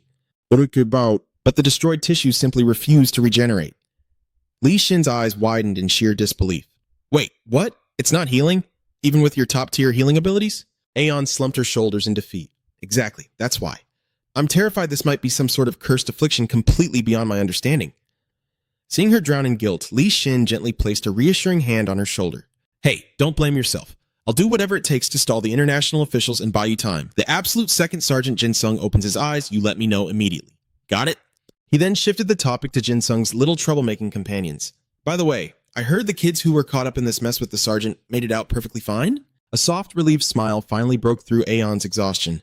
Yes, thank God. I treated all of their injuries. They're completely fine now. Hearing that the kids were safe, Lee Shin gave her an approving, warm nod. You've really worked yourself to the bone today. Thank you. Aeon quickly added one last detail. Oh, and before you arrived, Sir Lee Shin, Seun was also kept perfectly safe with our team. Hearing that all the young ones were completely out of harm's way, Lee Shin let out a heavy breath and stood up, preparing to face them. I guess I should go and humbly apologize to those kids first. Just as he was about to leave, a hand suddenly grabbed his arm. The others must be waiting outside. The sudden grab caught Lee Shin off guard, making him snap his head around. It turned out to be Jin-sung, who had just regained consciousness. His voice was barely a whisper as he spoke. Sir Lee Shin, I need to speak with them directly. Shocked to see him awake, Li Shin quickly checked on him. Sergeant Jin Sung, do you know who I am? Hearing the panicked question, Jin Sung couldn't help but give a helpless, dry reply. Of course I do. You're Sir Li Shin. Seeing that Jin Sung's mind was clear, Li Shin breathed a massive sigh of relief and warned him. Careful now. Your body is still in a terrible state. Only then did Jin Sung try to move, blinking in sheer confusion at how heavy his own arms felt. He stared at his hands, wrapped up tighter than an Egyptian mummy, and frowned in puzzle. Bandages? If the healer's magic had already been used on me, shouldn't these be completely useless? Right then, before stepping out, Li Shin left him with a firm instruction. Sergeant Jin Sung, we will talk after I get back from the meeting. That made Jin Sung frantically shout out, I'm coming too. Isn't this about the task force? But the moment he tried to chase after Li Shin, his legs gave out, sending him stumbling, though his mouth still pushed out two desperate words. I'm coming! Li Shin whipped around, his heart leaping into his throat as he saw Jin Sung about to eat the floor. He rushed over, catching him just in time. Sergeant Jin Sung! His face was pale with worry. His eyes darted down to Jin Sung's heavily bandaged legs as he asked hesitantly, Can you even stand? Fast forward, and Jin Sung was now hobbling down the hospital corridor. Even though his legs were trembling so violently they could barely hold his weight, he dragged himself forward, step by agonizing step. His only thought was that he absolutely had to attend the meeting Sir Li Shin mentioned. Flashing back to the hospital room. Before Li Shin had actually left, he had given Jin Sung one last warning. Just rest. Your friends want you to rest too. But Jin Sung was stubborn. He had to get to that meeting room. Time was running out. As he dragged his heavy feet forward, he suddenly slipped, crashing hard onto the cold floor. The pain was blinding, but Jin Sung gritted his teeth, forcing his broken body to rise. What he didn't realize was that someone had been watching the whole pathetic struggle. Gentle hands reached out, catching his weight and helping him stand steady. Still wincing from the pain, Jin Sung didn't even look up at his savior, acting on pure instinct as he muttered, Thanks. Seo-eun, shocked to see him out of bed, asked anxiously, Where do you think you're going? Recognizing her voice, his head snapped up in surprise. Seo-eun! From down the hall, Jin Sung's chaotic squad of friends came rushing over. Seeing him in such a battered state absolutely broke their hearts. Sung Hwa, being his usual dramatic self, teared up and cried out, Captain! Right after him, Pai's voice echoed out. Seeing that all of them were safe and sound, Jin Sung let out a long breath. You guys, thank God you're all right. But he couldn't afford to stand around chatting right now. There was something much more urgent on his plate. Let's talk later. I really need to go right now. But Seo-eun stepped right in front of him. No, don't go. Blocked by her, Jin Sung felt a flash of frustration, but he could never bring himself to raise his voice at her. He just softened his tone and said, Seo-eun, I'm fine. I'll be back before you know it. Suddenly, Jong pushed his way to the front, snapping, Excuse me! While someone was busy trying to persuade Jin Sung, saying, Look, even our captain says you shouldn't go. A loud shout suddenly grabbed everyone's attention. Hey, you pieces of trash, what the hell are you doing? Realizing the one yelling was Jong, Jin Sung tried to explain himself. Captain, but Zhang Yi instantly cut him off. Not you. You goblin trash in the back. Pai, Do-hong, and Sung Hwa realized he was screaming right at them and blinked in sheer panic, asking in unison, Wait, us? Grabbing hold of Jin Sung to support him, Zhang confirmed it. Yes, you three? Being barred from following Jin Sung made them instantly pout, ready to protest. But we just woke up not too long ago. Ignoring their whining and disappointment entirely, Zhang focused on propping up Jin Sung, barking at him loudly. You lazy worm, do I have to do everything by myself around here? His aggressive tone made Seo-eun anxiously speak up. Zhang, don't be so mean to him. Meanwhile, a thoroughly confused Jin Sung awkwardly asked, Captain, what's going on? Zhang didn't even bother answering, opting to chew him out instead. Shut your mouth, you piece of trash. Your breath stinks. Knowing full well that this grumpy guy was just hiding his embarrassment, Jin Sung couldn't resist firing back a cheeky joke. Well, I haven't exactly been able to brush my teeth. And by the way, calling them trash was a bit much, don't you think? Annoyed at being teased, Zhang flared up. He practically growled at him. Shut up and just tell me where you want to go. Of course, Jin Sung wasn't about to stop pushing his buttons. How am I supposed to tell you if my mouth is shut? From behind, Seo-eun watched the two of them in absolute silence. Then, she walked up to take Jin Sung's other arm, helping escort him to where he needed to be. Her sudden support caught him completely off guard. Seo-eun. But when he saw her cheeks flushed bright red with a stubborn pout, he realized she was swallowing her own frustration just to help him. Smiling softly, he gave her a heartfelt thank you. The three of them were making good progress when someone suddenly blocked their path. It was none other than Li Shin. Startled by his sudden appearance, they called out in unison, Sir Li Shin! Jin Sung spoke up, slightly confused. I thought you had already left. I thought you had... Li Shin replied with a calm, steady voice. I was waiting. Thank you for making it here. Touched that a superior officer would actually wait for him, Jin Sung smiled warmly. Of course. Having successfully waited for his man, Li Xin smiled and asked, "Shall we go then?" A short while later, outside a private room. Before stepping inside, Li Xin paused to give him one last piece of praise. "You've done incredibly well just making it this far. I'll let you guys know once I check things out inside." Knowing he was the only one allowed in, Jin Sung gently let go of his two friends, offering them a soft, reassuring smile. "I'll be right back, guys." But seeing his frail state, John couldn't help but snap in frustration. "Look at you, looking like crap but still acting so cocky." Even though he was getting chewed out, Jin Sung just smiled, knowing full well his friend was just worried sick about him. Suddenly, Jin Sung lowered his voice and turned to Seun. "Sorry for hanging up on you earlier." Unsurprisingly, Seun wasn't going to let that slide so easily. "Oh, you're definitely going to pay for that later." Jin Sung didn't mind making it up to her one bit. Waving goodbye to her and John, he said, "I'll be back." With that, he and Li Xin stepped into the conference room, which was already packed with people. Hearing the door open, the crowd immediately turned their heads to stare at the newcomers. Seeing such a crowded and solemn atmosphere, Jin Sung felt a bit intimidated. The tension in here is insane. Meanwhile, the people in the room scoffed, looking down on him the second they saw it was just some teenager. "What the hell? It's just a kid." Dismissing him, the group immediately went back to their loud chatter. Anyway, where were we? Should we wrap up our previous discussion? I think we need to wipe out Peste right away. Wait, is that Asian kid leading the troops? Unbelievable, is there a mistake in the intel? Peste is a major threat, sure, but shouldn't we be focusing on that shared dream everyone's been having? Search? What exactly are you telling us to search for? Go find it in your own damn country. Forget about those guys. Li Xin pointed to two empty seats and said, "Let's sit here." Jin Sung quickly took his seat and muttered under his breath, "This is a little different from what I expected." Hearing that, Li Xin replied with a helpless sigh, "I'm sorry." Jin Sung. He knew all too well exactly why their country was being looked down upon like this. We're the only country without a president.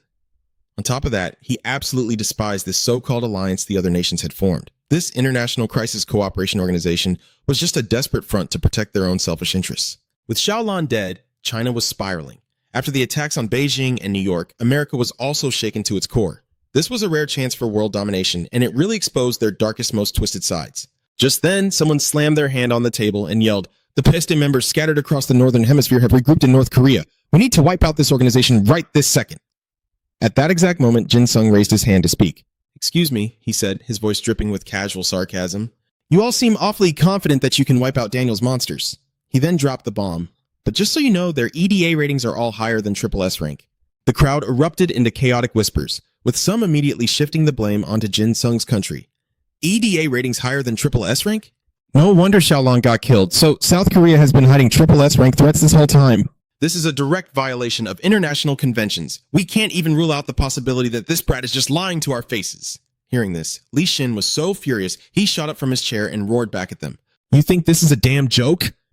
He loudly argued that something as absurd as a shared mass dream had already happened, and they couldn't afford to take it lightly. While he was busy tearing into the organization, Jin Sung looked deep in thought. Wasn't this alliance originally formed to fight non-human enemies? Suddenly, he picked up a pen. While everyone else was screaming in a heated debate, he was busy scribbling something down. So, Li Xin, you're telling us to go chase after some nonsense that popped up in a dream? Are you saying South Korea isn't going to deal with Peste? The first two battles happened on their soil, so now they just want to protect their own military forces? Furious at their accusations, Li Xin was about to snap back. Hey everyone, at the very least, let's divide up the roles. But someone sitting higher up abruptly cut him off.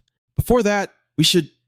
This made him boil with rage, but there was absolutely nothing he could do. You bastards aren't even thinking straight. You just want to start a war and squeeze as much profit as possible out of the losing side. Staring down a global disaster and all you care about is your own greed. He then sarcastically threw in, "You all must be so thrilled the monsters didn't spawn in your backyards." Seeing him lose his cool, Chief Janner quickly tried to calm him down. "Easy now, Li Xin." But right now, Li Xin was beyond caring, tuning out every single word.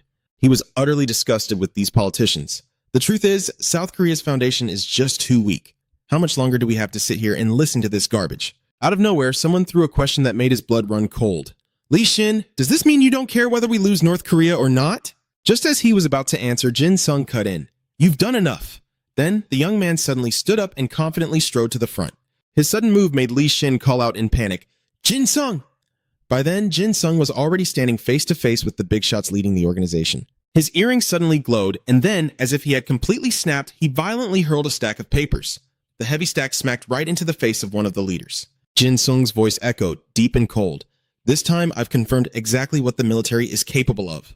Not giving a single damn about these powerful men, He looked them dead in the eye, flipped them the middle finger, and sneered, "Please take notes." The guy who took the papers to the face was utterly humiliated, frantically peeling the stack off his face. His face was red with fury, but he still tried to bite back with a mocking tone. "Thanks for the intel, kid, but a brat like you doesn't belong in a place like this." He even tried to threaten the boy, but all he got in return was a look that clearly said, "I don't give a shit." South Korea will pay the price for covering up for Park Lee-sung. After Jin Sung's rebellious stunt, the entire room erupted in chaos, with everyone shouting and cursing at him. "How dare you raise your voice in this assembly?" Is South Korea going to take the fall for this? Ignoring the hypocrites barking their condemnations at him, Jin Sung nonchalantly turned on his heel and walked off. And naturally, that just pissed them off even more. "Hey, just where do you think you're going, you arrogant little brat?" Jin Sung suddenly stopped, glancing back over his shoulder with a heavy sigh. He eyed the suits filling the hall and, without an ounce of hesitation, sneered, "Thanks so much for swarming our country like a pack of vultures right in the middle of a crisis. Do us all a favor and try not to get yourselves killed before we have to kick you out." His words struck a nerve, making the politicians roar in absolute fury. "What the hell did you just say?" Meanwhile, Li Xin and Chepet Janner were left standing there, one looking completely baffled and the other utterly shocked. "Jin Sung?" Li Xin called out, still trying to process what just happened. Leaving the noisy politicians whining behind him, Jin Sung strutted right out of the conference room. He slammed the door shut with a loud bang, shouting through the wood, "If you can't speak Korean, go hire a damn translator, you idiots!" A moment later, Chepet Janner and Li Xin rushed out into the hall to track him down. Li Xin barked out his name, "Jin Sung!"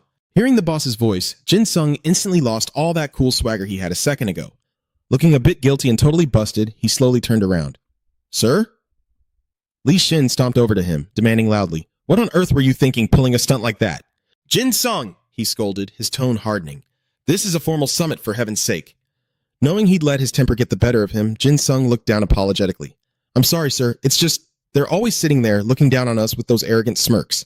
Hearing the kid out, Li Xin dropped the harsh act, simply telling him not to pull something like that again. Still, Jin Sung couldn't shake the feeling that he'd just created another massive headache for Li Xin. He wasn't even supposed to be here in the first place. He had begged to come along, and yet, the moment he got the chance, he went rogue and dragged Sir Li Xin right into his mess. Right as the guilt was really starting to eat at him, Li Xin suddenly burst into a booming laugh. "Man, that felt absolutely amazing!" The sudden praise threw Jin Sung completely off guard. "Huh?" Li Xin chuckled, looking utterly satisfied as he clapped the kid on the back. I gotta say, that was incredibly satisfying to watch. Even Chepet Janner was impressed. Seriously, awesome job, kid. The scene shifted to the quiet hospital corridor. The rather small Jin Sung sat quietly on a bench, listening intently to Li Xin. Given their line of work, they probably already calculated exactly how things will play out after the disaster. Li Xin's voice dropped to a serious whisper.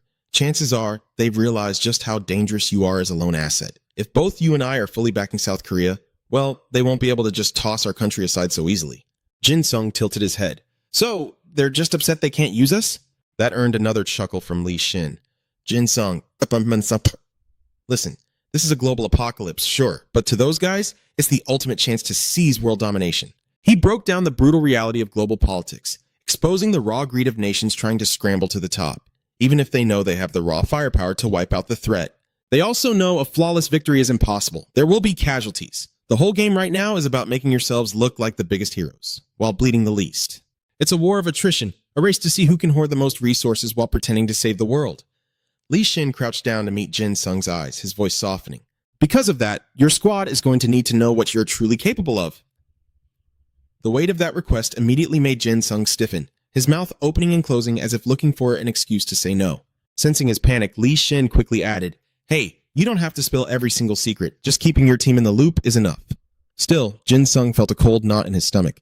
How the hell was he supposed to tell them about his twisted, bloodthirsty urge to kill? But Sir Li Xin wasn't asking for a full confession. Taking a deep breath, Jin Sung finally nodded. I'll just tell them enough so they know I can hold my own on any battlefield." Visibly relieved by the kid's answer, Li Xin gave him a reassuring smile. "All right, I know that wasn't an easy call to make. Thanks, kid." But then his expression shifted. "To be completely honest, though, I was pretty disappointed when you leaked that intel about number 4. Jin Sung instantly went on the defensive, arguing that number 4 had the raw power to clash with them head-on at least 2 more times. He opened his mouth to keep justifying it, but Li Xin already knew exactly what he was going to say and cut him right off. And you could have easily gotten yourself killed doing it. Am I wrong? Li Xin hit the nail right on the head, leaving Jin Sung with absolutely no room to argue. "Yeah." Seeing the kid look so defeated, Li Xin let out a soft sigh and gently ruffled his hair. Looking at the state you're in, you got incredibly lucky this time, Jin Sung. He patted his shoulder. Just do us all a favor and get some real rest, all right? The mere suggestion of resting flipped a switch in Jin Sung. He jumped straight to his feet, protesting loudly. But number 1 and number 4 are still out there. Of course, Li Shin wasn't about to entertain his reckless hero complex. That's enough. Li Shin's voice was firm, leaving no room for debate. You've bled enough for everyone. Right now, your only mission is to lie down and heal. Got it?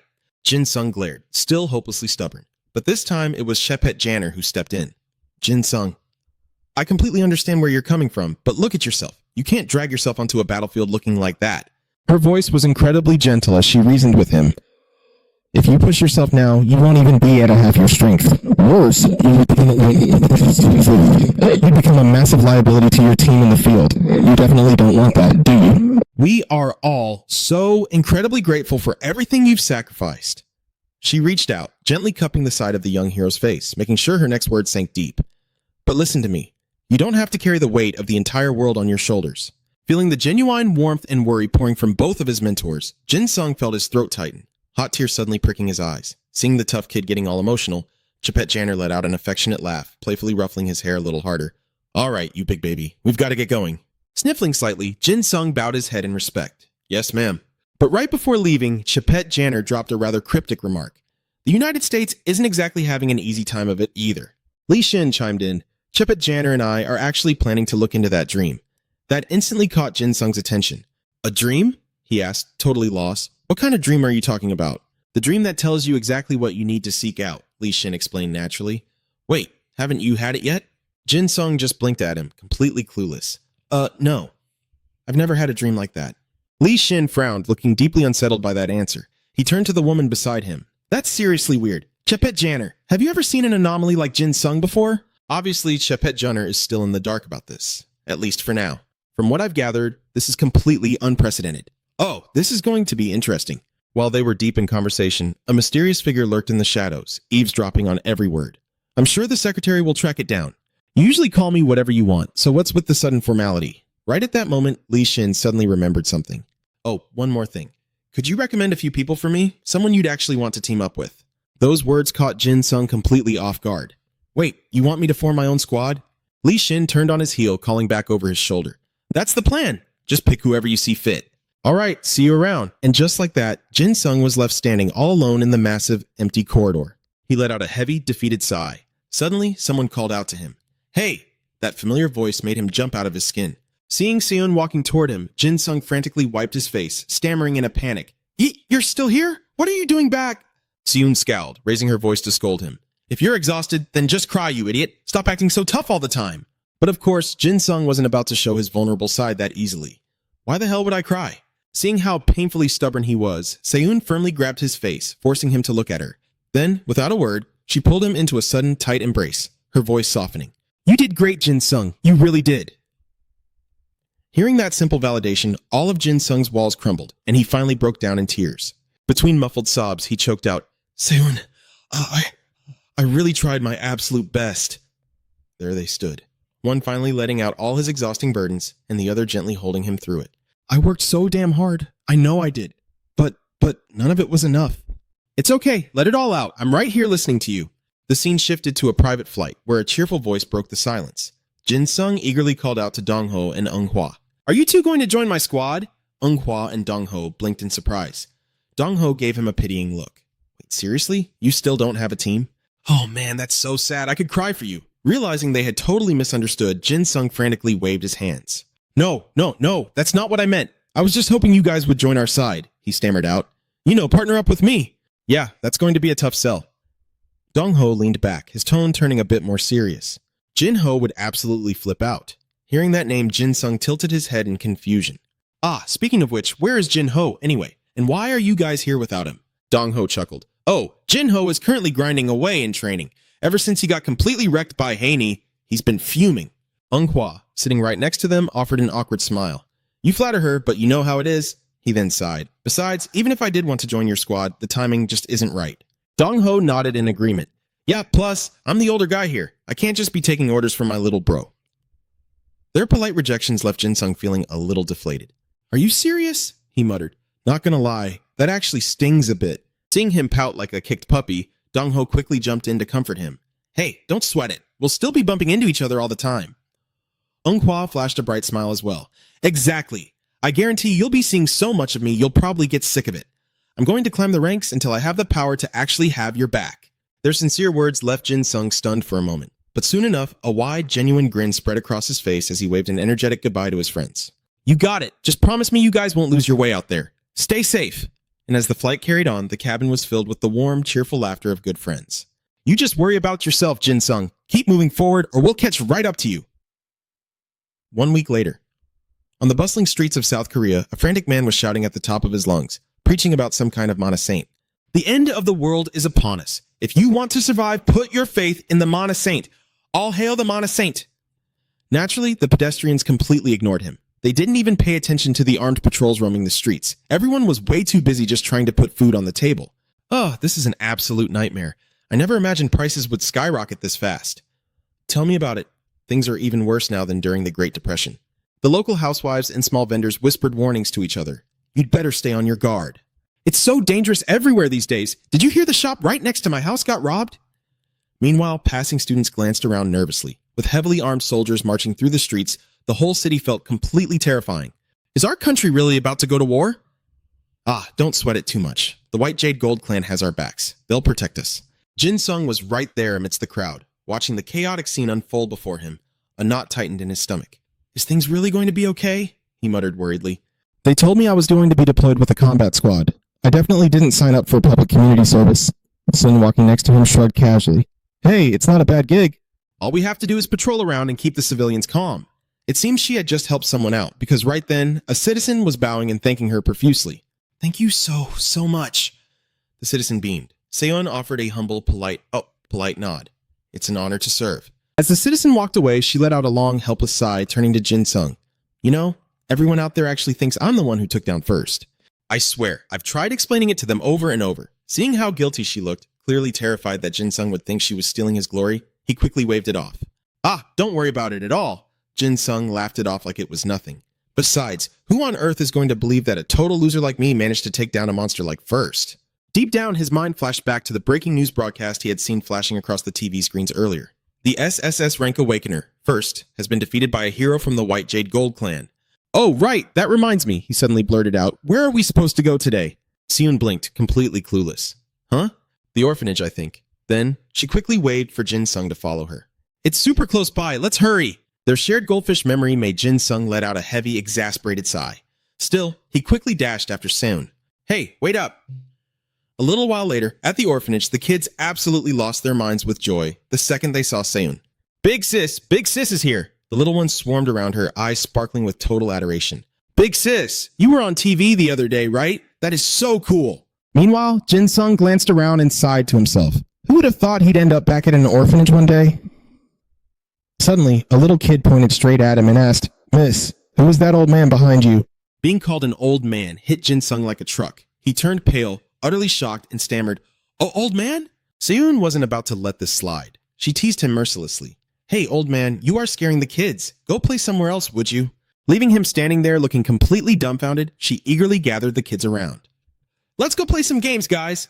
The children, of course, cheered in excitement. Yay! Still reeling from the old man emotional damage, Jin Sung mumbled under his breath, thoroughly traumatized. I'm being called an old man. And I haven't even graduated high school yet? His gaze drifted over to Seon, who was happily playing with the children. Suddenly, a stream of data about the kid's ether abilities flashed before his eyes. Finger gun. User can fire projectiles by making a gun shape with their hands. Current weapon, index finger. Current ammo, gel bullets. Porcupine spikes. User can grow sharp quills from their pores. Current sharpness. Iron chopsticks, max length, 1 meter. Innate emotional shift. Can manipulate the emotions of any given target.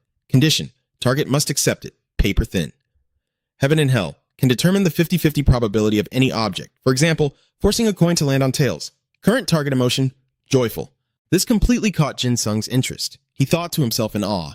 These brats have better abilities than the guys in my own squad. Suddenly, a little girl marched right up to him. She looked him up and down and bluntly asked, Hey, what are you doing here? Are you some kind of pervert? The sheer audacity of the question left Jin Sung totally speechless. Huh? Where on earth did you learn a word like that? The little girl puffed out her chest and declared loudly, My name is Jin Cheonok. Hearing this, Jin Sung politely introduced himself too, though still incredibly confused. I am Park Jin Sung. Nice to meet you, but seriously. Why would you call me a pervert? Jin Kian-wook completely ignored his offered hand, letting out an exaggerated sigh. Because you are just standing there staring at us, duh. Her sharp logic made him panic, and he hurriedly tried to clear up the misunderstanding. He desperately tried to reason with her. Cheon, okay, look, you have got it all wrong. I am literally just watching. Even with his firm denial, there was no way this sassy kid was buying it. Sure, whatever you say. Let's just pretend I am wrong, you pervert. Completely defeated by her stubbornness, Jin Sung had no choice but to crouch down next to Cheon-ok, muttering, I am telling the truth, you know. After that, the tall teen and the tiny girl sat in silence, watching Seun and the other kids kick a soccer ball around. Out of nowhere, Jin Sung's face flushed slightly as he mumbled, I had no idea Seun loved kids this much. Noticing his dopey expression, Cheon-ok gave him major side-eye and demanded, So, what is a pervy old man like you doing hanging out with her anyway? Taking another critical hit from the old man comment, he groaned in despair. I am really not that old. But before he could even defend himself, she completely cut him off. Acting like an all-knowing detective, Jin Cheon-ok smirked. You are totally lying about not being a pervert, but I get it now. Are you her boyfriend, or just a really close guy friend? Hearing something like that come out of a literal child's mouth nearly gave Jin Sung a heart attack. What? Why would you even think that? However, Cheon-ok didn't care at all about his utter panic and just started loudly interrogating him. So, which is it? Are you guys dating, or are you just stuck in the friend zone? Oh my gosh, your face is totally red. The little girl suddenly jumped to her feet, pointing an accusing finger at him like a ruthless detective grilling a suspect. You totally have a crush on her, don't you? Is it a pathetic one-sided love? Have you even tried confessing yet? Have you two ever held hands? Have you ever gone on a solo dinner date? Seeing Jin Sung too stunned to speak, Cheon-ok stomped her foot and yelled, Well, have you? Completely out of patience with this chaotic brat, he lightly chopped her on the top of the head. Trying to salvage his adult dignity, he retorted, Who do you think you are, interrogating me like that? I don't owe my tragic love backstory to a kid I literally just met. Rubbing her head where he flicked her, the little girl looked up with teary, resentful eyes. Why did you hit me? Suddenly, Cheon-ok burst into tears, dramatically sobbing. I am going to tell Big Sis that you are bullying me! The threat of her tattling to Soon immediately triggered his fight-or-flight response. Wait, what? Before she could run off to snitch, he panicked and grabbed her arm. Hold on a second. Annoyed at being held back, Jin Cheon-ok whipped her head around, pouting fiercely. Let go, that hurts. Realizing he gripped her a bit too tight, he quickly let go and apologized. I'm sorry. But wait, what was your name again? Absolutely furious that he had already forgotten her name in record time, she glared at him and over-enunciated every syllable. It is Jin Cheon-ok. Faced with this fierce little lion cub's attitude, Jin Sung had no choice but to soften his tone. All right. Listen here, Cheon-ok. He looked her dead in the eye and asked bluntly, You are the one with the ability to control emotions, aren't you? He had realized something while observing the kids at the orphanage. These children were way too emotionally aware, perfectly grasping complex, grown-up feelings and relationship drama. What's more, their baseline happiness was unnaturally high. Even if they were excited to meet a celebrity, this level of pure euphoria, it had to be the work of this little girl's power. Jin Cheon-ok was completely caught off guard that he managed to figure out her power. Huh? Wait, how did you know that? Right at that moment, the system interface popped up, displaying the little girl's stats. Divine bipolar disorder. It allows you to manipulate the emotions of any target as long as they consent to it. Jin Sung answered her without missing a single beat. You're wondering how I knew? Simple. I grew up in an orphanage too. His words instantly piqued her curiosity. Wait, you used to live here too? But how did you know it was me? Obviously, that was a question he couldn't exactly answer truthfully. He quickly averted his gaze, scrambling for a makeshift excuse. I can read people's EDA. Sorry about that. Guess I was kind of peeping. Hearing about his supposed power, Jin Cheon-ok was a little impressed, but kept her guard up as she snapped back. Wow, so even a creep like you can have a handy power, huh? Being called a creep left Jin Sung completely helpless. Hey, could you drop the creep thing already? Trying to change the subject, he suddenly offered, Hey, Jin Cheon-ok, you want some yogurt? The moment he said that, the little girl immediately stood up. Reaching out with her tiny hands, she grabbed onto his arm and asked out of nowhere, Say, do you want to adopt me? She even made sure to clarify, I won't be high maintenance or anything, I just really want to get out of this place. Besides, you already have someone you like, right? So you wouldn't be weird about it with me. Those words hit Jin Sung like a truck. Wait, what are you even talking about? But Jin Cheon-ok suddenly lowered her voice, her tone turning dead serious. I want to fight. Jin Sung blinked, completely thrown off. Wait, you want to fight? Jin Cheon-ok stared back with absolute conviction. Yeah, I want to wipe out every single monster that killed my parents. Exhausted by how fast things were escalating, Jin Sung let out a long sigh. Man, How did we even get here? Thinking he was about to reject her flat out, Jin Shun-ok frantically tried to explain how thrilled she was when she saw him and Si-yoon arrive. You have no idea how happy I was when people from the White Jade Gold clan showed up. I mean, everyone here is super nice, but... Realizing he couldn't just treat her like a clueless kid anymore, Jin-sung dropped his playful act and asked seriously, Jin Shun-ok, exactly how old are you? The little girl answered honestly, I'm 11. Naturally, Jin-sung immediately tried to use that as his trump card to turn her down.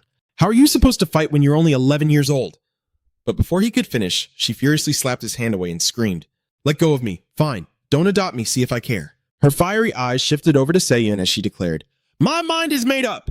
Seeing her absolute resolve, Jin-sung desperately tried to talk some sense into her one last time. Jin Shun-ok, listen to me. However, before he could get another word out, his phone suddenly started blaring, immediately grabbing even Se-yoon's attention. Forcing an awkward smile, he looked back at the glaring girl. Hold that thought. I gotta take this. The second he swiped to answer and said hello, a panicked voice burst through the speaker. Jin-sung, are you with Se-yoon right now? Meanwhile, over at the medical wing, a visibly shaken Ah-yeon barked orders through the phone. I need both of you in the doctor's office, right now.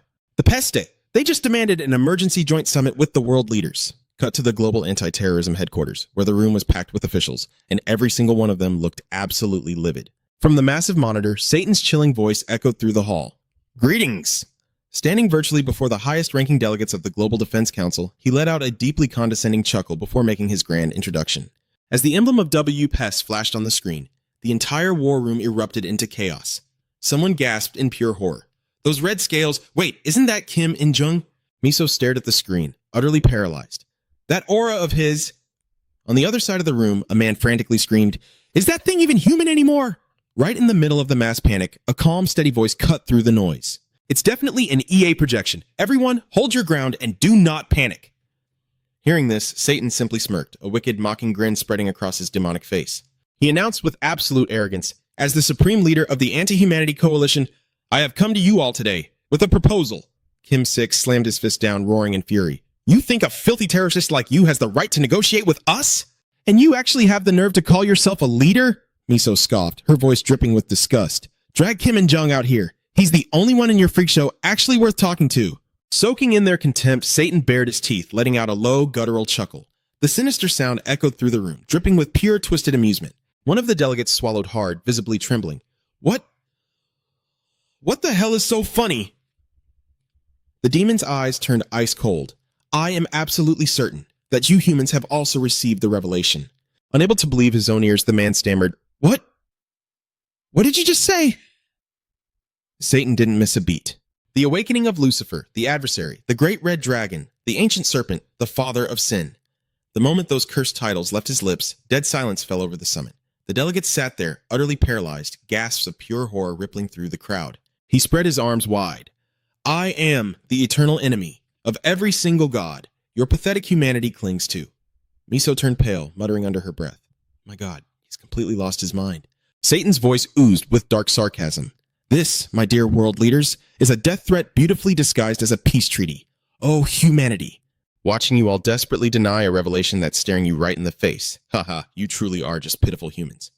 An official clenched his fists, his voice shaking with rage. What the hell is that psycho even talking about? Satan simply threw his head back and laughed, utterly entertained. Psycho, you say? Suddenly, Satan's booming voice dropped to a menacing, deadly whisper. Very well, then let's try a different approach, shall we? Floating high above the atmosphere, the Demon King gazed down at the earth with lifeless hollow eyes and instantly deployed his domain. The second the god-killer, Satan, uttered those words, the entire globe began to violently warp. Across every single continent, blood-red pillars of light erupted into the sky one after another, the absolute undeniable signal that a waking nightmare had just been unleashed. The Red Dragon of the Apocalypse, the ultimate low-tier god-killer, initiated the mass summoning.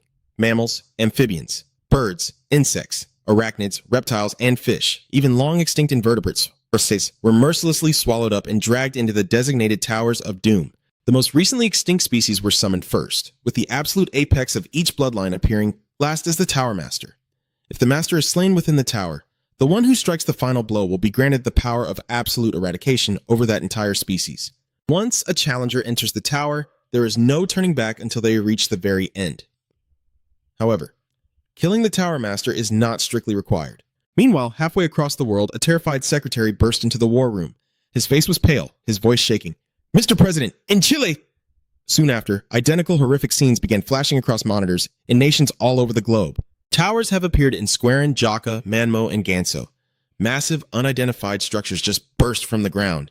An enraged world leader slammed his fist down, screaming, "You bastard, what the hell did you do?" The being replied with a chilling calmness, "I warned you mortals that this was a threat." In Satan's mind, a cold thought flickered, an unfamiliar, creeping dread directed at humanity itself. The sudden distortion of reality would soon spark mass hysteria, completely shattering their fragile peace. Miso gritted his teeth, his voice shaking with pure rage. "What do you want?" The entity answered smoothly. "Choose any tower, bring every single artifact from across the globe inside, and you may receive a brand new revelation at the end." The leader roared back at the screen. "Are you out of your mind? We would rather go to war than hand over our artifacts for free." Satan lazily pressed a button on his console. "I see. Is that your final answer, human? If so..." Suddenly, the monitors flickered, broadcasting swarms of horrifying monsters. Miso froze in sheer terror. The demon sneered, "Come and get me then. The monstrosities you failed to slaughter are still very much alive and waiting."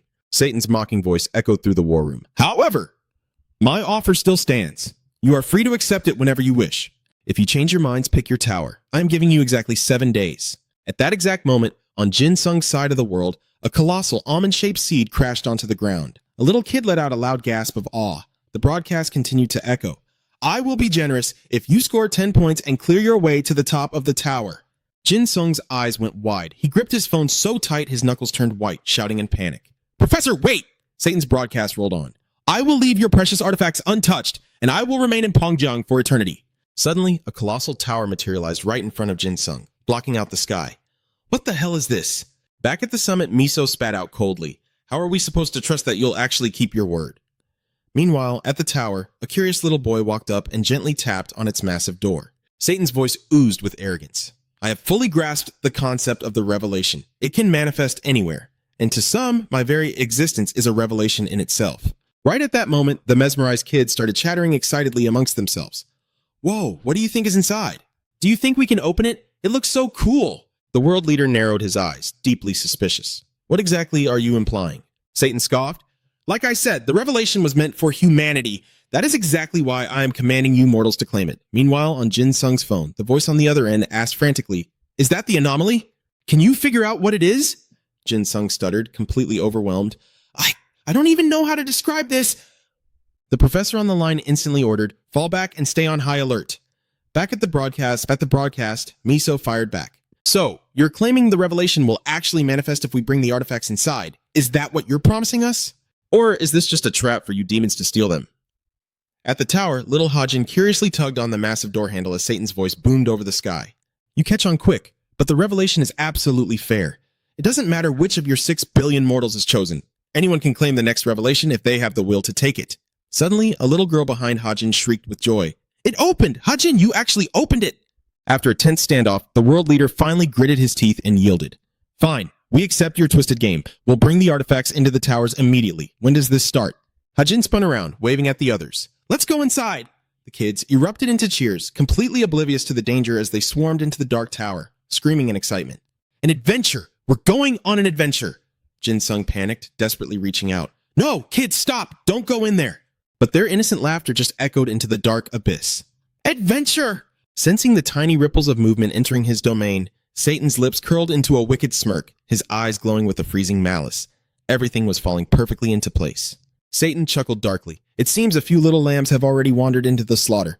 Let the games begin." The moment the children vanished into the pitch-black void of the doorway, Seun sprinted forward. She lunged to grab them, but her fingers only caught the heel of a tiny shoe that slipped off in the rush. "Wait, come back." Seon froze, a sickening knot of pure dread twisting in her stomach. No, this is way too dangerous. I have no idea what this thing even is, but there's no way it's safe inside." She shoved the tiny shoe into her pocket and cursed under her breath. "Damn it!" Seon spun around, her eyes blazing with absolute resolve. "Jin Sung, I'm going in to get them back." Jin Sung gasped, totally caught off guard. "Wait, what?" Without another word, she charged headfirst into the darkness of the tower, completely ignoring Jin Sung screaming her name. "Seun, wait!" He froze in place, his face pale and utterly lost, having no idea what to do. Jin Sung's entire body turned to stone. He just stood there, paralyzed, his eyes locked on the ominous doorway. Hearing nothing but dead silence for too long, the professor on the phone grew frantic. Hello? Jin Sung! Hey, are you still there? Snapped out of his trance by the shouting, Jin Sung hurriedly slammed the phone back to his ear. He stammered out the horrific reality of the situation. Professor, the captain, she just ran inside. She went in after the kids from the orphanage, Aeon gasped in absolute horror. Oh my god! Jin Sung's voice trembled with sheer panic. They haven't come out yet. I have to go in and check on them. Aeon immediately screamed, stopping him. No, wait, stop. They just went in there and we have zero intel on what's lurking inside. For a split second, Jin Sung stood in dead silence, her harsh warning echoing in his head. You have to trust Seun and wait for her. Sensing his overwhelming fear, little Cheon-ok gently grabbed his hand, trying to comfort him. The little girl's face was pale with terror as she softly whispered his name. Feeling the sudden, trembling warmth of her tiny hand, Jin Sung violently flinched. A heavy thought pierced through his shattered mind. This freezing cold touch from her little paws. Is she still trying to tell me everything will be okay? Jin Sung gently ruffled the kid's hair. Thanks, Jin Cheon-ok. I'm feeling a whole lot better now. Thanks, kiddo. Suddenly, he scooped Jin Cheon-ok right up into the air and whispered a soft apology. The little girl let out a gasp of surprise as Jin Sung hoisted her right onto his shoulder. You need to stay out here. It's too dangerous inside. The little girl instantly fought back. No way! I'm going to bring my friends back. Put me down. His tone turned stern. If you go in there, you'll just get in the way. Hearing those dismissive words, Jin Cheon-ok ground her teeth in sheer frustration. The little girl thrashed wildly, swinging her foot up and kicking Jin Sung right in the face. As soon as he let go, Jin Cheon-ok bolted straight for the door. Don't make me laugh. I can fight too. I'm not going to just stand around and wait. Not like I did with Mom and Dad. Her eyes blazed with fierce determination. I'm going to save everyone.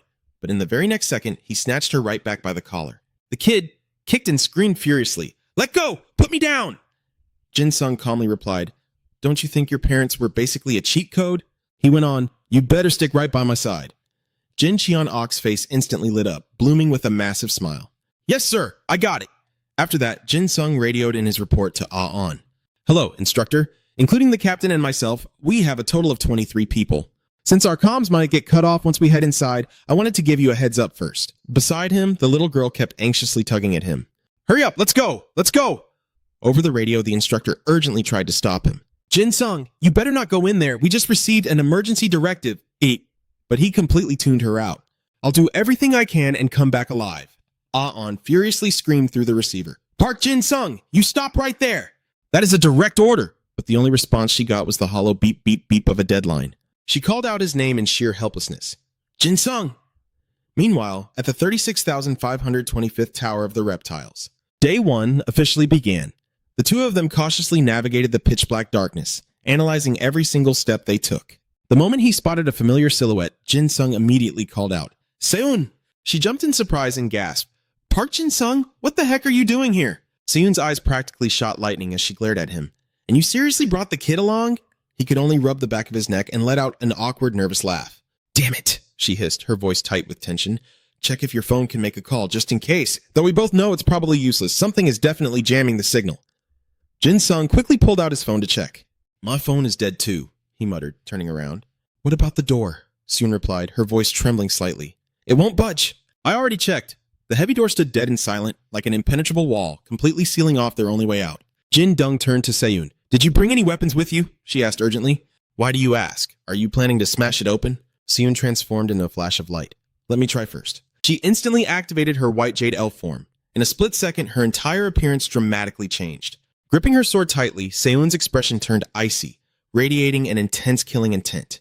She swung the blade with all her might, unleashing her elven sword arts. Bursts of mana exploded from her blade, fiercely striking the door again and again as Seun shouted her battle cry. Elven sword art! She didn't stop her relentless assault, raining down a flurry of heavy slashes. Elven sword art! But despite all her desperate efforts, the door didn't even have a scratch. She scoffed, her voice laced with disbelief. Even my rank A attack skill doesn't work on this thing? Sheathing her sword, she glared at the barrier. All right, let's see who wins this, she challenged. Grabbing the doorknob, she growled with absolute determination. If I can't break it down, then I will just force it open. Seun gritted her teeth, her entire body tensing as she channeled every ounce of her strength. She activated her overdrive mode. White Jade Elf, overdrive! An overwhelming elven aura erupted from her. The golden aura gathered all her energy, skills, and power, compressing everything into pure physical strength. A moment later, she slowly opened her eyes, watching intently. Yet, the door didn't budge an inch. Not even a tiny crack appeared. Sun was absolutely furious, a vein popping on her forehead. In a fit of rage, she slammed her fist into the heavy metal, screaming in frustration. Damn it! She unleashed a devastating kick, sending violent tremors through the door.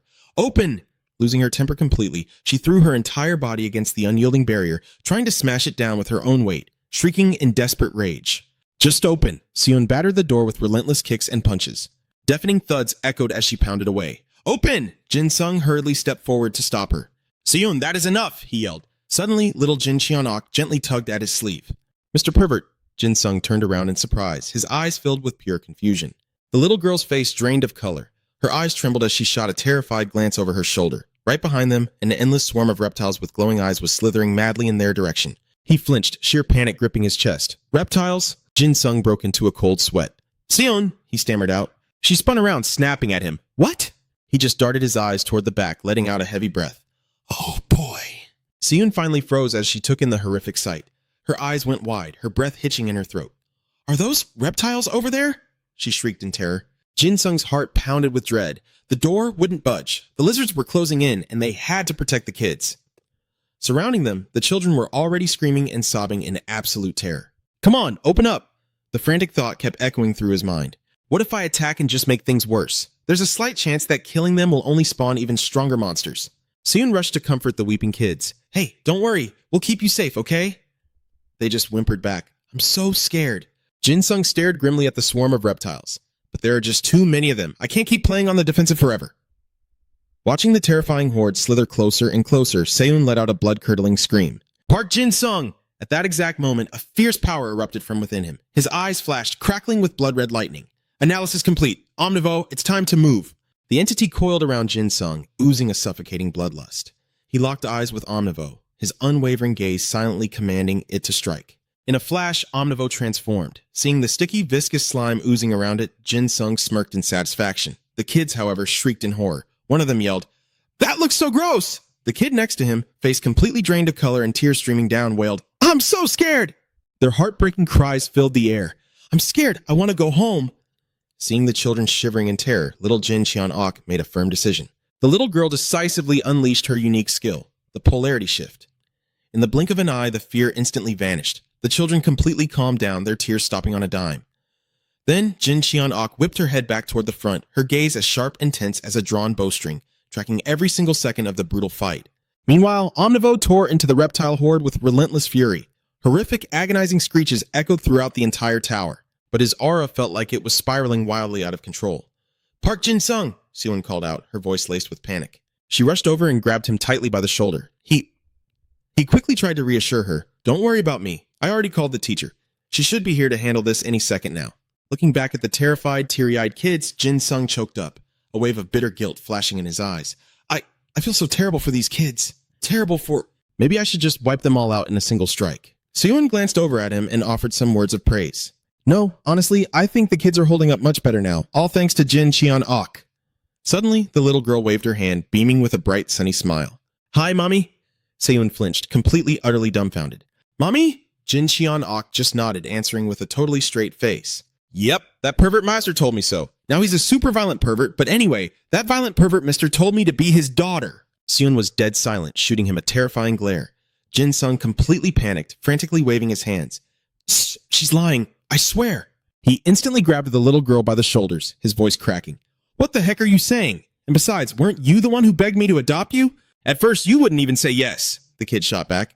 But then, a sickeningly sweet voice echoed from beside him, sending violent chills down Jin Sung's spine. "Honey?" He dropped straight to his knees in pure terror right at Seon's feet. Yes, Captain!" She growled, her voice dripping with absolute menace. "The next time you decide to do something as huge as adopting a child, you'd better discuss it with your wife first." Jin Sung blinked in pure dumb shock. "Yes, ma'am, I understand." Wait, what? Wait, a wife? What?" Seon burst out into cheerful laughter. All right. Let's just give it everything we've got and get the hell out of this place." With that, they threw themselves back into the desperate rescue battle. Jin Sung gasped in sheer disbelief.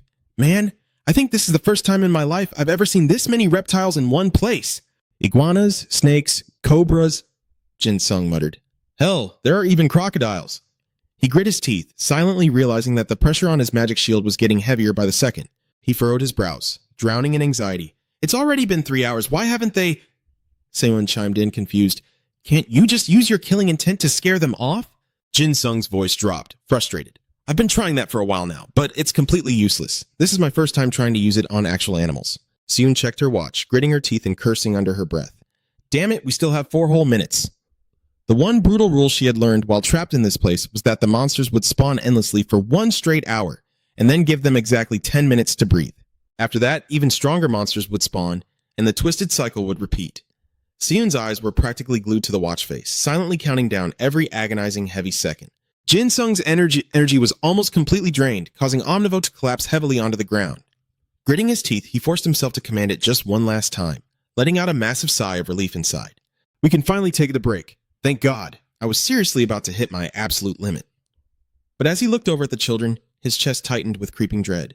What if something horrific had happened on the outside? What if the reinforcements just never show up? The kids were huddled around Seun, sobbing miserably. Miss, I'm so hungry. Dark thoughts just kept swirling violently in Jin Sung's mind. Seun looked absolutely exhausted, and the kids were on the verge of breaking completely. Absolute terror washed over his pale, sweat-drenched face. Just how much longer? Jin Sung thought to himself in despair. How much longer can I actually protect these kids?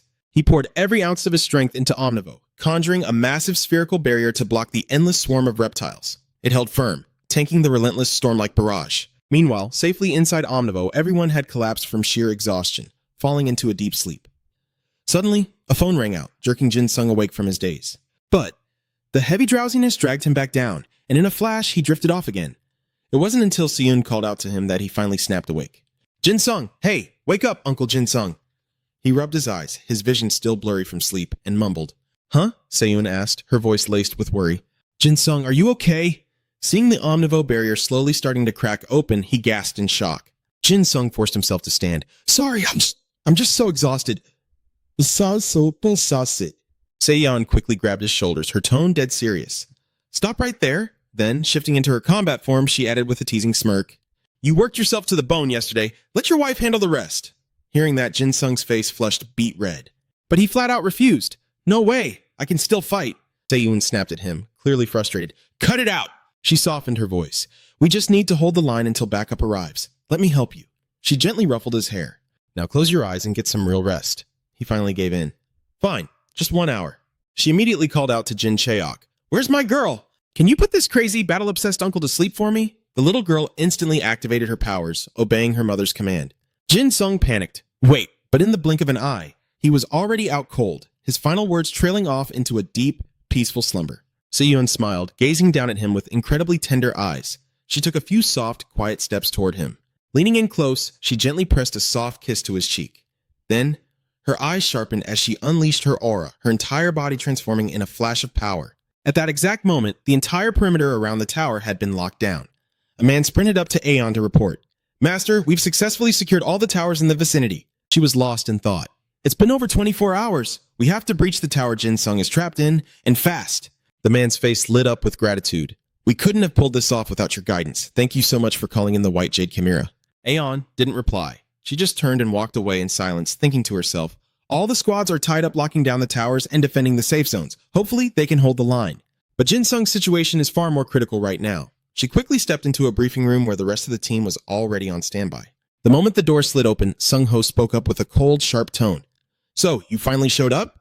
Doctor! Phi suddenly screamed out. We have to go save the captain and his fiancée. With the manpower we have right here, we can pull them out. Jong rubbed his temples in sheer frustration and snapped. Shut up, rookie. Can you keep your mouth closed for just 1 damn second? Du Yai chimed in with a sarcastic smirk. I second that. You brats are way too loud. Aeon bowed her head slightly, her voice filled with sincerity. Thank you all for backing me up, she continued. Sung Ho is right. Jin Sung and Seyin are in grave danger. What do all of you know about these towers? Sung Ho immediately answered. As of right now, the only thing we know for sure is that no one has managed to conquer one. Aeon gave a grim nod. Exactly. And based on the latest intel we just received, it looks like the scouting squads from other nations have been completely wiped out. She laid out the brutal reality of the situation. Some countries have lost up to 80% of their entire fighting force just from stepping foot inside a single tower.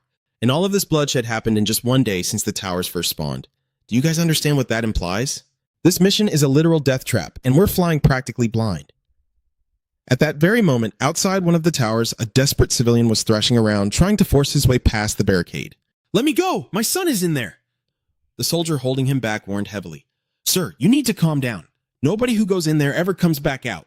Aeon's briefing continued. So far, the only pattern we've identified is that these towers are actively growing over time.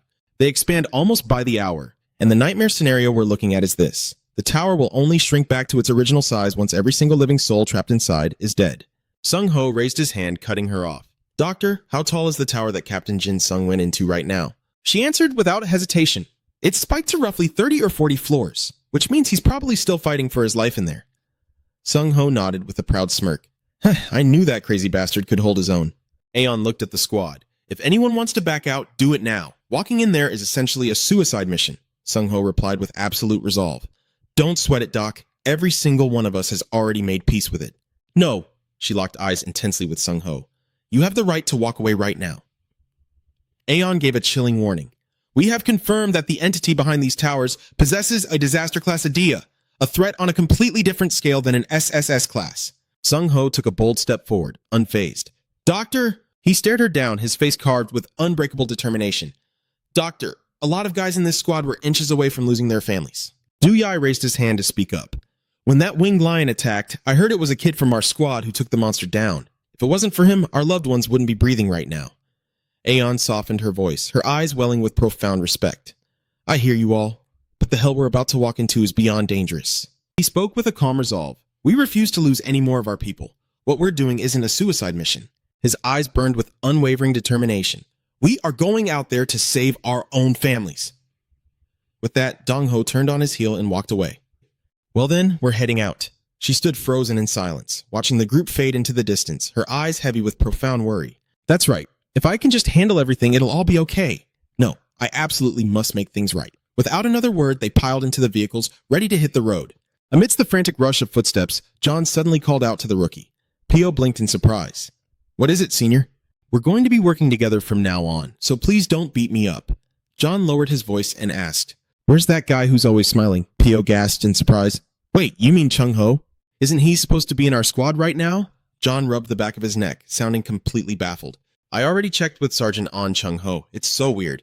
Meanwhile, over on Jin Sung's side, little Jin Xian Ok was screaming and crying until her voice went totally hoarse. Wake up, mister, please wake up. Tears streamed endlessly down the little girl's innocent face. You perverted mister, please, I'm begging you, please wake up. Suddenly, he twitched. Slowly, he pushed himself up off the ground with trembling hands. Xian Ok. What time is it? The little girl just wailed even louder, tears pouring down her cheeks like rain. I'm sorry, mister. I am so sorry. Right after, a chorus of children's terrified sobs echoed through the air, leaving Jin Sung completely stunned. I'm so scared, brother. Panic gripped him entirely. What's going on? Why is everyone crying like this? Jin Xian Ok choked back her heavy sobs. I'm sorry, mister. I really am. But Mom strictly told us not to wake you up no matter what. Jin Sung's heart raced as he urgently cut her off. No, stop apologizing. Just tell me what happened. Suddenly, Seoun's utterly exhausted voice echoed out, making his blood run cold. She's right. Our little girl did absolutely nothing wrong. I was the one who told her to let you sleep. She glared at him with a weak but fierce threat. If you dare raise your voice at our daughter, you're dead meat. But as his eyes fell upon Seoun's battered, bloodied body, he froze entirely. His heart skipped a painful beat. Seoun slowly, shakily lifted her blood-stained sword. I don't even know how much time has passed anymore. Jin Sung frantically grabbed his phone. The screen flashed bright, reading 6:10. He stared at it in pure shock. 10 whole hours? Has she been fiercely protecting us for 10 straight hours without a single moment of rest? He watched in absolute horror as Seoun's battered body swayed, dangerously close to collapsing. Seeing Seoun swaying, barely able to stand, Jin Sung dashed forward. In a heartbeat, he caught her, pulling her safely into his arms. Seoun's arms hung limp, completely drained of strength. Seeing her trembling hands, a heavy wave of guilt hit Jin Sung. He had been out cold for way too long. Seoun forced a weak, exhausted smile. Jin Sung, don't make that kind of face. She looked straight into his eyes, trying her best to stay calm. I told you to let me handle this, she murmured softly. Just trust me, and get some rest. Jin Sung raised his voice, totally frustrated. You should have woken me up. He pressed on, his voice tight with worry. You should have woken me up before you pushed yourself to the breaking point like this. Seoun weakly raised a finger to her lips, shushing him. Shh, she whispered. I'm already this tired, and you're still gonna yell at me? Jin Sung's anger immediately melted, and he mumbled back, I didn't mean it like that. She softly pleaded, Then let me rest for a bit, okay? I'm leaving the rest up to you. Moments later, her completely drained body gave out, and she passed out peacefully in Jin Sung's arms. He laid Seoun down on the ground, moving with extreme care. watching the slow, steady rise and fall of her chest. Suddenly, a massive crash echoed through the air, shaking the entire tower to its core. A frenzied dinosaur charged wildly at them. Its jaws snapped wide open to reveal rows of razor-sharp teeth. The children screamed in sheer terror. "It's a T-Rex! Somebody save us!" Omnivore was drawn in a flash, launching itself straight at the beast. The creature shrieked furiously, its eyes bloodshot with pure rage. Jinsung stood his ground, his cold, piercing gaze locked onto the dinosaur, his entire body as tense as a coiled spring. Deep down, panic was eating at him. He had already burned through half of his power just to hold the line, which meant his attacks wouldn't pack much of a punch right now. Omnivore shrieked, rapidly morphing into a heavy protective shield. Jinsung gritted his teeth, thinking frantically, "If this keeps up, none of us are making it out of here alive." In that desperate moment, he called out softly, "Jin Cheon-ok." The little girl flinched, twisting her fingers together nervously and stammered, "Yes, mister?" Jinsung's eyes flared with absolute resolve. He looked right at her and made a bizarre request. "Can you do your absolute best to make me feel completely miserable?" Seeing the intense aura radiating from him, the little girl hesitated. But right then, deafening booms shook the room, followed immediately by Omnivore's agonizing screeches. The situation was spiraling out of control. Jinsung urged her, pure desperation in his voice. "Hurry up!" Jin Cheon-ok decisively thrust her hands forward, her voice shaking with worry. "If it's you, you total weirdo, you'll be fine, right?" He replied without missing a single beat. "Of course." The little girl channeled every ounce of her power. Wild spiritual energy erupted, glowing fiercely from the palms of her hands. In the blink of an eye, the radiant light spread, wrapping tightly around Jinsung's body, dragging him down as if trying to swallow him whole. He gritted his teeth, violently bracing himself against the suffocating wave of agony and nausea closing in on him. Jinsung's eyes flew wide open, reflecting the flickering light, a chaotic, overwhelming blend of pure rage and total despair. A raw scream caught in his throat, refusing to come out. Finally, unable to take the unbearable torment for another second, he doubled over and vomited. Jin Cheon-ok panicked, crying out for him. Jinsung tightly gripped the little girl's hand, forcing out a rough, hoarse voice. Jinsung braced himself, refusing to step back. "It's fine. I'll just give it my all in one shot." Jin Cheon-ok nodded, her face glowing with pure determination. "Right!" The little girl pushed her limits, her spiritual energy flaring up to wrap tightly around Jinsung once more. His eyes snapped wide open, flashing with a piercing crimson light. A violent torrent of aura surged violently, slowly devouring his sanity. In mere moments, the dark energy completely engulfed Jinsung's body. His face slowly relaxed into an eerie calmness. A thought echoed in his mind. "My consciousness," Jinsung thought to himself. "It's so perfectly still, so peaceful. It feels like my mind has been completely detached from my physical body." Staring at the crimson waves of power weaving right before his eyes, he questioned himself. Is that my killing intent?" Jinsung muttered under his breath. "Has it always looked like this? It's suffocating." He abruptly raised his hand, clicking his tongue in annoyance. So damn troublesome. Jinsung instantly clenched his fist, crushing it in his grip. Suddenly, the system's mechanical voice echoed in his head. Calculated killing intent triggered. Idea rank C+. Your sheer willpower has successfully frozen the killing intent. You have now successfully mastered your emotions. Enabling crystal clear judgment, you can accurately gauge your own limits and toggle your idea on or off at will. Immediately after, his physical body began to mutate. His back broadened into a massive frame, and every single muscle fiber bulged with explosive tension. Jinsung's limbs locked in tight, radiating a terrifying, monstrous strength. Just then, the system flashed a new warning. Physical attributes are now mutating to adapt to the killing intent.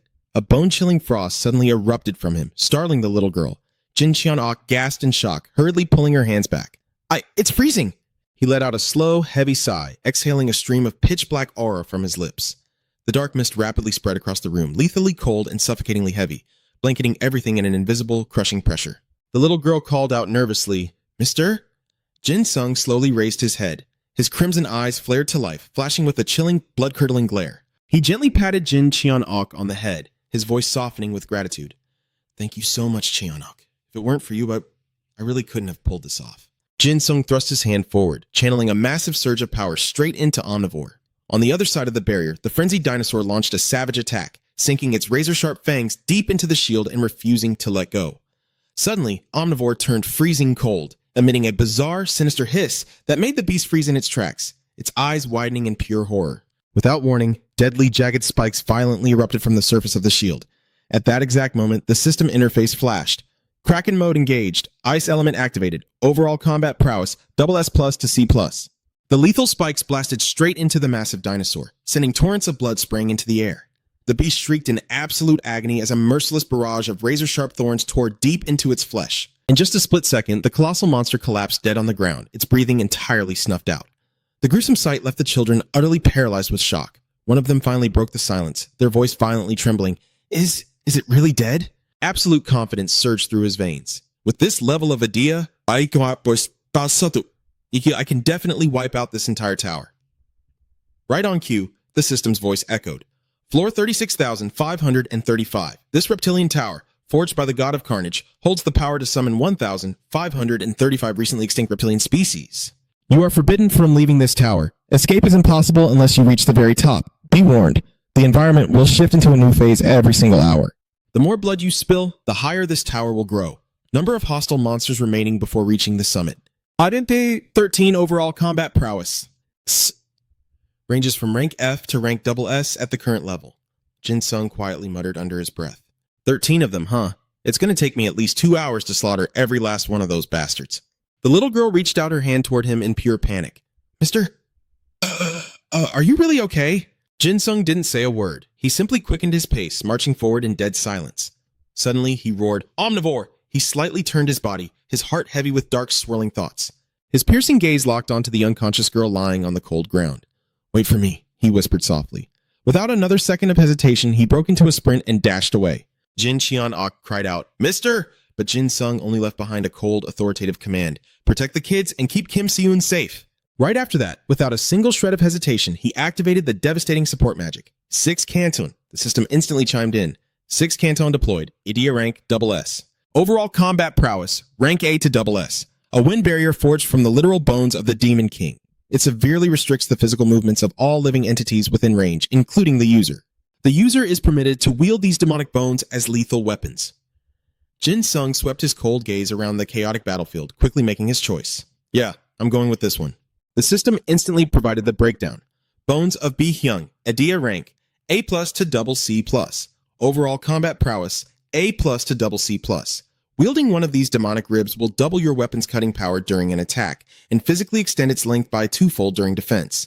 Without a second thought, he decisively ripped the massive bone out from the ground. Jin Sung gripped the bone blade tightly in his hand, his strides heavy and unyielding as he marched straight into the fray. His eyes blazed with absolute resolve. Don't worry, we're going to end this real fast. He unleashed a relentless storm of devastating high-powered slashes, each strike echoing through the air like roaring thunder. When the dust settled, Jin Sung stood perfectly still, his cold eyes analyzing the bloody aftermath. Suddenly, the massive wall in front of him violently cracked open. A horrifying, spiderweb-like fracture spread rapidly across the surface, growing wider by the second. Simultaneously, a chilling red text glitched onto his system interface. Calculated killing intent activated. I am watching you. Any open wounds fixed within the user's line of sight will forcefully expand and continuously rupture, completely bypassing any healing factors. In a matter of seconds, the massive crack in the wall blew wide open, tearing a gaping, pitch-black abyss into the structure. The wall completely shattered apart, unleashing a massive, horrifying swarm of monsters pouring out from the darkness. Their shimmering crimson-scaled armor lit up the abyss, reflecting light like roaring, living hellfire. But just as suddenly, the shattered wall flawlessly stitched itself back together, looking as though it had never even been scratched. From the very center of that newly sealed surface, a blinding, blood-red light began to bleed through, radiating an aura of pure, intoxicating danger. A colossal, terrifying serpent slithered straight out from the crimson glow, its glowing, predatory eyes locking dead onto its target. Moving with blinding speed, Jin Sung shot his hand forward, viciously grabbing the monstrous snake by its throat. His magical aura erupted like a volcano, violently ripping the beast completely to shreds in an explosive fit of pure rage. The mangled corpse of the giant serpent crashed to his feet, spraying a fountain of blood across the floor. One by one, every single beast met a brutally violent end at the hands of Jin Sung. The system's relentless voice echoed once more. Tower level 36,535, the Reptilian Dominion, rank E. Rank SSS. Number of hostile monsters remaining before reaching the summit, 13. He fought like a god of war, never stopping to breathe. Number of hostile monsters remaining before reaching the summit, 8. Jin Sung lunged forward like an absolute madman, brutally crushing the monsters beneath his boots. Number of hostile monsters remaining before reaching the summit, 5. He stood tall in the middle of a literal mountain of butchered corpses. His voice dripped with raw, arrogant defiance. Come on, bring it on, you bastards! Jin Sung pushed his focus to the absolute limit, his knuckles turning white as he gripped his bloody weapon. Flux lock, he chanted in his mind. The system chimed in to clarify. Calculated killing intent activated. Your physical parameters will now forcefully mutate to adapt to your lethal drive. The user's base status will be dramatically multiplied to match the intensity of the killing intent. In that very second, his entire physical form underwent a monstrous, rapid evolution. Every single muscle fiber swelled to the bursting point, and a terrifying, overwhelming wave of pure destructive power violently exploded from his body. He thought to himself. Thanks to the 6 Scanton effect, his metabolism had doubled, and his attack power had surged by another 100% just from Bung's rib. Jin Sung burned with determination, his eyes flashing with an iron will. I'm getting out of here. No matter what. He launched himself forward, unleashing a ruthless strike. A deafening roar echoed out as brilliant magic lit up the sky, violently shaking the entire space. Meanwhile, right outside the tower, Pio quickly grabbed Yi's arm, flashing a teasing grin. Hey now, you really need to train more. The man barked back furiously. Shut up! But suddenly, Yu Yi's eyes shot wide open, completely gripped by sheer panic. Over there, John's face went dead pale in pure panic. What the hell is that? Sung Ho froze, his voice trembling with anxiety. Doctor! Is that... Before their very eyes, a massive monster was coiling itself around the towering spire. Aeon gasped in terror. Has it already begun? The final stage? She asked, totally stunned. Jin Sung. Don't tell me he actually cleared out the entire tower, Sung Ho muttered, furrowing his brows in disbelief. Doctor, what exactly do you mean by that? A wave of deep dread washed over Aeon. Almost every single tower across the world shrank back to normal size once they reached that height. No one has ever survived inside for this long. She desperately urged him. Sung Ho, we need to hurry. Can you push the speed any higher? He gave a sharp nod, his tone dead serious. Understood. They sprinted forward, their frantic footsteps echoing loudly. Suddenly, a faint silhouette appeared by the tower entrance. Someone shouted in overwhelming joy, "We made it! We're at the tower!" Hearing the commotion, the man spun around in sheer surprise. Right then, an unfamiliar voice called out, "Hey there, funny old man!" So Wung Hua was completely drenched in blood, but the moment he saw his backup, his face lit up with absolute relief. Meanwhile, deep inside the tower, a violent blast of magic tore through the air, heading straight for Jin Sung. He reacted in a heartbeat, swiftly grabbing it barehanded. That eerie voice echoed out once more. I do not know. Jin Sung flinched, snapping his head up. What the? A massive foot silently stepped down the staircase, one step at a time. The beast continued. Why I am even here. A colossal figure quickly materialized right before his eyes. The creature finished its thought. I have absolutely no idea. Jin Sung's eyes locked onto the giant being, intensely scanning it for any system information. The system flashed. Target information, the Armor King Isaac. Class, Idea. Threat level, Triple S Calamity. Overall combat power, Triple S Calamity. The single most powerful entity among all reptilian species. Although this magnificent creature was once banished to the deep earth, it was forcibly summoned here through the Godkiller. Passive effect. All physical damage will be completely nullified. Only mental and conceptual attacks can affect Isaac. It cannot manifest anywhere outside the reptilian tower. Skill. Temperature manipulation. It can alter the temperature within a 6-meter radius at will. Skill. Defense penetration. Targets chosen by Isaac cannot defend themselves. Skill. Immunity. Erasure. Any enemy that makes physical contact with Isaac will lose all their immunities. Jin Sung muttered in shock. Isaac! The behemoth glanced around, its gaze brimming with dark curiosity. Where exactly is this place? He spoke up, his voice tense. Are you the master of this tower?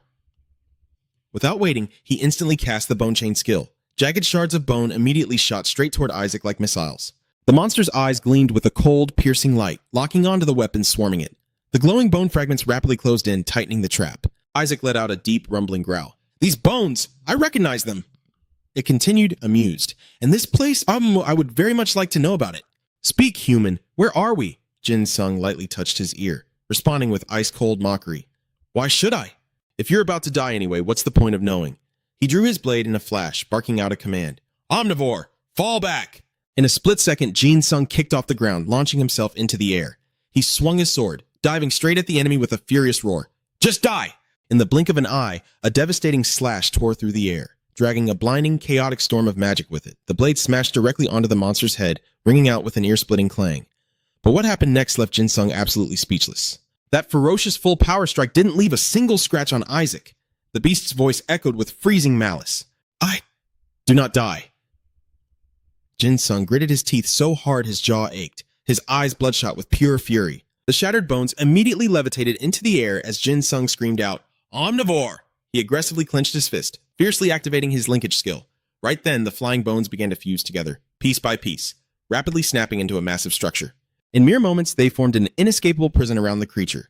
Jin Sung violently swung his arm down and instantly, Omnivore transformed into a terrifying shadow, lunging out to bind the beast. It coiled at blinding speed around the pure white bone fragments.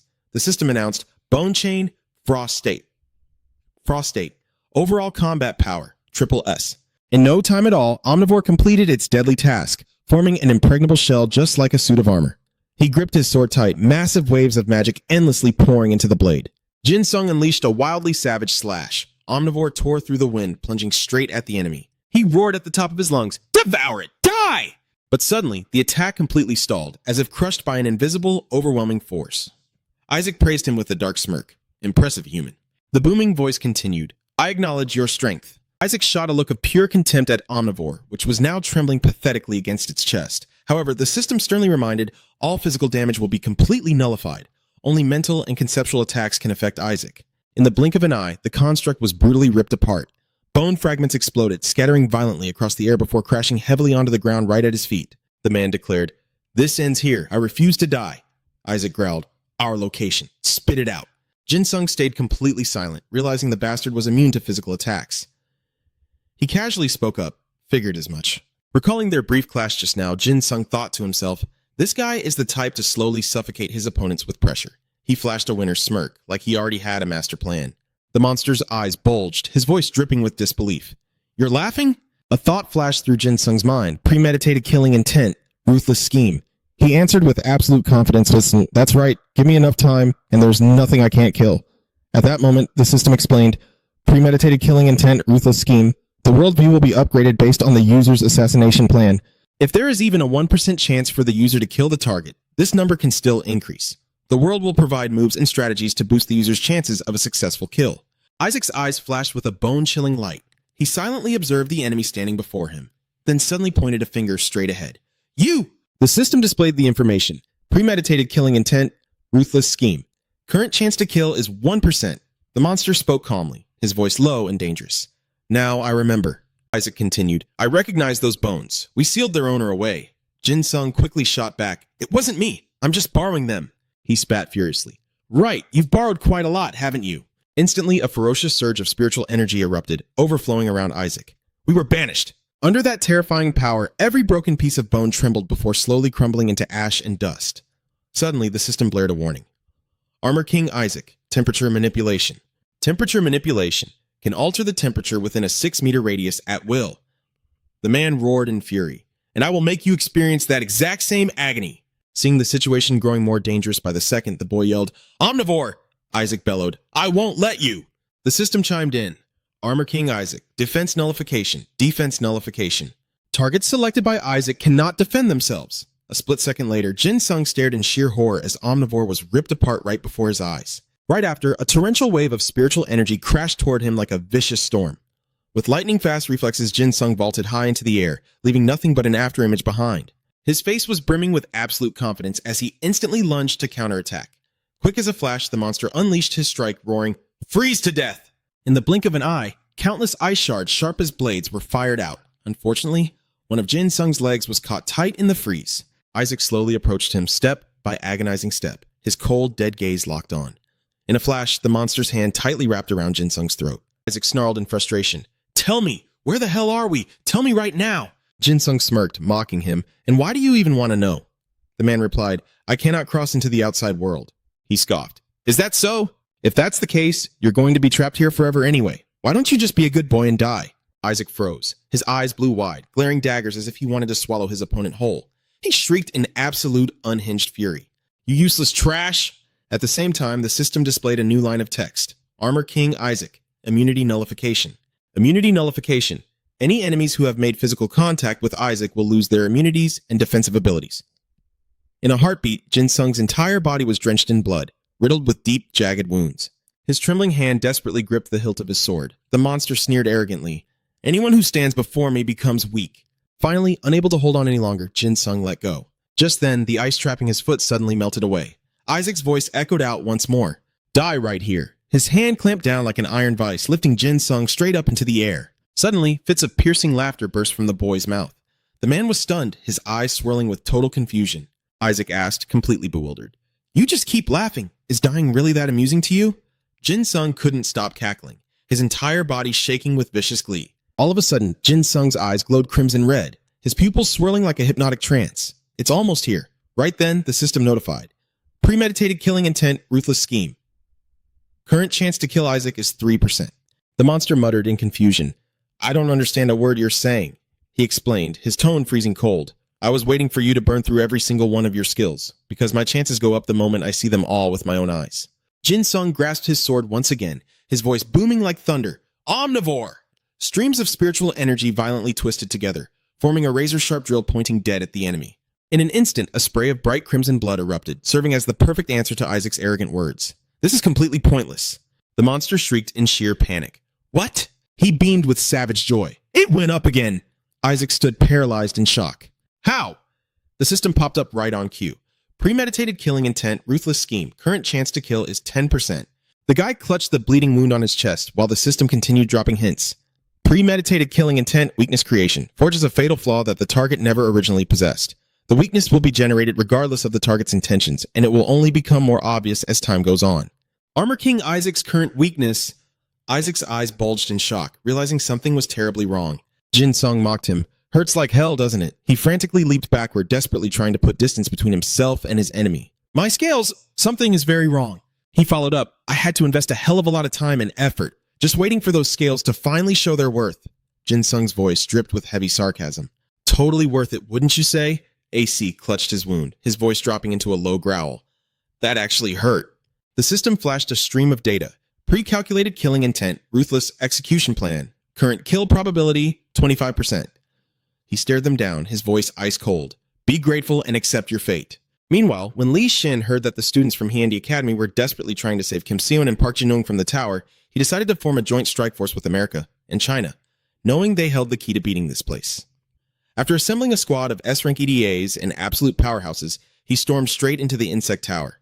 But right then, a heavily injured man, his entire body trembling in agony, forced out the words to the rescue team. He coughed out weakly. You're too late. Li Xin dropped to his knees, panic edging his voice. Are you the only one left? The man struggled, his breaths ragged and shallow. Thank God. If I had died here, the tower would have reset. He forced himself to keep speaking. If that happened, my friends would have died for nothing. Li Xin's eyes hardened with absolute resolve. You did good. Now, leave the rest to me. In that very moment, the man breathed his last. His eyes remained wide open, carrying the heavy burden of unfulfilled wishes. Li Xin leaned in close, gently brushing his hand over the man's eyelids to close them in a silent farewell. He quickly stood back up, a suffocating weight crushing his chest. Suddenly, an ear-piercing screech shattered the silence, followed by the heavy, echoing thud of footsteps drawing near.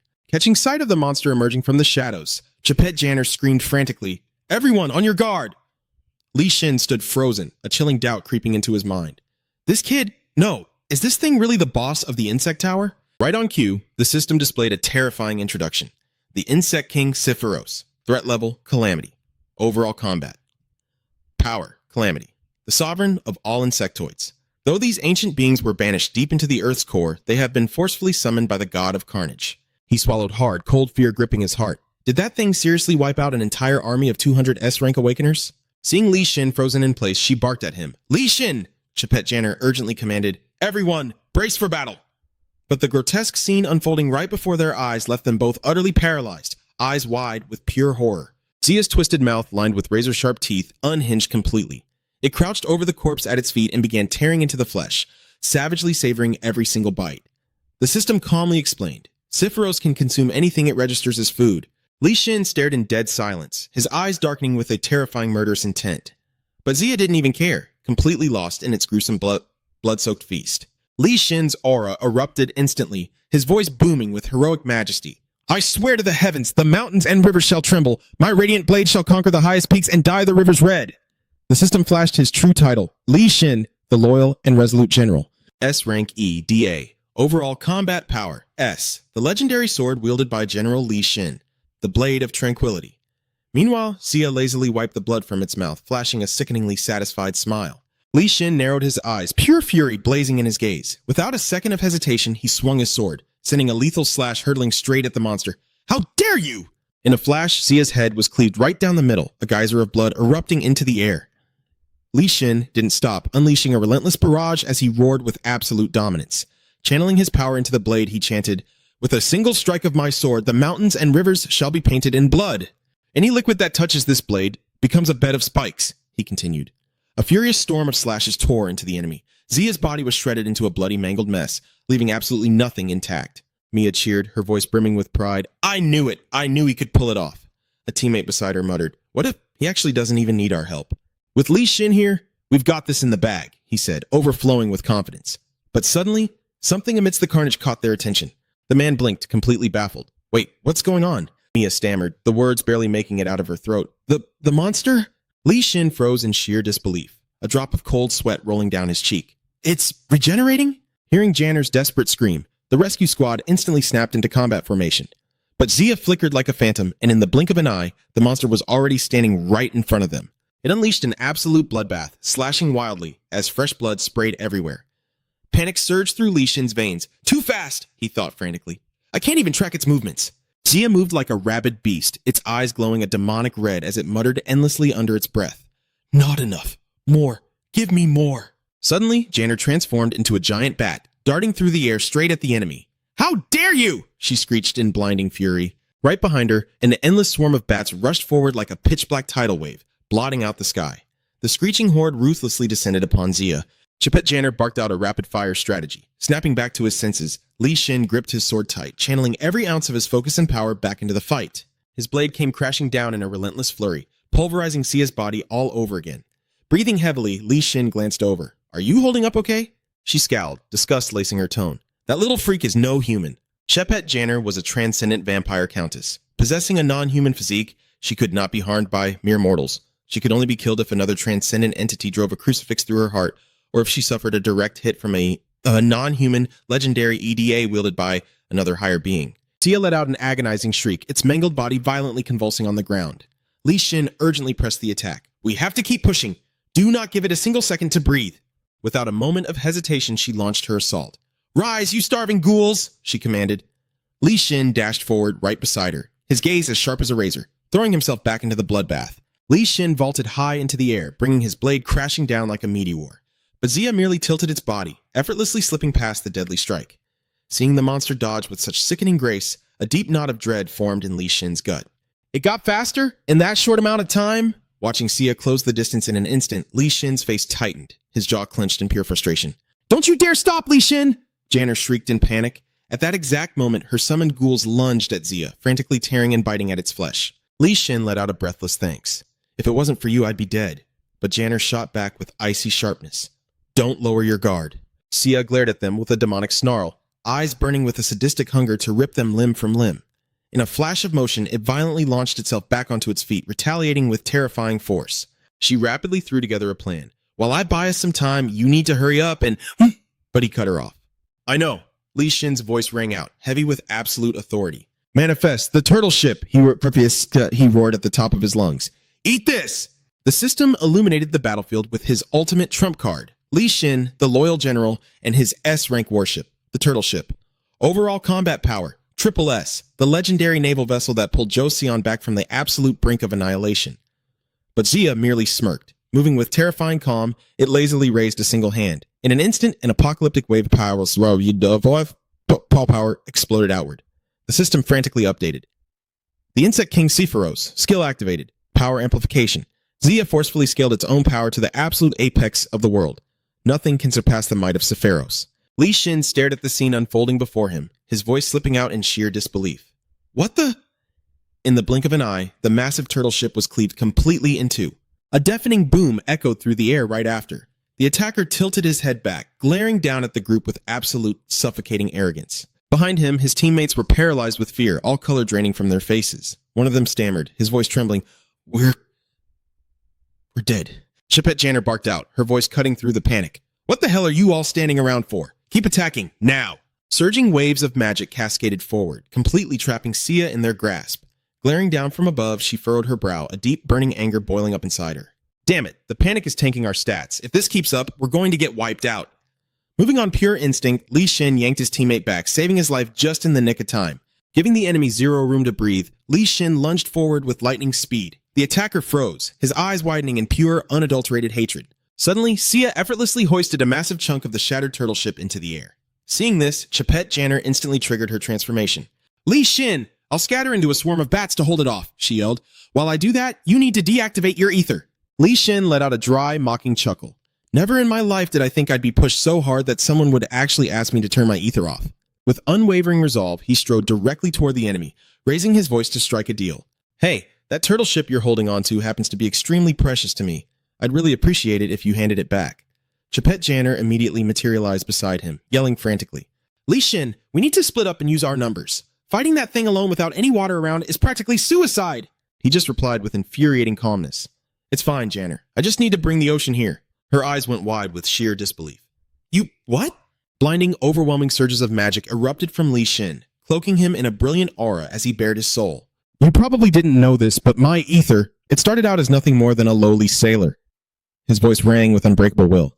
But I refused to give up.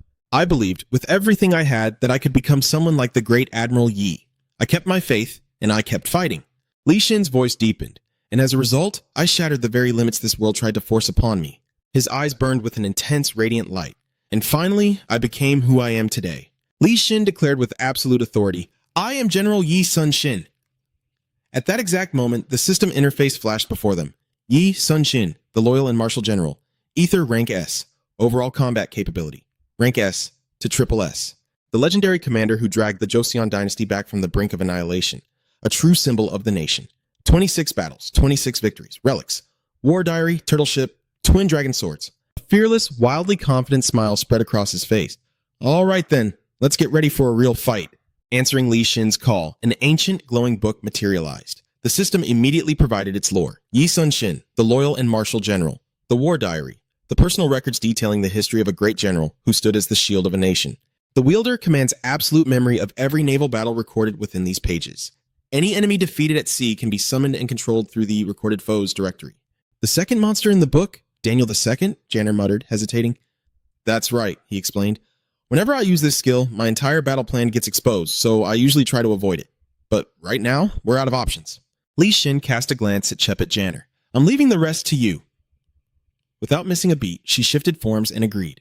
Got it. Do your thing, I'll hold the line here. The war diary snapped open, erupting in a blinding pillar of light.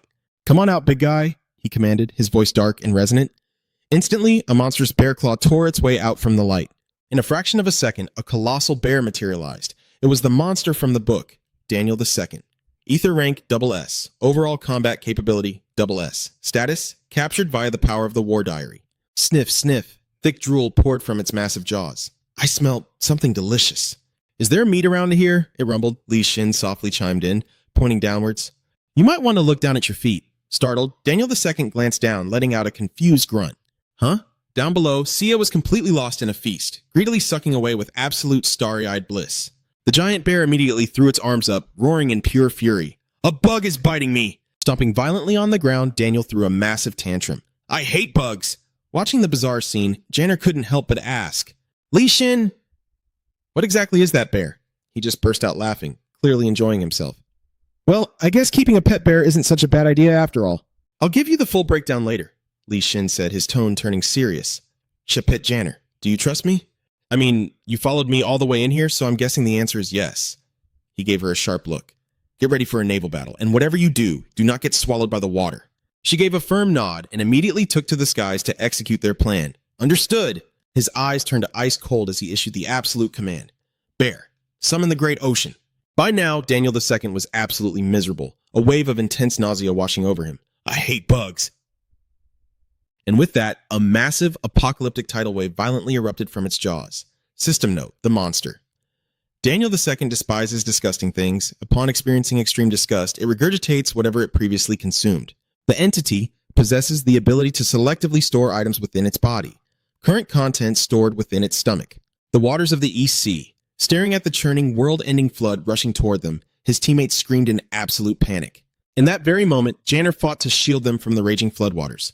Someone screamed out, "Get up here, now!" Meanwhile, Sia staggered through the violent rapids, fighting desperately against the current.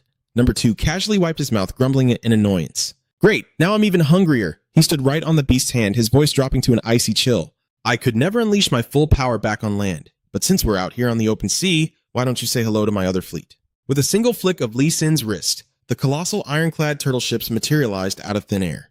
At the exact same time, over at another tower, an absolute bloodbath had unfolded, with crimson stains painting the ruins.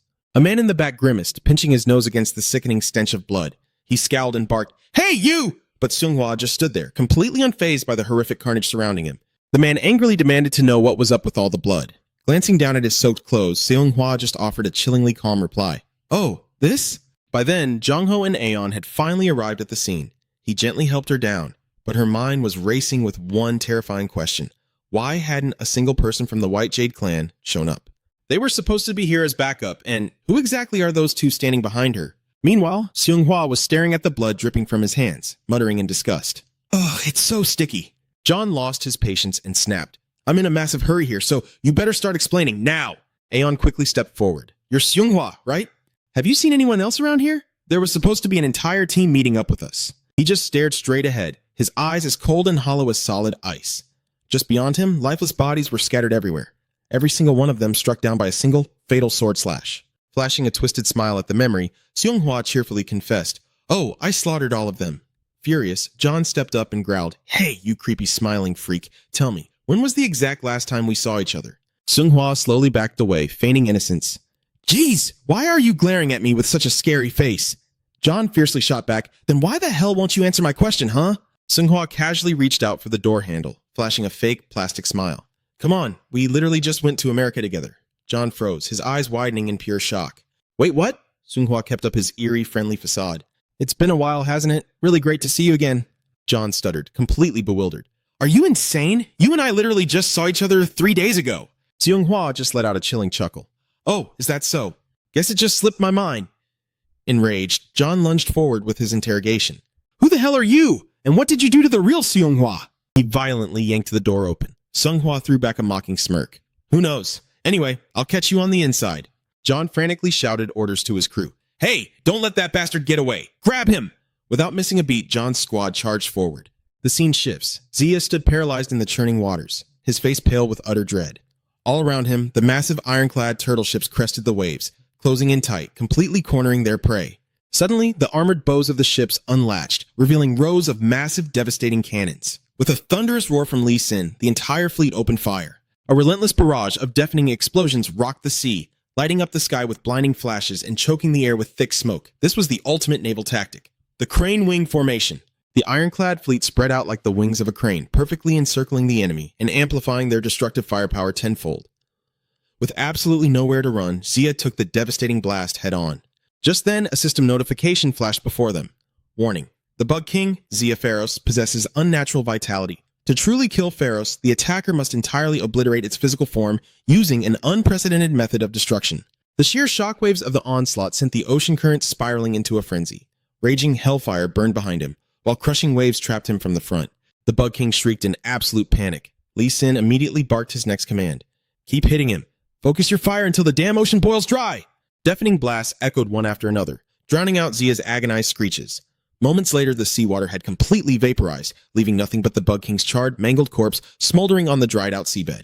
Xia was completely spent, his shattered body trembling as he let out a pathetic groan. Lee Sin locked his piercing, icy gaze onto the fallen enemy, delivering his final verdict. "I sincerely hope you keep burning once you reach hell." But the execution wasn't over. The glowing muzzles of the cannons locked dead onto their target once more. Drained of all life, Zia just lay there, utterly powerless to stop the final strike. Suddenly, an obnoxiously teasing voice echoed through the air. "Aw, don't you think you're being a bit too harsh on the poor little bug?" Spotting the interloper, Lee Sin let out a furious, beastly roar. "Injong, you arrogant piece of trash!" "What's up, old-timer?" Chep Janner came swooping in from above, confidently making her play. "I'll take care of this loudmouth. You just focus on finishing off that filthy bug." As she screamed and charged forward, Injung let out a condescending scoff. "Oh, so the little Batgirl decided to show up too. Everyone, rush him, now!" The squad lunged as one, but Injung just launched himself into the air, dodging their strikes with infuriating grace. Mid-air, he instantly began weaving a magical spell. "Aw, are we playing the numbers game now? If you actually thought a pathetic move like that could kill me." An invisible magical chain whipped out, violently binding Chep Janner in place. Then why the hell would I have bothered coming back? In the blink of an eye, the rest of the crew found themselves trapped in the exact same bind. Someone screamed out in pure panic. "What the hell?" The surging currents of magic coiled around the massive warship, locking down its gears and completely disabling its heavy artillery. Number 2's entire body was paralyzed by the binding spell. He gritted his teeth, his voice laced with sudden dread. "Li Shin, my body feels weird." Then the ship seemed to be possessed, suddenly blasting fire in every direction. Li Xin stared anxiously at number 2, calling out softly. The bear was being controlled, its eyes glowing a terrifying, blood red. He blurted out in panic, "What the hell is going on?" Number 2 instantly attacked, launching a direct strike at Li Xin. On the other side, Chapette Janner roared in pure fury. "What did you do to my Ida and to my body?" she muttered in fear. "Don't tell me. Has that bastard already become the successor?" Then she screamed her command, "Use everything you've got, now!" But, caught off guard, she took a brutal kick straight to her body. She hastily leapt back, and Young spoke with a chilling tone. "I used to be pretty sick of that little squad of yours, but don't you think this immortality is a bit too overpowered for a mere human?" The arrogant bastard bellowed, "Now get on your knees!" Chepener fell silent, realizing these bizarre ancient runes were making her lose control. In the distance, her teammates looked completely bewildered. "Wait, why are you attacking me?" The other person replied in a panic, "I didn't mean to. My body is moving on its own." The ship lit up, moving in complete chaos. Even though it tore him apart, Li Xin had to make a decision. There was no other choice. He urgently commanded, "Fall back, bear. You too, turtle ship." Everything was sucked back into the battle log, swiftly closing shut. Li Xin then marched heavily toward the enemy, every step radiating a freezing aura that suffocated the air around him. That overwhelming power made the walls tremble, shaking violently before cracking open. His cold gaze swept the ground, where Zia lay completely unconscious. Li Xin cursed under his breath. "Damn it, if this thing can regenerate, everything is going to spiral out of control. My firepower and the turtle ship won't even scratch it then." He snapped in frustration. "If you hadn't shown up to ruin things, we would have killed it by now. Is your power manipulating people's minds?" And Young didn't care in the slightest. "Why are you in such a rush?" "It's been a while, hasn't it? Old man, I just came here to have a little heart-to-heart with you." Li Xin grumbled back, "You always know how to piss me off, don't you? Do you really have a death wish?" He laughed mockingly. "If that's what you think, then you've clearly misunderstood something." Li Xin growled, "So you really did come here to kill me, didn't you? Does this mean you're ready to turn your back on humanity?" And Young didn't answer, merely glancing down to check on Zia's condition. He smirked inwardly. It looked like the thing had already recovered by half. And Young swiftly cast a spell, strings of mystical incantations flowing out. In the blink of an eye, a coldly gleaming sword materialized in his hand. The great sword, forged by malice. And Young cried out in delight, "This is it!" The system displayed the weapon's info. Great sword forged by malice. Once swung, the blade cannot be stopped. Great battage. EEA SSB+. Charge rate 87%. Overall combat power us at B+. He decisively twisted his wrist, hoisting the sword high into the air. In Young's face radiated sheer arrogance, his lips curling into a triumphant sneer. Li Xin's eyes widened in shock, totally clueless about what had just happened. Right after, he plunged the sword straight into the boy's body. Over on Jin Sung's side, an ear-splitting metallic clash rang out, followed by a blinding white flash, marking the impact of a brutal collision. In a flash, Jin Sung leaped backward, quickly widening the gap between him and his opponent. At that moment, the system announced, pre-calculated killing intent, a ruthless plan. The current chance to kill Isaac is 25%. Without missing a beat, Jin Sung launched a relentless assault, shouting as he struck, "Over here, come on, or maybe over here." Isaac parried the attack, scoffing sarcastically.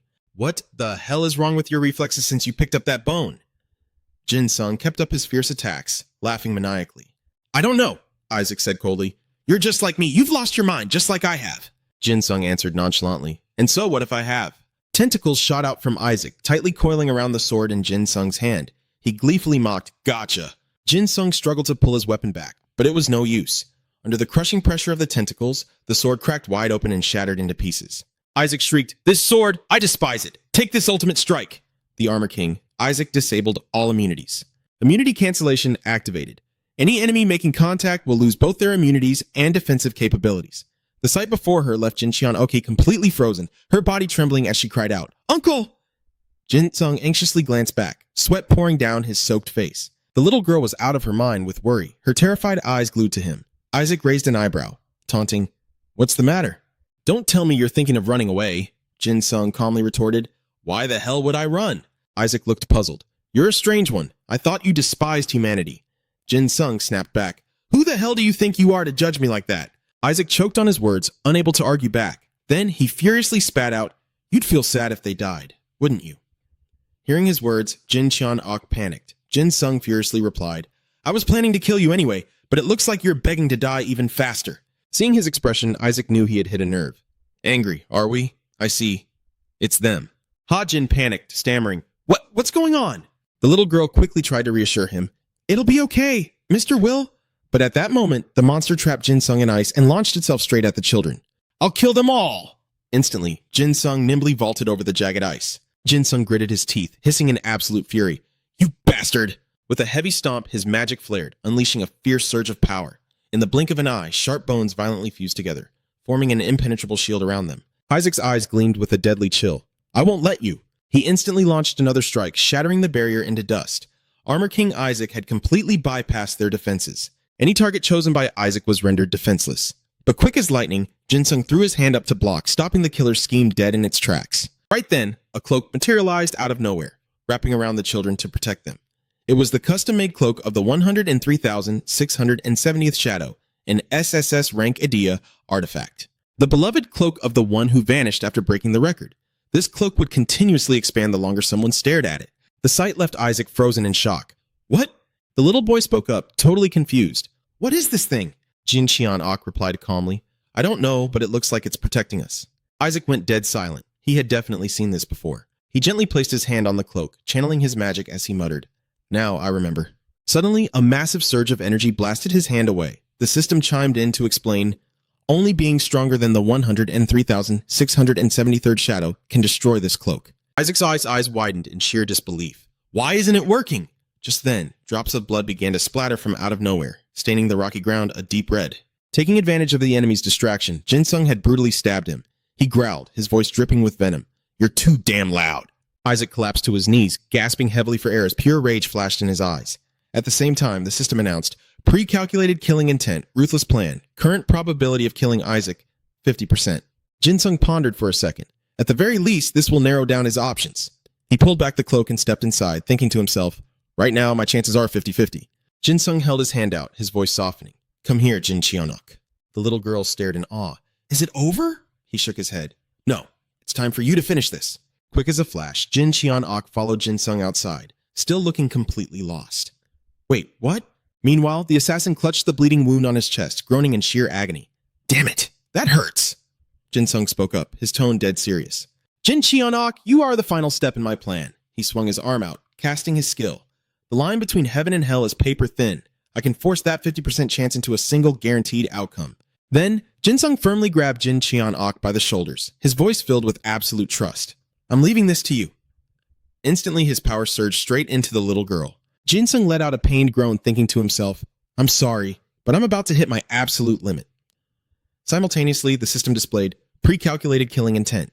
The user is fully aware of their limits and can temporarily summon their idea. While idea is active, killing intent will be continuously generated. The little girl looked at him with frantic worry, crying out, "Mister!"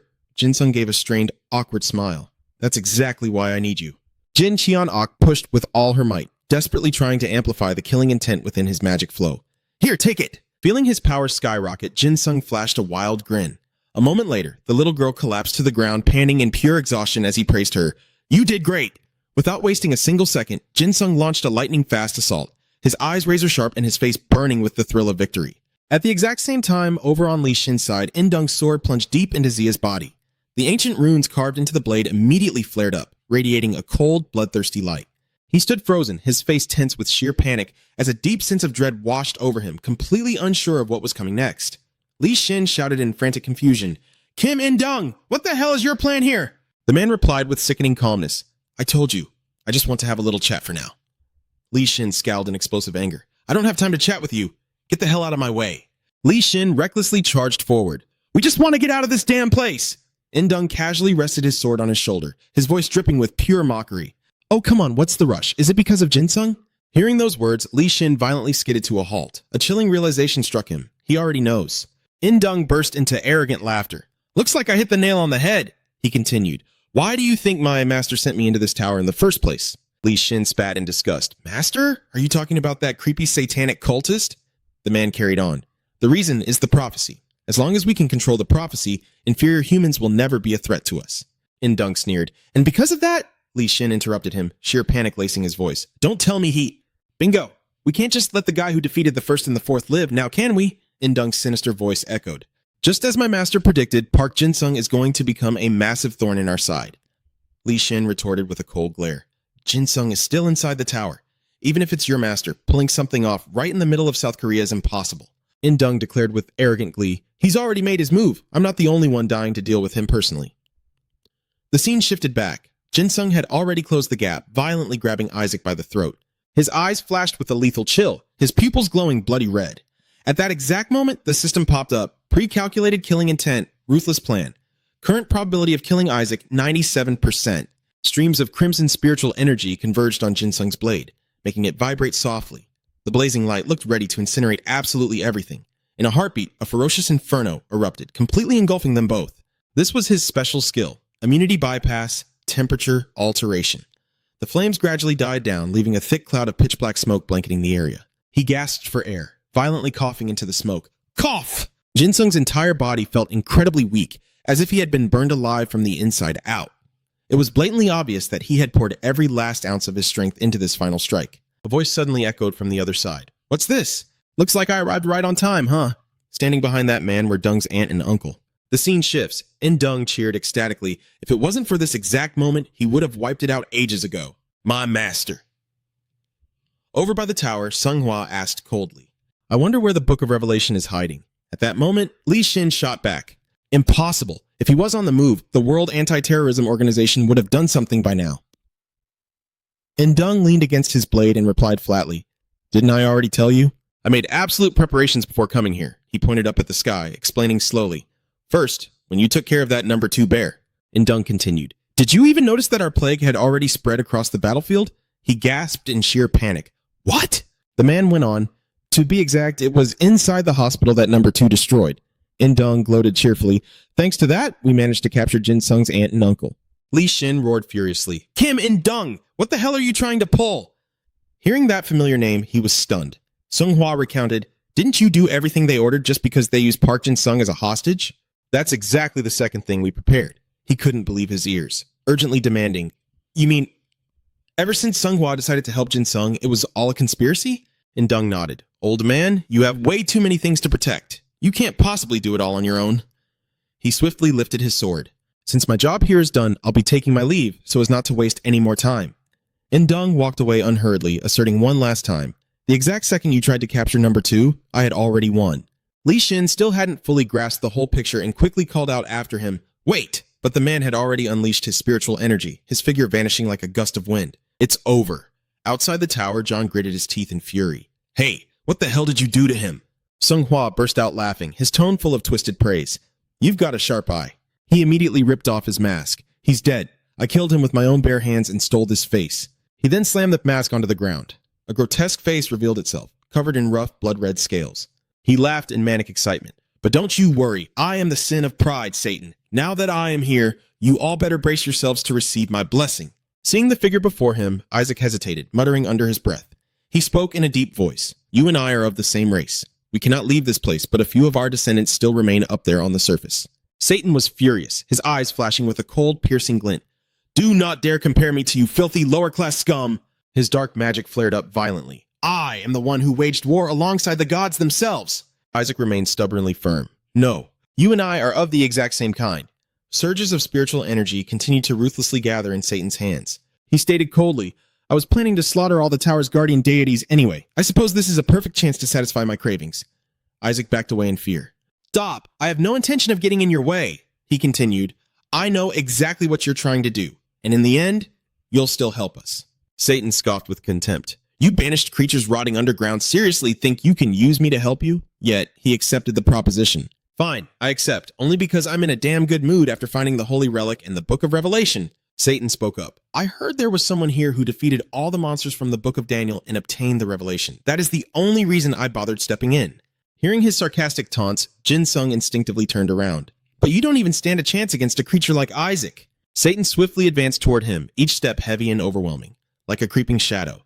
In the blink of an eye, he was looming right in front of Jin-sung, feigning terrifying joy.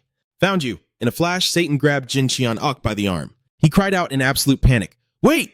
Jin-sung was utterly exhausted, his body completely battered, but he still forced himself to give chase. He dragged his heavy feet, breathlessly whispering, The Old Testament.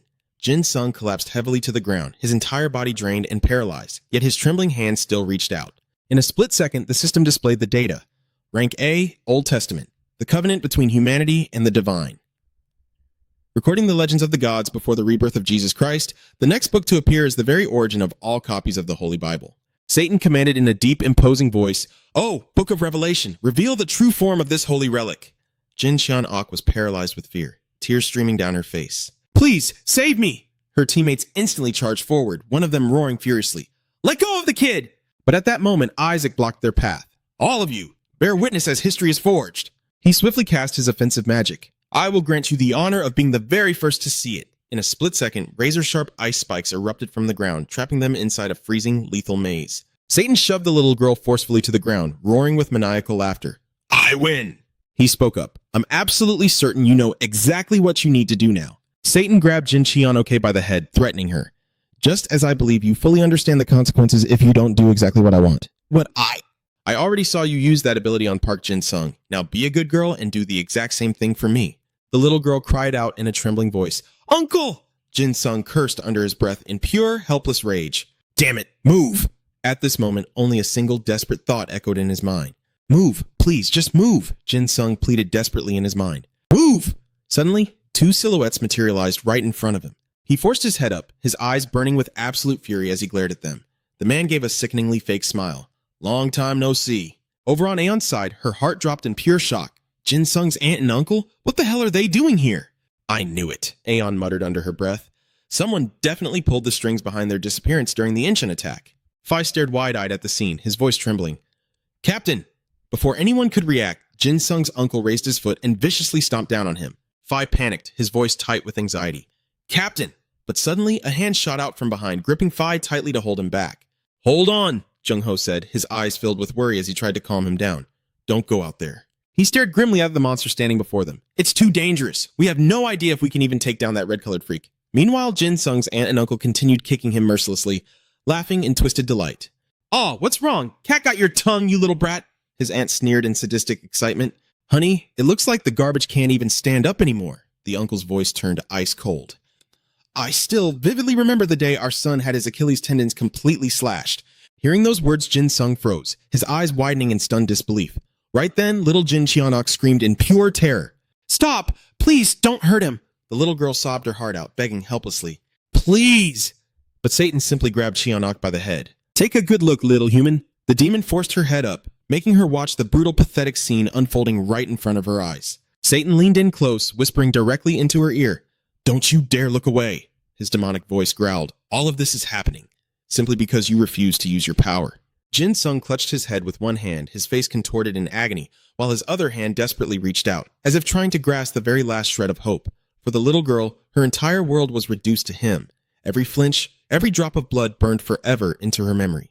The demon continued with a chilling sneer. "This will all end with your eternal regret."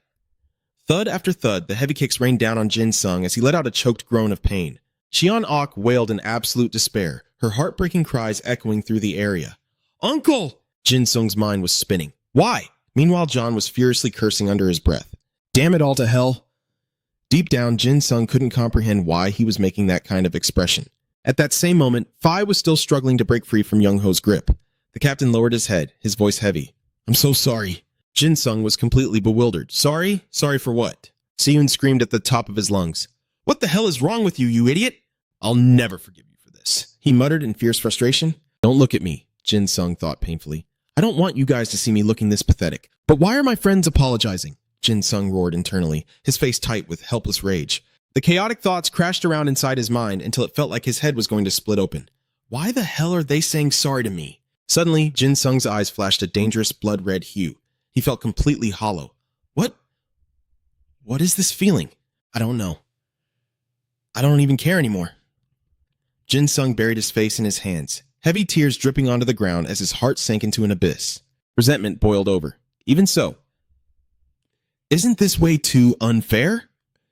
Amidst his shattered, chaotic inner world, Jin-sung gathered every last ounce of his strength, grabbing hold of his fraying sanity as he forced himself to stand tall. And then, a dark realization hit him. It's fine.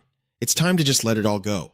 The corners of Jin-sung's mouth curled up. This is the very last time. I let this killing intent consume me blindly. In the blink of an eye, he completely snapped his final thread of sanity, letting his mind drown in the absolute madness of his emotions. Right then, Jin-sung completely lost his damn mind. Only a single, terrifying thought echoed in his head. Everyone, I want to slaughter absolutely everyone. Snapping back to reality, a truly horrifying, blood-chilling smile spread across his face. Seeing this, his uncle started stomping on him even harder. Look, honey, the little freak is smiling. Looks like we'll just have to keep crushing him until he stops. Suddenly, his aunt shrieked in absolute bloody murder. Honey, my leg! Oh my god, my leg! Aeon gasped in horror. Jin-sung, don't tell me. Seon screamed in blind panic. Jin-sung, no! Stop! But it was way too late. He was now nothing but an empty puppet, entirely possessed by raw, unfiltered bloodlust. There was zero humanity left.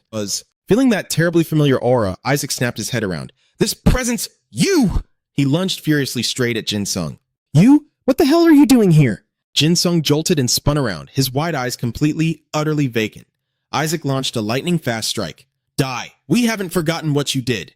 Jin-sung countered. In a flash, the blade sliced through the air so incredibly fast that the demon froze in shock. Impossible! He gasped. Watching the fresh blood spurt out like a fountain, Jin-sung laughed, a twisted, victorious laugh. A split second later, Isaac's severed head hit the ground, rolling away in the dirt. Jung-ho immediately shoved Phi back, gears turning rapidly in his mind. This is it. This is our opening. He walked forward slowly, taking measured, cautious steps. Jung-ho clapped slowly, putting on a fake smile of praise. Incredible work, Park Jin-sung. Now come on over here so we can patch you up. But his only answer was a brutal slash, sending blood spraying through the air. Sung-ho froze, completely lost as to what was happening. Aeon cried out in warning, Sung-ho, Jin-sung is incredibly dangerous right now. Moving fast, she cast her magic. Sung-ho, get over here. In the blink of an eye, Aeon yanked him over to her side. She quickly activated her healing powers, letting the energy surge forward. Phi cried out in a panic, Captain! Whispers immediately broke out among the crowd. Someone gasped in disbelief. Did he just attack Sergeant An Sung-ho? The person next to them replied, trembling. Just now, he almost took the sergeant's head off. Suddenly, a terrified scream pierced the air. Wait! At that exact moment, the system announced, Godslayer mode deactivated. Watching the scene unfold from outside the tower, Jin Xian-ok's jaw dropped. The little girl chimed in, The tower! It's completely gone! Satan immediately began a summoning, his voice echoing. The first, if you can hear me, come to my side. Indung sneered. So, you finally decided to call me? Jin-sung just stood there in absolute silence, his cold, dead eyes sweeping over the two bastards in front of him. The system instantly blared a warning. The first monster, Calamity class. Overall combat capability, Calamity. A monster born directly from Satan, devoid of God's grace. That was exactly why it held the title of the first. Even though the user had only forged a temporary pact with Satan, they were still granted absolute power and dominance. Whenever the user is summoned by Satan, they have no choice but to obey his command. Their very life force becomes bound to Satan's own. He growled, It's been a while, you bastard. All information about the summoned entity was a blurry mess. A blasphemer, the embodiment of every curse to ever exist in this world. Armageddon, Indung asked curiously. Compared to the last time we met, he's gotten a hell of a lot quieter. Did you do that to him? Suddenly, Jin-sung's eyes glowed a bloodthirsty red, flashing with a chilling intensity as if he had just locked onto his prey. Without wasting a second, he marched straight toward the two of them. Satan was stunned. His face was pulled tight with tension, his eyes filled with genuine anxiety. He roared, What the hell are you waiting for? Kill him right now and turn this place into a sea of blood! Do it! Jin-sung's uncle tightly gripped the club in his hands and charged at him like an absolute madman. You better shut your damn mouth just like your dead parents. Indung fell dead silent. Master, are you being absolutely serious right now? Sung-ho asked in terror, desperately trying to warn him. Park Jin-sung, do not listen to them. Don't let them drag up your past or your pain. Jin-sung let out a dark, mocking laugh. My pain? He ruthlessly raised his blade, streams of pitch-black mana coiling viciously around the steel. Jin-sung went on, his voice chillingly calm. You've got it all wrong. In that split second, pure bloodlust flooded his entire being, turning him into the very avatar of death. The origin of all murderous intent in this world, the root of all slaughter. With just a few merciless swings of his blade, he sent his uncle and aunt to the afterlife, permanently. Indung gloated as he looked down at the two corpses. At this exact moment, Jin-sung's true power was a complete mystery. Ether class, overall combat capability, unknown. Indung hissed in absolute fury. This crazy Korean bastard! Mana instantly erupted from his hands. He unleashed his ultimate move. Armageddon! This was the true form of the first monster, Armageddon. A devastating rain of fire brought tragedy upon the entire world. As the flaming downpour destroyed everything in its path, it triggered an effect identical to the City of God. Down below, utter panic broke out. Phi clung tightly to Jin Xian-ok, screaming in sheer terror. I don't want to die! Yui stayed calm, barking orders. Quick, find cover. Activate your defensive ether right now. Showers of fire relentlessly rained down, exploding with deafening roars that lit up the entire ski. Right then, The City of God was suddenly activated. Class SS Ether, the most wicked of demons, had dragged hell straight to earth. Within this zone, anyone blessed by the inverted cross would receive a massive power boost in battle. Under its sickening influence, everyone immediately felt a crushing weight on their chests. The reason was simple. Any ether originating from humanity was brutally weakened the moment it entered this domain. Seeing that the enemy's power hadn't dropped a single bit, Satan grew utterly frustrated. "Park Jinsung," his voice boomed. "What the hell are you?" Satan demanded. "To become Satan, I had to absorb the entire knowledge of this world, but I have never once heard of an existence like yours." Jinsung stayed dead silent. His bloodshot eyes remained locked onto his target, an eerie, bone-chilling smile creeping across his face that made the whole world feel deathly quiet. Furious, Satan sneered. "So you're not going to talk? Fine, not a damn problem." Meanwhile, Jinsung's teammates were suffocating under the immense pressure, their bodies so weak they could barely stand. Satan's voice dripped with absolute arrogance. "Because I'm going to win anyway." The City of God slowly unfolded, burning crimson against the pitch-black sky. Satan chuckled darkly, his eyes brimming with pure hubris, as if victory was already cemented in his hands. Then, endless hordes of monsters swarmed out of the divine city under Satan's summons. Monsters pulled straight from the Book of Daniel. These were the disaster fire dragons, biblical beasts of apocalypse, doomed creatures chained to the Book of Daniel that could never escape hell after their first death. The first smirked maliciously. "It's been a long time, hasn't it? Just your rotten luck." He spoke with icy contempt. "Looks like you've crossed way past the point of no return." The first unleashed his crushing aura, stomping down so hard the entire earth violently shook, threatening to split wide open. Jinsung dropped to one knee, his hair shadowing half of his face.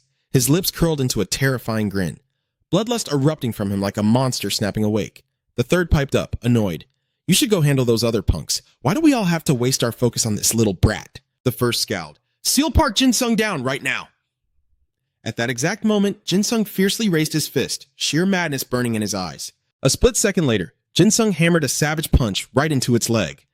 Witnessing the brutal scene, Satan gasped in awe. "Oh, sweet revelation." He suddenly seized Jin Cheon-ok, his voice dripping with venomous accusation. "This is all your fault." Satan passed his cruel judgment. "Because of you, the rain of fire has fallen." He kept going, relentlessly. "Because of you, these monsters were summoned. Because of you, so many people are going to die, and they will keep dying. Now, use your power." Satan then violently shoved the little girl against the Old Testament. Jin Cheon-ok struggled, sobbing uncontrollably. "Mister, please, mister!" Suddenly, horrifying shrieks echoed from beneath the first's feet. Jinsung gasped in shock, his eyes darting toward the sound with intense caution. He frantically reported, "Master, it seems we are rushing things too much." Satan scowled, his face dropping as his eyes gleamed with poorly hidden frustration. He cursed inwardly. Only when revelation touches the ancient tome can the power of those heretics be weakened. Damn this bad luck. A moment later, Satan spoke in a freezing tone. "All right." The third understood the cue. His eyes flared fiercely, radiating an explosive power ready to be unleashed. A triumphant, arrogant smirk crept onto his lips, as if victory was already in the palm of his hand. Instantly, a storm of violent magic erupted from his body, accompanied by deafening screeches. System notification. Monster interpreted from the Book of Daniel. The third is enforcing the rules. Anyone who hears the roar of the third will be forced to obey every command. However, there is a chance to resist this skill if the target's mental strength is high enough. Panicking, Jin Cheon-ok clamped her hands over her ears, desperately trying to block out the invading sounds. But all her efforts to resist were completely useless. The little girl cried out in utter despair. "Mister!" Jin Cheon-ok collapsed to the ground. Her shoulders slumped, her body completely stripped of its own will. Satan cast a spell, manipulating the little girl like a mere puppet. Jin Cheon-ok faintly touched the Old Testament, her voice murmuring in a trance. "The divide between heaven and hell." Instantly, the book burst into blinding light. The little girl's voice echoed again. "Is nothing but a thin sheet of paper." Then, the pages began to turn on their own, revealing the eerie, bewitching texts hidden within. By now, Jin Cheon-ok had broken free from the mind control, staring blankly at the tome. The book has been opened. The final wish has been granted. He grinned from ear to ear in wild excitement. Satan screamed in pure ecstasy. "At long last, absolute perfection!" The book transformed into the Demon's Bible, rank EX, the very tome written during the days when devils sought to become gods. Undying sins and the fires of purgatory will slowly twist this world into hell itself. Whoever controls this book will hold the power to rule the underworld and seal the abyss. He snatched the book, gripping it tightly, as if a second's hesitation would make it vanish. Satan rejoiced. "Finally, I have everything I ever needed." He roared in maddening glee. "Now, I have become the true Satan, and no one on this earth can stop me anymore." Immediately after, an endless horde of monsters flooded out. The Calamity Fire Dragon, Abaddon's Locust, rank EX, Combat capabilities. Overall summary. As the apocalypse approaches, the Locust King Abaddon has emerged from the edge of the world to lead his swarm, summoning Abaddon and the Locust Army. Each Locust possesses rank A combat power. The kings slowly approach Satan and suddenly drop to one knee. On this night of the ritual, by the demon's Bible, we shall accept you as our master. This was the Locust King Abaddon. He spoke up hesitantly, but Satan encouraged him. Speak. Abaddon reported, "It seems you've also summoned some barbaric bastards, my lord. They are the Phantom Cavalry, rank A. Overall combat capabilities, creatures that manifest when the sixth trumpet is blown. Summoning the Phantom Cavalry that tore hell apart. Each cavalry unit possesses rank A combat power." The Locust King spat out an insult in disgust. "A bunch of leaderless fools." The faces of the Phantom Cavalry darkened, glaring silently at the one standing before them. Abaddon rolled his eyes, scanning the area. The fourth, "What exactly are you doing over there?" Fox raised his voice arrogantly. "I am the fourth now. Let's chat later. Just hurry up and summon those disgusting things already." He defiantly snapped back. "Why the hell should I?" Fox grew furious and issued the command again. "Do you have a death wish? Summon them out, now!" All of a sudden, an earth-shattering explosion ripped through the air. The monsters, unable to dodge in time, were violently thrown backward. In the blink of an eye, a massive wave of spiritual energy swept straight toward the feet of the first. Boiling with rage, he gritted his teeth, his eyes narrowing in pure hatred. At this moment, Jin Sung's entire body was engulfed in crimson magic. He swiftly drew his weapon. Then, lowering his stance, he bent his knees to build momentum and leaped into the air. He shot upward at lightning speed, his face practically glowing with adrenaline. Sensing the imminent danger, Abaddon frantically ordered his men to protect the master. One of his subordinates swiftly stepped forward. In a flash, Jin Sung sliced the demon down with a single, brutal slash. Seeing this, Abaddon roared in anger. "What the hell are you doing? Throw yourselves in the middle now!" Satan furrowed his brows in silence, his deep gaze hinting at some dark calculation. After a moment, he commanded, "If that punk doesn't have a record yet, do it. Make sure you chronicle his pathetic little story." The first accepted the order. "Yes, my lord." The horde of Phantom Cavalry launched a synchronized attack on him. Taking a direct hit, Jin Sung cried out in pain. Satan immediately threw the demon's Bible wide open. "Now, let us use the humans of this earth as a little test for my new power." The pages flipped rapidly, a sharp rustling filling the air. He growled menacingly, "Humanity, I have come to deliver your judgment." The system displayed a prompt, Demon's Bible, Seal of the Abyss, disintegrates the target's physical body down to the molecular level and banishes their soul to hell. During this process, the target will spawn a hellish counterpart the moment they lose consciousness. The targets may return to reality if they manage to defeat their hellish counterpart, but those lacking the sheer willpower will be sealed away for eternity. Right after the prompt, a colossal pillar of light erupted, blindingly illuminating the entire space. The light slowly began to engulf the entire globe. Satan emphasized with a wicked grin, "There will be absolutely zero exceptions." Every single human on this world is going straight to hell. Under the crushing weight of that power, Jin Sung's body seemed to mutate. He let out a furious, agonized roar. The tome continuously radiated a terrifying, suffocating magic. Satan stared right at his enemy, completely ignoring the desperate cries echoing around him. "Master!" Under that ruthless power, Jin Sung's body instantly began to disintegrate, as if every single cell was being violently ripped apart. In absolute desperation, he screamed, his voice echoing endlessly through the empty void. His eyes flashed with a cold, piercing glint as he sneered, "I hope you have a wonderful trip." In the distant past, darkness number 103. Lesson 1673 was born from a mutation. After slaughtering evil creatures and spirits, it devoured their power. He was the Phantom King. After annihilating the half-demon, Bi Hyung, he became a terror to every creature around him. Whispers broke out among them. One muttered in pure terror, "Bi Hyung was killed." The one beside him chimed in, "Even with our protection, Bi Hyung is still dead." Another shrieked, trembling, "We're next! He's going to slaughter us all!" Targeted by those consumed with fear, he was forced into exile. The man gently brushed the dirt off his child's feet. The little boy called out softly, "Dad?" The boy asked, confused, "Why do we have to keep running away? Why does everybody hate us so much?" The darkness replied calmly, "I killed some bad people a long time ago." Jin sighed softly. "But isn't beating the bad guys a good thing?" He gently patted his son's head, explaining, "People are terrified of mysterious beings strong enough to kill them. That's just how the weak think." The boy cried out, "I just don't get it. Why do the bad guys get to be free while we have to hide?" Meanwhile, those who feared him decided to set a trap to completely eradicate darkness number 100 and 3673. Janelle declared earnestly, "My dad is a hero." The tale carried on, and the prey they chose for their trap, Jin, was the very crystallization of the darkness's love with a human, a half-demon child. The boy was terrified, tears streaming down his innocent face. "Dad!"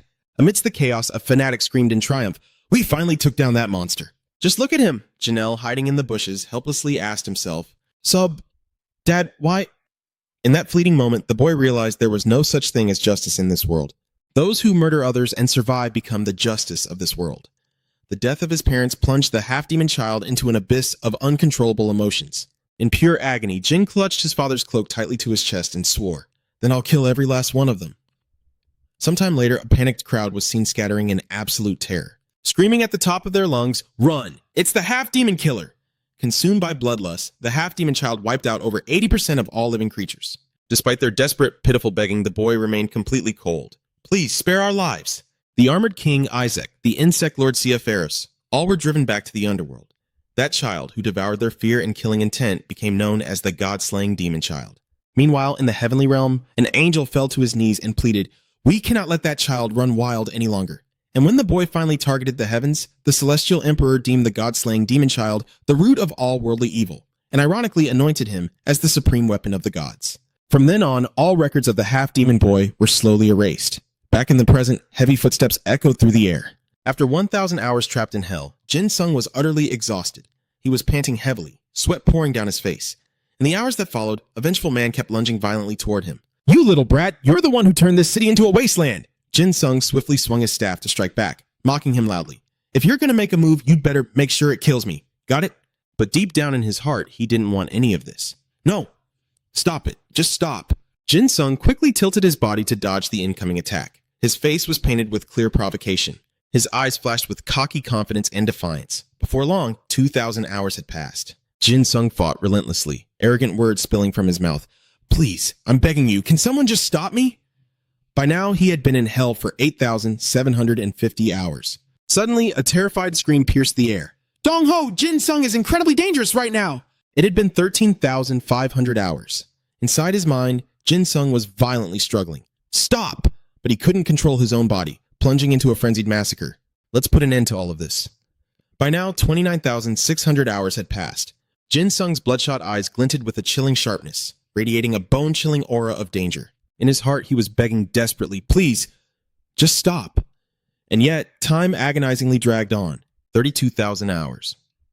40,000 hours. All the way to 43,799 hours. Jin Sung screamed silently in pure despair. "How much longer until I can get out of this place?" Suddenly, a voice called out, snapping him out of his daze. "It's okay, my child. Life is all about time. Just take it slow, my son." He froze, his wide eyes completely empty as he muttered under his breath, "Time?" Jin Sung pressed his lips together in utter helplessness. "Dad! But I—" Tears flooded down his face as he screamed in agony. "I can't even control my own idea anymore!" Suddenly, a loud shout made Jin Sung jolt and whip his head around. Baek Sung-ho spoke softly, trying to comfort him. "A healthy body is the foundation for a healthy soul." He then frowned, asking, "Have you forgotten what we talked about?" Gripping the knife tightly in his hand, he stammered, "I promised I would surpass myself, to forge my own path for my very soul." But Seyun interrupted. "I thought you said none of that matters, as long as you know exactly what you want, right?" She gave a radiant smile, her voice gentle and encouraging. "Then what are you so worried about?" Seyun continued, "Just do whatever it is you want to do." Tears fell silently. He clutched at his shirt, grasping onto something that was slipping away, and choked out a whisper. "The things I want to do..." In a heartbeat, drops of tears pattered onto the cold, hard ground. Suddenly, a furry, rough paw gently touched Jin Sung's leg, a soft, comforting touch amidst his overwhelming despair. Jin Sung's eyes widened in sheer disbelief as he gasped, "Poppy!" Seeing his own reflection made flesh standing right before him, he froze, words completely catching in his throat. Jin Dung's true self transmitted a chilling thought. "That's right, all this time you refused to believe you were nothing but a killer." Pointing his blade straight at Young, the voice echoed deep within his mind. "So you held yourself back. You denied your true nature, all just to save one more pathetic life." The entity lunged forward. "Because you wanted to escape this hell!" But Jin Dung didn't fight back. He simply reached out, pulling his other self into a tight embrace. In that very moment, a voice echoed deep within his mind. "You've always neglected it." His true self passed its final judgment. "You were born to devour killing intent, yet you've never once looked at your own soul." Jin Dung whispered back, every single word heavy with sorrow. "I'm sorry." His next words made the entity freeze in its tracks. "You're a part of me, too." In the blink of an eye, tears of pure relief streamed down the entity's face. Voice choking with emotion, he whispered, "Thank you." At that exact moment, to stop the impending chaos, the god's greatest power, the ultimate weapon, was completely erased from this world. The divine staff that binds the demons. The god's loyal servant has absorbed his killing intent. Jin Dung let out a long breath. It had been ages since his body felt this incredibly light. The power that had just awakened within him was the rank E god-slaying demonic force, granted to save humanity, the very children loved by the gods. To carry out the divine will and crush the demons, he had descended into this mortal realm. Without a second thought, Jin Dung threw on the cloak he had just received. Right then, the system interface flashed. Rank E. God-slaying demonic representative.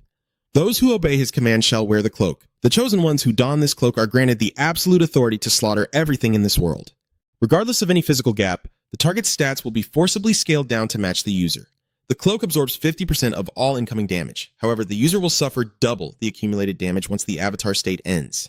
Thinking of his next move, he admired the dark fabric. Alright then, where to next? Moments later, a system alert rang out. After 3,800 hours, Park Jin Dung has successfully escaped hell. But the reality was grim. Satan had already established a new law of hell on the surface. Ever since humanity was wiped out by the demonic scriptures, the entire world had been swallowed by ash, filth, and hellfire.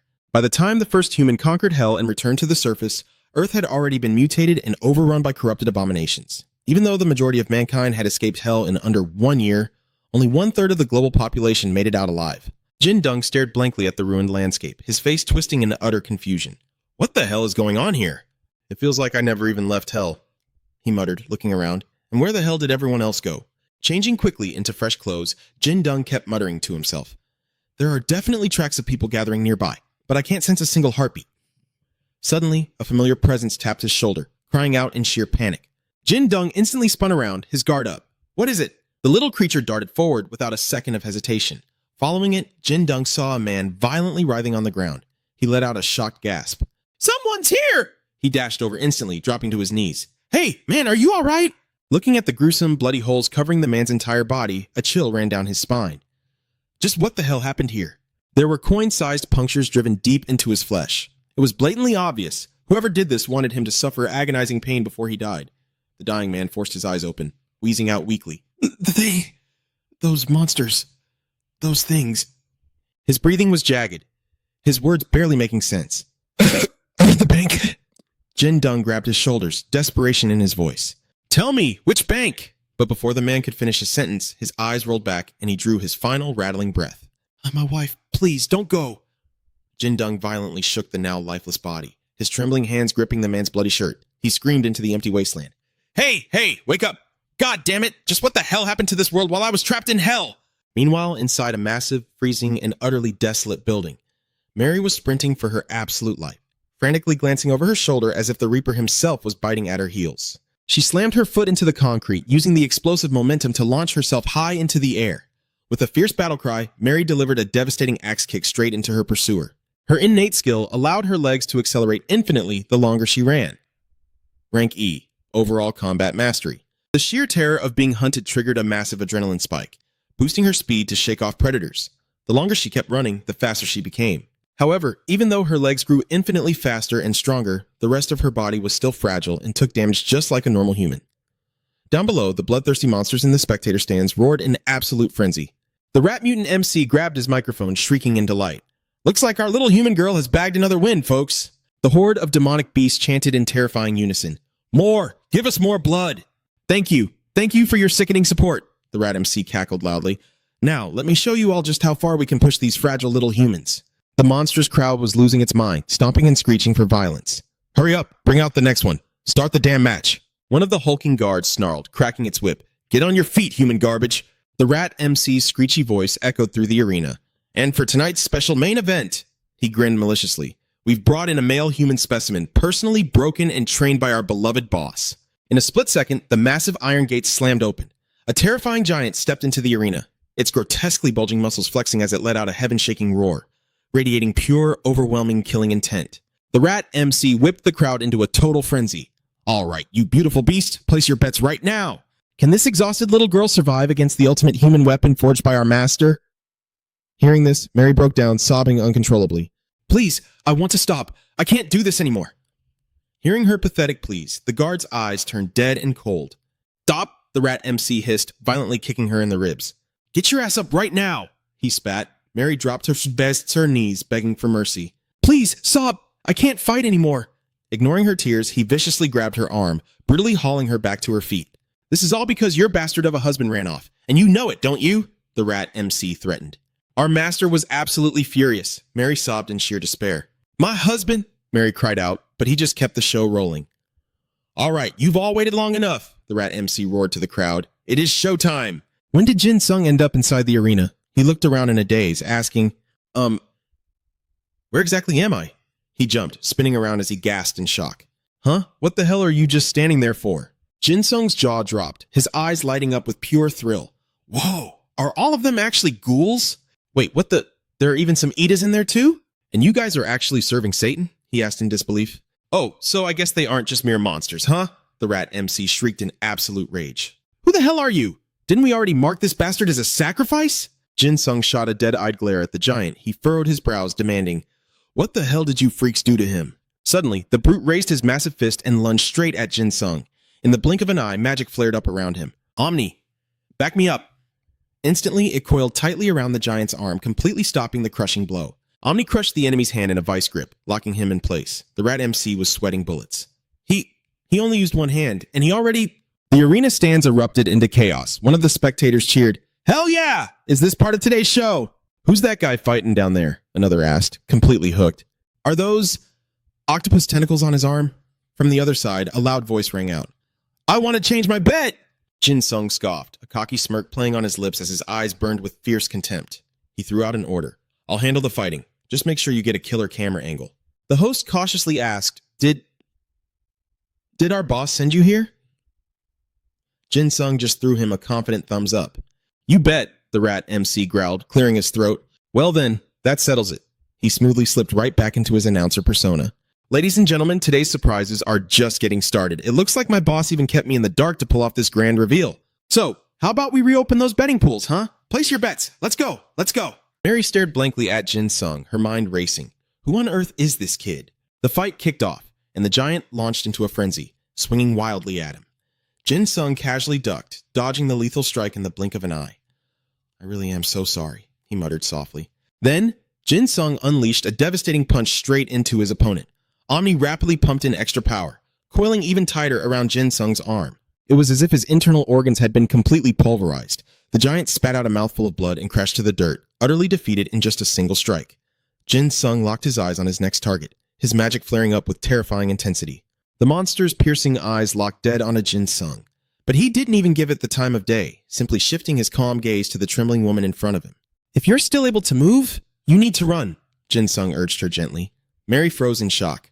Huh? But how? Just use your Ida, Jin Sung replied with absolute calm. It's that simple. She hesitated, her mind torn with fear, but he just gave her a warm, reassuring smile. Everything is going to be all right. Overwhelmed with emotion, tears welled up in Mary's eyes as she let out a soft, shaky, She gently brought up a hand, wiping the teardrops clinging to her lashes. Then, Mary took off sprinting, her voice trembling as she stammered, I'm so sorry! Her legs pumped faster and faster, but instead of escaping, she began circling right around Jin Sung. The rat MC shrieked in wild excitement. It is over! Our reigning champion has made her move! You there, the guy in the suit! Just give up already! Mary's eyes were filled with agonizing guilt as she cried out in sorrow. I am so sorry! But suddenly, Jin Sung's voice whispered right next to her ear, making her jump out of her skin. Sorry for what exactly? She froze in sheer disbelief, realizing he was sprinting effortlessly right beside her. A furious roar boomed across the arena. Who the hell is that human bastard? Mary's eyes went as wide as saucers as she gasped. Huh? What the? Jin Sung praised her effortlessly. You're seriously fast, you know. She could only stammer in response. How in the world? Down in the stands, a spectator muttered in awe. That guy's speed? He's keeping up right with the champion. Mary felt a deep pang of guilt.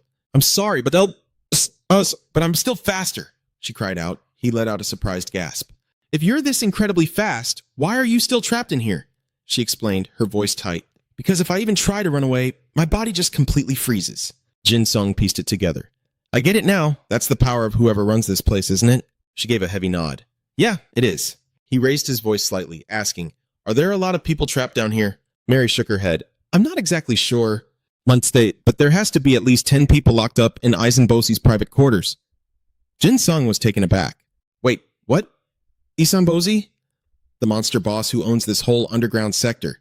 He used some kind of iron chains, or maybe some twisted binding magic to keep us all chained down here. He looked utterly confused. Monsters? You're telling me monsters actually exist in this world? Mary panicked. Wait, don't tell me you just wandered in here straight from the outside world? Glancing up at the spectator stands, everything was just a hazy, chaotic blur.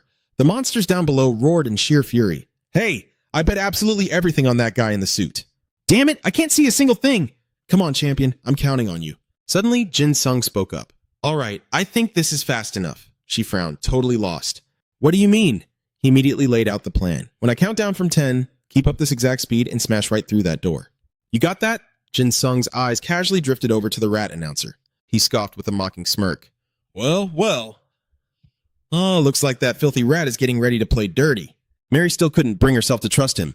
Neither of us is getting out of here alive. We have no choice but to fight. Suddenly, Jin Sung shouted. Hey, look at this other guy. Is that the boss, Isan Bosi? Hearing his minions report, the boss scowled deeply. Squeak, squeak! So, the new human is putting up a fight, huh? Squeak! She violently spun around to look behind her. Catching sight of that looming figure, Mary's face went completely pale. She skidded to an abrupt halt. That's him. He's the reason I had to kill all those people.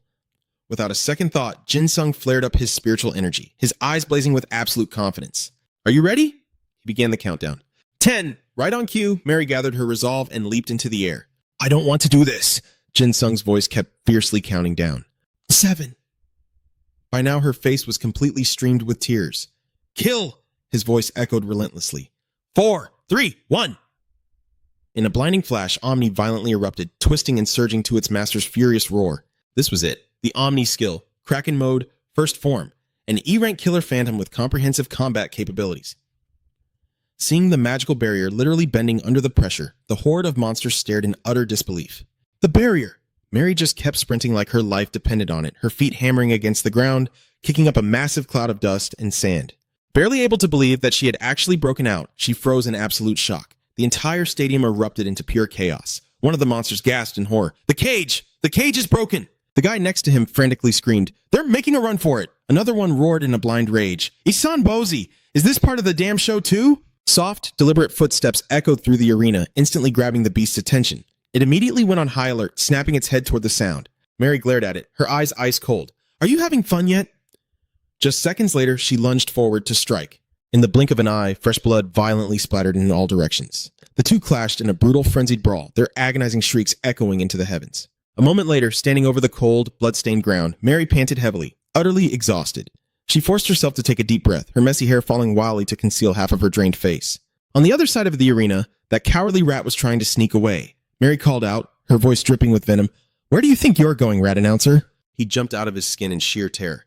Squeak! Deep-seated hatred exploded from within her as she launched a devastating attack straight at him. I'm going to kill you! Staring at Mary's blood-soaked hand closing in on him, the rat announcer shrieked in absolute panic.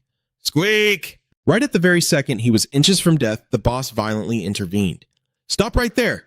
Instantly, her hand froze, hovering dead in midair. She stiffened in sheer panic. My body, I can't move. Mary gritted her teeth in burning resentment. I'll kill you too!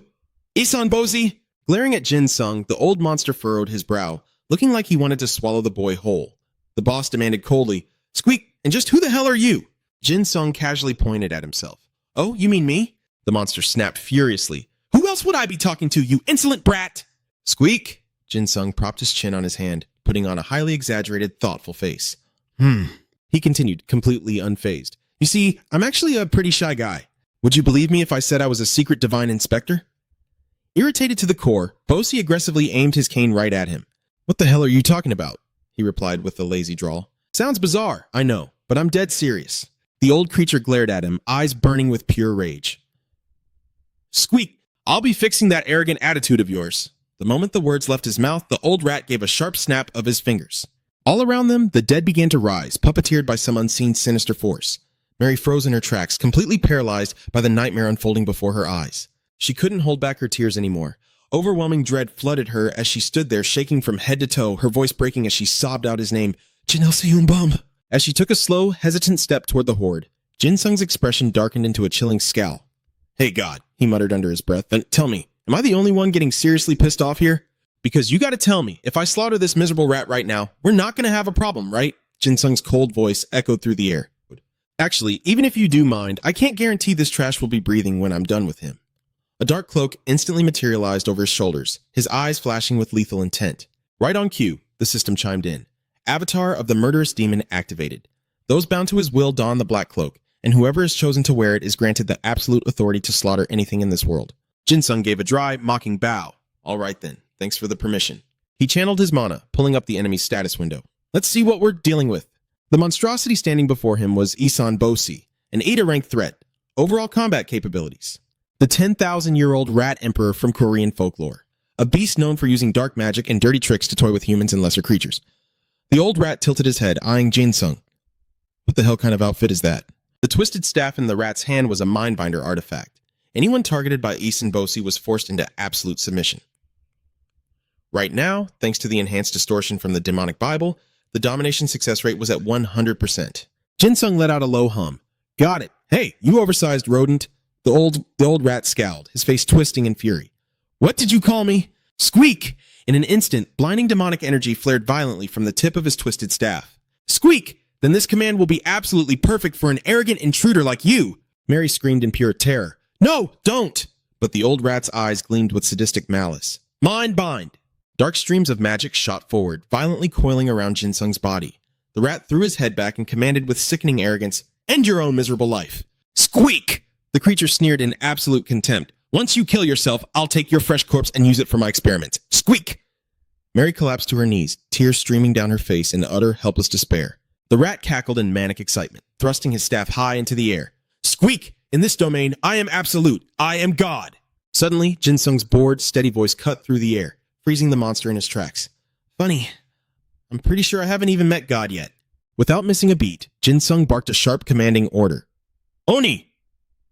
Instantly, massive, writhing tentacles erupted from the shadows, whipping through the air straight toward the enemy. The shadowy appendages violently coiled around the horde of monsters, crushing them. One of the panicked beasts roared out, Lord Isan Bosi!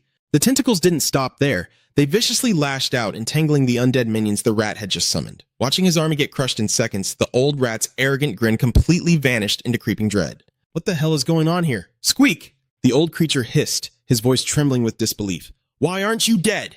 Squeak! In a total panic, he began chanting spell after spell, desperately trying to force Jinsung to his knees, but absolutely nothing happened. Mind bind. Beat yourself until you pass out. Squeak. Just die! Die already! The rat screamed, pouring every last ounce of his mana into his staff. Mind bind! Mind bind! Mind bind! Mary blinked through her tears, staring at Jinsung in pure bewilderment, completely unable to fathom why the Rat Emperor's absolute control wasn't working. The secret was terrifyingly simple. Jinsung was wielding the manifestation of the murderous demon, the literal absolute source of all bloodlust. Any mental attack born from a weaker killing intent was simply swatted away like a fly. Jinsung let out a dark, mocking smirk. You're just wasting your breath, old man. The rat was shaking with absolute fury as he shrieked back. How? Why the hell aren't my commands working on you? Completely ignoring the pathetic monster, Jinsung began taking slow, deliberate steps forward. The rat scrambled backward in sheer terror. Stay away from me! Jinsung lazily hoisted his weapon, pointing it dead center at the cowering creature. Listen up, he said coldly. Do you even remember who you really are? The rat stared back, utterly baffled. What the hell are you even talking about? Squeak! Jinsung lowered his stance, his tone almost conversational. Your past, before you became this so-called Isan Bosi. Actually, out of all you pathetic monsters dragging yourselves around here, do any of you even remember your past lives? A nearby blue-skinned monster suddenly gasped, clutching its head. Wait, that... Another bizarre, pink-colored monster chimed in, suddenly sounding confused. What exactly were we doing before we came here? The old Drigta rat ground his sharp teeth together, a flicker of panic in his eyes. I don't remember clearly. Squeak! What was I doing 10,000 years ago? Right then, the system flashed an update. Isan Bosi's current form is a forced mutation, heavily distorted by the demonic Bible, with a 100% enforcement rate. Jinsung narrowed his eyes, piecing it all together. I get it now. You're not even a real monster, are you? He figured that Satan must have forcibly corrupted them into Eta-rank beasts, though he couldn't be entirely certain just yet. Breaking the silence, the rat suddenly shrieked at the top of his lungs. Don't you screw with my head! The creature desperately gripped his magic staff, roaring in denial. I am the great Rat Emperor, over 10,000 years old! I am Isan Bosi! Jinsung just stared back, his voice dripping with icy contempt. No, you're just a filthy little rat, and all these hideous things crawling around here, they're nothing but ordinary animals playing dress-up. A monster bared its fangs and hissed, Bullshit. We're nothing like them. We are much stronger. Jinsung let out a heavy sigh. Seeing so many mutated animals around could only mean one thing. They were slowly morphing into full-blown demons. Looks like catching Satan is going to be a real pain in the ass, he muttered. Just then, Omnivo gently patted his head with its tail. Jinsung turned to it with a smirk. Oh, are you trying to comfort me? All right then, let's take care of this mess first. Boss Rat watched him, completely baffled. Is this guy out of his damn mind? Time to slip away while I can. The old rat thought. But suddenly, Omnivo coiled its body tightly around his waist. Jinsung called out to the rat boss. The old geezer jumped out of his skin, letting out a sharp squeak. Jinsung interrogated him. The people you drugged, can you turn them back to normal? The boss spat back defiantly. You humans are the real demons. Why the hell should I listen to you? Jinsung narrowed his eyes, scoffing coldly. So you're telling me there's no way to turn them back? Is that right? Mary broke down, sobbing helplessly. Meanwhile, the boss clawed desperately at Omnivo, letting out pathetic squeaks. Yeah, what if there isn't? The rat sneered. In a flash, Jinsung grabbed the old rat by the collar, making Boss Rat squeal in terror. Jinsung's voice turned freezing cold. Oh, if that's the case, I guess I'll just have to avenge them. Boss Rat stared wide-eyed, wondering what kind of crazy stunt Jinsung was about to pull. Suddenly, the old rat started screaming at the top of his lungs. What the hell are you doing? If you don't show yourself right now, we're all going to die. Squeak. Jinsung slowly turned his head. Boss Rat whimpered in fear as a massive clawed foot slammed into the ground. Standing right in front of Jinsung was a massive, fur-covered beast with razor-sharp jaws. It was the Mimic, an E-rank anomaly, a giant cat-like monstrosity known for mimicking human voices and feeding on children. Rumor had it that the more it ate, the larger it grew. Its current body count? 199. Jinsung looked up at the beast and let out an amused, "Oh?" The Mimic unhinged its massive jaws, roaring at him. Seeing this, a memory suddenly flashed in Jinsung's mind. Those teeth, they perfectly matched the bite marks on that guy near the bank. He glared at the beast. You're the one who tore him up, aren't you? Boss Rat cackled with glee. You're dead meat. This monster has never let a single prey escape. The Mimic snarled, drool dripping from its tongue as it lunged forward, jaws snapping wide open to swallow Jinsung whole. Jinsung leaped backward just in time, the massive jaws snapping shut right where he stood. You've got some nerve bearing your fangs at me, Jinsung roared, his anger flaring. And with that, he delivered a devastating kick straight into the beast's body. Demonic Assassin's avatar. Regardless of physical differences, the target's stats are forced to match the user's. The massive Mimic was sent crashing into the dirt. Jinsung's leg trembled slightly from the impact. His cloak absorbed half the recoil, but the catch was brutal. He would take double the damage once the avatar effect wore off. He glanced down at his shaking leg. If it weren't for the avatar skill, I wouldn't stand a chance against the Mimic's raw power, he thought. But man, every cheat skill comes with a hefty price. Jinsung began channeling his mana, wondering just how much of his life he was risking by using this skill. He vaulted high into the air, raising his leg before bringing it down in a ruthless axe kick straight onto the downed Mimic. The beast let out an agonizing, ear-piercing shriek. Jinsung glared down at it, his voice completely devoid of mercy. 199 victims. He turned his deadly gaze toward Boss Rat. You fed every single one of them to this thing, didn't you, you filthy rat? The old boss squealed in sheer panic. Squeak! How did you defeat the Mimic with just pure physical strength? Skipping the small talk, Jinsung stepped forward. He shot a terrifying glare at Boss Rat and growled, Answer the damn question. He stomped his foot into the ground, sending a shockwave of pure intimidation. Jinsung slowly stepped onto the Mimic's crushed body. Boss Rat was sweating bullets, trembling as he shrieked, Mimic! What the hell are you doing? I fed you all those humans. You're supposed to be stronger than this. Jinsung stared coldly at the rat. Well, I'll take that as a confession. Take it! Suddenly, dark tentacles burst forth, wrapping fiercely around the Mimic's massive body. The tentacles constricted, crushing its ribs. Jinsung stomped violently on the beast's chest, his eyes burning with fury. Throw up every single person you devoured, now! He raised his foot again, ready to deliver a lethal blow. If you don't, I'll make sure you never eat anything ever again. Without an ounce of hesitation, Jinsung drove a savage kick right into the Mimic's gut. Finally, the monster's giant body convulsed. The Mimic unhinged its jaw, gagging before coughing up a massive pool of blood. Along with the blood, it hurled out a glowing wave of blue energy. To be exact, it puked up a mysterious bell that it had swallowed earlier. Boss Rat watched the scene unfold, completely paralyzed with fear. Jinsung slowly turned to face him, his body radiating a suffocating, murderous aura. Your turn. Without another word, Jinsung grabbed Boss Rat by the ear and viciously dragged him along. The rat shrieked in agony. Squeak, you bastard! If you know what's good for you, you'll let me go! He thrashed around, wailing desperately. Let go of me, right now! But Jinsung only gave a dead-eyed glare. Shut the hell up. Mary stared at him, absolutely bewildered. Struggling to find her words, she whispered, Who exactly are you? How on earth did you defeat the rat boss? Jinsung simply brushed it off with a polite, excuse me for a moment. He then turned his attention back to her. You mentioned earlier that you came here with your husband, right? Brown eyes, thick eyebrows? He asked, though he wondered if he might have mistaken him for someone else. The girl's eyes immediately lit up with hope. Yes, that's him. How did you know? Did you meet my husband? Suddenly, the other monsters that were pinned down by Omnivo started howling in panic. Boss, do something. He just slaughtered the mimic. He's gonna kill all of us. Jin Sung clicked his tongue, utterly annoyed by their pathetic whining. Without missing a beat, he channeled even more magical pressure onto them. The monkey monster from earlier clearly hadn't learned its lesson, screeching at the top of its lungs. Let me go! We didn't do anything. We were just watching from far away. Furious, he summoned dark tentacles to burst from the ground. You expect me to believe you did nothing? The bird-like monster let out a terrified shriek. Whoa! Wait! But its luck had run out. The tentacles crushed it in an instant. The ground fell silent, cleared of monsters. Jin Sung glanced to the side. Their bodies just vanished, he noted inwardly, watching as Bosi continued to thrash wildly. Let me go! Unhand me! Squeak! He kept a tight grip on the old rat's earring. Looks like I can actually dig into what happened here, he thought. Then, with a commanding tone, Jin Sung ordered, All right, break the seal on her right now. Bosi squeaked stubbornly. And why should I do that? Jin Sung shot him a dead-eyed glare. Is that right? He muttered coldly. Then Jin Sung turned his attention to the woman. You were wondering how I know your husband, weren't you? He lowered his head and spoke softly. I ran into him outside a shop near here. Hatish, his entire body was riddled with holes just like that. Jin Sung's words made the woman freeze in dead shock. He was tortured, played with by the mimic. The woman began to tremble with absolute rage. I'm going to kill it. Jin Sung extended his hand toward her. Allow me to help you get your revenge. He scooped Mary up, resting her gently over his shoulder. Without missing a beat, Jin Sung dragged Bosi along with his free hand. What do you think you're doing? Squeak, the old rat demanded in a panic. Where are you taking me? Jin Sung casually stomped down on Bosi's hand. That little trick of yours, it only works inside this bank, doesn't it? The old creature tumbled face first into the dirt. Squeak. How in the world did you know that? System alert, Isan Bosi's mind bind. Targets inflicted by Isan Bosi are forced to obey its absolute commands.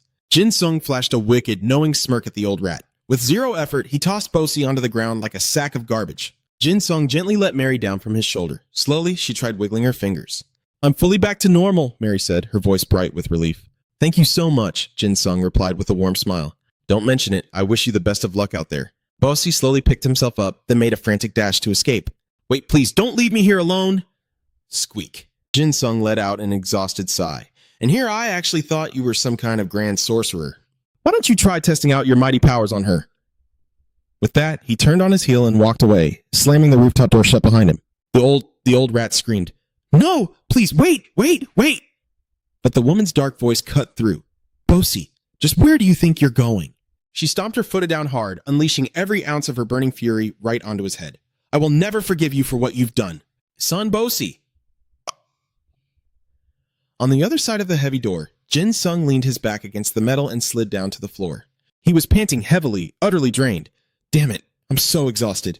I really let my emotions get the better of me, Jin Sung thought bitterly. I never should have forced my body to match the mimic's level. He lowered his head, whispering to himself. Sure, the attack power goes way up, but once the skill ends, the recoil damage I take gets doubled. Utterly drained, Jin Sung grumbled to his weapon. Omnivore. I'm seriously starting to dread using that avatar form. He let out a long breath, but right at that very second, his pent-up power violently spiraled out of control. The intense backlash shattered the bones in his leg. Jin Sung cried out in pure agony, collapsing as he desperately clutched his broken limb. Suddenly, a strange glowing red light enveloped his shattered leg. System alert, the demonic blade, Omnivore. Your blade will absorb your will and channel your killing intent. This demonic presence can be consumed as fuel for killing intent, life force, or to activate raw energy. Jin Sung slowly sat up, gently touching his leg. The excruciating pain. It was actually fading. System alert, Omnivore's emergency override. The weapon possesses far better energy control than its wielder, who foolishly wasted his stamina. If the host's body becomes paralyzed, the stored killing intent will artificially force the body to move. He cheered out loud, perfectly thrilled. Omni, did you do this? You're amazing. But Omnivore's voice echoed back bluntly. I have absolutely no idea what you're babbling about. Suddenly, the heavy door behind him creaked open, casting a tall shadow. It was Mary. She gave a slow, solemn nod. It's done. Jin Sung pushed himself up to his feet and spoke. About what happened? Mary cut in quickly. Thank you, truly. Then she held something out to him. And take this. It's the rat's heart, the core essence of Isan Bosi. The delusionary creature genuinely believed it had lived for over 10,000 years, all thanks to the cursed magic sealed inside it. Whoever absorbs this core will receive a massive energy buff. Because this crystal was naturally designed to be stored within a living body, it requires very careful handling. Jin Sung picked up the glowing stone, inspecting it closely. "What exactly is it?" Mary asked. "It dropped when the boss monster died." He stared at the stone in his hand in absolute horror, thinking to himself, "What the hell is this? Why did an item just drop out of nowhere like this is some kind of video game? First, the corpses disappear, and now this. Just what the hell is happening to the world?" Mary lowered her head and murmured, "Just looking at it gives me the creeps. That is why I decided to give it to you. Most people probably wouldn't even know how to use it anyway." Jin Sung gripped the stone tightly. "Then I will guard it with my life." After that, the two of them stepped out of the building and bowed in farewell. As he watched Mary walk away, the system's voice suddenly chimed in. "Jin Sung, what is your next move?" Mary found her husband lying motionless in the middle of the street. He was already gone. Mary cradled her husband's lifeless body in her arms, breaking down into agonizing sobs. Jin Sung then replied to the system, "I am going to find my friends. I just know they are still out there alive." The system responded, "Your friends. Understood. I hope you managed to find them." Jin Sung kept moving forward. Right now, he was navigating his way through the underground sewers. The system advised him, "Try searching in the territory of the Flower Hunter, Sandy. Rumor has it that many survivors gathered there. If you follow the southern sewer tunnels, you will eventually find it." Jin Sung held the map, glancing around his surroundings. "Somehow, it feels even cleaner down here than up on the surface, doesn't it?" The system bluntly reminded him that it was the apocalypse. Jin Sung examined the map.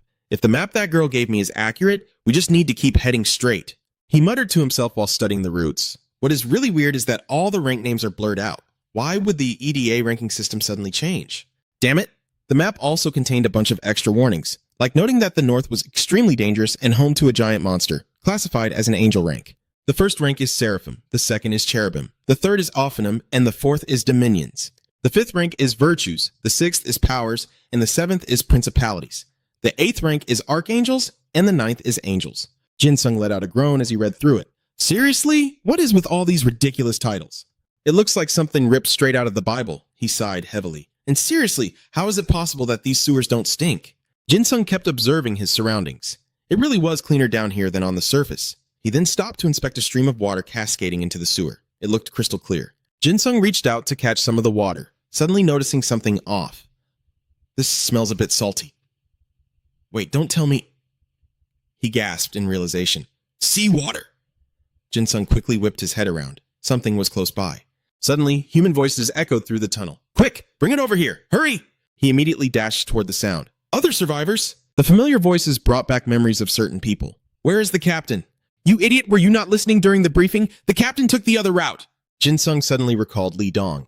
"Hey captain, want to bet an ice cream on it?" Sangmin had stood beside them, laughing heartily. "Hell yeah! Eating ice cream in the winter is the best." Jin Sung bit his lip, deep in thought.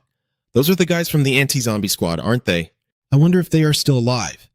With that thought, he grabbed the ladder and began to climb. "No, I am absolutely sure they are still alive." He thought to himself as he climbed. "They are definitely going to make fun of me for taking so long. Just hang on, I will be right there." Jin Sung pushed open the manhole cover to climb up to the surface. Man, I really miss those guys.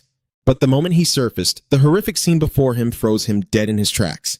A massive swarm of locusts was absolutely ravaging the area. The system immediately triggered an alert. Locusts of Abaddon. Threat level, 8th rank Archangels. Overall combat power, 100A. This locust army is led by the Locust King, Abaddon. While they lack unique individual skills, their sheer overwhelming numbers give them a massive combat advantage. A long-haired girl was struggling desperately to maintain a defensive magical barrier. Thanks to their terrifying reproductive rate, they can instantly conquer any territory they invade.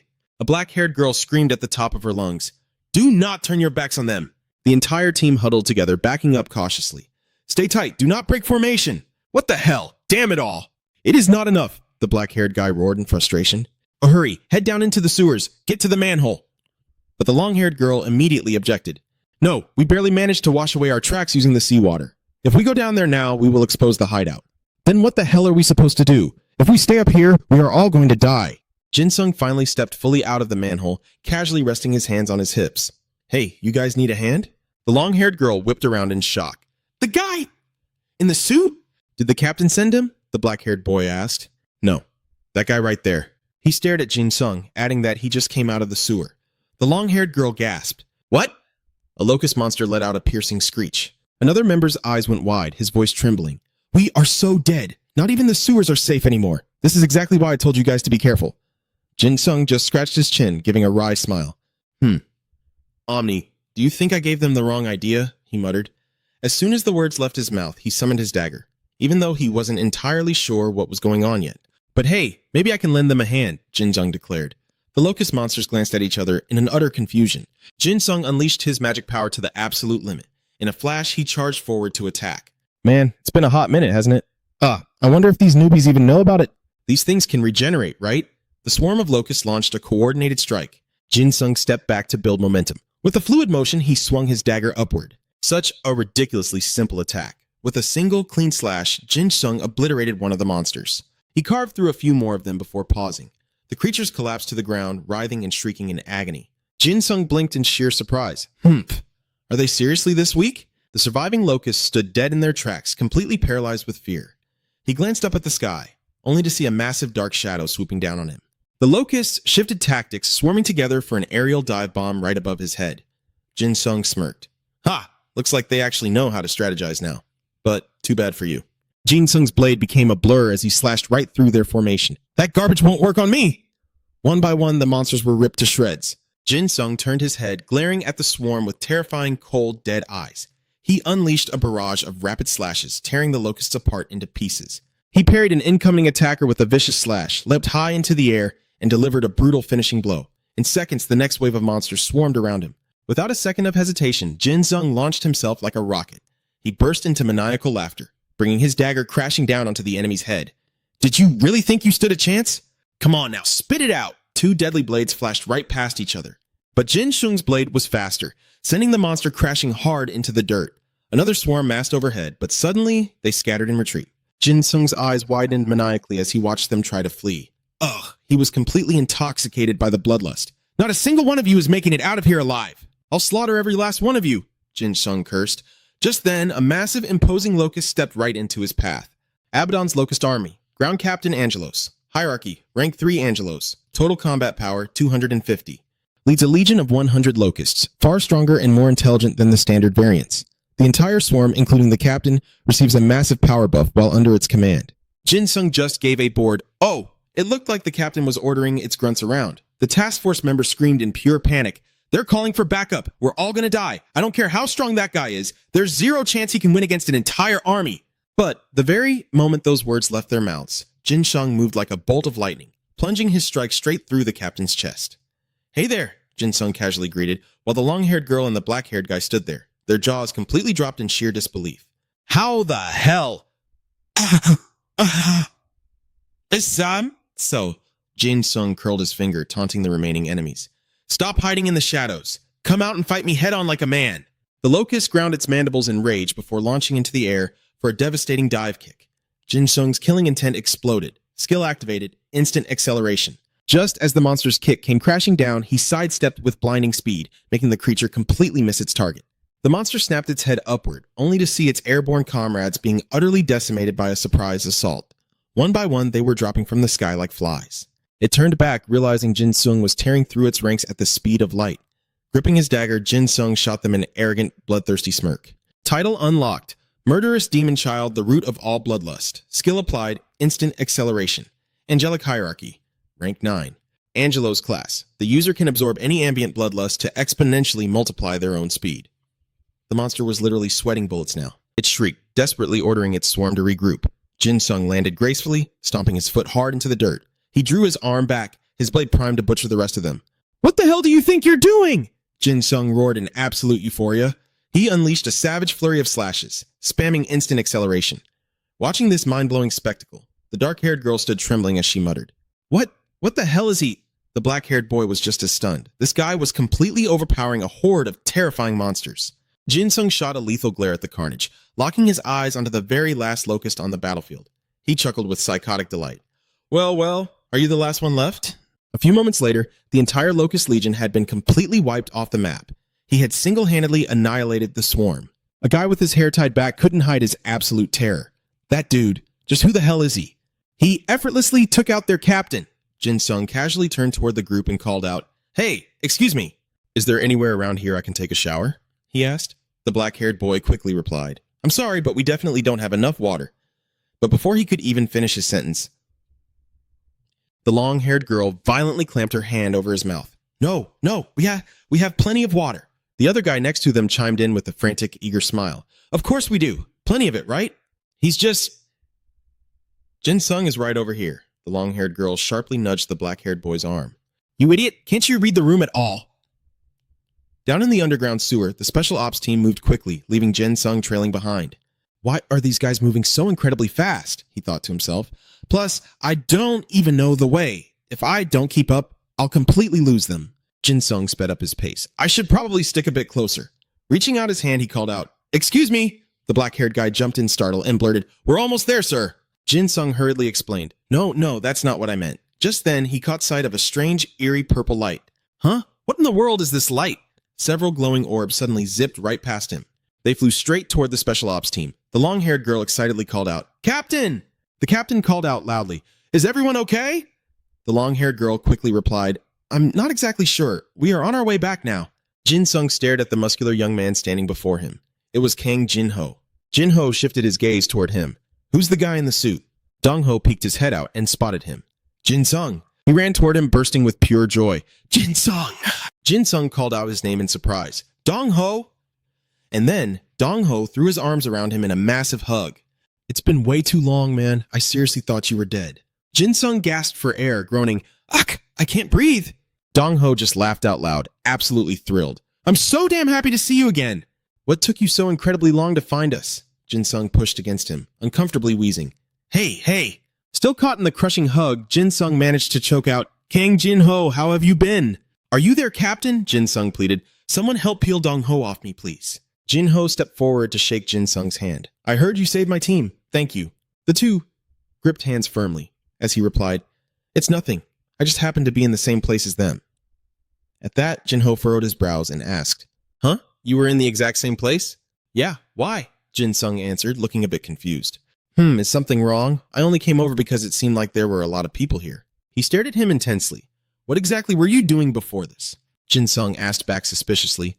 Huh? Why are you looking at me like that? Dong-ho pleaded. Jin Sung is a good guy. Don't you remember when he saved me back in New York? Jin-ho yanked Dong-ho's arm back and barked, 5 years have passed. We can't afford to just trust anyone anymore. You idiot! Despite that, Dong-ho still tried to defend him. But this is our Jin Sung! Jin-ho snapped back furiously. Our Jin Sung? Have you completely forgotten that he used to be part of the Marine Corps? What the hell will you do if this guy is still working for that bastard battalion commander? Hearing that, Dong-ho bit his lip tightly, utterly at a loss for words. Jin Sung asked in confusion, Our principal? What exactly happened? I was just so happy that you guys are still alive. Dong-ho smiled in relief and said, See, he doesn't know anything at all. That means he isn't one of them. Jin-ho blew up, shouting, Have you completely forgotten all the trauma that piece of trash caused us? The former principal of Hae High School's training program is now the commander of the Heon Liberation Regiment. Because he returned to Earth early on, he temporarily became the leader of the returners. Utilizing his past experience, he built a massive organization, infamous for their unshakable teamwork and the results born from monopolizing all the resources.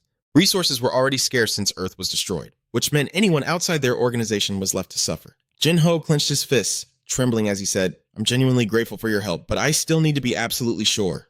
Jin Sung scratched his chin, explaining, I haven't been back on Earth for that long, so I really don't think you need to worry about that. Jin-ho burst into a dark laugh. You seriously think I'd buy that? Nobody could have possibly survived in that place for more than a single year. Jin Sung closed his eyes and sighed. Why is it so hard for you to believe me? The woman at the bank said the exact same thing. He gasped in pure shock. Huh? You were at the bank? Dong-ho violently shook Jin Sung's shoulders. Wait, isn't that place swarming with the SBI boss and the mimics? Anyone who goes near there ends up as their slave. He frowned, groaning. Stop shaking me like that, would you? And then Jin Sung pulled out a glowing, brilliantly red stone. Look at this. Jin-ho took it from his hand and asked, Huh? Isn't this just a regular stone? Jin Sung massaged his own shoulders and casually replied, Oh, I got that after killing a few of those SBI monsters. Jin-ho frowned in disbelief. I don't buy it. That rat is completely immune to physical attacks. Dong-ho chimed in, but Penung wouldn't lie about something like this. Jino placed the stone in Jin Sung's hand and asked, So you're telling me the very first thing you did after 5 years was kill the Usunbushi monster, right? Jin Sung replied, To be exact, it was the mimic. The woman who was with me is the one who killed the Usunbushi. He asked in sheer disbelief, The Champions Arena? Jino scratched his chin, deep in thought, before suddenly grabbing Jin Sung's arm.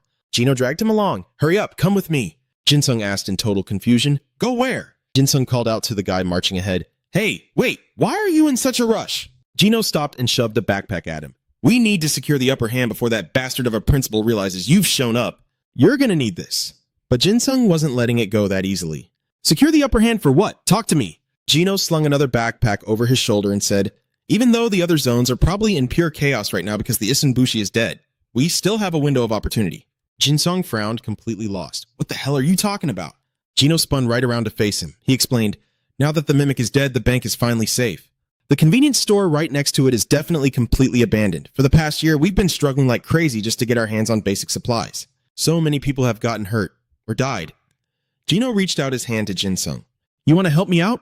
Jin-sung didn't hesitate for a single second and shook his hand. Meanwhile, in an entirely different location, the principal was sitting comfortably in his armchair. He stroked his chin and gave the order. Move out. His soldiers saluted, shouting in perfect unison, Understood! The principal let out a dark chuckle. He thought to himself, I always knew those pathetic locusts despised touching seawater, but I never imagined they'd actually funnel it straight into the sewers. He gripped the armrest tightly. Color me impressed. The principal smirked wickedly, which is exactly why I need to seize total control over that place. Just like I always do. Back in the dark sewers, Gino and Jin-sung splashed their way through the murky puddles. Gino took the lead, sweeping his flashlight ahead to guide the way. Jin-sung was the first to break the silence. Gong Gino, you've changed a lot. The last time we saw each other, you were never this dead serious. Gino replied in a flat, emotionless tone. I'm just looking out for my own people. Nothing has changed. But then a very faint smile crossed Gino's lips. Seeing this, Jin-sung sighed internally. He talks tough, but look at him. He brought along 4 whole bags. Staring at Gino's back, Jin-sung couldn't help but think, it seems like he truly cares about the people close to him. He brought me along with good intentions, especially since he wasn't sure what the rest of the group would think of me. Earlier, Gino's teammates had begged to come along. We want to go too! But he had shot them down instantly. No, stay put. This made Jin-sung think deeply. By doing this, he's keeping me separated from them, while simultaneously testing me to see if I'm actually telling the truth. Suddenly, Jin-sung blurted out, Hey, let's be real here. You're not the real King Gino, are you? I've literally never seen you act this smart. Gino got instantly annoyed. Biting down on the flashlight, he snapped back. How many times do I have to say it? I had absolutely no choice but to adapt. Gino cut the argument short and started climbing the ladder. Whatever, just hurry up and follow me. Once we climb this ladder, we'll hit the main entrance. Seeing him climb so fast, Jin-sung yelled out, Hey, wait up, you jerk. Are you actually mad? Gino urged him on. Just move your feet. He pushed the manhole cover open, revealing the grand bank building sitting before them, as silent as a graveyard. Gino climbed up to the surface, scanning his surroundings. It's so damn quiet. Is that thing really dead? Jin-sung climbed up right behind him and spoke softly. See? What did I tell you? There's absolutely nothing here. Do you finally believe that I killed that rat? Gino looked away. I believed you from the very beginning. Jin-sung gave him a sharp side-eye. You're a pretty good liar. You know that? The two of them quickly walked up to the bank's entrance. As Gino passed by the glass doors, he suddenly turned his head to look at his reflection. Then, Gino yanked Jin-sung by the head and shoved him in front of the glass. Hey, look at this, you idiot. Jin-sung stared at their reflection in the glass, and Gino pointed. Look, do you not notice anything? Jin-sung replied in utter defeat. Okay, I get it. Just stop making fun of my height already. But Gino looked absolutely dead serious. That's not the point. What matters is your physical appearance. Jin-sung scoffed. What about it? I look the exact same. Gino immediately fired back. Exactly. You look the exact same as you did 5 years ago. Jin-sung swatted Gino's hand away, asking suspiciously, What are you trying to say? Gino looked away. Most people only took a couple of years to make it back here, which is why nobody really noticed. It seems like the flow of time down in hell is entirely different from the time up here, Jin-sung asked lazily. And what does that have to do with anything? Gino spoke up. Isn't it obvious? In all that time, our hair hasn't grown a single inch. He grabbed Jin-sung and dragged him forward. We don't have time to worry about this right now. Let's go. Looking at the fully stocked shelves of the department store right beneath the bank, he cheered in excitement. Jackpot! It looks like absolutely no one has touched the supplies in here. Jin-sung asked him quietly. Hey, do you even realize what you just said? Gino stopped in his tracks and turned to look at him. I don't get a single thing, he replied. That's exactly why I'm asking you. Getting back to business, Gino swept up a pile of canned goods, grabbing a few sets of clothes off the rack while he was at it. Finished with the sweep, Gino let out a booming laugh. Man, this is amazing. Jin-sung struggled to hold the massive pile of loot. I know, right? We'll definitely need to make a few more trips. Just then, Gino noticed something through the glass window. He stared outside for a moment, then turned to Jin-sung. Wait right here. 15 minutes later, Gino returned, hauling a heavy burlap sack stuffed with supplies. This should be enough. Jin-sung asked, completely baffled. Are you sure we can even carry all this? Huh? He replied. We're only taking the essentials, man. Let's move. The two of them lugged their loaded backpacks and stepped out of the store. Gino climbed down into the sewer first. I can't wait to see the looks of pure joy on their faces. Jin Sung smiled in response. With a solid thud, both of them successfully dropped down into the dark tunnels. Thrilled, Gino said, "This is awesome. I'm so sorry for ever doubting you, man." Park Jin Sung thought to himself, 5 years. If Kang Gino has changed this much in just 5 years, I wonder how everyone else is doing. Looking up, Jin Sung asked, "Do you have any idea how the others are holding up?" "If you're talking about your old squad, I've got no clue," Gino replied. Hearing that, Jin Sung lowered his head, a wave of sadness hitting him. "I see." But then Gino added, glancing over at him, "But those idiots back at the base probably know." Jin Sung's face immediately lit up.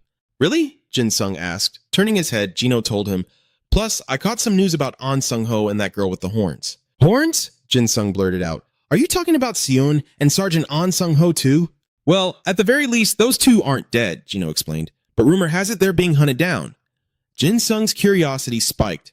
"Rumor?" Jin Sung asked, his voice laced with panic. "What rumor? What the hell are you talking about?"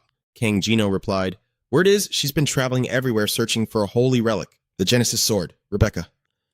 Meanwhile, in an entirely different place, Seon stood in the middle of a war-torn battlefield, her eyes scanning the wreckage. "Looks like it's a dead end," she muttered. Back in the sewers, Jin Sung asked, completely intrigued, "The Genesis Sword?" At the same time, Seon thought to herself, "Guess I'll just have to head to Busan." With that, she turned on her heel and walked away. Gino continued his explanation. "The rumor says you have to track down 5 different swords before you can even get your hands on the Genesis Sword." Jin Sung raised an eyebrow.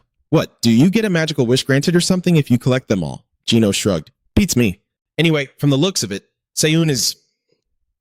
Gino paused, glancing over with a sly smirk before dropping his voice. "Also searching for a certain someone?" Jin Sung asked, suddenly desperate. "Is Seon looking for me?" Gino laughed out loud. "Look at you, catching on to the main point right away." Flushing red, Jin Sung stammered, "Hey, that's not what I meant." Gino gave him a teasing side-eye. "You can ask her yourself when you finally meet her," he added with a grin. "And when that happens, you owe me a seriously good meal." Saying that, he turned around to keep walking. But suddenly, Gino's eyes went wide, absolute horror flashing across his face. Jin Sung asked, alarm bells ringing in his head. "What's wrong? Did something happen?" He gasped. "The smell!" Gino's voice trembled. "This place, it was supposed to be a safe zone." Jin Sung asked in deep confusion. "Huh? What are you muttering about?" Without uttering another word, Gino dropped his heavy sack of loot and sprinted ahead. "Park Jin Sung, I'm going in first!" he shouted back. Jin Sung called out desperately. "Wait, Gino, where the hell are you going?" Jin Sung quickly bolted after him. "Hey, hold up!" Meanwhile, back at the survivors' gathering spot, someone had deliberately set the place ablaze. Their comrades were fighting frantically to put out the roaring flames. "Fire! Bring some water over here!" Screams echoed everywhere. "We're under attack! The enemy is here!" Someone gritted their teeth. "Looks like those bastards from Heen finally tracked us down." A brown-haired boy stared at the spreading flames, his mind racing. "Huh? The location of the trail. That means they've already breached the perimeter." The headmaster's soldiers wielding blazing torches sneered. "Hurry up and choke on the smoke! This territory belongs to us now." A girl with long hair desperately called out to the group. "Everyone hold your breath." A guy with his hair tied back muffled his mouth with a thick cloth. Struggling to speak, he yelled, "We have to strip those gas masks right off their faces." But the long-haired girl was already starting to collapse. I can't breathe.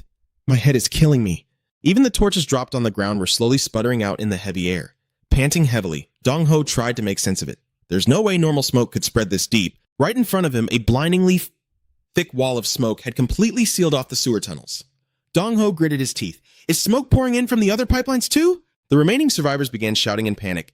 "We have to get the hell out of here, right now!" A girl with short hair raised her voice. "Everyone, stay calm. Before we make a run for it, we need to check the situation topside." Someone had already scrambled up to the manhole cover, but just as expected, a brutal ambush was waiting for them outside. "Just look at these pathetic rats crawling out of the sewers." A black-haired boy activated his magic, his aura flaring up. "Earth, become my spear!" But before he could even finish his chant, the enemy leader had already raised his weapon high. "You've already lost your chance to run, kid." And just like that, he smashed him right in the head. The black-haired kid collapsed into the sewer with a heavy thud, dying in absolute silence. He forced himself up, desperately trying to warn the others. "We've got hostiles up above." The guy with the ponytail yelled for everyone to push through the smoke and make a run for it. Just then, another group started scrambling up the stairs from the opposite side. Dong-ho was right there with them, pushing hard to keep up. But suddenly, the guy right in front of him went down. Gritting his teeth, Dong Ho hoisted two people onto his shoulders. He strained toward the stairs, dragging their heavy weight all the way up to the sewer opening. The second they made it up, Dong Ho panted out, "What the hell is everyone else?" But a slow, mocking laugh echoed from right behind him. It was the principal, stepping right up to taunt him.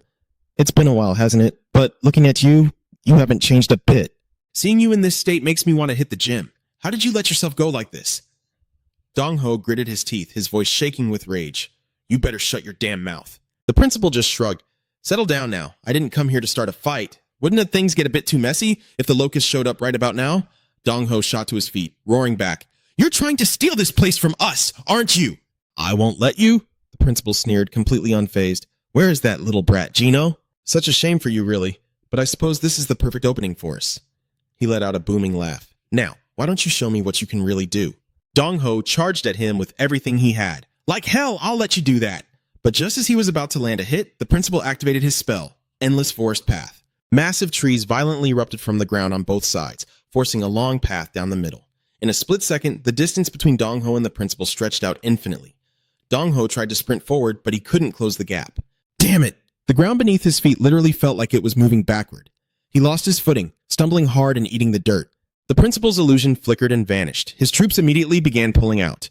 "Mission accomplished! Fall back!" The military vehicles flicked on their headlights, gearing up to roll out. Dong Ho whipped his head around, glaring right at him. But all he saw was the principal, already standing comfortably on top of one of the trucks. He looked down at Dong Ho with absolute contempt. "Oh, Dong Ho. You never fail to disappoint me. Next time, be a good boy and bring that little brat Gino with you." It turned out the bastard had even taken the civilians hostage. "Oh, and by the way, I'm going to turn all of you into very useful little slaves." Before vanishing, this principal dropped one last parting shot. "Don't you worry about your sweet little home. We'll take incredibly good care of it." Dong Ho scrambled to his feet, lunging after the truck in a blind fury. "I'll kill you! I'll tear you apart right now!" Meanwhile, the guy with the ponytail looked up at the sky. Panic rippled through the crowd as everyone started screaming. "The locusts! They're here!" The survivors frantically shouted at each other. "What do we do? What the hell do we do now?" "Scatter! Run for it!" Dong Ho stood there entirely powerless, watching the truck speed off into the distance. He gnashed his teeth, swallowing the bitter taste of utter defeat. Shaking it off, Dong Ho immediately spun back around. "Stay calm. Get back down into the sewers now. Prioritize the injured and the civilians first." The black-haired guy pushed them forward. "Hurry, move it." The very last person scrambled safely down into the tunnel. The heavy manhole cover slammed shut, sealing them in right before the swarm of locusts crashed down above. Down in the dark, a snuffed-out torch was still letting off faint wisps of smoke. Everyone collapsed against the cold, damp walls, totally exhausted. Dong Ho's mind was racing with dread. "We've lost half our people, and almost everyone left is badly hurt. With those locusts swarming right above our heads, if they find us now, we're completely wiped out." Suddenly, someone threw themselves to their knees right in front of him. "Dong Ho, please, please, you have to help me." A young guy choked back a sob. "They took my big sister too." The guy with the ponytail bowed his head deeply, begging him. "I'm begging you, man. You're the only one left who can actually do something about this." Dong Ho looked at them, his voice tight with worry. "But what if the swarm breaks through while I'm gone?" The guy with the bun immediately cut in. "We'll do whatever it takes to stay alive." A girl with long hair nodded fiercely. "Don't you worry about us." Dong Ho lowered his head for a second, making his choice. He grabbed the ladder and started climbing. "I promise I'll bring them back. Just make sure you stay alive until then." Meanwhile, over at Gino's location, the flames were raging entirely out of control. Jin Sung coughed, covering his mouth against the smoke as he desperately tried to call out his name. King Gino was panting heavily, his eyes locked on the nightmare playing out right in front of him. The principal's goons were waving torches around, setting the very tunnels on fire. "Burn it down! Throw more fire in there!" Gino clenched his fist so hard his knuckles turned white, and then he completely lost it. He charged at them like an absolute madman. "You sick bastards!" His fist sank deep into the chest of one of the soldiers with a sickening crunch. The other guy screamed in pure panic. "It's Kang Gino! Kang Gino is back!" The grunt summoned his weapon in a flash of light. "Stay calm, we've got him outnumbered." He swung his weapon viciously at Gino. "Take him out right now! Kill him!" But the attack didn't even leave a scratch. Gino instantly triggered his skill, Deep-Rooted Wrath. System class, 6th tier Angel, Dominions. Overcome the depths of hell through sheer fury. Let the rage consume your very mind. You have obtained full control over this power. As the user's rage gauge increases, all base stats will scale proportionally. Current emotion. Emotion status, annoyed. Currently boosted, defense. Gino took a slow, menacing step forward. The soldier started violently shaking in his boots. "No freaking way. I hit you. I know I hit you." Gino grabbed him, staring right through his soul. "Where are my friends? Who gave you the order to attack?" Radiating pure murderous intent, he took a step forward. Gino let out a visceral roar, unleashing every ounce of his fury. Where the hell is your boss? System alert. The user's boiling rage has triggered a massive heat surge. Current status, enraged. Buff applied, defense increased. Strength increased, overall combat power, 600A to 500A. One of the guards shrieked, You monster! Gino glared at him, his eyes burning with the desire to tear the man apart.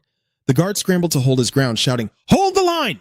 Don't let his heat push us back! But the crushing weight of Gino's aura broke him instantly. Stop! I'll tell you where he is! Just please, spare me! Hearing this, Gino paused for a split second. The other grunts gasped in sheer disbelief. He actually stopped. Gino narrowed his eyes at the trembling men and growled, And why the hell should I trust you? System alert. Deep-seated fury suppressed. Current status, calm. System rank, angelic tier 6 powers. Active buffs, defense up, strength adjusted. Overall combat power, 700A, 600A. Gino took another step forward, violently grabbing one of the guards by the collar. I'll just find him myself. Lifting the wretched man clean off the ground, Gino sneered, The rest of you can just die. All that remained in his wake were the blood-curdling screams of the guards. Meanwhile, cutting over to Dong-ho, the boy stood there, panting heavily after a grueling sprint. Dong-ho looked up. He had finally tracked down that bastard headmaster. His base was a massive structure perched at the very peak of the mountain. From up there, not only could he monitor the grasshopper swarms, but he also had a perfect vantage point to pick off anyone trying to climb up. At the base of the mountain lay a sprawling river, an artificial moat designed to completely shut down any form of ground invasion. Dong-ho clenched his fist tightly. He already has a fortress like this, yet he still went out of his way to attack us. Unforgivable! Looming right in front of him was an endless, daunting flight of stone stairs. Dong-ho bit his lip, his eyes hardening with absolute resolve. These stupid stairs aren't going to stop me. Fueled by an adrenaline rush, he charged up the steps. I'm making it to the top, just you watch. Sometime later, he had to stop to catch his breath. Man, this place is a total drag. Heavy drops of sweat dripped from his chin, splashing onto the stone path. The headmaster was already there, waiting for him. So you actually decided to come face me, he smirked, adding, Well, since you've made it this far, why don't we just settle this once and for all? Dong-ho shot the headmaster a deadly glare before leaping forcefully up the remaining steps, pushing himself to cover the last stretch of the climb. Hidden deep within the dense woods lining the path were heavily armed assassins. Slowly, the ambushers began to step out from the shadows. Moments later, Dong-ho finally stood face to face with the headmaster. Feigning surprise, the older man cocked his head. Oh? Where is Gino? Why on earth did a kid like you come all by yourself? One of the ambushers drew his bowstring tight, aiming right at him. Dong-ho just cast a cold glance at the archer and scoffed. Looks like you brought a welcoming party too. The headmaster spread his arms wide with a mockingly warm smile. Not exactly. I'm just being a gracious host to any uninvited guests. Dong-ho kept his eyes locked on the man. You already have this insane fortress. What was the point of attacking our shelter? The man simply shrugged it off. I was merely expanding my territory. Besides, that underground sewer system with the seawater flow is quite the prime real estate, don't you think? Cutting straight to the chase, Dong-ho demanded, Enough garbage. Let the hostages go. Now. The headmaster paused, looking the boy up and down before his voice dropped into a sinister, mocking drawl. And what if I say... No. Dong-ho's aura flared with quiet menace. Then, I'm going to physically demonstrate exactly why I bothered climbing up here. Hearing that, the headmaster threw his head back and burst into maniacal laughter. Ha! I actually love that fiery energy of yours. By all means, give it your best shot. Who knows, if you can impress me more than Gino did, I might just let you join my ranks. Dong-ho tilted his head, his expression deadpanned. I think you're severely misunderstanding something here. The headmaster raised a curious brow. Oh? And what would that be? Dong-ho began to channel his mana, the air, humming around him. I'm honestly pretty insulted that you think Gino is the mastermind behind everything. A terrifying gravitational pressure erupted, shattering the ground beneath Dong-ho's feet and sending chunks of rock floating into the air. System alert. Skill activated. I'm not the only one gaining weight. System rank. Angelic Tier 7 Principalities. Overall combat power, 5. Effect. Drastically increases the gravitational mass of the user and the target. His voice echoed with power. I am the real grasshopper hunter. A flash of genuine shock crossed the headmaster's face, prompting his elite guards to immediately rush in and form a human shield in front of him. What a fascinating ability. Truly a shame I have to kill you, the headmaster muttered. Dong-ho glanced at the swarm of guards completely surrounding him and whispered, Well, this hardly seems fair. The headmaster casually turned his back and walked toward his estate. Dispose of him. Taking the order, the assassins lunged forward all at once. Dong-ho locked eyes with the first attacker. The sheer gravitational force immediately slammed the man to a halt, leaving him struggling desperately just to take a single step toward the boy. Suddenly, a massive cloud of white smoke erupted, completely obscuring the battlefield from the headmaster's view. Did you rats catch him yet? He yelled out. Glancing back over his shoulder, the headmaster smirked wickedly. Knew it, dealing with trash like him is child's play. He waved a hand indifferently. Toss his corpse off the cliff. Let the wild beasts handle the cleanup. But as the smoke began to clear, the blurry silhouette inside suddenly shifted, and a deafening explosion blasted the area, sending shockwaves through the crowd. Hearing the massive boom, the headmaster whipped his head around just in time to see Dong-ho slowly exhaling. System alert. Skill evolution. I'm not the only one gaining weight. Secret treasure mode. System rank. Angelic tier 5 virtues. Overall combat power. 700A. 500A. Passive effect activated. Incinerates all unnecessary body fat, transforming the user into an optimally streamlined combat form. Stamina regeneration rate massively increased. Damage mitigation scales proportionately with the amount of fat burned. Notice, all temporarily boosted stats will revert to base levels after a set duration. Cracking a wild, exhilarated grin, Dong-ho laughed. Well, damn. Looks like I just hit the absolute jackpot. Attack! One of the goons roared. At the command, the whole squad swarmed him, swinging their weapons in a frantic blur. But he just stood there, completely unfazed, and caught the guy barehanded. Drop dead! A blade pierced clean through Dong-ho's body. Blood splattered across the dirt. He blinked, genuinely taken aback. Steam began hissing from his gaping wounds, rising into a thick, swirling cloud. Nice try, but totally useless. One of the grunts gasped in pure shock. What the hell is this? Shattered weapons and fresh blood littered the ground. Dong-ho slowly reached out his hand. Seeing the movement, the grunt froze in sheer terror. No freaking way! Dong-ho snatched him by the collar, lifting him up. The soldier's eyes bulged in panic, his mouth wide open in a silent, desperate scream. Absolute dread painted his face. With a flick of his wrist, Dong-ho hurled the guy through the air, sending him crashing hard into another soldier. A dark, heavy smirk crept across Dong-ho's face. Another guard charged at him, sword drawn. What the hell do you think you're doing? Take him down now! But as the words left his mouth, his own courage broke. Take me down? Dong-ho scoffed. Don't bother, you're wasting your breath. Dong-ho took a deep, grounding breath. His entire physique surged, his muscles bulging and expanding with raw, explosive power. He rolled his shoulders, his imposing figure stalking toward the trembling squad. The system's voice echoed in his mind. Warning, multiplying base mass by 20 times. He activated it. Secret relic. Temporary boost initiated. Angelic system override. Class 5 void. Overall combat capability surging from 1,100A to 8,500A, forcing hypermuscle growth and temporarily maximizing total muscle mass. He raised his leg and stomped the ground with earth-shattering force.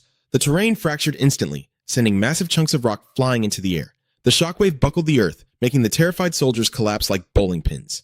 In a blinding flash, Dong-ho vanished and reappeared right in front of a guard. He drew his fist back, channeling every ounce of his power.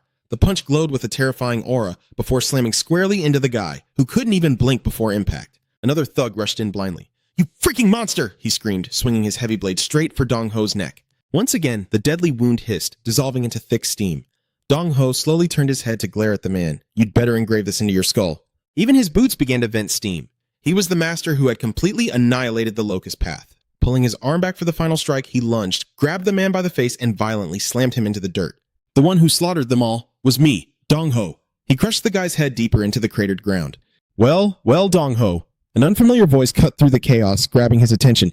And here, I heard the infamous Locust Hunter was some towering, hulking beast of a man. I really thought that bastard Gino had taken care of everything. Dong-ho lifted his gaze, his boots crunching on the gravel as he slowly stalked toward the source of the voice. Dong-ho now stood face to face with the principal. A loyal guard immediately stepped up to shield his boss, but the principal casually raised a hand, waving him off. I must admit, I'm quite surprised. You are exactly the prized prey I've been looking to capture. Dong-ho glared, his voice dripping with venom. Funny, you're exactly the bastard I'm here to hunt. The principal didn't even flinch. He just smiled, infuriatingly calm. I'll have you know, I am now the Supreme Commander of the Naval Liberation Regiment, but honestly, Dong-ho, are you absolutely certain you don't want to serve under me? He leaned in, dangling a sweet deal. If you swear loyalty to me, I'll release every single prisoner I've captured. Dong-ho didn't even blink. He spat back with fierce conviction. Save your breath! I'm going to rip them out of your hands myself! Without a second of hesitation, Dong-ho launched himself forward like a missile. The principal just let out a dark, mocking chuckle. Oh, Dong-ho, you shouldn't be so blindly arrogant with such pathetic parlor trick power. Dong-ho's lethal fist was mere inches from the man's face. He thought fiercely, just one hit. If I can just touch him, I win. But the punch violently halted in midair. The principal just stood there, a smug smirk plastered on his face as Dong-ho's arm trembled against an unseen barrier. If you keep charging in like a brainless brute, the principal taunted, you're going to meet a very early grave. Even right now as we speak... Dong Ho gritted his teeth, his mind racing. What the hell? He's standing right in front of me! The principal's smugness only grew. A glowing system interface suddenly materialized. Infinite branching path. Angelic system. Class 5 void. This ability can infinitely multiply the spatial distance between the user and the target. The target absolutely cannot touch the user, and vice versa. The physical location remains anchored, and the user cannot move while the field is active. No matter how hard Dong Ho pushed, the principal somehow felt miles away. Burning with sheer frustration, Dong Ho roared at the top of his lungs. Not this garbage again, he snarled, grinding his teeth in absolute fury. I am so sick of this damn cheat skill. The sheer pressure of his anger caused the very earth around him to violently cave in. Dong Ho clawed and propelled himself wildly toward his enemy. You're not going to stop me! The principal sneered down at him like a god looking at an insect. Struggle all you want, boy. It's completely and utterly pointless. He effortlessly swayed past Dong Ho's frantic strikes. The space between you and me will just keep expanding into infinity. Dong Ho threw another desperate, crushing hook right at his face. Damn it all to hell, Dong Ho cursed. The principal sighed dramatically, his voice dripping with toxic sarcasm. Just give up already. You are never, ever going to lay a finger on me. Suddenly, a heavy iron chain whipped through the air, coiling viciously around Dong Ho's arm. I'll die before I give up! The harsh metal bit deep into his flesh. Caught completely off guard, Dong Ho snapped his head back. While he was hyper-focused on the boss, the surviving grunts had snuck up with heavy chains to bind him. Heave! Drag him down! One of them roared. The massive, synchronized pull violently yanked him off balance. You annoying little pests! Dong Ho roared. With a monstrous swing of his arm, he launched both the heavy chains and the soldiers holding them straight into the air. Get the hell off me! He staggered forward, his steps heavy, his chest heaving as he gasped for air. The principal flashed a sickeningly evil grin. I'll admit, you held out far longer than I anticipated. Your arm is mangled, and I can clearly see you've hit your absolute limit. Meanwhile, I still have a veritable army at my disposal. Dong Ho cast a grim look over his shoulder. He had swatted away dozens, but a massive sea of reinforcements was still standing right behind him. He scowled, absolute disgust painted on his face. Even after all the carnage I just dropped on you guys... Staring down the forest of gleaming weapons raised against him, he swallowed hard. Guess I've still got a hell of a lot of trash to clean up, the principal sneered. At least you know your place? Dong Ho bit his lip, his body coiled tight with extreme tension. Suddenly, from the shadows behind him, an eruption of massive writhing tentacles burst forth. And just where do you think you're going? A distorted voice echoed. We haven't even finished our little chat. The grotesque tentacles whipped outward. The soldiers stood frozen in sheer horror before one of them shrieked as a tentacle snared his leg, violently yanking him high into the bloody sky. What the hell is that? Total pandemonium erupted. Grunts were dragged screaming into the air, while others scrambled wildly to dodge the thrashing limbs. Dong Ho's instincts screamed at him. He bolted, running for his life. He finally snapped out of it and cheered happily. This power is... But suddenly, a sharp wave of pain hit him. His vision went dark and his body swayed. Dong Ho collapsed to his knees. From behind, two figures came running, shouting at the top of their lungs. Dong Ho! Gino cried out in a panic. Hey, are you okay? He helped Dong Ho up, who weakly whispered, Gino, I'm sorry. Jin Sung stood nearby, seething with absolute rage. Swirling currents of red aura erupted around his body. I will never forgive them, he growled, as the dark tentacles behind him lashed out, reaching even higher into the air. Jin Sung's voice was dead cold. You feel the same way, don't you? Seeing him like this, Gino was struck with sheer terror. Such horrifying killing intent. Can a human being really unleash an emotion like this? He thought, trembling. Jin Sung covered his mouth and let out a low, unsettling chuckle, his eyes glowing a menacing red. He turned to the others and said, First, I need to rescue the hostages. Right? Dong Ho weakly warned him. Jin Sung, physical attacks won't work on that guy. A flash of madness danced in Jin Sung's eyes. It's fine. By the way, looks like you've lost quite a bit of weight, huh? Seeing that unhinged look, Dong Ho felt a chill run down his spine. He draped his arm over Gino's shoulder just to keep himself standing. Gino quickly suggested, Hey, I think we should just let him handle everything. Jin Sung turned his back and walked off, leaving them behind with a final remark. I'll take care of the headmaster. I have a few complaints to file with him. He casually put his hands behind his back, looking thoroughly amused. Well, headmaster. Seems you're just as arrogant as ever. The headmaster stared at the person in front of him, refusing to believe his own eyes. You're Jin Sung. Are you really that F-rank piece of trash from before? Jin Sung replied with absolute calm. That's right. I'm guessing the people you kidnapped are locked up in there, huh? The old man closed his eyes and let out a haughty sigh. I truly cannot believe an F-rank loser like you managed to crawl out of hell. Suddenly, the headmaster's eyes snapped open as Jin Sung brought a vicious hand chop crashing down toward him. He gritted his teeth in fury while Jin Sung just smirked mockingly. Is this your little barrier trick? Jin Sung instantly closed the gap and launched an attack with explosive acceleration. Seeing this, the headmaster panicked. Cold sweat poured down his forehead. and with eyes wide in terror, he let out a dry, forced laugh. Suddenly, his laughter grew louder and more hysterical. "There's no way you can ever close the gap between us." Jin Sung landed lightly on the ground. "Are you really so sure about that?" The headmaster mocked. "I never imagined you'd actually make it out of that hell alive." But deep down, he was drowning in anxiety. What the hell is going on with his aura? I distinctly remember he could only use a pathetic little dagger. How the hell is he summoning something like that? Behind Jin Sung, countless streaks of crimson light materialized. "No matter how much time passes, you'll never figure it out," Jin Sung taunted.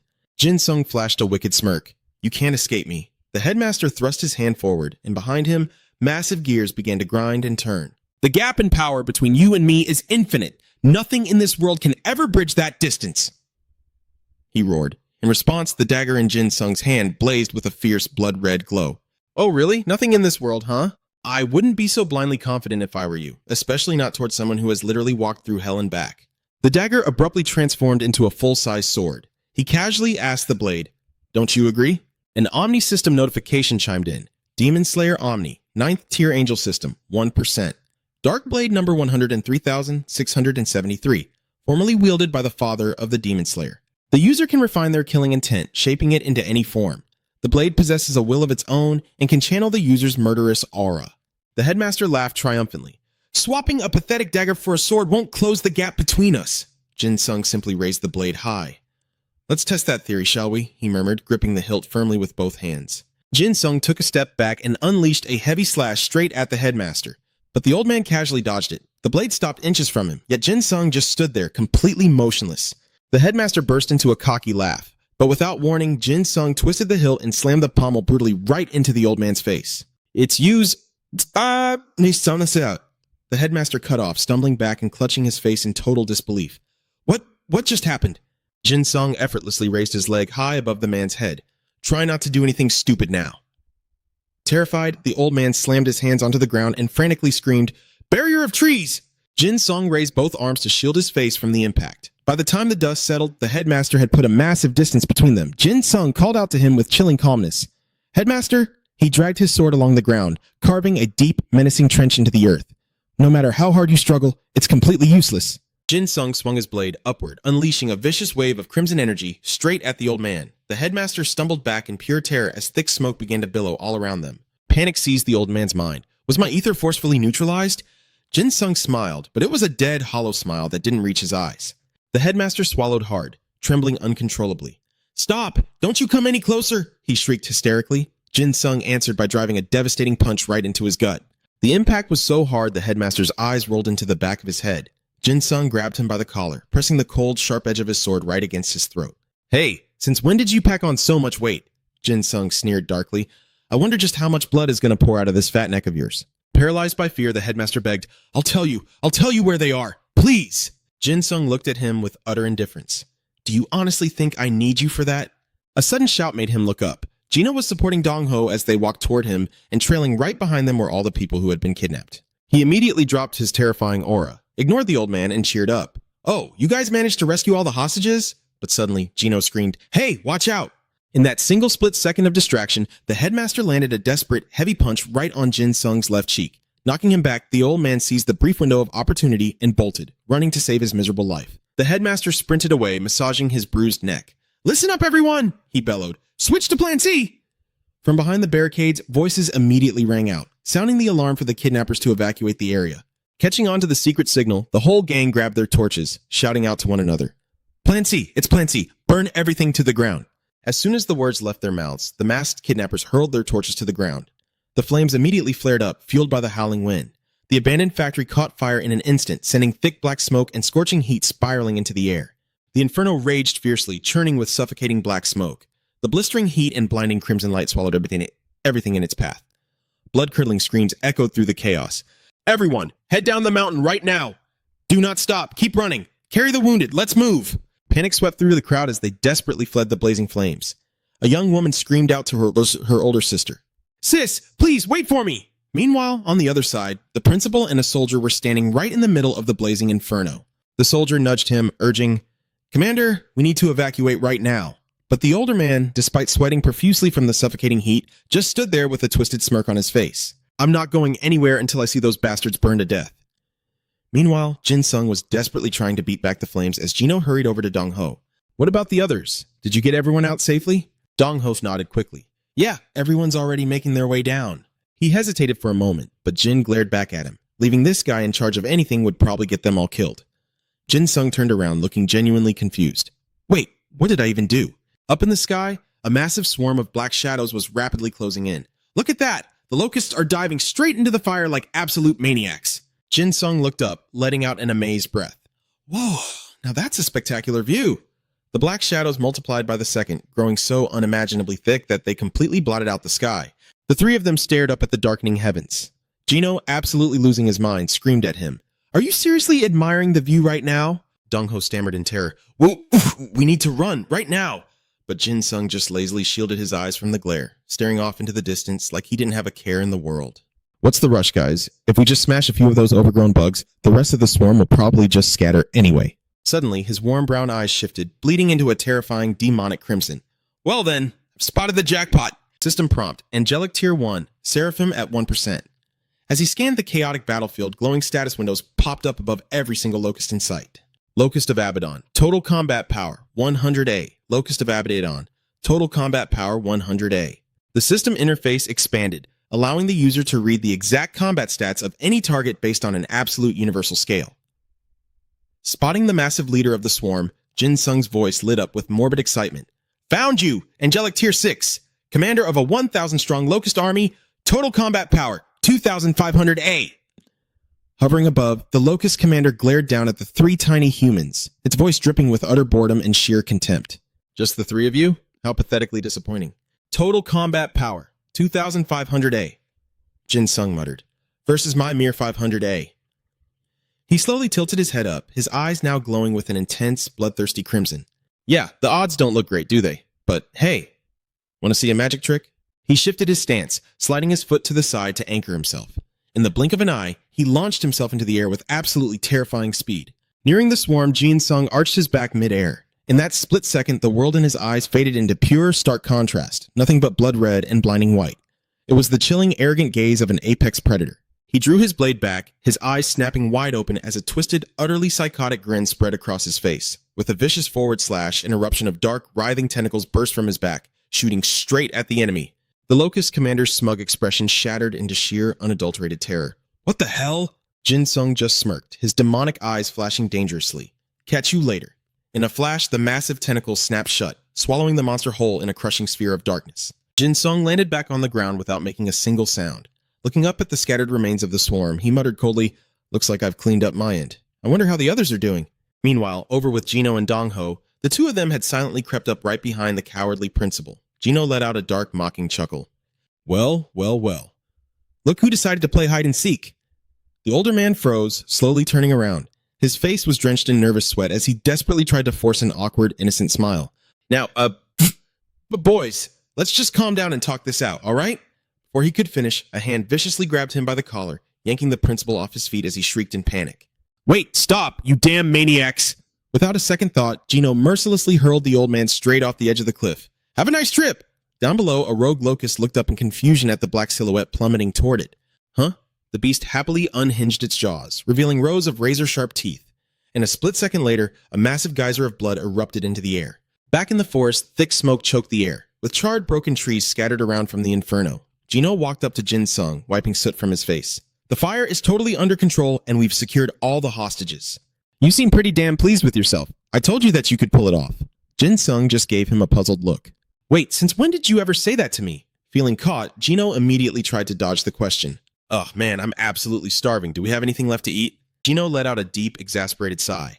Dude, you're literally just changing the subject right now. Dong Ho quickly shuffled over, nervously stepping between the two of them to play peacemaker. Guys? You really do look completely wiped out. Let's just hurry back to camp so you can get some rest. Gino glanced over his shoulder. Fine. Let's head back and cook up whatever rations we scavenged earlier. Dong Ho suddenly leaned in way too eagerly, making Jin Sung flinch a little. Hey, if you're too tired to walk, you can lean on my shoulder, you know. Jin Sung just slowly closed his eyes, his voice utterly flat. Bro, what the hell are you even talking about? After finally getting patched up, the two of them huddled together, whispering back and forth. Jin Sung raised an eyebrow. Wait, so John was actually there too? Dong Ho nodded quietly. Yeah, he was, and the head nurse was right there with him. Just then, Gino casually strolled up from behind them. Jin Sung looked genuinely surprised. Wait, then what are you guys doing out here? The north is crawling with sand demons, so it's a total death trap. But isn't South Busan supposed to be safe? He sat down right next to him. It's one of the few zones left completely untouched by the corruption, so we were hoping to take shelter there too. But the 3rd Division and the cavalry are stationed here. Dragging civilians along is way too dangerous. Gino lightly nudged Dong-ho with his elbow. But more importantly, have you heard the news? Wait, has he gotten his memories back? You mean Kim Seong? Ji-dong's face instantly lit up with a grin. I heard he's hunting for something called the Genesis Sword, he explained. Right now, there are 5 divine blades scattered across Busan. The rumor on the street is that a fused blade just showed up, which means Seiyun is definitely heading that way too. Jin Sung's eyes went wide. If that's true, the 3rd Division won't just sit back and watch. He shot up to his feet. I have to go, now. Dong-ho quickly grabbed him by the shoulders, holding him back. Whoa, hold on. That whole area is an absolute war zone right now. They are putting their lives on the line every single day. He gritted his teeth, his voice burning with resolve. I have to be there. Bundam and the nurses are waiting, he tried to argue. But seeing the sheer desperation in Jin Sung's eyes, Dong-ho finally caved with a heavy sigh. All right, fine. Just please, watch your back out there. Cut to a rundown, dilapidated building. A holographic system window popped up with a synthetic chime. Class skill detected. Predator scorn. Alert. The user cannot generate killing intent while the ability is on cooldown. 10 hours left on the cooldown, Jin Sung thought to himself. No wonder my legs are starting to ache like crazy. The effects of the first healing phase from the chain armor are already wearing off. He muttered to himself, I wonder if the champion girl has already left. Suddenly, a female voice spoke up right behind him. Were you talking about me? He nodded absent-mindedly. Yeah, her. Mary smiled warmly and gave him a little wave. Well, we bumped into each other a bit sooner than expected, huh? He gripped the straps of his backpack, a bright smile breaking across his face. You're actually still here, Miss Champion? I was just about to head out, she explained, but then I saw you coming. Oh, and by the way, I definitely caught your little show out there. You totally wrecked those locusts. Great job. Suddenly, Jin Sung lost his balance, stumbling forward. Wait, you saw that? She quickly reached out to catch him, her tone shifting to panic. Whoa, are you okay? I'm fine. He stammered, catching his breath. But, could I actually ask you for a massive favor? Mary gave a reassuring nod. Of course, you saved my life out there after all. Jin Sung felt a wave of relief. Yes, with her firepower, I can finally rally all my scattered teammates. A flashback hit him. Earlier, as Dong-ho was handing him his backpack, Gino had stood off to the side, looking totally conflicted. I'm so sorry, man, but we can't abandon this post. We made a promise to protect the survivors here. Gino's voice had cracked with guilt as he apologized for staying behind. But Jin Sung had just slung his backpack over his shoulders and flashed a confident smile. Hey, don't sweat it. When the time is right, I'll fire a flare straight into the sky. Just follow the light and come find me. On a grand metaphysical chessboard, a lone white knight stood completely surrounded by a sea of black pawns. Somewhere in the ruined wasteland of the Busan fortress, within the eerie encampment of the Death Knights, a dark voice echoed. So, someone actually left their knight behind? I have to admit, your command strategies are surprisingly impressive. In Sung, standing arrogantly within the massive gaping jaws of a demonic panther, crossed his arms. Hey, how much longer do we have to keep playing along with this stupid charade? Standing right next to him was the embodiment of a black pawn. The massive demonic panthers locked their glowing, bloodthirsty eyes onto In-sung. War, my friend, is the absolute pinnacle of strategic art. Furious, In-sung viciously kicked the black pawn beside him. Cut the poetic crap, he spat. You're only dragging this out because you're getting a sick kick out of it. If I weren't chained down by orders from the higher-ups, I would have crushed their pathetic skulls days ago. The giant panther lazily used its massive claws to nudge the fallen chess piece back into place. Oh, but I thought you were enjoying this little game of rules, the beast mocked. In-sung's patience snapped. I am so utterly sick of listening to your garbage, he roared. The giant beast merely chuckled, a deep, rumbling sound. Patience, little one. The climax of the game is always the most entertaining part. In-sung ground his teeth together, his eyes burning with absolute unfiltered rage as he barked his final order. You have exactly 3 days, he pointed a trembling, furious finger at the creature. If you don't drag that piece of trash's severed head back here in 3 days, I'm tearing through that portal and doing it myself. You better engrave that in your skull. Suddenly, the very earth began to quake. A deafening thunder of galloping hooves ripped through the ground, radiating an intense, suffocating heat like a blazing inferno. A colossal legion of demonic riders charged forward. The system chimed frantically. Warning! 200 million independent cavalry units detected. 8th tier angelic class unleashed by the sounding of the 6th trumpet. Total combat power level 100! Out of nowhere, a blinding golden whip lashed out across the battlefield, slashing toward the demonic horde. The man wielding the glowing weapon let out a primal roar. Back the hell off! You absolute trash! But the apocalyptic riders didn't even flinch. On the skeletal face of the leading steed, thick boiling lava poured from its empty eye sockets like tears of fire. Ji-won gasped for air, his lungs burning. Staring down the endless wave of charging monsters, he let out a bitter, exhausted laugh. Damn it all to hell! This whole fortress is a graveyard! Suddenly, the lead nightmare reared up with an ear-piercing neigh, and the entire horde slammed to a halt. He aggressively wiped the cold sweat dripping from his forehead, his chest heaving. They're completely out of control today, way more vicious than usual. He glared down at the nightmarish cavalry from the barricades. I'm running on empty here. I can't hold this line much longer. I've been burning through my ether way too fast. My vision is already starting to blur. His eyes were dull, completely hollowed out by exhaustion as he shakily pushed his glasses back up the bridge of his nose. Ji-won tilted his head back, staring up at the massive inverted cross suspended in the sky. A sinister blood-red aura pulsed outward from the cursed relic. If it weren't for that damned inverted cross, he thought bitterly, my mana output has been completely crippled ever since that monstrosity showed up. He stood there, practically paralyzed by despair. But right at that very moment, heavy footsteps echoed from behind as backup finally arrived. Sung Jidong, fall back into formation! The unholy cavalry shattered the brief silence, charging forward once again with terrifying speed. The system roared again. 200 million cavalry units, divine city tier, total combat power. Error! Jidong launched himself high into the air, brilliant arcs of golden energy exploding from his boots with every single mid-air jump. You're way too late, man, he yelled over the chaos. How the hell are we supposed to get out of this alive? Emergency barricade! Jidong shouted, slamming his hands together. Massive logs and shattered wooden planks instantly levitated from the rubble, glowing with an intense, protective aura as they assembled into a massive shield. A temporary fix managed to tear the tangled mess apart. Then, under John's command, rocks, metal, and other debris bouys floated up into the air, lifting those stuck objects without even touching them. Doing this within a 15-meter radius drains a massive amount of mental energy. Overall combat power, 1,200 1,500 Gritting his teeth with all his might, he pointed at the herd of horses. Instantly, they all charged forward. Die! The fierce attack sent the horses scattering in total panic. John clutched his head, hunching over in pain as the sharp wreckage kept flying forward. His two teammates quickly rushed over to hold him up. Don't pass out! Hang in there! Meanwhile, a beast was deeply engrossed in a game of chess, the one in the center furrowing its brows. It roared, Kim and Dung is still waiting. We need to speed up this territorial invasion. With a deafening roar, the monster from the Book of Daniel appeared. The third beast, enforcer of the third-tier angelic system, Ophanim. Any living creature that heard the third beast's roar would be forced into absolute submission. However, the ability to resist depended entirely on the target's mental strength. Suddenly, a fierce gust of wind blew through, plunging the already freezing temperature even lower. Wrapping his arms around his violently shivering body, a man stammered, I can't move my body! Feeling the biting wind, Dai thought furiously, Tch, don't tell me it's that damn beast doing this. The third beast licked its lips with ravenous hunger. Just killing you all would be far too boring. I think I'll crank up the coercion level. It paused its claws, then pushed a white knight piece forward. White knight, try and stop this if you even can. The horse let out a wild neigh. Fight, abandon all reason and just fight. Slaughter the enemy. Its entire body began to emit a dark, ominous smoke. They fiercely charged straight at John and his crew.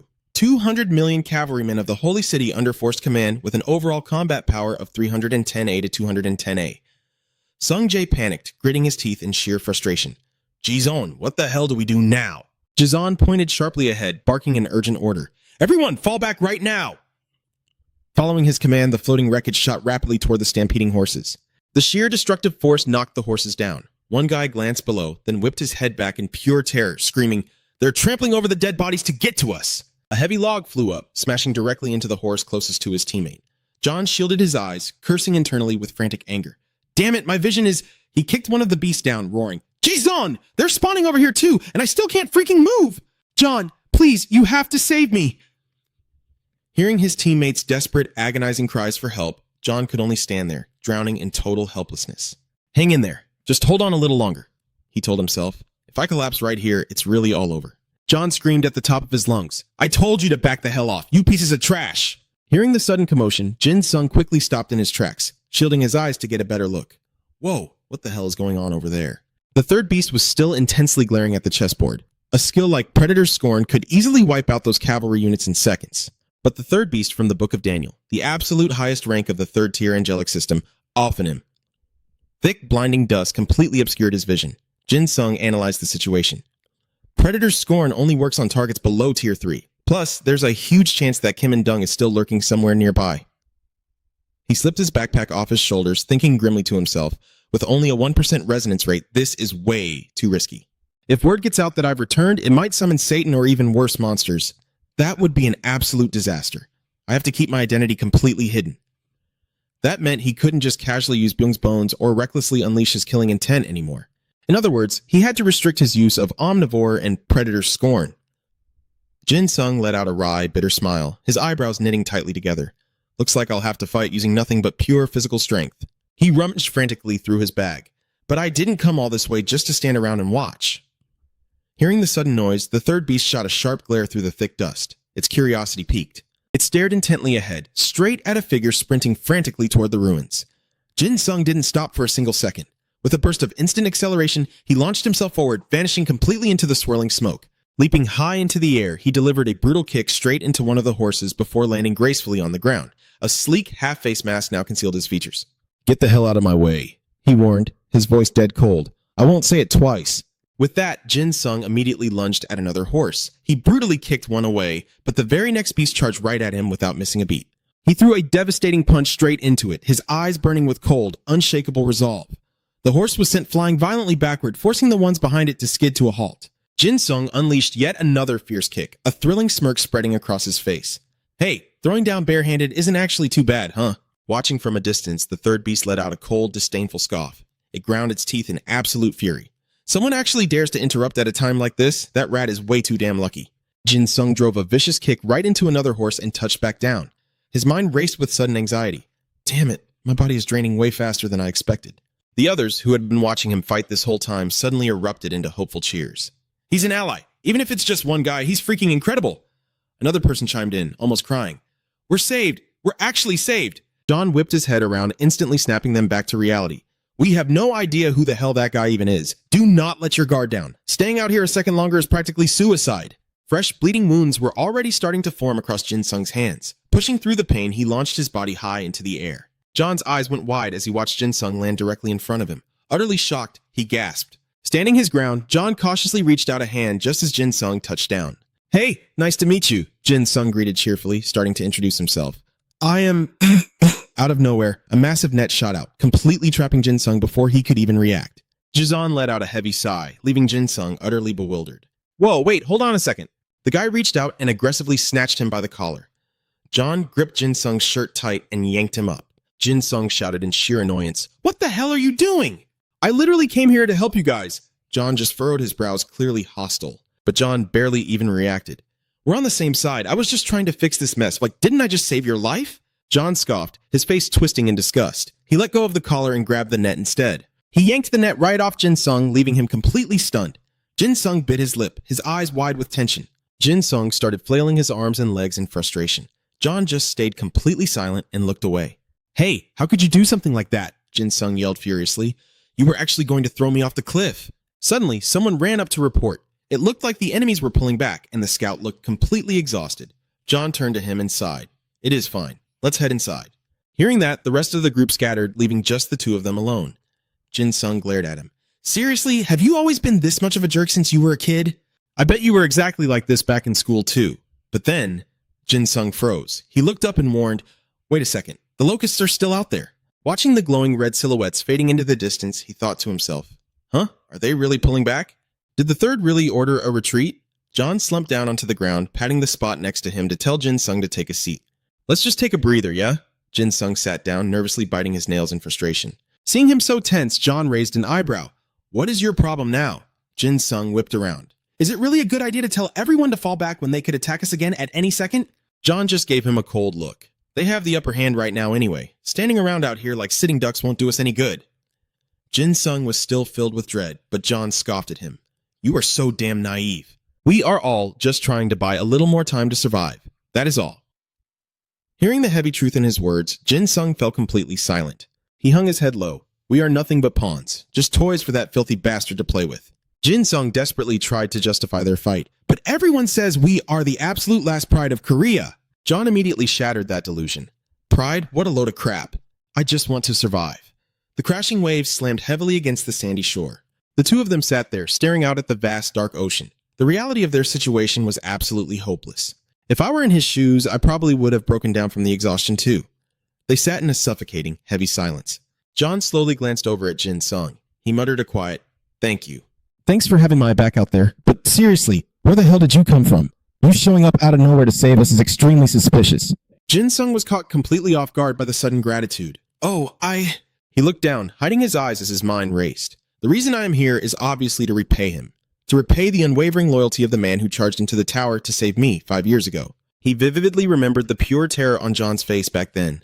He placed a hand firmly over his own heart. "I came here to help you." John frowned. "I asked where you came from, not why you are here."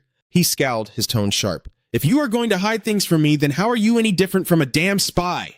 Panic struck Jin Sung's face. "No, I am not a spy." Seeing his frantic reaction, John let out a soft chuckle, followed by a long, heavy sigh. John looked down. "Sorry for snapping at you. I didn't mean it like that, and I am not cold-blooded enough to chase away the guy who just saved my life." Jin Sung blinked, a little taken aback. "It is okay. It is really no big deal." The captain really has grown up, Jin Sung thought warmly. His sense of responsibility is so strong now. John suddenly stood up, dusting himself off. "All right, that is enough rest. Let's get inside. By the way, what is your name? Don't tell me that is a secret too." Jin Sung blinked rapidly. He scrambled to his feet, panicking to find an excuse. Me? Well, wouldn't it be way cooler to just be the mysterious, nameless savior? "Like a wandering hero from the legends." John just rolled his eyes, totally losing his patience as he turned to leave. "Whatever, keep it to yourself if you want." Jin Sung panicked and blurted out the first thing he could think of.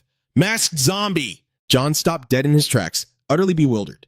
Behind him, Jin Sung was just as horrified by his own words. He tried to keep a straight face, but internally, he was screaming in absolute agony. "Damn this mouth! Masked zombie? What the hell is a masked zombie? Is that seriously the best name you could come up with?" John slowly turned around, his face completely deadpan. "Masked zombie? Are you messing with me right now?" Jin Sung frantically waved his hands. No, it is not like that." John just let out a heavy sigh. "Look, if you do not want to give me your real name, just say so." "I really do not care," John said dismissively. Jin Sung anxiously called out to him. "Wait, it is not what you think." But despite his desperate pleas, John just kept walking without even glancing back. "Whatever, forget it, let's just move." Jin Sung rushed to catch up with him. "Hey, wait up." But as he ran, he grimaced in pain. John paused. Why did his voice sound so strained? He glanced back over his shoulder and noticed Jin Sung lagging behind, limping awkwardly. John frowned. "Are you hurt?" He then rolled his eyes and looked away, trying to hide his concern. "We have a healer back at base. Come on, I will take you to them." Jin Sung's face lit up, and he happily nodded in agreement. "That's a huge relief. Thanks, man." Deep down, he felt incredibly lucky. Thank God. Though everything around here looked so ancient and completely run down. Jin Sung glanced around as they walked. John quickly warned him, "Hey, don't stare too hard. That's the armory over there. This whole area is a highly restricted zone of the fortress." He awkwardly reached up to rub the back of his neck. Watching him for a moment, John was suddenly reminded of someone else. "Yeah, I saw you using your power to defend it earlier." The guy suddenly flinched. Seeing John tightly clench his fist, Jin Sung asked anxiously, "Whoa, what's wrong?" "Did I say something wrong?" But John just turned his head away. "It's nothing." Jin Sung tilted his head in confusion. After walking for a while, an old but surprisingly intact house appeared right in front of them. As they stood before the door, John finally spoke up. "We're here." The heavy wooden doors creaked open as if sensing their arrival. Jin Sung's eyes went wide with tension. A woman pushed the door open. Aeon narrowed her eyes in suspicion. "John, who did you bring here?" John spoke with a slow, heavy tone. "Let me introduce you. This is the sole hope of Fortress R." The entire scene left Jin Sung completely frozen in shock. Right after that, Aeon stepped forward with a polite and welcoming gesture. "It really has been ages since we had a newcomer around here." Seeing her, Jin Sung couldn't help but think to himself. His former teacher, who used to be so radiant and perfectly put together, was now wearing sloppy clothes with dark circles under her eyes. She must have been through hell. Even though Jin Sung didn't say a word, she suddenly gasped in alarm. "Oh my goodness, look at your body. You are severely injured." "I actually used to be a school nurse. Believe it or not, if you just take off that cloak, I can heal those wounds for you." Aeon's sudden enthusiasm made him panic, and he blurted out, Wait a second." Jin Sung frantically backed away. Don't come any closer." A nervous sweat broke out across his forehead. Miss Aeon had treated his injuries so many times back then. If she saw his body now, she would definitely recognize him. Startled by Jin Sung's bizarre reaction, she turned to John with a puzzled look. What's gotten into him? Even so, Aeon gently tried to coax him. "I promise I won't touch your mask, so please don't worry." But Jin Sung immediately scrambled for an excuse to refuse. It's just that I'm a really, really sensitive person, okay?" That ridiculous excuse instantly left her completely speechless. A second later, Aeon threw a questioning look at John. John, what exactly is this guy's name? As if already perfectly used to this, John replied without a single ounce of hesitation. Masked Zombie. Her utterly dumbfounded expression forced John to reassure her. I'm serious. That's literally what he called himself. Aeon blinked in utter disbelief. Masked Zombie? In a flash, Jin Sung buried his face in his hands, dying of embarrassment. Look, just call me Passerby A or something. I'm begging you to. After a brief moment of silence, Aeon spoke up with a gentle sigh. All right. I'll keep my distance and heal you exactly how you want. Under Jin Sung's extremely nervous gaze, Aeon calmly asked, Are you ready? Taking a deep breath, he braced himself and entered a state of absolute focus.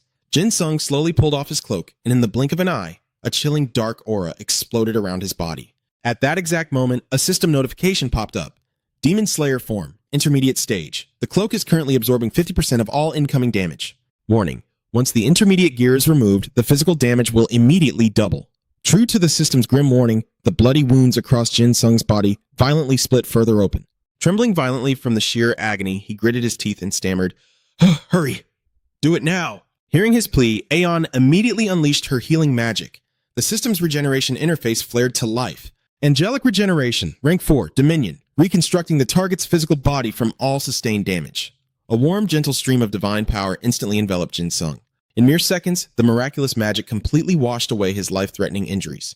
The agonizing pain finally vanished, and the color slowly returned to Jin Sung's pale face. Jin Sung bowed deeply in immense gratitude. Thank you so much, Miss Nurse. Hope of Fortress R. Despite the praise, Aeon just slowly turned her gaze toward John, her eyes filled with unspoken questions. Catching her drift, John gave a subtle, reassuring nod. Seeing that, she turned back with a polite, welcoming smile. Oh, please, just calling me Miss Aeon is perfectly fine. Feeling completely exhausted, Jin Sung softly replied, Yes, ma'am. In the quiet room, he thought to himself, At this rate, I'll just need one good day of rest and every single wound will be fully healed. Just as that thought crossed his mind, Aeon spoke up with genuine admiration. Masked Zombie, your mental resilience is honestly incredible. Jin Sung rubbed his neck, feeling a bit shy. Really? You think so? She calmly explained her reasoning. To be completely honest, recovering that much mental energy right now is notoriously difficult. I fully expected you to pass out on the spot. From behind them, John chimed in with a smirk. Not bad at all, man. Seeing their surprised expressions, Jin Sung brushed it off coolly. I guess I'm just used to the pain, that's all. Anyway, I really don't want to dwell on that. Catching the hint, Aeon smoothly changed the subject. So, what's your plan now? Suddenly, a memory hit him. A friend who told him about Miss Aeon also mentioned there was some sort of alliance here. Buzzing with excitement, Jin Sung cheerfully replied, I'm a temporary Esper, so I really want to go check out the alliance. But the very next second, he shrieked in sheer panic as he saw John suddenly drop into a combat stance, ready to strike. Whoa! What the? Hey, John, man, what the hell are you doing? Just as he feared, John's voice dropped into a deadly, threatening growl. It's true that if you hadn't been there during the battle earlier, I would have been a dead man.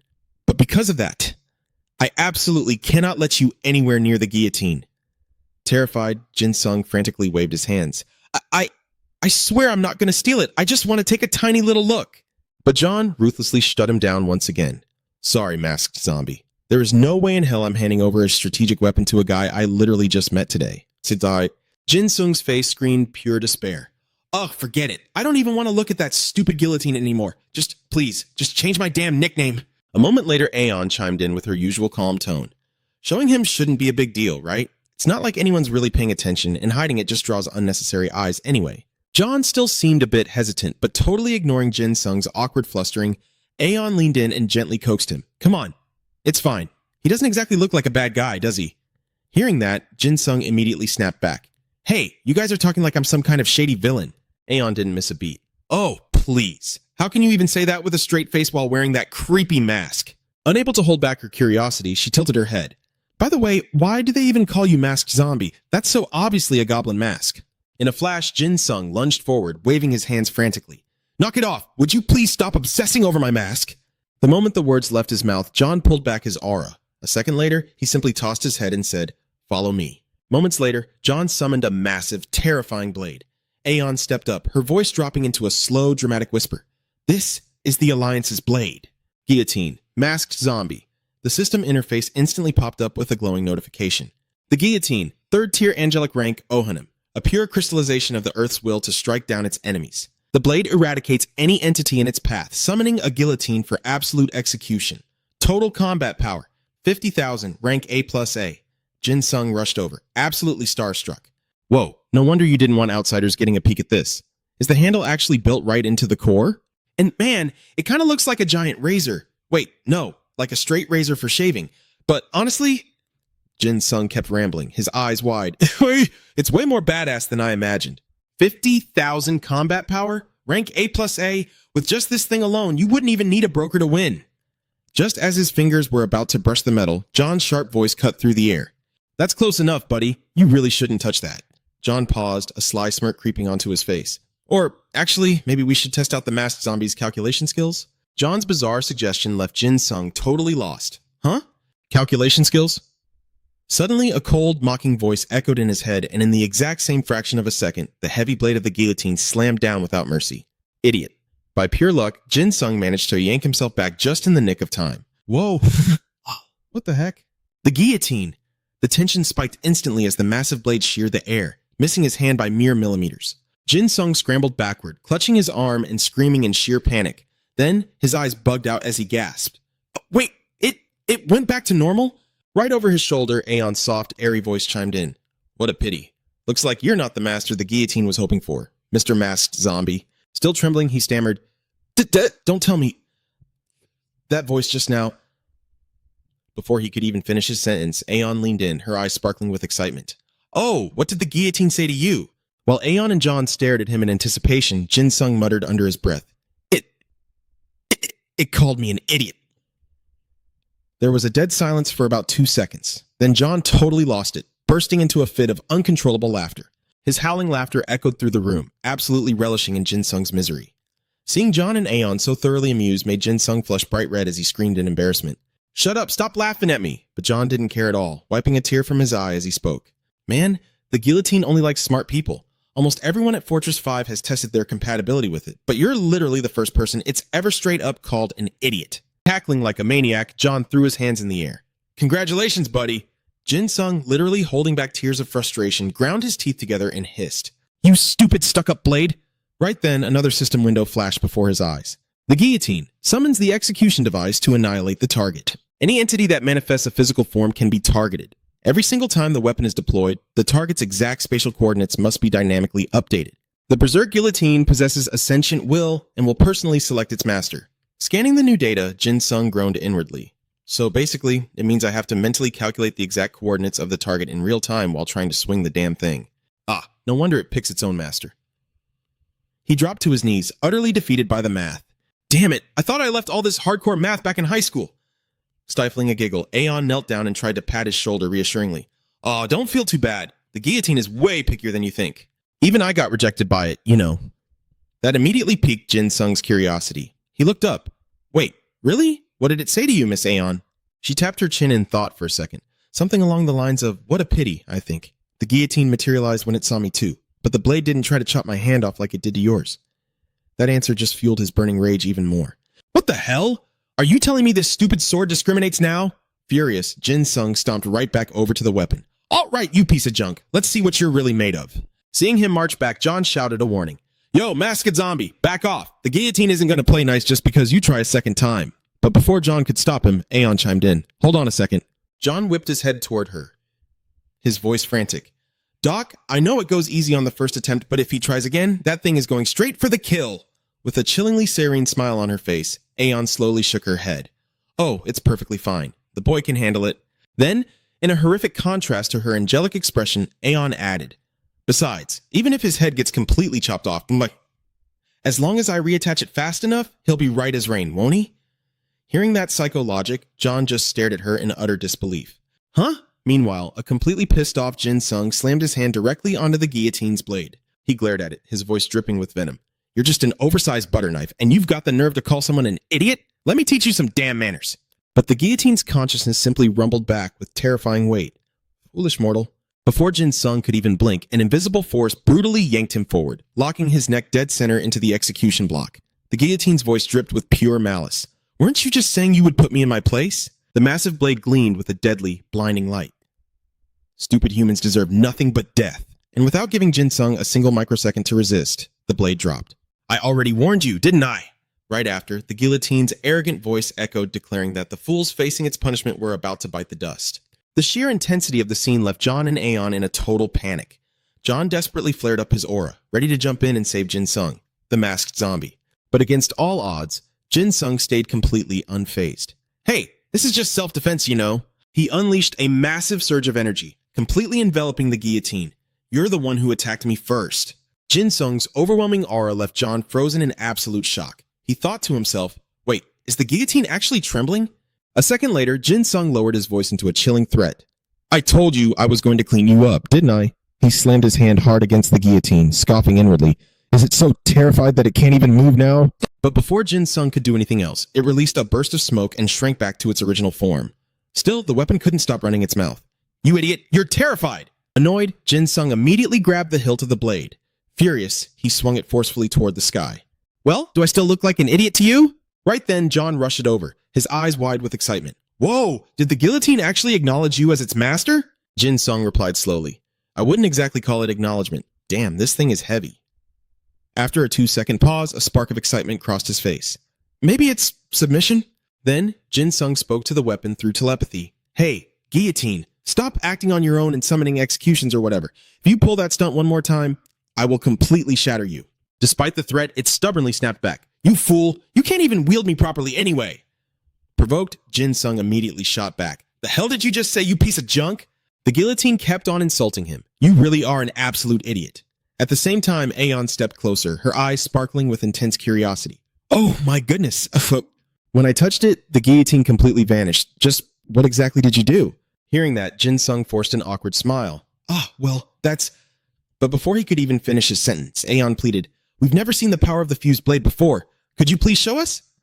John eagerly nodded along, dying to see it too. "We've suffered so much because of that thing. Let's see what it can actually do." But internally, Jin Sung was sweating bullets. About that, right on cue, the guillotine kept chanting its insults in his head. "Idiot, idiot, idiot." A moment later, John urged him on. "Come on, man, do something cool, masked zombie."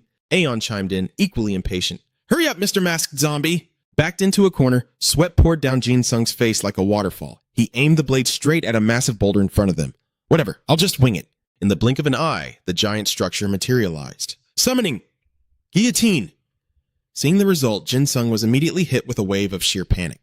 "Is it execution time?" Right then, the guillotine scoffed with dripping sarcasm. "I told you, you fool." Then, a system notification popped up. "Guillotine's total power, minus 1,000? It mercilessly mocked him. "You are so brain dead. You're so utterly stupid that you can't even calculate the coordinates." His face twisted in pure horror at the utter failure. "What the hell?" A moment later, the guillotine's blade sat pathetically in the dirt right in front of the three of them. Trying to comfort Jin Sung, Aeon smiled gently. "Well, at least we can finally move the guillotine around now." John couldn't hold back a snicker. "Hey, that's progress. Must be pretty handy, huh?" Jin Sung hung his head in defeat. "Thanks, but that doesn't make me feel any better." After pulling himself together, he quickly changed the subject. "By the way, how did this thing even end up here?" Aeon replied slowly, her tone turning serious. "It washed ashore from the sea. Ever since it showed up, the aerial attacks have gotten so much worse." Hearing that, Jin Sung's curiosity piqued. But how did the third calamity know the guillotine drifted in here? His question triggered a terrifying memory for her. A storm of thick fog had suddenly blotted out a crystal clear sky. And then, he just appeared. There is absolutely no way he could have missed it. In her flashback, a panicked squad member screamed, "What the hell is that?" Snapping back to reality, Aeon calmly asked the masked zombie, "On your way here, did you happen to pass by the coast?" Jin Sung immediately gazed out into the distance. "Yeah, I saw something floating out there. It looked like a boat." Without a second of hesitation, she confirmed it. "It is a boat." The confirmation sent a jolt of shock through him. "What?" The next second, Aeon spoke with a reassuring smile. "That is our one and only hope. The moment that boat is finished, we are getting out of here." Jin Sung quickly fell into deep thought. But building that means taking away materials meant for reinforcing the fort, and they are already running on fumes. Can they actually pull this off? So their main goal is just to survive here until the boat is ready. As Aeon and John started walking away, he hurriedly called out with a burning question. "Wait, then how are you guys planning to deal with that leopard monster?" She looked back, her voice painfully gentle.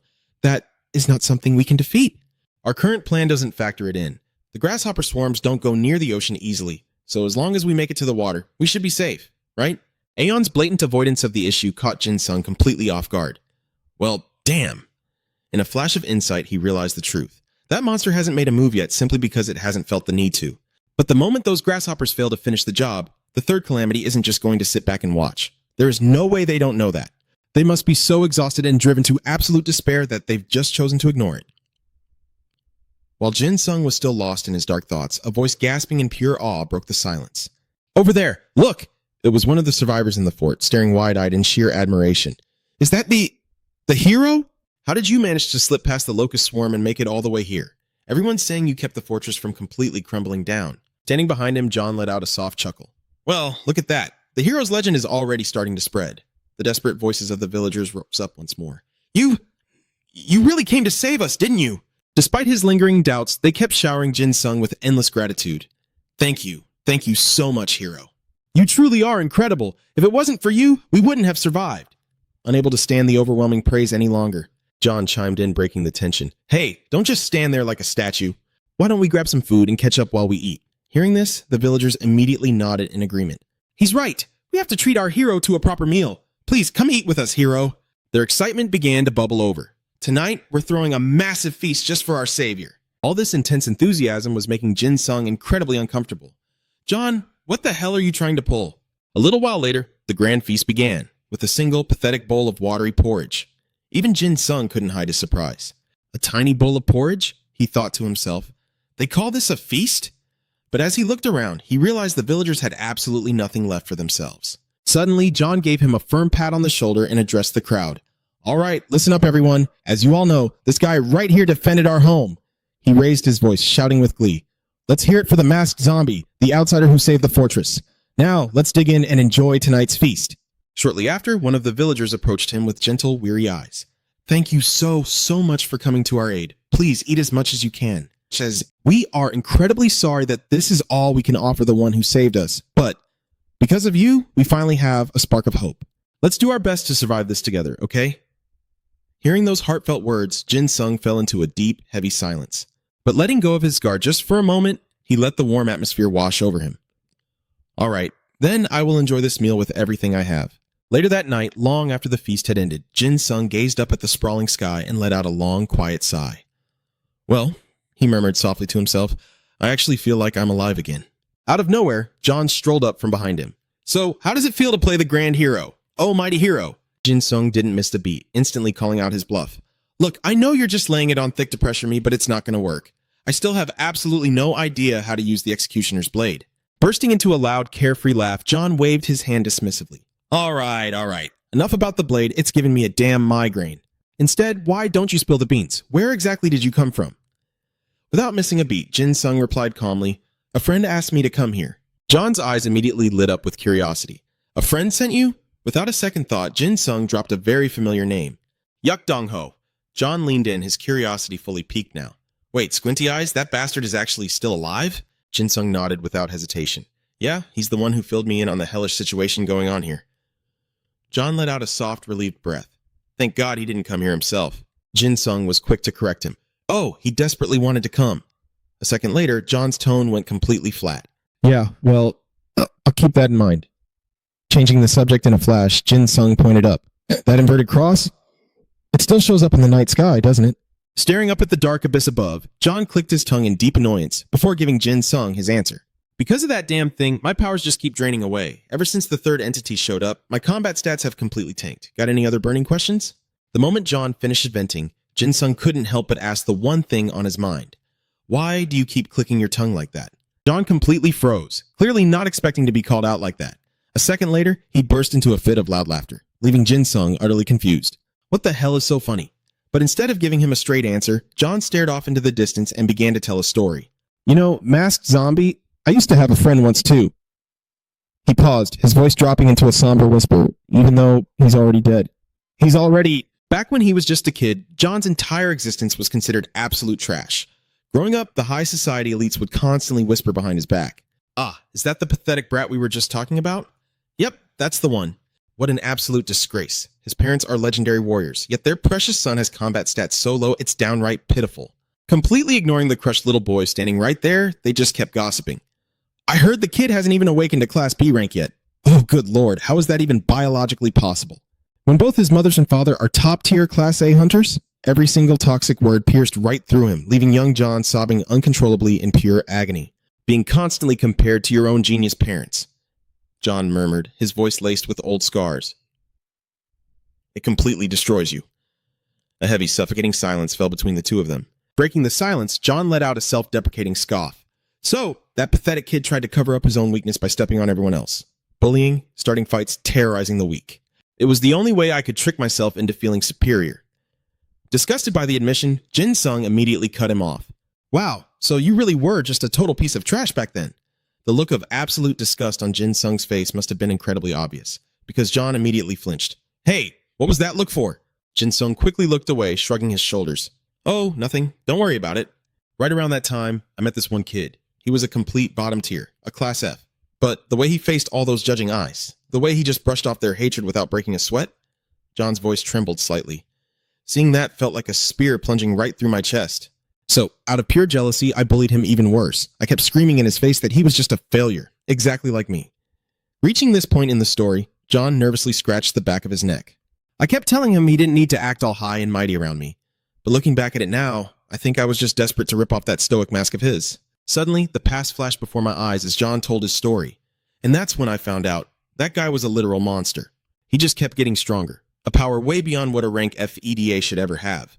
That's when my faith in him started to crumble. Isn't the EDA ranking system supposed to be the absolute law of this world? So seeing a rank F completely crush a rank A, his voice trailed off, growing heavy.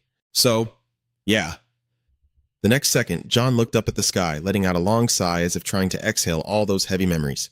After a brief pause, he finally spoke. Lee Seunga, he's the friend I told you about. The one who died. John's voice was laced with sorrow. That idiot was obsessed with that rank F guy 24/7, always rambling about how much he admired his struggle, his grit, swearing that one day he'd stand right beside him. He even told me to try harder too, just a bunch of cringy, sappy crap like that. John's next words made Jin Sung freeze in his tracks. And then, he died somewhere out there, in a place I don't even know. The last time we met, he even gave me this huge passionate speech about how amazing Park Ji-sung was, thinking about how he just died so suddenly, so quietly. It's like all his burning passion meant absolutely nothing. It hurts, man. And my own drive, the spark he gave me, that died with him too. As the story reached its bitter end, both Jin Sung and John fell into a heavy, suffocating silence. A moment later, John let out a self-deprecating chuckle. Man, I don't even know what I'm saying anymore. But at least I had a friend who pushed me to change. Seeing his pain, Jin Sung offered a gentle, comforting voice. He was a damn good friend. You should carry Lee Seunga's will with you, John, and fight right beside Park Ji-sung. John agreed instantly. Yeah, that doesn't sound too bad. That is, if I ever get to see him again. Still, Jin Sung couldn't shake off his curiosity.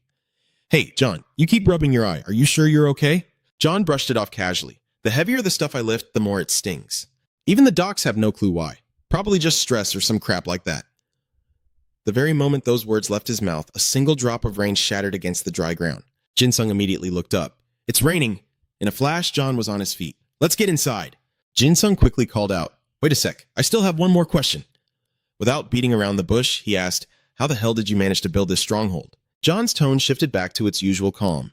We tried to make contact with the Illuminati. That answer just threw Jin Sung for a loop. The Illuminati? What the heck is that?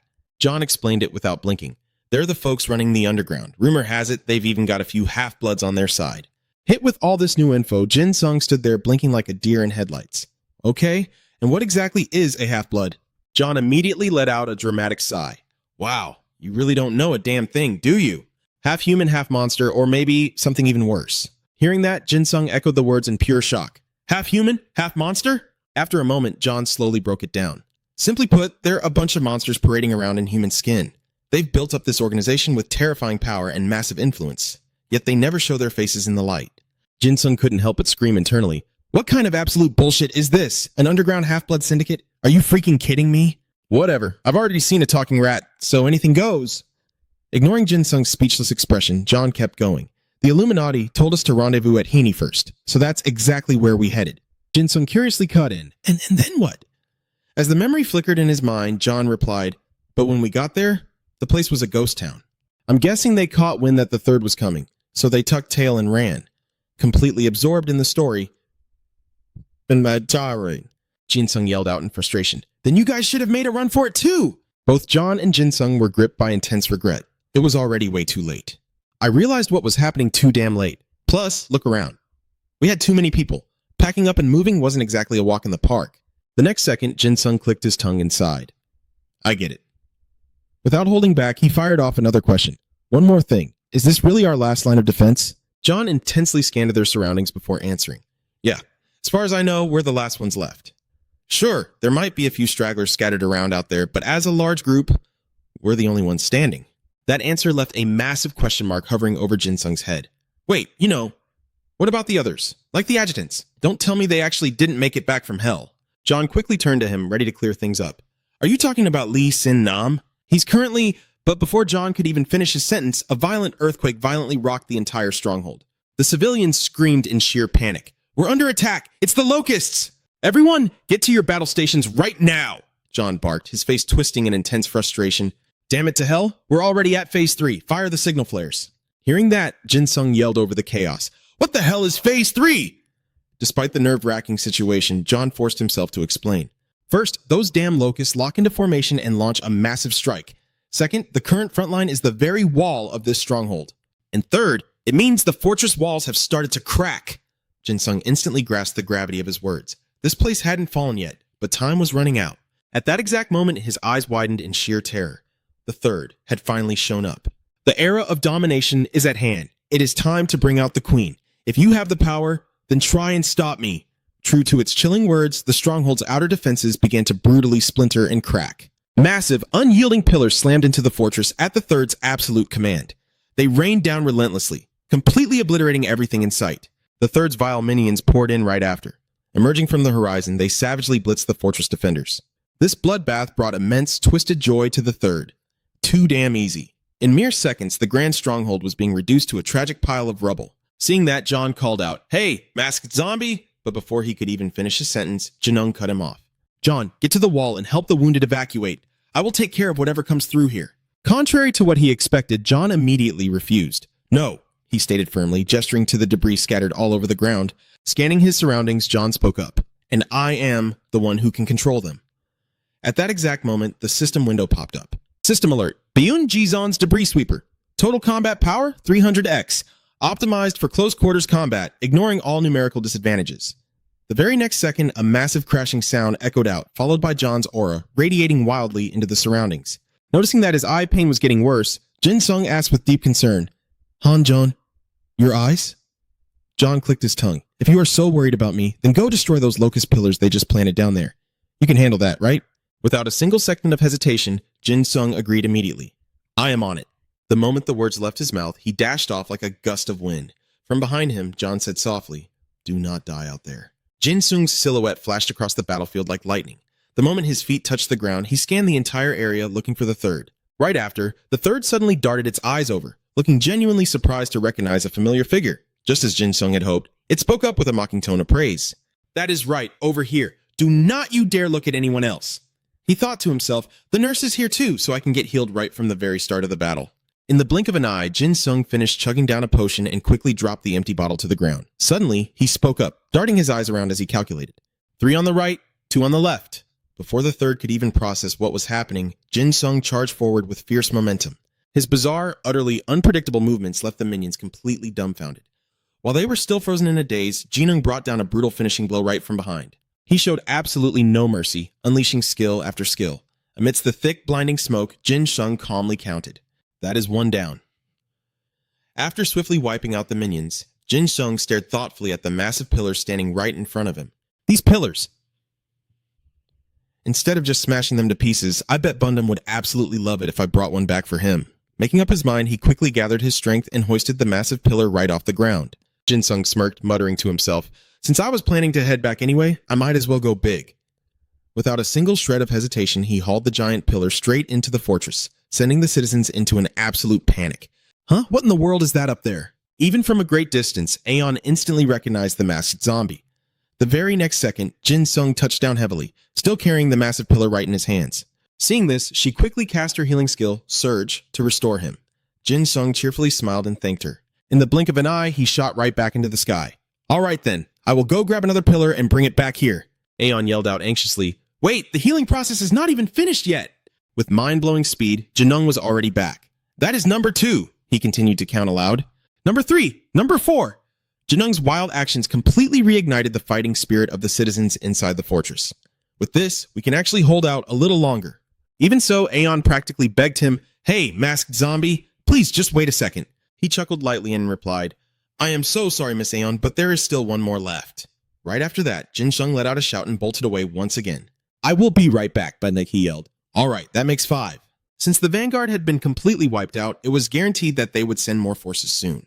Just as Jin Sung had predicted, the third finally arrived on the scene with heavy reinforcements. Its aggressive, heavy footsteps gradually slowed down as it approached him. The third spoke in a deep, rumbling voice, offering a word of praise. "Color me impressed. To think a human in such a tiny, fragile shell could actually rival my sheer power. From this moment on, I shall treat you as a queen piece on my board." Completely ignoring its arrogant nonsense, Jin Sung rapidly calculated in his head.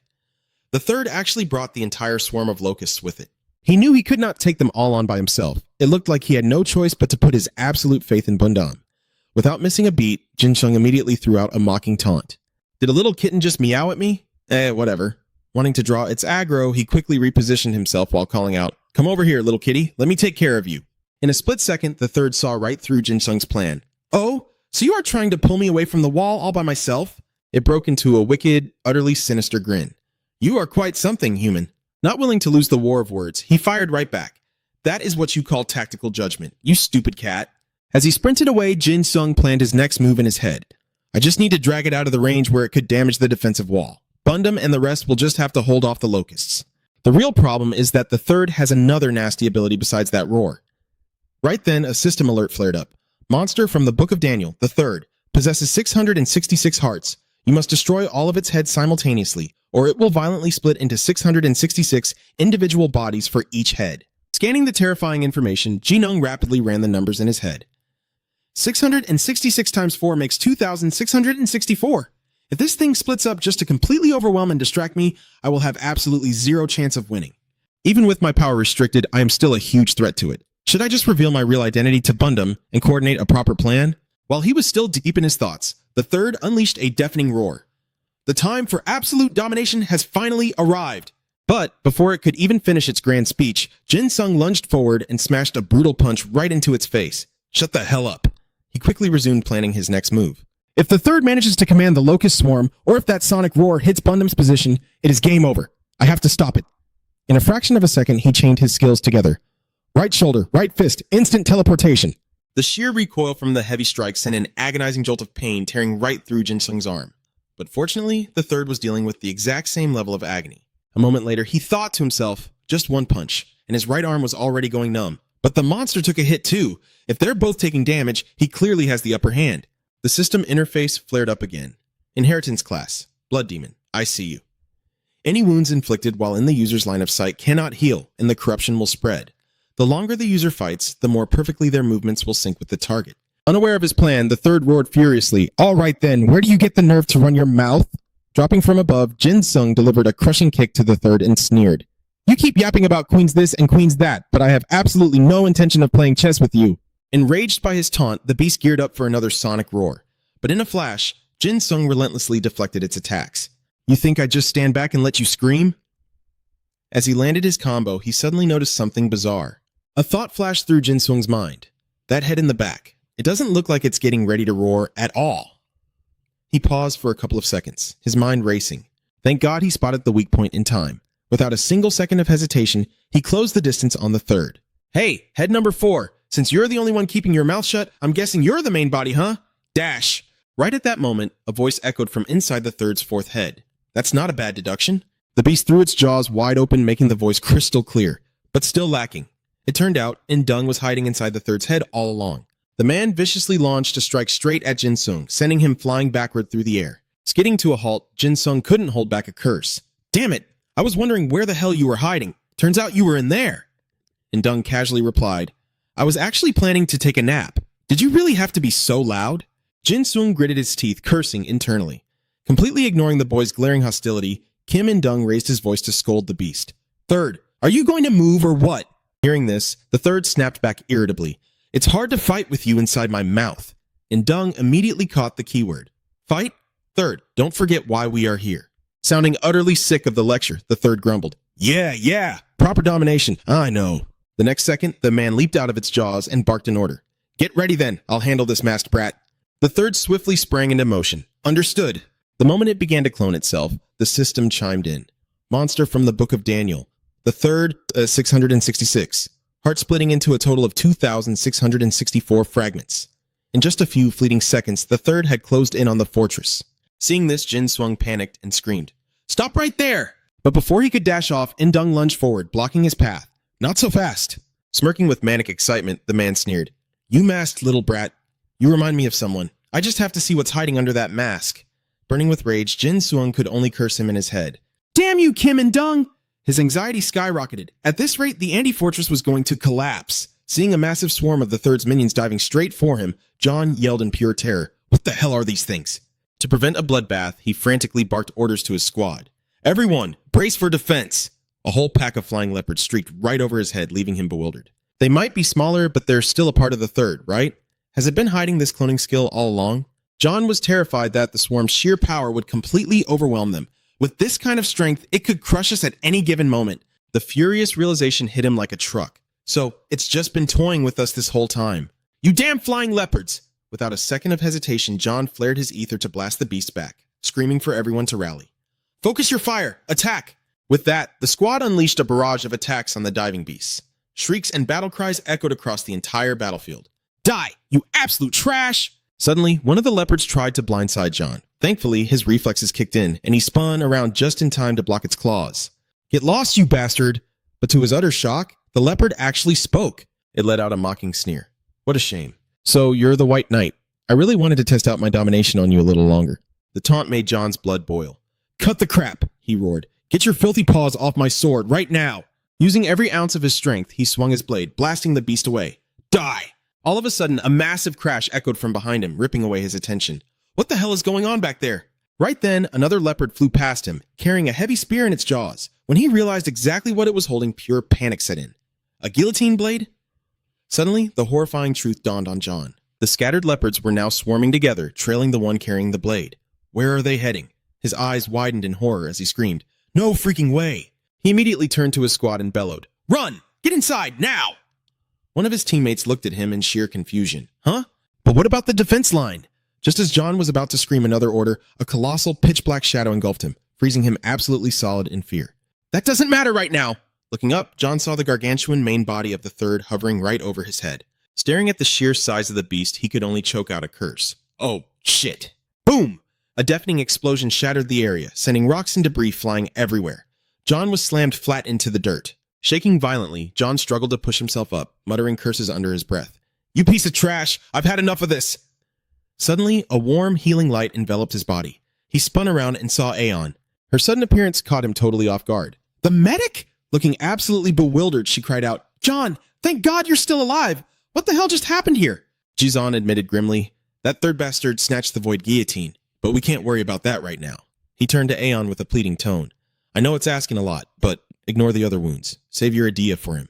Without a second thought, Aeon quickly nodded in agreement. Then, looking at him, she asked, "What are you going to do now?" Jizan's voice dropped into a deadly serious tone. "I'm going to buy us some time." The moment those words left his mouth, John instantly activated his idea.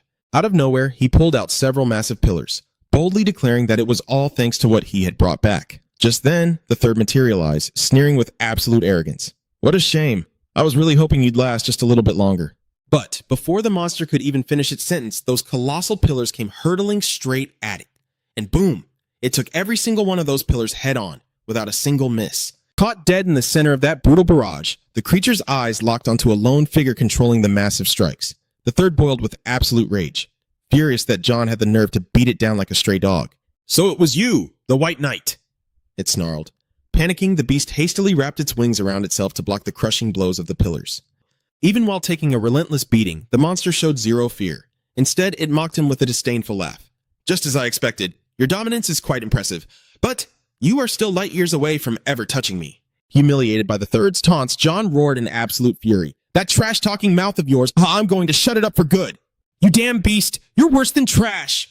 And with that furious cry, he somehow summoned even more massive pillars out of thin air. 4 massive pillars converged right above the Third's head, and then they smashed straight down.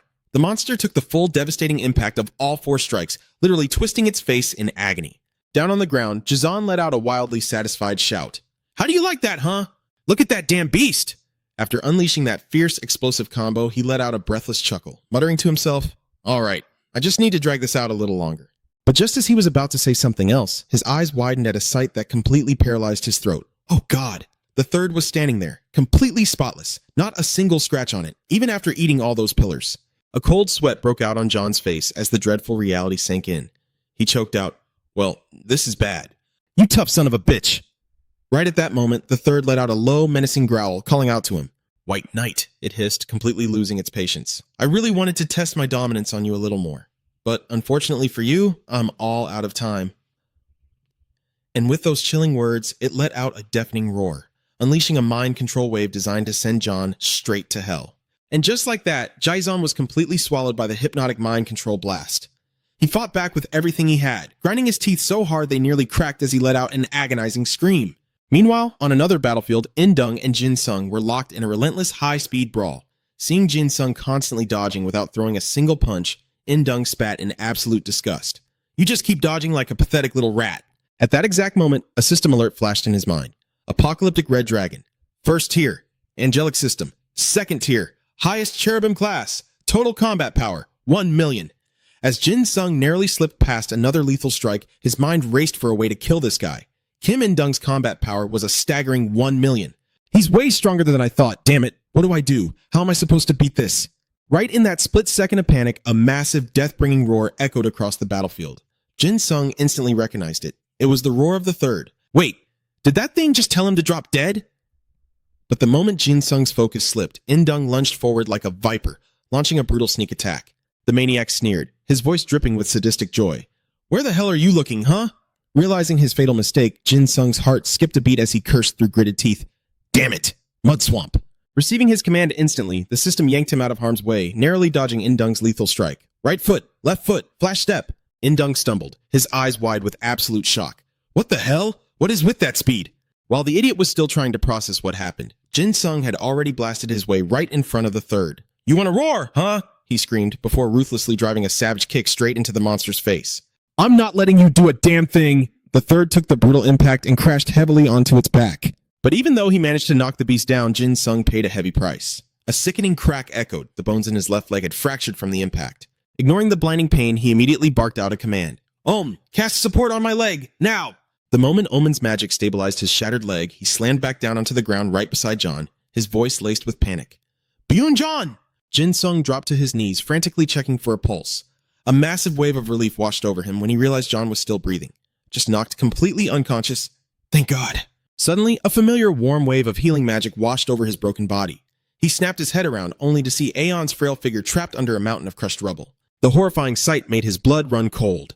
On! Without a second of hesitation, Jin-Sung scrambled through the debris, rushing desperately to her side. He frantically but gently dug her out, cradling her battered body in his arms. Coughing weakly, she managed a fragile whisper. That was my very last heal. Using the absolute last ounce of her strength, tears pricked her eyes as she forced out the words. I'm so sorry. Please. Knowing exactly what she was asking him to do, Jin-Sung gently brushed the dust from her face, his voice calm and reassuring. Just leave the rest to me, our brave little nurse. A moment later, he carefully laid Aeon down right next to the unconscious John. With their lives hanging by a literal thread, his mind shifted into overdrive, calculating every possible move. This situation is completely screwed. The Void Guillotine is gone and my entire team is wiped out. Thanks to that damn inverted cross, I can't even unleash my bloodlust. And these bastards just keep getting stronger. Breaking the silence, In-Dung strutted forward, dripping with toxic arrogance. Hey, you little masked freak, I'm feeling a little hurt being ignored over here, you know? Jin-Sung's icy gaze slowly locked onto him. Kim In-Dung. And right on cue, the third's booming voice joined in. Your resistance to dominance, is far greater than I anticipated. Jin-Sung's deathly glare shifted over to the monstrous beast. The third. Despite being completely cornered in a brutal 1 versus 2, a strange calmness washed over him. He felt absolutely zero fear. I'm completely outmatched, so why? Oh! In that heart-stopping moment, the system flared to life with a blaring notification. Blood Demon form. First trait activated. A manic thrill surged through Jin-Sung's veins. He gritted his teeth, a wicked smirk pulling at his lips as he cursed under his breath. You arrogant bastards. The system notifications are still rolling in. The Blood Demon form has never bowed down. Must submit so not to anything that calls itself strong. Trait unlocked. Contempt for the strong. Overflowing with a dark, euphoric thrill, he stared down the two overpowered monsters before him, his eyes filled with absolute disgust. He spat out a single venomous word. Pathetic. Even though Jin Sung was facing a one versus all situation, he actually felt a massive rush of adrenaline. All my allies are down. The enemy is still standing. Yet instead of despair, I'm getting fired up. It'd be weird if my idea wasn't completely bizarre. Suddenly, the system flashed a glowing red alert. First trait of the Blood Fiend form, Contempt for the Strong. The user has awakened the first trait of the Blood Fiend form. The Blood Fiend has never once yielded to those who call themselves the Strong. Current resonance 11%, previous 1%. Jin Sung's surging killing intent only fueled his bloodlust. Well, if it's my idea, it's bound to be a freak of nature. Suddenly, he felt a bizarre throbbing echoing from the left side of his chest. My heart, it feels so weird. Wait, is this that thing I brought out from before? Without warning, something violently burst forth from his chest. The moment he laid eyes on it, he recognized it immediately. It was the heart of that rat. He thought to himself, did it activate because it resonated with my own heartbeat? Right on cue, the system provided Jin Sung with an explanation. Rat's heart. Earth Angel tier, lowest Bahanim rank. For the past 10,000 years, it has never truly experienced life. However, the memories it endured are entirely real. Though those memories belong to the past, the combat experience etched within is more real than reality itself. After 10,000 years of refinement, overflowing with pure magic and spells, it can grant immense power to the one who absorbs it. This core is actively seeking a suitable physical form. Therefore, the vessel must meet several specific conditions. Reading those lines of information, he muttered out loud, a physical form? Without a second thought, he immediately summoned the ribs of the behemoth. Jin Sung then sent a mental command to his sword. Omnivore, if we use the massive bones like usual, they'll definitely spot us. Bring me as many small fragments as you can. Receiving his command, Omnivore instantly delivered the requested collection of bone fragments. Seeing that he had enough materials, Jin Sung issued his next command. These bones will become your new body. Take it! Rat's heart. And with that, the scattered bones levitated and swarmed around the pulsating rat's heart. In Young watched the spectacle unfold and screamed in shock. What the hell? What is up with that pile of bones? As the bone fragments violently clashed and fused together, they began to take the majestic shape of a dragon. Sure enough, once the terrifying assembly was complete, a menacing skeletal dragon was born. It spoke with an echoing ancient voice. Are you the master of this vessel? It lowered its massive skull toward Jin Sung and declared, this body has been reborn from the absolute abyss of darkness. Ru, a stray entity from the second realm, the shattered spirit world. I can feel it. My heart is beating solely for you. At that very moment, the system displayed its specs. Bone Dragon, Earth Angel tier, high Bahanim rank. The 10,000-year-old rat spirit's heart has fulfilled the vessel conditions using the behemoth's ribs. It has gained a physical form shaped by the Blood Fiend's contempt for the strong trait. Though, to be honest, its grandiose personality seemed like the exact opposite of a rat. Whenever the Bone Dragon is summoned, a legion of bones will manifest alongside it, completely under its command. Total combat power, 450,000. Rank, A+. Wasting no time, the Bone Dragon demanded that Jin Sung grant this new vessel a name. Do so, and our sacred contract shall be complete. Its overly dramatic attitude made Jin Sung sigh in utter defeat. Seriously, why do you talk like some theater kid? But, not wanting to drag it out, he threw out a random name. Whatever, I'll just call you Bonehead. The dragon was clearly utterly offended by the name, roaring in disbelief. Bonehead? It immediately started whining to him. Are you kidding me? That is my glorious name? Reconsider it, my contractor, please! Naturally, Jin Sung couldn't care less and had zero intention of changing it. What's the problem? Bonehead sounds super friendly and approachable. Meanwhile, In Jung had been watching this entire bizarre exchange. He couldn't help but acknowledge Jin Sung's insane capabilities, while his mind raced with questions. Despite possessing such monstrous physical strength, he doesn't leak any foul aura at all. He can even use high-tier necromancy. This guy is on a completely different level. Is he really not that masked girl? Shaking off his thoughts, he whipped his head around and bellowed. Number 3! Didn't I tell you to step on it? He snarled a brutal command at his beast. Hurry up and puke out that guillotine. We absolutely cannot afford to lose here. Obeying its master's furious order, Number 3 ripped its massive jaws wide open. And there, hidden deep within its grotesque maw, was the guillotine. And Young swiftly grabbed the guillotine from the beast's mouth. He inspected it closely, a wicked smirk crossing his face. So this is the infamous guillotine. What an utterly bizarre weapon. If it wasn't for our grand objective, his head would have been rolling on the floor right from the start. Not wanting to waste another second, he barked the order to charge. Number 3 received the command and didn't hesitate for a fraction of a second. With a deafening savage roar, the beast lunged violently straight toward Bonehead. Seeing the beast charge, Jin Sung panicked and yelled out a warning. Hey, heads up! Look out in front of you! Bonehead merely glanced at number 3, profoundly annoyed. You dare interrupt me? Smack! It swatted number 3 away like a fly, roaring, right in the middle of the fated moment when this majestic vessel received its true name! Number 3 took the colossal hit, launching backward and slamming brutally into the stone wall. Seeing his beast get swatted so easily, Injung furiously screamed, "What the hell are you doing? You useless mutt! Get your act together and fight properly!" But before number 3 could even regain its footing for a counterattack, Bonehead snapped its massive, terrifying jaws wide open. Chomp! Bonehead bit down savagely, making the beast shriek in agonizing pain. Meanwhile, Bonehead declared with extreme arrogance, "This is the price for daring to interfere in my sacred contract ceremony. You shall suffer divine punishment." Seeing that they had the upper hand, Jin Sung shouted his next command. "Bonehead, push that thing as far away from the fortress as possible." Bonehead instantly obeyed his command. "Loud and clear, my contractor. Now, bear witness to the absolute unrivaled power of this glorious vessel." The undead dragon began violently gathering its magical energy, causing number 3 to freeze in absolute shivering terror. No way! Bonehead's overwhelming aura threatened to completely devour the 3-headed beast, sheer despair flooding its eyes. And then, boom! It took the full, devastating impact of Bonehead's blast point blank. Having utterly trashed the 3-headed leopard, Bonehead let out a long, dramatic exhale of smoke. It then immediately turned back to show off to Jin Sung. "Did you see that, contractor? Bask in the glory of my overwhelming power!" With a perfectly calm, unfazed expression, Jin Sung simply replied, "Yeah, not bad at all." Meanwhile, number 3, having just literally lost one of its heads, whimpered in agonizing pain, silently cursing its fate. "I really thought I had you in checkmate. I didn't expect a wild card like this to pop up. My total control has been compromised, but I guess I have no choice." Realizing he couldn't take me one-on-one, the coward decided to jump me. He called in his lackeys to swarm us. "My army, attack!" At his command, a massive horde of dark cavalry recklessly charged straight at us. Seeing this, Jin Sung let out a scoff of absolute disgust and ordered his Skull Commander to wipe out the small fry. "Cavalry now? Really? Are you kidding me? Hey, Skull Commander, light them up again!" But the Skull Commander was actually running on fumes. He honestly confessed, "Master, I used my ultimate transcendent dark art earlier. I am totally wiped out right now." Hearing this pathetic excuse, Jin Sung snapped in sheer disbelief. "Huh?" Getting yelled at, the giant skeleton tried to defend himself, sounding incredibly wronged. But that Supreme Shadow Strike isn't something I can just spam multiple times a day. Jin Sung didn't care at all and kept chewing him out. "And why the hell does the name of the skill keep changing every time you say it?"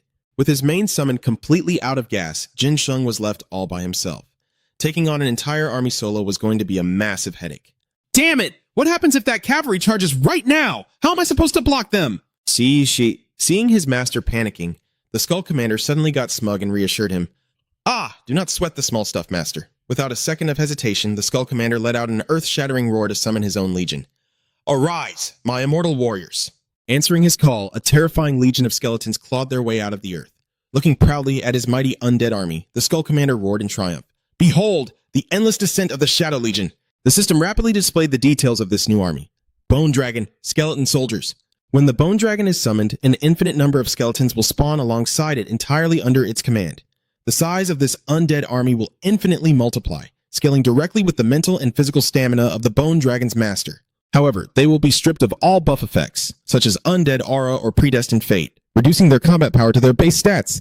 And just like that, an all-out war between the Dark Cavalry and the Skeleton Army exploded. It was a brutal clash, and neither side was backing down. Watching this absolute chaos, the third monster shrieked in absolute shock. "They can summon an entire army too? Another wild card on top of a wild card? I can't even keep up with this anymore." Pushed to the brink, he finally decided to play his trump card, absolute domination. "Bow down before me, all of you!" The third monster's commanding roar crashed down like a shockwave onto the skeleton army. But in response to his ultimate domination, the skeleton soldiers literally just let out a collective mocking sigh. Then, they completely ignored him and went right back to slaughtering his cavalry. The Skull Commander burst into arrogant, booming laughter. "Haha, that garbage does not work on us."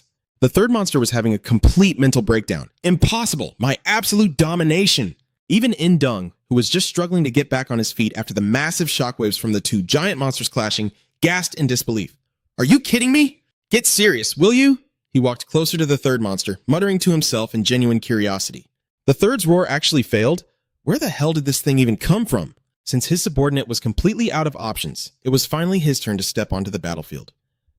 "If that is how it is, I guess I have no other choice." He raised his voice, unleashing his idea, all the curses that exist in this world.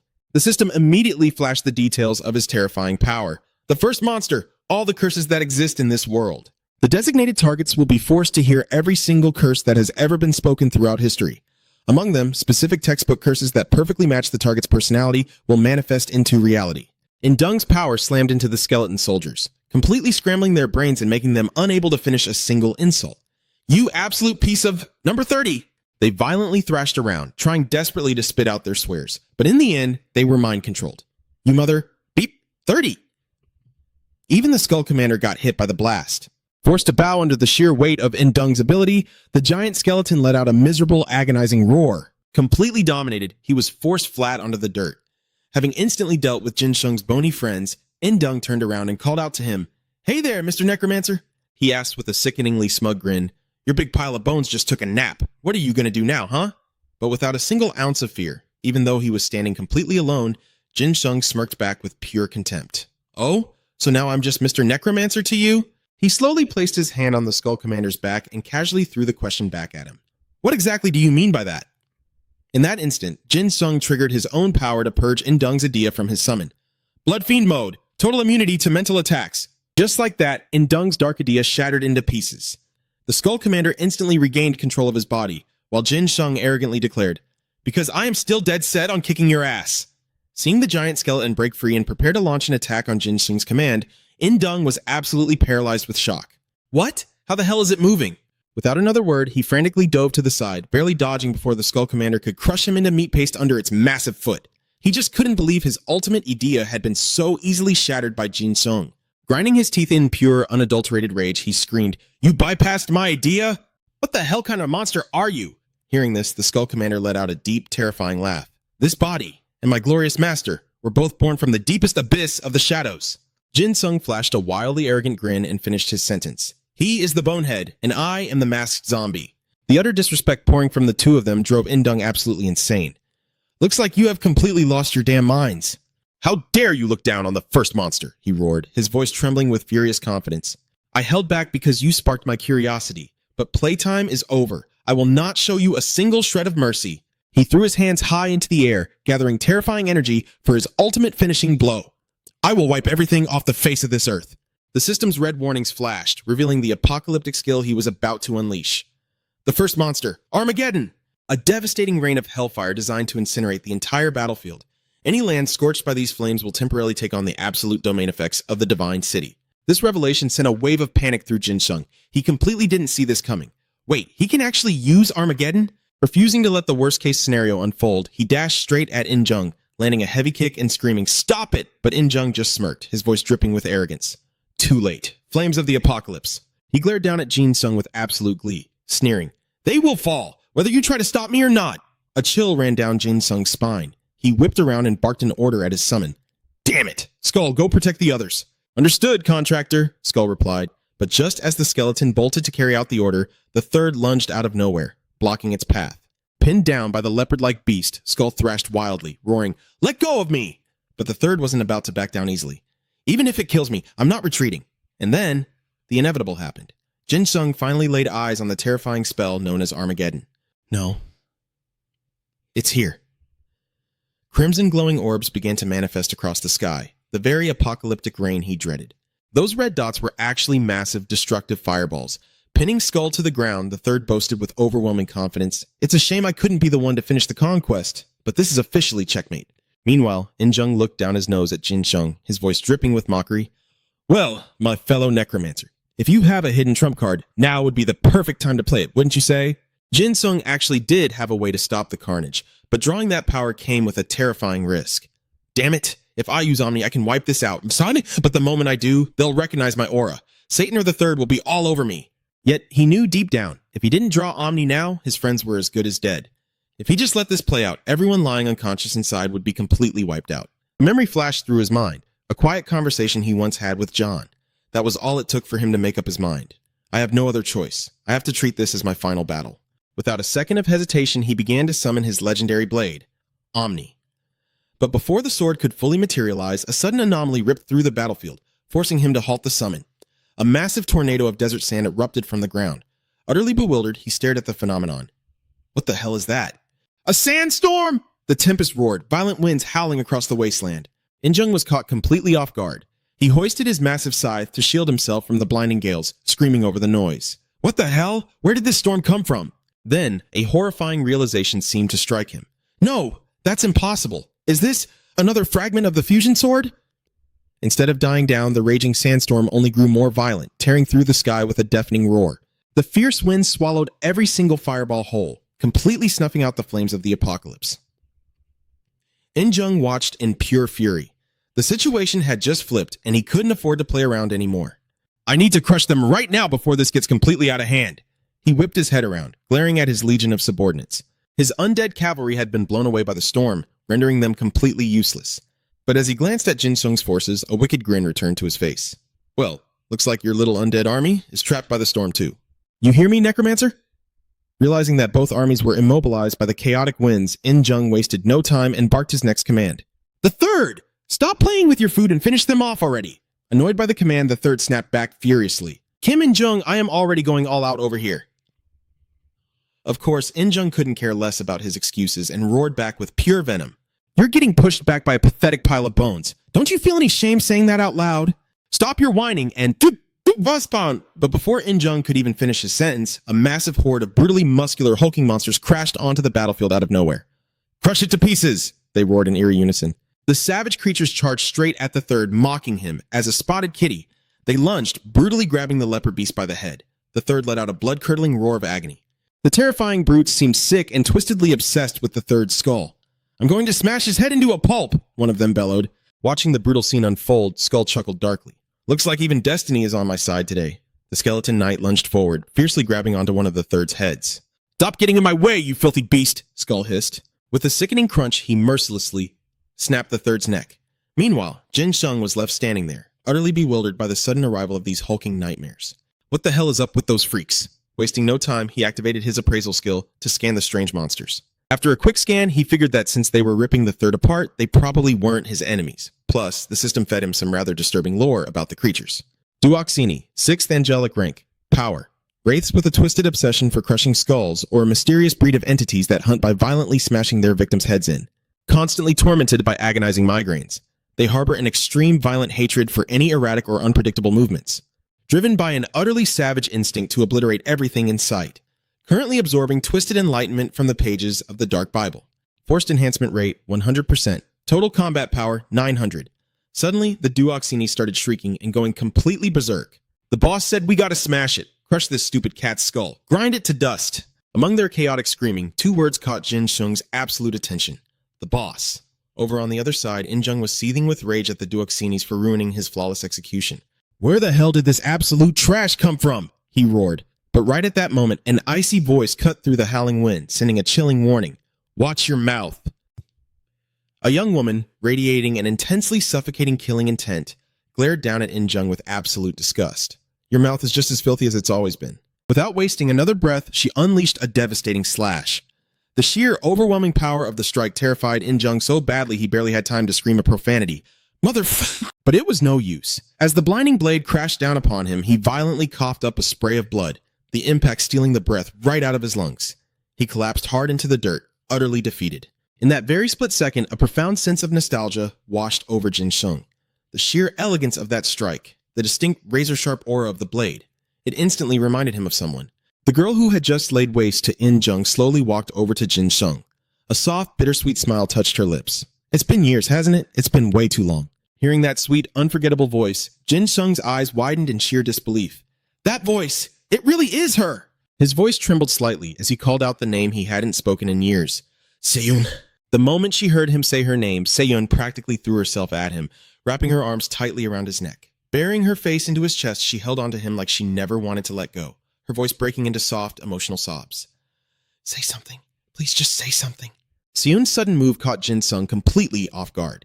He stood there, frozen for a second, but then a gentle smile broke across his face as he softly greeted the friend he hadn't seen in ages. It's been a while, hasn't it, Seyun? Hearing his voice, Seyun slowly let go of him, her voice trembling as she spoke about all the time that had passed. Tears of joy streamed down her face as she sobbed. I looked absolutely everywhere for you, you absolute idiot. Wiping her tears, Seyun looked him up and down, her voice bubbling with excitement. But hey, you haven't changed a bit, have you? Even your height is exactly the same. Jin Sung just shrugged, replying with total calm. Well, I did just crawl my way out of hell a few days ago. That casual remark made her eyes go wide in shock. Wait, huh? Does that mean you're still a second-year high schooler, just like back then? A playful teasing smirk crept onto her lips. Oh my, in that case you'd better start calling me Big Sis. Come on, let's hear it. Seeing how relaxed she was acting, Jin Sung had to bring her back to reality. Soon, the battle isn't over yet. Right on cue, and on this bit, cue, and Dung lunged at them in a blind rage, roaring at the top of his lungs. You miserable little bugs! He drove his weapon straight into the Bone Knight, forcing it to drop the third. Seeing his summon crash into the ground, Jin Sung called out in alarm. Bonehead! But Seon quickly cut in, her tone sharpening. This really isn't the time to be distracted. And Dung's eyes finally locked onto her. His killing intent instantly exploded as he sneered. Well, it's certainly been a while, hasn't it? You crazy elf bitch! Despite the twisted smirk on his face, his eyes were burning with absolute, unfiltered hatred. I'm just so thrilled to see you again. So thrilled I could literally explode from how annoyed I am. Not backing down for a second, Seon shot right back at him. Trust me, having to look at your ugly mug again is pure torture. Her Adia aura flared to life, blazing around her as her voice turned ice cold. I should be the one saying that, shouldn't I? Following her words, the massive phantom of a leopard materialized beside her, quickly followed by a fierce spectral hound. Seon's voice dropped to a dangerous whisper. Make your choice! She glared at Indung, her threat absolute. Grab that trash sword of yours and scurry away in silence, or end things right here with me today. She gritted her teeth, delivering the ultimatum. What's it gonna be? Kim Indung? At that very moment, the system interface flashed, revealing the specs of her glowing armor. Class, White Jade Elf, rank, Lower Celestial. Modern Elf lineage, Novice Swordmaster. All aura, energy, and stats will be entirely concentrated into raw strength, while physical sword techniques remain fully intact. Total combat power, 400A. Defensive power, 500A. Jin Sung's eyes widened in genuine surprise as he read the holographic text. Boosting both attack and defense to such massive levels simultaneously, Seon, you've seriously gotten so much stronger. Meanwhile, Indung was completely losing his mind. He threw his head back and declared, I'm not the same man I used to be, you filthy elf. The second the words left his mouth, he let out an ear-piercing roar. His Idea erupted like a volcano, summoning a violent tornado that kicked up a massive cloud of dust, blinding everyone in the area. Through the haze, Indung violently spat on the ground. He glanced over at the third. Mission accomplished. We're falling back, third. He hoisted the massive guillotine blade over his shoulder, his voice dripping with malice. I'll let you live for today. His eyes were practically bleeding with hatred as he made his final vow. But trust me, I'll be back soon to deliver the good news. Hearing his pathetic villain speech, Seon rolled her eyes in absolute disgust. Save the hot air and just get lost already. You're polluting the damn air. Ignoring her insults, Indung wrapped his Idea around the third, and in a flash of dark energy, both of them vanished into thin air. A moment later, a faint voice echoed through the dark night. Nurse! Hey, nurse! Hearing her title being called, Aeon's eyelids fluttered as she slowly regained consciousness. Seeing her stir, Seon knelt down, her voice filled with relief. You're finally awake! Miss Nurse! Seeing who had rescued her, Aeon was so overwhelmed with joy that she immediately shot up into a sitting position. Seon, is that really you? Seon flashed her a bright, reassuring smile. Yeah, it's me. Thank goodness you're safe. As the two girls shared this emotional, long-awaited reunion, Jin Sung's calm voice suddenly cut through the air. Miss Aeon, I really hate to be the one to bring this up the moment you wake up, but John is in pretty bad shape. Seeing the severity of John's injuries, Aeon didn't waste a single second. She immediately cast a healing spell on him, flooding his body with revitalizing magic. The sudden rush of healing energy jolted him completely awake. A split second later, John bolted upright in sheer panic, gasping for air. The situation! What's our status? Seeing his captain freaking out, Jin Sung quickly stepped in to calm his nerves. Easy, calm down, everyone is safe. But John wasn't having it. He kept shouting, firing off questions in rapid succession. Safe? Did you actually beat those monsters? What about the guillotine? Before Jin Sung could even get a word out, Seon answered for him, her tone dead serious. We weren't strong enough to reclaim the sword. Hearing an unfamiliar female voice, John snapped his head around, completely dumbfounded. Huh? The elf? Not even slightly bothered by her rude old teammate, Seon just gave him a cheeky wave. Long time no see, Captain. Then her smile faded slightly as she let out a sigh. It's frustrating, I know, but if we had forced the fight to continue, the body count would have only skyrocketed. Following Seon's gaze, John looked around and nearly had a heart attack. The entire fortress was nothing but a mountain of crumbled ruins. He swallowed hard, trying to hide his panic as he took in the sheer destruction. I guess it's a sheer miracle any of us are still breathing. Swallowing his pride, he finally turned back to the elf to show his gratitude. Thank you for showing up. Seriously, Elf, if you hadn't intervened, we'd all be dead right now. Since this was literally the first time Seiyun had ever heard John say thank you, she couldn't resist poking the bear. Oh my god, look who finally grew up. The grumpy captain actually knows how to thank people now. Flushing completely red from embarrassment, John angrily snapped, "Oh, just shut your mouth." Too flustered to keep arguing with her, he quickly changed the subject. He cleared his throat, getting back to the pressing issue. So, what exactly happened with the third and Kim and Dung? Jin Sung answered grimly. It took everything we had just to force them into a retreat. Hearing that grim confirmation, John's face paled as he realized the horrifying truth. Which means they're definitely coming back. Looks like it's time for us to get moving. Hearing that he was planning to head out, Jin Sung looked at him in confusion and asked, "Do you even know where you're going?" The captain sighed heavily. "I'm heading to a nearby island to lay low for a while." Suddenly, Seiyun chimed in with a much better hideout. "Captain, you should head further west. There are way more small islands along the coast over there. It's the perfect place to hide." John really wanted to take her advice, but their current situation made it damn near impossible. Honestly, I'd love to, but with this many people in tow, we won't make it far. Hearing this, Sion turned her attention to Aeon. "Nurse, do you happen to have a pouch or a bag on you?" Aeon blinked, realizing she actually did. "Hold on a sec, I've got one right here." Suddenly, Sion brought her blade up to her own hair and spoke casually. "Since I don't have scissors, this will have to do." She sliced off a lock of her hair and added, "With this, monsters like the third shouldn't be able to track us anymore." Right at that moment, a massive horde of muscle-bound Duoxini materialized out of nowhere. John nearly jumped out of his skin and yelled, "What the hell? What are those things?" The pack of Duoxini were already worked up into a frenzy, chanting in unison, "Food! It's food! Feed us! Give it to us!" Their master, Seon, wasn't bothered by their deafening roars at all. Instead, she proudly introduced them. Then, she explained exactly why she had cut her hair. "These guys suffer from chronic headaches, but whenever they eat a part of my body infused with my aura, the pain seems to completely vanish." After devouring a few strands of Seiyun's hair, the Duoxini groaned in pure satisfaction. "So delicious!" Meanwhile, Seiyun stuffed the rest of her severed hair into the cloth pouch and handed it to John. "Captain, take them with you, make them do the heavy lifting, and use this hair to pay them." Hearing this, the Duoxini gasped in absolute panic. "Master, are you abandoning us?" Knowing they thought she was tossing them aside, she gave them a gentle, reassuring smile. "Just protect these people until they reach safety." To sweeten the deal, she even promised them a reward. "By the time I get back, my hair and nails will have grown out enough for you to feast on." The moment they heard that, the monsters eagerly accepted the mission. "Understood, Master. We'll give it everything we've got." Having given her underlings their orders, Seiyun turned back to urge her friends to hurry. "We need to leave right now before the third and Kim Il-dung come back." John had zero objections and firmly nodded. "Got it." Aeon then chimed in. "Well, shouldn't we say our goodbyes to the masked zombie first?" Hearing this, Jin Sung blinked in complete bewilderment. But then it clicked. I get it. He remembered the harsh reality of his situation. The moment he unequipped his cloak, the brutal system backlash would hit him all at once, and he was guaranteed to pass out for at least a few days. The thought of that intense pain made him dread what was coming. Seeing Jin Sung hesitating like that, the captain and the nurse exchanged a look. Aeon gave him a teasing smile. "What's wrong? Scared it's gonna hurt too much?" John, on the other hand, tried to hype him up. "The nurse is right here to patch you up. Man up and just do it." Completely defeated by their teasing, Jin Sung surrendered to his fate. All right. I guess I have no choice." His voice softened as he looked at both of them. "I'll see you guys later." His genuine farewell caught both John and Aeon completely off guard. "You better." The sudden emotional atmosphere made John so terribly awkward that his face flushed red with embarrassment. Aeon, however, responded to Jin Sung's goodbye with warm enthusiasm. "We absolutely will!" With that, Jin Sung dropped down to his knees and declared loudly, "Okay, I'm taking it off now. Miss Aeon, I'm trusting you with my life." Seeing him place all his faith in her, Aeon replied with absolute unwavering confidence. "I'll do everything in my power. Let's not waste any more time. Do what you have to do. Release it." Even though he acted completely fearless on the outside, deep down, he was absolutely terrified. "God, I hope this backlash doesn't actually kill me." Right then, John called out to him. "Hey, masked zombie." Startled by the sudden call, Jin Sung looked up, dumbfounded. "What is it?" Suddenly, the captain's voice grew incredibly sincere. "Thank you."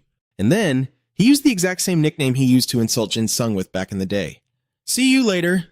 Trash. After a moment of stunned silence, a genuine smile broke across Jin Sung's face, even as fresh blood began to trickle from the corner of his mouth. Deep in his heart, he silently said his own farewell to John. "You got it, Captain? It's a promise." The scene shifted. A breathtakingly magnificent palace came into view. The Pyongyang Palace. But in the blink of an eye, that majestic stronghold vanished, leaving nothing behind but an eerie, pitch-black void. Soon after, a faint, sickly glow began to flicker in the darkness. The first and Fox were lounging in the cave, waiting for the third to return. In a matter of seconds, a blinding flash of light erupted right next to them. Curiosity piqued, the first shot up to inspect the light. Realizing what it was, he immediately alerted Fox. The third is back. A hint of surprise flashed across the first's face. That's way sooner than expected. But as the light flared up and violently illuminated the entire cave, the first's brow furrowed tightly. Pure shock was glaringly obvious in his eyes. The third materialized looking absolutely pathetic, his massive frame instantly collapsing onto the cold, hard ground. He was utterly broken, completely drained of both physical and mental strength. Seeing him like this, the first spoke with a slow, condescending drawl. Wow. Third, looking like that makes it really hard to feel sorry for you. He then marched right up to Ildung and barked a command. Tell me exactly what the hell happened out there. Ildung's face darkened with sheer malice, his arrogant pride refusing to break. Since when do I report to you? Glaring daggers at him, Ildung spat out a lethal warning. Shut your damn mouth first before I rip it wide open. The first just let out an exaggerated sigh. Like I said, really hard to feel sorry for you. Losing whatever little patience he had left, Ildung snapped, Save your pity. Where is the Lord? The moment the words left his mouth, before the first could even answer, a chillingly different voice echoed right in his ear. I am right here. Satan only needed a single, sweeping glance to completely assess the situation. It seems you went through quite the ordeal. He slowly descended to the ground, casually offering his own lethal deduction. I assume there was a rather massive variable in what was supposed to be a guaranteed victory. Satan stood towering over Ildung, his oppressive aura commanding absolute submission. Give me your report, my first monster. Indung dropped obediently to one knee, reporting the entire situation. This week, the first monster, Kim Indung, had managed to recover the guillotine, a fragment of the Unity Sword over in South Korea. He quickly offered the fragment up to Satan, presenting it directly to the Dark Lord. An excited thrill immediately flashed across Satan's face. Ah, the guillotine, truly a fitting fragment for me, though its shape is a bit too bulky. He glanced down at Indung, who was shivering violently on the ground. Deep down, Satan couldn't help but wonder, just who exactly are you? Suddenly, a blinding light erupted, swallowing the space between the two of them. Satan nodded, offering a very satisfied compliment. Clever boy, you're exactly right. He gripped the magic wand in his hand, answering his own thought aloud. Such an obvious question. I am Satan. Satan's eyes were glued to the glowing wand in his hand. Now this is perfection. Just then, Indung abruptly cut in. Master, I have an urgent report.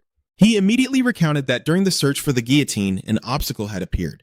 One radiating a power so massive they had to tread carefully. Satan raised an eyebrow in surprise. An obstacle? Indung quickly answered.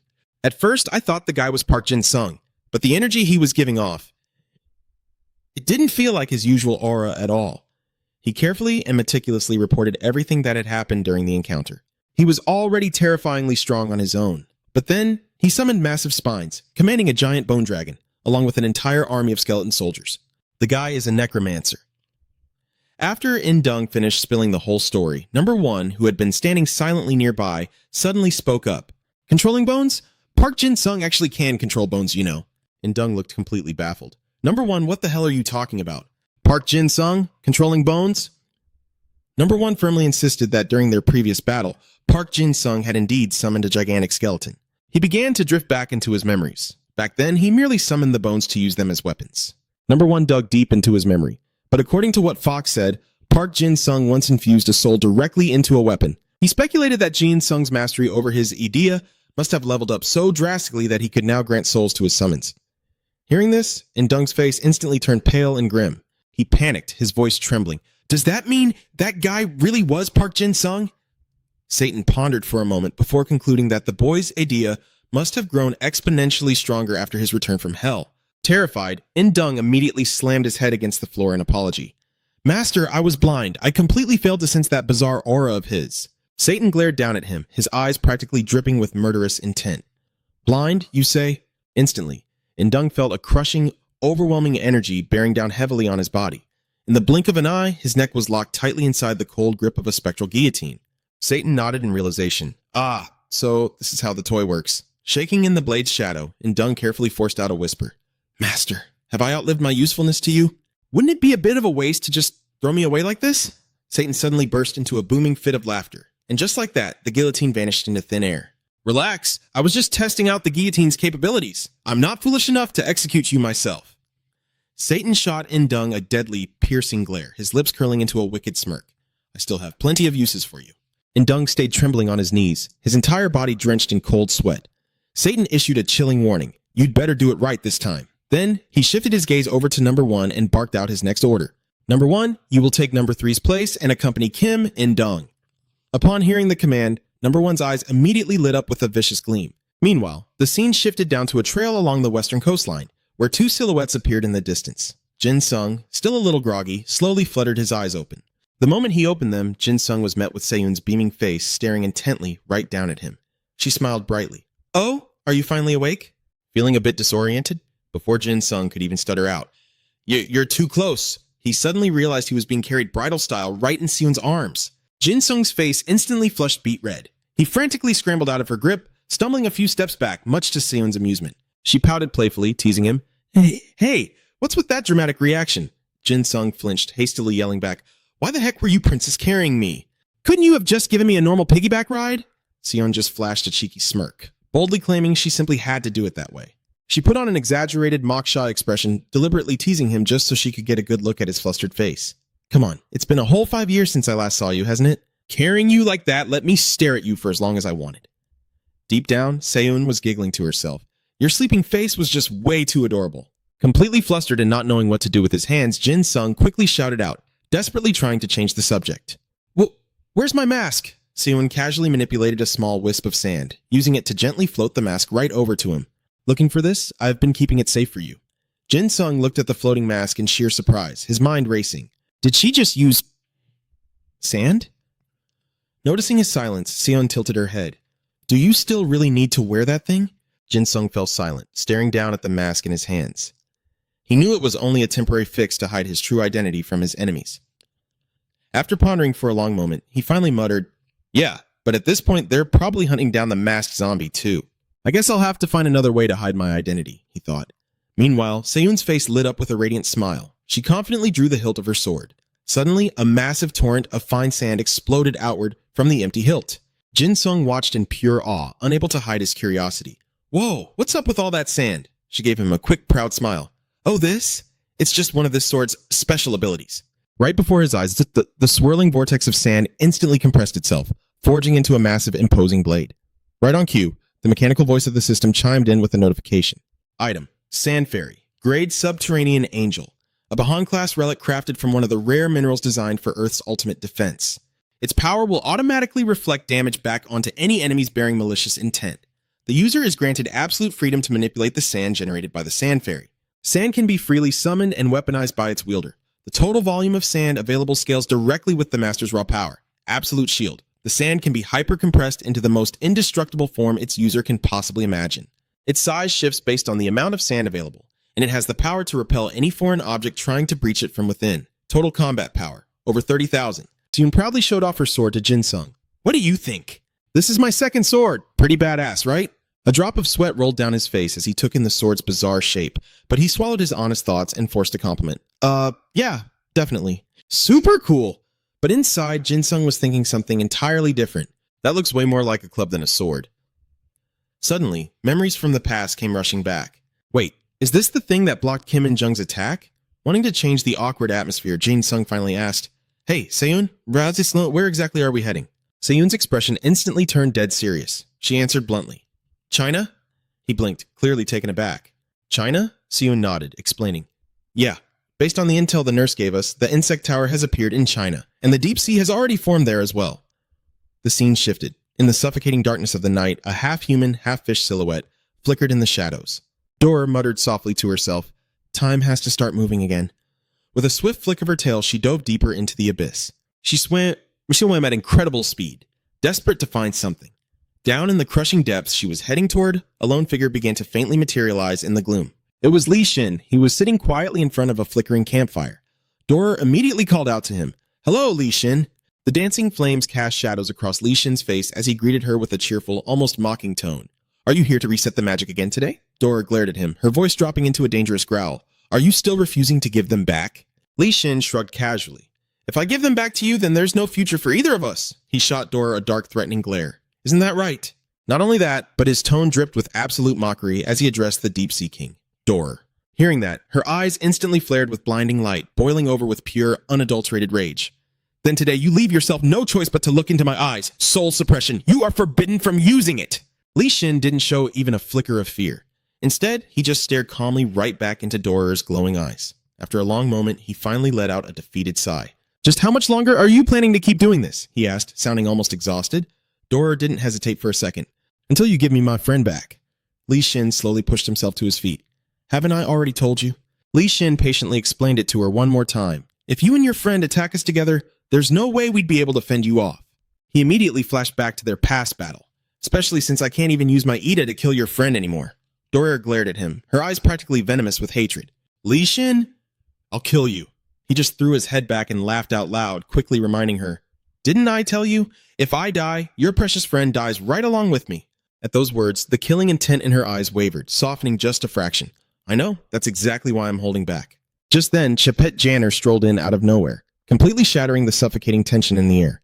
"Are you seriously still having this pointless battle of wills with that overgrown squid?" Li Xin glanced over his shoulder, clearly surprised. "Oh, you're finally awake?" Chapet Janner just offered a careless shrug. "You already know why. It's because of those freaks out there in the deep sea." She locked eyes with Dorer, her tone dripping with arrogance. "Which is exactly why this stupid squid wouldn't dare lay a finger on us." Just her mere presence alone was enough to make Dorer snap. She ground her teeth together, and instantly, a terrifying, suffocating aura exploded from her body. "Drop dead!" Ugh, still as annoying as ever. Seeing the situation spiraling out of control, Li Xin quickly stepped in. "Chepes, stop pushing her buttons. You know we're in no shape to fight right now because of those things lurking outside." Chepet Janner looked deeply annoyed. She clicked her tongue in frustration and crossed her arms. "Shh! Just how much longer do we have to put up with this?" Li Xin simply flashed a bright, confident smile. "Patience. Our moment will come." An intelligent entity born within the tower, or rather, a high-tier being of the abyss, had managed to escape the tower entirely through her own sheer willpower. Dorer. Based on everything I've gathered from our conversations, she had intentionally placed a crippling restriction on her own body. Her entire goal in doing so was to shatter her contract and break free from the Tower of Beings. Right at that moment, the cold, mechanical ring of the system echoed in the air, instantly bringing up a flood of information about Dorer. King of the Abyss, Dorer. Contract suppression. Once per day, she possesses the power to place an absolute restriction on any target that meets her gaze. The restriction cannot violate the fundamental laws of the world, nor can it be used to directly threaten the target's life. However, if the target witnesses Dorer's true form, they will suffer an infinitely stronger restriction. The simpler the condition of the restriction, the longer its effects will last, up to a maximum of 24 hours. However, the other creatures and her companions had come to rescue her from the tower.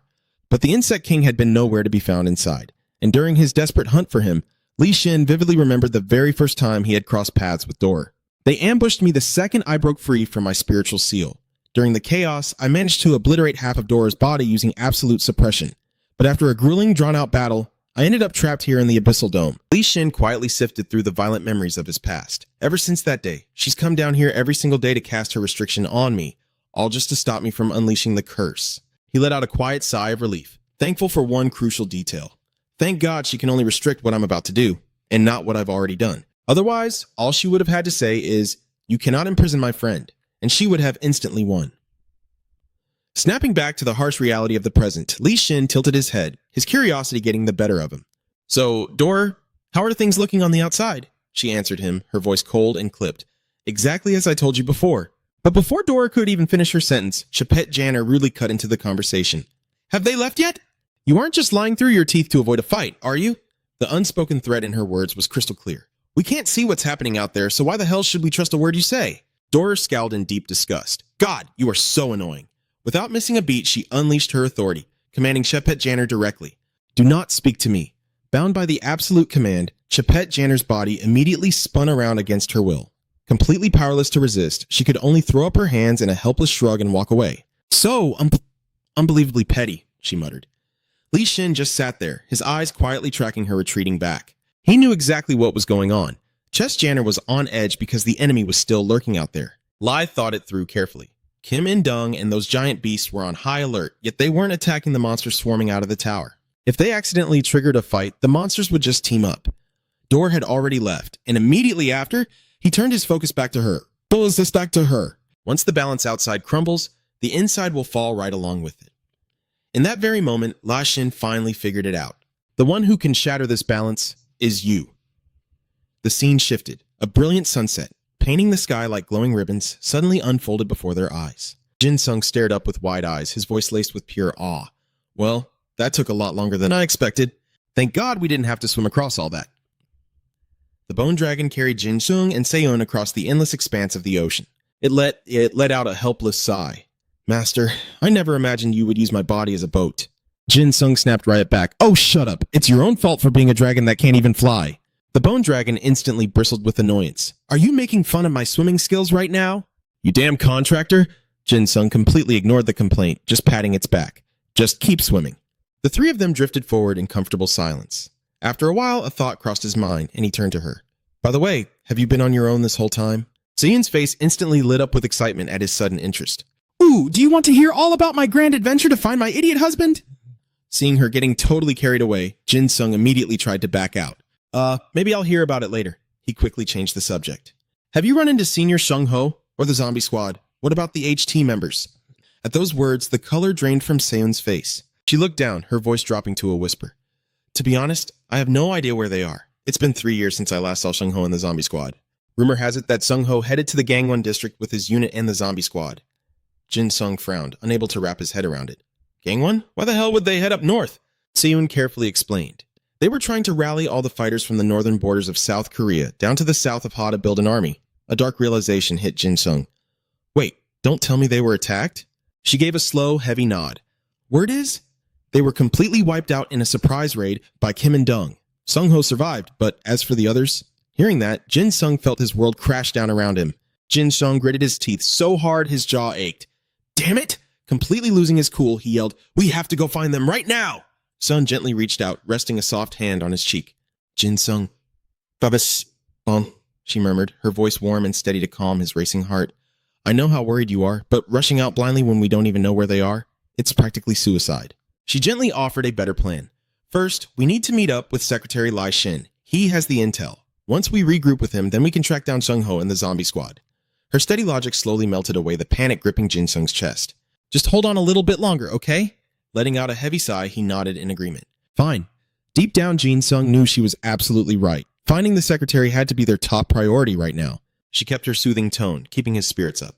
Once we find him, tracking down Sung Ho's squad will be a piece of cake. Trying to lighten the mood, Seon gave him a bright smile. Besides, I've gotten way stronger too, you know. Jin Sung quietly looked her over, and honestly, he couldn't argue with her. Just like the captain had said, Kim Seon had leveled up massively. Part of it was because he had escaped from hell so late, but the power gap between them was still undeniably huge. Jin Sung fell into deep thought. Seon's combat power was already at 400,000, and she had awakened her sand magic. Memories from the past suddenly flashed through his mind. He pondered his own strength. Sure, I managed to summon the Bone Dragon with a combat power of 450,000, along with an army of the undead. But even with these overpowered summons, my own personal combat ability is still the biggest issue. A bitter look of frustration washed over Jin Sung's face. Just as the mood turned heavy, the cold, mechanical voice of the system chimed in his head. Entity, Sangeet. Class, Godslaying, Phantom Child. Rank, Earth Angel. Level 8, Ironal. Killing intent can now be manifested as physical matter, life force, or active energy. The entity can manipulate killing intent, but still retains the violent instincts of a deranged, vengeful spirit. The more killing intent is consumed, the more euphoric it becomes. Current synchronization rate with Sangeet, 1%. Total combat power, 15,000. Jin Sung blinked in surprise. Wait, its combat power is only 15,000? The system immediately popped up with another glowing notification. Inability to suppress primal instincts detected. The exertion of killing intent generates entirely new waves of killing intent. A lethal aura overflowing with hysterical, maddening euphoria. Current synchronization rate with Sangeet, 11%. Total combat power, 15,000. As Jin Sung scanned through the system logs, a wild idea sparked in his mind. If my synchronization with Sangeet hits 100%, it would wield enough devastating power to seal away even supreme tier beings. During the first awakening, the sync rate only went up by 1%, and now it was hovering at 11%. Jin Sung stared intensely at the glowing holographic panel, resting his chin in his hand as he fell into deep thought. Even if I used the Cloak of Equilibrium to match the enemy's stats, my physical body wouldn't be able to handle the strain. I can't just spam this ability. The funny thing is, it was my own brilliant idea, yet half of this stuff is completely over my head. Right then, the system flashed a brand new window. Primal Killing Intent, Instant Acceleration, Legacy Inheritance, All-Seeing Eye, Predator's Disdain, Omnivorous Bone Dragon, Anomalous Soul Sword, Doppelganger. Future Manifestation, the Jade Emperor's Execution Edict. only unlockable in world-threatening crises, requiring the blessing of the world and the acknowledgement of the gods. He read through the massive list of skills, his mind racing. Wait, future manifestation? The Jade Emperor's execution edict?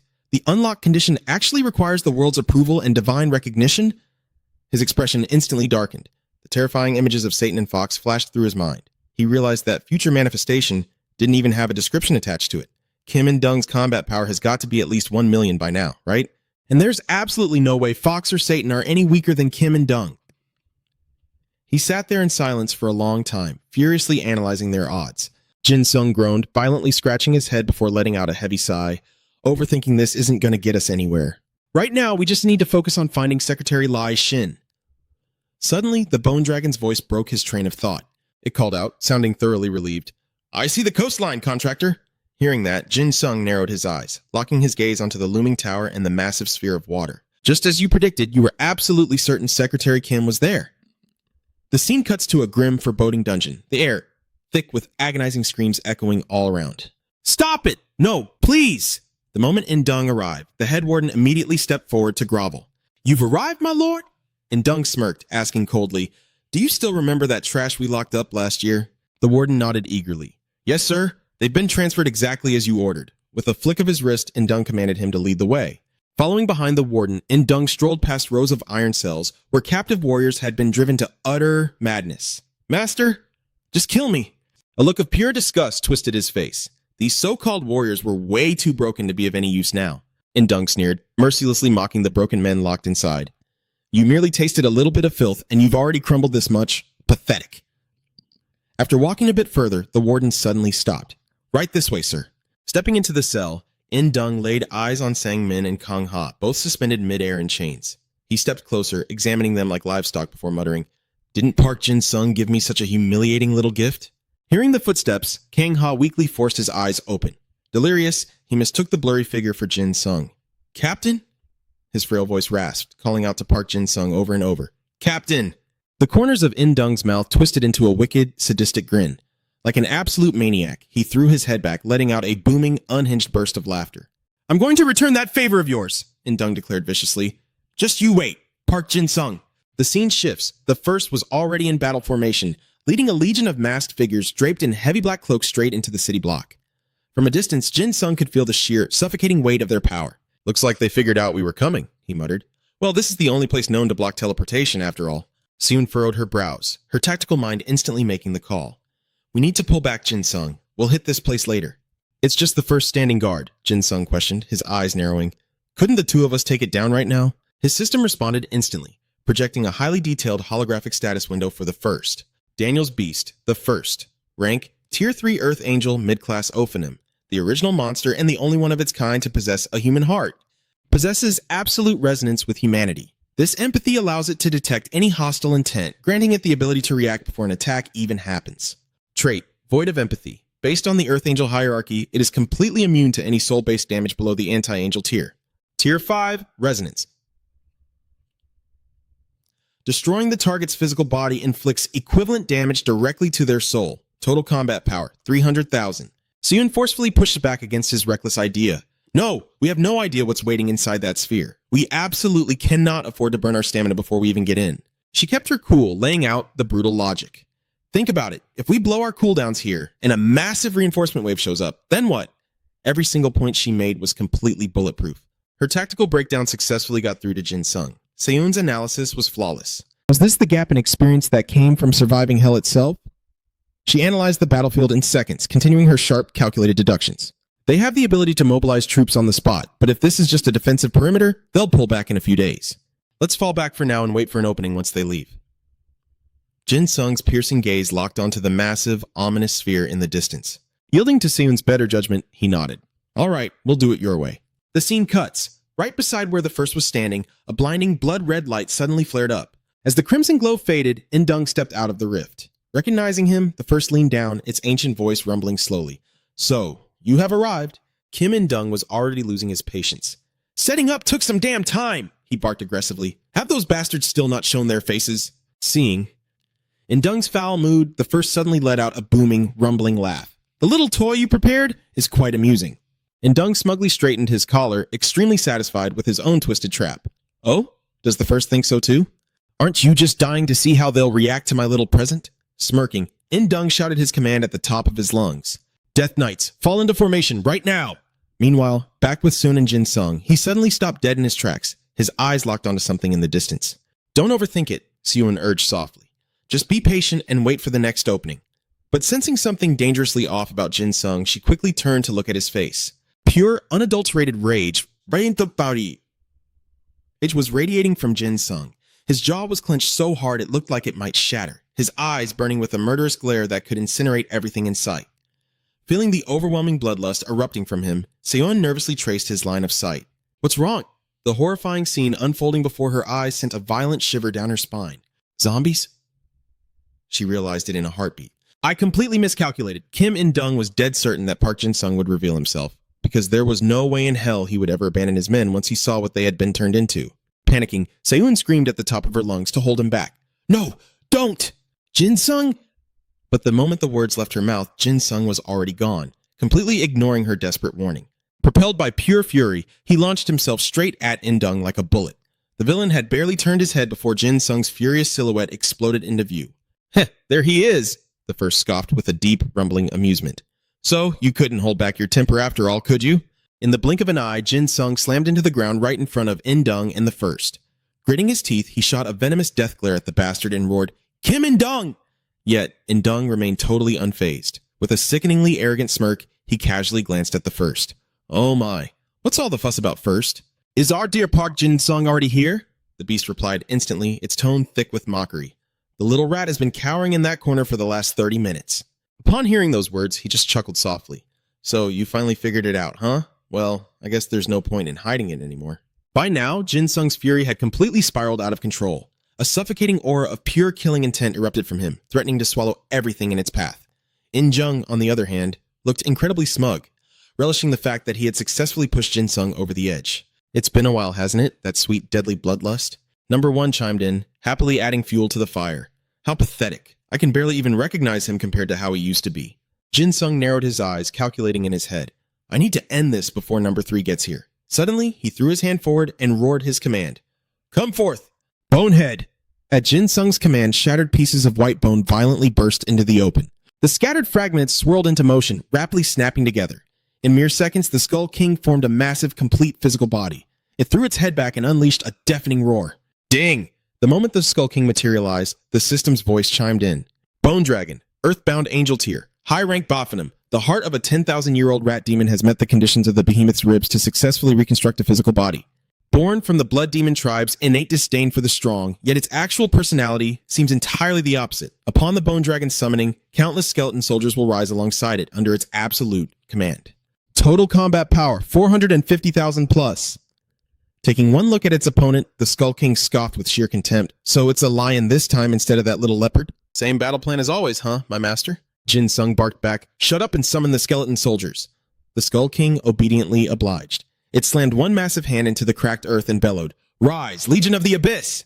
Following its call, an endless tide of skeleton soldiers clawed their way out of the dirt.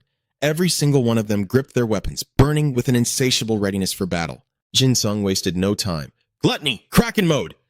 The next second, a dark, heavy blade materialized right into his grasp. Lowering his stance, Jin Sung gripped his sword tight, locking his murderous gaze onto In-jung. Just as he was about to dash forward, Se-yoon's desperate voice pierced through the tension. Jin Sung, you can't fight right now! Her voice caught him completely off guard, making him freeze in his tracks for a split second. Se-yoon!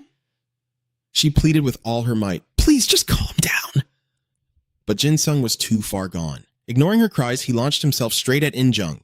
I'm sorry! Jin Sung roared, signaling the Skull King and the undead army to charge alongside him. Let's go, Gluttony, Bonehead! The massive beast immediately trailed behind him, letting out a terrifying, bone-rattling screech. Kick! Clack, clack, clack!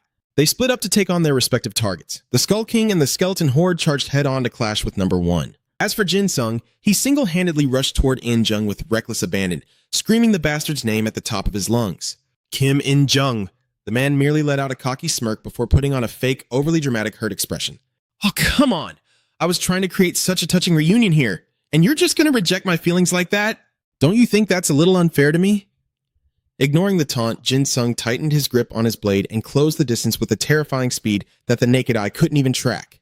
Just as their blades were about to clash, In-jung suddenly vanished, reappearing completely out of range. How heartbreaking. Oh well, I guess I'll just go play with that little elf girl instead. Jin-sung stopped, utterly confused. He's running away? What the hell is he planning?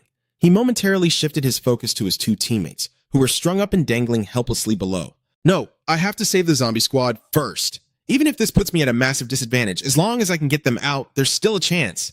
Jin-sung landed swiftly in front of Sang-min and Kang-ha, his voice laced with panic. Are you guys okay? Kang-ha slowly lifted his head, his voice weak and raspy. Captain? Jin-sung frantically slashed the ropes binding them. It's me! I'm so sorry I'm late! Sang-min let out a hollow chuckle. Captain, it's been a while, hasn't it? Kang-ha chimed in, sounding completely drained. You took way too long. Catching them as they fell, Jin-sung quickly replied, I'm sorry, we'll catch up later, okay? Just as Jin-sung thought he had successfully rescued his comrades, first, I need to get them to safety. A sudden, blinding agony tore through his body. Hot blood violently spilled from his mouth. Sang-min and Kang-ha. They had already been brainwashed by In-jung. They were nothing more than his twisted, soulless puppets now. Their voices overlapped, cold and completely devoid of life. Captain, it really has been a while, since it's been so long. How many times should I stab you? Two blades sank deep into Jin-sung's torso simultaneously. Seeing this, a skeleton soldier aggressively lunged forward to defend him, but Jin-sung immediately threw his arm out to block its strike. Gluttony! No! Do not hurt them! But the brutal betrayal didn't stop. They ruthlessly plunged their blades into his back again and again, causing blood to relentlessly pour from his lips. Their movements were terrifyingly robotic. Sang-min maniacally drove his knife into Jin-sung's spine. Captain, we finally reunite after all this time, and you're just gonna turn your back on us? Kang-ha was no different, twisting the blade with a sinister whisper. When you act like that, it just makes me want to stab you even more. Jin-sung! Se-yoon shrieked, her heart shattering at the gruesome sight. But before she could move, In-jung phased right in front of her, blocking her path. Hey there, little elf girl, he sneered, openly challenging her. In-jung's goal was simple. Make sure she couldn't step in to save Jin-sung. Shouldn't you be focusing your attention on me? Se-yoon ground her teeth, her eyes blazing with pure, unadulterated fury. In a blinding flash of light, she unleashed her true combat form. Get out of my way, Kim In-jung. He stood there casually, his mouth running nonstop. Oh, dear elf. Back in handy, I let you off the hook. In-jung immediately revealed his true, twisted colors. But this time, must say, you really need to be taught a brutal lesson. The system notification chimed once again. The first monster, every curse in existence. The designated target will suffer every curse that has ever existed. Even written curses will fall upon them. Se-yoon couldn't dodge in time. In the blink of an eye, her entire body suddenly froze. Se-yoon collapsed to her knees in agonizing pain. In-jung sneered down at her. Don't worry too much about that brat. Oh, dear elf. He slowly approached Se-yoon and mockingly declared, This will all be over soon. At that exact moment, an unidentified object suddenly crashed from the sky. The sheer force of the impact devastating everything around it. Jin-sung's face turned deathly pale. His eyes widened in absolute terror. That thing... It's here. The entity that had just plummeted from the sky was Fox. It casually glanced around the ruined landscape and muttered, So, is this the place? The moment Fox arrived, it was practically itching to see him. Where is Park Jin-sung?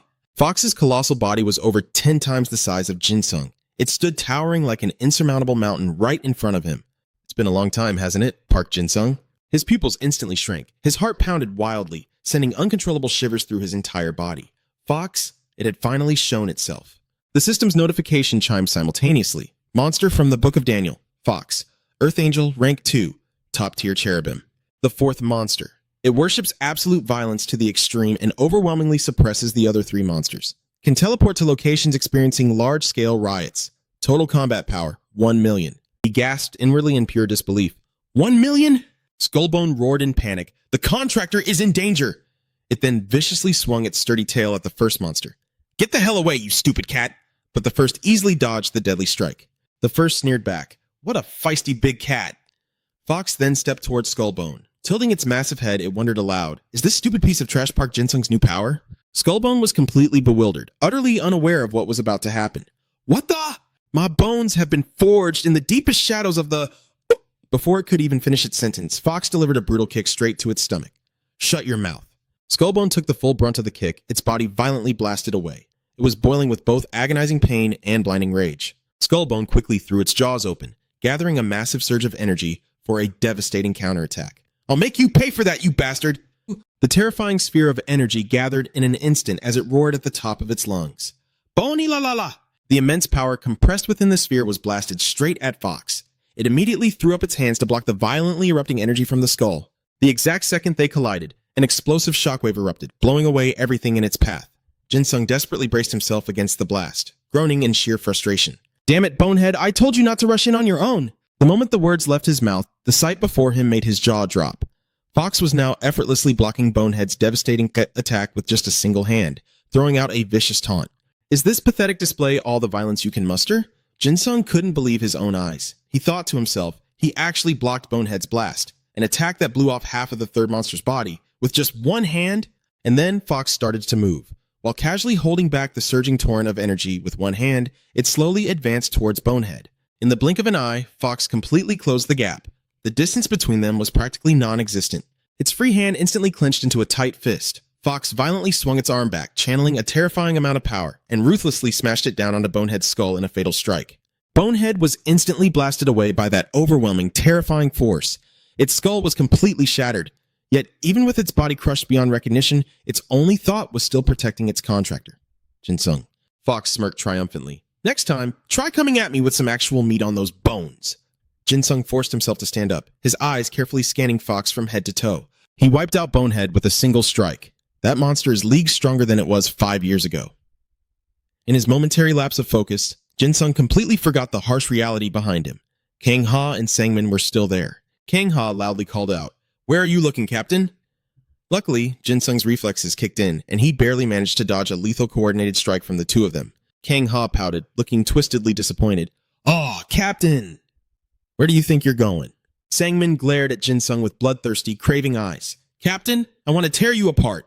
Jin-sung stood there, feeling utterly helpless. He couldn't wrap his head around what had twisted them into this. "Why?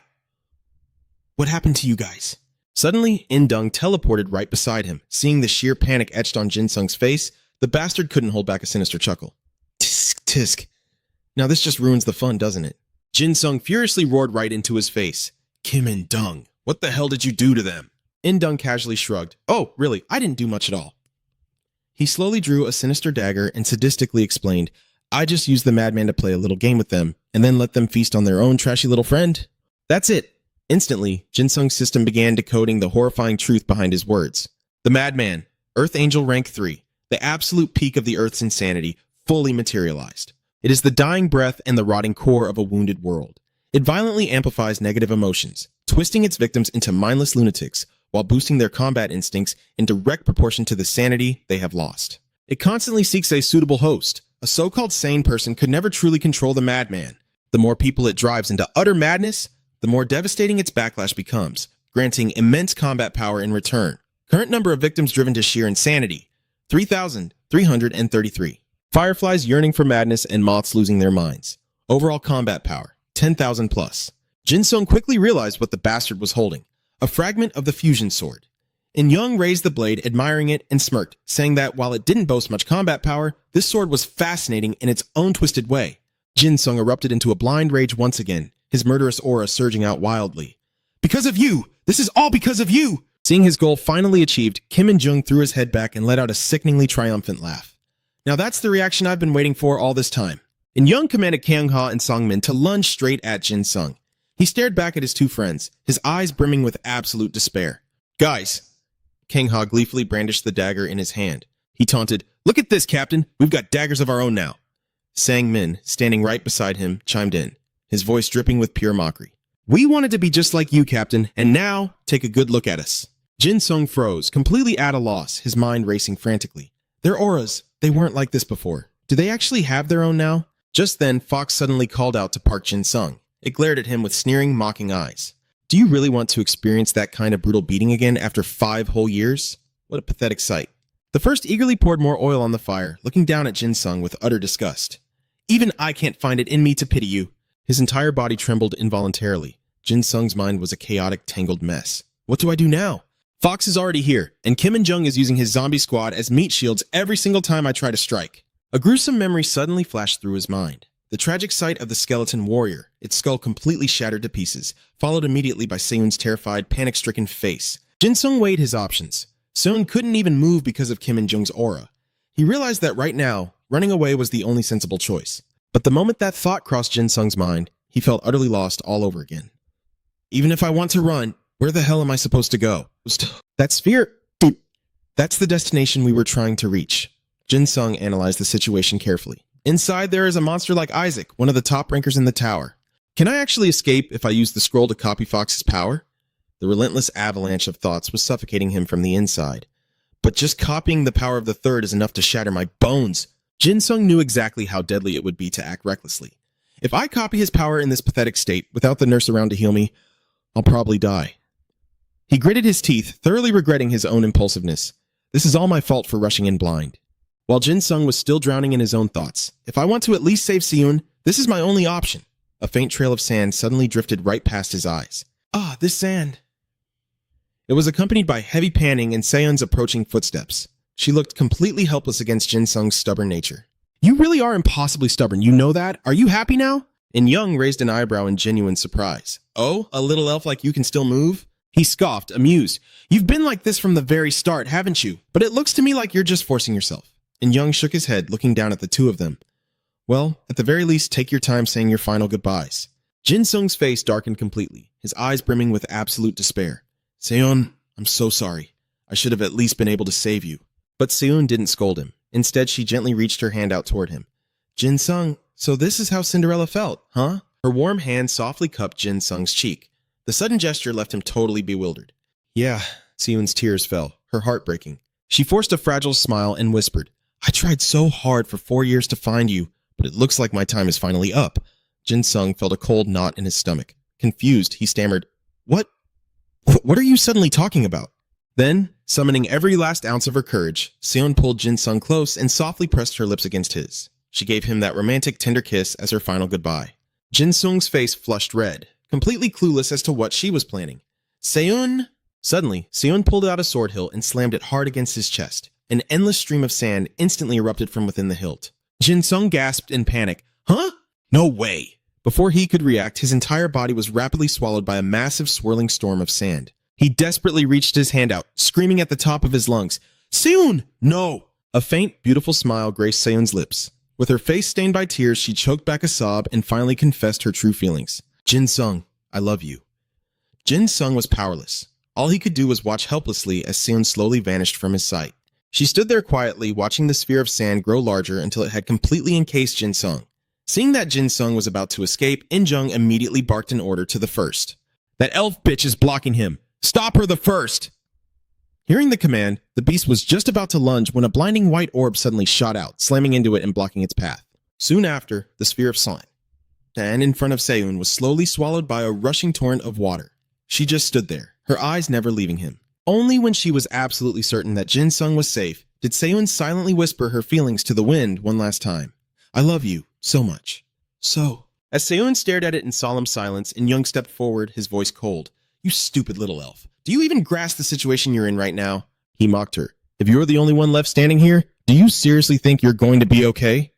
Seon turned her head, glaring at him with pure disdain and spat back. I did it because I never planned on making it out alive anyway. This was the absolute best thing I could do. So no, I don't have a single regret. And Young glanced over at the first and sneered. Hey, the first, didn't you say you felt sorry and actually pitied her once before? It replied, I can only sympathize with acts born of madness. Anything else is uncertain. Suddenly, Fox stomped his foot down hard and screamed. But this time, I'll completely destroy it. It continued as its power violently erupted. Overwhelming violence is the only absolute answer. And Dung quickly stopped it. That's enough, Fox. Just how many hints do I have to drop for you to get it? Fox growled, a deadly threat in its voice. Kim and Dung, do you have a sudden death wish? Don't you dare try to control me. Seon, who was being pinned down by two men, suddenly asked him, So, you really don't want that sphere to burn, do you? Dumb buzz. He glared at her with furious suspicion. You little brat, are you saying we can't handle that damn sphere? She replied with calm defiance. If you could do it without a single scratch, you would have done it already.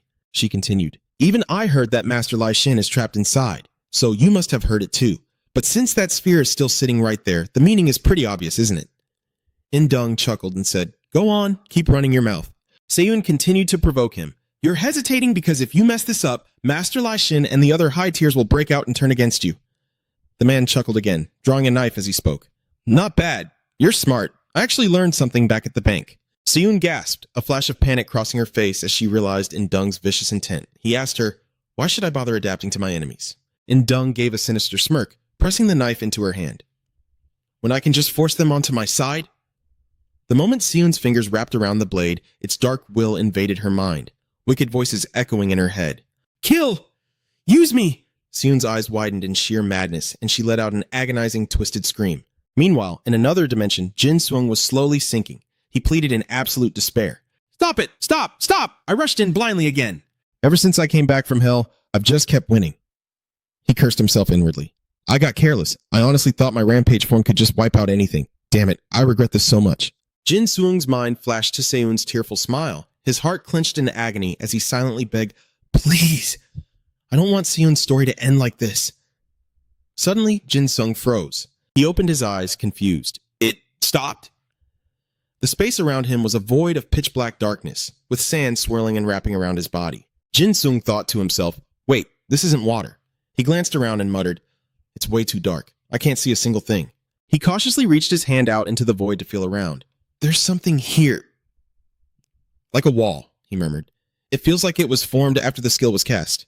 "Hey, come on," Jin Seung steeled his resolve. "Now is not the time to just sit around doing nothing. I have no idea where I am inside this sphere, but if I manage to get in, there has to be a way out." He ignited his power and chanted, "Omnivore!" Suddenly, Dor appeared right behind him and whispered, "That flow of power. I recognize it." Jin Seung gasped in surprise. He whipped his head around and demanded, "Who's there?" She simply replied, "What, you can't see me?" With a mere flicker of Dor's power, a brilliant light instantly flooded the space. Jin Seung had to shield his eyes, completely blinded by the sudden, overwhelming glare. Slowly, he opened his eyes. Standing right before him was the Abyssal King Dor, an Earth Angel rank 1 entity, a high-tier sovereign of aquatic and invertebrate life. Beings of this catastrophic caliber had been exiled during the dawn of the Earth's creation, only to be forcibly summoned back by the aftermath of the god-slaying anomaly. It had twisted its outward appearance to conceal its true monstrous form. Total combat power? 700? Jin Seung thought to himself, completely stunned. "A high-tier entity," he then spoke up. "Are you the one who trapped me in here?" She replied coldly, "That's right, I absolutely cannot let you meet him." Jin Seung quickly processed this. So, Master Lai Xin really is trapped inside this sphere. But pushing that aside for now, he asked her, "You really don't want me crossing paths with Master Lai Xin?" "In that case, can you just let me out of here?" he offered. He thought to himself, "If I can just get out right now, it still won't be too late to fix this." Dor replied with brutal indifference, "With the pathetic state you're in right now, you couldn't save anyone even if you left." She stepped closer and continued, "I've been watching you. You are dreadfully weak, especially in that rampage form." Dor glared at him with piercing eyes. "That repulsive state, human, your form and its catalyst, did you really think you could capture me with garbage like that?" Jin Seung quickly raised his hands to explain. "Hold on, calm down. My Ida is the one in the rampage form, not me. I'm Park Jin Seung." Hearing that, she tilted her head in suspicion. "You're not? Park Jin Seung?" He asked her directly, "Who exactly are you?" She answered plainly, "I am Dor." Jin Seung then pressed further. "Doros, you absolutely hate the things lurking outside this sphere too, don't you?" She replied without hesitation, "Yes, I despise them. They are our enemies." Seeing that Dor seemed to agree, he smiled and pitched his idea. "Look, if you let me meet Master Lai Xin, I can talk some sense into him.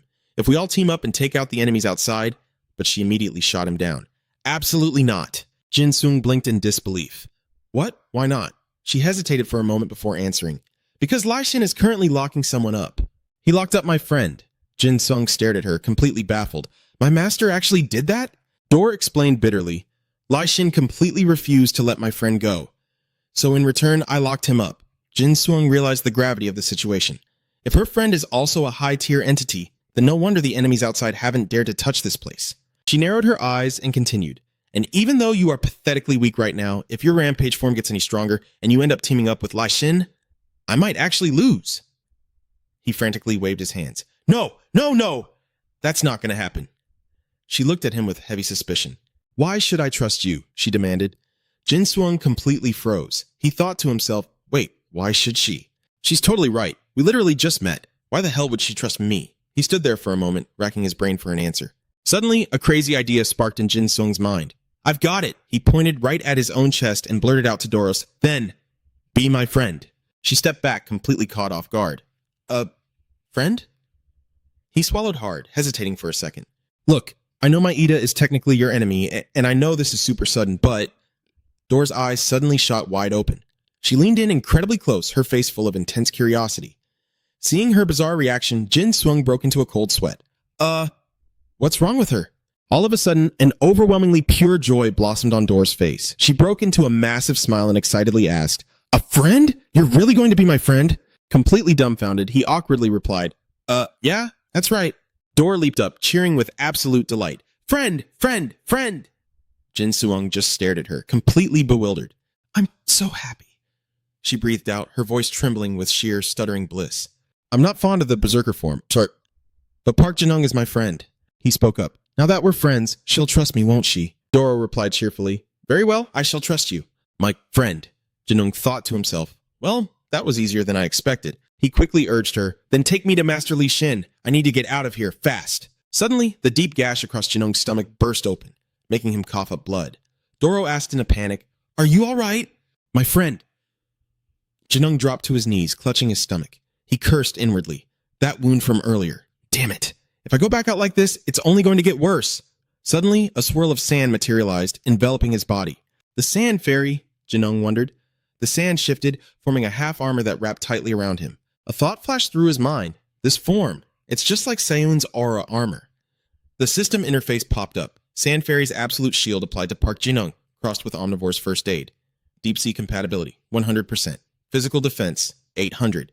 Overwhelmed with emotion, Jinung clenched his fist and pressed it against his chest. He made a silent promise. "Seun, hold on. I'll be out there soon." Doro swam gracefully around Jinung and spoke. "Do not worry, my friend." She continued. "If my friend, the one currently imprisoned by Li Xin, joins forces with me and Li Xin to fight, we can easily crush those bastards outside." The system flashed a notification. Abyssal King Doro's absolute command. Once a day, she could place an absolute command on any target that met her gaze.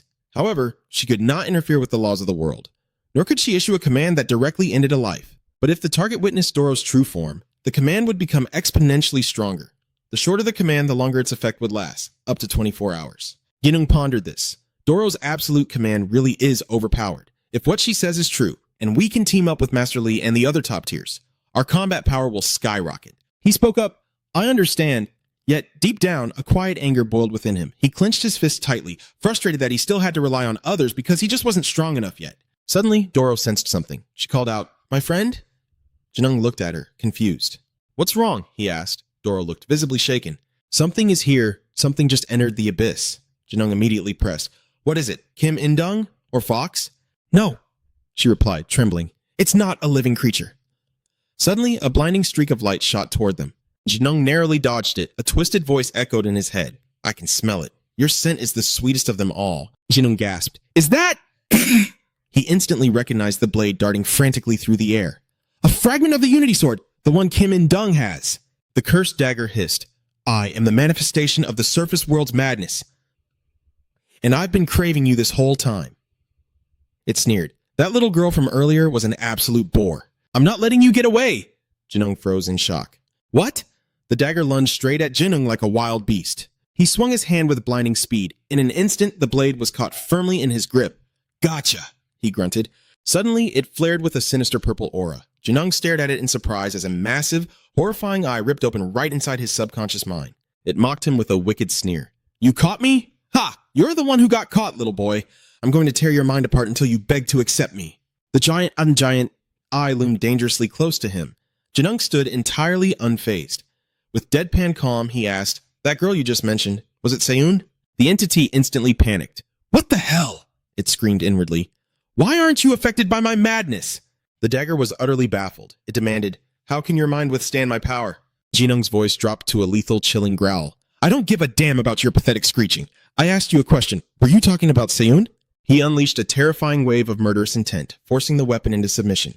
10 minutes earlier, on the surface, Seun had been violently forced to grasp that very dagger. It continuously whispered venomous thoughts into her mind. "Slaughter them all. Give in to me." Seeing Seun freeze up, Indung smirked arrogantly and taunted her. "Aw, what's wrong, little fairy? Giving up already? Or are you just so broken you can't even fight back?" He laughed sadistically as the blade's maddening aura poured out. The two thugs holding Seun's arms joined in, relentless in their torment. "Just lose your mind already. Come on, little lady. Once you go completely insane, everything gets so much easier." Seun whispered softly. "Really? If I just lose my mind, it'll all be easier?" A slow, sinister smile crept across her face before erupting into full-blown maniacal laughter. A suffocating bloodlust exploded from Seiyun's body. The thug gripping her arm chuckled. "Oh ho! Looks like the little lady is getting excited." Meanwhile, Indung turned to the first. "Well, looks like the little fairy is completely broken," he asked. "What do you think?" "Gets your blood pumping, doesn't it? First?" He smirked. As expected of Kim In-dung, truly satisfying. Fox, standing in the back, clicked his tongue in disgust. "Pathetic. Couldn't you make it a little more brutal?" The first shot back, "Fox, it's such a pity you have absolutely zero empathy for others." He narrowed his eyes with a dark grin. "Because our current situation is highly entertaining." Suddenly, the first felt a terrifying shift in the air. He gasped. "Wait, this feeling—" He snapped his head towards Seiyun, who was still laughing wildly. But in the blink of an eye, her laughter died. Her expression shifted into something dead cold and utterly terrifying. The first screamed in panic. "We've been played! Kim In-jung, that little witch hasn't lost her mind yet!" He whipped his head around, snapping. "What did you just say?" Seiyun dashed forward, shouting, "Too late, you idiots!" She hurled the dagger straight into the sphere, snapping back to reality. The blade murmured, "That was the last thing I saw." Hearing this, Jin-sung froze. Sundor tried to soothe him. "Hey, calm down, okay?" She reached out to touch his shoulder, but instantly pulled back, choked by the suffocating killing intent bleeding out of him. Jin-sung seethed with absolute rage. "Kim In-jung, I'm going to tear him apart," he thought bitterly. "But with the power I have right now," Dor stammered, breaking his train of thought. "This aura, it feels just like that berserker form we saw earlier." Jin-sung flinched. "Berserker form?" He stared down at the dagger, gears turning in his head. "That's it! The berserker form feeds on killing intent to multiply its power." A wicked grin spread across Jin-sung's face as a dark idea formed. "If this thing is packed with this much bloodlust, I can use it as a weapon. I've been burning through so much energy just trying to suppress the massive killing intent inside me." His eyes hardened with lethal resolve. "But against these bastards, I don't need to hold back anymore, do I?" Dora whispered, her voice trembling. "Jin-sung, the berserker's aura, it's getting so much heavier." Fueled by the raging aura, Jin-sung's armor fortified, locking into place with a heavy metallic crunch. The system chimed, announcing the second trait of the true berserker form. The user has awakened the second trait of the berserker form. The true nature of the berserker form is pure unadulterated killing intent, the absolute desire to destroy others. Even though the gods stripped away the berserker form, its remnants were sealed away under the name of bloodlust. Current synchronization rate, 50.11%. The system screen flashed. Berserker form, level 4 Earth Angel Dominion.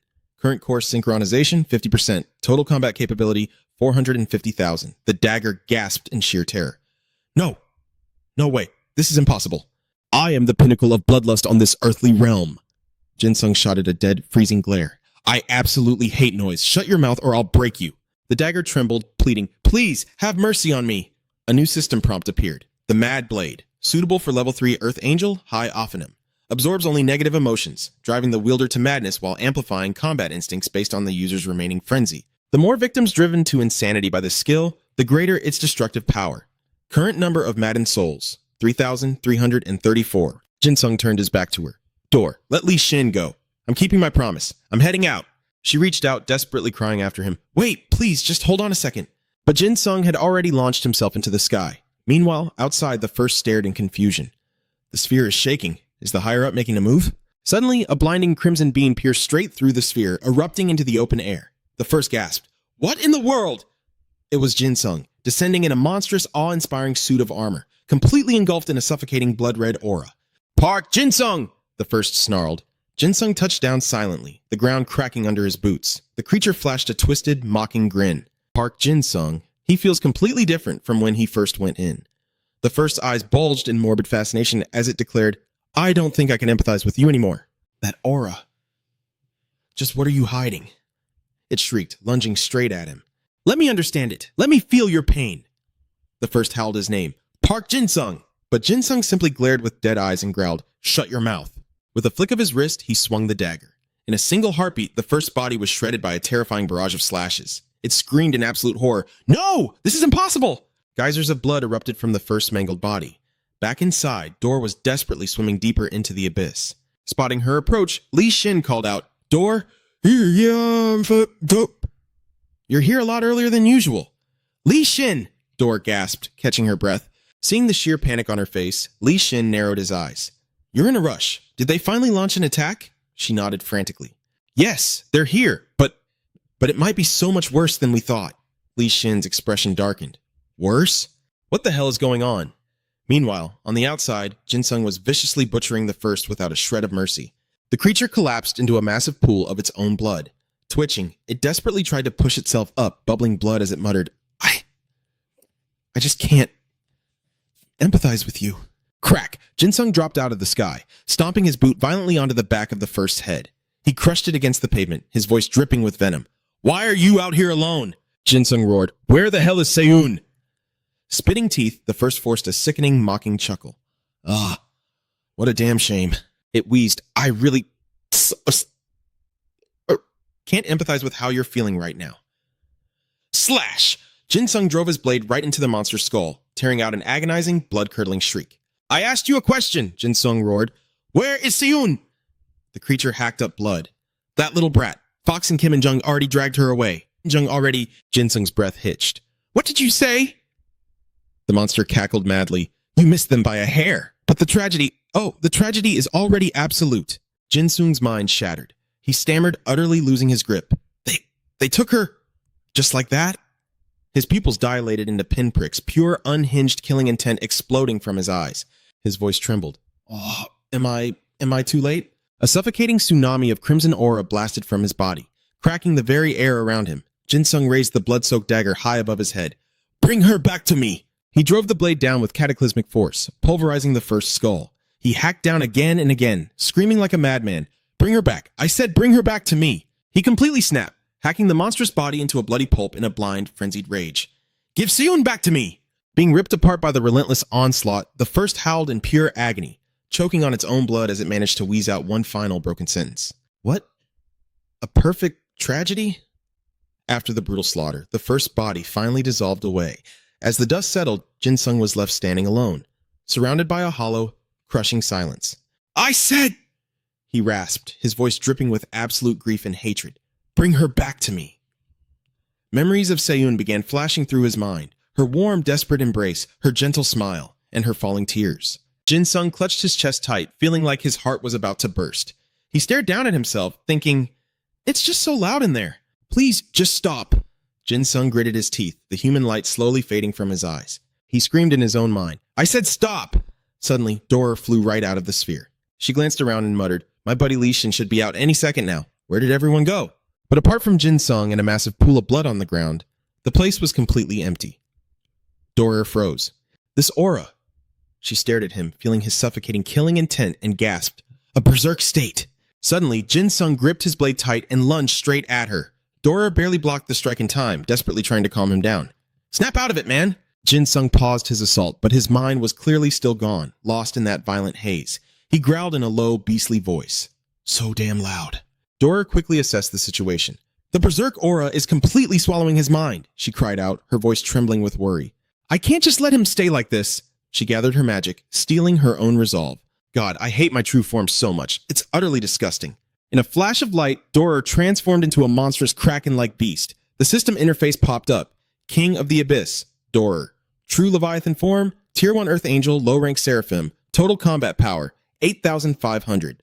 She lunged forward, yelling, hang in there, buddy, I'm getting you out of this. Dora swung a massive tentacle right at him. This is gonna hurt, just bear with it. But her tentacle only smashed into the empty ground. Jinsung had already vanished into thin air. He weaved right through her massive, thrashing limbs. Dora's eyes widened in sheer shock as she muttered to herself, come on, move, we are out of time. Jinsung glided effortlessly across the water surface, dodging every single tentacle strike. His voice was freezing cold. Are you the one making all that damn noise? He vaulted into the air and sprinted straight up her giant tentacle. In a split second, he was right in Dora's face, weapon raised for the kill. Suddenly, a sharp voice pierced the air. Get down, Dora! Li Shin, fully clad in his heavy armor, leaped right into the fray. He crossed his twin swords in an X-guard, smirking. Long time no see, kid. Li Shin clashed hard, completely blocking Jinsung's brutal strike. The two locked weapons, pushing back with explosive force. Li Shin let out a wry chuckle. Man, it really sucks seeing you in this kind of mess. With a massive heave, he threw Jinsung backward, sending him crashing hard into a shallow pool of water. Jinsung immediately scrambled up. Reeking of pure bloodlust, he snarled, too damn loud! Li Shin touched down gracefully right across from him. So, he started, is this the going crazy phase you warned me about? He pointed his blade straight ahead. I'd really appreciate it if you snapped out of it right about now. We've got a whole lot of other enemies waiting in line to get killed. Meanwhile, inside the great void of Pyongyang, Satan commanded from his throne, "Report the situation." Indung dropped to one knee, bowing his head deeply. "My lord, we successfully cornered Park Jin-sung." He hesitated for a second before adding, "However, Kim Seon, that little elf brat, went completely rogue and retreated into the sphere where the high rankers are stationed." Satan sighed, his voice dripping with heavy disappointment. "Even with number 1 and Fox sent out, you still managed to fail?" He turned over his shoulder, glaring at Fox. "Do you truly believe Park Jin-sung poses a threat to our grand design?" The creature replied lazily, "To be completely honest, I'm pretty let down. Compared to a year ago, his current level of violence is nowhere near enough to actually threaten us." Satan hummed deeply. "Is that so?" Indung hurriedly interjected, "My lord, even if Park Jin-sung isn't an immediate threat, there is no telling how Li Xin and the other high rankers will react to this." He pressed on, sweating. "If they decide to leave that sphere, then without a doubt," but suddenly the stone steps behind them flared with a blinding light, cutting Indung off completely. Satan narrowed his eyes in suspicion. "Number 1, he barked, his voice laced with venom. "What in the world is going on here? I strictly ordered you to hold your damn position, yet you dare return on your own accord?" Satan's voice cracked, suddenly shifting into genuine panic. "No. Wait, it's not returning on its own." Number 1 collapsed violently onto the floor, its body absolutely mangled and covered in brutal wounds. Indung stepped forward in sheer disbelief. "What the hell happened to you, Number 1? He cursed under his breath. "Damn it, don't tell me the tides turned this violently in just a few minutes." Satan practically teleported to the fallen creature's side. "That is not the issue right now," he growled, deep anxiety pooling in his eyes. Indung blinked, confused. "My lord, what do you mean?" Satan gritted his teeth. "Any monster summoned by my idea is supposed to fully regenerate the second it returns to my side, even if it was slaughtered out there." Satan's fists trembled. "But look at Number 1. It's still completely unconscious and paralyzed. It's as if my idea's magic was violently erased from its body." Indung gasped in pure horror. "Wait, it bypassed even your divine authority?" "That's absolutely impossible," Satan muttered darkly. "Exactly. I've had my suspicions about this anomaly since last year," he stated, his voice turning lethally cold. "Well, gentlemen, it seems we've finally found it." He stared down at his own trembling palms. "The single most obnoxious fragment out there, the Unified Swords released record." Meanwhile, in another sector, Chapette Janner was sprinting desperately alongside her squad. One of her men called out, panting, "Miss Cheer, are you absolutely sure this route is safe? What if it's a trap?" She yelled back without breaking stride. "If those high rankers actually wanted us dead, they wouldn't have bothered clearing a path for us in the first place." He pushed further. "Do you think Tactician Li Xin is going to be okay?" Chapette Janner kept running, her mind racing. That damn squid just stood outside watching us for 4 whole years. Why the hell did she suddenly drag Li Xin away? Things out there must be an absolute disaster. That blasted squid. She could have at least given us an explanation before bailing. Suddenly, the soldier pointed ahead and shouted, "Miss Cheer, we can see the outside. Holy crap. It looks like an all-out war zone out there." She barked an order instantly. "We have 0 intel on what kind of enemies we're about to face. All squads, fall into defensive formation, right now." The soldier saluted sharply. "Yes, ma'am." Chapette Janner cautiously approached the massive gateway of the sphere, peering out into the chaos. She clicked her tongue in awe. "Shh, are you kidding me? Just the shockwaves from their clash are blowing this place apart? Just who exactly is our opponent?" But the moment he glanced down, Chep Janner froze in shock. She thought to herself, so that massive thing is the squid's true form. He's fighting alongside it against something. Just what on earth is Li Xin fighting? Down below, Li Xin and Jin Sung were locked in a fierce clash of blades. Their speed was so blindingly fast that Chepet Janner couldn't even track their movements. She wondered, to be able to fight on par with a top-tier fighter like Li Xin, just what kind of monster is that? Li Xin unleashed a heavy strike, sending Jin Sung skidding backward. He scoffed. "Not bad at all." Recognizing him, Chapette Janner gasped in shock. "Park Jin Sung? What is he doing here?" Down below, Li Xin called out, "Door, can't you cast another absolute command on him?" She called back, "He's too fast. I can't catch his eyes." He sighed, sounding completely helpless. "Man, this is a huge problem. I never expected Jin Sung to be this overwhelmingly strong." Across from them, Jin Sung sneered. "Your heartbeat. It's way too loud." He lunged forward with a furious roar. "Shut up." As Li Xin braced his stance, he smirked. "Ready for round 2, kid?" Jin Sung dashed right past him, but Li Xin managed to cross his twin blades just in time to block the strike. Both of them spun around simultaneously. Jin Sung charged in again like an absolute madman, forcing Li Xin to desperately parry his relentless barrage of attacks. Damn it, Li Xin thought. I still haven't fully mastered the power of the sea, yet this kid has already become this monstrously strong. Suddenly, Jin Sung vanished, reappearing right behind Li Xin. He unleashed a blindside attack that Li Xin barely managed to deflect. Even though he blocked the hit, the sheer force sent him flying backward. Li Xin gritted his teeth, knowing that if he didn't go all out, he'd be killed in seconds. Jin Sung was already rushing him again. Just in the nick of time, Dor whipped her tentacles forward and screamed, "My friend, please, stop this!" Seeing them coming, he vaulted high into the air to dodge her grasp. Dor pleaded with him, crying out that he was Park Jin-sung, not some mindless monster. "Did you lie when you said we were friends?" For a fleeting moment, Jin-sung's voice softened. "It wasn't a lie. I want to stop too." But then, his tone twisted into something dark and sinister. "But your heartbeat is just so annoying." He dove into a frenzy, violently slashing at Dor's tentacles as he shrieked, "They all should have vanished along with Seun. Both Kim and Sung and Fox, too." Lyson's eyes widened as the realization hit him. Wait, Kim and Sung and the fourth calamity. Were they really here? Even in a desperate situation like that, he still came all this way to save me? Lyson tightened his grip on his hilt, deeply ashamed. "I'm the teacher. I should be the one protecting them. This is absolutely pathetic," he thought, dashing straight toward Jin Sung. Lyson landed firmly right in front of him. "Sung!" Jin Sung offered a twisted smile. "Did you just call my name?" Lyson deliberately let his swords drop to the ground. "You risked your own life just to save me. I've never felt so ashamed." He stood completely still, allowing Jin Sung's blade to plunge right through his stomach. Lyson coughed up a mouthful of blood, yet he still managed to reach out and gently pat the boy's head. He looked at him with warm, caring eyes. "Jin Sung." Lyson's voice was incredibly soft. "I know. You've been through so much hell. So please, you don't need to beat yourself up anymore," he reassured him with a tender, fatherly tone. "From now on, we'll carry the weight with you. You don't have to shoulder the burden of the world all by yourself." Catching Jin Sung off guard, Lyson shoved him backward with all his might straight toward Dor, shouting, "So, just close your eyes and rest." He shot Dor a desperate look. "Now!" Dor instantly understood the assignment. She lashed out, wrapping her massive tentacles securely around Jin Sung's body. Startled, he gasped. "My friend?" Dor called out to him, her voice soothing and gentle. Locked in her grasp, Jin Sung found himself staring directly into Dor's wide, piercing eyes. Her tone turned commanding. "That murderous intent... Stop using it as your power." A system prompt flashed. Abyss King Dor, absolute command activated.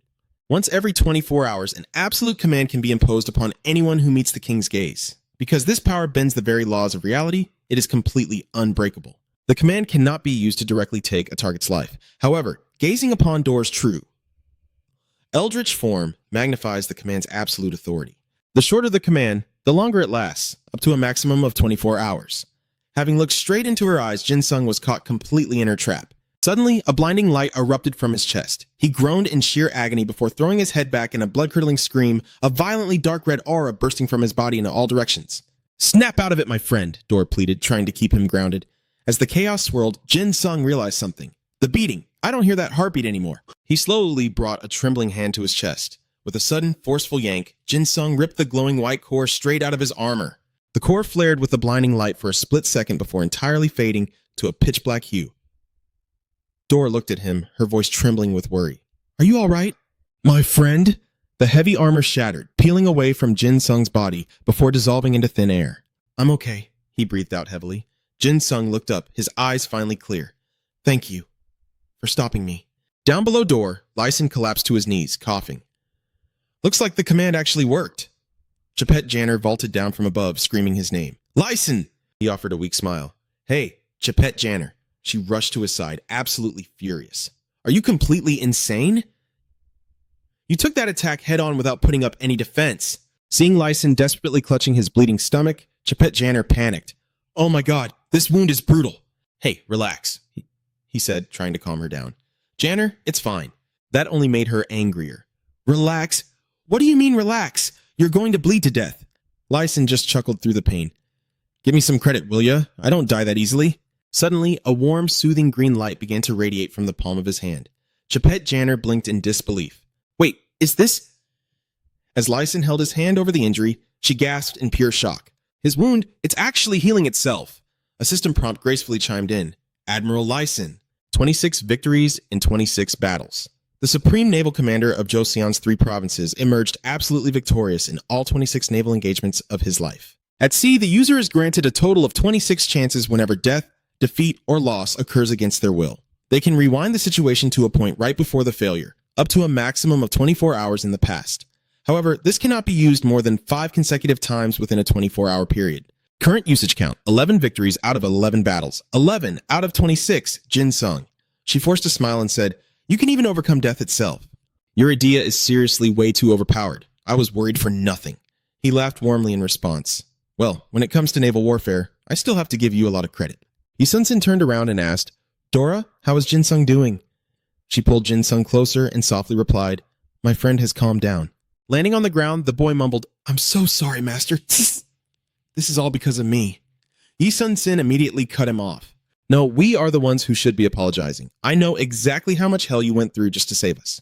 Jin-sung said with a heavy heart, Master, Seiyun was taken by Kim Woo-jung. Yi-sun-sin's eyes widened. You mean the White Jade Goblin? He took Seiyun? So that's why you completely lost control. He placed a comforting hand on the boy's shoulder. Listen to me, Jin-sung. We will do absolutely everything in our power to save Seiyun, but you need to understand this isn't something we can fix overnight. Jin-sung whispered quietly. Yeah, I know. Yi-sun-sin turned back to Dora. Hey, Dora, didn't you say there were still enemies lurking outside? She replied instantly. Right before we got out, my friend already took care of the Grim Reaper. Hearing this, he fell deep into thought. The Grim Reaper. Was that the first monster that caused absolute chaos across Korea a while back? Yi-sun-sin then asked, What about the others? Dora answered, Those guys, they can teleport as long as that cross is still active. Yi-sun-sin let out a heavy sigh. It's been 5 long years since I was last outside. I'm completely in the dark about how the world works now. So, the enemies outside have completely retreated. He suddenly narrowed his eyes, asking, What now? Dora, are you planning to trick us into the deep sea again? She hesitated for a moment before saying, I won't trick you anymore. Dora reached out with her tentacle and said, My friend, I made a promise to Park Jin-sung. She gently placed the tentacle on his head and softly declared, Joining the party. Yi-sun-sin teased her. A friend? You're acting pretty cold, aren't you, Dora? After knowing each other for 4 years, I still don't qualify as your friend? She retorted, If you had just let me go, I wouldn't have needed to capture you in the first place. He thought to himself, Can we really resolve things this easily? Yi-sun-sin pondered for a moment. No. Maybe it was Jin-sung's sheer desperation that moved her heart. He watched as Jin-sung casually bickered with Dora. Hey, that's heavy. Stop pressing on my head. He smiled to himself and thought, You did great, kid. Yi-sun-sin spoke up. Well, if you say you made a promise to Jin-sung, then I suppose I should trust you too. Hearing that, she seemed taken aback. So, are you guys going to let my friend go now? He replied smoothly, I will. But first, shouldn't we get the hell out of here? At the very least, we need to get away from that floating inverted cross. Suddenly, Yi-sun-sin caught something from the corner of his eye. He yelled out, Dora, watch out! Fox was charging from a distance, launching a lethal strike straight at her. Yi-sun-sin's mind raced. The 4th monster! He leapt into the air, shouting, Chae-seon! She jumped right alongside him, cursing loudly. Damn it! Meanwhile, Dora was taking the full brutal force of Fox's assault. Even as Yi-sun-sin carried him away, Jin-sung whipped his head around, screaming desperately, Dora! Fox tightly gripped Dora's tentacles with both hands. He taunted her with a twisted grin. An apex predator, yet you step outside and instantly lose your fangs? Is that it? You absolute fool! The system displayed the status of Daniel Fox's monster, overwhelming domination and absolute nemesis, measured by Seraphim tier standards. Souls below the 4th Dominator tier cannot activate their idea. The weak will have their willpower completely shattered just by facing Fox. Nemesis effect. Anyone who looks directly at Fox's face will have all their physical capabilities slashed in half. Dora was violently shoved back by Fox. She gasped, What? He scoffed maliciously. Absolutely pathetic. With a savage swing, he sent her flying through the air. Seeing this, Jin-sung cried out in panic, Dora! He muttered through gritted teeth, I can't gather any strength. Is this because of a curse? Just like when we fought the 3rd? Deep down, he desperately wondered, should I use the scroll without any killing intent? Yi-sun-sin quickly reassured him, Jin-sung, don't push yourself. I told you, we are here to help you. He snapped his head toward his ally. Chae-seon! Get him to a safe place now! She responded without missing a beat. On it, sir! Throwing Jin-sung over her shoulder, she barked out an order. Squad, pull out of this sector immediately. Regroup at the nearest eastern shoreline. Her subordinates quickly shouted in unison, Understood! Seeing them retreat, Fox roared furiously. Thinking of running away? Park Jin-sung, I will never let you escape. He then turned his chilling gaze back to Dora. Give it up, Apex. You don't stand a chance against me. She glared fiercely at him, her voice unwavering. Don't you dare touch my friend! Suddenly, Yi-sun-sin appeared right beside her, an anchor of calm amidst the chaos.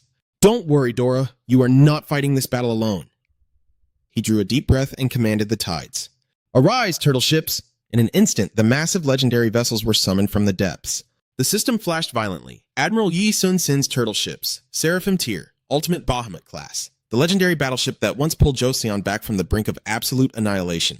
Summoning 12 modified Panoxon warships forged with iron turtle heads and an impenetrable armored shell.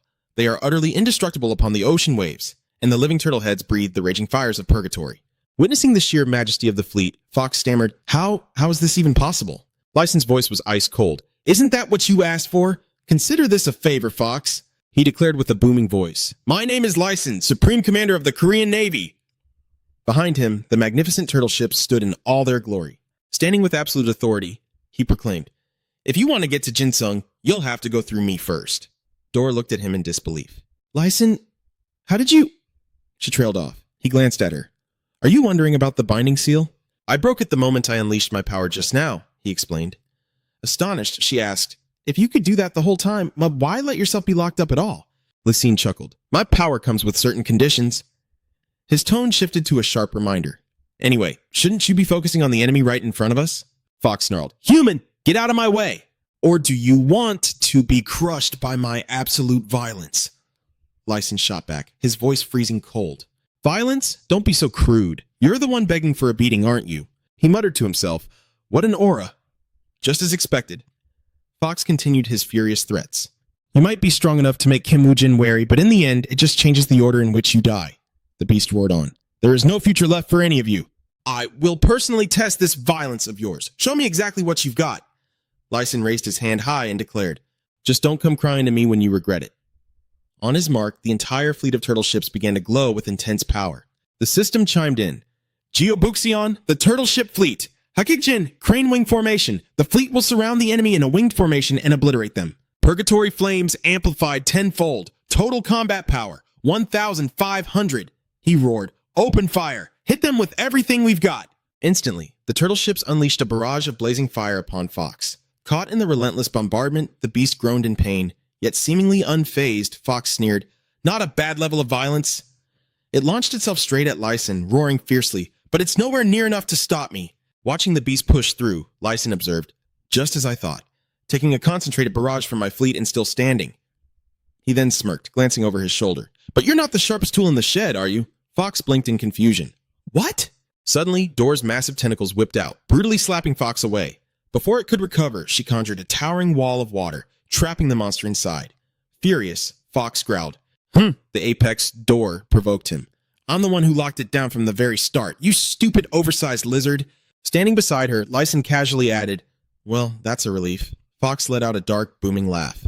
Fine, let's test the absolute limits of your violence. The beast crouched, slamming its claws into the dirt. Instantly, massive shockwaves ripped through the ground, shattering Dor's water wall into a million droplets. Lysine's eyes widened in momentary shock. So, this is the power of Fox that Jinsung warned me about. A terrifying tremor echoed, shaking the very heavens and the earth. Fox let out an earth-shattering howl. Earthfold! The very crust of the planet obeyed its command, violently bending and shooting straight up into the sky into a massive vertical wall. Seeing this catastrophic shift, Lyson didn't hesitate. All cannons, full power! The fleet of turtle ships instantly unleashed a devastating volley of fiery artillery. The colossal wall of earth was blown to absolute smithereens by his fiery barrage. Lyson cracked a fierce smile. Perfect, we stopped it. But he quickly realized something was horribly wrong. The beast let out another deafening roar, forcing yet another massive chunk of the earth to fold upward. Earthfold! And again! Earthfold! It bellowed. Lyson gritted his teeth, his mind racing. Even if we manage to blast through this wave, there's no way we can stop the next one. Making a split-second decision, Lyson shouted, Dor, I'm betting my life on your power! Dor gasped, completely caught off guard by the sheer, unwavering trust he was placing in her hands. Lyson raised his hand and commanded, Focus all firepower on a single point. The towering pillars of earth summoned by Fox violently crashed down upon Lyson's turtle ships. The heavily damaged ships were instantly swatted out of the sky, plunging straight into the dark waters below. Fox sneered with supreme arrogance. In the end, you're nothing but dust under my absolute violence. How incredibly boring, it scoffed.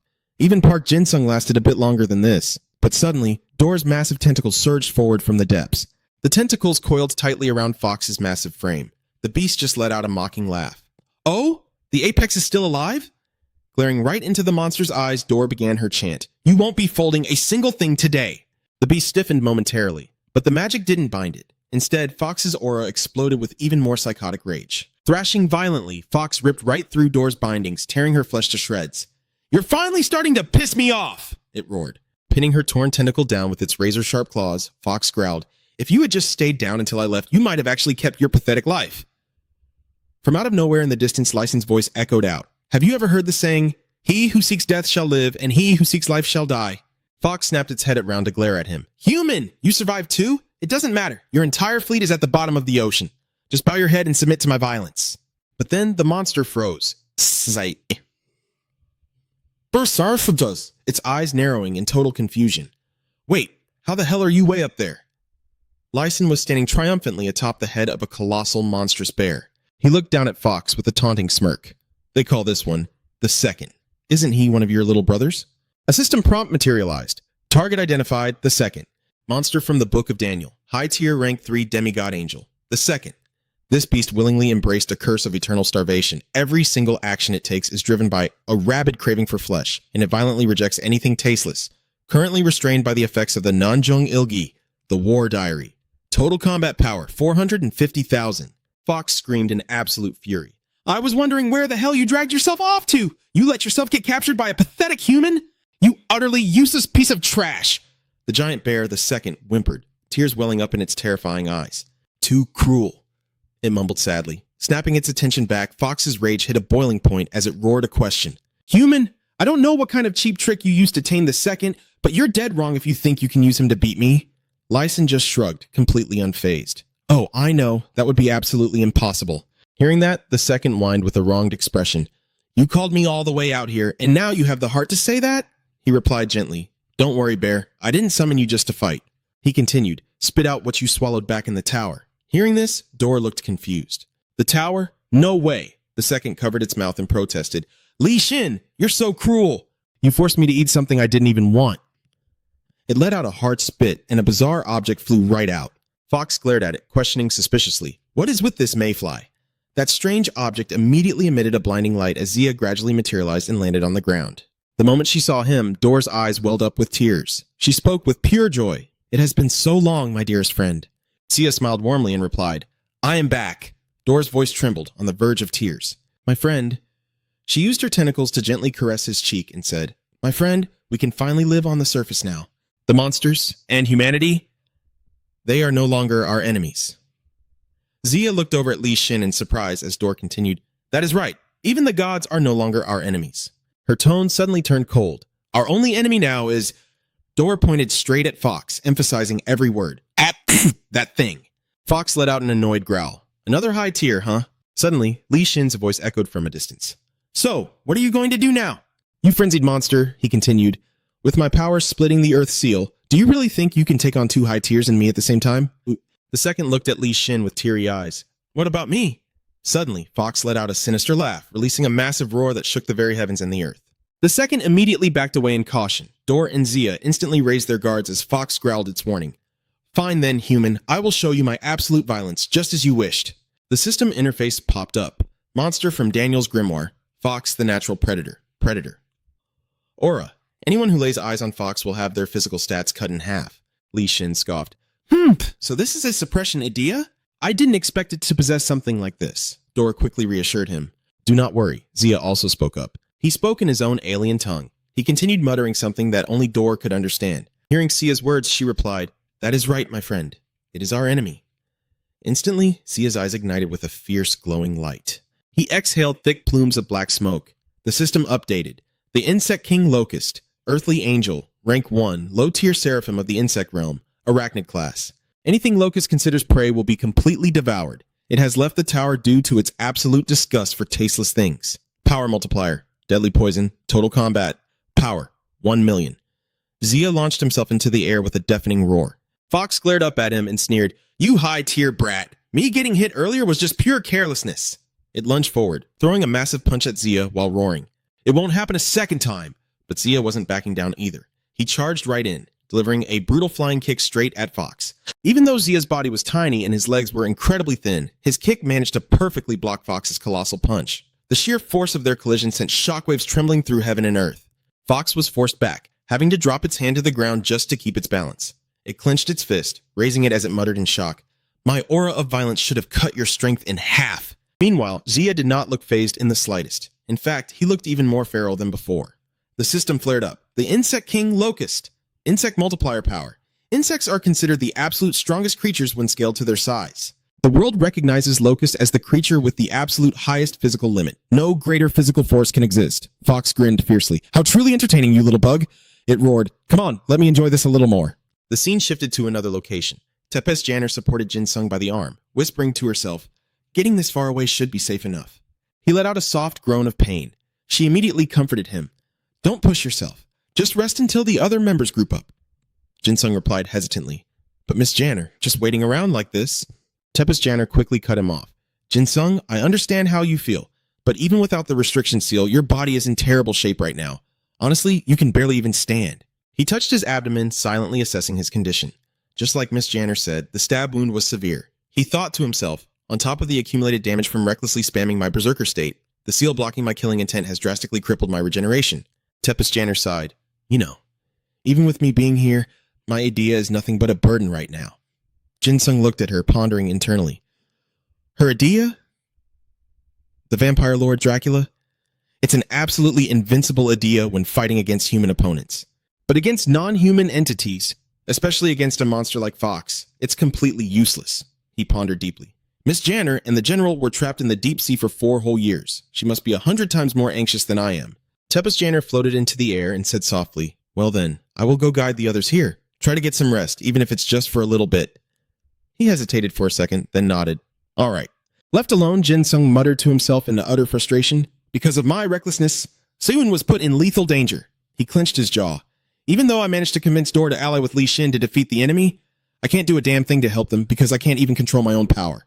Jin Sung wondered to himself, if I could just break Dor's seal, could I recover and actually be of some use to them? He squeezed his fist tightly. If only this damn seal wasn't here. Suddenly, a blazing red aura flared up around him, leaving Jin Sung wide-eyed in shock. He stared at his glowing palm and gasped, "My killing intent! It's back!" He muttered in absolute disbelief. "The seal, was it broken this easily?" "No." Dor is on the exact same tier as Isaac. There's no way a seal placed by her could be broken this easily. He quickly assessed the situation. Then there is only one possible answer.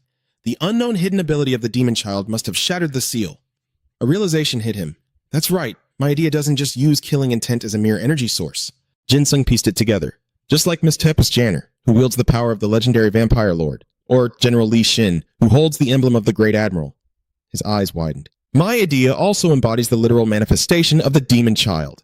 Jin Sung felt the surge of power. Now, thanks to awakening my second trait, my synchronization rate just skyrocketed from 11% to 50% in the blink of an eye. He gritted his teeth. Even though 50% is incredibly powerful, he hesitated for a brief moment. It still isn't enough to fight Fox. Jin Sung stared off into the distance, his resolve hardening.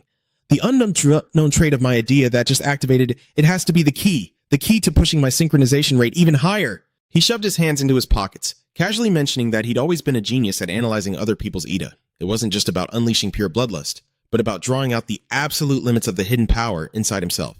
Jin Sung pulled out his dagger and murmured, "And that berserker state I just used," he pondered for a second before adding, "When my senses expanded just now, my heart felt like it was going to explode.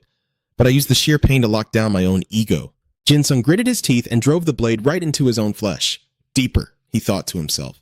I need to go deeper. Expand the killing intent. Stretch out my senses. Do not let the Ida take control. I am the one in charge here. Time to push past my limits.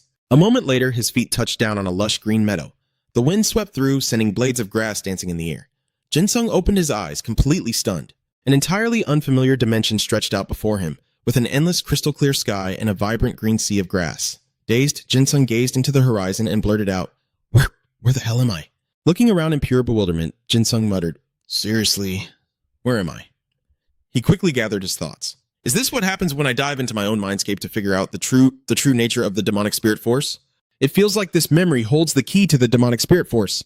He spoke aloud. But there's absolutely nothing here, is there?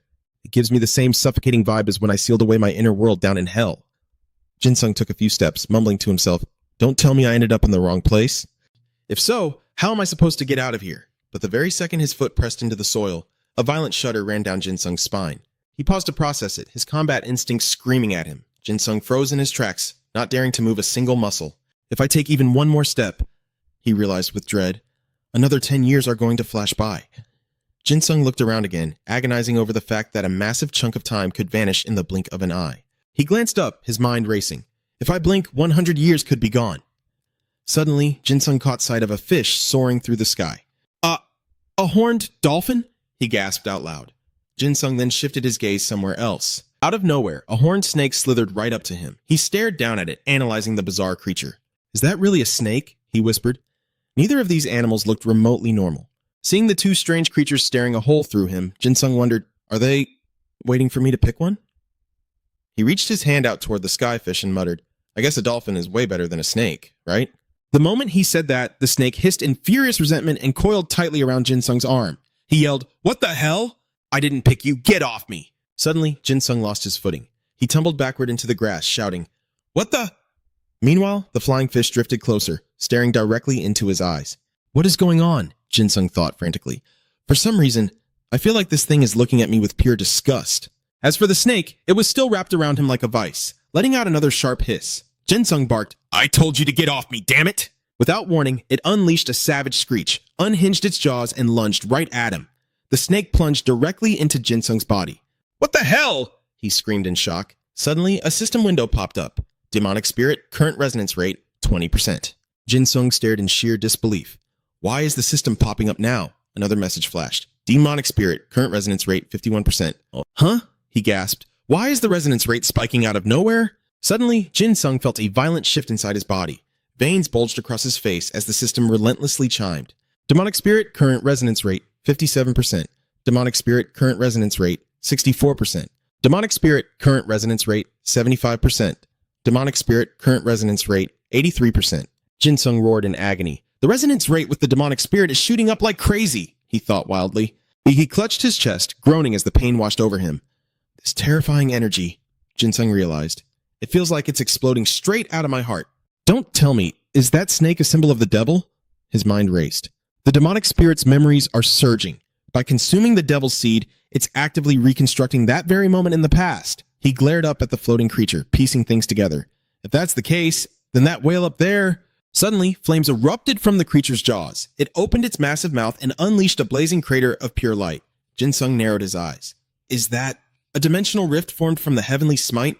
But the atmosphere here feels completely different from usual. He stared deep into the vortex of light. Without warning, another system prompt materialized.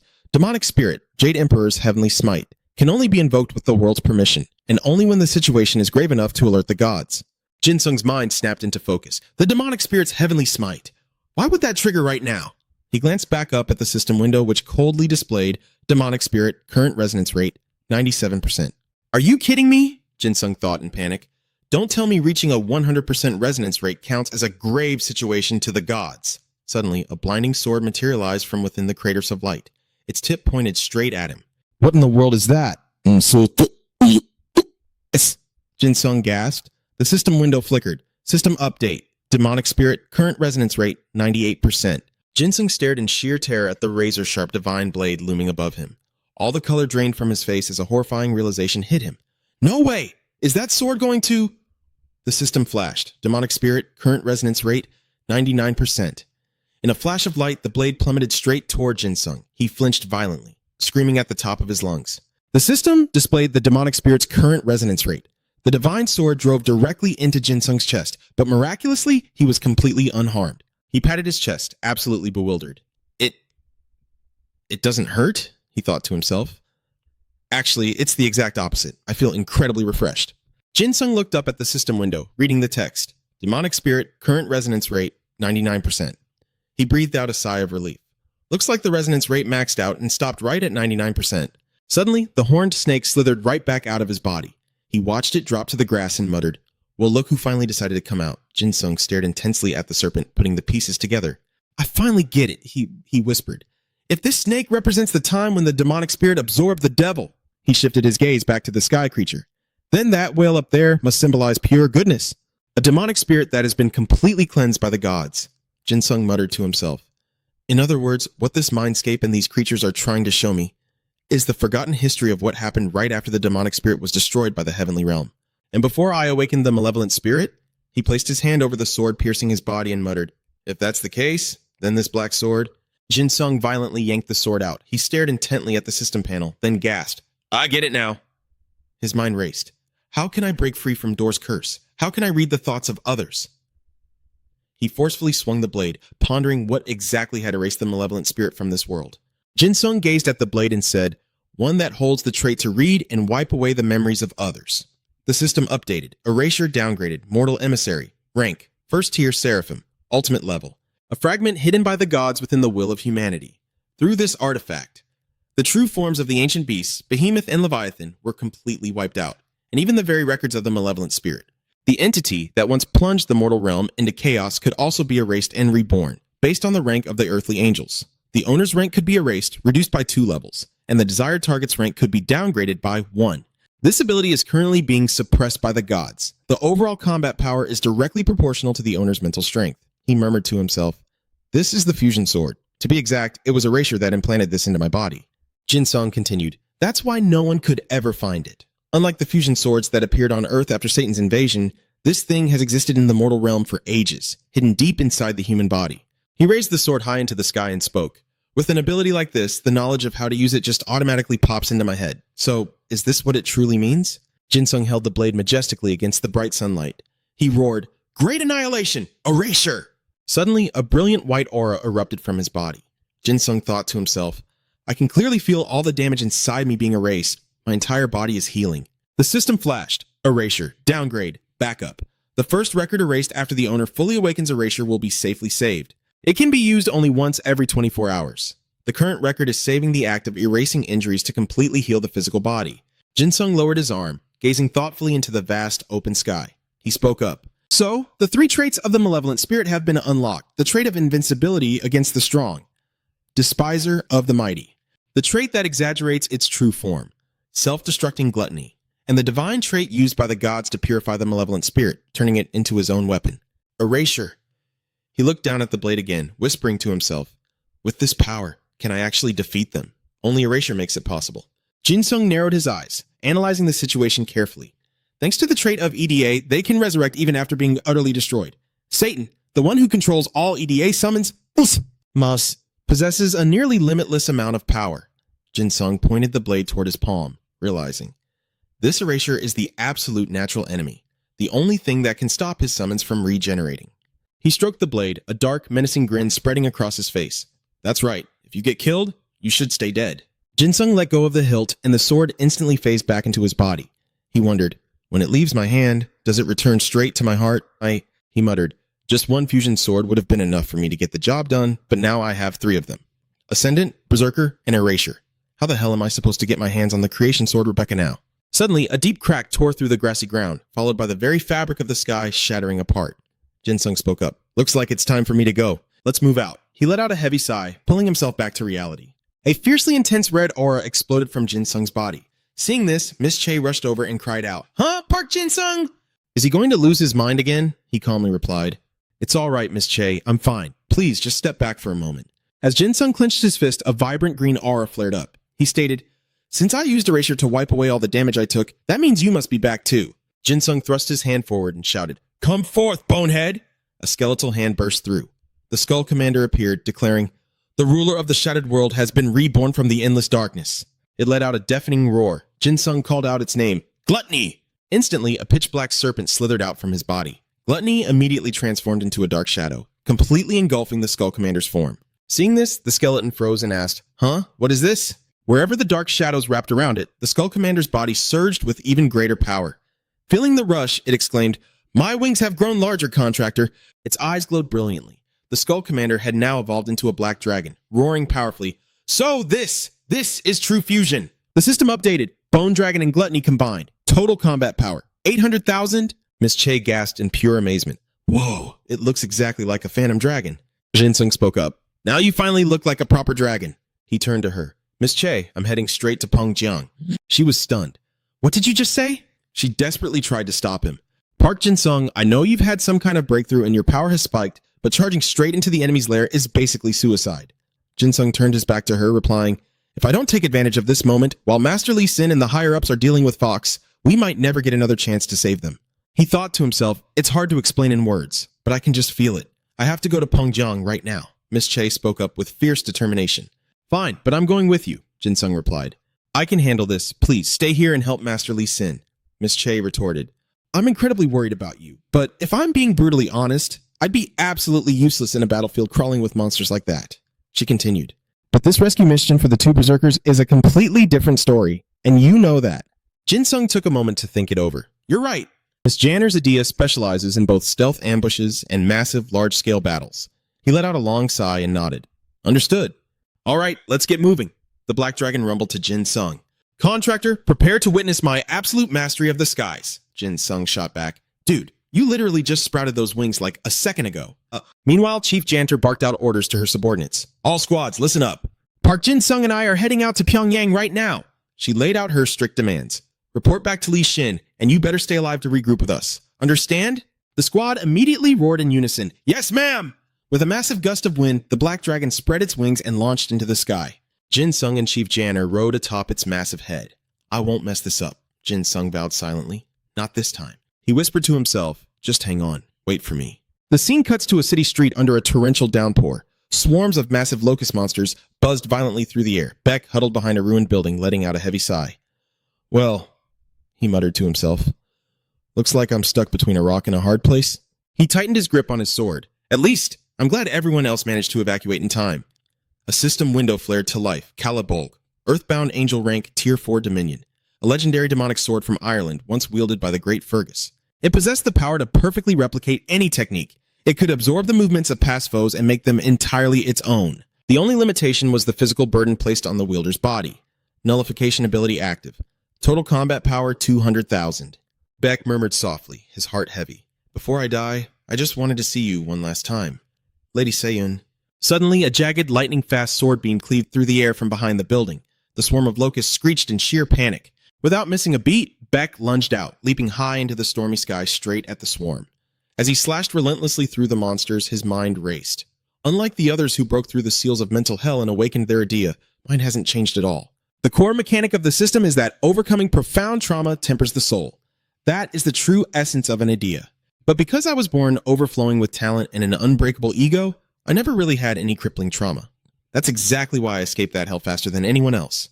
And yet, in a hellish world suffocating under Satan's aura and endless chaotic variables, I had to survive longer than anyone. I had to push myself harder than anyone. Yeah, just like him. Suddenly, Beck sensed something. His eyes widened in absolute shock. A towering locust mutant slammed a vicious kick right into him. Beck barely brought his sword up to block, but the sheer force sent him hurtling backward. He crashed against a crumbling wall, gasping for air. Well, Beck coughed, a bitter smile on his face. Looks like this is where my story ends. Before him, the hideous swarm of locusts closed in. He was completely surrounded. Bayek let out a broken chuckle. To think, in my final moments, you're the one on my mind. How hilariously ironic. Jin Sung? All of a sudden, the falling raindrops began to glow brilliantly, clumping together in midair. Beck blinked, thoroughly confused. The rain is gathering, he gasped. No way! Right before his eyes, the torrential rain morphed into a massive, radiant blade. Meanwhile, the locust shrieked, lunging aggressively toward Beck. He couldn't help but marvel. Of course this happens right after I think of Jin Sung. Damn it all. A defiant grin spread across his face as he reached out and gripped the watery hilt. Sorry, you ugly bugs, he declared, but it looks like it's not my time to die just yet. A terrifying surge of pressure exploded from Beck, slamming into the charging locusts and halting them in their tracks. The sky tore open, and a violent deluge poured down, each raindrop striking with the deadly force of a bullet. The system blared. The Rain Caller. Earthbound Angel Rank Tier 3 Ophanim. The sorrow of the world physically manifested. Lost tears plummet to the earth, sparing no one in their wake. In exchange for sacrificing a piece of the wielder, it summons a tempest perfectly equal to the price paid. The destructive power and sheer volume of the rain are directly proportional to the sacrifice. The storm can be freely manipulated to annihilate chosen targets. Current price paid. The inherent talent to effortlessly mimic and master almost anything. Total combat power, 890,000. As the furious rain finally began to clear, Beck let out a long, exhausted breath. He collapsed onto the wet ground, panting. Crisis averted. I guess this really was the will of the gods. Suddenly, a deep, calm male voice echoed through the ruins. The evacuees mentioned someone was holding the line back here, so I came to lend a hand. But looks like you had it all under control. Several silhouettes emerged from the mist right behind him. Beck looked up in absolute shock as the dark silhouette stepped into the light. An Sung-ho offered a hand and smiled warmly. It's been a long time, Beck. Through the dreary, rain-soaked night, a single warm light glowed from a nearby window. Inside, Ben walked into the room. Balancing a tray of food, he greeted them with a bright, sunny smile. It's so good to see you again, Beck, bro. Beck immediately shot back with a teasing grin. Been a while, Sleepy Eyes. Ben's reaction was instantaneous. Hey, wait a minute, man, he whined, pouting dramatically. I literally told you my name last year. You totally forgot, didn't you? Beck laughed off the accusation. Come on, nobody actually calls you by your real name anyway, right? Yu Yi, sitting nearby, chimed in with a deadpan sigh. Just shut up and serve the soup, Sleepy Eyes. Defeated, Ben mumbled, yes, ma'am. On Sung Ho turned his attention back to Beck. So, Beck, Sung Ho started softly, if you left your hometown and came all the way out here, I assume... Beck cut in, his tone turning serious. Yeah, I'm heading to Pyongyang. Sung Ho raised an eyebrow. All by yourself? Beck hesitated for a moment, shifting uncomfortably. Well, not exactly alone. He paused, his gaze darkening with memory. But I'm the only one who made it this far. Sung Ho replied softly. I get it. You've been through hell. His voice carried a heavy sorrow. We've lost so many of our own, too. Sung Ho continued. We traveled all over South Korea, gathering anyone with the will to fight into Gang W. He paused. But then, Kim In-jung and that third beast attacked. Sung Ho hesitated. In the end, we just couldn't hold them off. Do-yi took over, her voice trembling slightly. They decimated us. Now there are only 30 survivors left. Phil spoke up while handing a warm bowl of soup to Bae. During the retreat, the zombie squad guarding the outer perimeter was captured. Sung Ho suddenly clenched his fists. If it had just been Kim In-jung, we could have managed something. But with that third beast there, we didn't stand a chance. Bae looked at him in surprise. On Sung Ho, are you saying you can actually take on Kim In-jung? Hearing that, Sung Ho replied, I won't deny it. Bae hesitated for a moment. The sheer aura I felt from Kim In-jung was absolutely terrifying. Bae admitted. Honestly, even for someone like you, Sung Ho cut in. If we were talking about giants like F7 or Fox, I'd agree with you. His tone grew resolute. But Kim In-jung, I can handle him. Bae asked, still a bit wary. If anyone else said that, I'd think they were just bluffing. But coming from you, it hits different. So what's your next move? Sung Ho brought the bowl of soup to his lips, took a sip, and answered. We are heading to Pyongyang to rescue our captured members. Hearing that, Bae quickly interrupted. Wait, isn't that way too reckless? Sung Ho wiped his mouth with the back of his hand. Maybe, but it is something we absolutely have to do. Bae suddenly asked, Are Lady Seon or Jin Sung with you? Sung Ho replied, I ran into Kim Seon a few months ago. She was looking for Park Jin Sung. He trailed off, realizing what that meant. Bae immediately finished the thought. Park Jin Sung hasn't returned from hell yet. Bae's voice was tinged with gloom. I see. He is still down there. Suddenly, Phil flashed a bright, reassuring smile. Don't worry about it, Bae. Our captain will definitely make it back. Sung Ho chimed in. Yeah, knowing him, he might be late, but he will absolutely return. Do-yi chuckled. That idiot has always been that kind of guy, after all. Bae was mildly surprised. He thought to himself, I can feel their unwavering faith. It's practically unshakable. They truly believed Jin Sung was coming back. Bae smiled faintly and said, Yeah, I think so too. Suddenly, a squad member burst into the room, shouting for the commander. Sung Ho immediately stood up. What's going on? The scout reported breathlessly. Sir, the recon team that went ahead to Pyongyang just sent word. The three beasts aren't stationed there right now, and even the Dark Cavalry has moved their camp elsewhere. Sung Ho narrowed his eyes. So you're saying only the locusts are left guarding Pyongyang? The scout nodded. That is correct, sir. Sung Ho closed his eyes, murmuring to himself. Is this a golden opportunity or a deadly trap? He stretched, rising to his feet. Bae, we are heading straight to the chairman's estate in Pyongyang. What about you? Bae didn't miss a beat. I'm coming with you, Sung Ho. At the same time, Phil and Do-yi stood up, fully armed and ready for battle. Sung Ho nodded deeply. Thank you. Let's move out. Sometime later, up on a mountain overlooking the chairman's estate, Do-yi spoke up softly.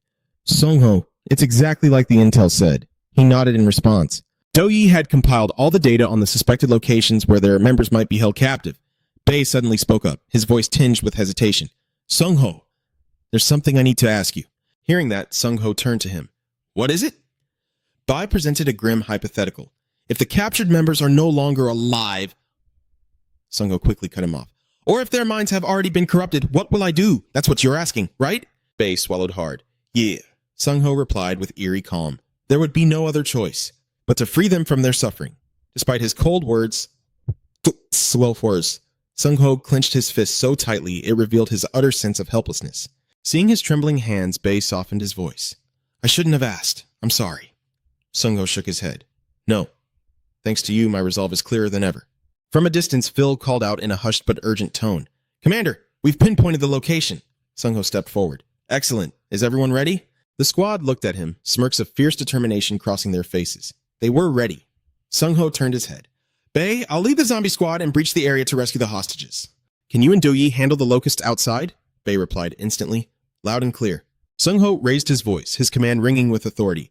Our absolute priority is saving the captives. Avoid unnecessary risks if you can. He gave the signal. The operation had begun. In a flash, everyone dashed forward with the speed of lightning. While moving at breakneck speed, Do-yi suddenly asked, Bei, we need you to buy enough time for Sung-ho's squad to surround the place and breach. How much can you actually do with that fusion sword? He smoothly drew the blade from his hip, offering a confident smirk. Don't sweat it, Do-yi. Bei leaped high into the air, soaring toward the clouds. Down below, the swarm of locusts stared up at him in sheer panic. Aiming his sword straight at the heavens, Bei chanted his skill. Fall from the sky. Raindrops of ruin. Instantly, a torrential downpour crashed down like a waterfall. He landed gracefully, a cocky grin on his face. At the very least, it's enough to drown out this entire residential block. Seeing the massive attack from afar, Phil couldn't help but marvel. Whoa, no matter how many times I see it, that is just insanely cool. Sung-ho added, he really is reliable. We're breaching the estate now. The heavy, crushing raindrops forced the locust to collapse to the muddy ground. Bei spoke up, admiring his weapon. This fusion sword is even better than the rumors. I traded my innate talent for this thing, after all. If it wasn't this strong, I'd be in serious trouble. He suddenly added, but it does have a weakness. Do-yi raised an eyebrow. A weakness, Bei explained. Its area of effect is incredible, but against anyone who can withstand the heavy downpour, it loses its lethal edge. He shifted his gaze upward, his expression darkening. Someone exactly like that guy.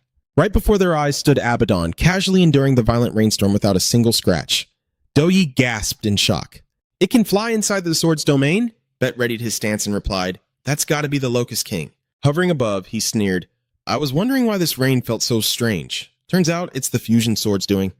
A system window materialized. Abaddon, Earthbound Angel, second tier upper cherubim, a fallen angel straight out of the Book of Revelation. According to the Bible, he unleashed a plague of locusts to torment humanity for 5 months. As the Lord of the Locusts, he can summon his swarm anytime, anywhere. Bottomless abyss, protein absorption, and a total combat power of 300,000 newtons, he boasted with a smug grin. To think a fusion sword would just fall right into my lap. The master is going to be absolutely thrilled. Location, Mayor Pyeongjang's residence, the underground prison. Glaring at the scene before him, In-dung let out a frustrated growl. Fine, I'll go report to him right now.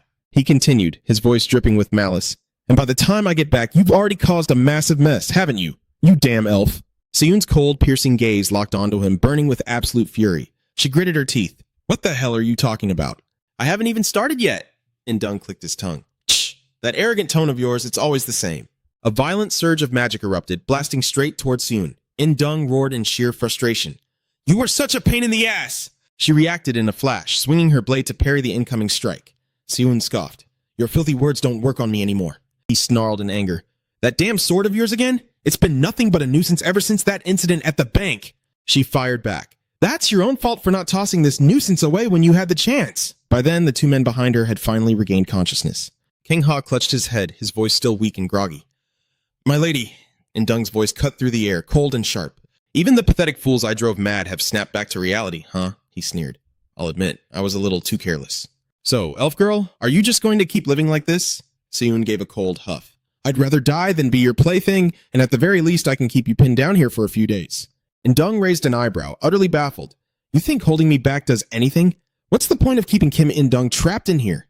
Her voice dripped with sarcasm. Who knows? Because from where I'm standing, you just look like dead weight. Hearing this, he gasped in sheer disbelief.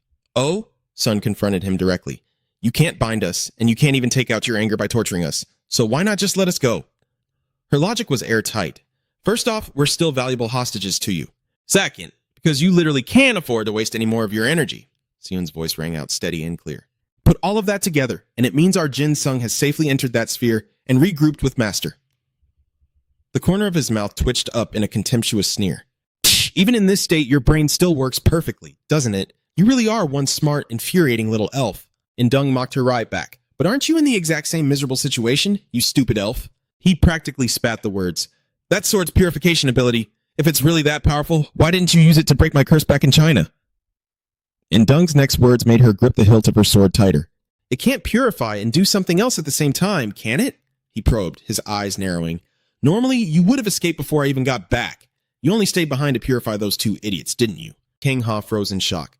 It's because of us? Sangmin bowed his head, teeth gritted, his voice choking with guilt. My lady, I am so sorry. Seyoon quickly reassured them. Just trust me. You guys are my husband's friends, after all. He stared at her, stunned, whispering, My lady, Indung slow clapped, his voice dripping with sarcasm. Wow, what a truly touching scene. Then let me share a little secret with you, he continued, a twisted smile on his face. We've already sent the fourth An Fox straight to Park Jin-sung. Those words instantly sent a wave of dread crashing through her heart. Fox, that monster. Indung smirked wickedly. Great expression. Looks like you fully understand now. Let's see how long they actually last. His voice echoed with cruelty. Let's make a bet. Will that bastard Park Jin-sung get here first, or will you die of sheer exhaustion first, little elf? His face lit up with sadistic excitement. Oh, this is absolutely thrilling. Suddenly, a minion sprinted up to him, panting heavily, his voice frantic. First Commander! Indung shot a deadly glare over his shoulder. What is it? The man stammered. It's... Suddenly, he let out a blood-curdling scream of pure terror. What? Seeing Indung's panicked reaction, Sang-min spoke up. Look at that panicked face. Don't tell me. Has the captain arrived? Sun muttered in deep thought. No. Judging by the timeline, there was no way Jin-sung and Master could have made it here already. But if he's panicking this badly, my chance is finally here. She taunted him with a sly grin. Looks like you have somewhere to be, huh? What are you going to do now? He flinched, snapping his head back around to glare at her. Sharp as ever, aren't you? Sion's voice dropped to a deadly threat. The exact second you step through that door, I am going to slaughter every single one of your lackeys. Indung's face instantly darkened. Shh, you've got some serious nerve. His voice turned freezing cold. Then I guess I have no other choice, do I? I can't just let those intruders tear this place apart unchecked. A flurry of thoughts raced through her mind. The intruder isn't Jin-sung. Is there someone else out there strong enough to actually threaten him? In a flash, a sword materialized in his hand. Shame I won't get to watch you die with my own eyes, you wretched elf. Indung immediately swung his arm, unleashing a relentless barrage of explosive magic. But this is far better than letting you slip away again. A triumphant, arrogant smirk washed over his face. Remember what happened at the bank, elf? In the blink of an eye, the ceiling began to splinter and crack wide open. Sion gasped in panic. Shh! Kim In-dung turned his back and walked away without a second thought. If you're still breathing by the time I dig you up, maybe we'll settle this. Boulders crashed down around them, echoing with the furious roar of In-dung, that wretched elf. Soon swept her hand, and her magic instantly wove into a glowing ribbon, violently swatting away the massive rocks hurtling toward them. Sion let out a soft sigh. Did I provoke him a little too much? Staring at the immense pile of rubble blocking their path, she groaned inwardly. Great, the entrance is completely sealed off. If only I had the fairy sand right now, Sion muttered, her voice heavy, but she quickly shook off the dismay. Now is not the time for regrets. If someone else has already made it inside, we need to break out and group up with them before it's too late. Kang Ha and Sang-min stepped up in unison. My lady, let us handle this. Magic immediately flared in their hands as Kang Ha smirked. Heavy lifting like this is exactly what the zombie squad does best, right? Just rest up, my lady, Sang-min urged gently. But strangely, their magic only managed to condense into a pathetically weak, blunt knife. Sang-min gasped in shock. What is this? Seon quickly explained. The physical corruption has been purged, but your ether is still unstable from the mental contamination. Step back, I'll do it. But the two of them didn't care at all. They lunged forward like fired arrows. Watching them desperately hack away at the thick wall of rock, she tried her best to stop them. That blunt knife isn't going to do anything. I know how you guys feel, Seon said softly, trying to comfort them. But please, just leave it to me. Kang Ha's voice dropped as he brought up the past. My lady, don't you remember? Back on the rooftop, when this idiot and I listened to Beyond and charged right at you, you just smiled. Of course I remember. I beat the two of you to a pulp. Sang-min chimed in. And what did you tell us back then, my lady? Stop whining about your low-rank ether and start actually learning. That's what you said. He lowered his head, slowly voicing his deepest wish. We want to be like the captain. We want to be like Persung. Sang-min gripped his dull knife tightly. But we don't just want to copy his ether. His eyes burned with fierce determination. We want his undying fighting spirit. They roared together at the top of their lungs. That's why we will never give up. Kang Ha gritted his teeth, yelling, Who the hell cares what our weapons look like? They relentlessly slashed at the rocks. Every loud clang echoed through the cave, resonating with their ironclad will. We are more than just our ether! Suddenly, a blinding surge of magic erupted, illuminating the entire cavern. In that instant, their weapons transformed. Sang-min froze as the shape of his knife completely changed. Kang Ha let out a shocked scream. This is our true ether, he gasped, overwhelmed. And it's even stronger than before. Your mental growth is what restored your ether, Siwon explained with a proud smile. And it's the reason it evolved into something much more powerful. They stood completely stunned, trembling with pure joy, unable to believe this was actually happening. We did it! We actually did it! The two of them were beyond ecstatic. Now we can dig straight through this mess! Let's go! Sun watched their backs, looking a little bewildered. Alright then. I'll leave the digging to you guys. They answered in perfect unison. Just leave it all to us. My lady. Hearing their devoted voices, a thought echoed in Seon's mind. Jin Sung, you really need to see them right now. But then she changed her mind, promising herself, no, I'm going to make sure you see them soon.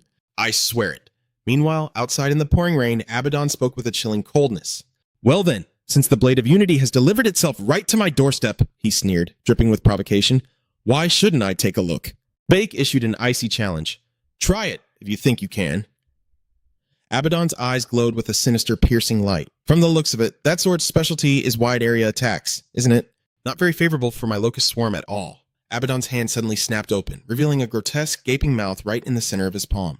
But what if I do this? A surge of spiritual energy erupted, engulfing the swarm of locusts. In the blink of an eye, the magical current swept the swarm up and dragged them directly toward him. This was Abaddon's signature skill, protein absorption. By devouring the locusts, he converted their life force into his own power. However, this power could not exceed the total energy limit of the Prison of Revelation, with the sole exception of Abaddon himself. He let out a maniacal laugh. Yes, my power is surging. At that moment, the system chimed with continuous alerts. Overall combat power, 353,600. Overall combat power, 363,430. Overall combat power, 369,970. The terrifying sight made Du Yi panic. Damn it! That freak is eating his entire swarm to buff himself up! Beck immediately commanded, Du Yi, I need you to cover me! She gasped in shock. What? Beck quickly explained. If we just stand here and let him eat, we are completely screwed. We have to move right now, while my sword can still do some damage. With a fierce swing of his blade, torrents of magic erupted and blasted straight toward the enemy. Abaddon frowned in confusion. What do you think you're... Before he could even finish his sentence, agonizing pain crashed down upon his body. The torrential rain concentrated entirely on Abaddon, its crushing weight forcing him straight to the ground. Utterly bewildered, Abaddon gasped, What the hell is this? He gritted his teeth. Why is the rain only falling on me? Burning with fury, he roared, So you weaklings really have to rely on cheap parlor tricks, huh? He instantly leaped backward to evade. If that's the case, I just need to get out of that spot. But the very next second, Abaddon froze in horror as an icy raindrop smashed directly onto the top of his head. Once again, he was violently crushed against the earth. He ground his teeth in pure rage. You just got lucky predicting where I'd land. There won't be a next time. But no matter how desperately Abaddon tried to dodge, the punishing rain tracked his every move. Son of a bitch! It's you, isn't it, you bastard? Pinned violently to the mud, Abaddon screamed in absolute fury. He hissed, You miserable piece of trash. How the hell are you predicting all of my movements? Beck replied with a proud smirk. I might have lost my natural talent, but the experience and mastery I've forged through blood and sweat, those will never fade away. Abaddon scowled, his voice dripping with venom. You really are an annoying little insect, aren't you? Immediately, he barked his command. Locust, hold him off! Duai and her squad swiftly moved to shield him. She cast a cool sideways glance. So this is why you asked us to cover you, huh? B gave a faint nod. Yeah, I'm leaving this to you guys. Duai swiftly channeled her magic, her eyes flaring with absolute confidence. Don't sweat it. In the blink of an eye, a massive protective barrier materialized. She smirked. We can handle these locust goons just fine. The swarm of locusts relentlessly battered the barrier with their razor-sharp claws. From within the shield, the team fiercely charged forward to tear them apart. A flurry of slashing strikes flew through the air, carving into the swarm like jagged streaks of lightning. The sight before him made Abaddon's blood boil with absolute rage. These damn pests! B mocked him. So, what are you gonna do now, Locust King? Pure fury erupted in his eyes. He ground his teeth in a blinding rage. Vanish! Abaddon screeched with sheer malice. Vanish! Vanish! Vanish! Fueled by his furious roars, the ground beneath Abaddon suddenly collapsed, forming a colossal sinkhole to swallow them. At the same time, a system prompt flashed. Abaddon, boundless abyss, eroding surrounding terrain to temporarily erase a section of the earth. Only sentient creatures will fall into the void. Terrain and inanimate objects remain unaffected. Swept-up targets will continue free-falling until the ground is restored. Total combat power, 999,999. With zero time to react, they plummeted into a freefall, their hearts dropping in pure panic. Someone screamed out, A sinkhole? Stark terror gripped his chest. He couldn't even see the bottom of the pit. Standing up above, Abaddon sneered with dripping arrogance. Let me ask you that little question from earlier. He mocked them bitterly. So, what are you going to do now? The scene suddenly shifted to the secret dungeon beneath the mayor's mansion, basement floor 1. Sung-ho and his squad kept moving without a second's rest. One of them gasped in awe. I can't believe a place like this exists right beneath the surface. Sung-ji whispered softly. The stairs look super modern, but down here, it feels like some twisted medieval dungeon. He carefully warned the team. It's pitch black. Everyone, stay sharp and keep your guard up. A squad mate immediately replied, "Understood." Phil let out a cocky laugh. "Don't sweat it, Captain. You know what I can do." Right then, glowing text materialized from the system. Trajectory tracking eye, Earthly Angel rank, level 4, Dominion. Locks onto any target within sight to calculate their kinetic energy. Can accurately determine the exact force the target exerts and its trajectory. However, energy exceeding the user's capacity cannot be read, and energy dissipating in under 2 seconds will remain unseen. He narrowed his eyes, scanning the darkness. "Speak of the devil," Phil continued, his tone turning serious. "I'm picking up a massive amount of movement just ahead." Sungji froze in shock. "Are they?" Staring at the massive crowd looming ahead, he confirmed they were the corrupted. Without missing a beat, Sungho dashed straight toward the enemy, barking an urgent order. "Everyone, unleash your idea right now! Prepare for battle!" Only then did the horde finally sense the overwhelming bloodlust closing in on them. In a mere fraction of a second, countless enemies were slaughtered by his blade. Phil cheered in absolute hype. "That's our captain for you. Come on, seniors, let's roll." Sungji roared his battle cry, "Charge!" Without a shred of hesitation, he threw himself into the fray, raining his absolute fury upon the corrupted. As Sungji was extinguishing the life of an enemy, the corrupted soul whimpered in agony. "It hurts. I said, it hurts." For a fleeting second, a pang of deep sympathy wrenched at his heart. Sungji hesitated for just a moment. But immediately after, the corrupted was mercilessly struck down by Sungho. Utterly shaken, the boy muttered, "Captain." Sungho replied with ice-cold resolve, "There's nothing we can do to save them now." Sungho's voice cut through the chaos once more. "Don't let them suffer any longer." Sungji lowered his head, whispering to himself, "Put an end to their pain." In the very next moment, the squad plunged into the sea of corrupted like absolute madmen, their eyes glowing red, radiating pure, murderous intent. Phil hyped them up. "Hell yeah! That's the Zombie Squad seniors for you! Let's crush Kim In-jung and Satan themselves!" He hadn't realized that In-jung was already standing right behind him like a ghost. Hearing those defiant words, a venomous rage twisted In-jung's face. "Excuse me, you filthy little scumbags?" In-jung instantly swung his wicked blade. "You're nothing but a damn nuisance." Pure, paralyzing terror seized Phil's very soul. "Kim In-jung, he's too fast, I can't dodge!" In that life-or-death, split-second moment, Sungho dashed in for the ultimate clutch save. "I'll block this no matter what it takes." Phil let out a massive sigh of relief. "Thanks, Captain," Sungho growled through gritted teeth. "Fall back, now!" In-jung's eyes narrowed into slits as he sneered in mockery. "Oh my, if it isn't the great Sungho. After taking that brutal beating in Gangwon, you actually managed to crawl your way all the down here?" Sungho didn't even try to deny it. "Yeah, you're right. Back then, I turned tail and ran." He furrowed his brows, a freezing razor-sharp glare flashing in his eyes. "But today is going to be a whole lot different from last time." In-jung flashed a twisted, wicked grin. "Let's see just how different it's going to be then." Radiating a suffocating, sickly purple aura, he roared at the top of his lungs. "Show me what you've got." A system prompt blared. "The first beast, the blasphemer." The idea absorbed by the first beast has materialized into physical form. Any idea blasphemed by the user will be instantly downgraded by 1 tier. However, if the owner of that ideal resists, the debuff will vanish. Resistance capability, control, and the teardrop penalty are directly proportional to the pure willpower of the resistor. Sungho's squad mates were instantly paralyzed by dizziness, crying out in panic, "My idea!" Sungho desperately roared, "Everyone, deactivate your idea immediately!" They swiftly gritted through the pain and replied, "Copy that!" In-jung sneered with dripping condescension. "Well, look at you. You can last a lot longer than the rest of that trash, huh?" But it was the exact same story back in Pyongyang. The system flashed a new warning. Earthly Angel Rank Sanctuary, Level 1, Seraphim. The most terrifying supreme demon has manifested a hellish domain within the present world. Merely standing within this zone elevates their total combat power by 1 absolute tier. Those who have not surpassed the boundaries of human civilization will suffer an immediate 1-tier power drop just by witnessing this domain. He tilted his head, his voice dripping with sadistic glee. "But it looks like enduring is the only thing you're actually good at, isn't it?" "Is that all it takes for you to barge in here?" In-jung roared, slashing through the air with his savage claws.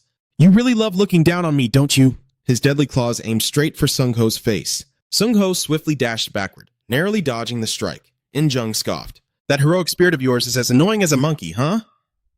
Sungho remained dead silent. Enraged by the cold reaction, the man lunged forward, barking furiously. "What the hell is that? What's with that arrogant look in your eyes?" Sungho ducked under another wild swing, rapidly analyzing the fight.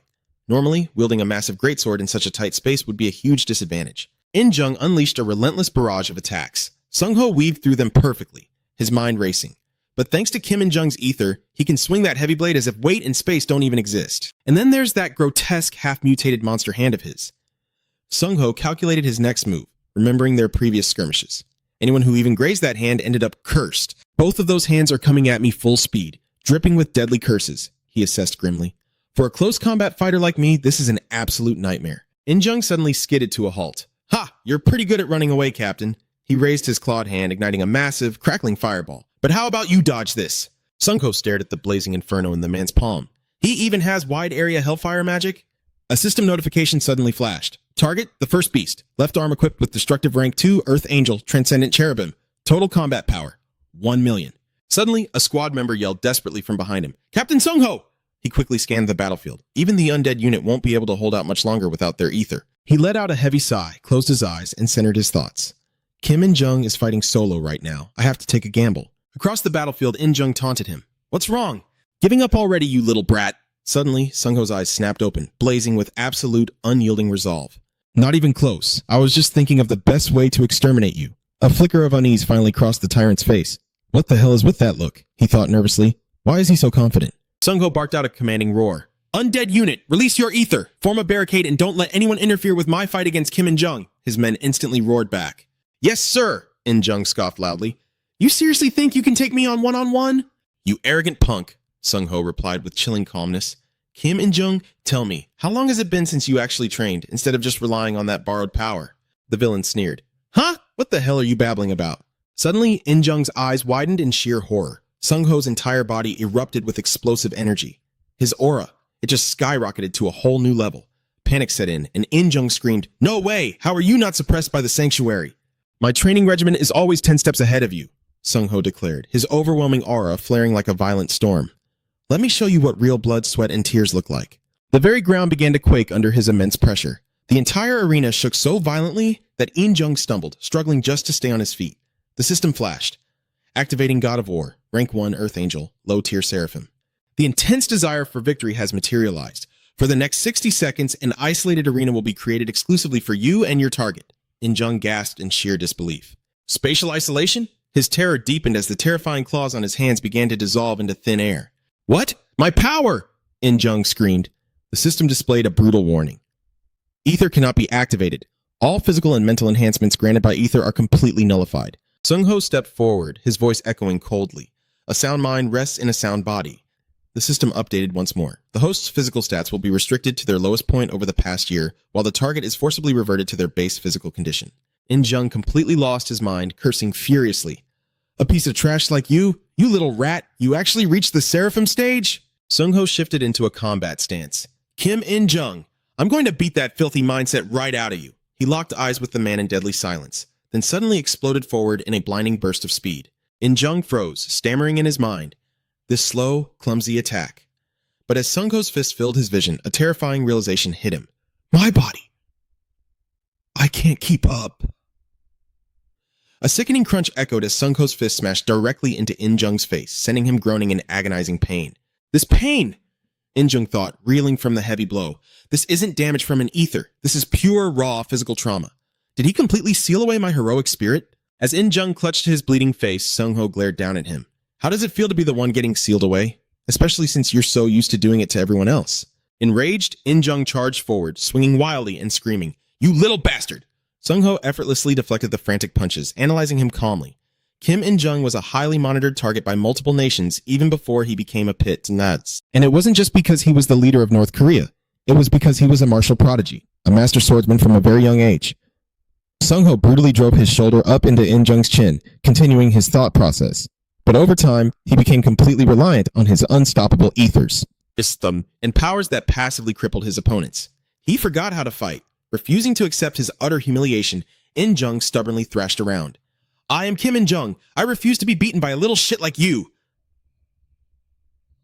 But before he could finish his sentence, Sung-ho violently grabbed him by the face and slammed him into the ground.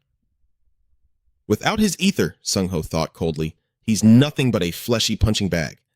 Sung-ho rained down a merciless barrage of heavy fists, forcing the tyrant to curl up in a desperate, pathetic defense.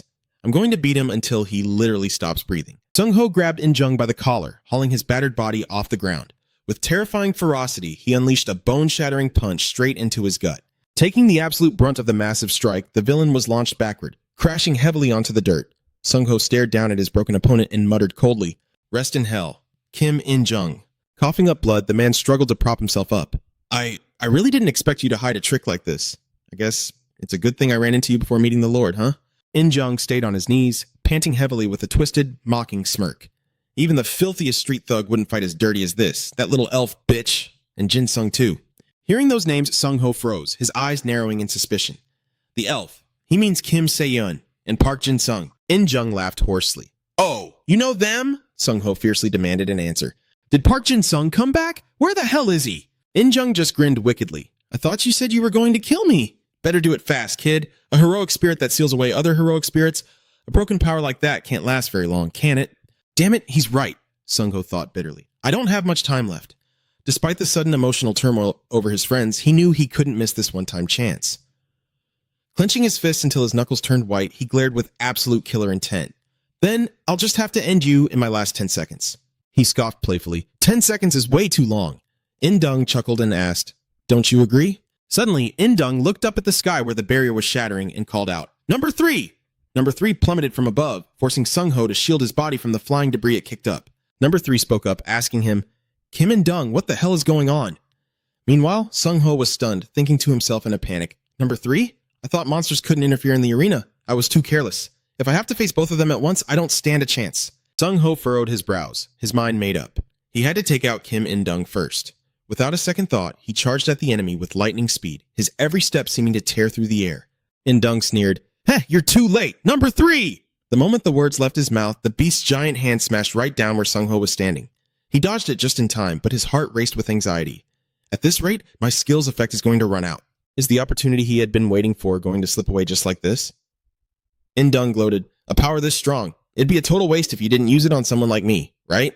Go ahead, try using it again. Number 3 will just crush you to pieces. Sung-ho stood still, gritting his teeth in thought. I messed up. I wasted too much time playing around with him. He's right. The war god's skill doesn't work on these monsters. Thoughts raced wildly through Sung-ho's mind. That's exactly why I had to take down Kim In-dung first. Now I've completely lost the upper hand. Pio stammered, Captain, what do we do now? He replied calmly, This is a guerrilla operation focused on rescue. If we go for an all-out war, we don't stand a chance. Sung-ho clenched his fist tightly, his voice laced with helplessness. Even if we retreat, everyone, including me, will either be captured or killed. He spoke with a heavy heart. Looks like this is the end of the line for us. But in that same breath, his face ignited with fierce determination, his eyes blazing with killing intent. But I'm taking Kim In-dung down to hell with me, the villain sneered. Ha! Are you planning to use that move from earlier and doom your own friends? Do you really think that bunch of useless trash can hold off number 3? Number 3 cackled with wicked excitement. Hey, checkmate, you little thieves! The zombie squad braced themselves, ready to fight to the bitter end. Sung-ji roared, Zombie squad! If we die today, we go down in a blaze of glory. Pio provoked the beast. Bring it on, you fat furball! Suddenly, a voice chimed in from behind, making them all jump and whip around. Oh my, are these the friends of my fiancé? Sung-ji froze, then let out a gasp of absolute joy. That voice! Seeing the newcomer, In-dung gritted his teeth in fury. Ha! You just couldn't wait to crawl out here, could you? He snarled, cursing her. You little elf bitch! Sien waved cheerfully. Long time no see, huh? On Sung-ho and the elf squad. Sung-ji gasped in utter shock. My lady! His voice trembled with disbelief as he continued. You're still alive? In-dung scoffed sarcastically. Well, isn't this a touching little reunion? Too bad this sappy stuff isn't my style. I won't be letting you off the hook. With that, he suddenly leapt high into the air. Why don't you all go to hell together? In-dung commanded coldly. Number 3, finish them. In the blink of an eye, the beast's massive claws came slashing down. Piece of cake. Hearing her urgent shout, Sung-ho gave a firm nod. On Sung-ho! He quickly roared his orders. Everyone take cover behind Kim Se-yeon!